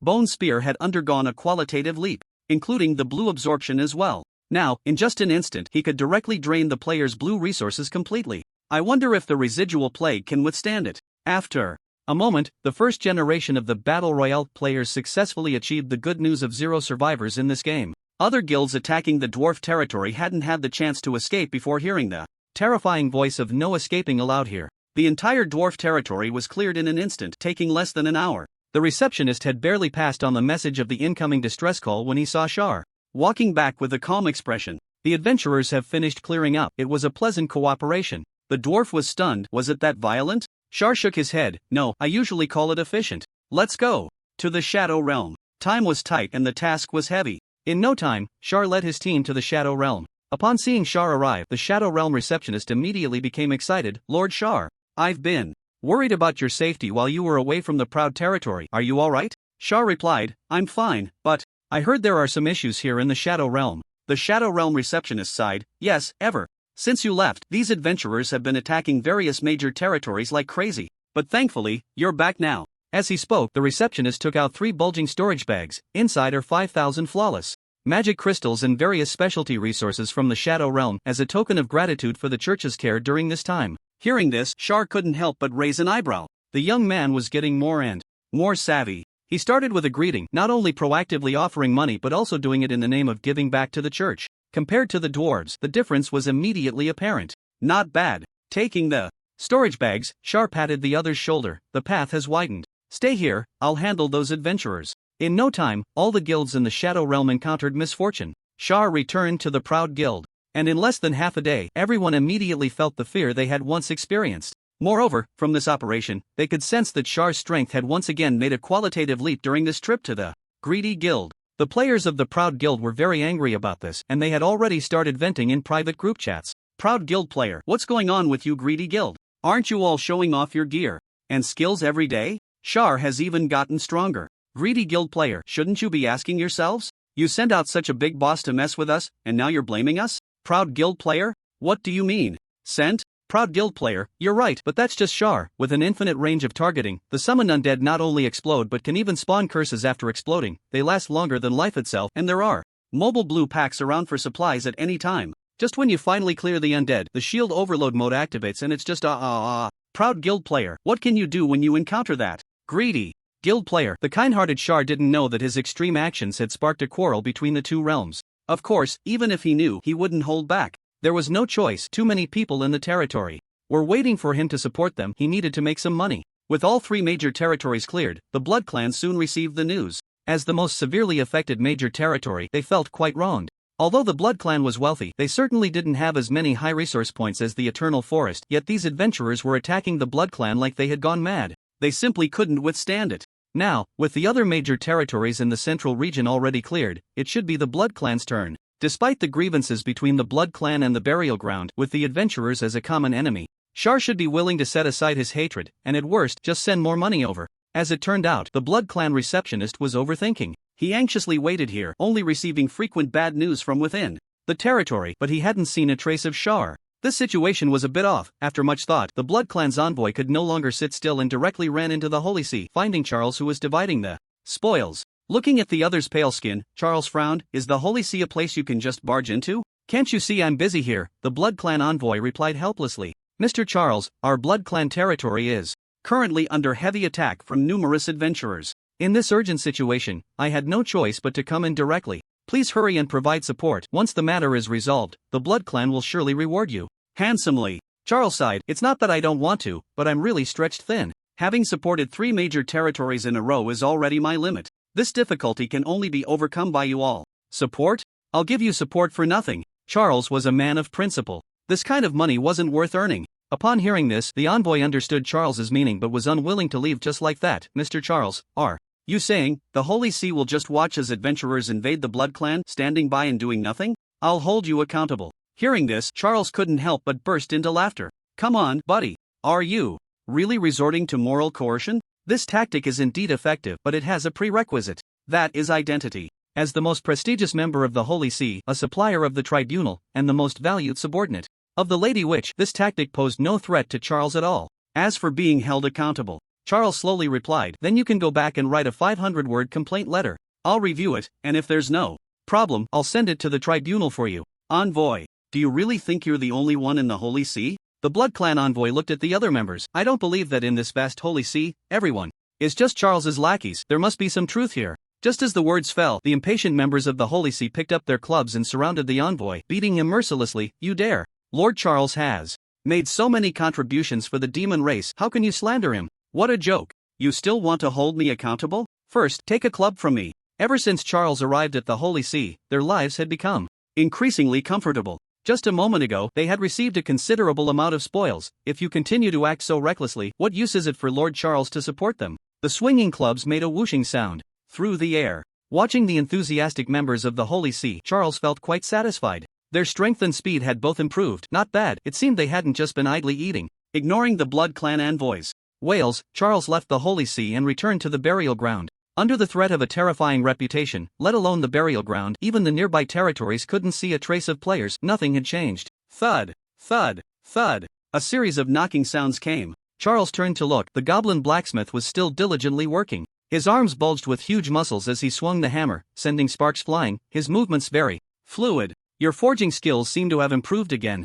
Upon hearing this voice, the goblin blacksmith reflexively froze, quickly raising his head to look at the familiar figure. Lord Charles, you're back? Charles nodded. Yes. The goblin blacksmith continued. There has indeed been progress, but I still struggle a bit with forging gold equipment. It's fine. The gap between gold and purple equipment is vast, even among the dwarves who make a living from forging. Only a very small number can achieve it. Charles wouldn't hold that against him. He said, you've worked hard in the territory during this time. Goblin blacksmith. No, wait. If it were any other lord saying this, the goblin blacksmith might feel very happy and appreciated, but if it were Char who said it, it would feel off. Could it be that he's in for a rough time? The goblin blacksmith trembled a bit. Lord Char, I've been working hard in the territory during this time. Please spare me. Char. Seeing the other party's reaction, Char fell silent. He considered himself a very friendly lord he didn't expect to come across as so oppressive in the eyes of his subordinates. These people really misunderstand themselves too deeply. Char patted the goblin's shoulder. You misunderstood. I'm not here to hold you accountable. I'm just genuinely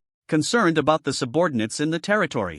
On this trip to the Greed jurisdiction, I bought quite a few things that would suit you. Upon hearing this, the goblin let out a sigh of relief and asked excitedly, what things? Char silently took out a forging hammer worth 500 flawless magic crystals. The last owner was a master blacksmith. I hope you can inherit the will of your predecessor and work well for the territory. Goblin. No. He thought it would be some extraordinary reward, but it turned out to be a forging hammer. Well, judging by the price, it does seem quite remarkable, but why is it related to work? The goblin picked up the hammer and forced a smile. Thank you, Lord Char, I will continue to work hard. Good luck. After patting the goblin's shoulder, Char immediately headed to the next assistant's residence, still thinking about the goblins. Smile. What a pure smile, it was clearly heartfelt. He must be incredibly happy, just too shy to show it. Sigh, he really is an understanding lord. After bidding farewell to the goblin, Char quickly made his way to the Iron Slave's residence. Before heading to the Greed jurisdiction, he always thought this guy's muscles were terrifying, like a little green giant. But upon meeting the Iron Slave's father, Iron Kuei, Char realized that naturally, he couldn't compare to advanced technology. When Iron Slave saw Char, he scratched his head. Lord Char, how is the situation in the Greed jurisdiction? Did you go to a place called the Sighing Wall? Although he had snuck away due to the unbearable stick education, he still had concerns in his heart. Char nodded. I went there, not only that, but I also ran into your father in the east. You can rest assured, I expelled the adventurers over there and allocated several high resource points in the area to your father. He's probably having a good laugh now.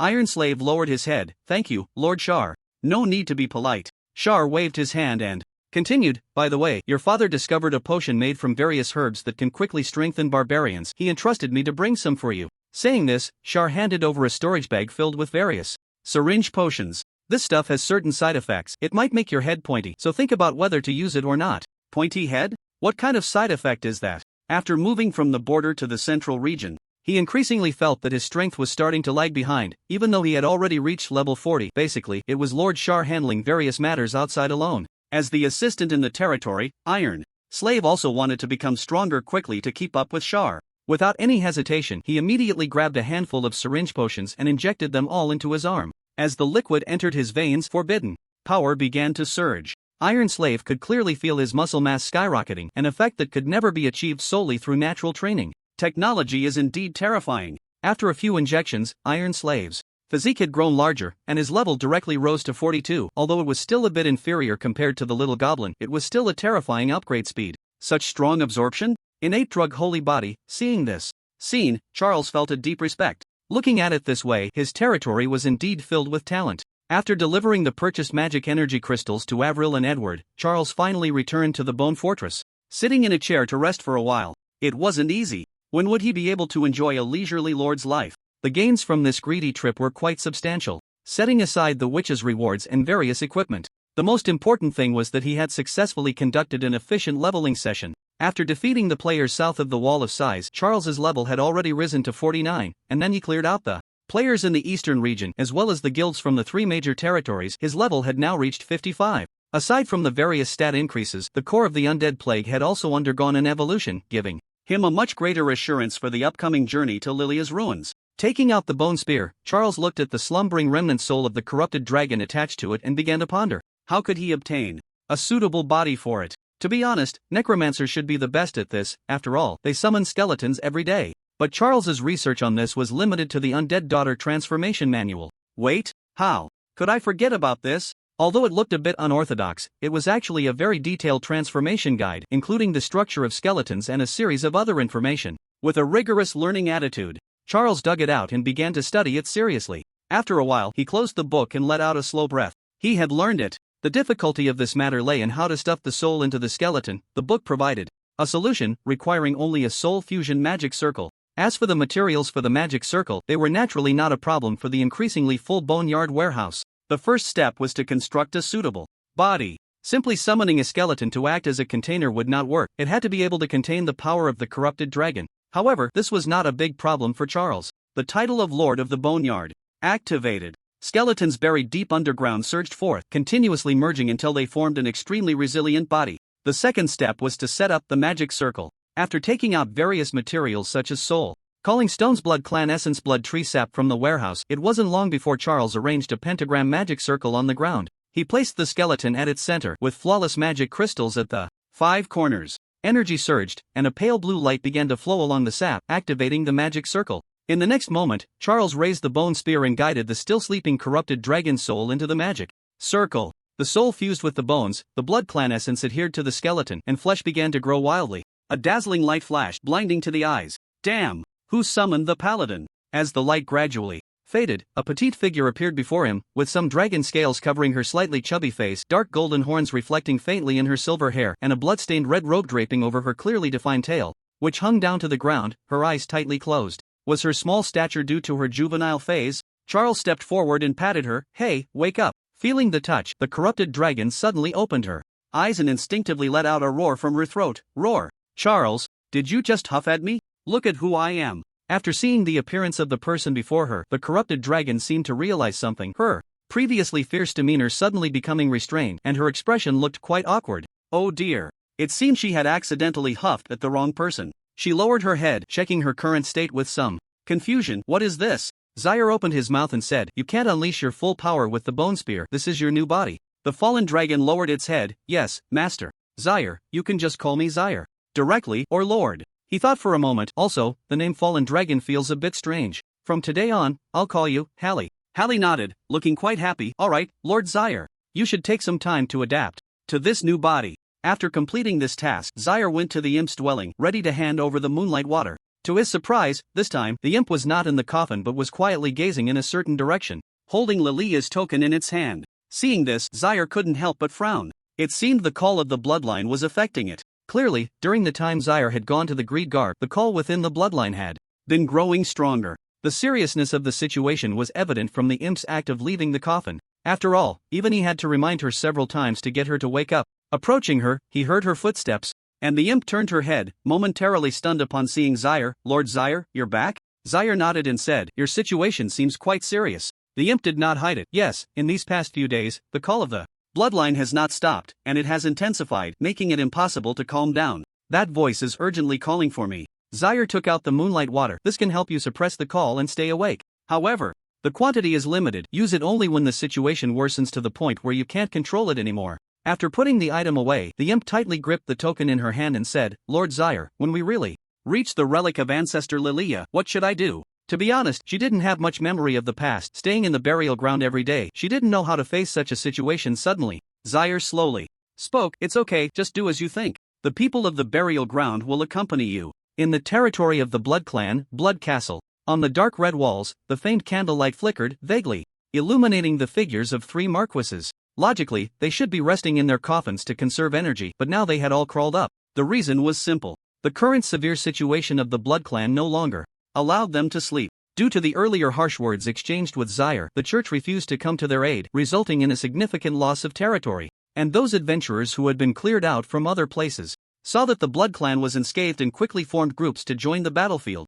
It was equivalent to the Blood Clan fighting against the entire proud jurisdiction of adventurers. If this continued, they would soon be fighting in Blood Castle. Even though this would consume a lot of the Blood Clan's strength, the few of them could only take action. One Marquis sighed, after we drive these adventurers back, there won't be much time left. If this goes on, we might be worn down by those old-timers from the Resurrection faction. Tissy spoke up, do you think the situation over there is any better? These starving adventurers won't spare any territory. The situation for the Resurrection faction should also be quite severe. I estimate they must have already started to activate their backup plans left on the imp. Before long, the relic of ancestor Lilia will open up to us. After calming the imp, Zaire arrived at the underground altar. This matter was urgent. The moonlight water could indeed suppress this effect, but it was only temporary. Under the call of the bloodline, the imp would eventually have to go to the relic of the Blood Clan's ancestor. Just as I returned from leveling up in the Greed server, I could handle this matter.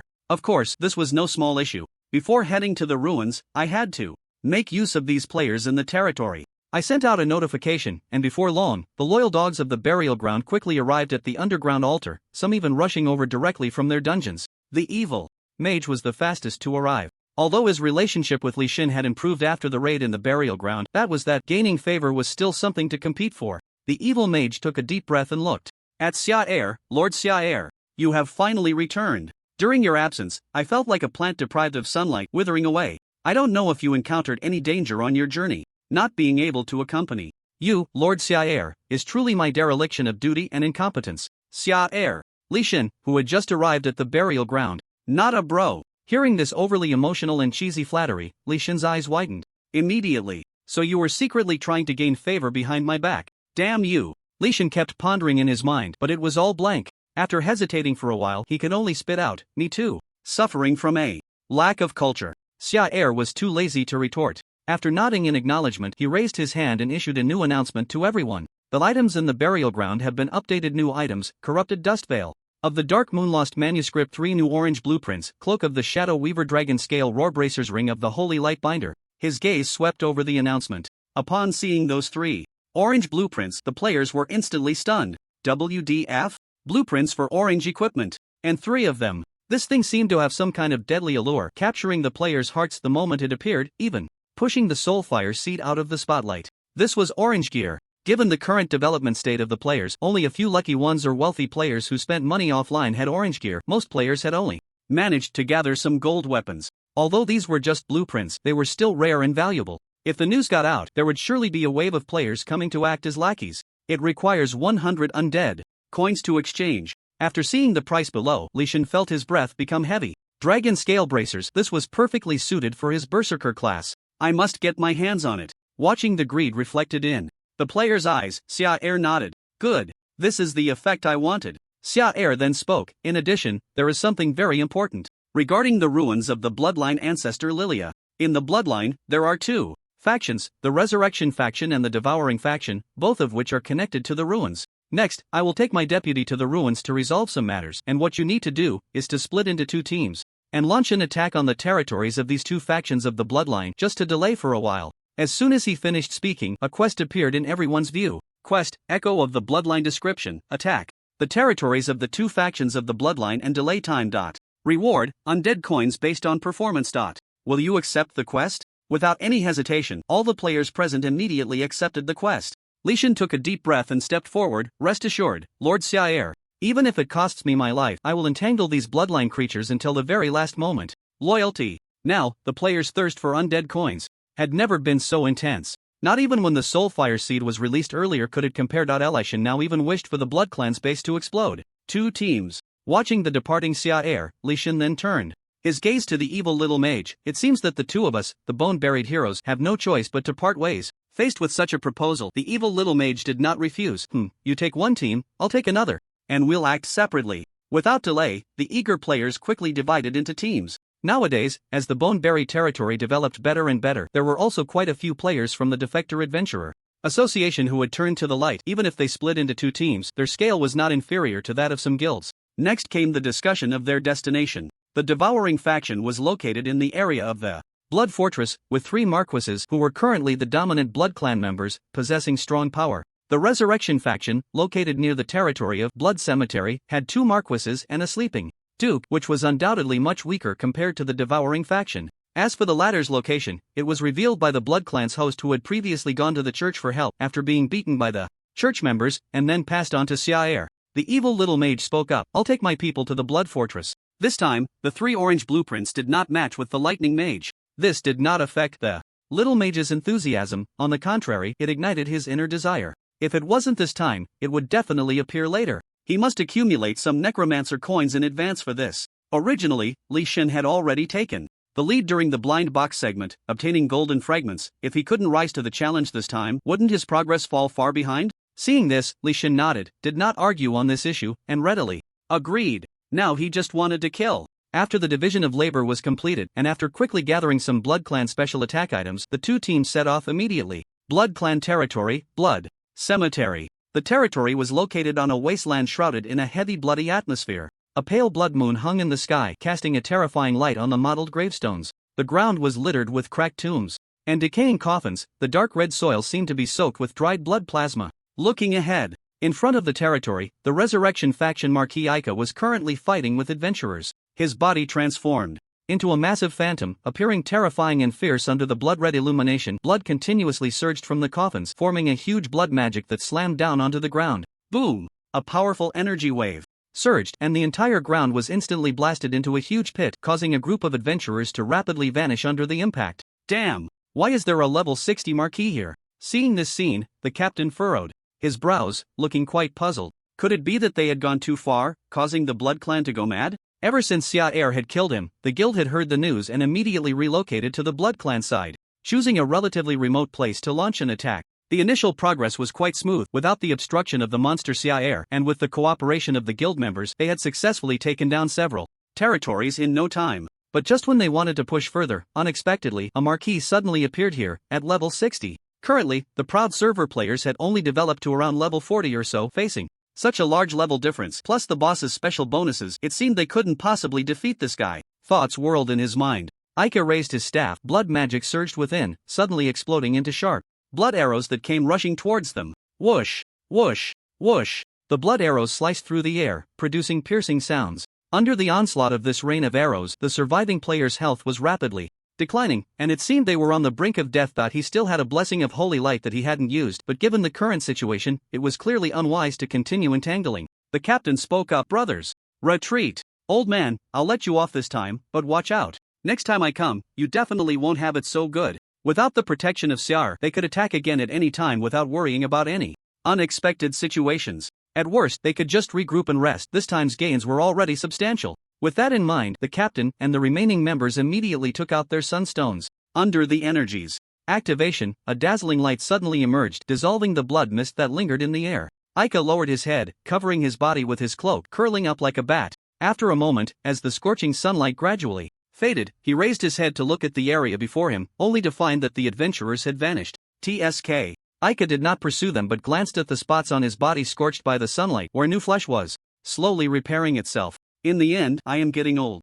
Returning to the blood grave, one by one, the Blood Clan members, resembling dried corpses, crawled out of their coffins, their gazes fixed on Aika. Mr. Aika, have those adventurers retreated? Aika nodded. Yes, but it won't be long before they return. However, you need not worry about that. Looking at these emaciated figures, Aika took a deep breath. I have used blood magic to summon the bloodline on the vessel, and soon, the relics of the ancestor will open. The day we have been waiting for is finally approaching. Upon hearing this, a glimmer of bloodlight burst forth from the hollow, lifeless pupils of these Blood Clan members. As members of the Resurrection faction, they should have long been dead, but for this matter, they had stubbornly lain in their coffins for countless years just to contribute their strength.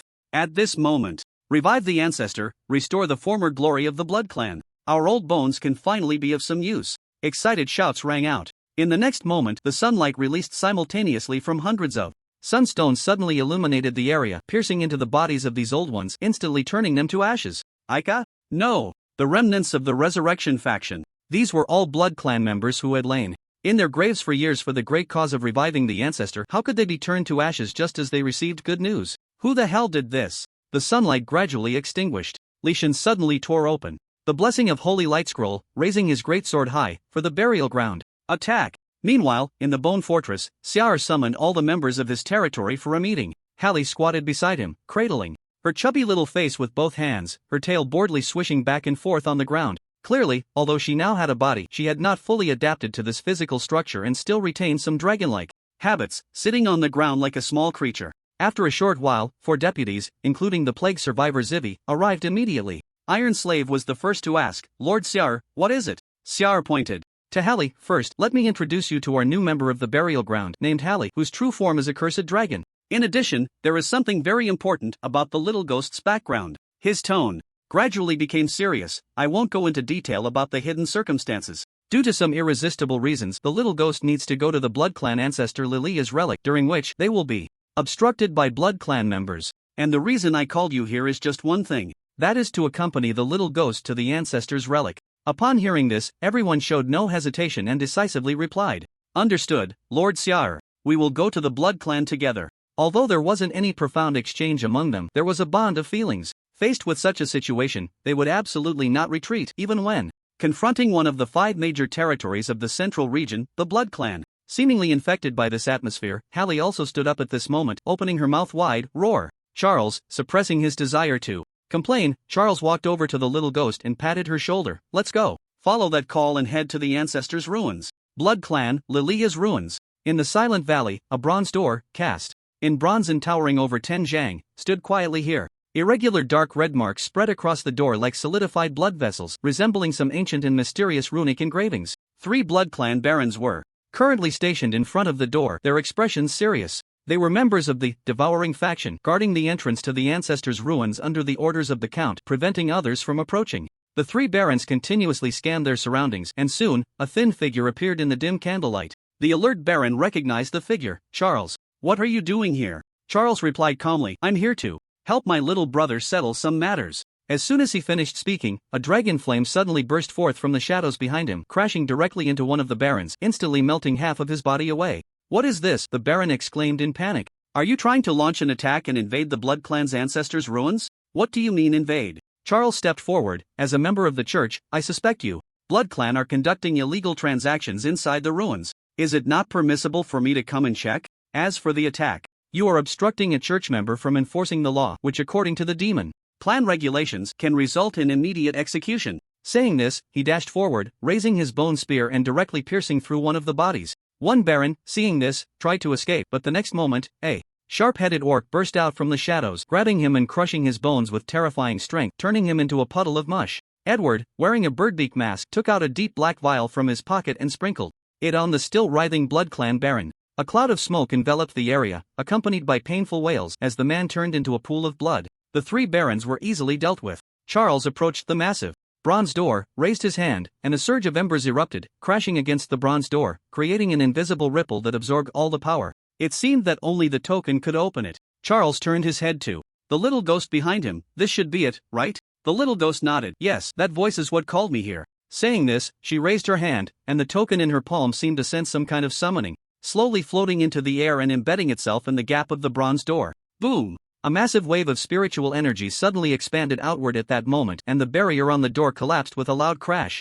Avril spoke up. Lord Charles, this wave of spiritual energy should be sensed by those Blood Clan. It's fine, we just need to be a step ahead of them. He pushed open the heavy bronze door. A rich scent of blood instantly surged into his nose, rushing straight to his brain. Unlike the simple smell of blood, upon catching this scent, a desire for slaughter and blood spread through his mind, as if a voice was inciting him to quickly kill his companions and drink the sweet blood. The other subordinates also sensed this anomaly. Avril furrowed her brows, and a halo enveloped everyone, causing the voice to gradually fade away. Avril explained, this is a type of energy that controls the mind, likely formed from the dissolution of Lilia's power after her death. Don't worry, I can handle this level. As a succubus, the mental aspect was her forte. Although she was usually responsible for managing the territory's finances, Avril had not been negligent. At this moment, Zivy also spoke up. Aside from this energy, there's a good chance that some special creatures have emerged from the ruins. If we charge in first, it's a bit like helping the Blood Clan set off a landmine. Hearing this, Shar revealed a slight smile. It's fine.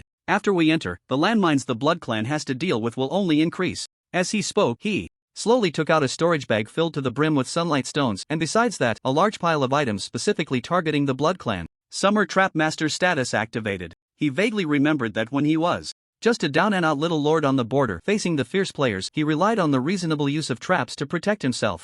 Although, as his strength grew, he rarely used this tactic anymore. But Shar had not lost his skill in this area, keeping true to his original intent. Let's start with an opening kill, then hollow out this area below and pour in some poison. Shar looked at Edward. Get some good stuff over here, the one you just used. Then set up some sunlight stones here and arrange for a few undead soldiers to lie in wait. This will have to do for now. After making some arrangements at the entrance, Shar clapped his hands. Let's go deeper. I want to see if the Blood Clan ancestor left anything interesting here. Around the Blood Fortress territory, 3 marquises were currently dealing with the adventurers. Logically speaking, given their full strength, they should have driven these adventurers away long ago. But for some reason, after repelling a large wave of adventurers, another group of reckless individuals came charging in, clinging to them as if they were not afraid of death. A pack of wild dogs. Since you want to die, I'll grant you your wish. Tissy took a deep breath, and dark red patterns suddenly lit up on her fair skin. She raised her hand and made a grasping motion towards the direction of the adventurers. The scarlet bloodlight entwined around her fingers suddenly extended and expanded, transforming into a massive, invisible claw made of thick blood plasma. Skill, Thunder Dragon. The evil little mage waved her staff, and electric light surged and intertwined, forming a ferocious thunder dragon that collided with the blood claw made of blood magic. Boom! The two cancelled each other out with a loud bang. Just as Tissy was about to continue her attack, a strange wave of energy entered her mind. Not just her, all Blood Clan members with even a slight concentration of bloodline power felt this wave. This is the ancestors' ruins being opened? A surge of anger gradually ignited in Tissy's chest. It's Shar. That guy took advantage of the Blood Clan being attacked by adventurers to sneak into the ruins with the little ghost. Quick! We must get there. Immediately. After receiving this news, the marquises had no desire to fight. Putting aside the treasures left in the ruins, if the Resurrection faction got there first, everything would be over. Compared to this matter, the adventurers invading the Blood Clan territory were nothing. Tissy did not launch another attack, turned around, and was about to leave. The next moment, dozens of lightning mages raised their staffs, the sky rumbled, and a dense barrage of lightning struck down, trapping everyone, including the 3 marquises, as if in a prison. Want to leave? The evil little mage shouted. You go hold off the other 2 marquises. The other Blood Clan members can be ignored, but we must not let these 3 leave. As soon as the words fell, the players' thirst for achievements ignited their hearts completely. They have now completely regarded themselves as part of this burial ground, even if it means death. They want to delay that moment. Let their levels drop. Once Lord Zyre resolves the matter of the ancestors' relics, the rewards will surely far exceed what they have given. Damn it! Seeing this scene, Tissy was completely stunned. Have these guys really gone mad? Although these adventurers are quite strong, they cannot possibly contend with 3 marquises. With the Thunder Prison trapping everyone inside, they themselves cannot escape. Don't do this. The crystals are about to be stolen. I really don't have time to mess around with you. In their anxiety, the marquises also became ruthless, exerting all their strength to activate their bloodline powers, and using blood magic to attack continuously. But it was utterly useless. These adventurers charged forward with swords raised, shouting loyalty and showing no fear whatsoever. Not just at the Blood Fortress. Over at the Blood Grave, the team led by Leysan was also launching a fierce assault against the resurrected Blood Clan. Fury Slash. A great sword imbued with holy light and rage slashed in from the side, cutting through the abdomen. Aika frowned, and a blood magic spell suddenly blasted forward. Leysan raised his sword to block, taking the hit head-on, his body pushed back by the impact, but he paused for only a moment before charging forward again. Every second delayed meant he was one step closer to the orange blueprint. Before heading to the relics, you must step over my corpse. Another Marquis crawled out of the coffin, joining Aika in battle, eager to quickly eliminate these adventurers. But they were just too good at stalling. Holy light blessing scrolls, sunstone, holy water, all sorts of insidious items kept appearing. The underworld was endless. In fact, from a certain perspective, the little ghosts entering the relics was a good thing, as it was part of the Resurrection faction's plan. The problem is that the power of the ancestor did not dissipate after death. Instead, it transformed into some special beings, existing within the relics. Under the effect of bloodthirst, they would attack any outsiders, and if the accompanying party was not strong enough, the little ghosts might not even reach the tomb and could be killed directly. We must speed up. Inside the ancestors' relics, Zyre casually thrust a spear, sending a twisted monster made of flesh and blood flying, instructing his deputy. These flesh and blood creatures were too annoying. After entering through the main door, these long-repressed monsters attacked them frantically. With so many of them, the cleanup was still ongoing. This greatly delayed the progress of treasure hunting. This won't do. Zyre raised his bone spear, and dense black mist instantly spread out, forming well-equipped undead. These were the undead knights he had previously cultivated with resentment. Ordinary undead could not handle these flesh and blood creatures, but the elite ones were different.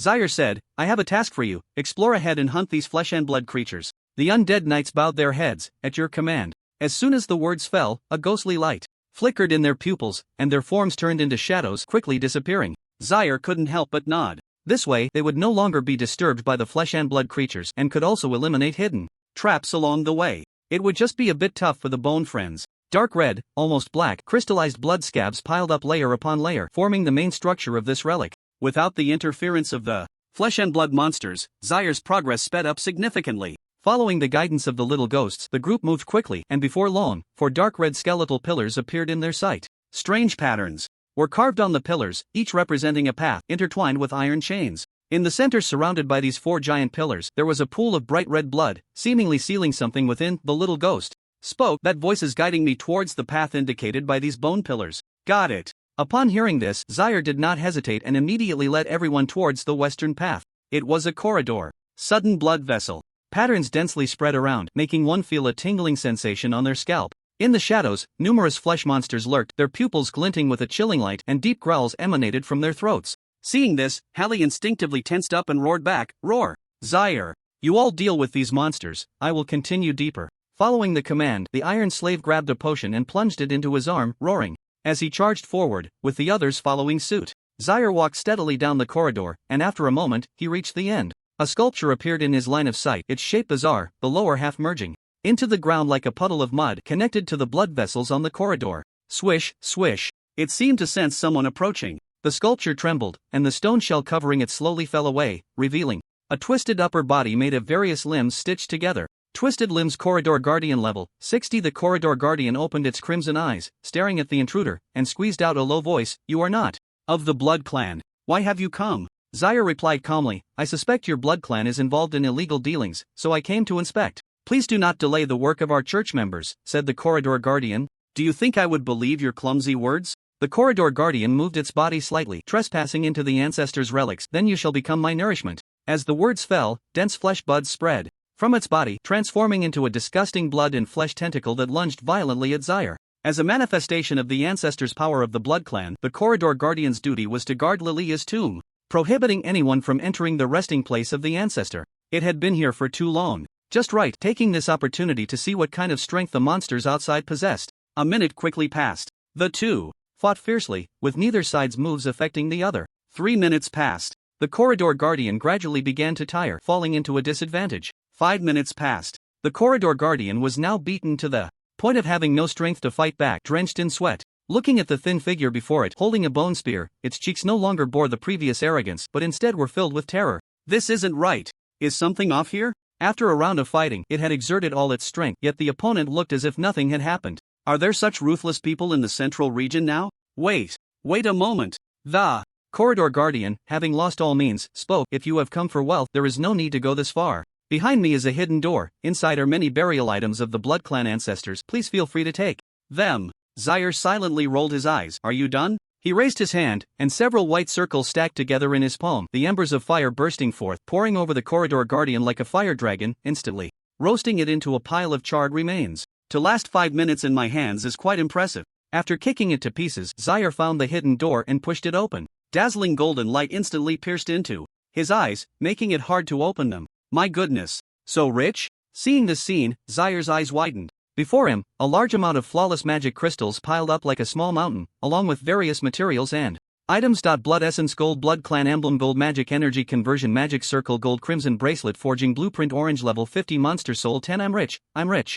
Without any hesitation, Charles immediately summoned a horde of undead soldiers, distributing a storage bag to each one, collecting all these items into his possession. That being said, the paths indicated by the other 3 bone pillars should also have treasures, right? Turning around, the members of the burial ground had finished off the flesh monsters and rushed over. As they lifted their heads, they saw that the Guardian had turned to ashes, and Lord Charles's eyes had turned blood red, filled with a craving for something. Iron Slave tugged at Avril's sleeve. Hey, what's going on with Lord Charles? He hasn't been tainted by the mental attacks inside the ruins, has he? Avril shook her head. No, the mental barrier I set up won't be breached. In my opinion, Lord Charles must be suffering from a greed attack. The truth was just as Avril said. Having already tasted a wave of sweetness, Charles felt a heat rising within him. Let's go. We need to hurry to the direction indicated by the next bone pillar. Meanwhile, at the bronze door of the ancestral ruins, Tissy and 2 marquises, along with the members of the devouring faction, had already arrived. Although those adventurers were troublesome, the gap in strength was evident, and they didn't delay for long.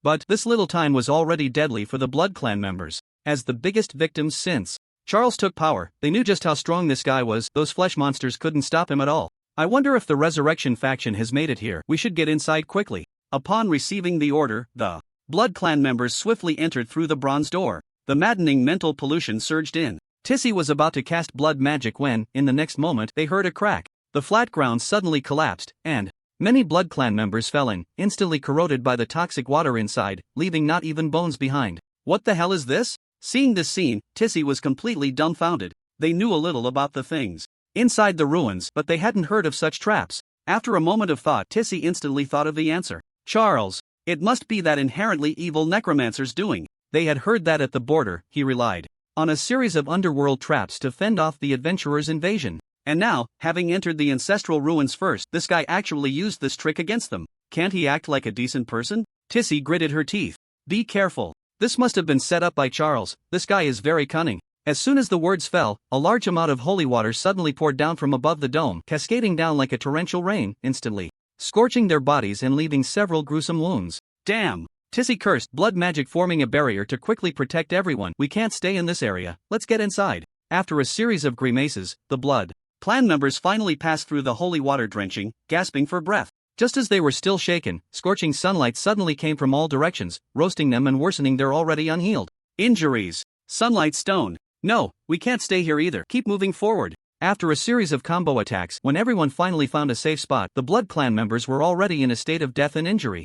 They hadn't even seen Charles yet and were already severely weakened. Can it get any more sinister than this? Tissy, being a marquise, was fine. Her bloodline power was strong enough to slowly mend her injuries. But the other members had no way to do so. Every trap was deliberately set up specifically for the Blood Clan. Now, Tissy finally understood the feelings of those adventurers back then. There really is no way out. It's no wonder that before the burial ground developed, no one dared to offend Charles. This is all accumulated reputation. Meanwhile, watching the resentment drifting in from afar, flooding into the dark skull, Charles was momentarily stunned but quickly reacted. It seemed that a member of the Blood Clan had come. Judging by the intensity of this resentment, the trap had worked quite well, not wasting his painstaking preparations. Seeing it had come to this, it was clear that the players in the burial ground had done their best. After the matter was settled, he would reward them one by one. At present, Charles had already defeated 3 guardians, and only one remained to break. The seal of the blood pool. After quickly looting the treasures inside, he led everyone swiftly along the path indicated by the 4th bone pillar.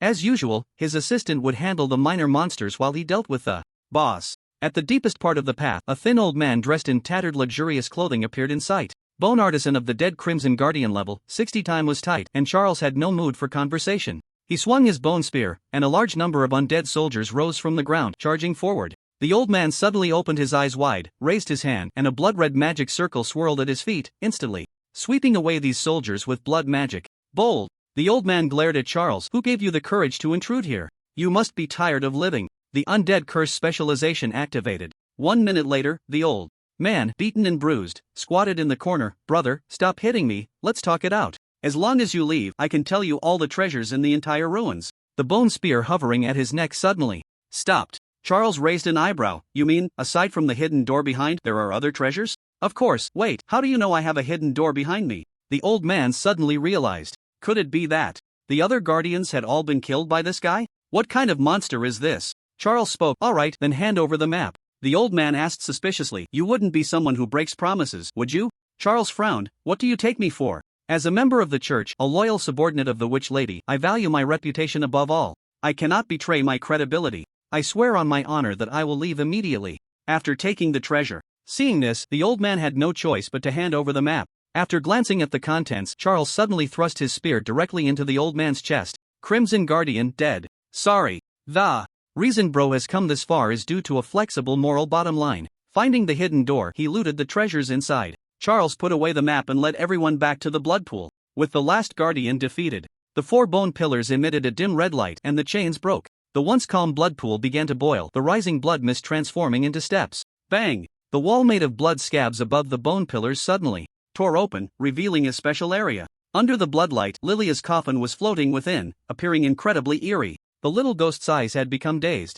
Her body unconsciously moved upward, but Charles suddenly grabbed her. Wake up! Hearing this call, the little ghost regained some clarity and softly said, Lord Charles, this is the source of that voice. Now, she wants me to go up and talk, and not to let anyone disturb.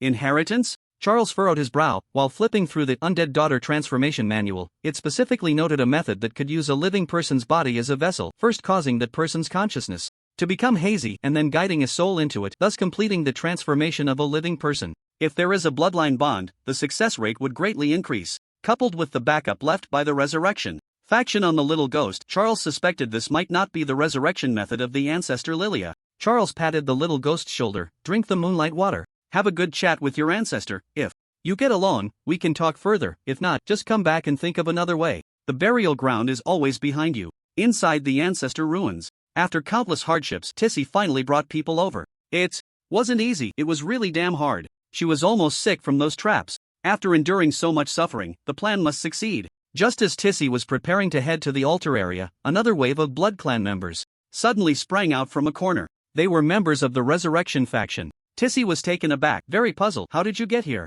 Ika coldly replied, this tomb was built by members of my Resurrection faction. Isn't it normal to know some secret passages? Tissy, damn. So I suffered all the hardships while you guys were fine. Ha. Ika scammed the members of the Devouring faction. Where's the vessel? Hand over the vessel now. Tissy spoke up. After you let the vessel escape, it has been in Charles's hands. This time, he also brought the little ghost to open the door first. I can't be bothered to argue with you. As soon as she finished speaking, she immediately rushed to the blood pool, and the members of the Resurrection faction hurriedly followed. There, the chains on the 4 bone pillars had been shattered, and the tomb of Ancestor Lilia had been opened. On the steps, the various deputies of the burial ground stood guard. Charles, like a king, stood at the top, wearing a crown of thorns and holding a bone spear, looking down at everyone. You finally made it. His tone turned cold. My deputy is talking with your ancestor. I hope no one comes to disturb. Who dares to take another step forward? Die. Charles's voice echoed in the tomb, carrying an undeniable sense of oppression. As one of the 5 territory managers in the central region, neither the Resurrection faction nor the Devouring faction's marquises had ever been threatened like this. But they indeed stopped in their tracks. The reason was simple.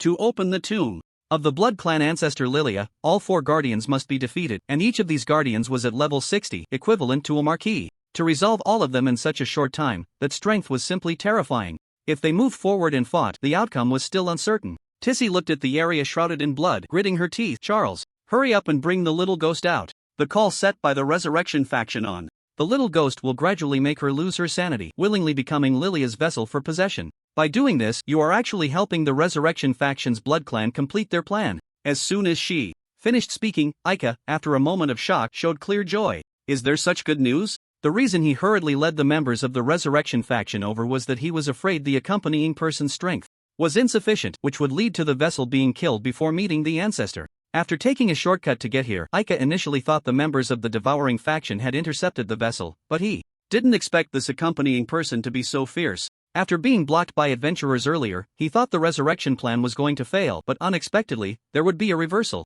Truly, heaven helps me, Charles calmly said. This matter is also recorded in the Undead Daughter Transformation Manual. Rest assured, I can't do things like helping others. At least during this conversation, the little ghost won't be disturbed by the call of the bloodline. Upon hearing this, Tissy's tightly furrowed brows relaxed. It seemed this guy had found some way to temporarily keep the little ghost awake. In that case, whether she would become Lilia's vessel was still uncertain. Hiss, wait a minute, this seems a bit off. If the little ghost were to accept the inheritance of the progenitor while awake, wouldn't that ruin the plans of the devourers? Tissy's expression immediately turned grim. Not just her, but beside her. After listening to Char's account, Aika's smile also gradually froze. The little ghost was merely a vessel. Only the progenitor Lilia could lead the blood clan back to greatness. Moreover, from the current situation, the little ghost had already completely become a member of the burial ground. At this rate, neither the devourers nor the resurrectionists would benefit. Only the burial ground would become the ultimate beneficiary. Tissy took a deep breath. Whether it's the devourers or the resurrectionists, this is an internal matter of our blood clan. Regardless of who succeeds between us, only the blood clan will benefit. We've been entangled for so long. If we let outsiders gain from this, wouldn't we be the clowns? Aika understood the meaning behind these words and nodded after a moment of contemplation. You're right. We must eliminate this guy first. A tremendous energy trembled. The blood aura that filled the ruin surged wildly towards them at that moment, and several blood magic spells suddenly blasted towards the stairs. I'll give you one chance. Hand over the little ghost now. Roar. Dragon flames erupted. Seeing the blood clan take the initiative to attack, the members of the burial ground held nothing back. Char, witnessing this, sneered, a pack of wild dogs, still unaware. Am I giving you the opportunity? The state of the undead catastrophe activated. A dense grey aura emanated from his chest, enveloping Char's entire body, igniting the flames of the underworld that symbolized death.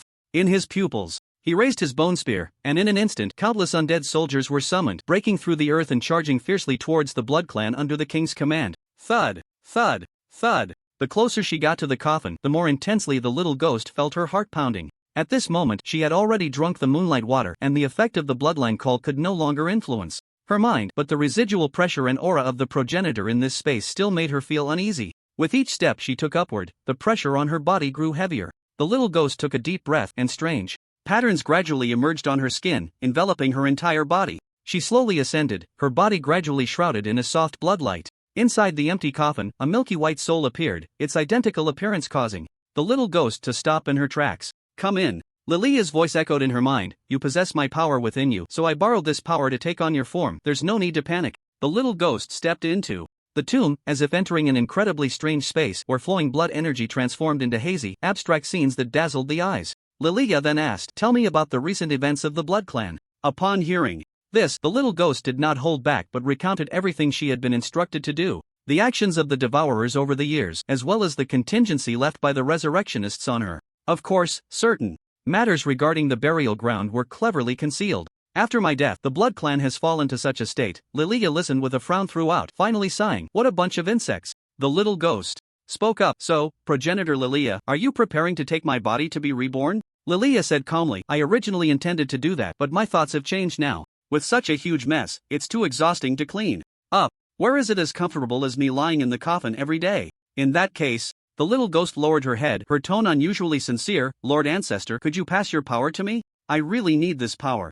Although the bloodlight shielded most of the outside noise, she could still feel the energy vibrations being transmitted. Because of her, Lord Char was confronting the entire blood clan. She wanted to do something. Hearing this, Lilia stared silently at the little ghost for a long time. I can pass my power to you, but this is not just power, it also represents some taboos. My death is related to this. Are you sure you can bear it? The little ghost nodded, her tone unusually firm. I can. For the burial ground. For Lord Char. She firmly believed she could endure it. Lilia said no more. Come into the coffin. Bang! A fist, bulging like a heavy cannon, smashed into a Blood Clan member, instantly piercing through him. Blood splattered. The Iron Slave roared, swiping his hand, sending the head flying away. Armored soldiers wielding curved blades surged in from all directions, engaging in a chaotic battle with the Blood Clan members. Tissy frowned tightly, the bloodline patterns emerging in her palm, forming a striking crimson magic circle. Intense blood energy surged within, transforming into blood. Arrows that rained down upon the undead soldiers, piercing them through.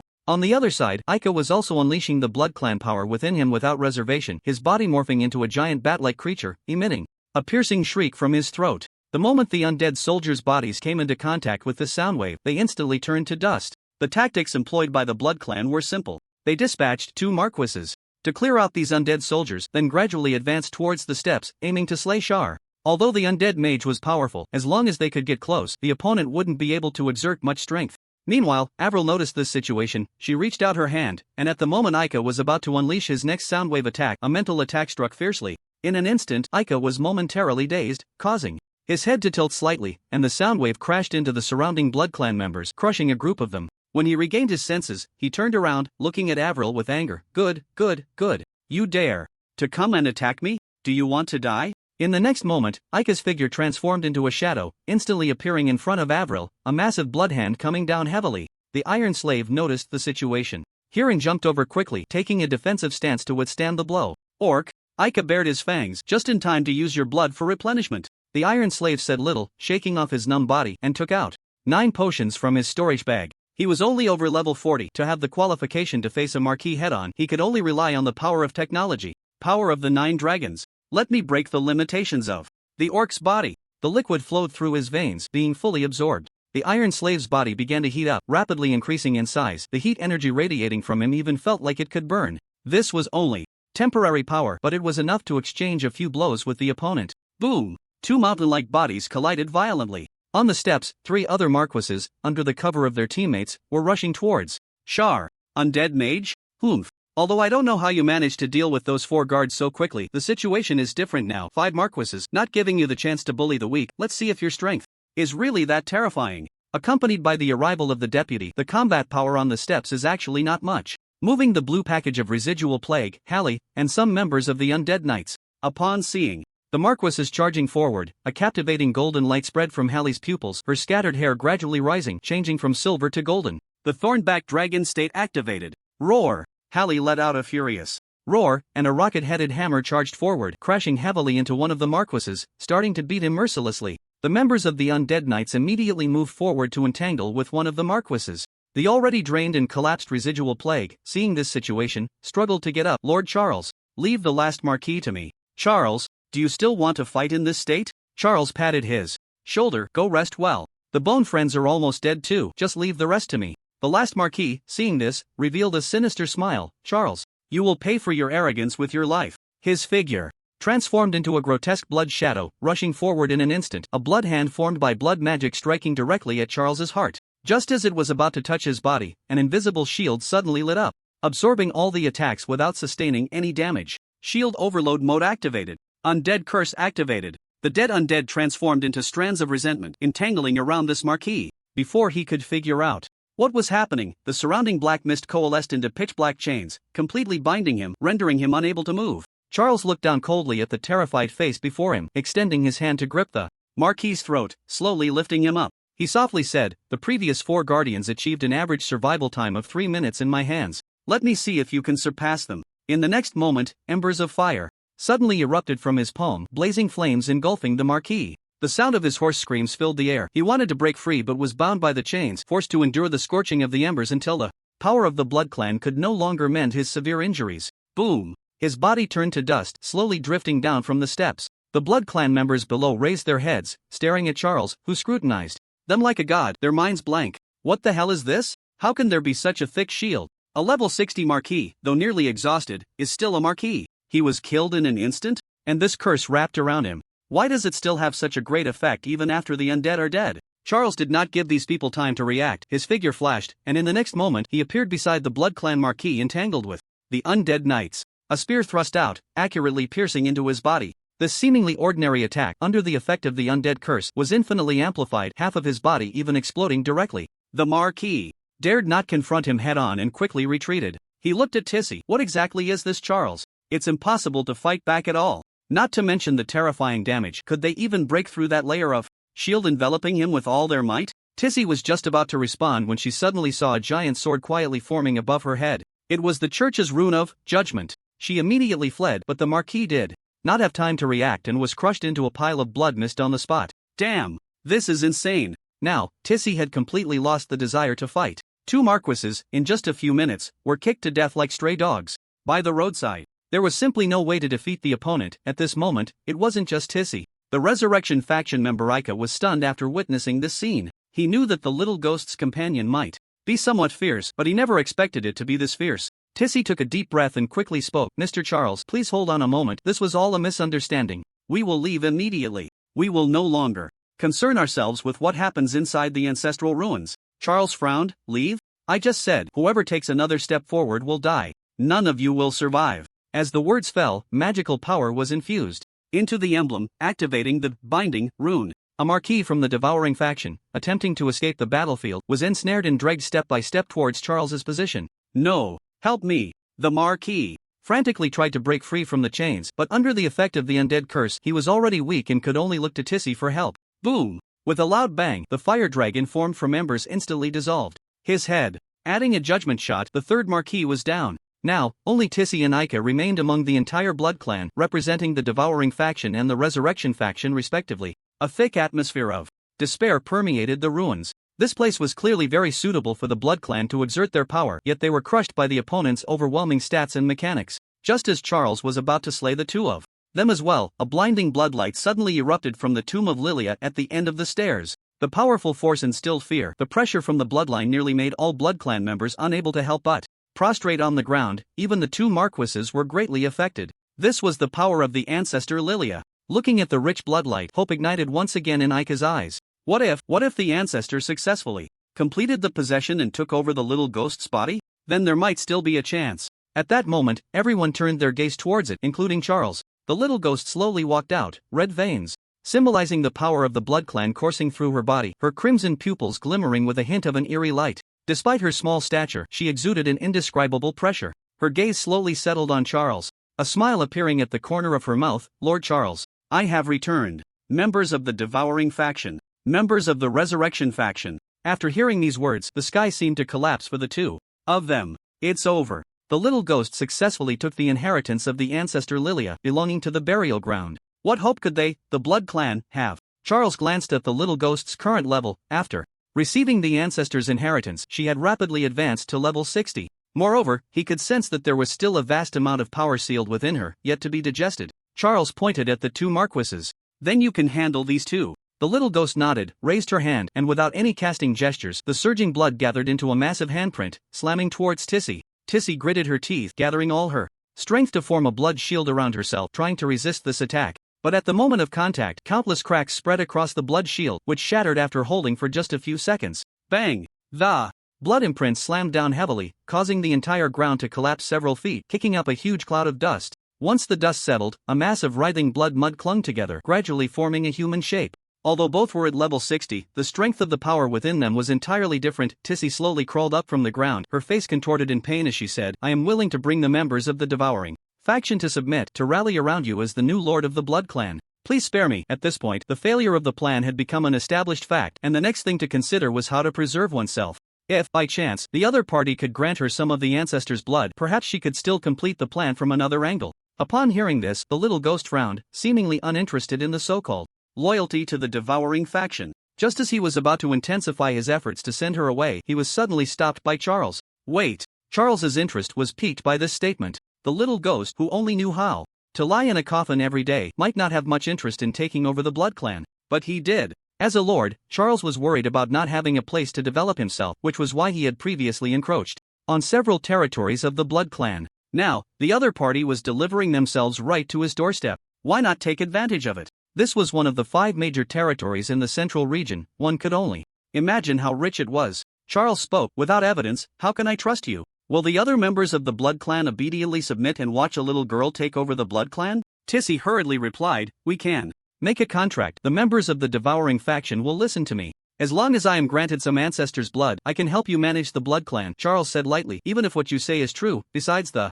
devouring faction, there are other members. I fear they won't comply." As he spoke, Charles's gaze slowly shifted to Aika. "Aika, submit." "Lord Charles, the members of the Resurrection faction are also willing to submit." Without any hesitation. When that cold gaze was fixed on him, Aika immediately chose to surrender. He could feel that if he delayed even a second longer, death awaited him. Aika continued, "My conditions are the same as the devouring factions, which is that I need a bit of ancestors' blood." After hearing this, Charles couldn't help but click his tongue in surprise. "I didn't expect you to have conditions too. My thoughts are a bit different. In my opinion, even if I were to kill both of you, those who should submit will still submit." As soon as he finished speaking, two massive white light circles appeared beneath their feet, and embers of fire began to rise and burn. In the previous battle, these two had been the most enthusiastic in clearing the undead, accumulating a significant number of curses on them. When the flames subsided, their flesh vanished, leaving only two piles of ashes. Charles slowly walked up to a Count, his eyes carrying a hint of murderous intent. "Do you think what I said makes sense,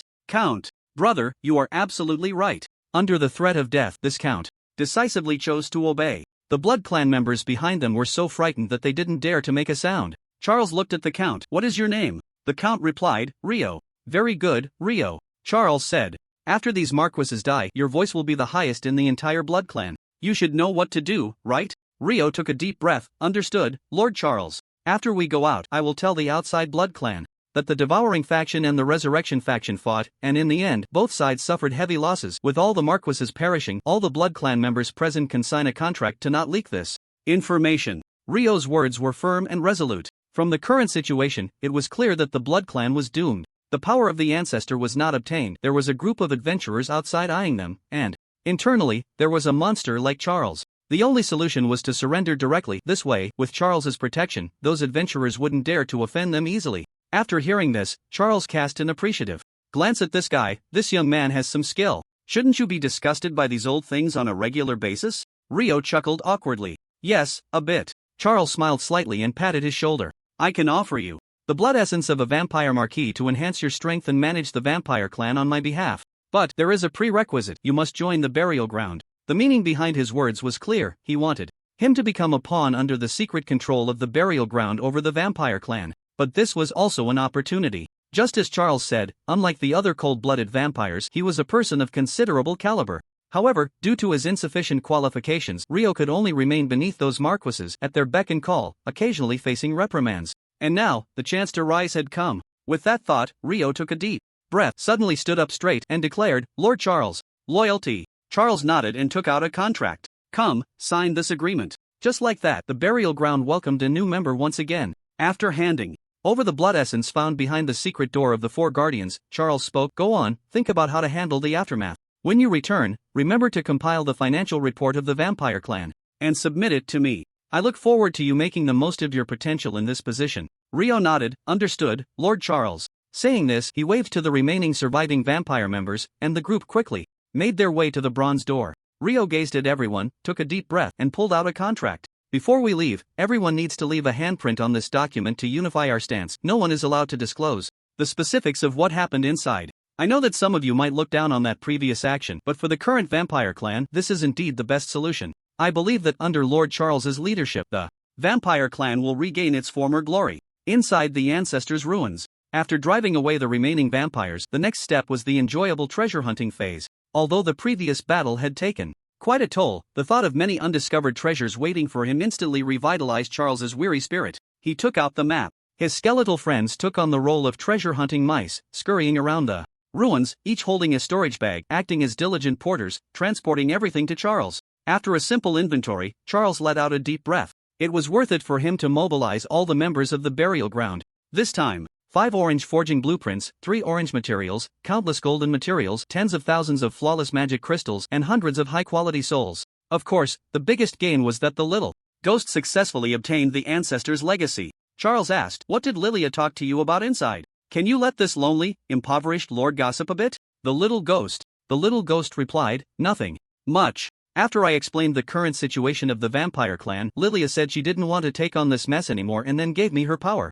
This power is immense. I can't fully accept it all at once and can only seal it within my body to digest slowly." Charles was somewhat puzzled. This power comes with no cost or demands? Did the old thing just casually spill out gold coins? The little ghost fell silent again. After a moment of Hesitation, she slowly said, the ancestor's power comes from a certain taboo, and her death was also caused by it. However, for some reasons, I cannot disclose this information. Charles, you've learned to be sly. The riddle techniques I taught you are being used on the main subject, aren't they? Hearing this, Charles did not inquire further and returned to the burial ground with his assistants. He was the first to arrive at the underground altar, taking out all the high-level souls harvested from this ruin and placing them beside the soulfire seed. Eat up, will you? I refuse to believe I can't fill you this time. As he sensed the souls, a pulling force emerged, absorbing all these souls. The flames burned fiercely, gradually melting the outer layer of crystal, the color shifting to a bright orange. The soulfire seed has evolved to a mature stage. A red light flashed before him. An orange soul fragment emerged, floating automatically in Xiar's palm.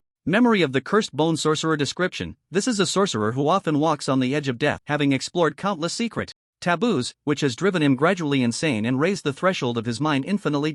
Note, the most precious fragment of the soulfire seed, representing its loyalty. After reading the memory, a system prompt appeared before him. Unlocked title, Forbidden Walker description, you will remain awake at all times. Note, this is a permanent moment of wisdom. Seeing this scene, Xiar was momentarily stunned. To know that the moonlight water, which only maintains a brief state of wakefulness, sells for as much as 2005 flawless magic crystals per bottle, and now he could maintain this effect indefinitely. Wait, is this good or bad? The feeding session concluded. After organizing some of the items obtained from the ruins into an update announcement, Xiar sent a notification to the players. The Bloodline summoning event had successfully concluded, and it was time to reward this group of little leaks. The Bloodline summoning event has ended. Please return to the burial ground to claim your rewards at the novice village. The dogs of the burial ground, lurking at the village entrance, couldn't help but exhale deeply at the sudden task notification. It's here. The task event has finally ended. To hold back those blood clans, they had exhausted all means, buying items everywhere, even if it meant being sent back to the novice village and losing levels. They were completely unafraid. It seemed their efforts had not been in vain. Without hesitation, the group quickly made their way to the underground altar of the burial ground. The dim candlelight burned on both sides, and at the center of the altar, the soulfire seed, now in its mature stage, emitted a bright orange light, illuminating the thin figure beside it. Leysan suddenly knelt on the ground, sobbing uncontrollably. Lord Xiar, I have tried my best to delay those blood clans, but I could only hold on for a short time. I'm sorry. After this performance, the nearby evil little mage was left dumbfounded. Not bro. You can even act pitiful like this. Xiar. Sigh, having to accompany these guys in their performances every day, being a lord is quite tough. Xiar stepped forward and patted the other's shoulder. It's okay, you've done well enough. I can feel your loyalty. A new update announcement suddenly appeared in the player's view. Clearly, this trip to the ruins had brought back quite a few good things for Lord Xiar. The evil little mage tightened his nerves at this moment, his gaze shifting continuously over the 5 new orange blueprints, finally settling on one. Thunderstorm Pulse Core Forging Blueprint Orange compatible classes, Mage, Lightning Mage, Arcanist. The evil little mage's heart, which had been in suspense, finally relaxed. As expected, his thoughts were correct. After this event ended, the blueprints would definitely be updated. And this was the orange gear compatible with his class. Now, there were already 7 orange blueprints inside, covering all current classes, and all the dogs of the burial ground could find their desired fangs here. Feeling the expectant gazes of the crowd, Xiar slowly spoke. You all performed very well this time. As a reward, take these undead coins. The heavy coins fell into their hands. The players counted the quantity, and there were a full 20 coins, the most rewarding event so far. However, this time, the players did not impulsively engage in blind box draws. Although it seemed that the soulfire seed had undergone another round of upgrades, the allure of the orange gear made it somewhat less appealing. Of course, there were still brave souls. The notorious gambler Old D, known for his graveyard antics, was now holding 20 undead coins, his gaze constantly drifting between the orange gear blueprints and the soulfire seed. His body couldn't help but tremble. 20 coins. That was a full 2 rounds of 10 draws. Damn, I'm doing it. Old D slowly stepped up to the soulfire seed and exchanged all his undead coins for soul shards. Give me a draw. As the blue sky and white clouds floated by in his view, a blinding golden light suddenly flashed from the back. I got it. I really got it. Seeing this scene, Old D was so overjoyed he nearly fainted. The pressure that had accumulated over time swept away, making him sway with the shards in the underground altar. Yay! I got it. His friend, witnessing this, suddenly slapped him. Beast, what did you get? Old D came to his senses and began to read the memories of this golden soul shard. Memory of Baron description. Baron is a bard mage. Unlike those frail bard mages, he has a robust physique and often dines and dashes at various shops, earning much hatred. Skill acquired. Blessing of strength description. After using this skill, your base stats will be significantly increased. Note, allocate points. A new skill icon appeared in his view, and Old D said, "Not bad, but why do I feel so empty?" Clearly, he had drawn gold, and the skill effect looked quite powerful, yet for some reason, Old D now felt a wave of emptiness and confusion. It was as if everything had lost its flavor after that golden light appeared. Old D looked dejectedly at his good friend. Everything seems to have become boring. His friend pondered for a moment. "Bro, have you noticed that this time the Soulfire seed has also evolved? The golden shards are no longer the rarest, they have a chance to yield orange shards. If you ask me, you can't be disheartened now. There are even more tests of determination and perseverance waiting for you." Old D, there are even rarer shards? In an instant, his once dull pupils suddenly sparked with fighting spirit. The gambling addiction kicked in. Old D took a deep breath. "Bro, thanks for the reminder. The side quests from the priest can be triggered many times. I'll go over there again." Zaire. Bad. Why do I feel like there are bad people in the territory? Of course, as the Lord, seeing the little leaks growing so vigorously made him quite happy. The city of the end. The tower. At this moment, Ilya was sitting high on the throne, holding a letter. After reading the contents, she nodded. "Not bad." Zaire immediately cleared out those adventurers after returning to the proud church. "He truly did not disappoint my training." Below, the priest, hearing this, was about to nod in agreement when unexpectedly the witch's tone turned cold. "However, why is this letter penned by the witch church and not written by Zaire?" Priest. After a moment of frantic brainstorming, the priest spoke. "Just helped solve the troubles in the Greed jurisdiction and now rushing to deal with the adventurers in the central region. Zaire might be too tired and resting in the territory, so a member of the church reported." Ilya frowned. "Why do I feel like I've found a new place of belonging? The Greed which previously communicated with me, hoping to keep Zaire, but I managed to brush it off. However, based on my understanding of her, she must have secretly used some tricks." The priest choked for a moment and quickly said, "No, my lady the witch, we have both witnessed Charles's loyalty. He would never betray us." Ilya asked, "Really?" The priest nodded. "Really?" Ilya shook her head. "I don't believe it." The priest, all right. So you used some underhanded tactics and put it all on your subordinate, huh?" As someone who has accompanied the Lady Witch for a long time, the priest thought he could handle any conversation and respond to various situations with ease. But upon hearing the words "I don't believe it," he fell into a long silence. A bit stumped. "Brother." Ilya coughed twice, trying to cover up the awkwardness. "Ahem, you can't blame me for this. The Greedy Witch not only has money but is also very skilled at manipulating people's hearts. If it were me, I would also carefully consider my options." The priest picked up the conversation. "If the Lady Witch truly has concerns in this regard, then it wouldn't hurt to offer some rewards. Of course, it doesn't have to be in the form of a specific item, it just needs to make Charles feel that he is valued by the Lady Witch." Ilya seemed to have some realization. "I understand. For the stability of the central region, I will not hand Charles over to the Greedy Witch." The priest, "Is it really for the stability of the central region? Why does it feel like she's being tsundere again?" Of course, as a subordinate, the priest could never say such things directly. Even if he did, the proud Lady Witch would not admit it and might even give him a couple of slaps.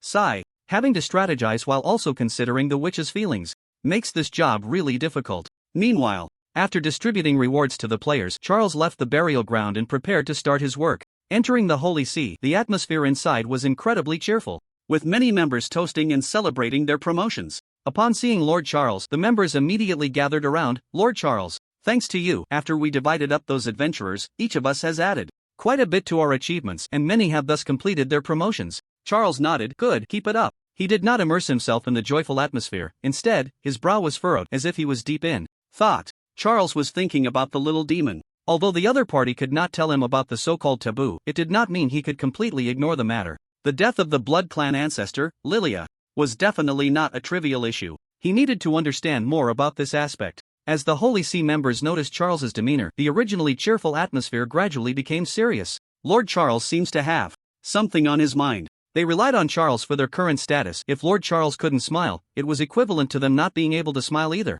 It is well known that among the 5 territories in the central region, the Blood Clan has the deepest grudge against Lord Charles. Last time, there was even a host who came to threaten him. They probably stirred up some trouble again. Thinking of this, the members gathered closer, their tone serious. "Lord Charles, did that group of vampires from the Blood Clan provoke you again? They really are itching for a fight. Let's go deal with them right now." Upon hearing this, Charles's frown deepened. "Enough. The Blood Clan is one of the 5 major territories in the central region, an important force against adventurers, and they are our comrades in the demon race. What you are doing is wrong." Hearing this, the Holy See members were left dumbfounded. "Not bros. What is going on? When you were extorting the Blood Clan before, Lord, why didn't you think of this?" No, something must have happened during this time. Although they hadn't heard any rumors, The change in attitude clearly indicated that something was off. A member of the Holy See spoke up. Understood, Lord Charles. It seems we have been somewhat negligent. However, you look like you have something on your mind. My subordinates are willing to do their utmost to help you resolve it. Charles pondered for a moment. Indeed, there is a question I need to ask. I need access to certain forbidden books. Are there any within the Holy See? At this moment, Halia stepped forward and shook her head. No. Such materials are strictly managed by the tribunal, and you won't find them outside. I see. Charles understood. The Witches' Holy See and the tribunal are two entirely different institutions, the latter being slightly more prestigious, serving as the sharpest sword under the Witch's command. Once a monster becomes a member of the Holy See, they can no longer join the tribunal. Given this, he could only seek other avenues. Caw! A raven's call interrupted his thoughts as a flew into the Holy See, carrying a letter in its beak. The members of the Holy See were somewhat excited. It should be a reply from the witch. Lord Charles, please take a look. Taking the letter delivered by the Charles felt a bit puzzled. I don't remember writing to the witch. A member of the Holy See replied, you disappeared after dealing with the adventurers, so this letter was sent in the name of the Holy See to report your heroic achievements. Charles, in the name of the Holy See? Aren't you just putting me in a difficult position? After returning from dealing with the adventurers, Charles had been occupied with matters concerning the Blood Clan, intending to write a letter to the witch to express his loyalty after everything was settled. He didn't expect these guys to take the initiative to claim credit for him first. Having just returned from the realm of greed, the difference between a signature from the Witch's Holy See and your most loyal servant, Charles, was quite significant.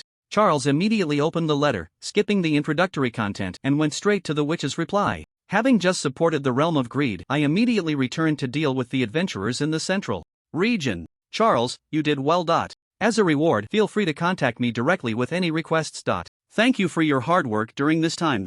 Signed Ilya. Looking at the contents, Charles rubbed his eyes and confirmed several times that he wasn't mistaken. This was actually something the witch could write. He had expected to face criticism from the proud witch, but instead he found words of encouragement and comfort. And there were so many words. It should be noted that Charles had written so many letters before, and they were either unread or acknowledged. This was a bit unnerving. Never mind. Since there was no criticism, he would treat it as if nothing had happened. As a member of the proud faction, Charles felt quite happy to see such a change in the witch. You all, do not write letters without permission. Professional matters should be left to professionals. Just as Charles was educating the members of the Holy See, a familiar figure walked in from outside. It was the Blood Clan's envoy. At this moment, his injuries had healed, but the fear in his heart had not yet faded, and his voice trembled slightly as he spoke. Everyone, the adventurers are invading the Blood Clan again. We ask for assistance. Don't hit me. Upon hearing this, Charles walked over with a gentle expression, smiling. Our Holy See values quality. How could we behave in such a manner?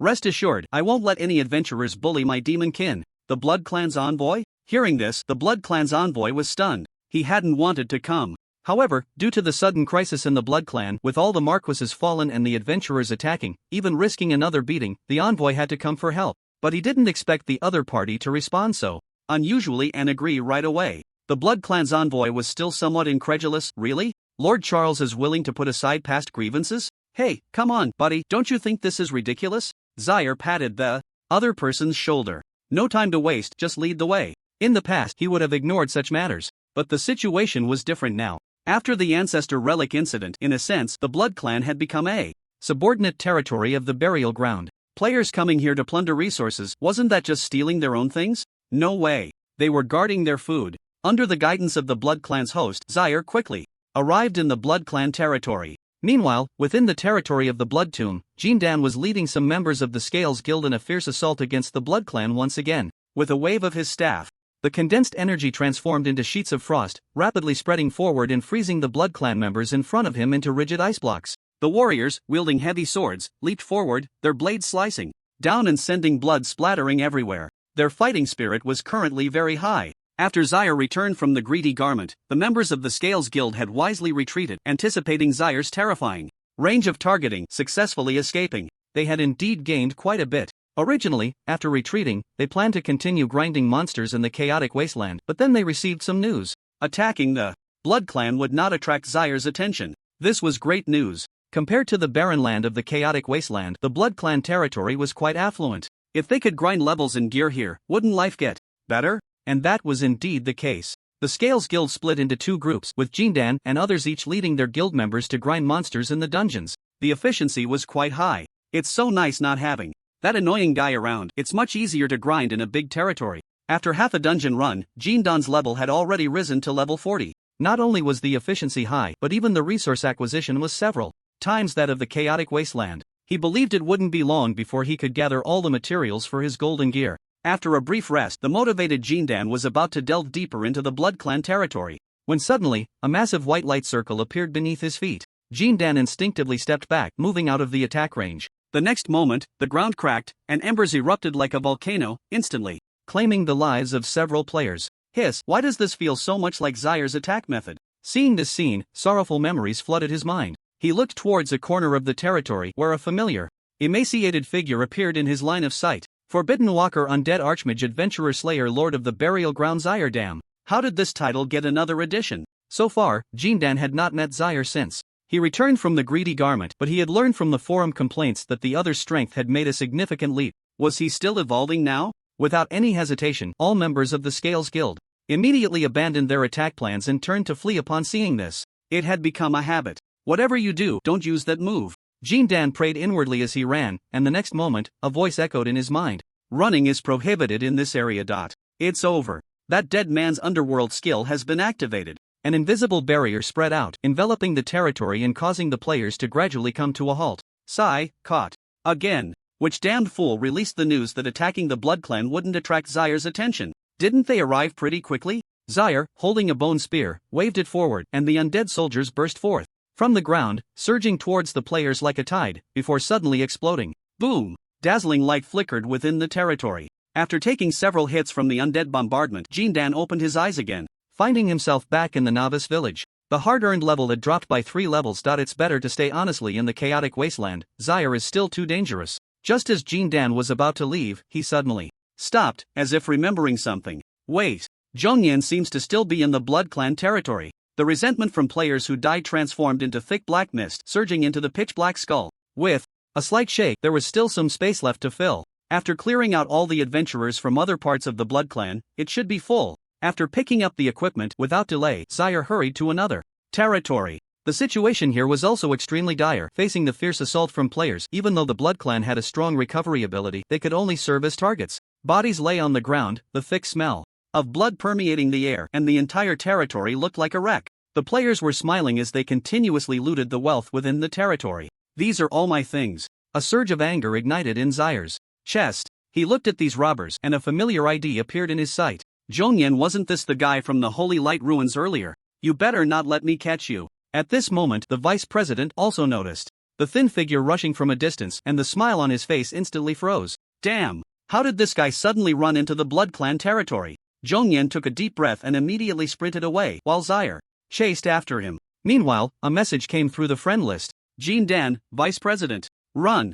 Zyre has gone crazy and is killing in the Blood Clan territory. Zhongyan, good reminder. This news is really timely. Daon. So, did you manage to get out? Zhongyan, brother, why don't you look behind you? Seeing this message, Daon turned around, only to find Zhongyan standing behind him with a pale face. It seemed he had already taken a hit.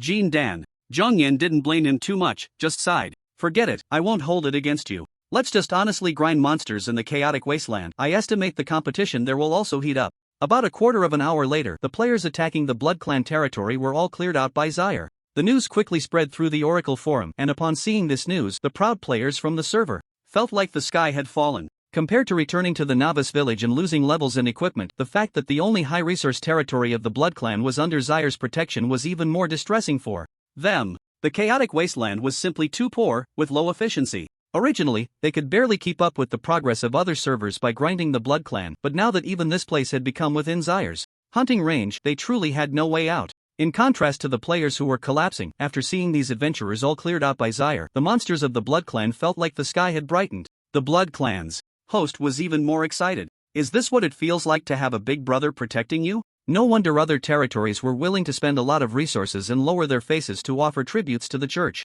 With such a big Buddha protecting them, they didn't need to worry about adventurers at all. Given that all the marquises were dead now, they indeed needed the church's protection very much. The Blood Clan's host found Zyre, who was picking up equipment, and was overjoyed. Lord Zyre, thank you so much. He took out a storage bag. Please be sure to accept this. Although the Blood Clan has lost a lot of resources to the adventurers, to show our gratitude, we will regularly provide some supplies to the church, hoping to continue receiving your protection. Looking at the storage bag in the other's hand, Zaire frowned. What do you take me for? Protecting the territory of the Central Region is the church's responsibility. I'm not here for money. I want you to take your things away. Moreover, you don't need to offer tributes. The church will continue to provide protection for the Blood Clan.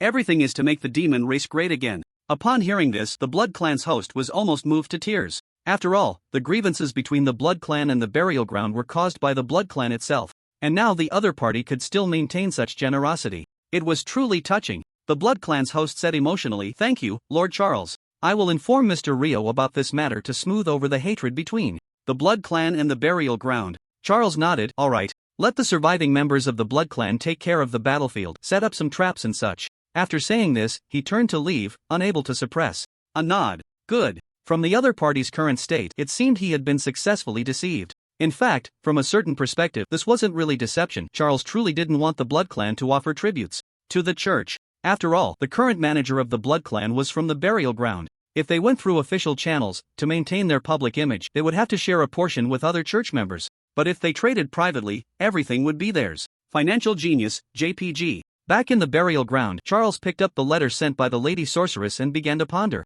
No matter why the other party had become so unusual, from the content above, he could make some requests at will. Such a good opportunity, Charles naturally wouldn't let it slip by. Should he ask for equipment, or learn more about the taboo aspects? While he was deep in thought, a figure walked into the Bone Fortress. It was Rio, the current manager of the Blood Clan. After consuming several bottles of Marquis-level blood essence, his level had risen to 60, managing the current situation. Rio quickly approached. "Lord Charles, thank you for your assistance to the Blood Clan this time. After returning to the Blood Clan, I organized the financial report as per your request, and additionally, this is a small token of gratitude." A report along with a storage bag was handed over. Charles opened the storage bag and took a look. It was filled with flawless magic crystals. Not bad, no tricks involved. Charles was quite satisfied, and then began to read the Blood Clan's financial report. It detailed the resource points in each territory and the approximate income situation, which appeared very bleak after the church and adventurers' heavy blows. As he continued reading, Charles couldn't help but frown.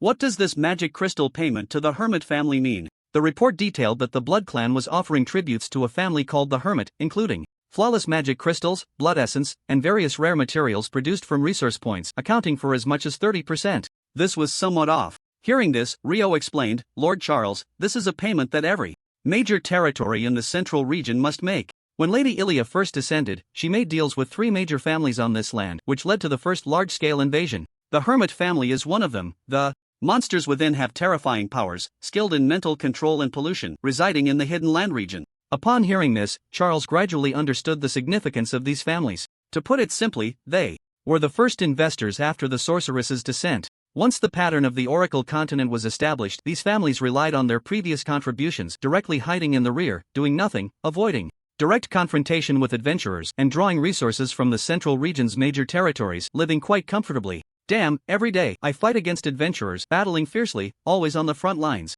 While these families don't even provide support when adventurers attack in the Central Region, just lying back and raking in the money. Am I supposed to be a clown? A raging fire ignited in Char's eyes. The burial ground is still just a small territory, and he can ignore this for now. But now, the Blood Clan has become an affiliated territory of the burial ground. Isn't their blood just sucking his blood? Moreover, the Blood Clan has suffered heavy losses and is still in the recovery phase, and he has only extracted a small portion of resources from it, yet this family dares to demand 30%. They really are pushing it. The protective instinct reached an unprecedented peak at this moment. Although these families have indeed made many contributions to the witch, it has nothing to do with Char. If they want to take his money, they better show some real stuff. Char asked, "Have the resources been submitted?" Rio shook his head, "Not yet. I will meet with the family representatives in a few days." "All right." Char's tone turned cold. "I will go with you then. I want to see if he dares to take that money." Hearing this icy tone, Rio was stunned. It was clear that Lord Char did not want to see other monsters encroaching on his territory. But the problem is, the situation of these big families is indeed a bit different from the territories in the Central Region. Rio spoke, "Lord Char, I understand your meaning, but the status of these family members is extremely high. Not to mention the Holy See, even the tribunal cannot easily judge them." Char replied, "It's fine, I know what I'm doing. Just notify me when the time comes." Seeing this, Rio didn't say anything more and quickly left the burial ground. Char looked at the letter from the witch in his hand and narrowed his eyes. It seems, to equip resources and such, he still needs to broaden his horizons. He picked up a pen, fully engaged, and immediately wrote a letter. Dear Lady Witch, thank you for your kind regards, which have left your subordinate quite flattered. All of this relies on your support. Recently, while managing the 5 major territories, I discovered some matters regarding the families. Currently, to resist adventurers, the territories in the central region have sacrificed a lot, and their finances are extremely tight, yet these families remain indifferent, still draining resources. I cannot allow this to happen while the demon race is improving. I am willing to become the sharpest sword in your hand, Lady Witch, to cut down these pests that pollute the demon race's environment. Signed, your most loyal servant, Shar. He summoned a raven, directing it to the land of endings, and now all he had to do was wait for the witch's reply. Even if concerns led to Ilya not granting him power, Shar would not back down. He has always been the one to drain others' blood. No one can suck blood from him. At worst, he would just let the little leaks deal with the hidden families in the burial ground inside the underground altar. With the Blood Clan area now under Shar's protection, more and more players were betraying the adventurer camp. There was no other choice. The chaotic wasteland was originally a barren land, and now many large guilds were entrenched there, making it impossible for ordinary players to compete. However, this couldn't really be considered betrayal. As a game with a high degree of freedom, the Oracle could only be seen as a way to play. Turning to the enemy. With a nervous heart, players arrived at the burial ground, and upon seeing the abundant resources inside, as well as various exchange items, they were completely dumbfounded. No way! 7 orange equipment forging blueprints? Soulfire seeds that could produce gold or even orange skills? Various golden equipment piled up like a small mountain in the warehouse? No wonder everyone is hiding things. It turns out there are so many good items. In that moment, the new players realized, after leaving the shelter of the Adventurers Association, it wasn't raining outside at all. Not only was it not raining, it was actually sunny. As Leysan and the evil little mage ran back and forth to exchange for the undead coins, they fell into deep thought. Upon seeing this, something felt off. It is well known that the player community is a very authoritative group filled with all kinds of talented individuals. What if a few people who could outshine them showed up? There were already enough hidden talents in the burial ground. Wouldn't adding a few more threaten their status? The two heroes of the burial ground exchanged glances. Lord Charles had not implemented systematic management over these players. They were basically in a free-range state. As his right-hand men, they felt it was time to take some action. The evil little mage spoke first. How about we form a guild? Let's include all the players from the burial ground and establish a faction. Leysan nodded. I think that's a good idea. What should we name it? How about calling it Lord Charles' Dogs? The evil little mage. Can we be a bit more normal? Who knows, we might develop into a big guild in the future. The evil little mage thought for a moment. Let's call it Gravekeepers. That sounds a bit more prestigious when we announce it to the outside world. Alright, with the guild name decided, the two soon encountered their second dilemma. That was deciding who would take on the role of guild leader. As Lord Charles' right-hand men, their strengths were about equal, so they decided to use the fairest method to determine it. That is, rock, paper, scissors. Best of 3, and in the end, Leysan emerged victorious. After registering with the association, the Gravekeepers Guild made its grand entrance. I think we need to make a name for ourselves. Time slowly passed, and a few days blinked by. At this moment, Charles was unaware that the lackeys of the burial ground had formed a guild. His mind was entirely focused on how to deal with the hidden family. Even during the last internal test period, the Hidden Lands were considered a mid to late game map, and players had little understanding of it. There was no relevant information found on the forum. It seemed he would have to rely on himself. Charles gazed out the window as a shadow swooped down from the sky, carrying a letter in its beak. The raven had returned with the witch's reply. Charles eagerly tore open the letter, but there was no response inside, only a pitch-black rune. Rune name, Witch's Will. Description: a rune that contains a hint of the proud witch Ilya's aura. When activated, it will release an extremely powerful pressure. Note: execute first, report later. Imperial privilege. Nice. Although there was no specific answer, the rune clearly indicated the witch's intent. It seemed she had tacitly approved. It appeared she valued him quite a bit. Charles' thoughts of defecting to the greedy faction were slightly diminished. Other places might be good, but it was still more comfortable to be a weapon in his own territory. After embedding the rune into the emblem, Rio also arrived from the Blood Clan. He lowered his head and said, Lord Charles, the agreed time with the representative of the hidden family has arrived. We will meet in the underworld of Lace. Charles replied, then let's go. Timing is everything. Just as the witch's decree arrived, this guy rushed over to demand money, truly running into a knife's edge. Today, only one of them could leave with either money or his life. As for the strength issue, having drained so much blood, the strength of this family's monsters should not be underestimated. But that didn't matter. Their abilities usually focused on mental attacks and pollution, which are the weaknesses of most monsters. But Charles was different. The infinite sage moment allows him to be immune to all mental attacks. A fearless person. Inside the Ryan dungeon, bright candlelight illuminates this bustling trade area built underground, where monsters and lords from Various territories wander aimlessly, surrounded by shops run by monsters. Under Rio's guidance, the two quickly arrived at a shop called the Yod Tavern. Although the tavern's name is unremarkable, it is the most luxurious tavern in the entire dungeon, bright and filled with fine wines brewed from various rare materials. They reached a private room on the second floor. 4 tall orc guards stood watch at the door. A man dressed in a loose, dark, gray robe sat quietly inside, with a table full of sumptuous dishes and fine wines before him. His overall physique looked no different from that of an adventurer, the only peculiar feature being 2 eyes growing from his eyebrows, which looked extremely bizarre. Mr. Emile. Rio pushed the door open and greeted first. Emile looked up and glanced at the unfamiliar figure beside Rio. Who is this? Rio replied, Zaire, a member of the church, a pillar of the demon race at present. Emile suddenly realized, his 4 eyes curiously focusing on Zaire. I've heard that name before. But, his tone turned cold. Did I say you could bring someone else along? Rio was taken aback, unsure of how to respond. Seeing this, Emile said indifferently, let it go this time, hand over the items, and then leave. Remember to settle the bill before you go. Zaire. After hearing this, Zaire, who had been enduring on the side, finally couldn't hold back any longer. He had initially wanted to wait and see if he could extract more information. Now it seemed that if he didn't act soon, he would burst from the pressure. He quickly stepped forward, and in Rio's shocked gaze, he suddenly threw a punch, directly knocking Emile to the ground.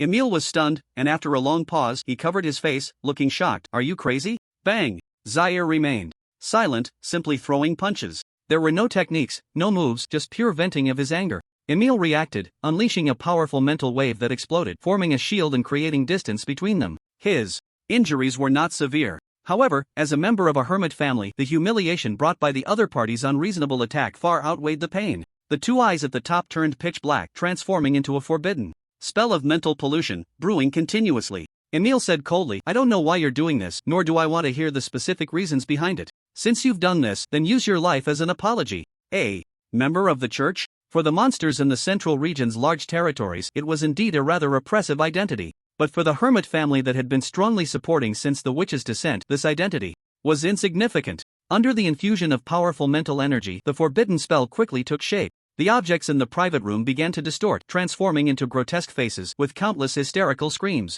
echoing in their ears, causing Rio's eyes to involuntarily turn red. He spoke, mental pollution. Lord Zaire, you should leave. Emile sneered, it's too late. As his words fell, he pointed a finger, and the forbidden spell surged into Zaire's mind. The imagined cries of collapse did not come. Zaire's expression didn't even change, as he walked straight over and raised his hand to throw another punch, directly knocking Emile down again. Emile? What's going on? Why is he not affected at all? Emile increased his output power, continuously using various forbidden spells, but when they landed on the other party, they had no effect whatsoever. This is not right, just now. Even a Blood Clan Marquis wouldn't be able to withstand that blow. Why did the other party seem completely unfazed? Members of the hermit family could be said to have invested all their skills in the mental aspect, making their bodies extremely fragile. If this continued, they would be beaten to death. Bodyguard! Bodyguard! The cries rang out. Before the 4 orc bodyguards could react, several dark shadows suddenly coalesced, their icy blades resting against their necks. It was the undead knights, the orc bodyguards. A few of them silently retreated to their original positions, pretending as if nothing had happened. There was no choice. The salary was just that. Little, a few thousand a month. What life could they risk? The screams and wails from the private room continued unabated. At this moment, Emile was already bruised and battered, no longer the arrogant figure he had been earlier. Brother, stop hitting me, I really might die. Give me a chance to apologize, please stop hitting me. Brother, if it really doesn't work, take me to the tribunal. A strong sense of unwillingness and confusion surged within Emile. The unwillingness stemmed from the fact that the vicious forbidden spell had no effect on the other party. The confusion was, since entering, the other party hadn't said a word, just jumped straight into action. And now he was about to be beaten to death. Why don't you say something? Upon hearing this, Charles nodded and looked at the bewildered Rio beside him. All right, brother, do you want to join in and kick a few times? Emile. Rio. Although he didn't know how Lord Charles managed to directly immunize himself against the effects of that forbidden spell, things had already developed to this point, and the relationship between the burial ground and the hermit family had become irreparably strained. He certainly couldn't escape. Forget it. If the sky falls, Lord Charles will hold it up. Rio decisively accepted the invitation and joined the group to beat Emile. With a cry of anguish, Emile was done for. After confirming that the other party had no breath left, Charles let out a deep breath. That felt good. Rio wiped the sweat from his forehead. Indeed, I've been wanting to deal with these guys for a long time. Lord Charles, what should we do next? Should we get rid of the bodyguards outside, then destroy the corpse and pretend nothing happened? Charles shook his head. No need, I have my methods. You don't need to worry about this, just go back and manage the blood clan. Saying this, he walked out of the private room and approached the orc bodyguards, pointing to the corpse inside. Take this guy's body back to the secret place. And by the way, tell that old man over there that this was all done by me, Charles. If there's any dissatisfaction, feel free to come to the Holy See anytime. I'll be waiting for you there. After resolving the matter, the two quickly left. Only the 4 bodyguards remained, staring at Emil's mangled corpse, exchanging bewildered glances. What just happened? A member of the Hermit family was beaten to death just like that? This was one of the first batch of Demon Clan members who worked with the witch. Although their professional spirit wasn't very strong, they still had a bit of it. If the employer was beaten, they would pretend to be dumb. If the employer died, they would collect the body. Such things still had to be done, otherwise they wouldn't know how to explain when they returned. The 4 quickly organized the corpse and immediately rushed to the secret place, bringing the news with them. The members looked at the mangled body, listening to the bodyguards relay Charles's original words, and each fell into silence. What audacity! For so many years, only their family had imposed intensity on others, and this was the first time they had encountered such a situation. Just a mere member of the Holy See, even if they were currently in the limelight. So what? Even the tribunal had to think twice before torturing members of the Hermit family. If they didn't handle Charles properly, wouldn't that make other families laugh at them? The Holy See, I want to go see what's going on. In no time, under the leadership of the family Patriarch Orwell, the members rushed towards the witch church. Meanwhile, the church members were still unaware of what had just happened. Upon seeing the deep gray robes marked with the insignia of the Hermit family, Halia was momentarily taken aback and couldn't help but furrow her brow. The Hermit family? What are they here for? For so many years, due to their identities, the church had not disciplined these families, and there had always been a state of mutual non-interference. But now, seeing their aggressive approach, it was clear that something must have happened. Orwell entered the church and said fiercely, "Where's Charles? Get him out here." Hearing this, the church members instantly became displeased. What do you mean? Not only did you barge into the church, but you also demand Lord Charles to come. Do you really think our church is afraid of you? At this moment, the church was united. If they were just causing trouble for others, they might let it slide, but this was Lord Charles, the head of the church. Summoning him at will was tantamount to showing disrespect to the church. Seeing this scene, Orwell was somewhat surprised. It seems this guy's prestige is quite high now. A member of my family, Emil, was killed by Charles during a transaction with the Blood Clan. Am I not allowed to come and demand an explanation? The church members were stunned. Lord Charles killed a member of the Hermit family? That shouldn't be the case. Even if there was a conflict, they should have been called in, and once the body was dealt with, it would be as if nothing had happened. How could they make such a low-level mistake as leaving a witness? In fact, Charles had never intended to hide this matter. He slowly stepped out, his tone flat. What is it? Why do you seek me? Orwell was so angry he laughed. What is it? Don't you know what you've done? Explain why you killed Emil. Charles smiled coldly. All right, let me explain. Currently, the 5 major territories in the central region are suffering from invasions by adventurers, and the Blood Clan has been hit the hardest, having lost more than 10 territories. Due to internal strife, all the marquises have died, and the entire territory is in dire straits. In this situation, you families not only do nothing, but you also demand resources from the Blood Clan. Shouldn't they be killed? His words struck hard, leaving the other side momentarily speechless. Orwell was somewhat exasperated. Even so, this should be handed over to the tribunal for proper handling. Who gave you the guts to do this? Upon hearing this, a smile gradually appeared on Charles's face. Finally, they were getting to the point. This is what I was waiting for. With that, he no longer concealed it, infusing his magic into the emblem, and a terrifying pressure instantly filled the church, making it hard to breathe. This is the aura of the witch Ilya. Charles slowly walked in front of them, revealing the runes. Is this enough courage given by the witch? I have devoted myself to the development of my proud territory, fighting tooth and nail with adventurers. Every day, suffering serious injuries repeatedly, only to be drained by you insects. This is truly outrageous. In an instant, the situation flipped dramatically. Under the overwhelming aura of the witch, the members of the Hermit family instantly lost their confidence. They had initially thought he was just a reckless youth. Unexpectedly, he had come prepared. Can we not have some martial ethics? Orwell was caught off guard. Clearly, before doing this, Charles must have written to the witch, reporting the situation. And from this rune, it was evident that the witch supported his actions. In other words, in Ilya's eyes, Charles was greater than the Hermit family. Unfair, unfair. The witch has a fickle heart. Things were getting a bit complicated. Orwell smiled awkwardly. So that's how it is, brother. You should have said so earlier. Look at this situation. In that case, let's consider it an interruption. We'll visit again next time if there's an opportunity. The situation was dire. He was about to lead his members back to discuss further when he turned around and found the members of the church had somehow blocked the doorway, shaking their sticks, their eyes glinting with a chilling menace. The church is not a place you can come and go as you please, they joked. Moral coercion, intimidation, and armed threats had all been employed. Did he think he could leave unscathed? That was unreasonable. Hearing this, Orwell spoke up. This matter is indeed my fault. Tell me, what compensation do you want? Charles replied, first of all, you are not allowed to demand resources from any territory in the central region in the future, and you also need to return all the resources you've consumed before. Besides that, to show your support for the central region, your hermit family must also join the fight and face the adventurers directly. You cannot hide in the back any longer. Orwell's tone carried a hint of anger. Your Excellency, aren't you being a bit too overbearing? Do you really think you can do as you please just because of the favor of the Lady Witch? Are you trying to make an enemy of the hermit family? That's not my concern, Charles said fiercely. In short, it's just one thing now. You must leave either money or a person here. In the end, Orwell chose to pay. There was no other way. The church members had been completely tamed by Charles, and now with the Lady Witch's opinion taken into account, if he hesitated any longer, he feared he wouldn't be able to leave. After signing the agreement and watching the other party leave, Charles couldn't help but stretch.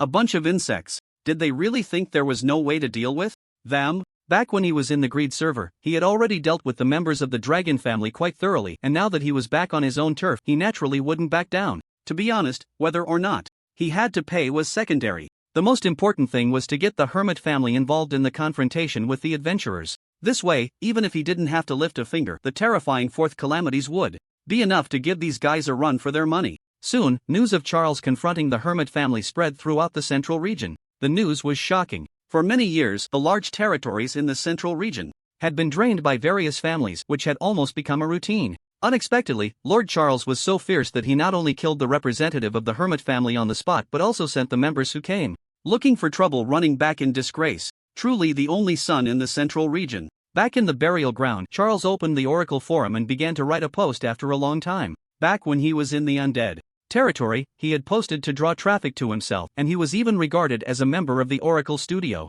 To this day, many players still leave messages below, frantically inquiring about their parents. Now it was time to use this tactic to put some pressure on the hermit family. After some thought, Charles began to draft the post. Sharing my development experience recently, I've seen many people arguing endlessly over resource development issues, so I'm here to share a relatively good development process. In fact, aside from the territories in the central region, there are many places with good returns. For example, in areas derived from the monster families. Although the difficulty is a bit higher than that of the central territories, with patience, clearing monsters is still doable. I particularly recommend the area of Hidden Lands, as long as you stack high mental defense. It's still quite easy to clear. After editing, he chose to publish. In no time, players' comments began to appear. Are you there? When will you weaken Charles? Brother, I'm your old classmate. It's been a long time, can you give me an address? I'll bring something to see you. I hope you reincarnate in your next life as a player kicked to death by Zaire in the Oracle continent.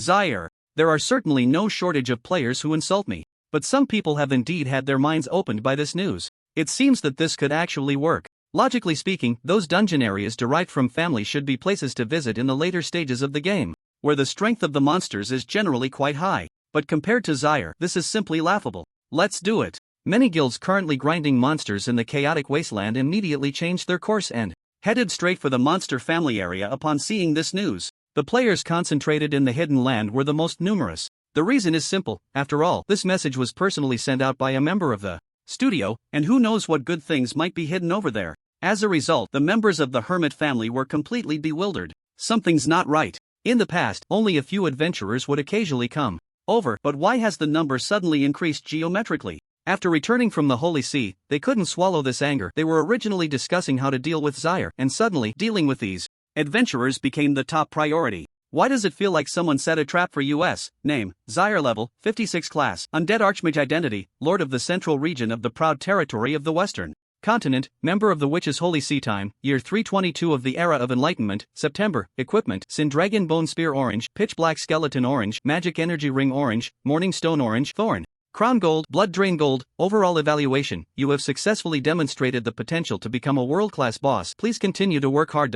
Close panel. Compared to when he first entered the Oracle world, Zaire's strength has undoubtedly undergone a qualitative transformation. Not only him, but the strength of the subordinates in the territory has also improved. Leaving aside the little demon that absorbed Lilia's power, the levels of the other subordinates have all reached above 45, which is already considered a qualified central region territory. All of this has relied on my incredible wisdom and effort. Taking a deep breath, Zaire began to contemplate the issue of taboos. According to Halia, this kind of thing is usually collected by the tribunal and information is quite scarce, but perhaps there is a place that can answer these questions. That place is the Shadow Realm. As a territory engaged in intelligence gathering and underground black market activities in the central region, they must have some knowledge in this area. With this thought in mind, Zaire did not hesitate any longer and headed towards the Shadow Realm. Lord Zaire. Upon seeing this figure, the attendant of the Shadow Realm quickly broke into a smile. I recently heard about your dealings with the Hermit family. Well done. He took out several storage bags. As one of the territories suffering from bloodsucking, we in the Shadow Realm also detest this deeply, and this gift represents our support for the Holy See.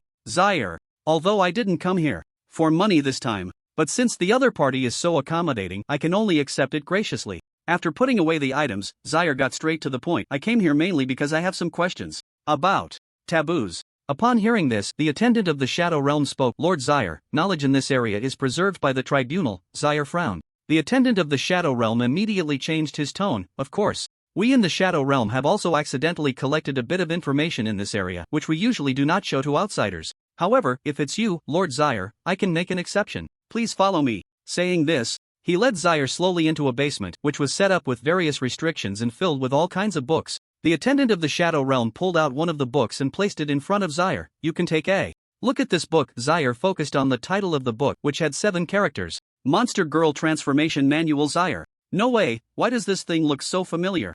Zaire's eyelids twitched. Are you sure this is the one? The Shadow Realm attendant replied, although the title seems a bit inappropriate, the content is actually quite rich, documenting some things about taboos. Zaire glanced at the author's name. Anonymous. He opened the book. The content was not much different from the Undead Girl Transformation Manual, detailing how to transform monsters, mixed with a bit of taboo knowledge. And the so-called taboo is the source of the monster's power. It's somewhat similar to the bloodline inheritance of the vampire clan and Lilia, but this source of power is even more ancient, dating back to the last epoch. As their strength increases, monsters will inevitably come into contact with these taboos, either absorbing power to achieve sublimation or facing death. For monsters like vampires, giants, and elves, the corresponding taboo is the Tree of Life. Although he didn't get the specific location, this information was enough to answer the confusion in Zaire's heart. He tucked the book into his pocket. Hiding taboo knowledge privately is a serious crime. I've taken the book, so let's call it even this time. Shadow Realm attendant. Meanwhile, the Gravekeeper Guild leader, Leysan, along with the evil little mage and others, was leading the members of the burial ground to a territory called Silent Shadow. This was a derivative dungeon of the Night family, with monster levels averaging around 3550, quite powerful. But that wasn't much. Unlike those players who could only grind monsters in the chaotic wasteland, they enjoyed very generous resources in the burial ground, obtaining equipment that would take 3 or 4 days of grinding at the Adventurers Association in just 1 day under Lord Zaire.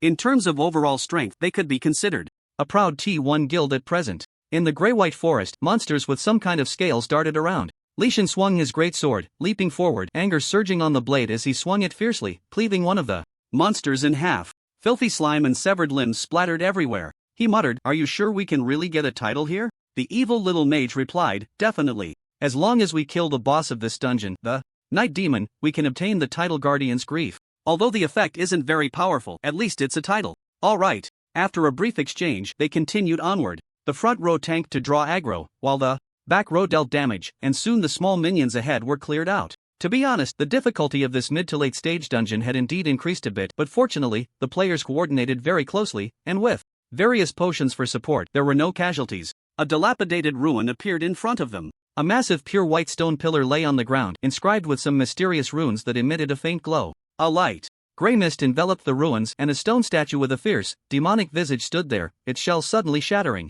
Slumbering Guardian Forbidden Land statue level 55. The evil little mage spoke up. "It's this guy. It has high magic resistance, able to immunize most magical damage, so you'll have to handle it." Hearing this, Leysan took a deep breath. "Don't worry, you can always trust my skills." As he spoke, a steaming heat rose from him, clearly indicating he had entered a berserk state. Furious slash. Leysan gripped his greatsword and charged forward, engaging the Night Demon in battle. Evil little mage. What kind of skills are those? As soon as he activated his body enhancement, he just spammed skills. Pure rookie. Seeing the scene, the evil little mage felt quite helpless and could only hurriedly call his teammates over to cooperate. Losing at rock paper scissors. Had allowed such a brute to become the leader, wouldn't they be laughed at by others when they went out for PvP later? Ding! The blade struck against the hard scales, erupting in a burst of flames. The Night Demon let out a roar, its dark, sharp claws poised to strike down, when a chain of purple lightning, crackling with electricity, leaped forward, wrapping around it and restraining its movements. An arrow with frost effects struck its chest, carrying a strong penetrating force, and the chill mixed within quickly spread out, gradually covering the night demon in a layer of frost.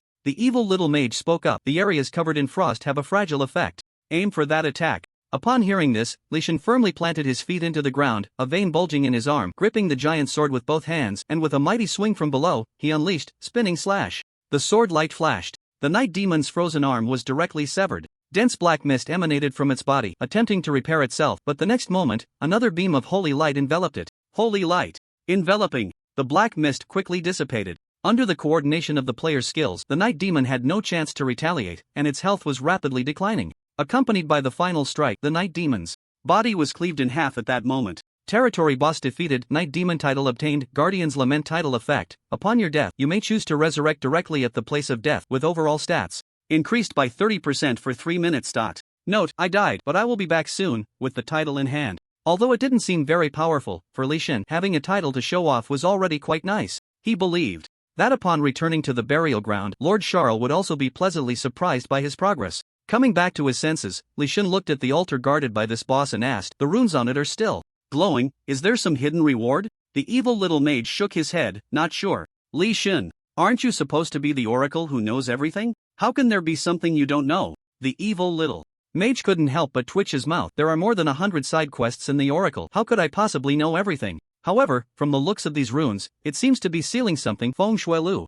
Xuan leaned over. Why don't we destroy it and see? There might be something good. The idea king appeared. The players pondered for a moment, feeling that this plan was feasible, and they all used their skills to bombard the ruined objects. But finally, the runes fell into darkness. At the center of the ruins, a vast energy surged, tearing through space and forming a dark rift. The seal of the 7th mysterious ruin has been opened. Event Trial Ground has been activated. Description: within the trial ground, there exist many remnants of ancient adventurers. Defeating them will grant you their titles and inheritance rewards. Restriction: level 60 and below. Note 1. All players in the server can enter the trial ground through the rift. Note 2. Each player has only one entry opportunity. Note 3. The event will start in 3 days. At this moment, this news was not only broadcast in the Proud server, all players received an event notification from the system. In response, players from other regions finally breathed a sigh of relief. Finally, someone had destroyed the 7th altar. Each region had such an altar, and they had been destroyed long ago. However, due to the slow development of the Proud server, it was only now that they managed to take down the 7th one, causing the event to be delayed for a long time. But it didn't matter. At least they were here now. The Holy Light Ruins event is an internal struggle among players from separate servers, but this time the situation is different. Players from 7 servers will be thrown into the trial grounds. Aside from the title and legacy of the ancient adventurer, there are many resources inside that can be used for development. This is not just a competition for resources, but also a matter of pride among the major servers. Of course, for the players of the Proud server, these things are definitely not their concern. Being treated like this by Charles, they are not even qualified to compete with players from other servers. They might as well scavenge for some unwanted resources in the trial grounds. They can't get the big insurance, but finding some small purple and gold items is still quite nice. The players of the Proud server quickly began to discuss, preparing to band together to pick up scraps. The news was soon caught by Charles, who was lurking and refreshing the forum. An event? The last altar? The trial grounds? How did such a thing suddenly pop up? This was bad news for Charles. The Proud server players could ignore it. Even if they developed, they would still have a chance to manage things, but the players from other servers were another story. They were already well developed, and now they would be even stronger. What if one day they came over to deal with them? Charles was a very cautious lord. Encountering such a situation made his anxiety flare up. Could he arrange for his monster to be included? Like last time in the Holy Light Ruins? Just as Charles was anxiously pacing back and forth in the underground altar, 2 familiar figures appeared in his line of sight, none other than Leysan and the evil little mage. At this moment, after finishing their looting of the Silent Shadow, the 2 hurried over with supplies to exchange for undead coins. Lord Charles, this is what I just looted. All of it is for the contribution to the burial ground. Charles nodded, took the items, and began the exchange. However, he soon noticed that Leysan's ID had changed. Guardian's grief. Leysan hiss. When did he get an extra title? Charles looked at the resources, which were far beyond their usual value, and a guess gradually emerged in his mind. Could it be that these 2 were responsible for taking down the last altar? Damn it! The 2 were still unaware that their favorability was plummeting. They were too busy grinning with the undead coins in their hands. They had already accumulated over 40, and they were just half away from exchanging for the orange blueprint. Just in time, the event task started, and they would definitely be able to loot plenty of good stuff inside. Life was becoming more and more promising. Just as they returned to the Bone Fortress, they saw a familiar figure standing in their room, exuding a strong sense of fatigue from within. It was the priest. Charles spoke up. Mr. Priest, what brings you here? Why do you look so worn out? Sigh. The priest sighed, as if he had unspoken troubles. Serving such a witch, it would be strange if his mental state was good. He said, just now, I sensed a disturbance. A previously sealed trial grounds has been opened. Inside, there are many remnants of ancient adventurers. If those adventurers find them, their strength will rapidly increase, even surpassing that of the Holy Light ruins. I can send one monster in, and it must be below level 60. After thinking it over, you are the only one who meets the criteria. Upon hearing this, Charles immediately perked up. Just when he was anxious about what to do, he didn't expect a solution to come so quickly. He immediately said, understood, Mr. Priest, let me go. The priest hesitated a bit. This time is different. From last time, the adventurers entering are not just from the proud jurisdiction. Adventurers from all major witch regions will enter the trial grounds through the rift. Those adventurers are even more terrifying. Zaire took a deep breath. It's nothing, my lord priest. As the most loyal servant of the great witch, who else could it be but me when such things happen? I often remember a saying, with great power comes great responsibility. As long as I can contribute to the greatness of the demon race, what does it matter if I face adventurers from other factions? His powerful words moved the priest immensely. How wonderful it is to have such a pillar of strength in our proud jurisdiction. Every day serving the proud which gives him a headache, leaving him exhausted and often feeling that the proud jurisdiction is doomed. Only when talking to Zaire does the priest feel that there is still hope for the demon race. You truly haven't disappointed me, he said, patting Zaire's shoulder heavily. Apart from us, other witches will also send a monster into the trial ground, each one having reached the pinnacle of level 60, all being the pride of their respective jurisdictions. What you need to do is to eliminate the remnants of the ancient adventurers before those adventurers do. As for the resources inside, it doesn't matter if we give them all to them. Zaire nodded, understood. Good, I'll come back in 3 days. Also, you can call me Priest Orange from now on. With that, Priest Orange tore open the space and vanished. After hearing the priest's last words, Zaire couldn't help but ponder. Priest Orange, Priest Green, Red, Orange, Yellow, Green, Blue, Indigo, Violet, 7 colors, 7 witches. It seems that the powerful family has arranged a priest for each witch, secretly laying out their plans. The world of monsters is still too authoritative. Suppressing his desire to complain, Zaire took a deep breath. The previous gloom completely swept away. Dealing with the remnants of ancient adventurers? The task is feasible. But for Zaire, that is definitely not the focus. Players from 7 factions. Although each person only has 1 chance to enter, combined, that would be an extremely large number. If this is used for leveling up, how exhilarating would that be? A certain black-hearted lord is now filled with motivation. There are 3 days left until the ruins begin. This time cannot be wasted. He first gathered the members of the burial ground and explained what had just happened. Recently, a new thing has been opened called the Trial Ground, which is similar in nature to the Holy Light Ruins, a special space specifically for adventurers to enhance their strength. To prevent them from obtaining the legacy of the ancient adventurers, the Lord Priest has chosen me, and I will head to the trial ground in 3 days. As for the matters within the territory, I will leave them to you to manage for now. The little ghost stepped forward first. Don't worry, Lord Zaire. After you leave, I will manage the burial ground well. After absorbing the power of the progenitor Lilia, the little ghost has undoubtedly become the strongest aside from Zaire at level 60, with vigorous vampire power, which indeed looks very reassuring. However, the problem is, why does that sound a bit strange? Iron Slave. Followed up, whether it's adventurers or those from the so-called hermit family, I will flatten them with 1 punch. Since the last battle at the progenitor ruins, Iron Slave's level has also risen to 47, still having some gap compared to the members of the hermit family.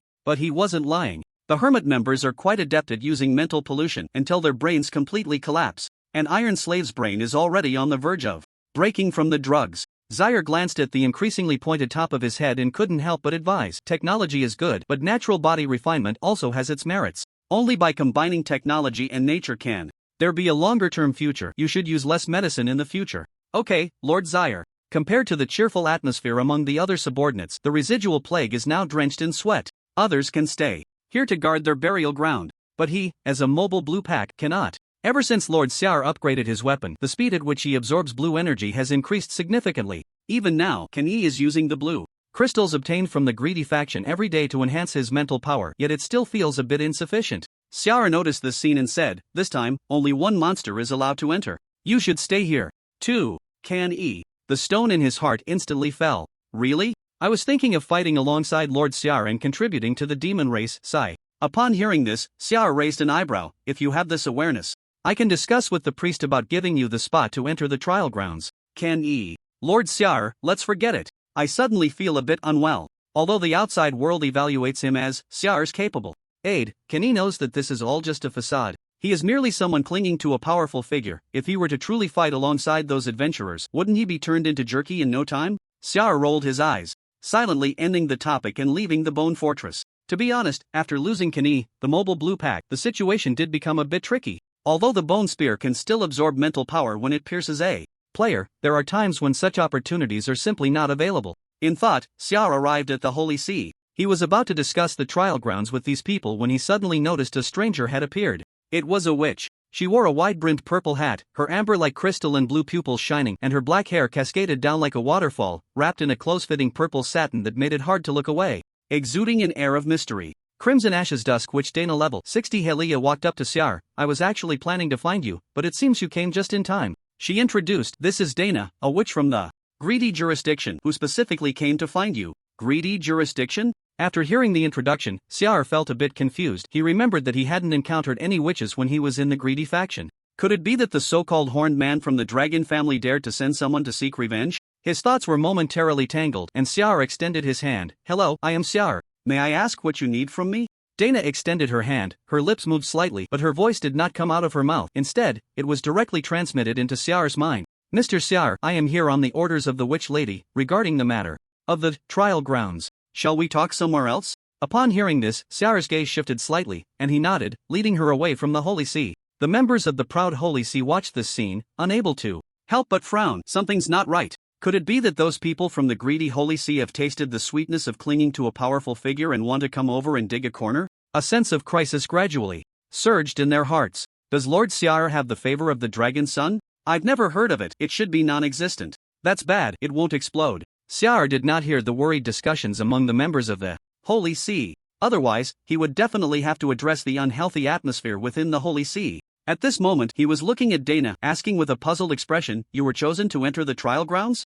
Dana replied, yes. Xiar was even more puzzled. Then how did you know I was also chosen? Dana truthfully said, this is the Witch Lady's speculation. Within the jurisdiction of the Proud District, your strength is the strongest. Xiar suddenly understood and asked, so what is your purpose in coming this time? Dana said, my crystal ball was damaged in a previous battle and I need a material called Flowing Night Spirit for repairs. And this kind of material can only be produced by the proud jurisdiction of the Knight family and it is extremely rare, not sold to the outside world at all. After the Witch Lady found me and learned about this issue, she told me that I could go to the proud jurisdiction to find you and you could help me solve this matter. Charles nodded, I see. Something felt off. It was 9 parts out of 10 off. Others might be fine, but as a greedy witch who possessed treasures from all over the world, it was hard to believe that she would send a witch to find him just because she lacked this so-called flowing night spirit. There must be some hidden truth behind this. However, since he was here, he might as well go along with it. After all, he had taken so many good things from the Greed faction last time, it was time to give something back. Dana asked, Mr. Charles, is this matter easy to handle? If not, I can think of other ways. A smile appeared at the corner of Charles's mouth. It's easy, very easy. In other places, it might be uncertain, but here, I guarantee there won't be any problems. As for the weapons and artillery in the proud jurisdiction, for other members of the church, seeking rare materials from monster families was indeed a daunting task, but for Charles, it was no difficulty at all. He had just dealt with the members of the Hermit family and now he had the task of a priest on his shoulders. If the Knight family didn't give him some face, then he would have to show them a bit of strength in return. The journey to the Knight family with Dana was not peaceful. To be honest, when the greedy witch Estelle found him, aside from repairing the crystal ball, she had actually assigned him another task. That was to continuously build rapport with Charles and see if she could lure him into the Greed faction. As a witch who spent her days holed up in her room studying mysticism, Dana was extremely frustrated when she received this task. She could casually chant dozens of obscure spells, understand ancient texts with a long history, and set up arcane magic circles, but in this regard, Dana was completely an amateur.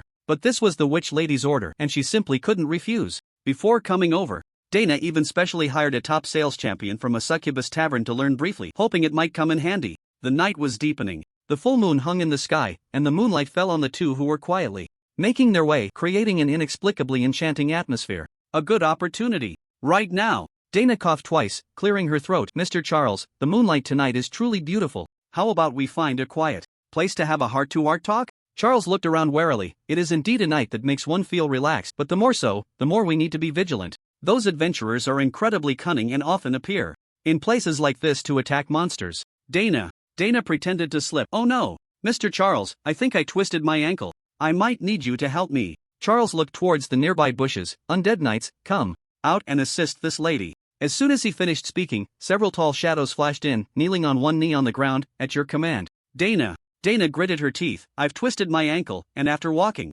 for so long, I'm a bit tired. Mr. Charles, could you carry me for a while? Charles waved his hand. It's fine, my bony friends are also good at carrying things. Dana. She fell into a long silence. This isn't how it's supposed to go. According to what that top succubus had described, usually at this time, the two would have some physical contact, making their relationship closer. But what the hell are these skeleton soldiers doing? Diana looked at the undead soldiers, her tone turning cold. No need, my foot injury has suddenly healed. You should continue to guard over there. Undead knight order. As you command. With that, they transformed into shadows once more, slipping back into the grass, closely following. I refuse to believe this. Diana took small steps to Sid's side, her lips moving slightly as if she were chanting some kind of spell. An invisible force quietly surged into his mind. This was the Cupid spell, which, once cast, could inject an energy that subtly influenced the target's mind, making them gradually infatuated with the caster. She hadn't wanted to resort to such a despicable method, but now she had no choice. Diana took a deep breath and slowly said, Mr. Sid, do you often think about finding a gentle and considerate partner to spend your leisure time with? Sid's footsteps halted, his expression showing some confusion. Partner? Leisure? Now is the time when adventurers are rampant. As a member of the church, every moment of my time is dedicated to combating adventurers, leaving me no time to think about such matters. Rather than a partner, I need a strong and loyal companion, like my capable aide, Plague. It's truly a loss that he can't enter the trial grounds this time. Diana? Diana fell silent. Diana was unwilling. Diana was furious. Why, despite the spell already taking effect, did he still talk about adventurers? And what was this Plague? At this moment, Diana was plunged into deep self-doubt. Was it because she lacked charm that, even with the spell in effect, he still felt nothing? What had all her years of studying mysticism been for? The Cupid spell had indeed taken effect. But unfortunately for Sid, who was always in a sage moment, it made no difference whether it was effective or not. He didn't even realize it was happening. Sid spoke up. Miss Diana, you've been saying some strange things since just now. Please focus on the upcoming task we are fighting for. The Lady Witch. At this moment, Diana's face no longer held the brilliance it once had. She seemed to present a different grayish tone, listlessly saying, all right, Mr. Sid. Faced with such a steadfast and loyal member of the demon race, she had lost any means of struggle. After returning, she would just explain to the Lady Witch that this task was impossible for her. Finally, after the moon had lowered a few more positions, the two arrived at the area where the Knight family resided. Meanwhile, within the territory of Shadow Pavilion, the head of the Knight family and the head of the Dusk family were sitting at a small round table. When the Lady Witch descended, it was their ancestors who, along with the Hermit family, had provided strong support, allowing the ruling plan to take its first step. With this merit, after the plan succeeded, the three families gained a very high status, even able to linger in the back, relying on bloodsucking for pleasure. However, recently, there had been some changes. Those adventurers, for some unknown reason, began to cross the Central Region's territory, heading straight for their family territory. Their current situation was manageable, but the Hermit family faced a constant stream of adventurers every day, which was quite frightening. The reason the two heads were sitting here was to discuss this issue. The head of the Knight family asked first, was it your scheme? The head of the Dusk family twitched his mouth. I was going to ask if it was your scheme. The Hermit family, suddenly facing this situation, had a high probability of being set up. They had originally suspected the other side was secretly sabotaging them, but looking at it this way, it seemed neither of them was involved in this matter. Hiss, then who did it? In the midst of contemplation, a sudden knock echoed through the room. Knock, knock, knock. The head of the Black Knight family furrowed his brow. Come in, what is it? A family member spoke urgently. Master, the head, Zaire, has come to visit our territory. Zaire? Yes, indeed. Zaire. The two heads of the family were momentarily taken aback upon hearing the name, but quickly regained their composure. It must be his doing. Previously, he had directly killed the representative of the Hermit family in the Ryan underground city, then scared off the members who came to hold him accountable, and even made them cough up a hefty compensation. Although they didn't know what methods this guy used to send so many adventurers to the secret place, it was definitely related to Zaire. Regarding this matter, the two heads of the family were indifferent, even willing to applaud. In a sense, there was a competitive relationship among the three families, and seeing their rival in such a predicament was certainly a delight. But now that Zaire had come to them, something felt off. They had done nothing to provoke him. They wouldn't become the second target, would they? If it were any other members of the church, the head would definitely ignore them. But Zaire was different. According to the information gathered by his spies within the Hermit family, Zaire had consulted with the Witch Lady about this matter and had received her approval. If he came to deal with them, they would truly have no way to respond. The head of the Black Knight family sighed and quickly stood up. Since he was already here, they had to meet, no matter what. Hopefully, it wouldn't be too intense. With a heart full of trepidation, the head followed the member down the loft and soon saw Zyre, along with a witch standing beside him who looked rather unwell. A smile quickly spread across the head's face. Mr. Zyre? It's a pleasure to finally meet you. I've long heard that a pillar of talent has emerged from our proud jurisdiction, but due to family matters, I never had the chance to visit. Now that I see you, you truly are extraordinary. The head of the Black Knight family approached and warmly shook Zyre's hands, glancing at the witch beside him. And who might this be? Zyre explained. This is a witch from the Greed jurisdiction, named Dana. Ah, Miss Dana, a match made in heaven, indeed. Upon hearing this, Dana's previously dull demeanor suddenly brightened. However, Zyre's expression darkened. Master, please refrain from saying things you shouldn't. I'm here for work, so please adjust your attitude. The head of the Black Knight family. Understood, Mr. Zyre. The head instantly became more reserved. Dana, witnessing this scene, was somewhat shocked. Before coming, she had gathered some information about the monster families in the proud jurisdiction, and these heads were all around level 70, powerful and well-connected. The Greed jurisdiction also had similar families, whose members were notorious for their lawlessness. Now, the head was behaving like a child, obediently taking a scolding? Was Mr. Zyre really that authoritative? After seeing that the other party's attitude was relatively honest, Zyre's expression softened a bit. I'll get straight to the point.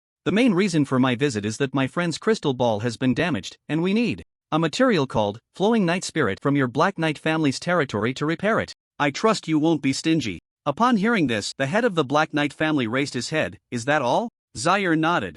Yes, that's all. The head of the Black Knight family let out a sudden sigh of relief. I see, that's easy to discuss. I'll call someone to fetch the material from the treasury. We have everything you need. He had initially thought the other party was here to deal with him. He never expected it was just for a material. At such a time, the head of the Black Knight family would certainly not be stingy. After all, there was the cautionary tale of the Hermit family. The adventurers appearing in the territory are already annoying enough. If their numbers increase, it will truly be unbearable. Soon, the Flowing Night Spirit was taken out, along with 3 bulging storage bags. Zyre frowned. What do you mean by these storage bags? The head of the Knight family replied, during this time, the church has made many sacrifices to fend off the adventurers, which pains me greatly. As a member of the demon race, consider this compensation to the church. Zyre raised an eyebrow. As expected of a family head, he understands a thing or two. Zyre accepted the items. I will convey your intentions to the other church members. Next time, come over for tea. I won't disturb you today. After saying this, Zyre left the Knight family with Dana, under the grateful gaze of the other party.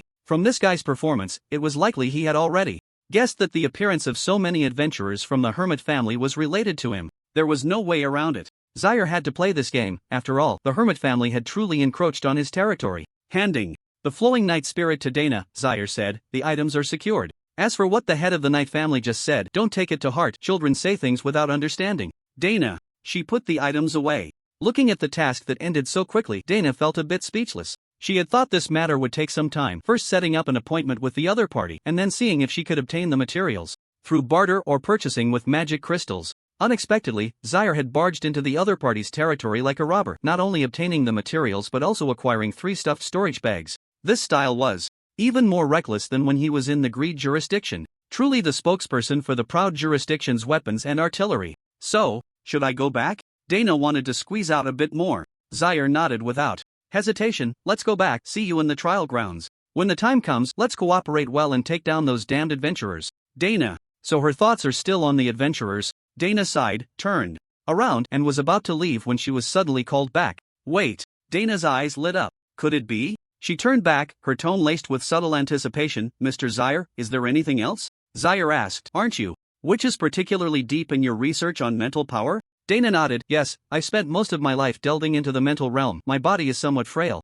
So, when we enter the trial grounds, please take good care of me, Mr. Zyre. Upon hearing this, a smile appeared on Zyre's face. Don't worry, I will definitely protect you. Just when he was worried that Can't Come would not be able to make it, this new mobile blue bag has just appeared. After sending Dana off, Zyre returned to the Bone Fortress and began to lie down. Yes, the notion of not sleeping is all a lie. Zyre is willing to tell a little white lie. If it weren't for the circumstances, he would love to find a place to be a lord who just eats and waits to die. But as a weak boss, Zyre could only keep seeking development. Everything was forced upon him. If he guessed correctly, this Dana probably wanted to lure him into the Greed server. Unfortunately, having just received his appointment, Zyre's stance was very firm, always maintaining loyalty to the proud witch. He would wait until he was no longer favored to make a move. Suppressing the noisy thoughts in his mind, Zaire fell into a deep sleep. Meanwhile, players from various regions were busily purchasing various potions and items. Unlike the Holy Light Ruins, this time each player only has one chance to enter the event. Once they die, they will be completely cut off from the rare resources inside, so they must be well prepared to face the remaining monsters in the trial grounds.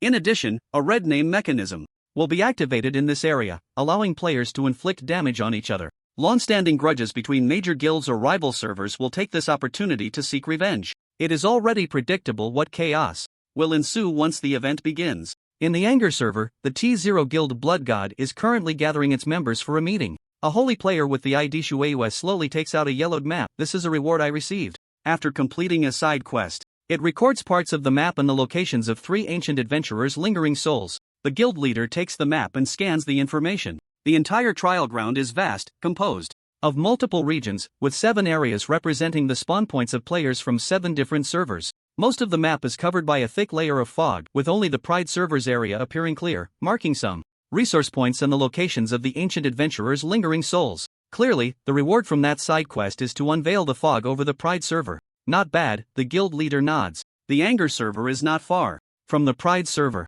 Once the event starts, we should head over there immediately to seize the opportunity and secure a few inheritances first. Another team member raises an objection. Leader, what if we encounter players from the Pride server along the way? The leader scoffs. What to do? Naturally, we kill them directly. This is a server-wide event, not like the previous Holy Light Ruins where those Pride server players are just terrible. Using them to stack our attack power before challenging the ancient adventurers' lingering souls is just perfect. Meanwhile, in the Pride server, at the Adventurers Guild, as a hub for daily quests, the decor here has a distinctly Japanese fantasy vibe, with rubberwood chairs placed in the corners and several iron chandeliers or wall lamps casting light evenly over the wooden floors and stone walls, giving it a rugged appearance. The bulletin board is crowded, with potion and item merchants surrounded by players, making it nearly impossible to get through. After finally tearing off a bounty notice from the bulletin board, Leysan and the evil mage squeeze out of the crowd and arrive at the outside novice village, unable to suppress a sigh. There are just too many people. Leysan looks at the bounty task in his hand and says irritably, clear a territory and submit the drops from the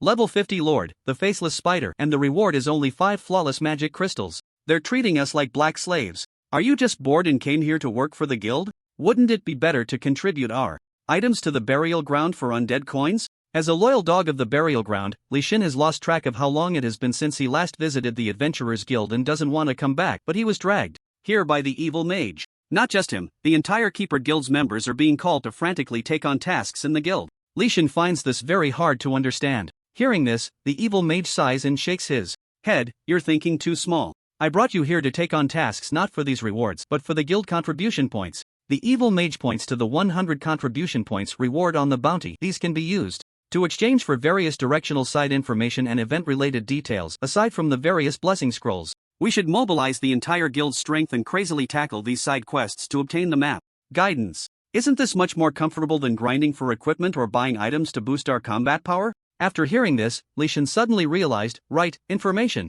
In any game, information is incredibly important. Players cannot unlock the transparent world, but having map guidance is equivalent to seizing the initiative. Leysan gradually immersed himself in the little evil mage's line of thought. That makes sense. This way, we might even obtain a few legacies from ancient adventurers. The little evil mage nodded and added, exactly. Moreover, aside from this matter, I actually have a hypothesis. In the last ruins, the demon race selected monsters to enter and guard the legacies of those adventurers. I suspect it might be the same this time. The event has a level restriction, below level 60, and Lord Charles' level happens to fall within this range. A smile appeared at the corner of the little evil mage's mouth. If Lord Charles is selected, then we can directly hand over the well-grinded maps to him. That would be a tremendous achievement. After this line of reasoning, Leysan was utterly shocked. So that's how it is. If this hypothesis turns out to be true, he could hardly imagine how terrifying Lord Charles would be once he unlocked the transparent world. What ancient adventurers lingering souls. What well-developed players from other servers.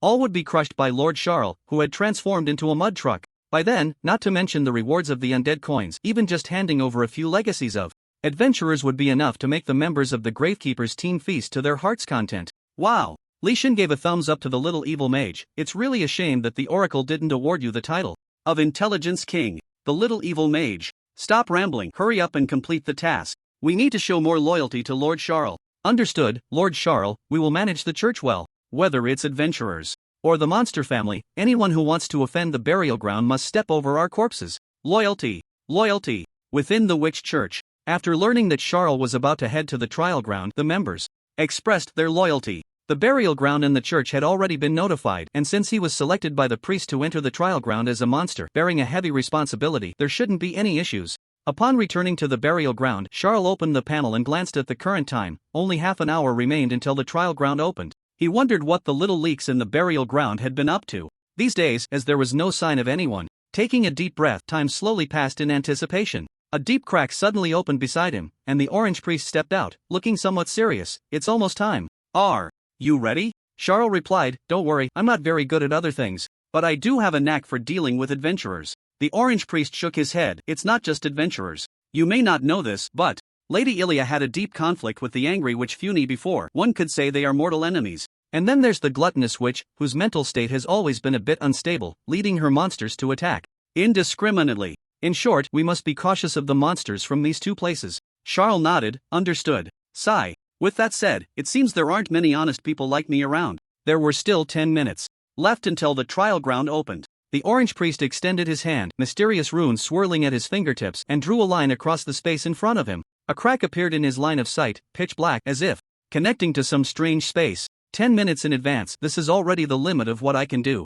Saying this, the orange priest took out a map. Here is the map of the trial ground, but the specific locations on it are covered by mist. I, along with the other priests, have left a mark on each of you who are about to enter the trial ground. You can know the positions of other creatures through the light points. There's nothing else to remind you of, so good luck. Listening to the priest's blessing, Char took a deep breath, accepted the map, and stepped into the crack. His vision began to distort, and everything around him started to turn upside down. As the darkness gradually receded, he felt a solid sensation beneath his feet, a layer of ancient stone slabs covered with a thin layer of moss. Char looked up ahead. The towering treetops pierced the clouds, the trunks were as thick as small mountains, and the gnarled roots twisted around the jagged black rocks below like giant dragons. Amidst the swirling mist, a magnificent palace could be faintly seen in the distance, looking incredibly stunning. The palace. Is it the location inherited by ancient adventurers? The entry point through the crack was completely random, and his luck seemed to be quite good. Char waved his bone spear, and grey mist swirled, gradually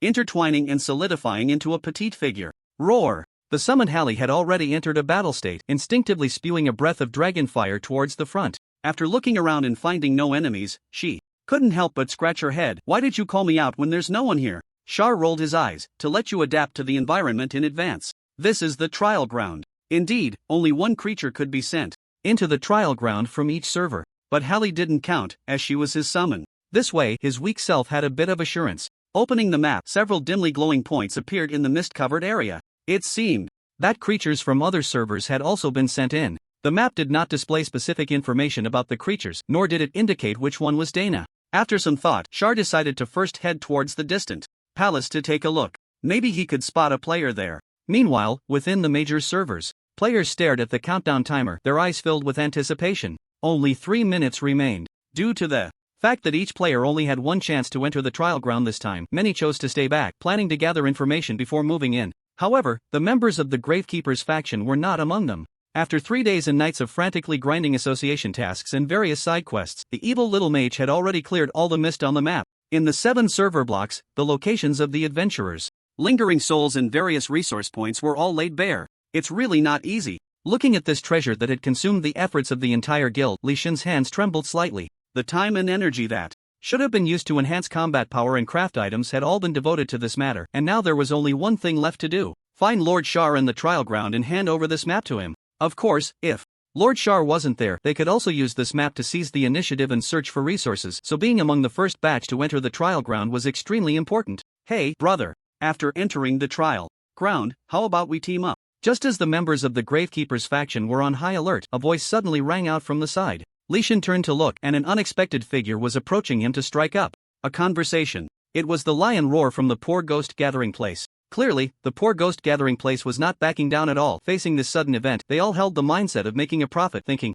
that dying wouldn't be a loss. However, what surprised Leysan was how this guy had come over to strike up a conversation with him out of the blue. He had previously snatched the opponent's golden weapon during the Holy Light Ruins event, and he was still using it now. Leysan frowned. Brother, do I look like a fool to you? You probably would stab me in the back the moment you step inside. Lion's roar coughed twice. How could I possibly be that kind of person? What happened in the past is in the past. To be honest, I've recently observed that your guild has been frantically completing adventurer association tasks, so you must have gathered quite a bit of event information. I have some information on my side too. How about we partner up? Leysan shook his head. Let's forget it. He had no idea how much information the other party possessed, but the map in Leysan's hands was a fully cracked version, a culmination of the entire guild's efforts. Aside from Lord Charles, no one else was worthy of enjoying it. Outside the palace, a massive stone door covered in dust and cracks from the passage of time came into view. Charles pushed the door open, and the magnificent epic murals on the towering dome were reduced to mere blurred lines, while the enormous stone pillars supporting the hall still stood tall, their surfaces thick with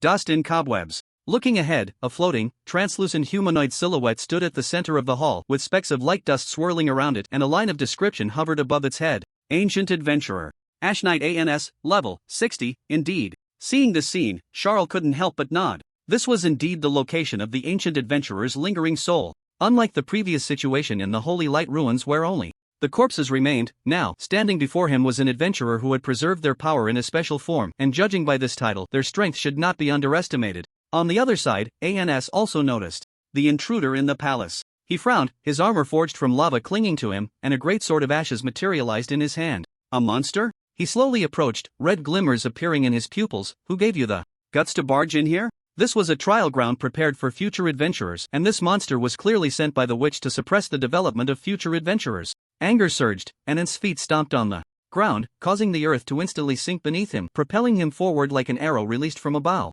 TSK. Such a fiery temper. Charles made no move, but beside him, Hallie, witnessing this, unleashed a torrent of dragon flames. Roar. ANS frowned, blocking with his greatsword held horizontally in front of him, shifting into a defensive stance. Boom! The dragon flames hit their mark, a cloud of smoke rising. The lava armor on ANS had been damaged, but it quickly reformed, and several cracks appeared on the greatsword of ashes. He lifted his head, only to see thousands of undead soldiers emerging around the necromancer, wildly brandishing steel blades as they charged forward. You can take a hit, huh? Let me see how you perform. Hearing this taunting remark, Ans's anger flared even more. Back in the day, he was among the first adventurers to face the witch's descent. How could he tolerate the humiliation from these rotten fish and stinky shrimp of the future? ANS raised his head, and the lava flowed down his arms to the great sword of ashes, a red light spreading from it. He thrust the great sword into the ground, and lava erupted, instantly engulfing the undead soldiers. Let me see what kind of abilities these monsters of the future really have.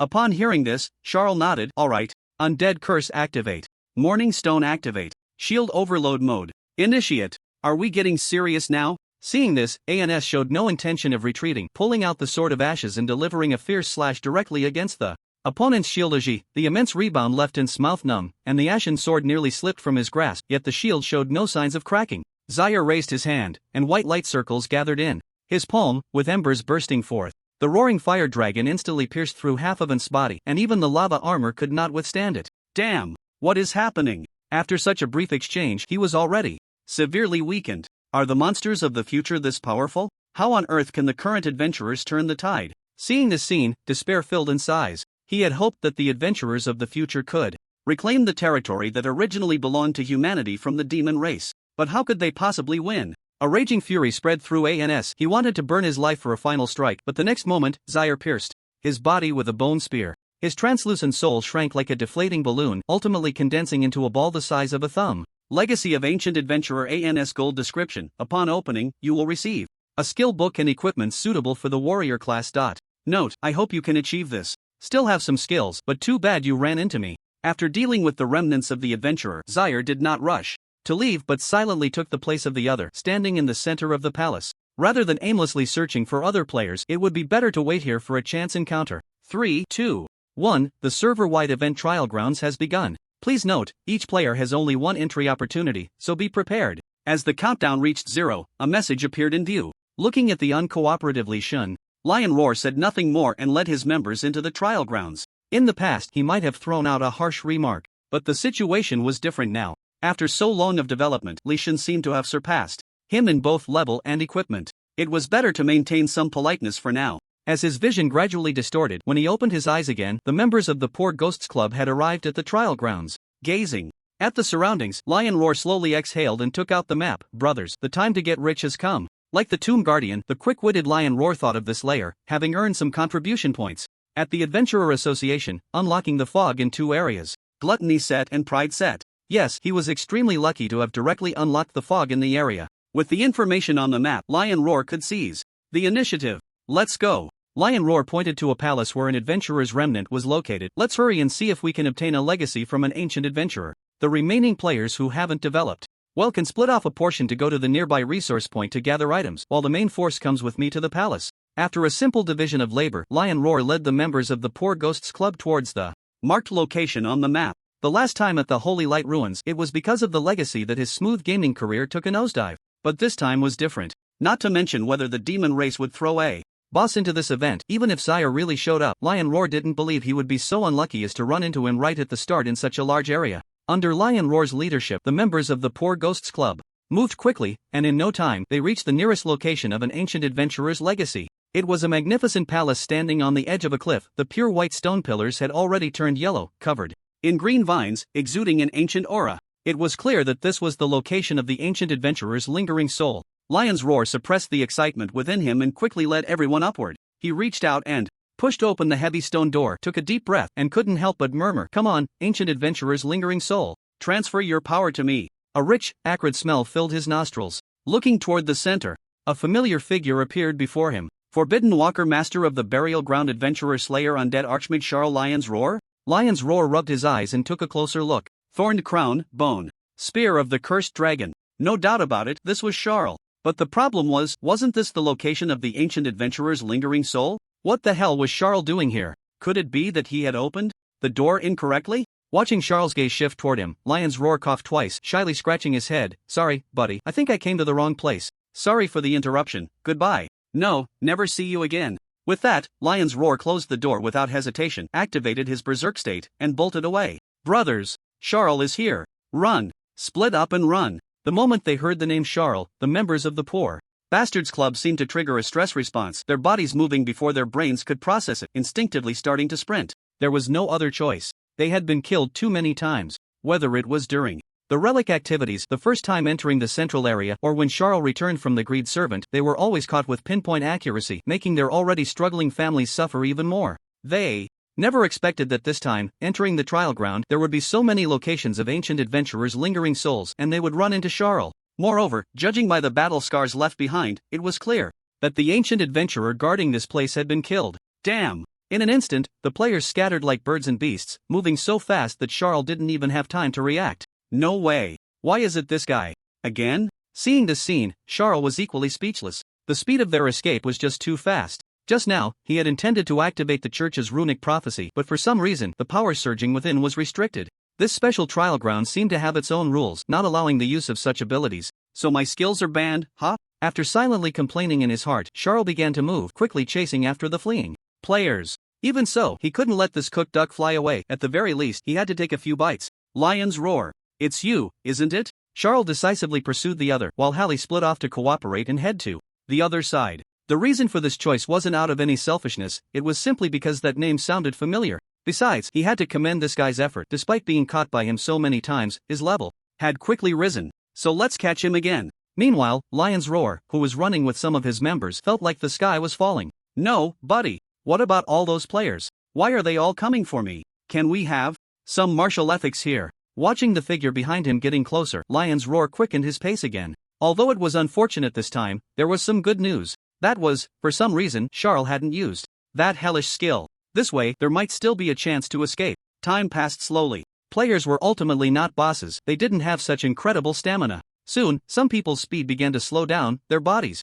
bound by iron chains, followed by a hysterical scream. Lion's Roar's heart tightened, and he shouted to the side, "Hold on. We have to survive. There is only one chance to enter the trial grounds. If we die now, everything will be over. I have the spirit of the hunt. I can scout the area ahead. Let me determine the direction and see if we can use some terrain to shake off Siar," one member said, as a pitch-black eagle screeched and swiftly flew into the sky ahead, while the vision relayed back into his mind. "Let me see." The member controlled the eagle's perspective, constantly scanning the surroundings, trying to find something useful, but found nothing. Damn! Is the heavens trying to take me down? Just as he felt a bit desperate, in the distance, a swarm of black dots appeared in his line of sight, gathering like ants. Could this be players from other guilds? Seeing this scene, the member hesitated for a moment and said, "Captain, I see a whole player guild to the northwest. It's quite large. Should we go? Let's head that way." Lion Roar showed no hesitation and directly issued the command. As the saying goes, a friend in need is a friend indeed. At this point, they could only divert the disaster and see if they could fight for a glimmer of hope for themselves. Inside the trial grounds, some players had transformed into mice to gather resources, some were playing a deadly escape game, and others were searching for their masters. Meanwhile, another group of players was rushing from the Rage Zone to the Pride Zone, aiming to defeat the remnants of ancient adventurers and gain their legacy. The Blood God Guild was among them. At the moment the event countdown ended, all the players from their guild entered the trial grounds, continuously making their way toward the Pride Zone. Shuei looked at the map in her hand and said, "We're almost there. It won't be long before we reach the location of the first adventurer's soul." The president of the Blood God Guild, Dracula, nodded. "All right. Once we get there, we can send some members to the nearby resource points. We need to maintain efficient movement." Just as they were conversing, suddenly, a member who had been observing spoke. President, it seems there's a player team rushing over." Hearing this, Dracula looked in the direction the member pointed, and sure enough, several figures were frantically charging toward them. Shuei frowned. "What does this mean? Are they coming to cause trouble?" Dracula was unfazed, slowly drawing a blood-red blade. "Let them come. Didn't we discuss this earlier? If we encounter them, we just take them down." His words were filled with arrogance, but the other members nodded as if it were only natural. After all, this was the president of the T0 Guild in the Rage Zone. Killing a few players from the Pride Zone was indeed an easy task. But soon, the observing member noticed something was off. "Wait, President, it seems this team is being chased by some kind of creature." As the words fell, Lion Roar and the others were less than 50 meters away from the Blood God Guild. He shouted loudly, "Sorry, brothers. Good luck to you." After saying that, they quickly turned and vanished into the nearby jungle, while behind them, a gaunt figure was rushing toward them. Forbidden Walker, master of Buried Bones, adventurer, slayer, undead archmage Xiar Dracula? How could this possibly be Xiar? Seeing this scene, Dracula was stunned. He was very familiar with this name, although he wasn't in the Pride Zone. Legends of this underworld boss circulated in every zone. How did this guy enter the trial grounds? Could it be that, like last time during the Holy Light Ruins event, he was deliberately let in by the demon clan? Meanwhile, Xiar gradually came to a halt, his gaze shifting from Lion Roar and the others to this aggressive guild. Hiss. Such a high level. He glanced over, and the average level of these players was basically between 40-50. Clearly, the players from the Pride server didn't have this kind of strength. They must have come from somewhere else. Originally, he just wanted to chase after the roasted duck that flew away, but now there was this surprise? Xiar's gaze suddenly became excited. Obviously, compared to the shabby folks from the Poor Bastards Club, this group of players in front of him could undoubtedly yield more experience points and better equipment. The two sides locked eyes. Feeling the terrifying pressure, Shuei couldn't help but ask, "President, what should we do? Should we run? This guy has a pretty thick shield, he must have just fought a wave." Dracula frowned. "Run? We finally made our way here. If we run, this map would be useless. Let me test this guy's capabilities first." It turned out that until they had been personally beaten up, the word coward didn't exist in the player's dictionary. As the president of the T0 Guild in the Rage server and also a T0 player, he had brought his members here with great difficulty. If they fled because of a boss, wouldn't they be laughed at when they returned? He gripped the blood blade tightly, his figure swiftly appearing behind the opponent like a ghost, and the blade thrust forward in an instant. Whoosh! An invisible shield spread out from Xiar. The blood blade penetrated the shield by an inch upon contact but couldn't push any further. The attack was blocked. He turned to look at this player. Bloodthirsty Shadow Dracula level 55. A bit of courage, huh? Not only did he not run away after seeing me, but he actually walked towards me? Xiar enjoyed dealing with such young ones. Magic power flowed into the runes, activating the binding skill. Several dark iron chains shot towards the opponent, but Dracula's figure flickered and transformed into a blood shadow, retreating in an instant. He can fight. Although that last strike didn't deal any damage, the blood blade had embedded itself into the shield. As long as he stacked a few more attacks, he could bypass the shield and deal real damage to this guy. You all use skills to delay and draw aggro, create output space for me. Today, I will slay Xiar and tell those noobs from the greedy and pride servers that values and mechanics can be resolved with skill. As his words fell, the members of the Blood God Guild said nothing more and quickly formed their formation. 3 knights with titles, all above level 50, charged forward with shields and greatswords, accompanied by a whistling rain of arrows and spells that twisted space, working together seamlessly. A dense swarm of undead soldiers burst forth from the ground, among which were a few larger figures, clearly enhanced. Dracula waited quietly on the side, his eyes fixed on Xiar, poised to strike. Yes, he was a master of skill. Whether it was the Oracle or other games, Dracula had always believed that as long as the skill was good enough, no boss was unbeatable. This shield indeed looked thick. But so what? After stacking a few more attacks, he could trigger real damage. He might still have a fighting chance. Xiar swung his bone spear, and the undead soldiers, along with the towering undead knights, charged towards the players. A great opportunity. Seeing this scene, Dracula narrowed his eyes. As an undead mage, leaving no guardians behind was simply handing him the chance to stack attacks. Just watch how I operate you. Dracula took a deep breath, his figure transforming into a blood shadow once more, and in the next moment he crossed dozens of meters, appearing directly behind Zaire. Flanking.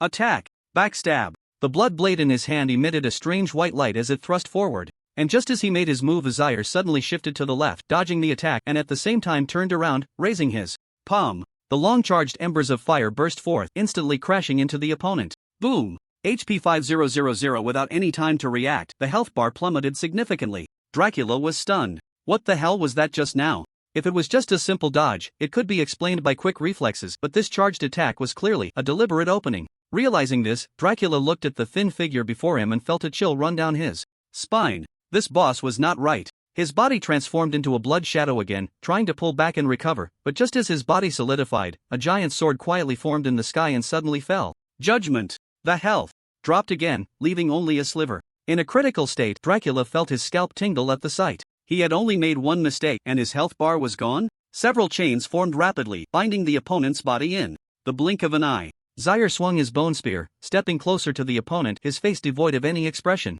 You think you can operate me like this? You should know that before he was promoted to a numerical and mechanism monster, Zaire was also an operational monster. The moment the opponent's first attack pierced the shield, he realized that the opponent might have true damage, so he deliberately created an opening. He didn't expect to fall for it so quickly. The operation was lacking too. If it weren't for the lack of stacked undead curse vulnerability earlier, that last hit could have taken the opponent's life. Of course, it wasn't too late to kill him now. The members of the Blood God Guild saw their leader in danger and rushed over to help, but unexpectedly, the undead soldiers suddenly exploded at that moment. Boom! Fire erupted in succession, and under the massive impact, they could only barely protect themselves, unable to take any further action. Watching Zaire draw closer, Dracula's defenses completely broke down. Damn! With numbers, mechanisms, and operations, which guild brought this hellish thing here just now? But the bone spear pierced through his heart, and the last sliver of health vanished. Dracula was dead. Zaire turned around, looking at the remaining members of the Blood God Guild, and activated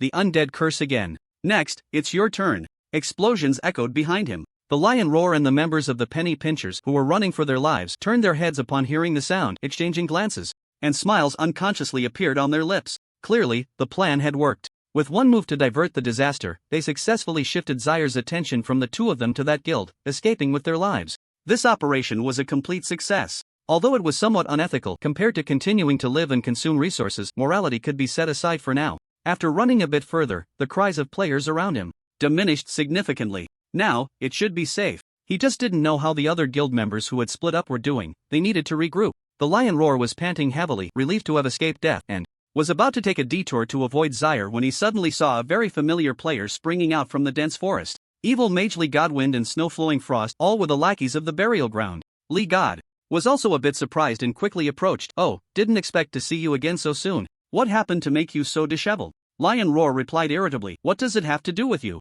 The moment his words fell, the golden weapon forged by him swished and landed on his neck. The members of the Gravekeeper surrounded him, blocking every possible escape route. Leysan raised an eyebrow. Brother, it seems like you're a bit confused about the situation right now. I'm not asking you, I'm interrogating you. Lion Roar. I was a bit ungrateful just now. Good brother, ask whatever you want and I will tell you everything. Lion Roar had lost any means of resistance. Just moments ago, while being chased by Zaire, his items and energy had been completely exhausted. Now that he had finally managed to escape, if he were to die just like this, his mindset would truly be shattered. Leysan asked, you rushed over in such a panic. What happened? Did you see Lord Zaire? After entering the trial ground, the members of the Gravekeeper had been searching for Lord Zaire. They had just heard some unusual commotion nearby and rushed over, only to run directly into the fleeing Lion Roar. Upon hearing this, Lion Roar chose to confess honestly, I was being chased by Zaire. During the escape, I discovered a guild, so I led Zaire over there. They should still be fighting now. Upon hearing this, the eyes of the evil little mage instantly lit up. Decisively, his deduction was not wrong. All his hard work for the association was not in vain. Leysan sheathed his weapon and patted Lion Roar's shoulder. Lead the way, brother. Lion Roar. Not a brother. I barely escaped with my life and now you want me to go back. Lion Roar said, or you can just kill me here. Leysan reassured him, don't worry, just take us to a nearby location, and we won't harm you. Seeing this, Lion Roar hesitated for a long time but ultimately agreed. Alright, I'll take you there, but let the other members go first. They retraced the route of escape. As Lion Roar walked, he began to think. Why were these guys looking for Xia Air? Were they seeking protection from the big brother? No, wait. As he thought of this, Lion Roar suddenly recalled the days when the dog-like members of the association were taking on tasks. Initially, he thought they were preparing to seize the initiative in the trial ground like him, but now it seemed this was not for themselves but for Xia Air. Damn! Thinking of this, Lion Roar felt a chill run down his spine. How could they be so understanding? Having a monster like Xia Air in the trial ground was already terrifying. Whoever encountered him would be unlucky. But if they added a map guide, wouldn't that turn them into a bulldozer? Bull demon! They didn't treat anyone as human. Amidst his anxious feelings, Lion Roar led Leysan and the others to the place where they had made a sharp turn. Looking ahead, the once numerous guild members were now nowhere to be seen. The terrain was pockmarked from the undead self-explosions, and only a thin figure could be seen inside, constantly picking up equipment. It was terrifying. Although the situation was urgent at the time, Lion Roar still took a moment to observe the strength of that guild. The average quality was very high, and he even saw a level 55 player, likely a skilled player from another server. Yet now, in just a short while, they had been completely wiped out, all returning to the novice village. Xia Air is right there. I'm leaving first. After leading them to the location, Lion Roar immediately turned and ran without a moment's hesitation. Now, there was no time to talk about ancient adventurers' lingering souls. He needed to find some resource points and quickly grab something to escape. The trial ground was about to face a major disaster. He glanced back and found that Leysan and the others were surprisingly trustworthy, not coming over to catch him. Just as Lion Roar breathed a sigh of relief, thinking the matter was finally coming to an end, a petite figure suddenly appeared, blocking his path. Cursed Dragon's Remnant Soul Halley Lion Roar. The two locked eyes. The other party was covered in blood. If he guessed correctly, it should be the blood of other poor club members. Damn, do you still want to live? Lion Roar wanted to flee, but in the next moment, a breath of dragon fire suddenly shot over, hitting his body with precision. No! Lion Roar dead. Brother, why did a scream suddenly come from behind? Never mind that, hurry up and hand over the items to Lord Shar. After locating the target, Leysan paid no attention to the commotion behind him, and quickly ran towards the figure. Lord Shar! A call echoed from a distance, reaching Shar's ears. After picking up the last few pieces of equipment dropped by the players, Shar turned around and looked towards the source of the voice, momentarily stunned. How did this group of little leaks find their way here? Shar frowned. What are you doing here?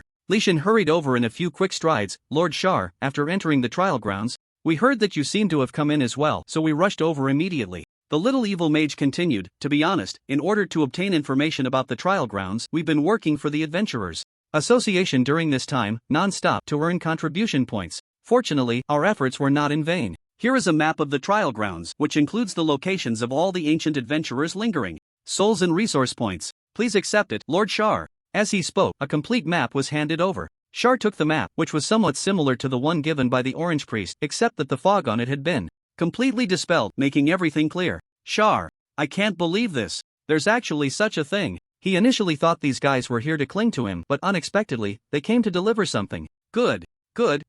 Little leaks have done a great job. Shar put away the map. Not bad. This thing is indeed helpful to me. He casually tossed Ansie's inheritance over and slowly said, you all stay here and don't move. Wait until I clear out the other ancient adventurers' lingering souls and adventurers. Then I'll reward you properly. The crowd of lackeys. Lord Shar. Loyalty. Not long after leaving the battle area with the Blood God Guild, Hallie also returned. In the chase on the other side, she had quite a harvest, taking down dozens of players and sending a bunch of the poor bastards club members back to the novice village. Her methods were quite ruthless. Where should we go next? In response to the inquiry, Shar shook his head. No rush, let me study this for a bit. After saying that, he took out the map given by the Orange Priest and began to compare it. Although the materials of the two maps were the same, there were still subtle differences in certain areas. In the monster version of the map, the areas shrouded in fog were completely unclear, only the monsters marked by the priest emitted light.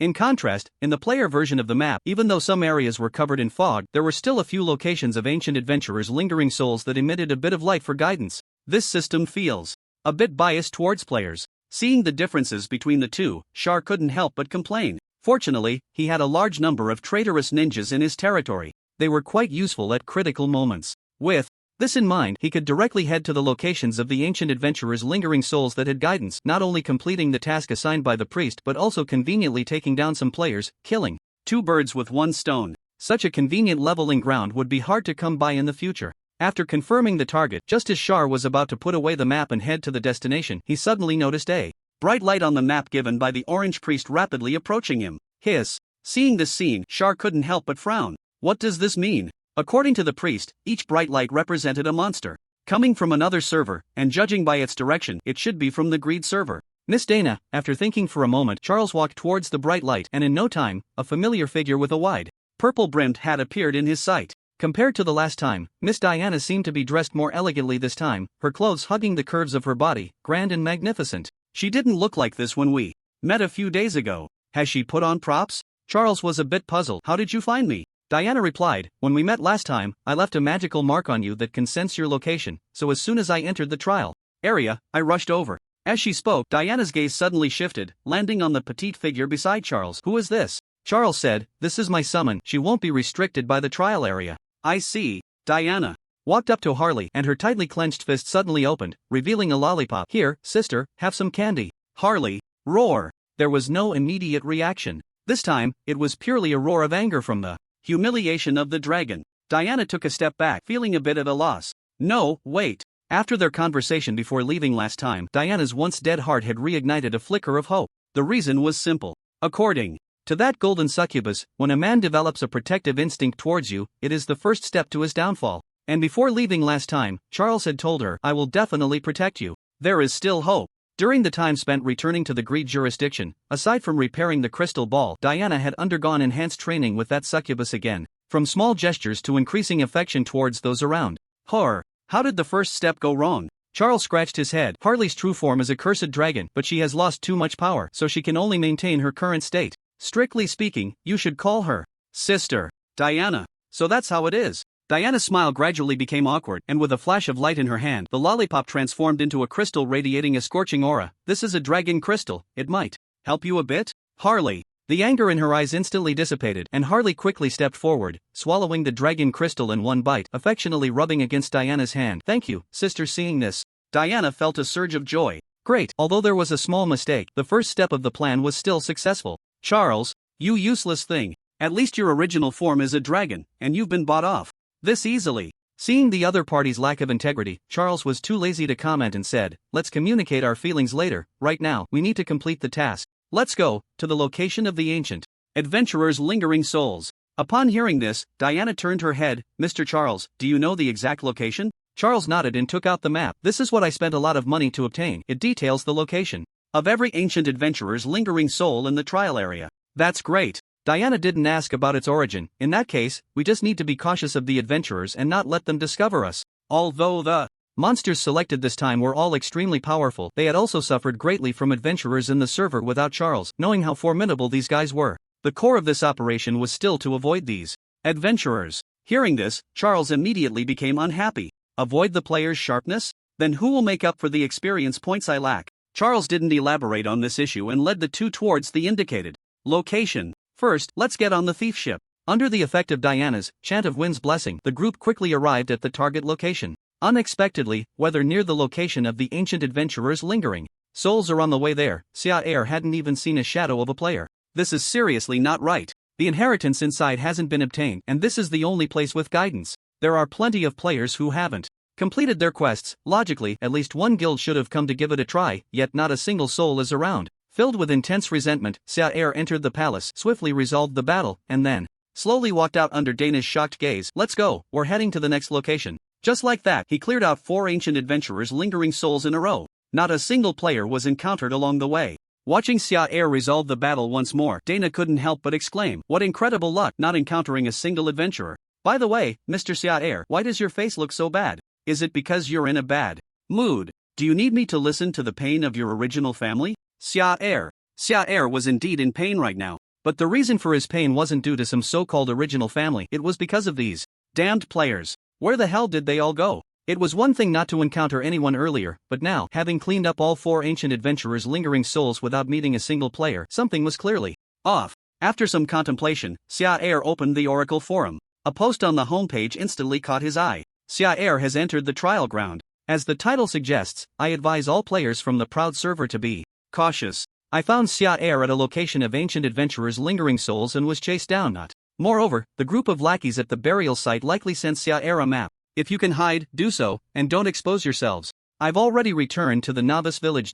Posted by Lion's Roar Sia. Under the intense posting from the many unfortunate members of the Poor Bastards Club, the Proud server players who entered the trial ground immediately abandoned all greed for resource points and inheritances, each finding a hidden spot to hunker down. They activated their mouse mode. Unlike players from other servers, they had endured too many beatings from Xia and were very cautious. There was only one chance to enter. Better to hide for now. After browsing through the posts on the Oracle forum, Xia couldn't help but sigh. The proud server players were still too cautious. Slowly searching was just too time-consuming, and the returns weren't that high. It was better to go wreak havoc on players in other areas. Xia set his sights on the nearest greed zone. Let's go, Miss Dana. The Ancient. Adventurers' lingering souls here have been cleared out. Let's head to your side. Dana nodded. Okay. But, Mr. Xia, don't you really want to talk to me about anything? Xia, talk about what?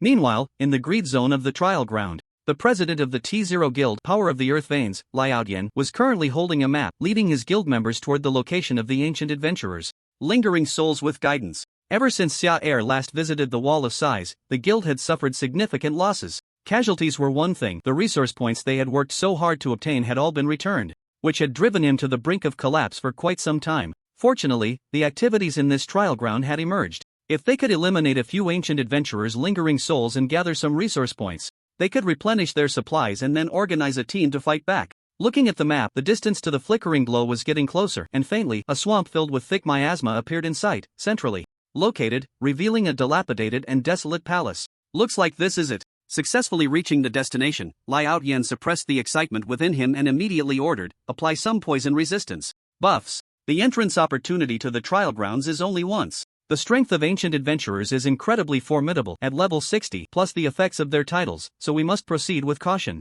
Upon hearing this, the healer player behind waved her staff and a faint glow enveloped everyone. The poison resistance buff was complete. Next comes the fierce assault. When we go in later, the usual rules apply. I'll go in with a few tanks to absorb damage, and the squishies need to watch their positioning to avoid getting one shot. Leysan advised as he walked, but in the next moment, an arrow suddenly shot in from a distance, whoosh, embedding itself right in front of him. Leysan turned his head and saw another guild rushing over. The president of the Yellow Ginseng Thorn Brigade Guild, who was also the first victim after Xia entered the greedy server. Leysan frowned. What do you mean? Are you looking for trouble? Clearly, from the other party's actions, they intended to compete with him for the remnants of the ancient adventurer's soul. Although the geomantic grounds had suffered a severe blow, it wasn't something they could just take advantage of. Huang Can spoke up. This isn't a first-come, first-served situation. A little competition shouldn't be a problem, right? As soon as he finished speaking, two more groups emerged from the nearby jungle, the other two guilds that had previously teamed up with Huang Can to attack the southern side of the Sighing Wall. In that battle, their losses were also quite heavy. Not only did they waste manpower and resources, but they didn't even get anything for it. After the Trial Grounds event was announced, Huang Can quickly contacted the two to form a team, all to prevent such a situation. Seeing this scene, Leysan's frown deepened. One guild could be dealt with, but if three came together, it would be a bit troublesome. The entrance opportunity was only once, and with such a large-scale conflict, the chances of survival were slim. However, Leysan had no intention of backing down. Do you think having more people makes you invincible? Thinking you can drive me away just because of numbers is a bit naive. Either show some real skills, or step aside. Fighting in a group is not good for anyone. In such a situation, the best approach is to determine who gets to handle the remnants of the ancient adventurer's soul through some special means. Huang Can raised an eyebrow and asked, do you want a literary duel or a martial duel? Leysan. Of course, a martial duel. What does a literary duel even compare to? Speed of typing? But there needs to be a fair way to decide the martial duel. If it's a one-on-one, none of us can beat you, so we need a reasonable method. Everyone began brainstorming. This was a tough problem. If they messed it up, they would be handing over the opportunity, which would be quite embarrassing. Just as Huang Can was furrowing his brow in deep thought, a member beside him suddenly tapped his shoulder. Hey, Captain, stop thinking about the martial duel. Captain, Xia is here. Quick, think about how to escape. The member's words abruptly pulled him back to reality. Xia? Hearing those two words, Huang Can jolted and quickly looked in the direction indicated. A slender figure had somehow arrived beside them, accompanied by two monsters. Remnant of the Sin Dragon Halle Crimson Ashes Dusk, which Diana Forbidden Walker, Lord of the Buried Bones, Adventurer Slayer, Undead Grand Sorcerer Xia Dam. How did this guy end up here? On the other side, Leysan also noticed the situation. The once noisy crowd composed of four guilds fell silent in an instant, as quiet as a grave. All right, from now on, the competition for the relics of this ancient adventurer has become unimportant. The idea of a literary or martial duel has turned into a joke. What needs to be considered next is how to deal with this terrifying underworld creature. Captain, what should we do next? Facing his teammate's inquiry, Leysan turned his gaze to Huang Can. The latter also looked over. It was clear that in this situation, there was no need to fuss over who came first. The immediate priority was to deal with Char. Leysan saw the surging battle intent in the other's gaze. This was the fury of revenge. An alliance. An alliance was a must. When Char was clearing the eastern side of the Wall of Sighs, his team was blocked by monsters from several other regions, and although they had never fought, he knew this guy's strength was terrifying. But now, there were 4 guilds here, while the other side had only 3 people. Leysan suddenly drew a sword. Engulfed in flames, just as he thought he could coordinate with these guild players, Huang Can and the others took off running into the distance. Are you kidding? Is Char a monster that can be taken down just by numbers? Leysan had never fought Char, so it was normal not to recognize the big and small kings, but they had been brutally slaughtered once before. The elite of the 3 guilds had been like wild dogs, with nowhere to run, brutally slaughtered and sent back to the novice village. From that moment on, Huang Can was convinced. In the future, when he saw this hellish creature running away, that would be the end of it. Just right, Leysan was a bit out of his mind, perfect to be a scapegoat. Seeing this scene, Leysan couldn't help but curse. Damn it, can you act like a person? He also wanted to turn and run, but it was already too late. A thick fog enveloped from all directions, within which flickered the eerie ghostly flames burning densely, the flames that burned within the undead soldiers. Players from other servers are so easy to catch. He muttered silently, and Char glanced at the levels of these players. His interest peaked. They were all quality experience bags. A white halo appeared on the ground, compressing the players' movements, and the undead soldiers surged in like a tide, ultimately transforming into magnificent bursts of fire under the specialization of self-explosion techniques. Meanwhile, Dana approached holding a crystal ball swirling with mysterious runes. Mr. Char, do you need my help? Char decisively shook his head. No need, you have to wait for a more critical moment to act. If possible, please help me intercept those players who are escaping. Are you kidding? At this moment, would you let this guy come over to steal kills? Dana nodded, quietly moving 2 steps closer to Char. I will cast a spell now. Remember to protect me well. Char, not a bro. No matter how you look at it, you are at least a level 60 monster, with 2 titles stacked on top made of eerie white bones. Why do you look like a plague victim? Seeing this, Hallie immediately radiated golden light, patted her chest, and stood in front of Dana. Don't worry. I will protect you. Dana, was that dragon crystal just given to you for free? She couldn't be bothered to retort anymore. Pouring her magic into the crystal ball, the mysterious runes began to operate, transforming into a deep blue dome that enveloped everything nearby. The duration of this rune is limited, at most 1 hour. Char spoke. Don't worry, 1 hour is enough. Meanwhile, compared to the relaxed and pleasant atmosphere on Char's side, Leysan was already drenched in sweat. The fog had corrosive effects, not to mention the undead soldiers that surged in had no intention of fighting at all. They were purely used as self-exploding infantry. In just a short while, the players in the guild had already been blown to death in large numbers. This was simply unplayable. At this point, Leysan had already completed the perfect process of battling Char, starting with full confidence, midway in a daze. In the later stages, questioning life. Once the Bone Friends had sent enough, Char decisively activated the Undead Curse and the Stone of Mourning. He gripped a bone spear and quickly charged into the crowd, piercing Leysan's body with a single thrust. The vulnerability was stacked, and the shield was already activated. What needed to be done next was to clear his mind and engage in a thorough crushing. As players continued to fall one by one, a thick wave of resentment surged into the pitch-black skull, and Xiaer's experience bar kept rising, reaching level 58. High-quality experience points were indeed comfortable. After dealing with the players from the Earth Vein Power Guild, he quickly headed towards the fleeing directions of the other 3 guilds. Before long, he saw Huang Can and others trapped within a blue barrier, their faces filled with despair. Is there no justice in this world? Being caught in the greed server was one thing, but now the entire server event was coming to arrest them again. Do they want to ruin the game for everyone? Clinging to the last shred of player dignity, Huang Can trembled as he stood up, looking at the shield expanding beyond its health bar limit, and let out a deep breath. Brothers, see you in the novice village. His forced smile revealed a deep sense of despair. The next second, the embers of fire suddenly erupted from the ground, completely engulfing Huang Can's figure. No, President! The members of the Thorned Battle Group were devastated by this scene, their chests filled with rage. Since there was no escape, they would use their lives to prove to this damned guy that adventurers also have their own glory. Take my sword. A player wielding a great sword charged forward with a roar. Put! Xiaer pierced his body with a spear, casually tossing the corpse aside. The players behind did not falter, they continued to rush forward. Xiaer raised his hand, 3 rings of light converging in his palm, and the embers of fire burst forth like a fire dragon, roasting the row of players in front into charred remains, leaving not even a single wound. Even if they were to die, they still maintained their high fighting spirit, vowing to avenge their president. What a moving will! Even Xiaer couldn't help but be touched by this scene. Then, let's reward them with a skeleton self-detonation. He swung his bone spear, and the undead burst forth from the ground, surrounding the remaining players. Then, boom! You have killed player. Gifted poetry time. You have killed player. Go deliver some fries. You have killed player. Light rice. See. The kill notifications kept coming in. After picking up all the equipment, Xia turned around, only to find Dana lying on the ground, her face pale and looking as if her life was about to end.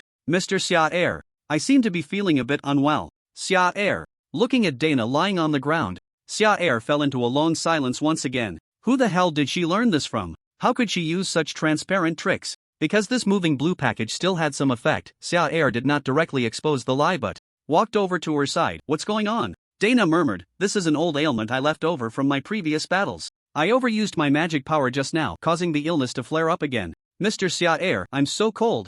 Can you hold me? Xia, struggling to suppress the urge to hit someone, Xia looked at Hallie. Go. Cast a fireball to warm up Miss Dana. Hallie hesitated a bit. My throat feels a bit uncomfortable. Xia, did you take money for this? Feeling Xia's increasingly cold gaze, Hallie involuntarily trembled, finally letting out a low groan, roar. A weak dragon flame ignited on the grass. Dana. A familiar plot, familiar actions. However, this time, Diana had made ample preparations. She continued, although the flames can warm my body, the depletion of magic power still exists. I have a method to replenish magic, but the ritual is quite complex and requires Mr. Charles to cooperate. Hallie leaned in with a curious expression. There's such a ritual? Can I watch? Diana shot back with a stern look. Kids should go play somewhere else. Oh. Hallie walked disappointedly to a large tree, squatting down with half her body, peeking out sneakily, staring at Charles. Close your eyes. Can you behave properly? After scolding her, Charles could no longer suppress his desire to complain. Can't this be a bit more normal?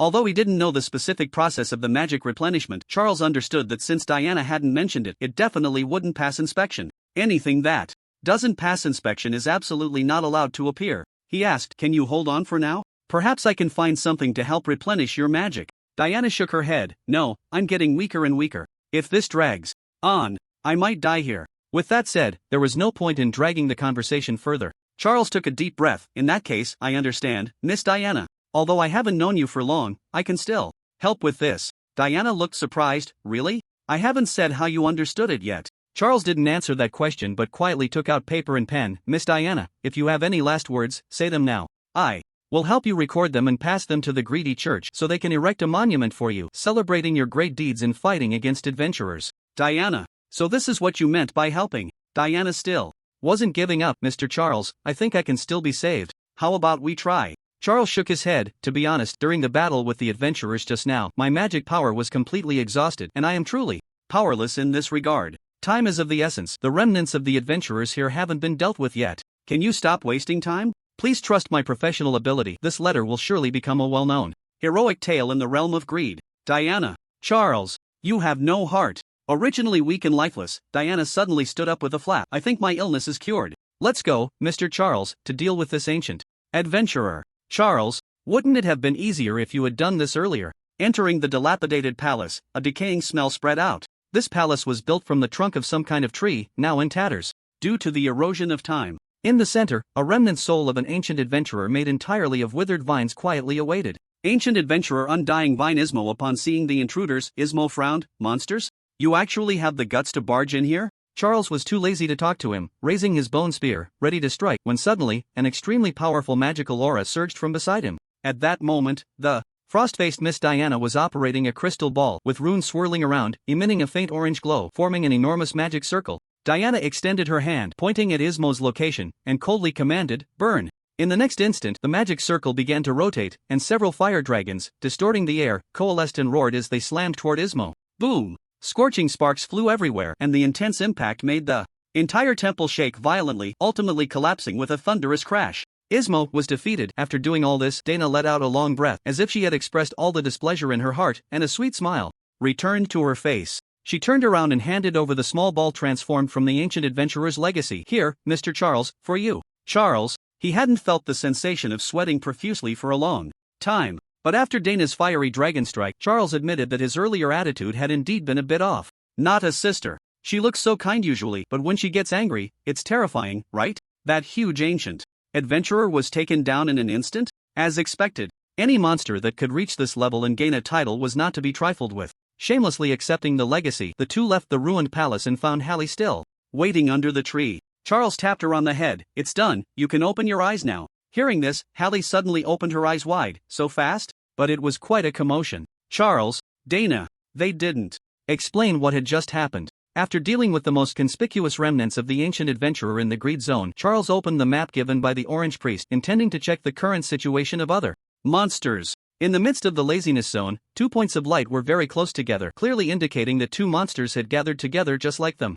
It seems to be from the gluttony zone. Just as Charles was about to close it, he saw that after the two came into contact, the light of the laziness zone monster was rapidly dimming until it completely disappeared. Meanwhile, the light symbolizing the gluttony zone monster became even more prominent. Charles frowned. This guy, how does it seem like it's feeding on other monsters? Yes, Charles wasn't mistaken. After coming into contact with this monster in the laziness zone, the gluttony zone monster swiftly devoured it in the blink of an eye. The speed was astonishing, taking less than 3 minutes. Moreover, after completing the devouring, this guy seemed to have grown stronger. Interesting, Dana also noticed. This situation, her brow furrowing tightly, the monsters from the gluttony zone are really getting crazier. Hearing this, Charles asked, what do you mean? Dana hesitated for a moment and explained, the 7 witches are all split from the original sin, and the remnants of the original aura linger in their bodies, causing the witches to always have the thought of devouring and merging. But some witches resist using various restrictions, but the gluttony witch, due to her power characteristics, cannot escape the influence of this aura at all.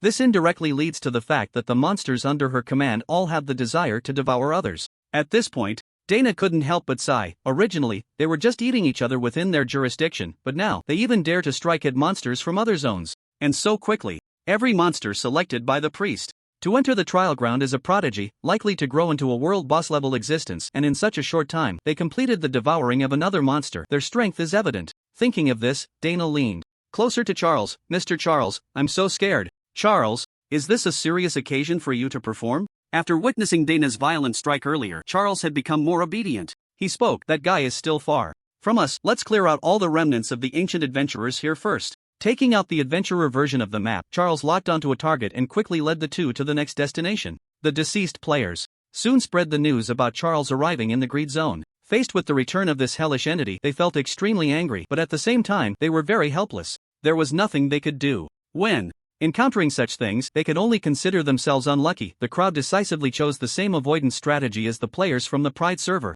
As for those who had not yet experienced the might of Shar, they too began to go invisible, learning from the previous example set by the Earth Vein Power Guild. With that, the task assigned by the priest was completed quite smoothly. Not long after entering the trial area, under Shar's bulldozer-like assault, 8 ancient adventurers' lingering souls had already been directly slain, and both the Pride and Greed zones had been completely cleared. This outcome exceeded expectations, even if they did nothing for the rest of the time. It would be enough to report back. However, this left Shar somewhat displeased. Why had the players from the Greed server suddenly become so cunning? Were they all just going to follow the bad example? During this time, whether from the Monster Girl transformation manual's insights on the taboo or the disputes among witches, Shar had come to deeply realize his own insignificance. He had to level up. Opening the forum, the players from the Pride server, having received news from somewhere, realized that Shar had moved to another area and began to sneak out to steal resources. Although the ancient adventurers' lingering souls were gone, for the underdeveloped players from the Pride server, even just resource points were quite delectable.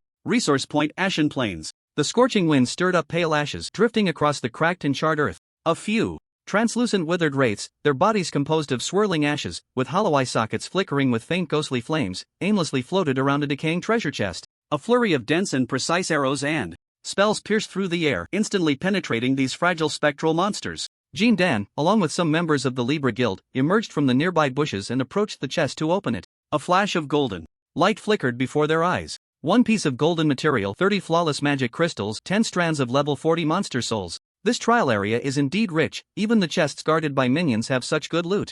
After securing the items, Jean Dan couldn't help but let out a deep breath. As a T0 guild within the Pride server, they had not rushed in at the start of the event like other guilds but chose to wait patiently. The reason was their fear that Shar would be sent in by the priest, just like in the last event. This indeed happened. Shortly after the event began, they saw warnings from the members of the Penny Pinchers Club on the forum, and just moments ago, they learned from an offline friend that Shar had gone to the Greed Zone. The members of the Libra Guild decisively entered the event and began to plunder resource points. This tactical avoidance was quite successful.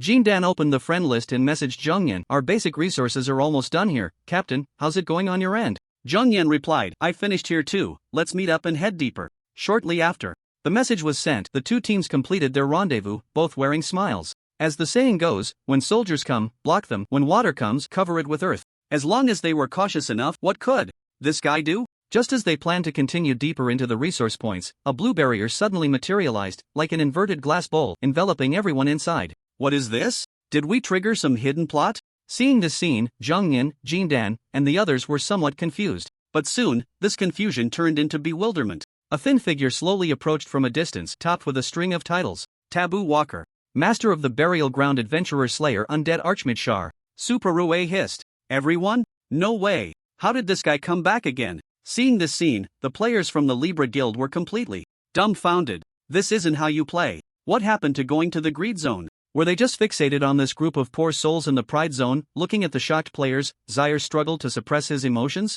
maintaining his cool. Did you expect that, buddy? I would strike back? In fact, Zaire didn't really want to make a special trip back to harvest these proud little leaks. His original intention was to head to the Lust Zone to wreak havoc on players from other servers, but it was just more convenient to pass straight through the Pride Zone. Plus, with the news from the forum, adhering to the idea of since I'm here, he might as well send a batch of people back to the novice village. Otherwise, if all players came to the trial grounds, wouldn't that undermine the balance against the Hermit family? The clever lord pondered. The members of the Libra Guild were soon sent back by Zaire. The achievement 7 captures of Manhwa would be unlocked in no time. One could say the future looked promising. After picking up the tattered equipment dropped by these players, Zaire looked at his experience bar, which hadn't changed much, and couldn't help but sigh. There really wasn't much to squeeze out of these poor folks. Better let the other little leaks develop here in secret for a while. Pigs must be fattened before slaughter. After ending the battle, Zaire opened the map. His current location was not far from the Lust Zone. The ancient adventurer's spirit ruins that provided guidance over there had already been dealt with, likely by players. They seemed to be quite capable. For Zaire, there was nothing to worry about. The more powerful players there were, the better, as it would speed up leveling. If there was one downside, it was that the monster in the gluttony zone was too close. He opened the monster map. The monsters from other zones seemed to have realized that something was off with the gluttony zone's monster, deliberately increasing the distance. Even the monsters that originally stayed in the Lust Zone had hidden far away, to the point of not even attempting to complete their quests. This made it seem like Zaire and Dana were the closest ones. Are they all so scared? Well, facing such a crazed madman, fear is indeed a normal reaction. Zaire, however, was indifferent to this. Although everyone was a prodigy from their respective zones, there were still differences among prodigies. In the land of yellow sand, in the lazy zone, the gluttony zone monster, Baiman, was sitting on the ground, holding a severed limb of some creature in both hands, ravenously tearing into it, his face smeared with blood. His appetite seemed endless. After finishing the meat, he even chewed on the bones. After a while, the corpse that lay on the ground was reduced to a pool of blood. Baiman could feel the blood and flesh of his prey transforming into power, continuously flowing into his body, making his enormous belly swell even more. Monsters really taste delicious, he murmured, saliva unconsciously dripping from the corner of his mouth, as if he was still savoring the delightful feast he just had. Yes, Baiman was still not full. The power gifted to him by the gluttonous which allowed him to absorb the strength of the food, but it also meant that this feeling of hunger would forever linger in his mind, impossible to shake off. He could only suppress it through constant eating. He opened the map, his gaze beginning to wander around. The monsters from other zones had realized that he had devoured the monster from the lazy zone and had run away. Only 2 lights were making their way from the Pride Zone to the Lust Zone, getting closer and closer to him. Food is coming. Baiman chuckled, his eyes revealing a sinister red glow. Despite the fact that there were 2 monsters on the other side, he didn't care about that. After eating the corpse of the lazy zone monster, he had successfully absorbed its power. Quests could wait, eating was the most important thing. At this moment, Zaire and his group had already arrived in the Lust Zone. Just as he was about to choose a location where an ancient adventurer's spirit was located to encounter the players from the Lust Zone, Diana suddenly issued a warning from behind. Mr. Shar, that guy seems to be coming straight for us. She held the map, her gaze fixed on the approaching light. He should have completely absorbed the power of the monsters in the lazy zone. Mr. Shar, what should we do? Shar sighed helplessly. Then let's just wait for him here for a while. What is meant to come will always come. Since they had entered the trial area, Shar certainly wouldn't just wander around a few regions. He must want to greet all the players on the map. They would run into each other sooner or later. Diana had no objections to this decision. During the time they had spent together after meeting up, she had fully realized how formidable this Proud Zone's combat strength was. It was like handling a chick. Shar reminded her, just stay to the side and support me. Don't confront him directly. Diana's expression shifted slightly. Are you worried about me getting hurt, Mr. Shar? Shar, here we go again. Shar could no longer hold back. I'm worried you'll get in my way. Upon hearing this, Diana fell silent, her expression still bright. During their time together, she had completely understood Char's personality. He was tsundere. Although he often acted disdainful towards her, every time they fought against adventurers he always kept her behind him. It was clearly a form of protection. It couldn't possibly be that he was afraid she would steal his kills, right?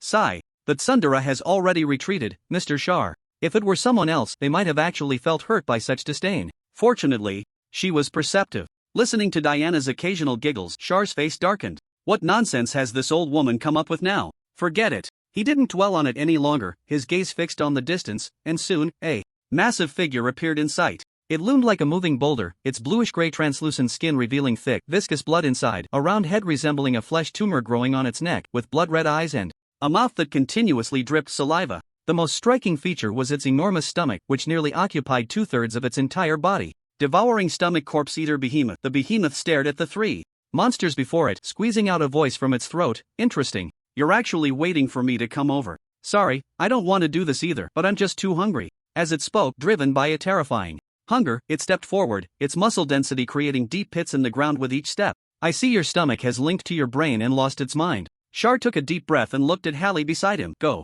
Let's see what this guy is made of. Hallie. Hearing this, Hallie narrowed her eyes, the golden light in her pupils blooming, enveloping her. Roar. She growled softly, but this time it wasn't dragon breath. She arched her body, head forward, then suddenly pushed off with both feet. A rocket headbutt smashed directly into the behemoth's enormous stomach. At the moment of impact, the behemoth's stomach instantly caved in. Hallie's horns did not pierce through its body but were instead bounced back, crashing heavily into a tree behind her. Hallie, that hurt. Char. Hallie rubbed her head, lying down under the tree. Lord Char, I seem to be unable to beat this guy. You should go up instead. Char. You just exchanged one round and you can't handle it already? Forget it. Too lazy to retort. Ignoring Hallie, who was pretending to be injured, Char looked at the behemoth, his eyes filled with caution. It was clear that this guy with the supersized stomach had very strong defenses. Not only can it absorb power, but to some extent, it seems to be able to rebound a portion back. Physical damage can be immune to most, but what about spells? Nearby, Dana also thought of this, her crystal ball spinning, the runes swirling inside emitting a dazzling light.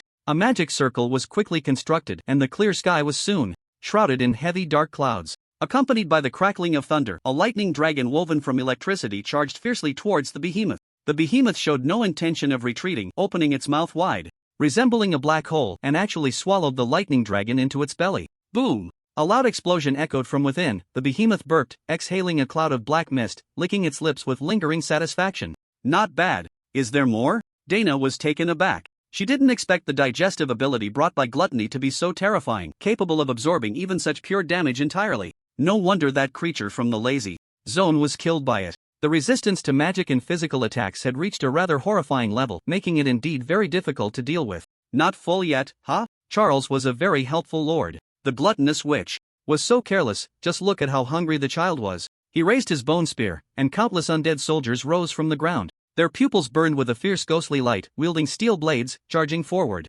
recklessly, looking incredibly brave. Charles spoke, Here, these are for you to eat. As soon as he finished speaking, the original undead soldiers suddenly stopped, turned to look at Charles, their fighting spirit transformed into deep resentment. Transporting goods, self-destructing infantry, and now they were directly treated as food for others. You really don't treat your bone friends like humans. Charles, what are you dawdling for? Go! Under his mental control, the miserable bone friends still charged forward. The behemoth looked at the dense mass of undead soldiers, frowned, and the next moment, its large stomach suddenly tore open, transforming into a terrifyingly large bloody maw, seemingly leading to an abyss. A terrifying suction force came, pulling the undead soldiers who couldn't move, and one by one, they were all drawn into its stomach, devoured completely. This stuff isn't tasty at all. The behemoth expressed some disdain, its expression starting to turn displeased. Is this the level of the creatures from the Pride Zone and the Greed Zone? It seems you two are only enough for me to have a snack. The ignored Hallie couldn't help but curse, relying only on your stomach. Ha! Mechanism dog.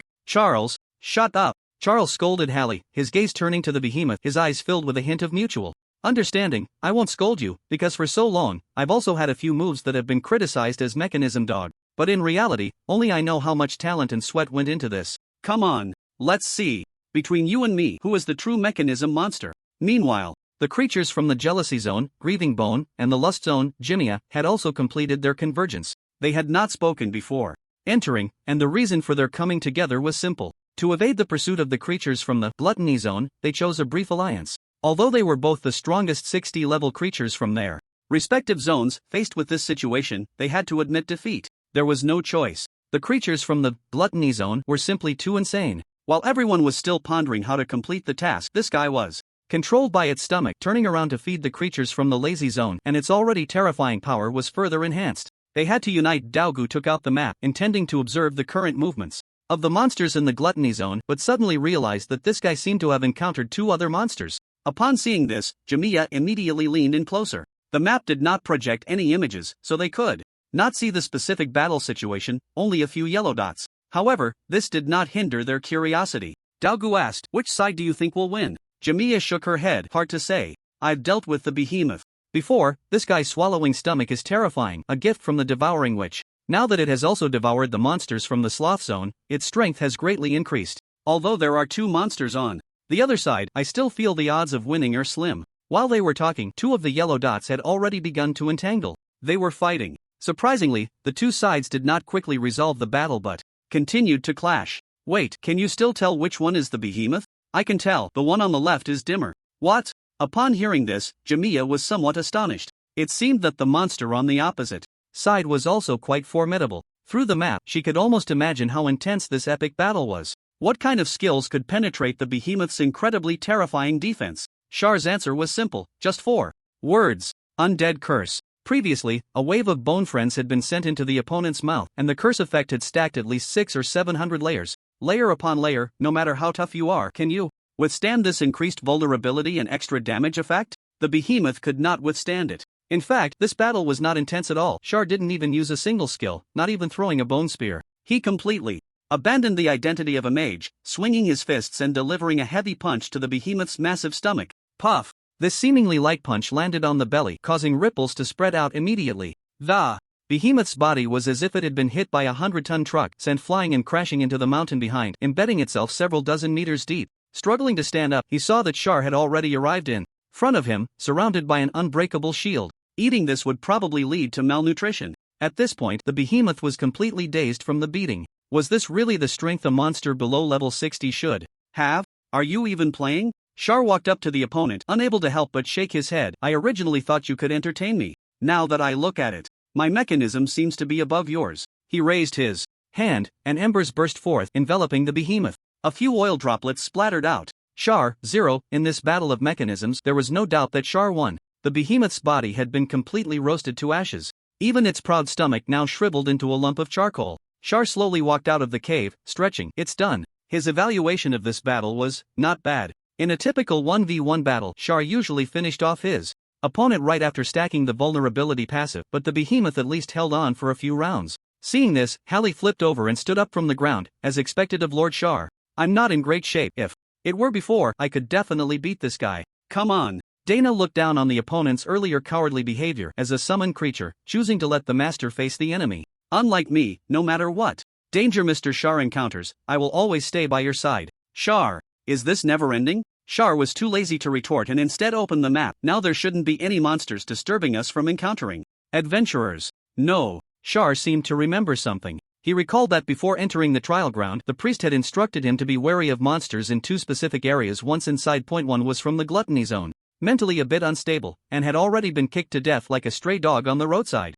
The other was from the Anger Zone, driven by the hatred between 2 witches. "Let me see." Zaire took out a monster version of the map and observed it for a moment. The opponent was still within the Anger Zone. When he previously observed how long it took for the behemoth to arrive, this guy was slowly making his way toward his location. But now that the battle was over, the distance had immediately widened. It seemed he was quite self-aware. Meanwhile, inside the Anger Zone, Tim looked at the 2 yellow dots in the Lust Zone, now feeling a cold sweat running down his back. The bull demon. What kind of monster did this Pride Zone let in? Before entering the trial ground, the priest had specifically warned him. The matter of the ancient adventurer's legacy was secondary. If there was a chance, he could first kill the monsters dispatched from the Pride Zone. At first, Tim was quite excited when he saw the behemoth go past. 1 against 2, they would fight to a standstill, and then he could sneak over and take out the monster from the Pride Zone, completing the task perfectly. But now, his excitement had turned into dread. The behemoth that devoured the Lazy Zone monsters was kicked to death like a stray dog on the roadside.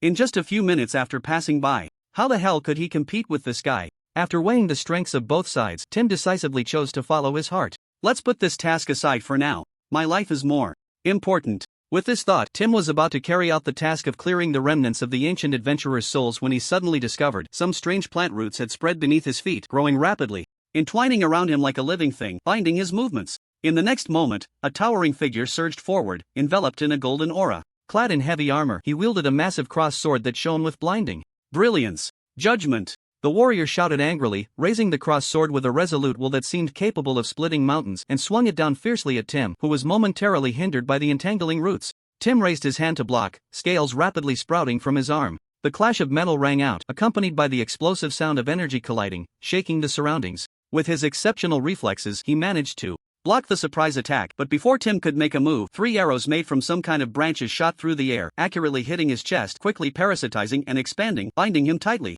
Damn, the ambush just won't end, will it? Tim let out a low growl from his throat, his body swelling as he forcibly burst the bindings of the branches, retreating rapidly while starting to assess these suddenly appearing adventurers. Which Association Sorceress Linky Crusader Holy Knight Balon Hunter Marksman Divine Eagle. These individuals were all of high level, at least around level 55, each with a title above their heads, and their equipment radiated a golden glow. Seeing this scene, Tim's brows furrowed tightly. In the anger zone, he had dealt with adventurers, but he had rarely encountered adventurers with such exquisite equipment. The elite among elites. However, Tim had no intention of fleeing. There were only 5 of them. As a monster chosen by the priest to enter the trial ground, he was also a rare talent. It was one thing to fear that pervert from the Pride Zone, but how could he be reduced to being stepped on by these few adventurers? Balon waved his hand behind him, his tone flat. Got it, this should be the monster sent by the anger zone priest. Hurry up and follow. As soon as he finished speaking, a dense crowd of adventurers surged from behind, their numbers astonishing. Tim, what the hell does this mean? Tim's previously surging battle intent was instantly extinguished. There are just too many people here. I originally thought there were only 5 adventurers and that I might be able to take them on, but now I'm being ganged up on by so many. Clearly, there's no chance of winning. Tim had no lingering attachments. He transformed into a streak of light and quickly fled into the distance. At that moment, Lienko waved her staff, and an extremely cold breath of ice gathered, rapidly chasing after him and attaching to him, causing a slowing effect. Waves of spells and arrows rained down like a torrential downpour. Clearly, this was a team formed to hunt the world boss. Although these selected monsters had the qualifications, the problem was, they hadn't even grown into a world boss yet. Under the relentless bombardment of skills, the scales covering Tim's body shattered rapidly, and the pain penetrated to his bones. Damn! An ambush right at the start, and now they're using a swarm tactic. Can these adventurers be any more despicable? Tim fought back desperately, but his health bar continued to drop at an alarming rate. Ultimately, as Balon plunged the cross sword into his heart, Tim twitched twice and collapsed to the ground, his eyes filled with deep unwillingness. He had avoided the proud monsters, and the task of the ancient adventurer's lingering soul had yet to be completed. Was he really going to die like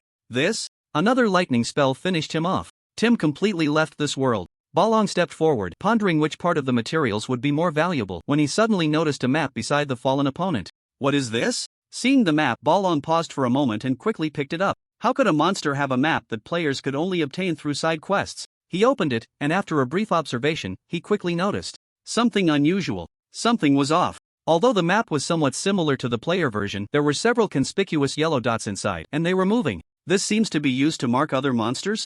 With this thought, Balon couldn't hide his excitement and immediately turned to inform his teammates. Good news. This guy seems to have a monster version of the map, which can confirm the locations of other server monsters. That is indeed very good news. Upon hearing this, everyone began to get excited. They were not just an alliance made up of players from a single server, but a combination from multiple servers. Each leader was a deserving T0 player decked out in golden gear. The reason they formed an alliance was simple. It wasn't to invade or to seize the legacy of ancient adventurers. Their only goal was to take down the boss, Xiaer. The initiator of the plan was Balon. He was originally a player from the Proud server, but after being kicked to death by Xiaer upon entering the central region, he had a mental breakdown and went to the lazy server to endure humiliation and level up. Now, he was the leader of a T0 guild. After gaining some prestige, Balon contacted many players within the server and began to form a team based on hunting world bosses. There was no choice. From the borderlands to the central region, the strength of this boss was growing at a terrifying speed, and it wasn't just limited to the Proud server, it even went to the greedy server to bully some players. The lazy server was also right next to the Proud server, and who knew when Xiaer's terrifying hand would overshadow them? If this guy continued to develop like this, there would truly be no hope of defeating him. Initially, he could only rely on various pieces of information to speculate on Xiaer's location. He never expected to unexpectedly encounter a monster from another server and even obtain a map from it. Heaven is helping me.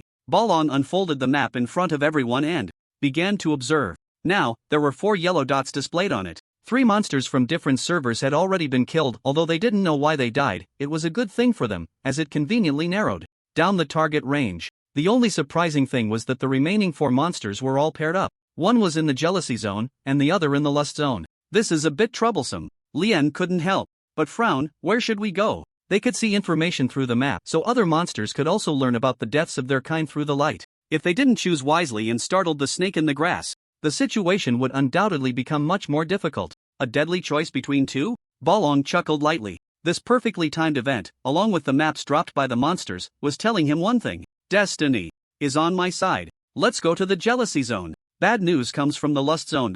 The ultimate monster, the undead Grand Mage Charles, cultivated with the power of the entire Pride server, has now arrived in the lust zone. All members of the T0 guild Fallen Lord have perished, and besides that, several other guilds have suffered greatly. Players from the lust server who have entered the trial area, please protect yourselves. Try to hide in corners that are hard to discover, and do not come out for now to avoid this horrific slaughter.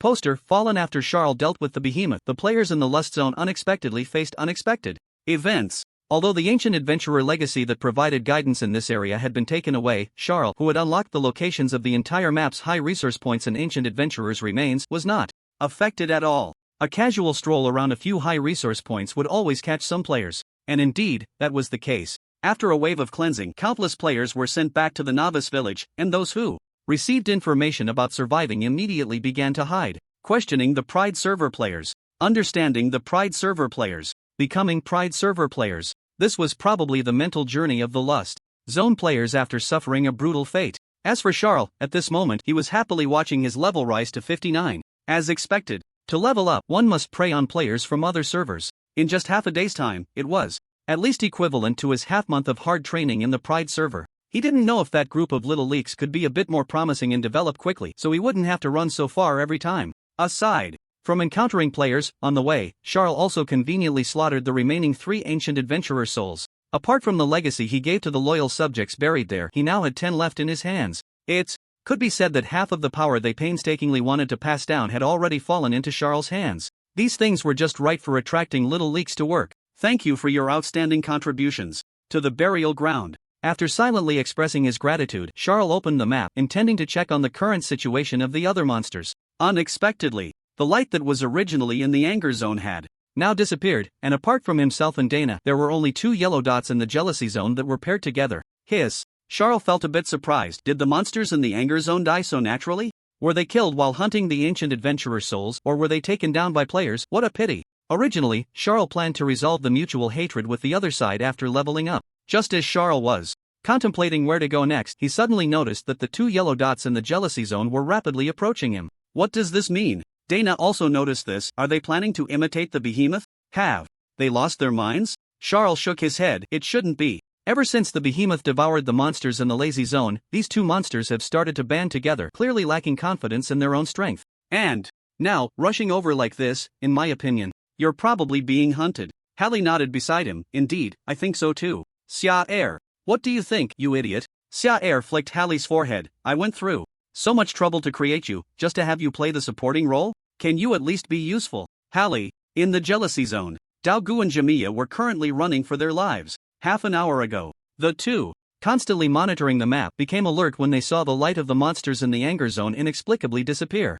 Although they were both rare monsters chosen by the priest after witnessing the devouring of the lazy zone monsters and the incident where the behemoth was kicked to death like a stray dog, they realized that the trial ground was filled with monsters and began to focus on survival. It turned out their caution was justified. Not long after the monsters in the anger zone vanished, Daogu sensed a large wave of adventurers approaching them through the scarecrow he had set up. Clearly, these people were the ones who killed Tim. Moreover, this group of adventurers was very well prepared, numerous, and most terrifyingly, they had found a map marking the monsters on Tim's body. This was truly horrifying. The priest's mark was inscribed on the monsters, and they could not remove it. In other words, their location would forever be known to these adventurers, while they would remain unaware of the others' movements. After a brief discussion, they made a very crazy decision. That was to directly seek refuge with the monsters from the Pride Zone that killed the behemoth. Although it was uncertain whether they would be accepted, if they didn't do this, they would definitely be captured by the adventurers. They had no choice but to take a gamble. Meanwhile, Balon, leading the hunting team in pursuit, looked at the light on the map that was about to converge towards the Lust Zone, feeling a bit overwhelmed.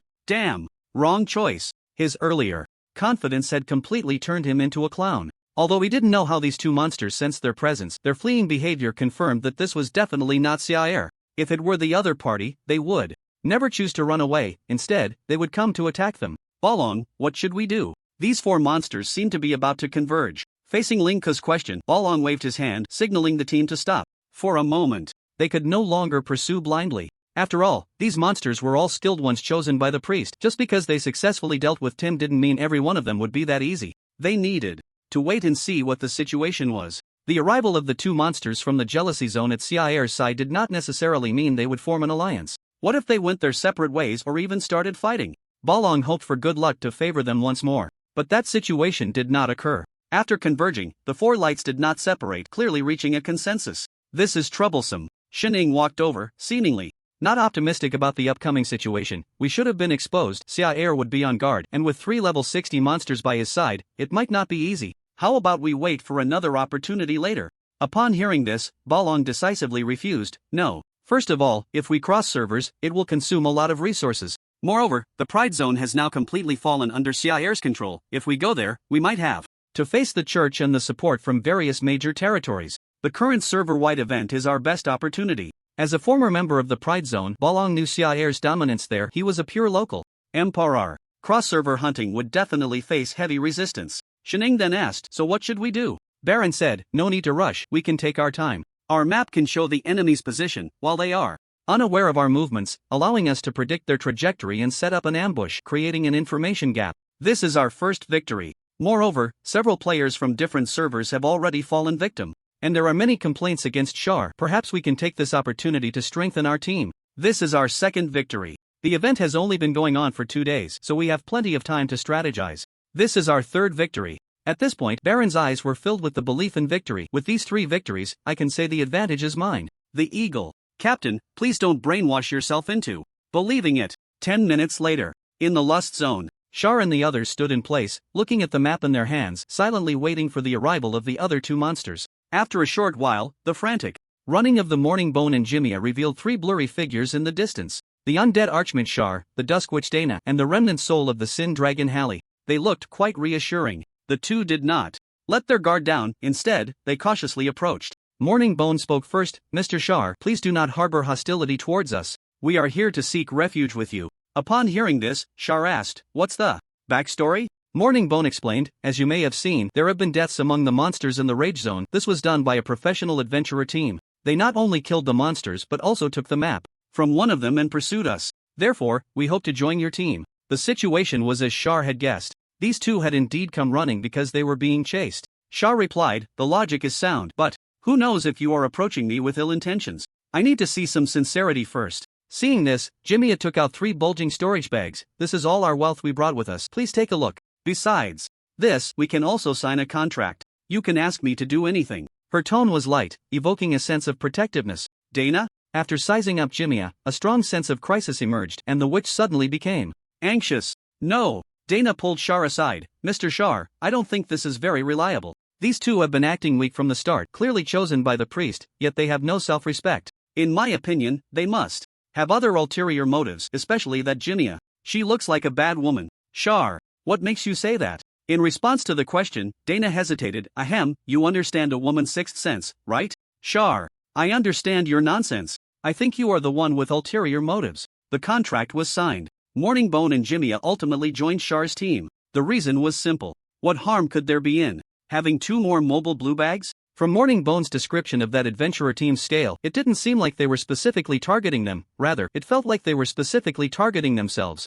This trial ground was indeed the best place to get killed right now. Successfully blending into the team, Morning Bone and Jimia both breathed a sigh of relief. The weight in their hearts lifted. They had finally latched onto a strong ally. Now that the trial ground had only been open for 2 days, with only the 4 of them left, if they didn't find a strong ally, they felt they wouldn't even make it through the 3rd day. As for the magic crystals and various resources that were sent out, one can only say that money is meant to be spent at times like this. Daogu opened his mouth and said, Mr. Zaire, what are we going to do next? Zaire replied, we are going to carry out the task assigned by the priest. Daogu was taken aback. What about the adventurer team specifically hunting magical creatures? Zaire shrugged, doesn't matter. You must remember, as magical creatures chosen by the priest to enter the trial grounds, we bear the future of the demon race. With such a heavy burden on our shoulders, our primary goal is always to clear the remnants of ancient adventurers. Even if it costs us our lives, we must not hesitate. As the words fell, the two magical creatures fell into silence. Are the creatures from the Pride Zone really this loyal?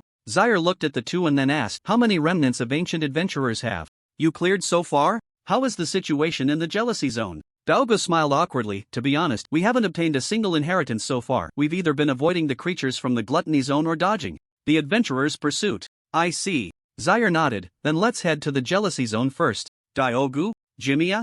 They just came from the Jealousy Zone being chased. Daogo quickly spoke up. Mr. Zaire, let's check out other zones first. This group of adventurers has already chased us to the Jealousy Zone. They might be observing our situation inside right now. If we just go over like this, we might fall into an ambush. The Greed Zone is also nearby. How about we check out other zones first? Clearly, he did not take Zaire's words to heart. After finally feeling at ease for a moment, Daogo did not want to face those adventurers again so soon. For him, survival was the only truth. He was forcibly chosen by the priest to come in this time. Zaire said lightly, the remnants of ancient adventurers in the Greed Zone have already been cleared. Not only that, but the Pride Zone and the Lust Zone have also been cleared. Let's head to the Jealousy Zone. After saying that, Zaire immediately took action without any hesitation. Dana and Hallie quickly followed, leaving the two standing in place, staring at each other in confusion. All cleared? 3 zones, a total of 12 remnants of ancient adventurers, resolved in just 2 days? What terrifying efficiency! Moreover, aside from the remnants of ancient adventurers, during this time, they even managed to kill the behemoth from the Gluttony Zone. What terrifying strength! It seems they have latched onto an ultimate powerhouse. Daogo and Jimiya quickly followed suit, already prepared for battle. With such a big brother around, they might just be able to crush that group of adventurers. Meanwhile, in the Jealousy Zone, after a round of brainwashing, Balong was now full of confidence. With such a great advantage and ample time, he believed he could take down Zaire. Come, let me see where this guy plans to go now. After gathering several leaders together, Balong opened the map, intending to plan the next steps based on the opponent's movements. But soon, Balong was stunned. He saw that the 4 yellow dots that had gathered together were now moving towards him at a faster speed. Balong, what the hell is going on? Knowing that a large group of adventurers is gathering here, they didn't take any detours to avoid it but are coming straight over. Truly Zaire. The eagle saw this scene and was overjoyed. This guy actually dares to come over on his own? What a great opportunity, Captain. Zaire's shield is formed from the energy gathered after the death of undead soldiers. We can ambush right next to him, catching Zaire off guard, just like we did when we ambushed him, and focus fire to take him down. If it really doesn't work, your cross sword also has the effect of real damage. Let's take them down in one go. The other guild leaders were also very much in favor of this proposal. This isn't a prideful server, since they are acting so fearlessly. Let's make that underworld creature suffer a bit. Players are not to be trifled with. The Divine Eagle spoke up. Captain, what do you say? Should I go ahead and set up an ambush for the team? At this moment, Balong remained silent. He watched the yellow dot approaching, his teammates' discussions buzzing in his ears, but his thoughts were extremely complicated.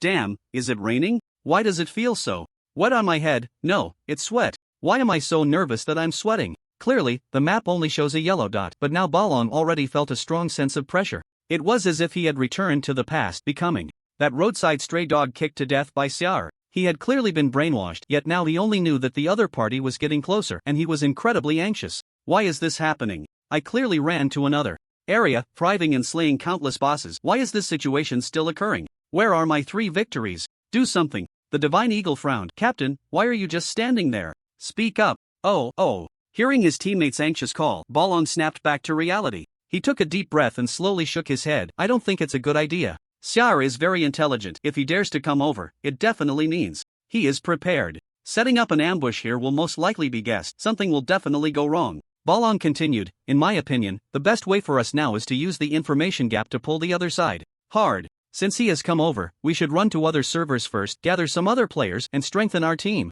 Then look for a suitable opportunity to strike decisively. After he finished speaking, the others fell into thought once again. After a moment of awkward silence, the Divine Eagle couldn't help but ask, Captain, are you being cowardly? Balong, how is this being cowardly? Do you understand tactical retreat? We must pull back. In the Jealousy Zone, Xiar and his group had already rushed over from the Lust Zone. He was about to continue forward when, unexpectedly, Morning Bone suddenly walked up and blocked his way. Mr. Xiar, don't rush. That group of adventurers will definitely be lying in ambush inside. As he spoke, Morning Bone extended his hand, magic swirling at his fingertips, and soon constructed several oddly shaped scarecrows. Let me use these to scout first. As soon as he finished speaking, the scarecrows quickly began to move, very agilely running to different positions to scout. Morning Bone sensed the scarecrows' perspectives and quickly spoke up. No, Mr.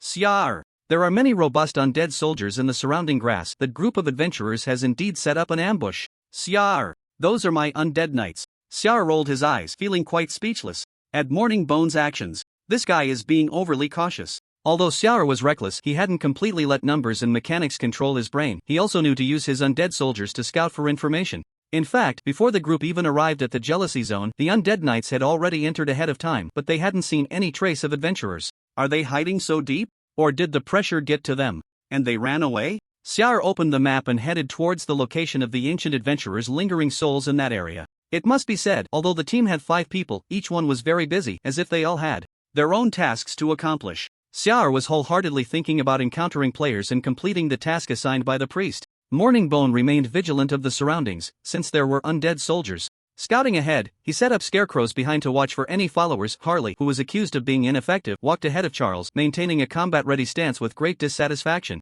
Jimia was trying to find a way to get closer to Charles, attempting to win his favor. As for Dana, she was currently keeping a close watch on Jimia. It wasn't that she was overly suspicious, after all, the other party was a creature from the Lust Zone. The reputation of that place was notorious, and its chaotic ways had spread to various jurisdictions, so it was necessary to be on guard. Jimia cleared her throat. Mr. Charles, you've been walking for a while, it must be tiring. I happen to know some relaxing skills. Dana interjected. Indeed, I also learned a technique called magical massage that can greatly relieve fatigue. Let me go first. Jimia continued. Mr. Charles, I previously encountered a hidden cave, but only 2 people are allowed inside. Dana replied, I'll accompany you. I often explore caves and understand various restrictions and terrains. Jimia pretended to slip. Mr. Charles, I think I twisted my ankle. Dana waved to the nearby bushes. Undead Knight, come help this lady. Jimia, are you out of your mind? Realizing that something was off, Jimia decisively abandoned her. Offensive.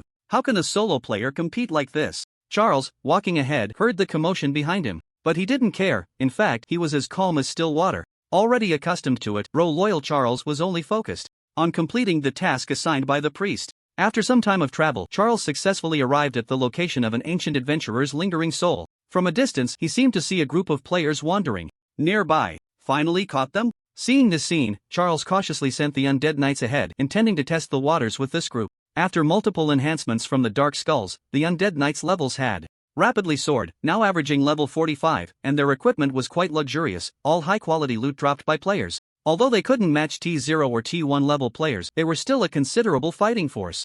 Under Charles's command, the undead knights transformed into shadows, swiftly rushing towards the group of players. In just a moment, several screams reached his ears. That player team was annihilated by the undead knights. You have killed player Old Mage, you have killed player Ironheart, you have killed player Wooden Basin. Hiss, this isn't right. A team specifically formed for hunting couldn't even get past the undead knights? Or were they actually other players from the Jealousy Zone? Charles glanced at the names on the kill feed, feeling a vague sense of familiarity. It seemed he had encountered them before in the Holy Light Ruins. So they were players from the Pride Zone. No wonder they were wiped out by the knights. After picking up the scattered loot, Charles couldn't help but sigh. They could have developed well in the Pride Zone. Why did they have to come out? Even raising pigs was impossible. So far, coming from the Lust Zone, he had encountered this group of players. Clearly, that team must have been fleeing or trying to lure him. Boring. With no interest, Charles sighed and instructed, you all monitor the surroundings for any movement. I'll go clear the ancient adventurer's lingering soul. Entering the palace, an ancient adventurer was waiting inside.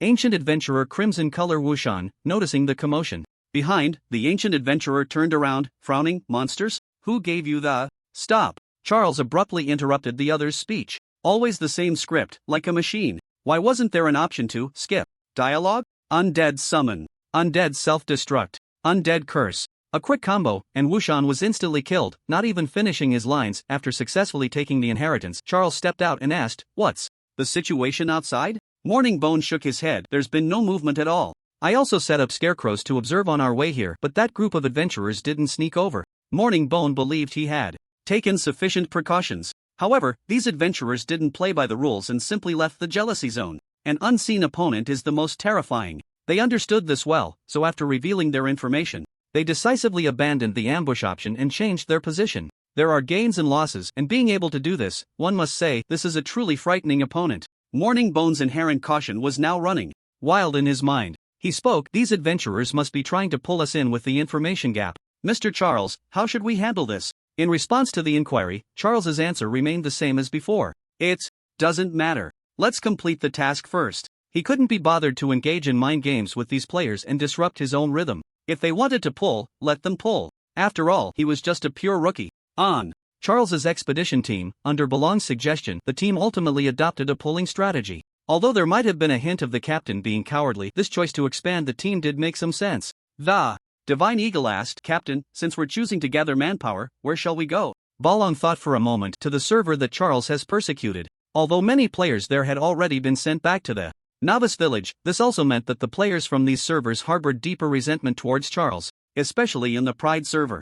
Unlike the Greed server, which had only been persecuted occasionally, the Pride server had always been shrouded in Charles's shadow. As a member of the Pride server, Balong knew that it wasn't that the players there didn't want to resist, but they truly had no means to fight back. They simply couldn't win.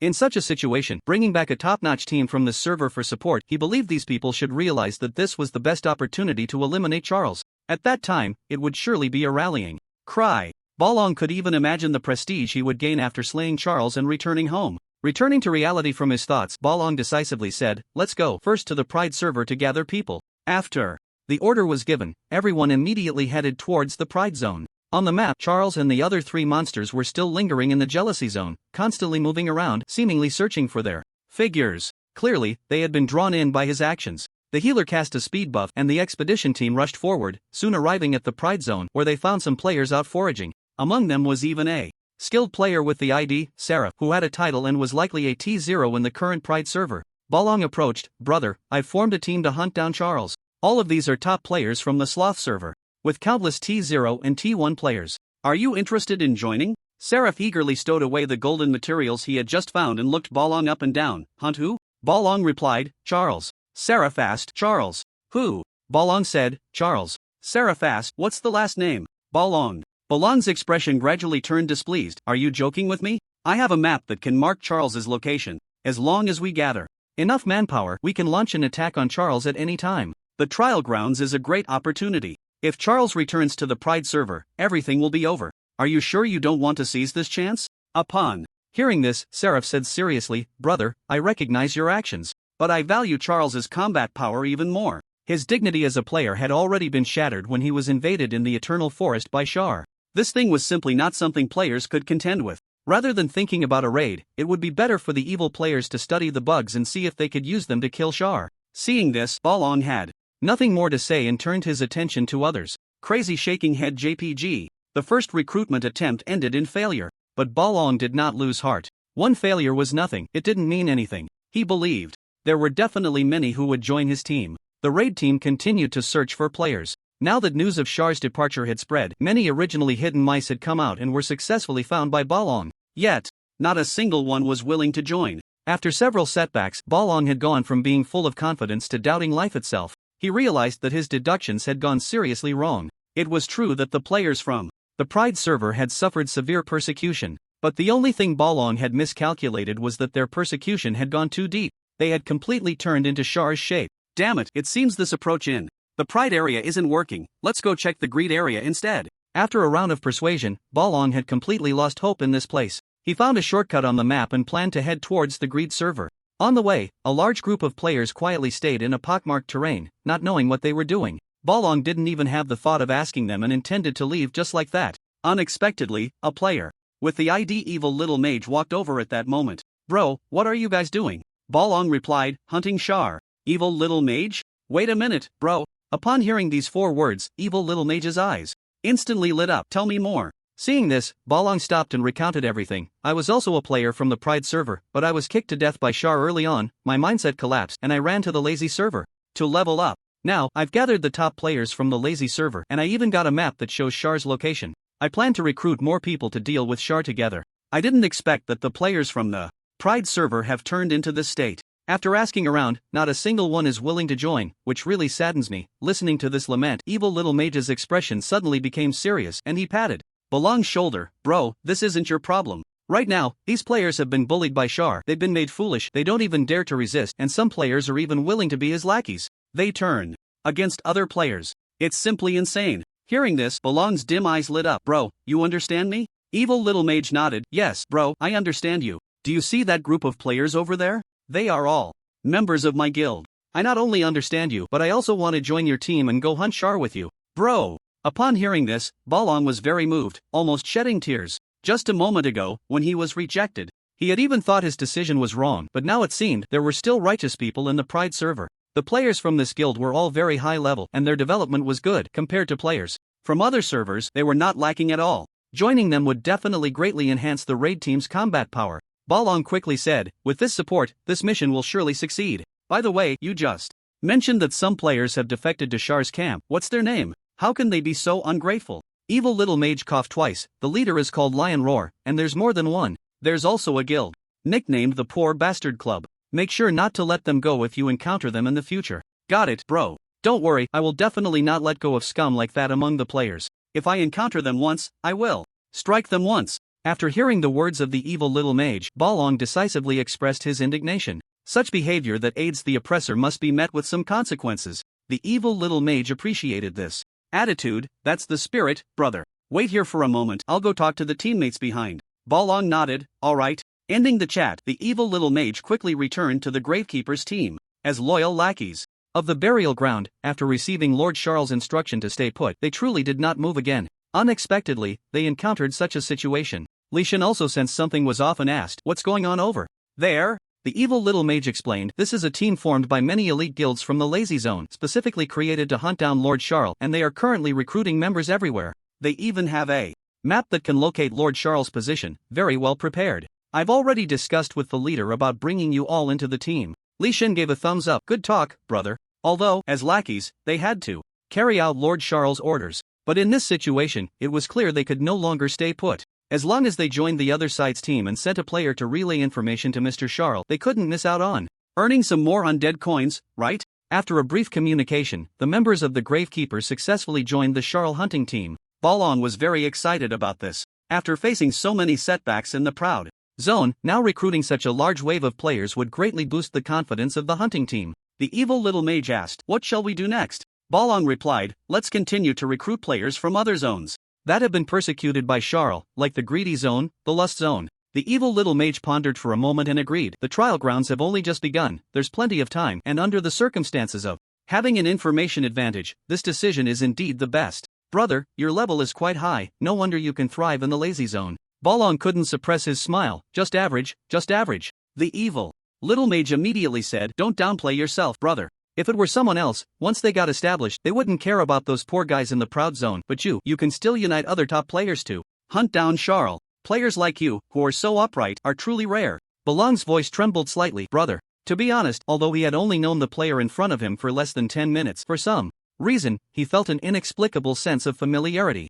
After proposing a tactical retreat, although the hunting team executed the order, many still felt dissatisfied, like the Divine Eagle. As the captain, he could naturally sense this emotion, which was initially somewhat negative, but after hearing the other party's words, Balong felt greatly encouraged. He took a deep breath. Brother, after this matter is over, I should bring the guild members back to the Proud Zone. At that time, we will form a permanent alliance. The evil little mage said, "That would be perfect. By the way, you mentioned earlier that you have a map that can locate Charles' position. Can I take a look at it?" Balong said, "Of course, no problem." Saying this, he took out the map, and 4 yellow dots appeared. "This is something I dropped after defeating a monster called Tim." The yellow dots represent other monsters selected by the priest to enter the trial grounds. So that's how it is. The evil little mage said, "Can I show it to the members of other guilds?" Baron said, "We're all brothers, what's wrong with that?" The map was in hand. The evil mage quickly rushed to a player with the ID of Altair. "This yellow dot represents Lord Charles' location, remember?" Altair nodded. "Got it. Alright, you need to set off immediately to find Lord Charles.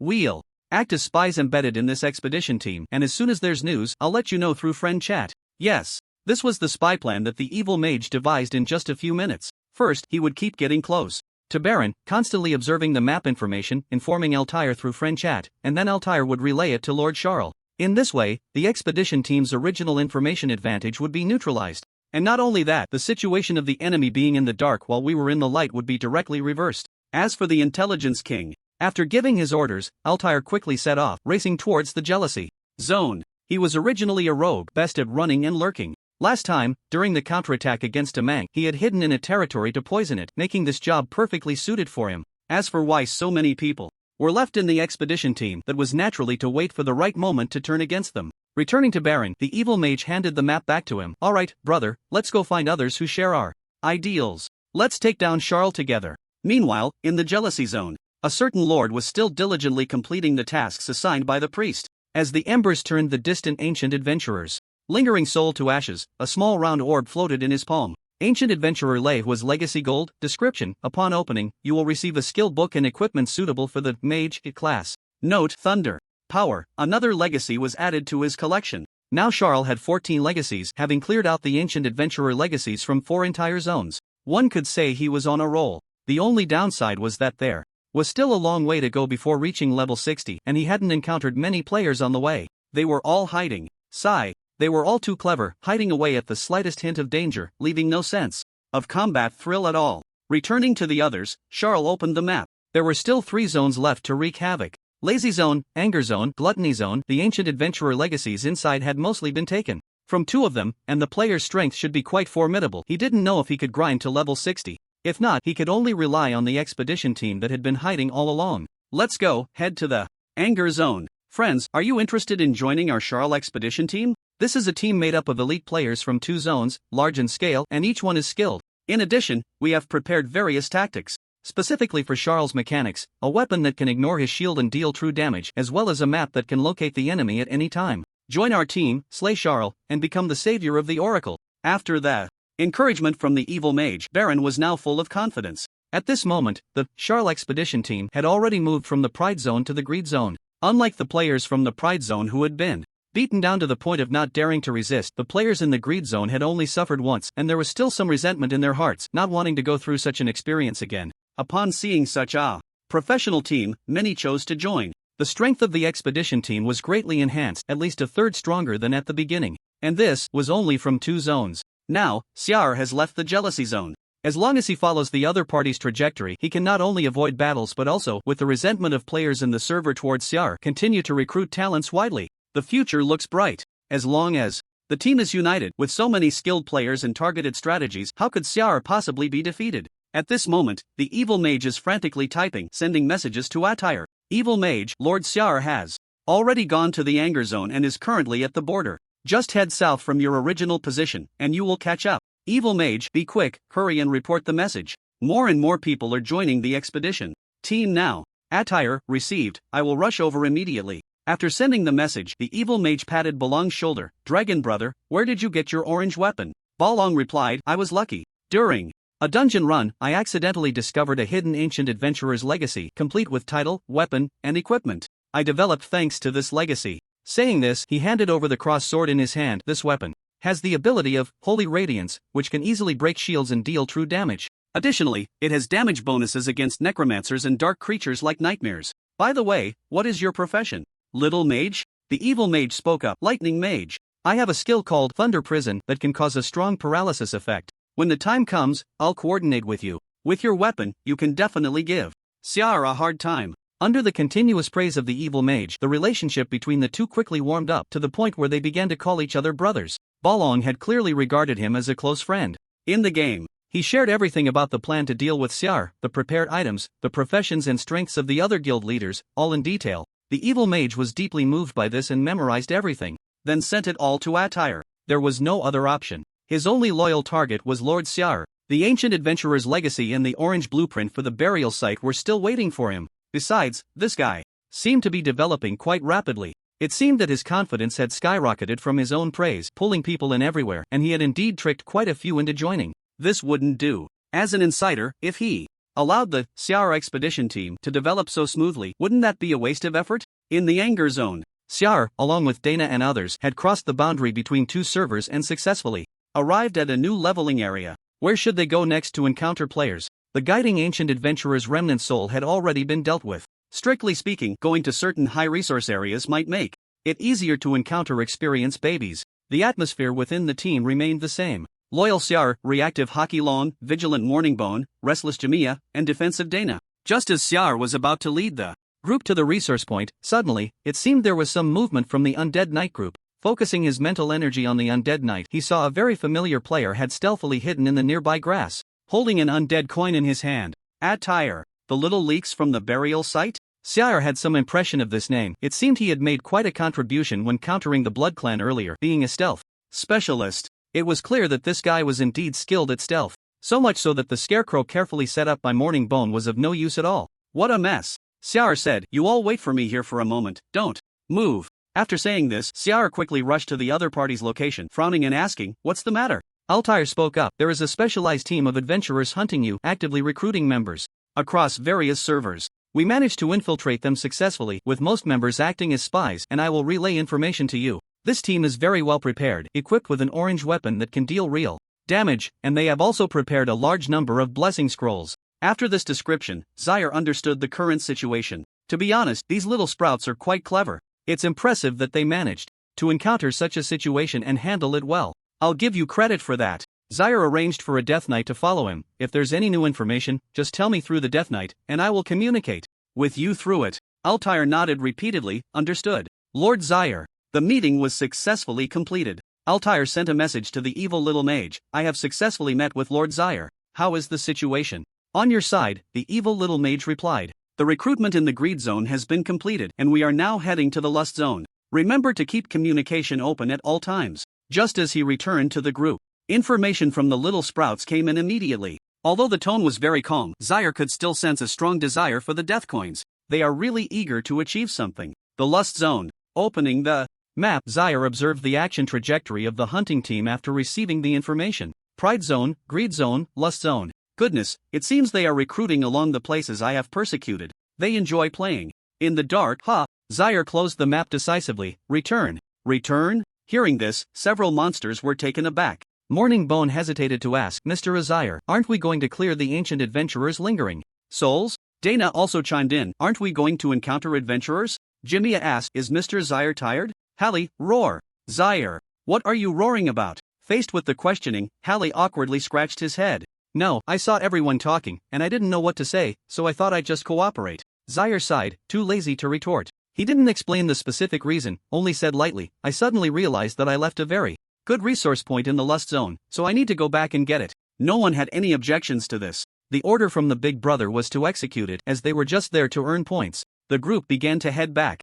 According to the information reported by the little sprouts, the level of this hunting team was quite high, far exceeding Xiar's expectations. Moreover, they were continuously recruiting more members and expanding their scale. If they were allowed to develop unchecked, things could get quite troublesome. Xiar was a very cautious lord. Any potential threat to himself must be nipped in the bud. Previously, he had no specific location for the enemy, so he could only set this matter aside. But now, with the little sprouts reporting information constantly, the situation was different. The complete version of the transparent world was fully activated. Now Xiar lacked nothing. Enjoying the game of information warfare in the dark? Let's see if I can catch you. Under Dana's acceleration magic, the furious Lord Xiar was advancing at full speed. Meanwhile, the Xiar hunting team, under Belong's leadership, had already arrived in the Lust Zone. During this time, he had completely set aside the original members of the team, constantly engaging in conversation with the evil little mage. From understanding the game to interesting life stories and even family addresses, Belong had completely regarded the other party as a close friend, even preparing to find a time to meet offline.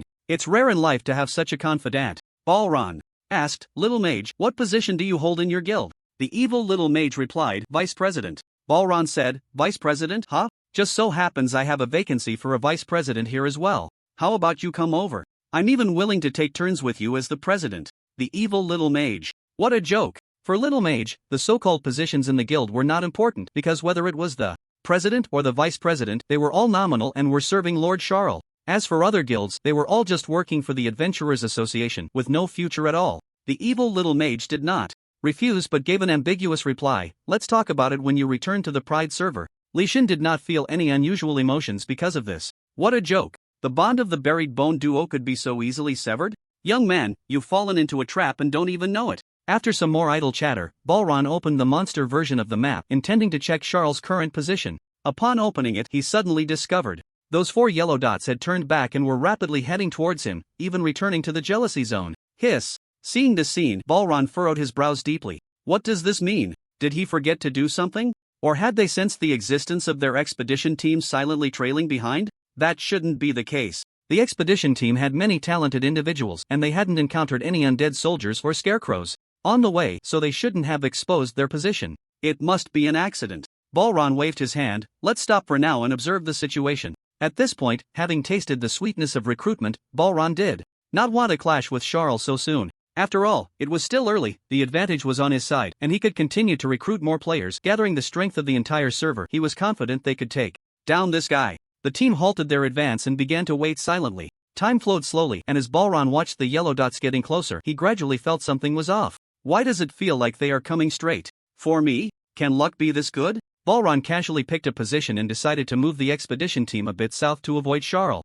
After some effort to leave their original position, Balron opened the map again, only to see those 4 yellow dots suddenly change direction and come straight for him again. What the hell? Seeing this scene, even Balron, no matter how foolish, realized that the expedition team's position had definitely been exposed. Moreover, this position was being provided by someone at all times. There are bad people among the crowd. The evil little mage immediately made his judgment. There's definitely something wrong here. There must be a traitor mixed in our expedition team, continuously providing information to Charles. A traitor, huh? Faced with the doubt, the evil little mage continued, exactly, based on my deduction, it should be members of the Penny Pincher Club, some mixed into the expedition team, while others went to find Charles and then relayed information through the friend list. Right, that makes sense. After this hint, Balron had completely realized, how can these guys from the Penny Pincher Club be so malicious? Roaring lion, huh? You better hope I never catch you. Balron was very angry now. There were too many players in the expedition team, making it difficult to screen them one by one. Now that their position was completely exposed, the original information advantage would be lost. Balron was a bit flustered and asked, Little Mage, what should we do in this situation? The evil little mage took a deep breath. In my opinion, why not just confront Charles directly? Let's have a face-to-face showdown. Upon hearing this, Balron was taken aback and hesitated. Confront? But before the words could fully escape, the evil mage stepped forward, firmly patting the other's shoulder, locking eyes with them. There's no more buts.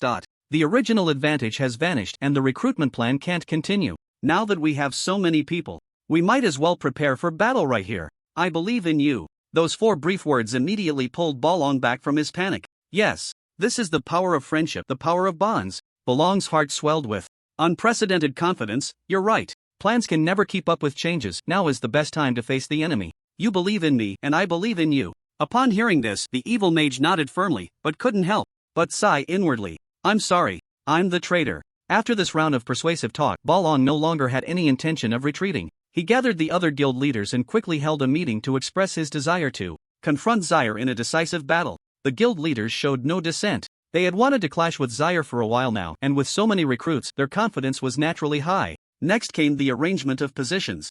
Balon pointed to the towering cliffs on either side. All ranged attackers, mage teams, and archer teams spread out on the cliffs, maintaining maximum safety distance. Main warrior teams split into 3 tiers, paladins at the front forming a shield wall, swordsmen and berserkers right behind the shield wall. Be sure to clear out those undead knights. Healers set up in the back to ensure damage reduction buffs and enhancements don't stop.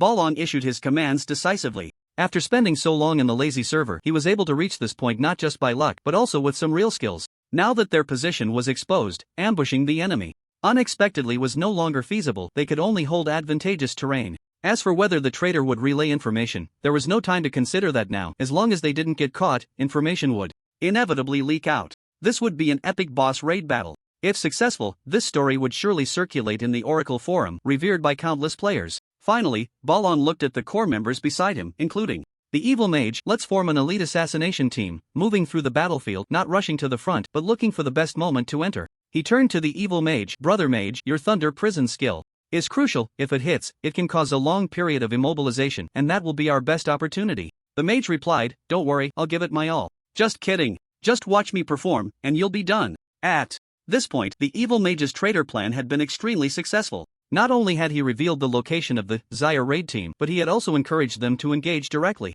Now he had infiltrated the command level, absorbing all the information. One could only say, the Pride server's waters run deep. Most people really can't grasp it. Looking at the map, the 4 yellow dots were still maintaining an incredibly fast speed, closing in rapidly. In no more than 10 minutes, Zaire would appear before them. The evil mage said, I'll go back and inform the members of the Tomb Guardians. After that, he quickly found Leysan and others holding a brief meeting with them. The evil mage said, Lord Zyre is about to arrive, let's not rush to turn against them. This time, we have only one goal. Just go with the flow however you want to play it. If the situation goes south, we'll turn on a dime. Leysan nodded, got it, you go ahead. We're quite good at playing it cool and turning against them. Mission complete. The members of the Syar expedition team quickly set off, heading to their designated positions according to Baron's strategy. The clerics began to chant, establishing healing points and continuously buffing everyone. On the cliffs to the sides, archers stood watch, poised and ready. Meanwhile, Syar listened to the reports from the little leaks and had already grasped the positioning of the expedition team. He stopped and said, let's wait a moment. About 2 miles ahead, that expedition team has already deployed their personnel and is waiting for us. Upon hearing this, the monsters were taken aback. Huh? How did they suddenly end up encountering the expedition team? Diogo looked confused. Mr. Syar, how do you know this? Syar replied, the subordinates I assigned informed me. The Lord decided to tell a little white lie. After all, he couldn't just say he had opened a transparent world. Diogo suddenly understood, I see. It turned out that besides Hallie, Mr. Syar had brought other subordinates in and had not revealed it all this time. What a terrifying guy. Syar continued, this expedition team has been following us, recruiting other adventurers, trying to develop well, before engaging us in a life and death battle. I don't intend to give them that opportunity, so this time we will confront them head on. The monsters showed no dissent to this. Diogo was the first to step forward to express his loyalty. Understood, Mr. Syar. Just tell us what you need us to do. Although our performance has been a bit lacking lately, we are still the monsters chosen by the priest. Syar nodded, alright. When we reach the battlefield, there will be archers and mages stationed on the cliffs to the sides. Dana, Jimia, this task is up to you too. Just unleash powerful magic over there to disrupt the enemy's attack rhythm. The clerics will establish healing points in the back, and Diogo, you will intervene. I will use undead soldiers to clear the way, crush the front line, and create chaos. After assigning the tasks, the monsters responded in unison. At this moment, Hallie stepped forward, looking at Syar with anticipation. What about me? Ever since she was criticized for being ineffective earlier, Hallie had been holding in her frustration, and now was the time to prove herself. Syar thought for a moment, let me think. Right, it seems this expedition team has also specifically formed a beheading squad consisting of the most elite members whose strength is comparable to the remnants of ancient adventurers. Since you want to prove yourself so much, then this beheading squad will be your responsibility. Hallie, no way. I want to prove myself, but isn't this task a bit too much? It's on a completely different level from the other monsters. Hallie immediately wilted. Lord Syar, I suddenly feel a bit unwell. Syar, just kidding, then you can cooperate with Diogo and deal a heavy blow to the clerics in the back. Hallie nodded, leave it to me. With that, the tasks for the 4 monsters were all assigned. Syar led everyone onward. According to the intelligence reported by the Little Leaks, this time, it should be the largest and strongest expedition team, completely modeled after the World Boss expedition. The number of people was certainly quite large. Just right, he was still quite a bit away from level 60. Let's use these guys as stepping stones. The archers of the Syar expedition team stood on the cliffs, surveying the situation ahead. In the distance, several figures gradually appeared in their line of sight.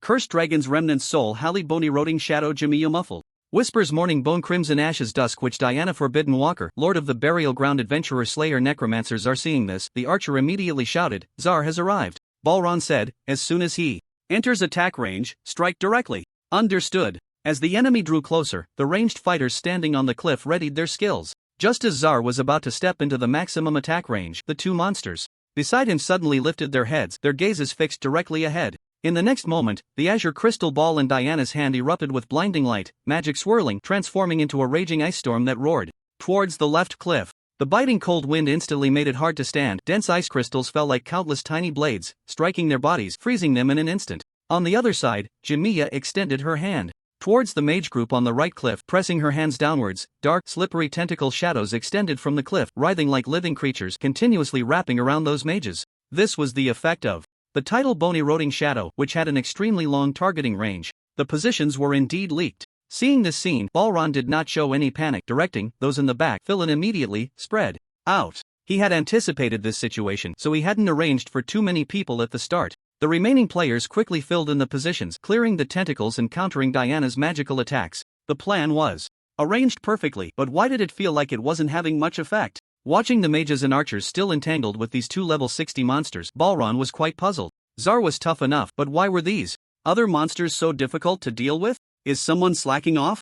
Balron gradually caught on. This group of poor devils from the club really wouldn't miss a chance to cause trouble. He sighed and then commanded, use the blessing scrolls, knights, push forward. Several blessing scrolls were torn open. A faint holy light enveloped everyone, instantly roasting the shadow tentacles into smoke. The knights, who had been prepared for a long time, let out a series of roars after receiving the order, banging their shields as they charged forward. Generally speaking, when hunting a boss, one only needs to anchor their positions well and then slowly pull back according to the enemy skill mechanics, or let the tank attract aggro. But Zar, this underworld creature, was different. With an inscrutable aggro mechanism, an outrageous targeting range, and a chaotic attack mechanism, dealing with him could only be done in the most clumsy way, relying entirely on adaptability. What a professional team! Zar glanced at the levels of the players in front of him, most around level 48, which would be considered quite skilled. In a proud server. Not bad. Perfect for leveling me up. Zar swung his bone spear. Rows of decaying undead soldiers burst forth from the ground, rushing upstream against the charging knights.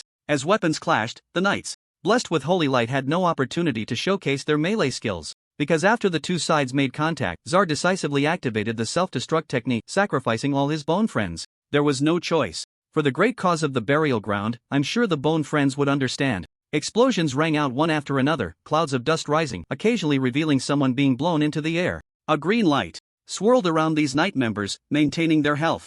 Zar frowned and swung his bone spear again. Thick fog quickly spread, enveloping the entire area. Black barrier. After multiple enhancements to his skill points, this layer of mist could no longer be dispersed by skills like hurricane technique. Zaire spoke up. Stop the holy knights behind us, at least don't let them feel so comfortable. Hallie nodded, golden light quickly enveloping her body as she bent down, launching a rocket hammer directly into the distance. Roar! A dragon flame smashed down fiercely. Upon seeing this, Daoba transformed into a shadow and immediately followed. The situation was becoming quite chaotic. Under the interference of this mist, visibility was severely hindered, making it impossible to see one's own hand. The members of the burial team smiled at this sight. Brothers, the chance to strike has come. They quietly concealed themselves in the darkness, gripping their weapons tightly, and aimed for the members of the expedition team to deliver a flurry of blows. Lord Zaire, can you be taken down by this pack of wild dogs? Bang! The first blow landed, leaving a bewildered member of the expedition team with a significant chunk of health deducted. Who the hell hit me? Friendly fire, friendly fire. The expedition team member grumbled. Be more careful. Just as the words fell, another blunt weapon struck from the shadows. Sorry, I misjudged again. Expedition team member. I think you did that on purpose. Taking advantage of the cover of the black mist, the members of the burial team began to shed their disguises and started to beat down their teammates. The news quickly reached Daon, causing his mindset to break once again. How disgusting. No way. Calm down, you must.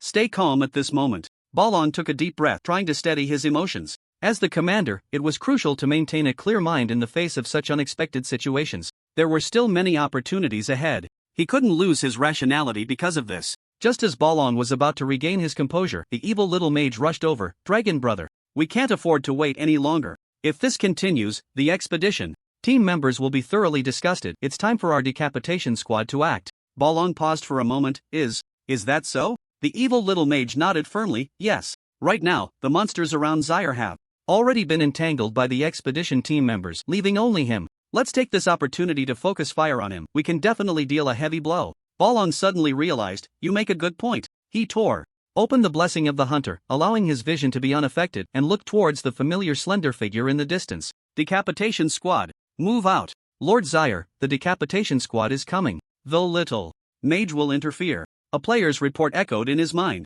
Zaire looked at the few blurry figures in the distance and stretched his muscles. Finally, they have arrived. Daon, the one at the forefront wielding a cross sword, was the instigator of this expedition. Zaire had no recollection of this name. He couldn't remember when he had kicked him to death. At this moment, the sidekick Dana Jimia also noticed the situation. Mr. Zaire, do you need help? This time, Zaire did not refuse. His gaze fell on Jimia as he spoke. I do need a small favor from you. Jimia was taken aback. What favor? Zaire replied, I summoned too many undead soldiers earlier, which has left my mental energy a bit lacking. I need to draw some from you. Saying this, he took out a bone spear. Don't worry, it won't hurt. Jimia, drawing mental energy, so you're treating her like a mobile mana pack.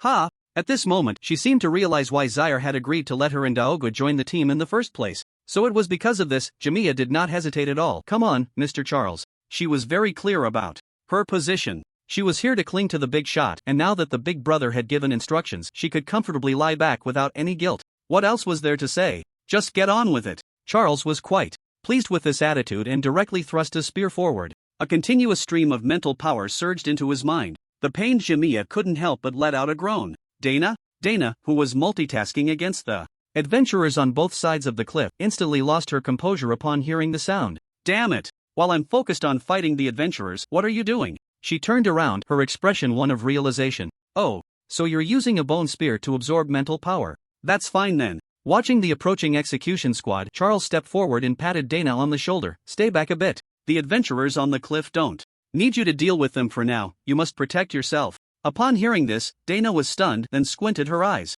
Can't hide it anymore, can we? Mr. Charles. As expected. As long as one is willing to put in the effort. Even a tsundere can be conquered. Dana nodded, not asking too many questions, and continued to retreat with the fainted Jamiya. As for why Charles wanted the other party to protect themselves, obviously, it had nothing to do with whether or not to conquer. It was simply a matter of fearing that there wouldn't be enough mana later if a fight broke out, so he needed another mana supply pack. Balron had now arrived in front of Charles. He looked at the familiar figure before him and let out a deep breath. Finally, they met again. Ever since he was kicked to death back then, he had endured humiliation until today, all for this moment. The Divine Eagle stood on the high ground behind, quickly drawing a long bow. As the bowstring trembled, a surge of black magic instantly gathered at the arrow tip, causing it to split apart in a dazzling display. Whoosh, whoosh, whoosh. Several sounds of air being pierced opened the curtain of battle. Charles showed no intention of dodging. At the moment the arrows were about to approach, a layer of shield suddenly appeared around him. Morning Stone, activate.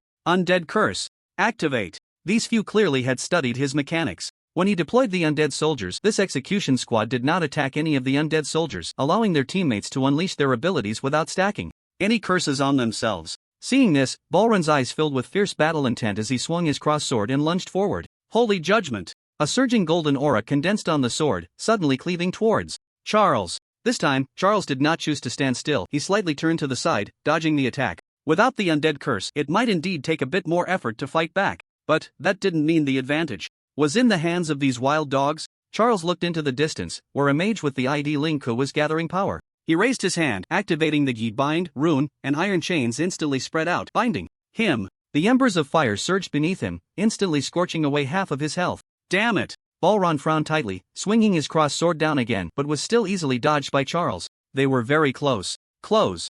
Enough that Balron could even see the contemptuous smile on the other's face. Yet, no attack could land on him. The pressure was immense, wasn't it? The embers of fire gathered in his palm, and Charles seized an opening, unleashing a fire dragon bathed in orange flames from the layers of white light circles. Zero frame initiation. Boom! The fire dragon exploded right at his chest, the tremendous impact causing Balron's body to crash heavily against the rock wall. Seeing this, the priest wanted to heal the captain, but the next moment, Charles flickered and appeared in front of him, his bone spear effortlessly piercing through his defenses. No way. He really knows how to drag things out. Balron took out a life potion and gulped it down, his brow furrowed tightly. No way. Why does it feel so hard to fight? Is someone not putting in enough effort? He looked over at the evil little mage. Little mage, where are your skills? Evil little mage. Bro, I've been using my skills. I don't know why my hands feel so bad today. Hearing this, Balon quickly said, it's okay, you just need to hit them with Thunder Prison. As long as you cause the paralysis effect and control them, I can break through their defenses. Evil little mage nodded. Alright, let's go for another round and coordinate.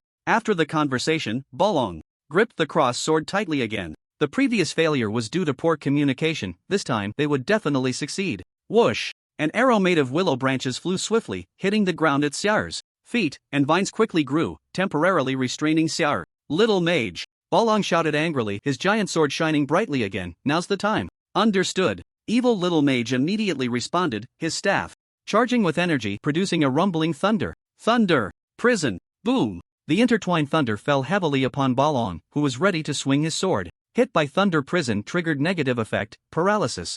Balong? Divine Eagle. Ling Ku. Not bull demons. What the hell is going on? In an instant, everyone's gaze was fixed on the evil little mage, their eyes filled with confusion. The evil little mage shyly scratched his head. Bro, do you believe me if I say I'm lagging? Everyone. Lagging? Is that even a valid excuse for a human? I don't believe you at all. Upon hearing this, Balong felt completely numb. At such a close distance, with Divine Eagle's vine arrows interfering and slowing him down, not to mention hitting a random novice player, even if his healer came, they would hit. Even if he missed, it shouldn't have hit himself directly. I see you clearly did this on purpose. At this point, even if Balong was slow-witted and reluctant to accept reality, he had already realized. The traitor hidden among the expedition team is the evil little mage. Damn it! His faith shattered in an instant. It hurt so much. The brotherly bond, the laughter shared along the way, including the encouragement between them, all the beautiful memories turned to fragments and shattered completely at this moment. So everything was a lie? No wonder.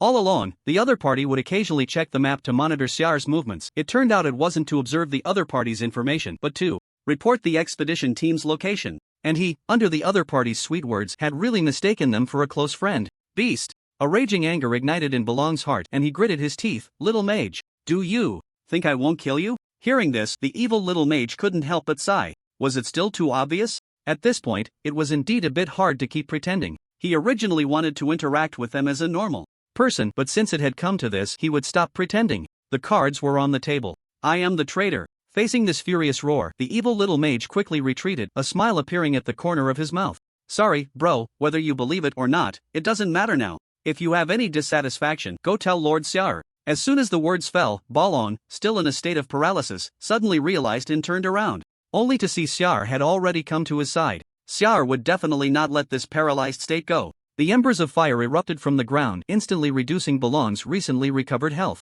The flames spread, and the paralysis effect disappeared. Just as Balon was about to continue retreating, chains suddenly spread out, binding his body tightly. Bind Judgment. A giant sword imbued with a sense of destruction had formed above, piercing downwards at the position of Balon's crown. No! His roar of unwillingness was ultimately drowned out by a thunderous sound, and the dust gradually spread outward. A message popped up in Xiar's line of sight. Player killed, Balonhum. After a series of combos, even if the opponent was not affected by the undead curse, they could not withstand this terrifying damage at all. Compared to the mechanics, although Xiar's stats were slightly weaker, it was still not something the opponent could endure. After successfully dealing with Balon, Xiar turned around and looked at the other members of the execution squad, feeling much more relaxed. Just now, it felt great to unleash skills on the side. Now, the only one who could wield a true damage orange weapon had been sent back to the novice village. What will you do? The members, including the Divine Eagle and others, exchanged glances, all falling into silence. It was over. The dead captain had been tricked like a child by the traitor, and now he was directly taken away by Xiar. How could they continue to play? During the battle just now, the Divine Eagle and others had been continuously outputting damage. But it all fell on that barrier, which directly negated it, causing no damage at all. Now, their only hope had also been shattered. Should they just run away? Meanwhile, after his identity was exposed, the evil little mage who quickly retreated did not completely leave the battle. He shouted, "Brothers, the situation is exposed. Be ruthless." Upon hearing this, the members of the Gravekeepers immediately entered their highest combat state. Loyalty, faithfulness. The orange blueprint was still waiting for them in the burial ground.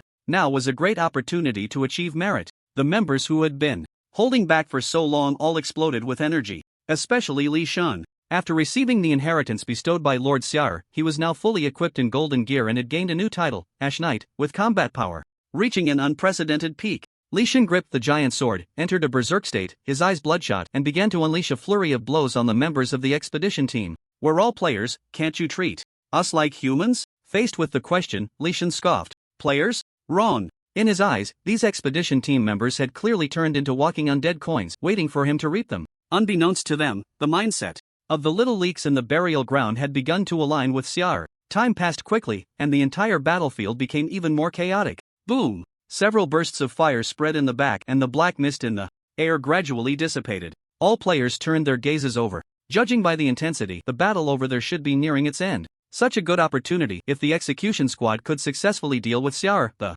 situation could be reversed again. The mist spread. Looking ahead, one could see Xiar holding a bone spear, with a ghostly blue light flickering in his pupils, standing still like a mountain. The leaders who had been given hope had now turned into equipment. Damn! What's the point of this? The heart that had been hanging finally sank. After preparing for so long and creating such a momentum, it ended up as a roadside casualty. Planner, I curse you! The situation was lost. Now, the members of the expedition team needed to think not about how to turn the tide, but how to escape. There was still a long way to go in the trial ground, and many resource points had yet to be explored. Dying like this was truly heartbreaking. Before they could start to flee, the members of the burial ground quickly reacted and swiftly retreated into the distance. Something big was coming. At this moment, it was better for them not to get involved, lest they be mistakenly harmed by Lord Xiar. Very understanding. Seeing this scene, Xiar couldn't help but nod. Although these members of the execution squad were high level, their numbers were too few. Victories still had to rely on quantity.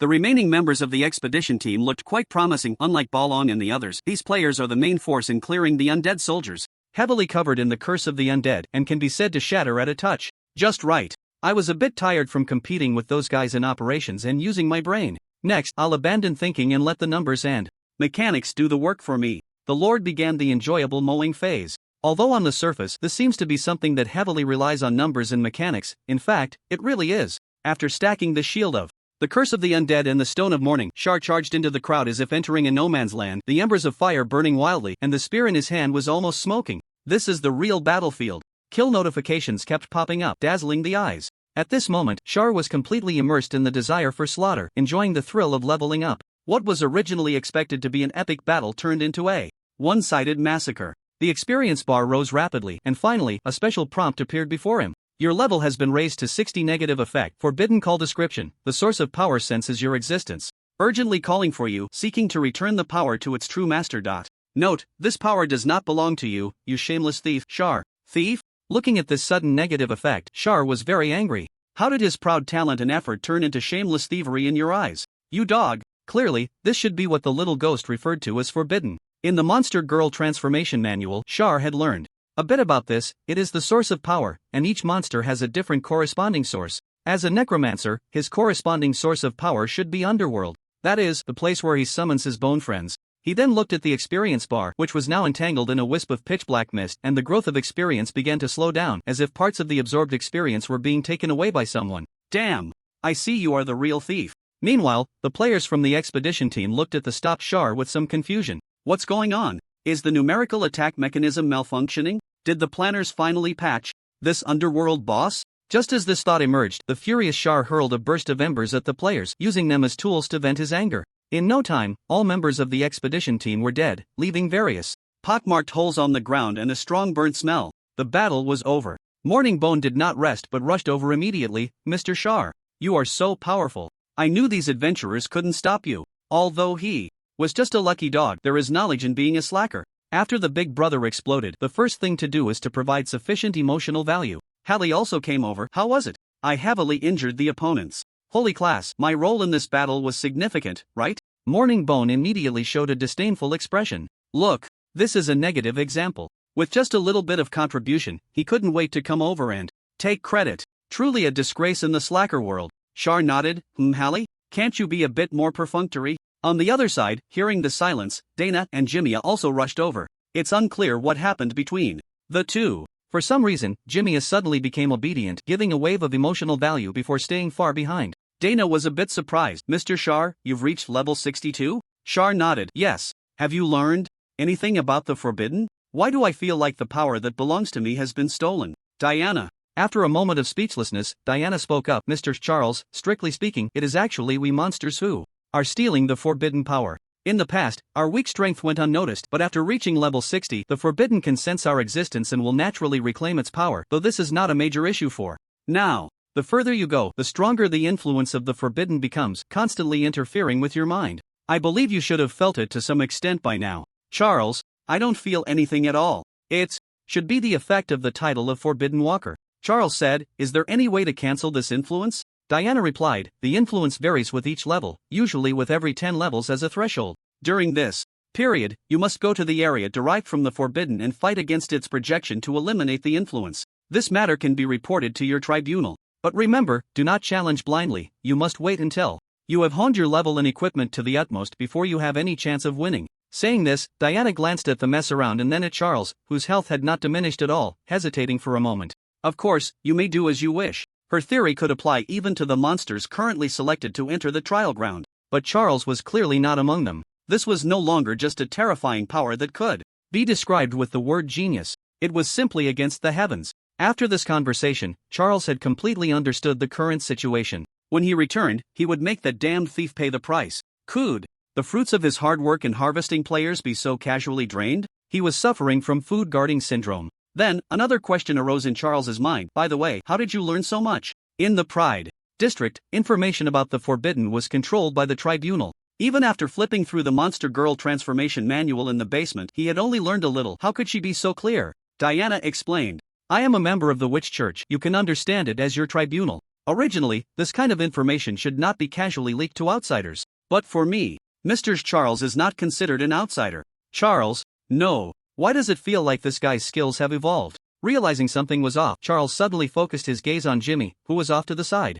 Could it be that this lustful guy had secretly tutored her? One could only say the suspicion was high. The honest and straightforward Mr. Charles automatically skipped over her last sentence, summoned another batch of undead soldiers, and began to clean up the battlefield. Although the equipment in the warehouse had piled up like a mountain, after this event, it was estimated that many more would join the burial ground. He needed to prepare tempting items to lure the little players. Morning Bone asked, "Mr. Charles, after we finish dealing with this batch of adventurers, what should we do next?" Charles replied, "Of course, we should proceed according to the original plan. There are still many areas we haven't visited yet." Loyal Charles did not forget the task assigned to him by the priest. He kept this in mind. The most threatening expedition team had all been sent to the novice village. Representing this trial ground, it had now completely become Charles's possession. Players who joined the expedition team were continuously posting, and soon news spread across various forums. The mice in the Pride District, who had long anticipated this, showed no ripples of reaction, as if things were meant to be this way, still buried in their eating.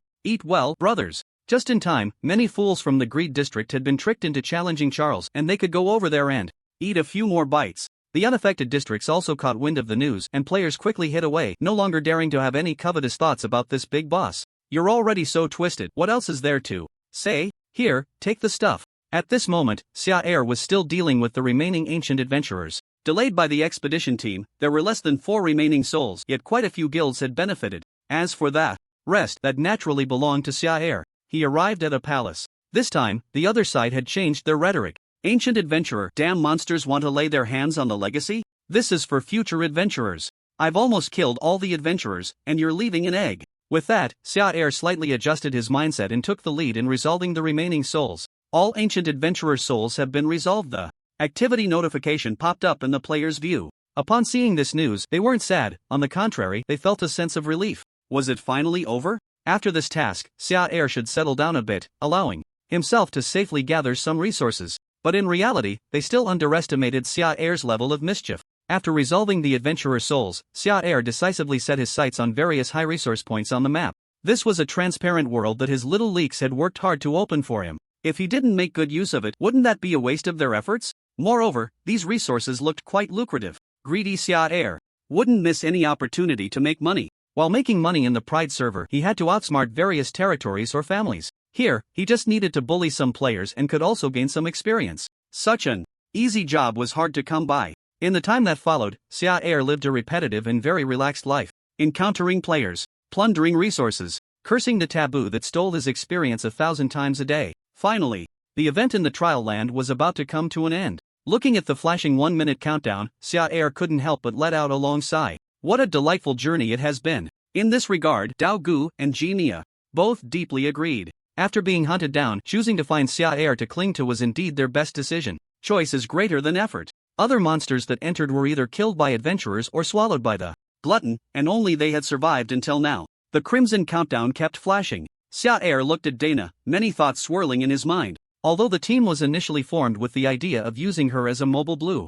bag, putting aside her occasional quirks, giving her an 8 out of 10 rating and a perfect score of 10 was not a problem. Jimmy and Daogu got 6 points, just passing. Holly received 4 points due to a single actor behavior, losing credibility points once, rated as failing. Of course, aside from the monsters, the little leaks buried in the ground could be said to have made significant contributions. Not only did they provide a map covering the entire area, but they also completed a spy operation, which was quite impressive.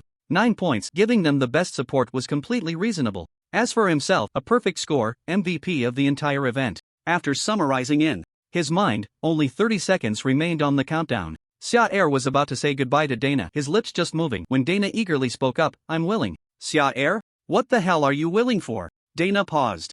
For a moment, a bit embarrassed, huh? Logically speaking, after such a rich journey, shouldn't there be some bonds formed at the end? Didn't you manage to secure anything? At this moment, Xia was already filled with black lines, quietly changing his score from earlier. Dana, negative 100 points. Xia sighed, reining in his emotions. Everyone, see you next time if there's a chance. You can come to the Pride area for tea sometime. With the final farewell, the trial land began to shake violently, and everything in sight was rapidly collapsing as the earth tore apart. Mountains collapsed, transforming into one void after another, sending shivers through the soul. Char looked around and found that several teammates had already left, including Hallie. Only he remained in this crumbling world. What's going on? Why the hell am I still here? Planner, speak up. What kind of game is this? Just as Char felt a bit lost, a massive crack suddenly tore open in the dim sky. An enormous eyeball emerged from within, its pupil focused, staring directly at him. Above it, a line of information appeared. World. Will. %U and #*@ at hashtag in the next moment, a hand suddenly reached out from the nearby space, gripping him tightly and yanking him back.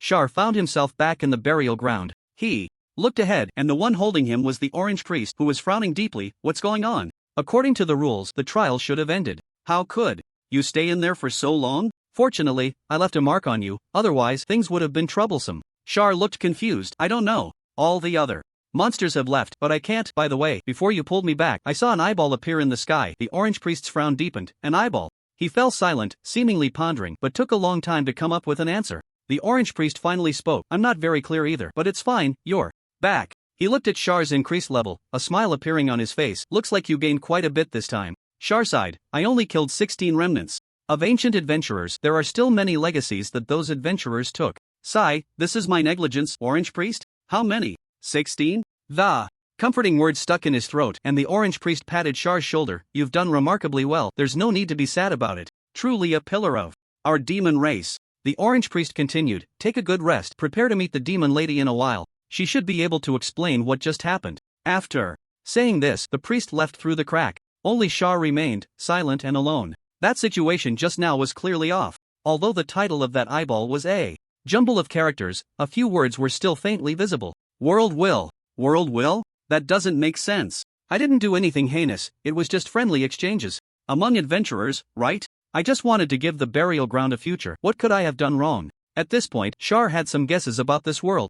This could not possibly be a game world constructed by a studio. The intelligence level of the various monsters, the intricacy, and the interaction logic were clearly not something that should appear in a game. This should be a real world. Logically, a bug like himself that disrupts the player's game experience should have been fixed. Long ago, the Oracle Studio not only had no response but hadn't even posted a single reply on the forum. This was clearly suspicious. Based on Char's current speculation, this so-called game was merely something manifested by some power, allowing players to enter this world, don the skin of adventurers, and fight against monsters. Hiss. As he thought this through, he seemed to glimpse something. It was simply the art of harvesting. He originally thought he was ruthless enough, but looking at it this way, there were always stronger hands. If that's the case, then it's understandable to be targeted by the world will. Don't mention the players who have spent so much effort to cultivate, even for oneself. Losing even a little something would instantly trigger a protective instinct. Of course, this is just speculation. The truth of the matter will only be clear after meeting with the Lady Witch. Setting aside the guesses about the essence of the world in my mind, what awaits Charles now is a painful reality. No matter what, he has already become a monster, and there is a whole family waiting for him to support. First, let's go give some rewards to the little leaks. Arriving at the underground altar, the members of the Gravekeeper team are gradually arriving. In this trial ground event, their contributions are even greater than the combined efforts of several other monsters. This fully illustrates the danger of internal enemies. Before long, the meritorious ones gradually gathered, their shadows reflecting on the wall under the light, looking up with great anticipation at Charles. In this event dungeon, with the help of the transparent world map, Lord Charles has gone on a killing spree. So many legacies of ancient adventurers, so many resource points. I wonder what good things can be updated again. Soon, a new announcement appeared. In sight. Exchange items have been updated. New exchange items: Legacy of Ancient Adventurers, Corrupted Fruit, Guiding Spring Water, Echo of Death. Ignoring everything else, the players instantly fixed their gaze on the Legacy of Ancient Adventurers. A total of 16 items covering various professions could be exchanged for just 80 undead coins. Although this item is not as special as an orange weapon, the power boost it brings is no less than that of an orange weapon. Titles, equipment, skill books, especially the former. Having a title signifies that one has completely become a part of high-end combat power, making one feel proud when going out. With so many available, it seems the time to empty their savings has come. Charles' gaze swept over everyone, and he slowly spoke. You all performed very well in this trial ground event. As he spoke, he looked at the evil little mage. Especially you, your performance was the most outstanding and deserves a reward. An ancient adventurer's legacy floated towards the other's hand. Legacy of Ancient Adventurer Thunderfire Gold, just perfectly suited to his profession. The evil little mage couldn't wait to open the legacy, and a title appeared above his head. Title obtained, Surge Rebirth Effect. When you apply the power of lightning to yourself, you can restore health and significantly immunize against lightning damage. Finally, he has finally obtained a title. Looking at the line of text before him, the evil little mage felt a sense of sweet reward after hardship. Next door, Leysan had consecutively obtained 2 titles, making his eyes turn red. How could the 2 heroes of the burial ground Not have titles? In the end, all the words gathered in his chest turned into 2 words. Loyal, faithful. Charles nodded, and black mist spread around, condensing into fragments of the undead flying into the hands of the players. 1, 5, 12, 20 coins. This time, not only was the favor heavy, but the weight of the undead coins also began to feel substantial. Before the event started, Leysan and the evil little mage had already obtained many undead coins, and with the previous accumulation, both of their savings reached over 80. And it wasn't over yet. In this trial ground event, after helping Lord Charles deal with the expedition team, they also obtained many resources, all donated to the burial ground. Not a single one left. Just like that, after donating most of the resources they had gathered over the past few days, the number of undead coins in their hands successfully reached 3 digits. They had reached the threshold for exchanging blueprints. My dragon scale bracers. My thunderstorm pulse. Choosing to exchange the hard-earned coins, the coveted orange blueprints finally fell into their warehouse. Although they still needed to gather materials. As long as the blueprints are available, forging the orange weapon is just a matter of time. Full of enthusiasm, other players who had accumulated a large number of undead coins also began to take action. Some started exchanging for the legacy of ancient adventurers, some chose to exchange for equipment, and some, without hesitation, handed all their undead coins to the Soulfire Seed. Yes, the one doing this was Old D. After heeding a friend's advice last time, he reignited his desire for gambling. The highest orange had yet to appear. How could he easily admit defeat? Give me the goods. Bright lights flashed before his eyes. 20 undead coins. Not to mention an orange, he didn't even get gold like last time. Old D was not disappointed, on the contrary, a fierce fighting spirit burned again in his eyes. Good. Things take time. Good items indeed do not appear so easily. Seeing such a frenzied scene, Zaire no longer knew what to say. Forget it. Let these little players have their fun. He left the underground altar and returned to the burial ground, planning to see if there had been any changes among his subordinates during this time. Zaire first looked for Iron Slave. Before leaving, he had advised him not to overuse technology and to combine it with natural training. Lord Zaire, you're back? Iron Slave scratched his head. There haven't been any issues in the territory during this time. I've been following your advice, always combining natural training with technological medication. The results are indeed quite good. Now, Iron Slave's level had risen to 54, and aside from the little ghost, he should be the fastest leveling monster in the territory. This is true talent and hard work. Zaire was very satisfied with this. Although his head was still quite sharp, Edward and Avril's levels had also risen to level 50, slightly slower in progress, but that was fine. One was responsible for the finances of the burial ground, and the other for research, both auxiliary types, which was understandable. He arrived at the little ghost's dwelling. At this moment, the little ghost was not sleeping in the coffin board but sitting quietly on the grass, eyes tightly closed, with crimson lines appearing on his skin, seemingly digesting the power inherited from Lilia. It was evident that after the incident at the vampire ruins, the little ghost's temperament had changed a lot. He was no longer the little brat who ate and slept all day. Zaire did not disturb him. After a while, the little ghost completed his digestion and had risen to level 63. TSK. Hanging on. After reaching level 60, each subsequent level up became extremely difficult, requiring not only a large amount of experience but also facing the interference of the taboo. Zaire envied this. He also wanted to have a portable super experience pack, so he wouldn't have to exhaust himself every day looking for trouble with players. Zaire asked, "How do you feel? Has the influence of the taboo deepened?" Hearing this familiar voice, the little ghost opened his eyes. Huh? What taboo? Zaire. It was obvious. The little ghost, having learned the essence of the Riddler, still wanted to play dumb and keep this matter hidden. Unfortunately, Zaire had already learned about this through his connections. He said irritably, "My level has also reached 60. I found out about this through friends. Do you think such small tricks can fool the wise and mighty lord?" The little ghost. Seeing this, the little ghost could only nod. There is indeed a bit. The taboo corresponding to the vampire's power is the Tree of Life. It will drain my vitality. So that's how it is.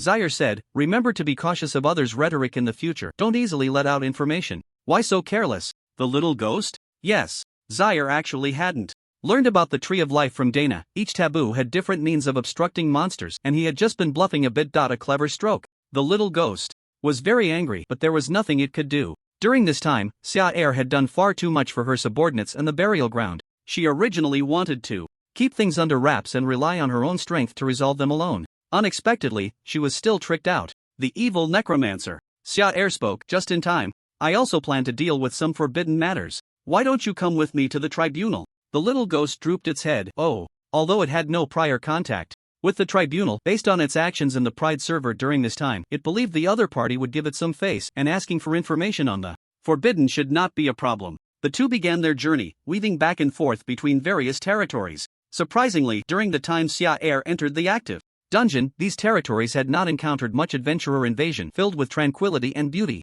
After learning from the last lesson when Xia Er went to the Greed server, they would no longer waste time in the central region. The players in the Pride server had a better option. That was the Hermit family. Just as that suspected planner had said, although the difficulty here was slightly higher, it was not within Xia Er's range of enemies. With just a little adaptation and the right items prepared, it was quite manageable. One could only say that the scheme was a great success. In a moment, the two had successfully arrived at the location of the tribunal. This place was not built underground like the Holy See, but rather on a vast territory. Pure white stone pillars constructed a magnificent building resembling a church, rising from the ground to a peak-like height. Centered around the tribunal, there were many surrounding buildings made of black stone, looking square and prison-like. In front of the tribunal, under the embrace of 4 massive stone pillars, a delicately constructed execution platform came into view. This thing used very retro craftsmanship, with rune-engraved blades hanging above, still bearing some fresh bloodstains, and various sizes of wooden shackles placed below, suitable for any size of monster to stick its head in. It was truly baffling. Seeing this scene, Xia Er couldn't help but shudder. No wonder every time she mentioned the witch and the tribunal, the originally frantic monsters suddenly became docile. To be cut by this thing, one could already consider reincarnating into another world. Fortunately, she had lived a life without blemish, never doing anything heinous, just an honest and upright lord, so there was no need to fear. Xia Er slowly walked up the steps with the little ghost, and at the entrance, 2 guards in dark gold armor, level 65, blocked her way. No entry for unauthorized personnel. Xia Er? Unauthorized personnel? The weapons and artillery of the Pride server don't work here? Xia Er's expression instantly turned cold. You didn't even ask who I am, how do you know I'm unauthorized? The guard coldly replied, who are you? Xia Er said, Lord of the Burial Ground in the Central Region, Adventurer Killer, Peace Envoy of the 5 major territories, Friendly Ambassador between the Greed and Pride regions, Member of the Witches awarded Holy See. Xia Er, you tell me I'm unauthorized? In a few days, I'm going to the end of days to meet the witch. Don't you think I should be treated properly? The guard. After listening to this long speech, to be honest, they didn't fully understand. But it felt impressive. Bad. It seemed like they had acted a bit too tough just now. The guard quickly said, we are just following the normal procedures. Please, Your Excellency, do not overreact. Xia Er. Overreact? Upon hearing these 2 words, Xia Er fell silent. It seemed she indeed had reacted a bit. However, he had at least sent so many adventurers into the court, surely they wouldn't deny him entry. Creak. The door of the court suddenly swung open. A man dressed in a pure white robe stepped out, his chin adorned with stubble and his face square. Deputy Chief Judge Ross. He had heard the commotion at the door and had come over to take a look. To his surprise, upon seeing Ross was instantly drenched in sweat. Mr. Charles, what brings you here? He was very familiar with this name. This was a favored individual, currently close to the Lady Witch. Just back from completing a task in the trial grounds, he still bore the marks of his commendation, and even the Hermit family had suffered greatly at his hands. Although the court held authority, it was still not as authoritative as Charles. Charles spoke, it's nothing, just wanted to ask a few questions. I didn't expect to be stopped outside by 2 guards who said that no unauthorized personnel were allowed inside. Well, it is what it is. Perhaps my contributions haven't been enough. I'll take some time to reflect when I return to the central region. Ross, don't. Ross quickly stopped him. These 2 guards are of the orc race, so they might seem a bit simple-minded. Orc race? Charles expressed some doubt. Seeing this, Ross swiftly removed his helmet and pointed to the others. Pointed head, look. Charles, all right, that is indeed understandable. Charles entered the court with the little ghost. The interior was also very lavishly decorated. Various runes emitting mysterious light floated within, and the seats on both sides were filled with judges in white robes, while a monster was weeping bitterly as it faced judgment. Charles was somewhat curious. What crime did this guy commit? Ross replied, consorting with adventurers. Charles inquired, how is the judgment carried out? Sent to the execution platform? Upon hearing this, Ross snorted coldly. Execution platform? Humph. Such scum doesn't deserve that kind of treatment. It will be sent to the nearby black prison, where it will be whipped thousands of times daily by the guards with corrosive branches. After a year of reformation, it will be sealed with a restriction and sent to the underground mines to dig alongside goblins for eternity. If we don't do this, how can we justify Mr. Charles fighting hard on the front lines? Charles, indeed, scum like the demon race should be properly dealt with. The 2 continued deeper inside, where they found another trial session taking place. This time, the monster was in a worse state, with deep wounds all over its body, lying on the ground, barely alive, awaiting its fate. Charles continued to ask, what about this one? Ross said, "This guy is even worse than the last scum, clearly holding a high position in the Proud District, yet still bought off by other witches, harboring treachery. Soon, he will be directly exiled to the abyss, becoming food for those demons. A toy." Charles, "Indeed, such disloyal individuals should be treated this way." Charles looked at the little ghost. "Help me up, I'm suddenly feeling unwell and can hardly walk." Little ghost. Under Ross's guidance, the two walked into a compartment. Charles sat down, taking a deep breath. Finally, it was over. Walking from the entrance of the court, they had encountered at least 3 trial sessions along the way, each crime more severe than the last. But more crucially, it seemed he was responsible for all of this. Phew. Everything was for the future of the demon race. He believed the lady which would understand. Ross also sat down and asked, "By the way, Mr. Charles, what did you come to ask about this time?" Charles spoke, "About the taboo.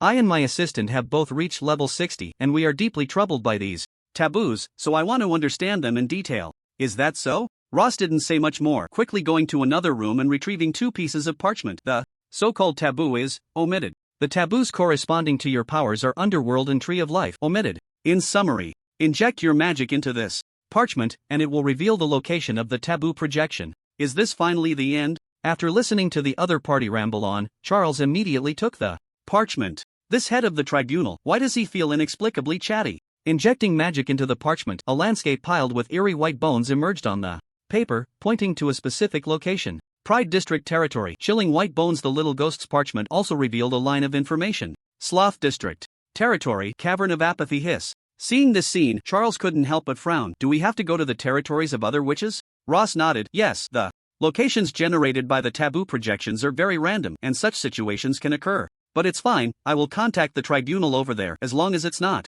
the Gluttony District or the Wrath District. It shouldn't be a problem." All right. Initially, he thought he could help the little ghost resolve her taboo projection easily. Looking at it now, it seems he would have to wait a while longer. So be it. Let's first take care of his own matters. Seeing Charles stand up, Ross quickly reminded him, "By the way, Mr. Charles, the power of the taboo projection is very strong. I suggest you hone your skills a bit more before going." "Powerful, huh? My sword is not without its advantages." After bidding farewell to Ross, Charles picked up the map and said to the little ghost, "Even though your taboo projection is not in the Pride District, you should still come with me this time. You must remember one thing. Although your strength is increasing rapidly now, having just levels is not enough. You must possess the corresponding proficiency. That is to say, your operation." Charles patted the little ghost's shoulder. "Make sure to observe my micro-operations closely from the side." Little ghost. The little ghost scratched his head. "Lord Charles, when you fight, don't you just summon the undead, have them self-destruct, and then curse with the undead? And then use a morning stone as a shield? Can I really learn micro-operations from you?" Charles, faced with this sarcasm, the Lord couldn't help but express a question mark. "No. Are you going to fight back? I see you've really gotten bold after gaining your inheritance." Charles darkened his face and tapped the little ghost's head. "Your misunderstanding of me is still too deep. But it's okay, I will turn my reputation around with an impressive battle." After explaining things clearly to the little ghost, following the guidance, Charles quickly brought him to the chilling white bones territory. Just as depicted on the parchment, countless white bones were buried on the surface. Phosphorescent flames flickered between the weathered vertebrae, and heads emitting a dim glow hung from the pale bone trees, making one feel a chill. At the deepest part of the territory, a skeleton made up of various bone fragments sat quietly on the ground, the flames burning in its pupils, growing increasingly fierce. "Underworld projection, King of Bones, you damned thief!" An angry accusation came from afar. The King of Bones looked up, and a thin figure was rapidly approaching, looking furious. "Taboo Walker, Lord of the Buried Bones, Slayer of Adventurers, Necromancer Charles, a necromancer." Ha! Seeing this title, the King of Bones felt a surge of anger. A thief who stole the power of the underworld actually dared to come over. Finding it was one thing, but to accuse it of being a thief was simply outrageous. "Shameless creature. Just right, this time I'll take back all the power you've stolen." The Bone King stood up, raising his palm sharply, and the bones buried in the ground began to tremble densely. The scattered skeletons started to gather under some force, piecing together into skeletal soldiers, and in the blink of an eye, they formed a great army. Seeing this, Shar was not to be outdone. Countless undead soldiers burst forth from the ground, wielding steel blades, their pupils burning with ghostly light. He swung his bone spear forward. "Charge! Clear away all these bones and show them the nobility of the undead system." The bone friends were momentarily stunned. Ha! This time they didn't have to self-destruct? What a good deal. During this time, their appearances were either to stack shields and curses for Lord Shar or to act as porters, moving things and picking up equipment. There was no gaming experience at all. Unexpectedly, this time they could fight in a proper manner. Thinking of this, the flames burning in the undead soldier's pupils grew even fiercer, spreading over the steel blades, each one seemingly transforming into a hellish warrior, instantly engaging in battle with the skeletal army. Two summoning classes were pitted against each other. It was all about one thing: mana. Whoever had more mana could summon more soldiers and thus win. At first, the undead soldiers were very fierce, each one able to take down 3 of the enemy soldiers before dying. But strangely, after these skeletons were crushed, they quickly reassembled, restructuring into new bodies, endlessly. And Char, his mana was already running low. Damn, I forgot to bring the residual plague this time. Watching the constantly shattering and reassembling skeletons, Char couldn't help but frown. This should be the mechanism of this Bone Lord. It was indeed a bit disgusting. Since that's the case, then don't blame me. The brave undead soldiers fell, one after another, and soon the entire cold white bone territory was occupied by skeletons. Char took a deep breath and looked back. Little ghost, watch closely. I will demonstrate the true operation for you. Undead Curse. Stone of Mourning. The 2 familiar skills activated once again. The deceased undead transformed into curses that entangled these skeletal soldiers. The residual energy surged into Char's body, turning into a shield. Little ghost. Aren't those just the same few moves from before? Char ignored the complaints behind him. It was normal for mortals not to understand the operations of gods. He charged forward, transforming into a dump truck. Those skeletal soldiers entangled with curses shattered instantly upon contact, like glass falling to the ground. To catch a thief, first catch the king. If the spellcasters behind were taken out, these skeletal soldiers could no longer regenerate. You dog, take a good look at the power I've earned through hard work. Is it stolen? Bone Lord, what the hell is this? The embers of fire burned in his hand, quickly spreading to the bone spear, and he thrust it forward. A roaring fire dragon immediately lunged at the Bone Lord, instantly piercing through half of its body. Damn! The Bone Lord saw this and tried to retreat, but did not notice that chains had quietly bound its body. A giant sword condensed above its head, crashing down and directly smashing it into dust. Bone Lord defeated. Perfect mana control. What a thrilling duel! After the summoner's death, those skeletons also instantly dissipated. Char looked at the dust with satisfaction and stretched. It seemed that his mechanism was indeed superior. But it should be that his operation was superior. Char looked at the little ghost. So, did you learn anything? Little ghost. I learned nothing at all, of course. In order not to disturb the Lord's interest, the little ghost nodded in agreement. I've learned. Lord Charles is simply too skilled. Charles, why does that sound a bit sarcastic? Never mind, let's take it as a compliment. After defeating the Bone Lord, the experience that had been drained returned to Charles, pushing his experience bar forward by a good margin. In addition, he discovered that he had unlocked something new. Forbidden Power Remnant. Description: this is a power from the underworld containing a bit of authority from the underworld. You can grant your undead the ability to reorganize after death. Note, you damn little thief. Hiss, there was actually an unexpected gain? A strange sensation surged into his body as Charles summoned an undead soldier and used the forbidden power on it. Then, boom! The skeletal friend's body exploded violently under the mastery of the self-detonation technique, and the splintered bone fragments hung in the air, only to start reassembling in a bizarre manner the next moment. Boom! The skeletal friend exploded again. This time the time for reassembly was much longer. Skeletal friend. Is this never-ending? Charles found this scene very novel. This was precisely the ability of the Bone Lord from earlier. It seemed that after defeating these forbidden projections, he could draw some deeper power from them. Not bad. Charles did not intend to grant this ability to all the undead, as it seemed to conflict with the mechanisms of the Undead Curse and the Morning Stone. He wouldn't engage in left brain attacking right brain nonsense. However, he could use it for the members of the Undead Knight Order. Charles patted the shoulder of the summoned undead soldier, gathering the accumulated resentment within its pitch-black skull. Onto it, from today onwards, you will join the Undead Knight Order. After dealing with the forbidden matters, from now on, at least until reaching level 70, he would not be disturbed again. Charles returned to the burial ground and began a leisurely time as a laid-back lord. Under the prestige he had accumulated earlier, the adventurers in the central region had basically shifted their positions, leaving him with nothing to handle. There was no need to worry about the development of the territory, as it was managed by Avril. He checked the increasingly full warehouse from time to time, and life was quite fulfilling. However, soon, this peaceful routine was shattered. The time came for the monthly tribute from the Blood Clan to the burial ground. Rio appeared punctually outside the Bone Fortress, his expression filled with panic, and quickly found Charles. Mr. Charles. Seeing the other party in such a state, Charles sensed that something was off. What happened? Rio spoke. There's been internal strife within the Blood Clan. Internal strife? Charles frowned. Logically, there should only be you as a marquis in the Blood Clan right now, and with the strong support of the church, how could there be internal strife? Rio explained. Originally, there wasn't, but the issue arose from the Resurrection faction. During the last Ancestor Ruins, although the Resurrection faction deployed 2 Marquises and a large number of members, that wasn't all. There was also a Blood Clan Duke who had been in slumber. Now, the remaining members of the Resurrection faction have somehow awakened him. After hearing what the other party said, Charles suddenly understood. So that's how it is. Indeed, he hadn't encountered any experts in the Ancestor Ruins earlier. Looking at it this way, it wasn't that the Blood Clan lacked capable fighters, but rather that the capable ones hadn't awakened yet. Charles asked, "Where is he?" Rio replied, "In the Blood of Wounds territory." After awakening and learning about the current situation of the Blood Clan, the Duke was furious and started attacking his own kind.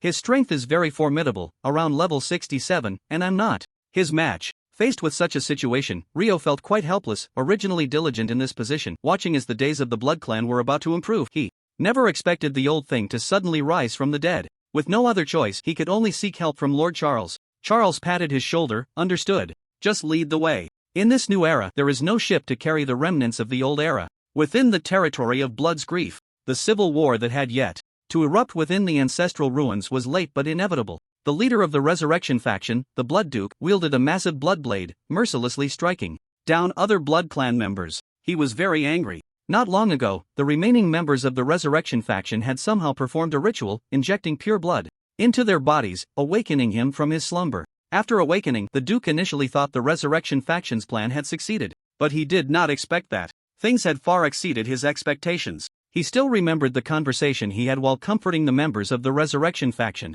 Did the plan fail? It's human nature. Did the Devourers also suffer a setback? What do you mean the deputy of the burial grounds little ghost obtained the inheritance of the ancestor Lilia? After hearing the members' tearful accusations, the Duke understood that although the Blood Clan was nominally managed by a marquis, it had actually become a subordinate territory of the burial ground. The Blood Clan, one of the 5 major territories in the central region, had become a small territory subordinate territory. It was simply a reversal of the heavens. Thus, in a fit of rage, the Duke led the members of the Resurrection faction, crushing through several territories, and arrived at Blood's Grief.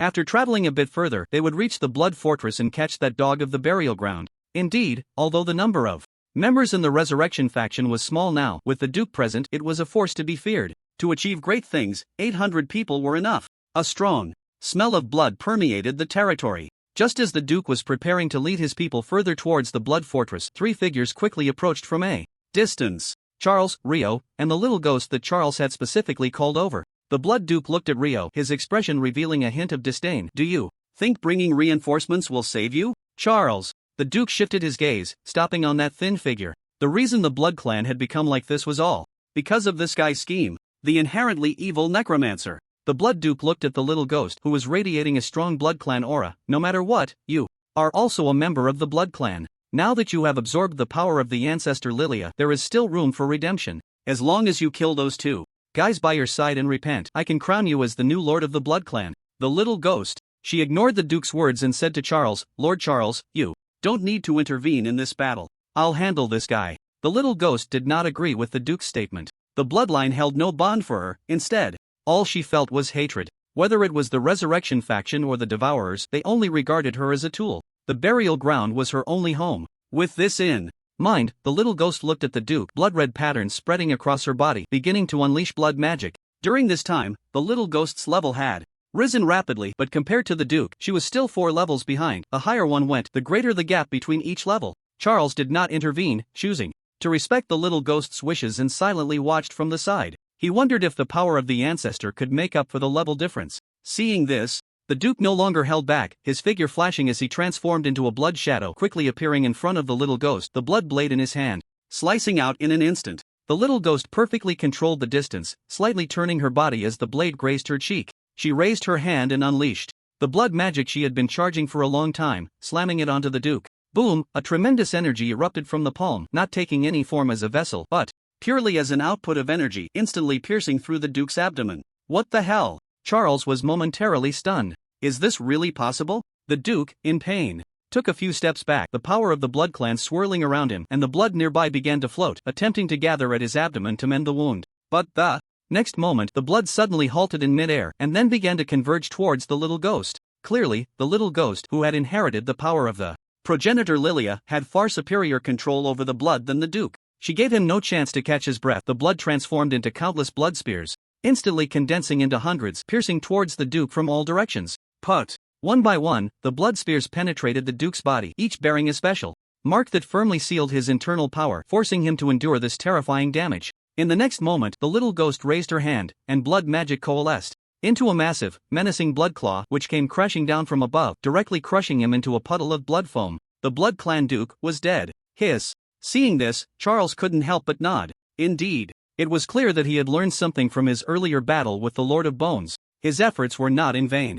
With the Duke's death, the remaining members of the Resurrection faction naturally couldn't stir up any trouble. In no time, they were all cleaned up by Rio. He showed no mercy to these kin. A bunch of old fools. Can't they see that only by attaching themselves to Lord Charles can the Blood Clan have a bright future? Ever since receiving the Church's favor, the resources that were supposed to be offered to the hidden families were exempted, and adventurers no longer dared to invade. Everything was developing in a positive direction. Loyalty was all that mattered. After finishing all this, Rio quickly came over. Thank you for your support, Lord Charles. After this, the remnants of the Resurrection faction will be completely eradicated, and such incidents will not occur again. Charles nodded. All right, you handle the aftermath.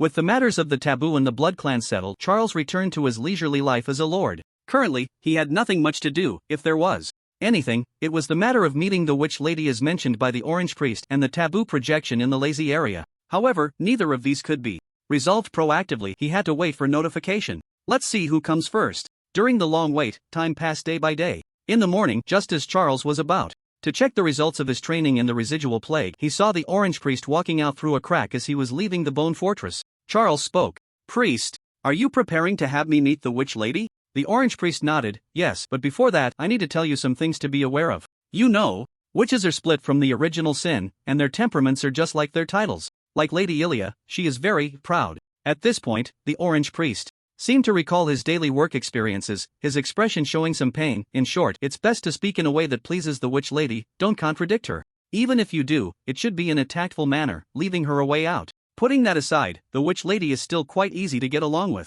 Charles, is she really easy to get along with? Having been in the Oracle for so long, his only means of communication with the witch had been through letters. He had never met her in person, and felt a bit nervous. However, during the waiting period, Charles had also prepared quite a bit. This was a good opportunity to prove his loyalty. After a trip through the tribunal, Charles had become more composed. He had to seize this chance to have an in-depth conversation with the witch lady, expressing his loyalty to the proud area. He took a deep breath. Understood, priest. Take me there. Meanwhile, in the land of the end, the tower. At this moment, Ilia was seated high upon the throne, her expression calm. Calm my foot. Beneath her seemingly expressionless facade, Ilia was feeling a bit anxious. She was about to meet Charles. To be honest, from the hopeful future at the beginning to now, he had become a true pillar of the demon race. Whether in the central region or the trial grounds, his performance was commendable, and among the various regions, the situation in the Pride District was currently the best. Most importantly, the greedy witch had now set her sights on Charles, and knowing her temperament, she had likely already employed some means. Ilia had to take this opportunity to solidify his loyalty to the Pride District. As for the specific methods, to be honest, Ilia hadn't figured that out yet. Compared to wealth and material rewards, she certainly couldn't compete with the greedy witch. The only means she seemed to have was to grant him more power. But within the alignment of the Hermit family, she had already given him a special emblem. Just as Ilia's mind was still in a state of shutdown, two figures walked in from outside. The Orange Priest and Forbidden Walker, master of the Burial Ground Slayer of Adventurers Necromancer Charles. Ilia assessed him. Dressed in a long black robe, tall and slender, with pale skin, wearing a crown of thorns and holding a bone spear, he appeared somewhat dejected yet vaguely exuded an air of authority. Quite impressive. Charles lifted his head and began to scrutinize Ilia. She was seated on the throne, one hand propping up her fair cheek, her silvery hair cascading down her shoulders, and her dim golden eyes looked down with an undeniable authority. Charles was somewhat surprised. It wasn't as oppressive as he had imagined. Setting aside everything else, she looked like a beautiful girl of 18 or 19. No. The more dangerous something is, the more deceptive it can be. Charles quickly lowered his head. My lady witch, thank you for this summons. I am your most loyal servant, Charles. Ilia remained silent for a long time, seemingly unsure of how to respond, glancing at the Orange Priest. Orange Priest, why are you looking at me? Speak up. In the end, Ilia finally spoke. During this time, you have made many contributions in the central region. This is a small reward for you. As her words fell, a stone emitting orange flames floated in front of Charles, strangely familiar. The orange flame stone? Charles accepted it and said, as your servant. Guarding the demon territory is my duty. For me, receiving your recognition is already a great honor, and now you grant me such a generous reward. The kindness of the lady, which is truly something I cannot repay. Charles ultimately transformed back into the appearance of the players. Ilya felt very pleased with this statement. A smile appearing on her cheeks. This is what you deserve. There's no need to belittle yourself. The church owes you for stabilizing the situation. Charles, something's off. This doesn't quite match what the Orange Priest said about pride, does it? The sudden flurry of compliments disrupted the speech Charles had planned. Logically, shouldn't he be overly proud and continue the conversation? Why was he starting to be humble? Something unusual must be afoot. The timid lord cast a pleading glance at the Orange Priest. Orange Priest, dude, why are you looking at me too? I have no idea what's going on. The atmosphere suddenly fell silent. The two who felt something was wrong occasionally glanced at the Orange Priest, hoping he could step in to ease the tension. Orange Priest, I'm having a really hard time.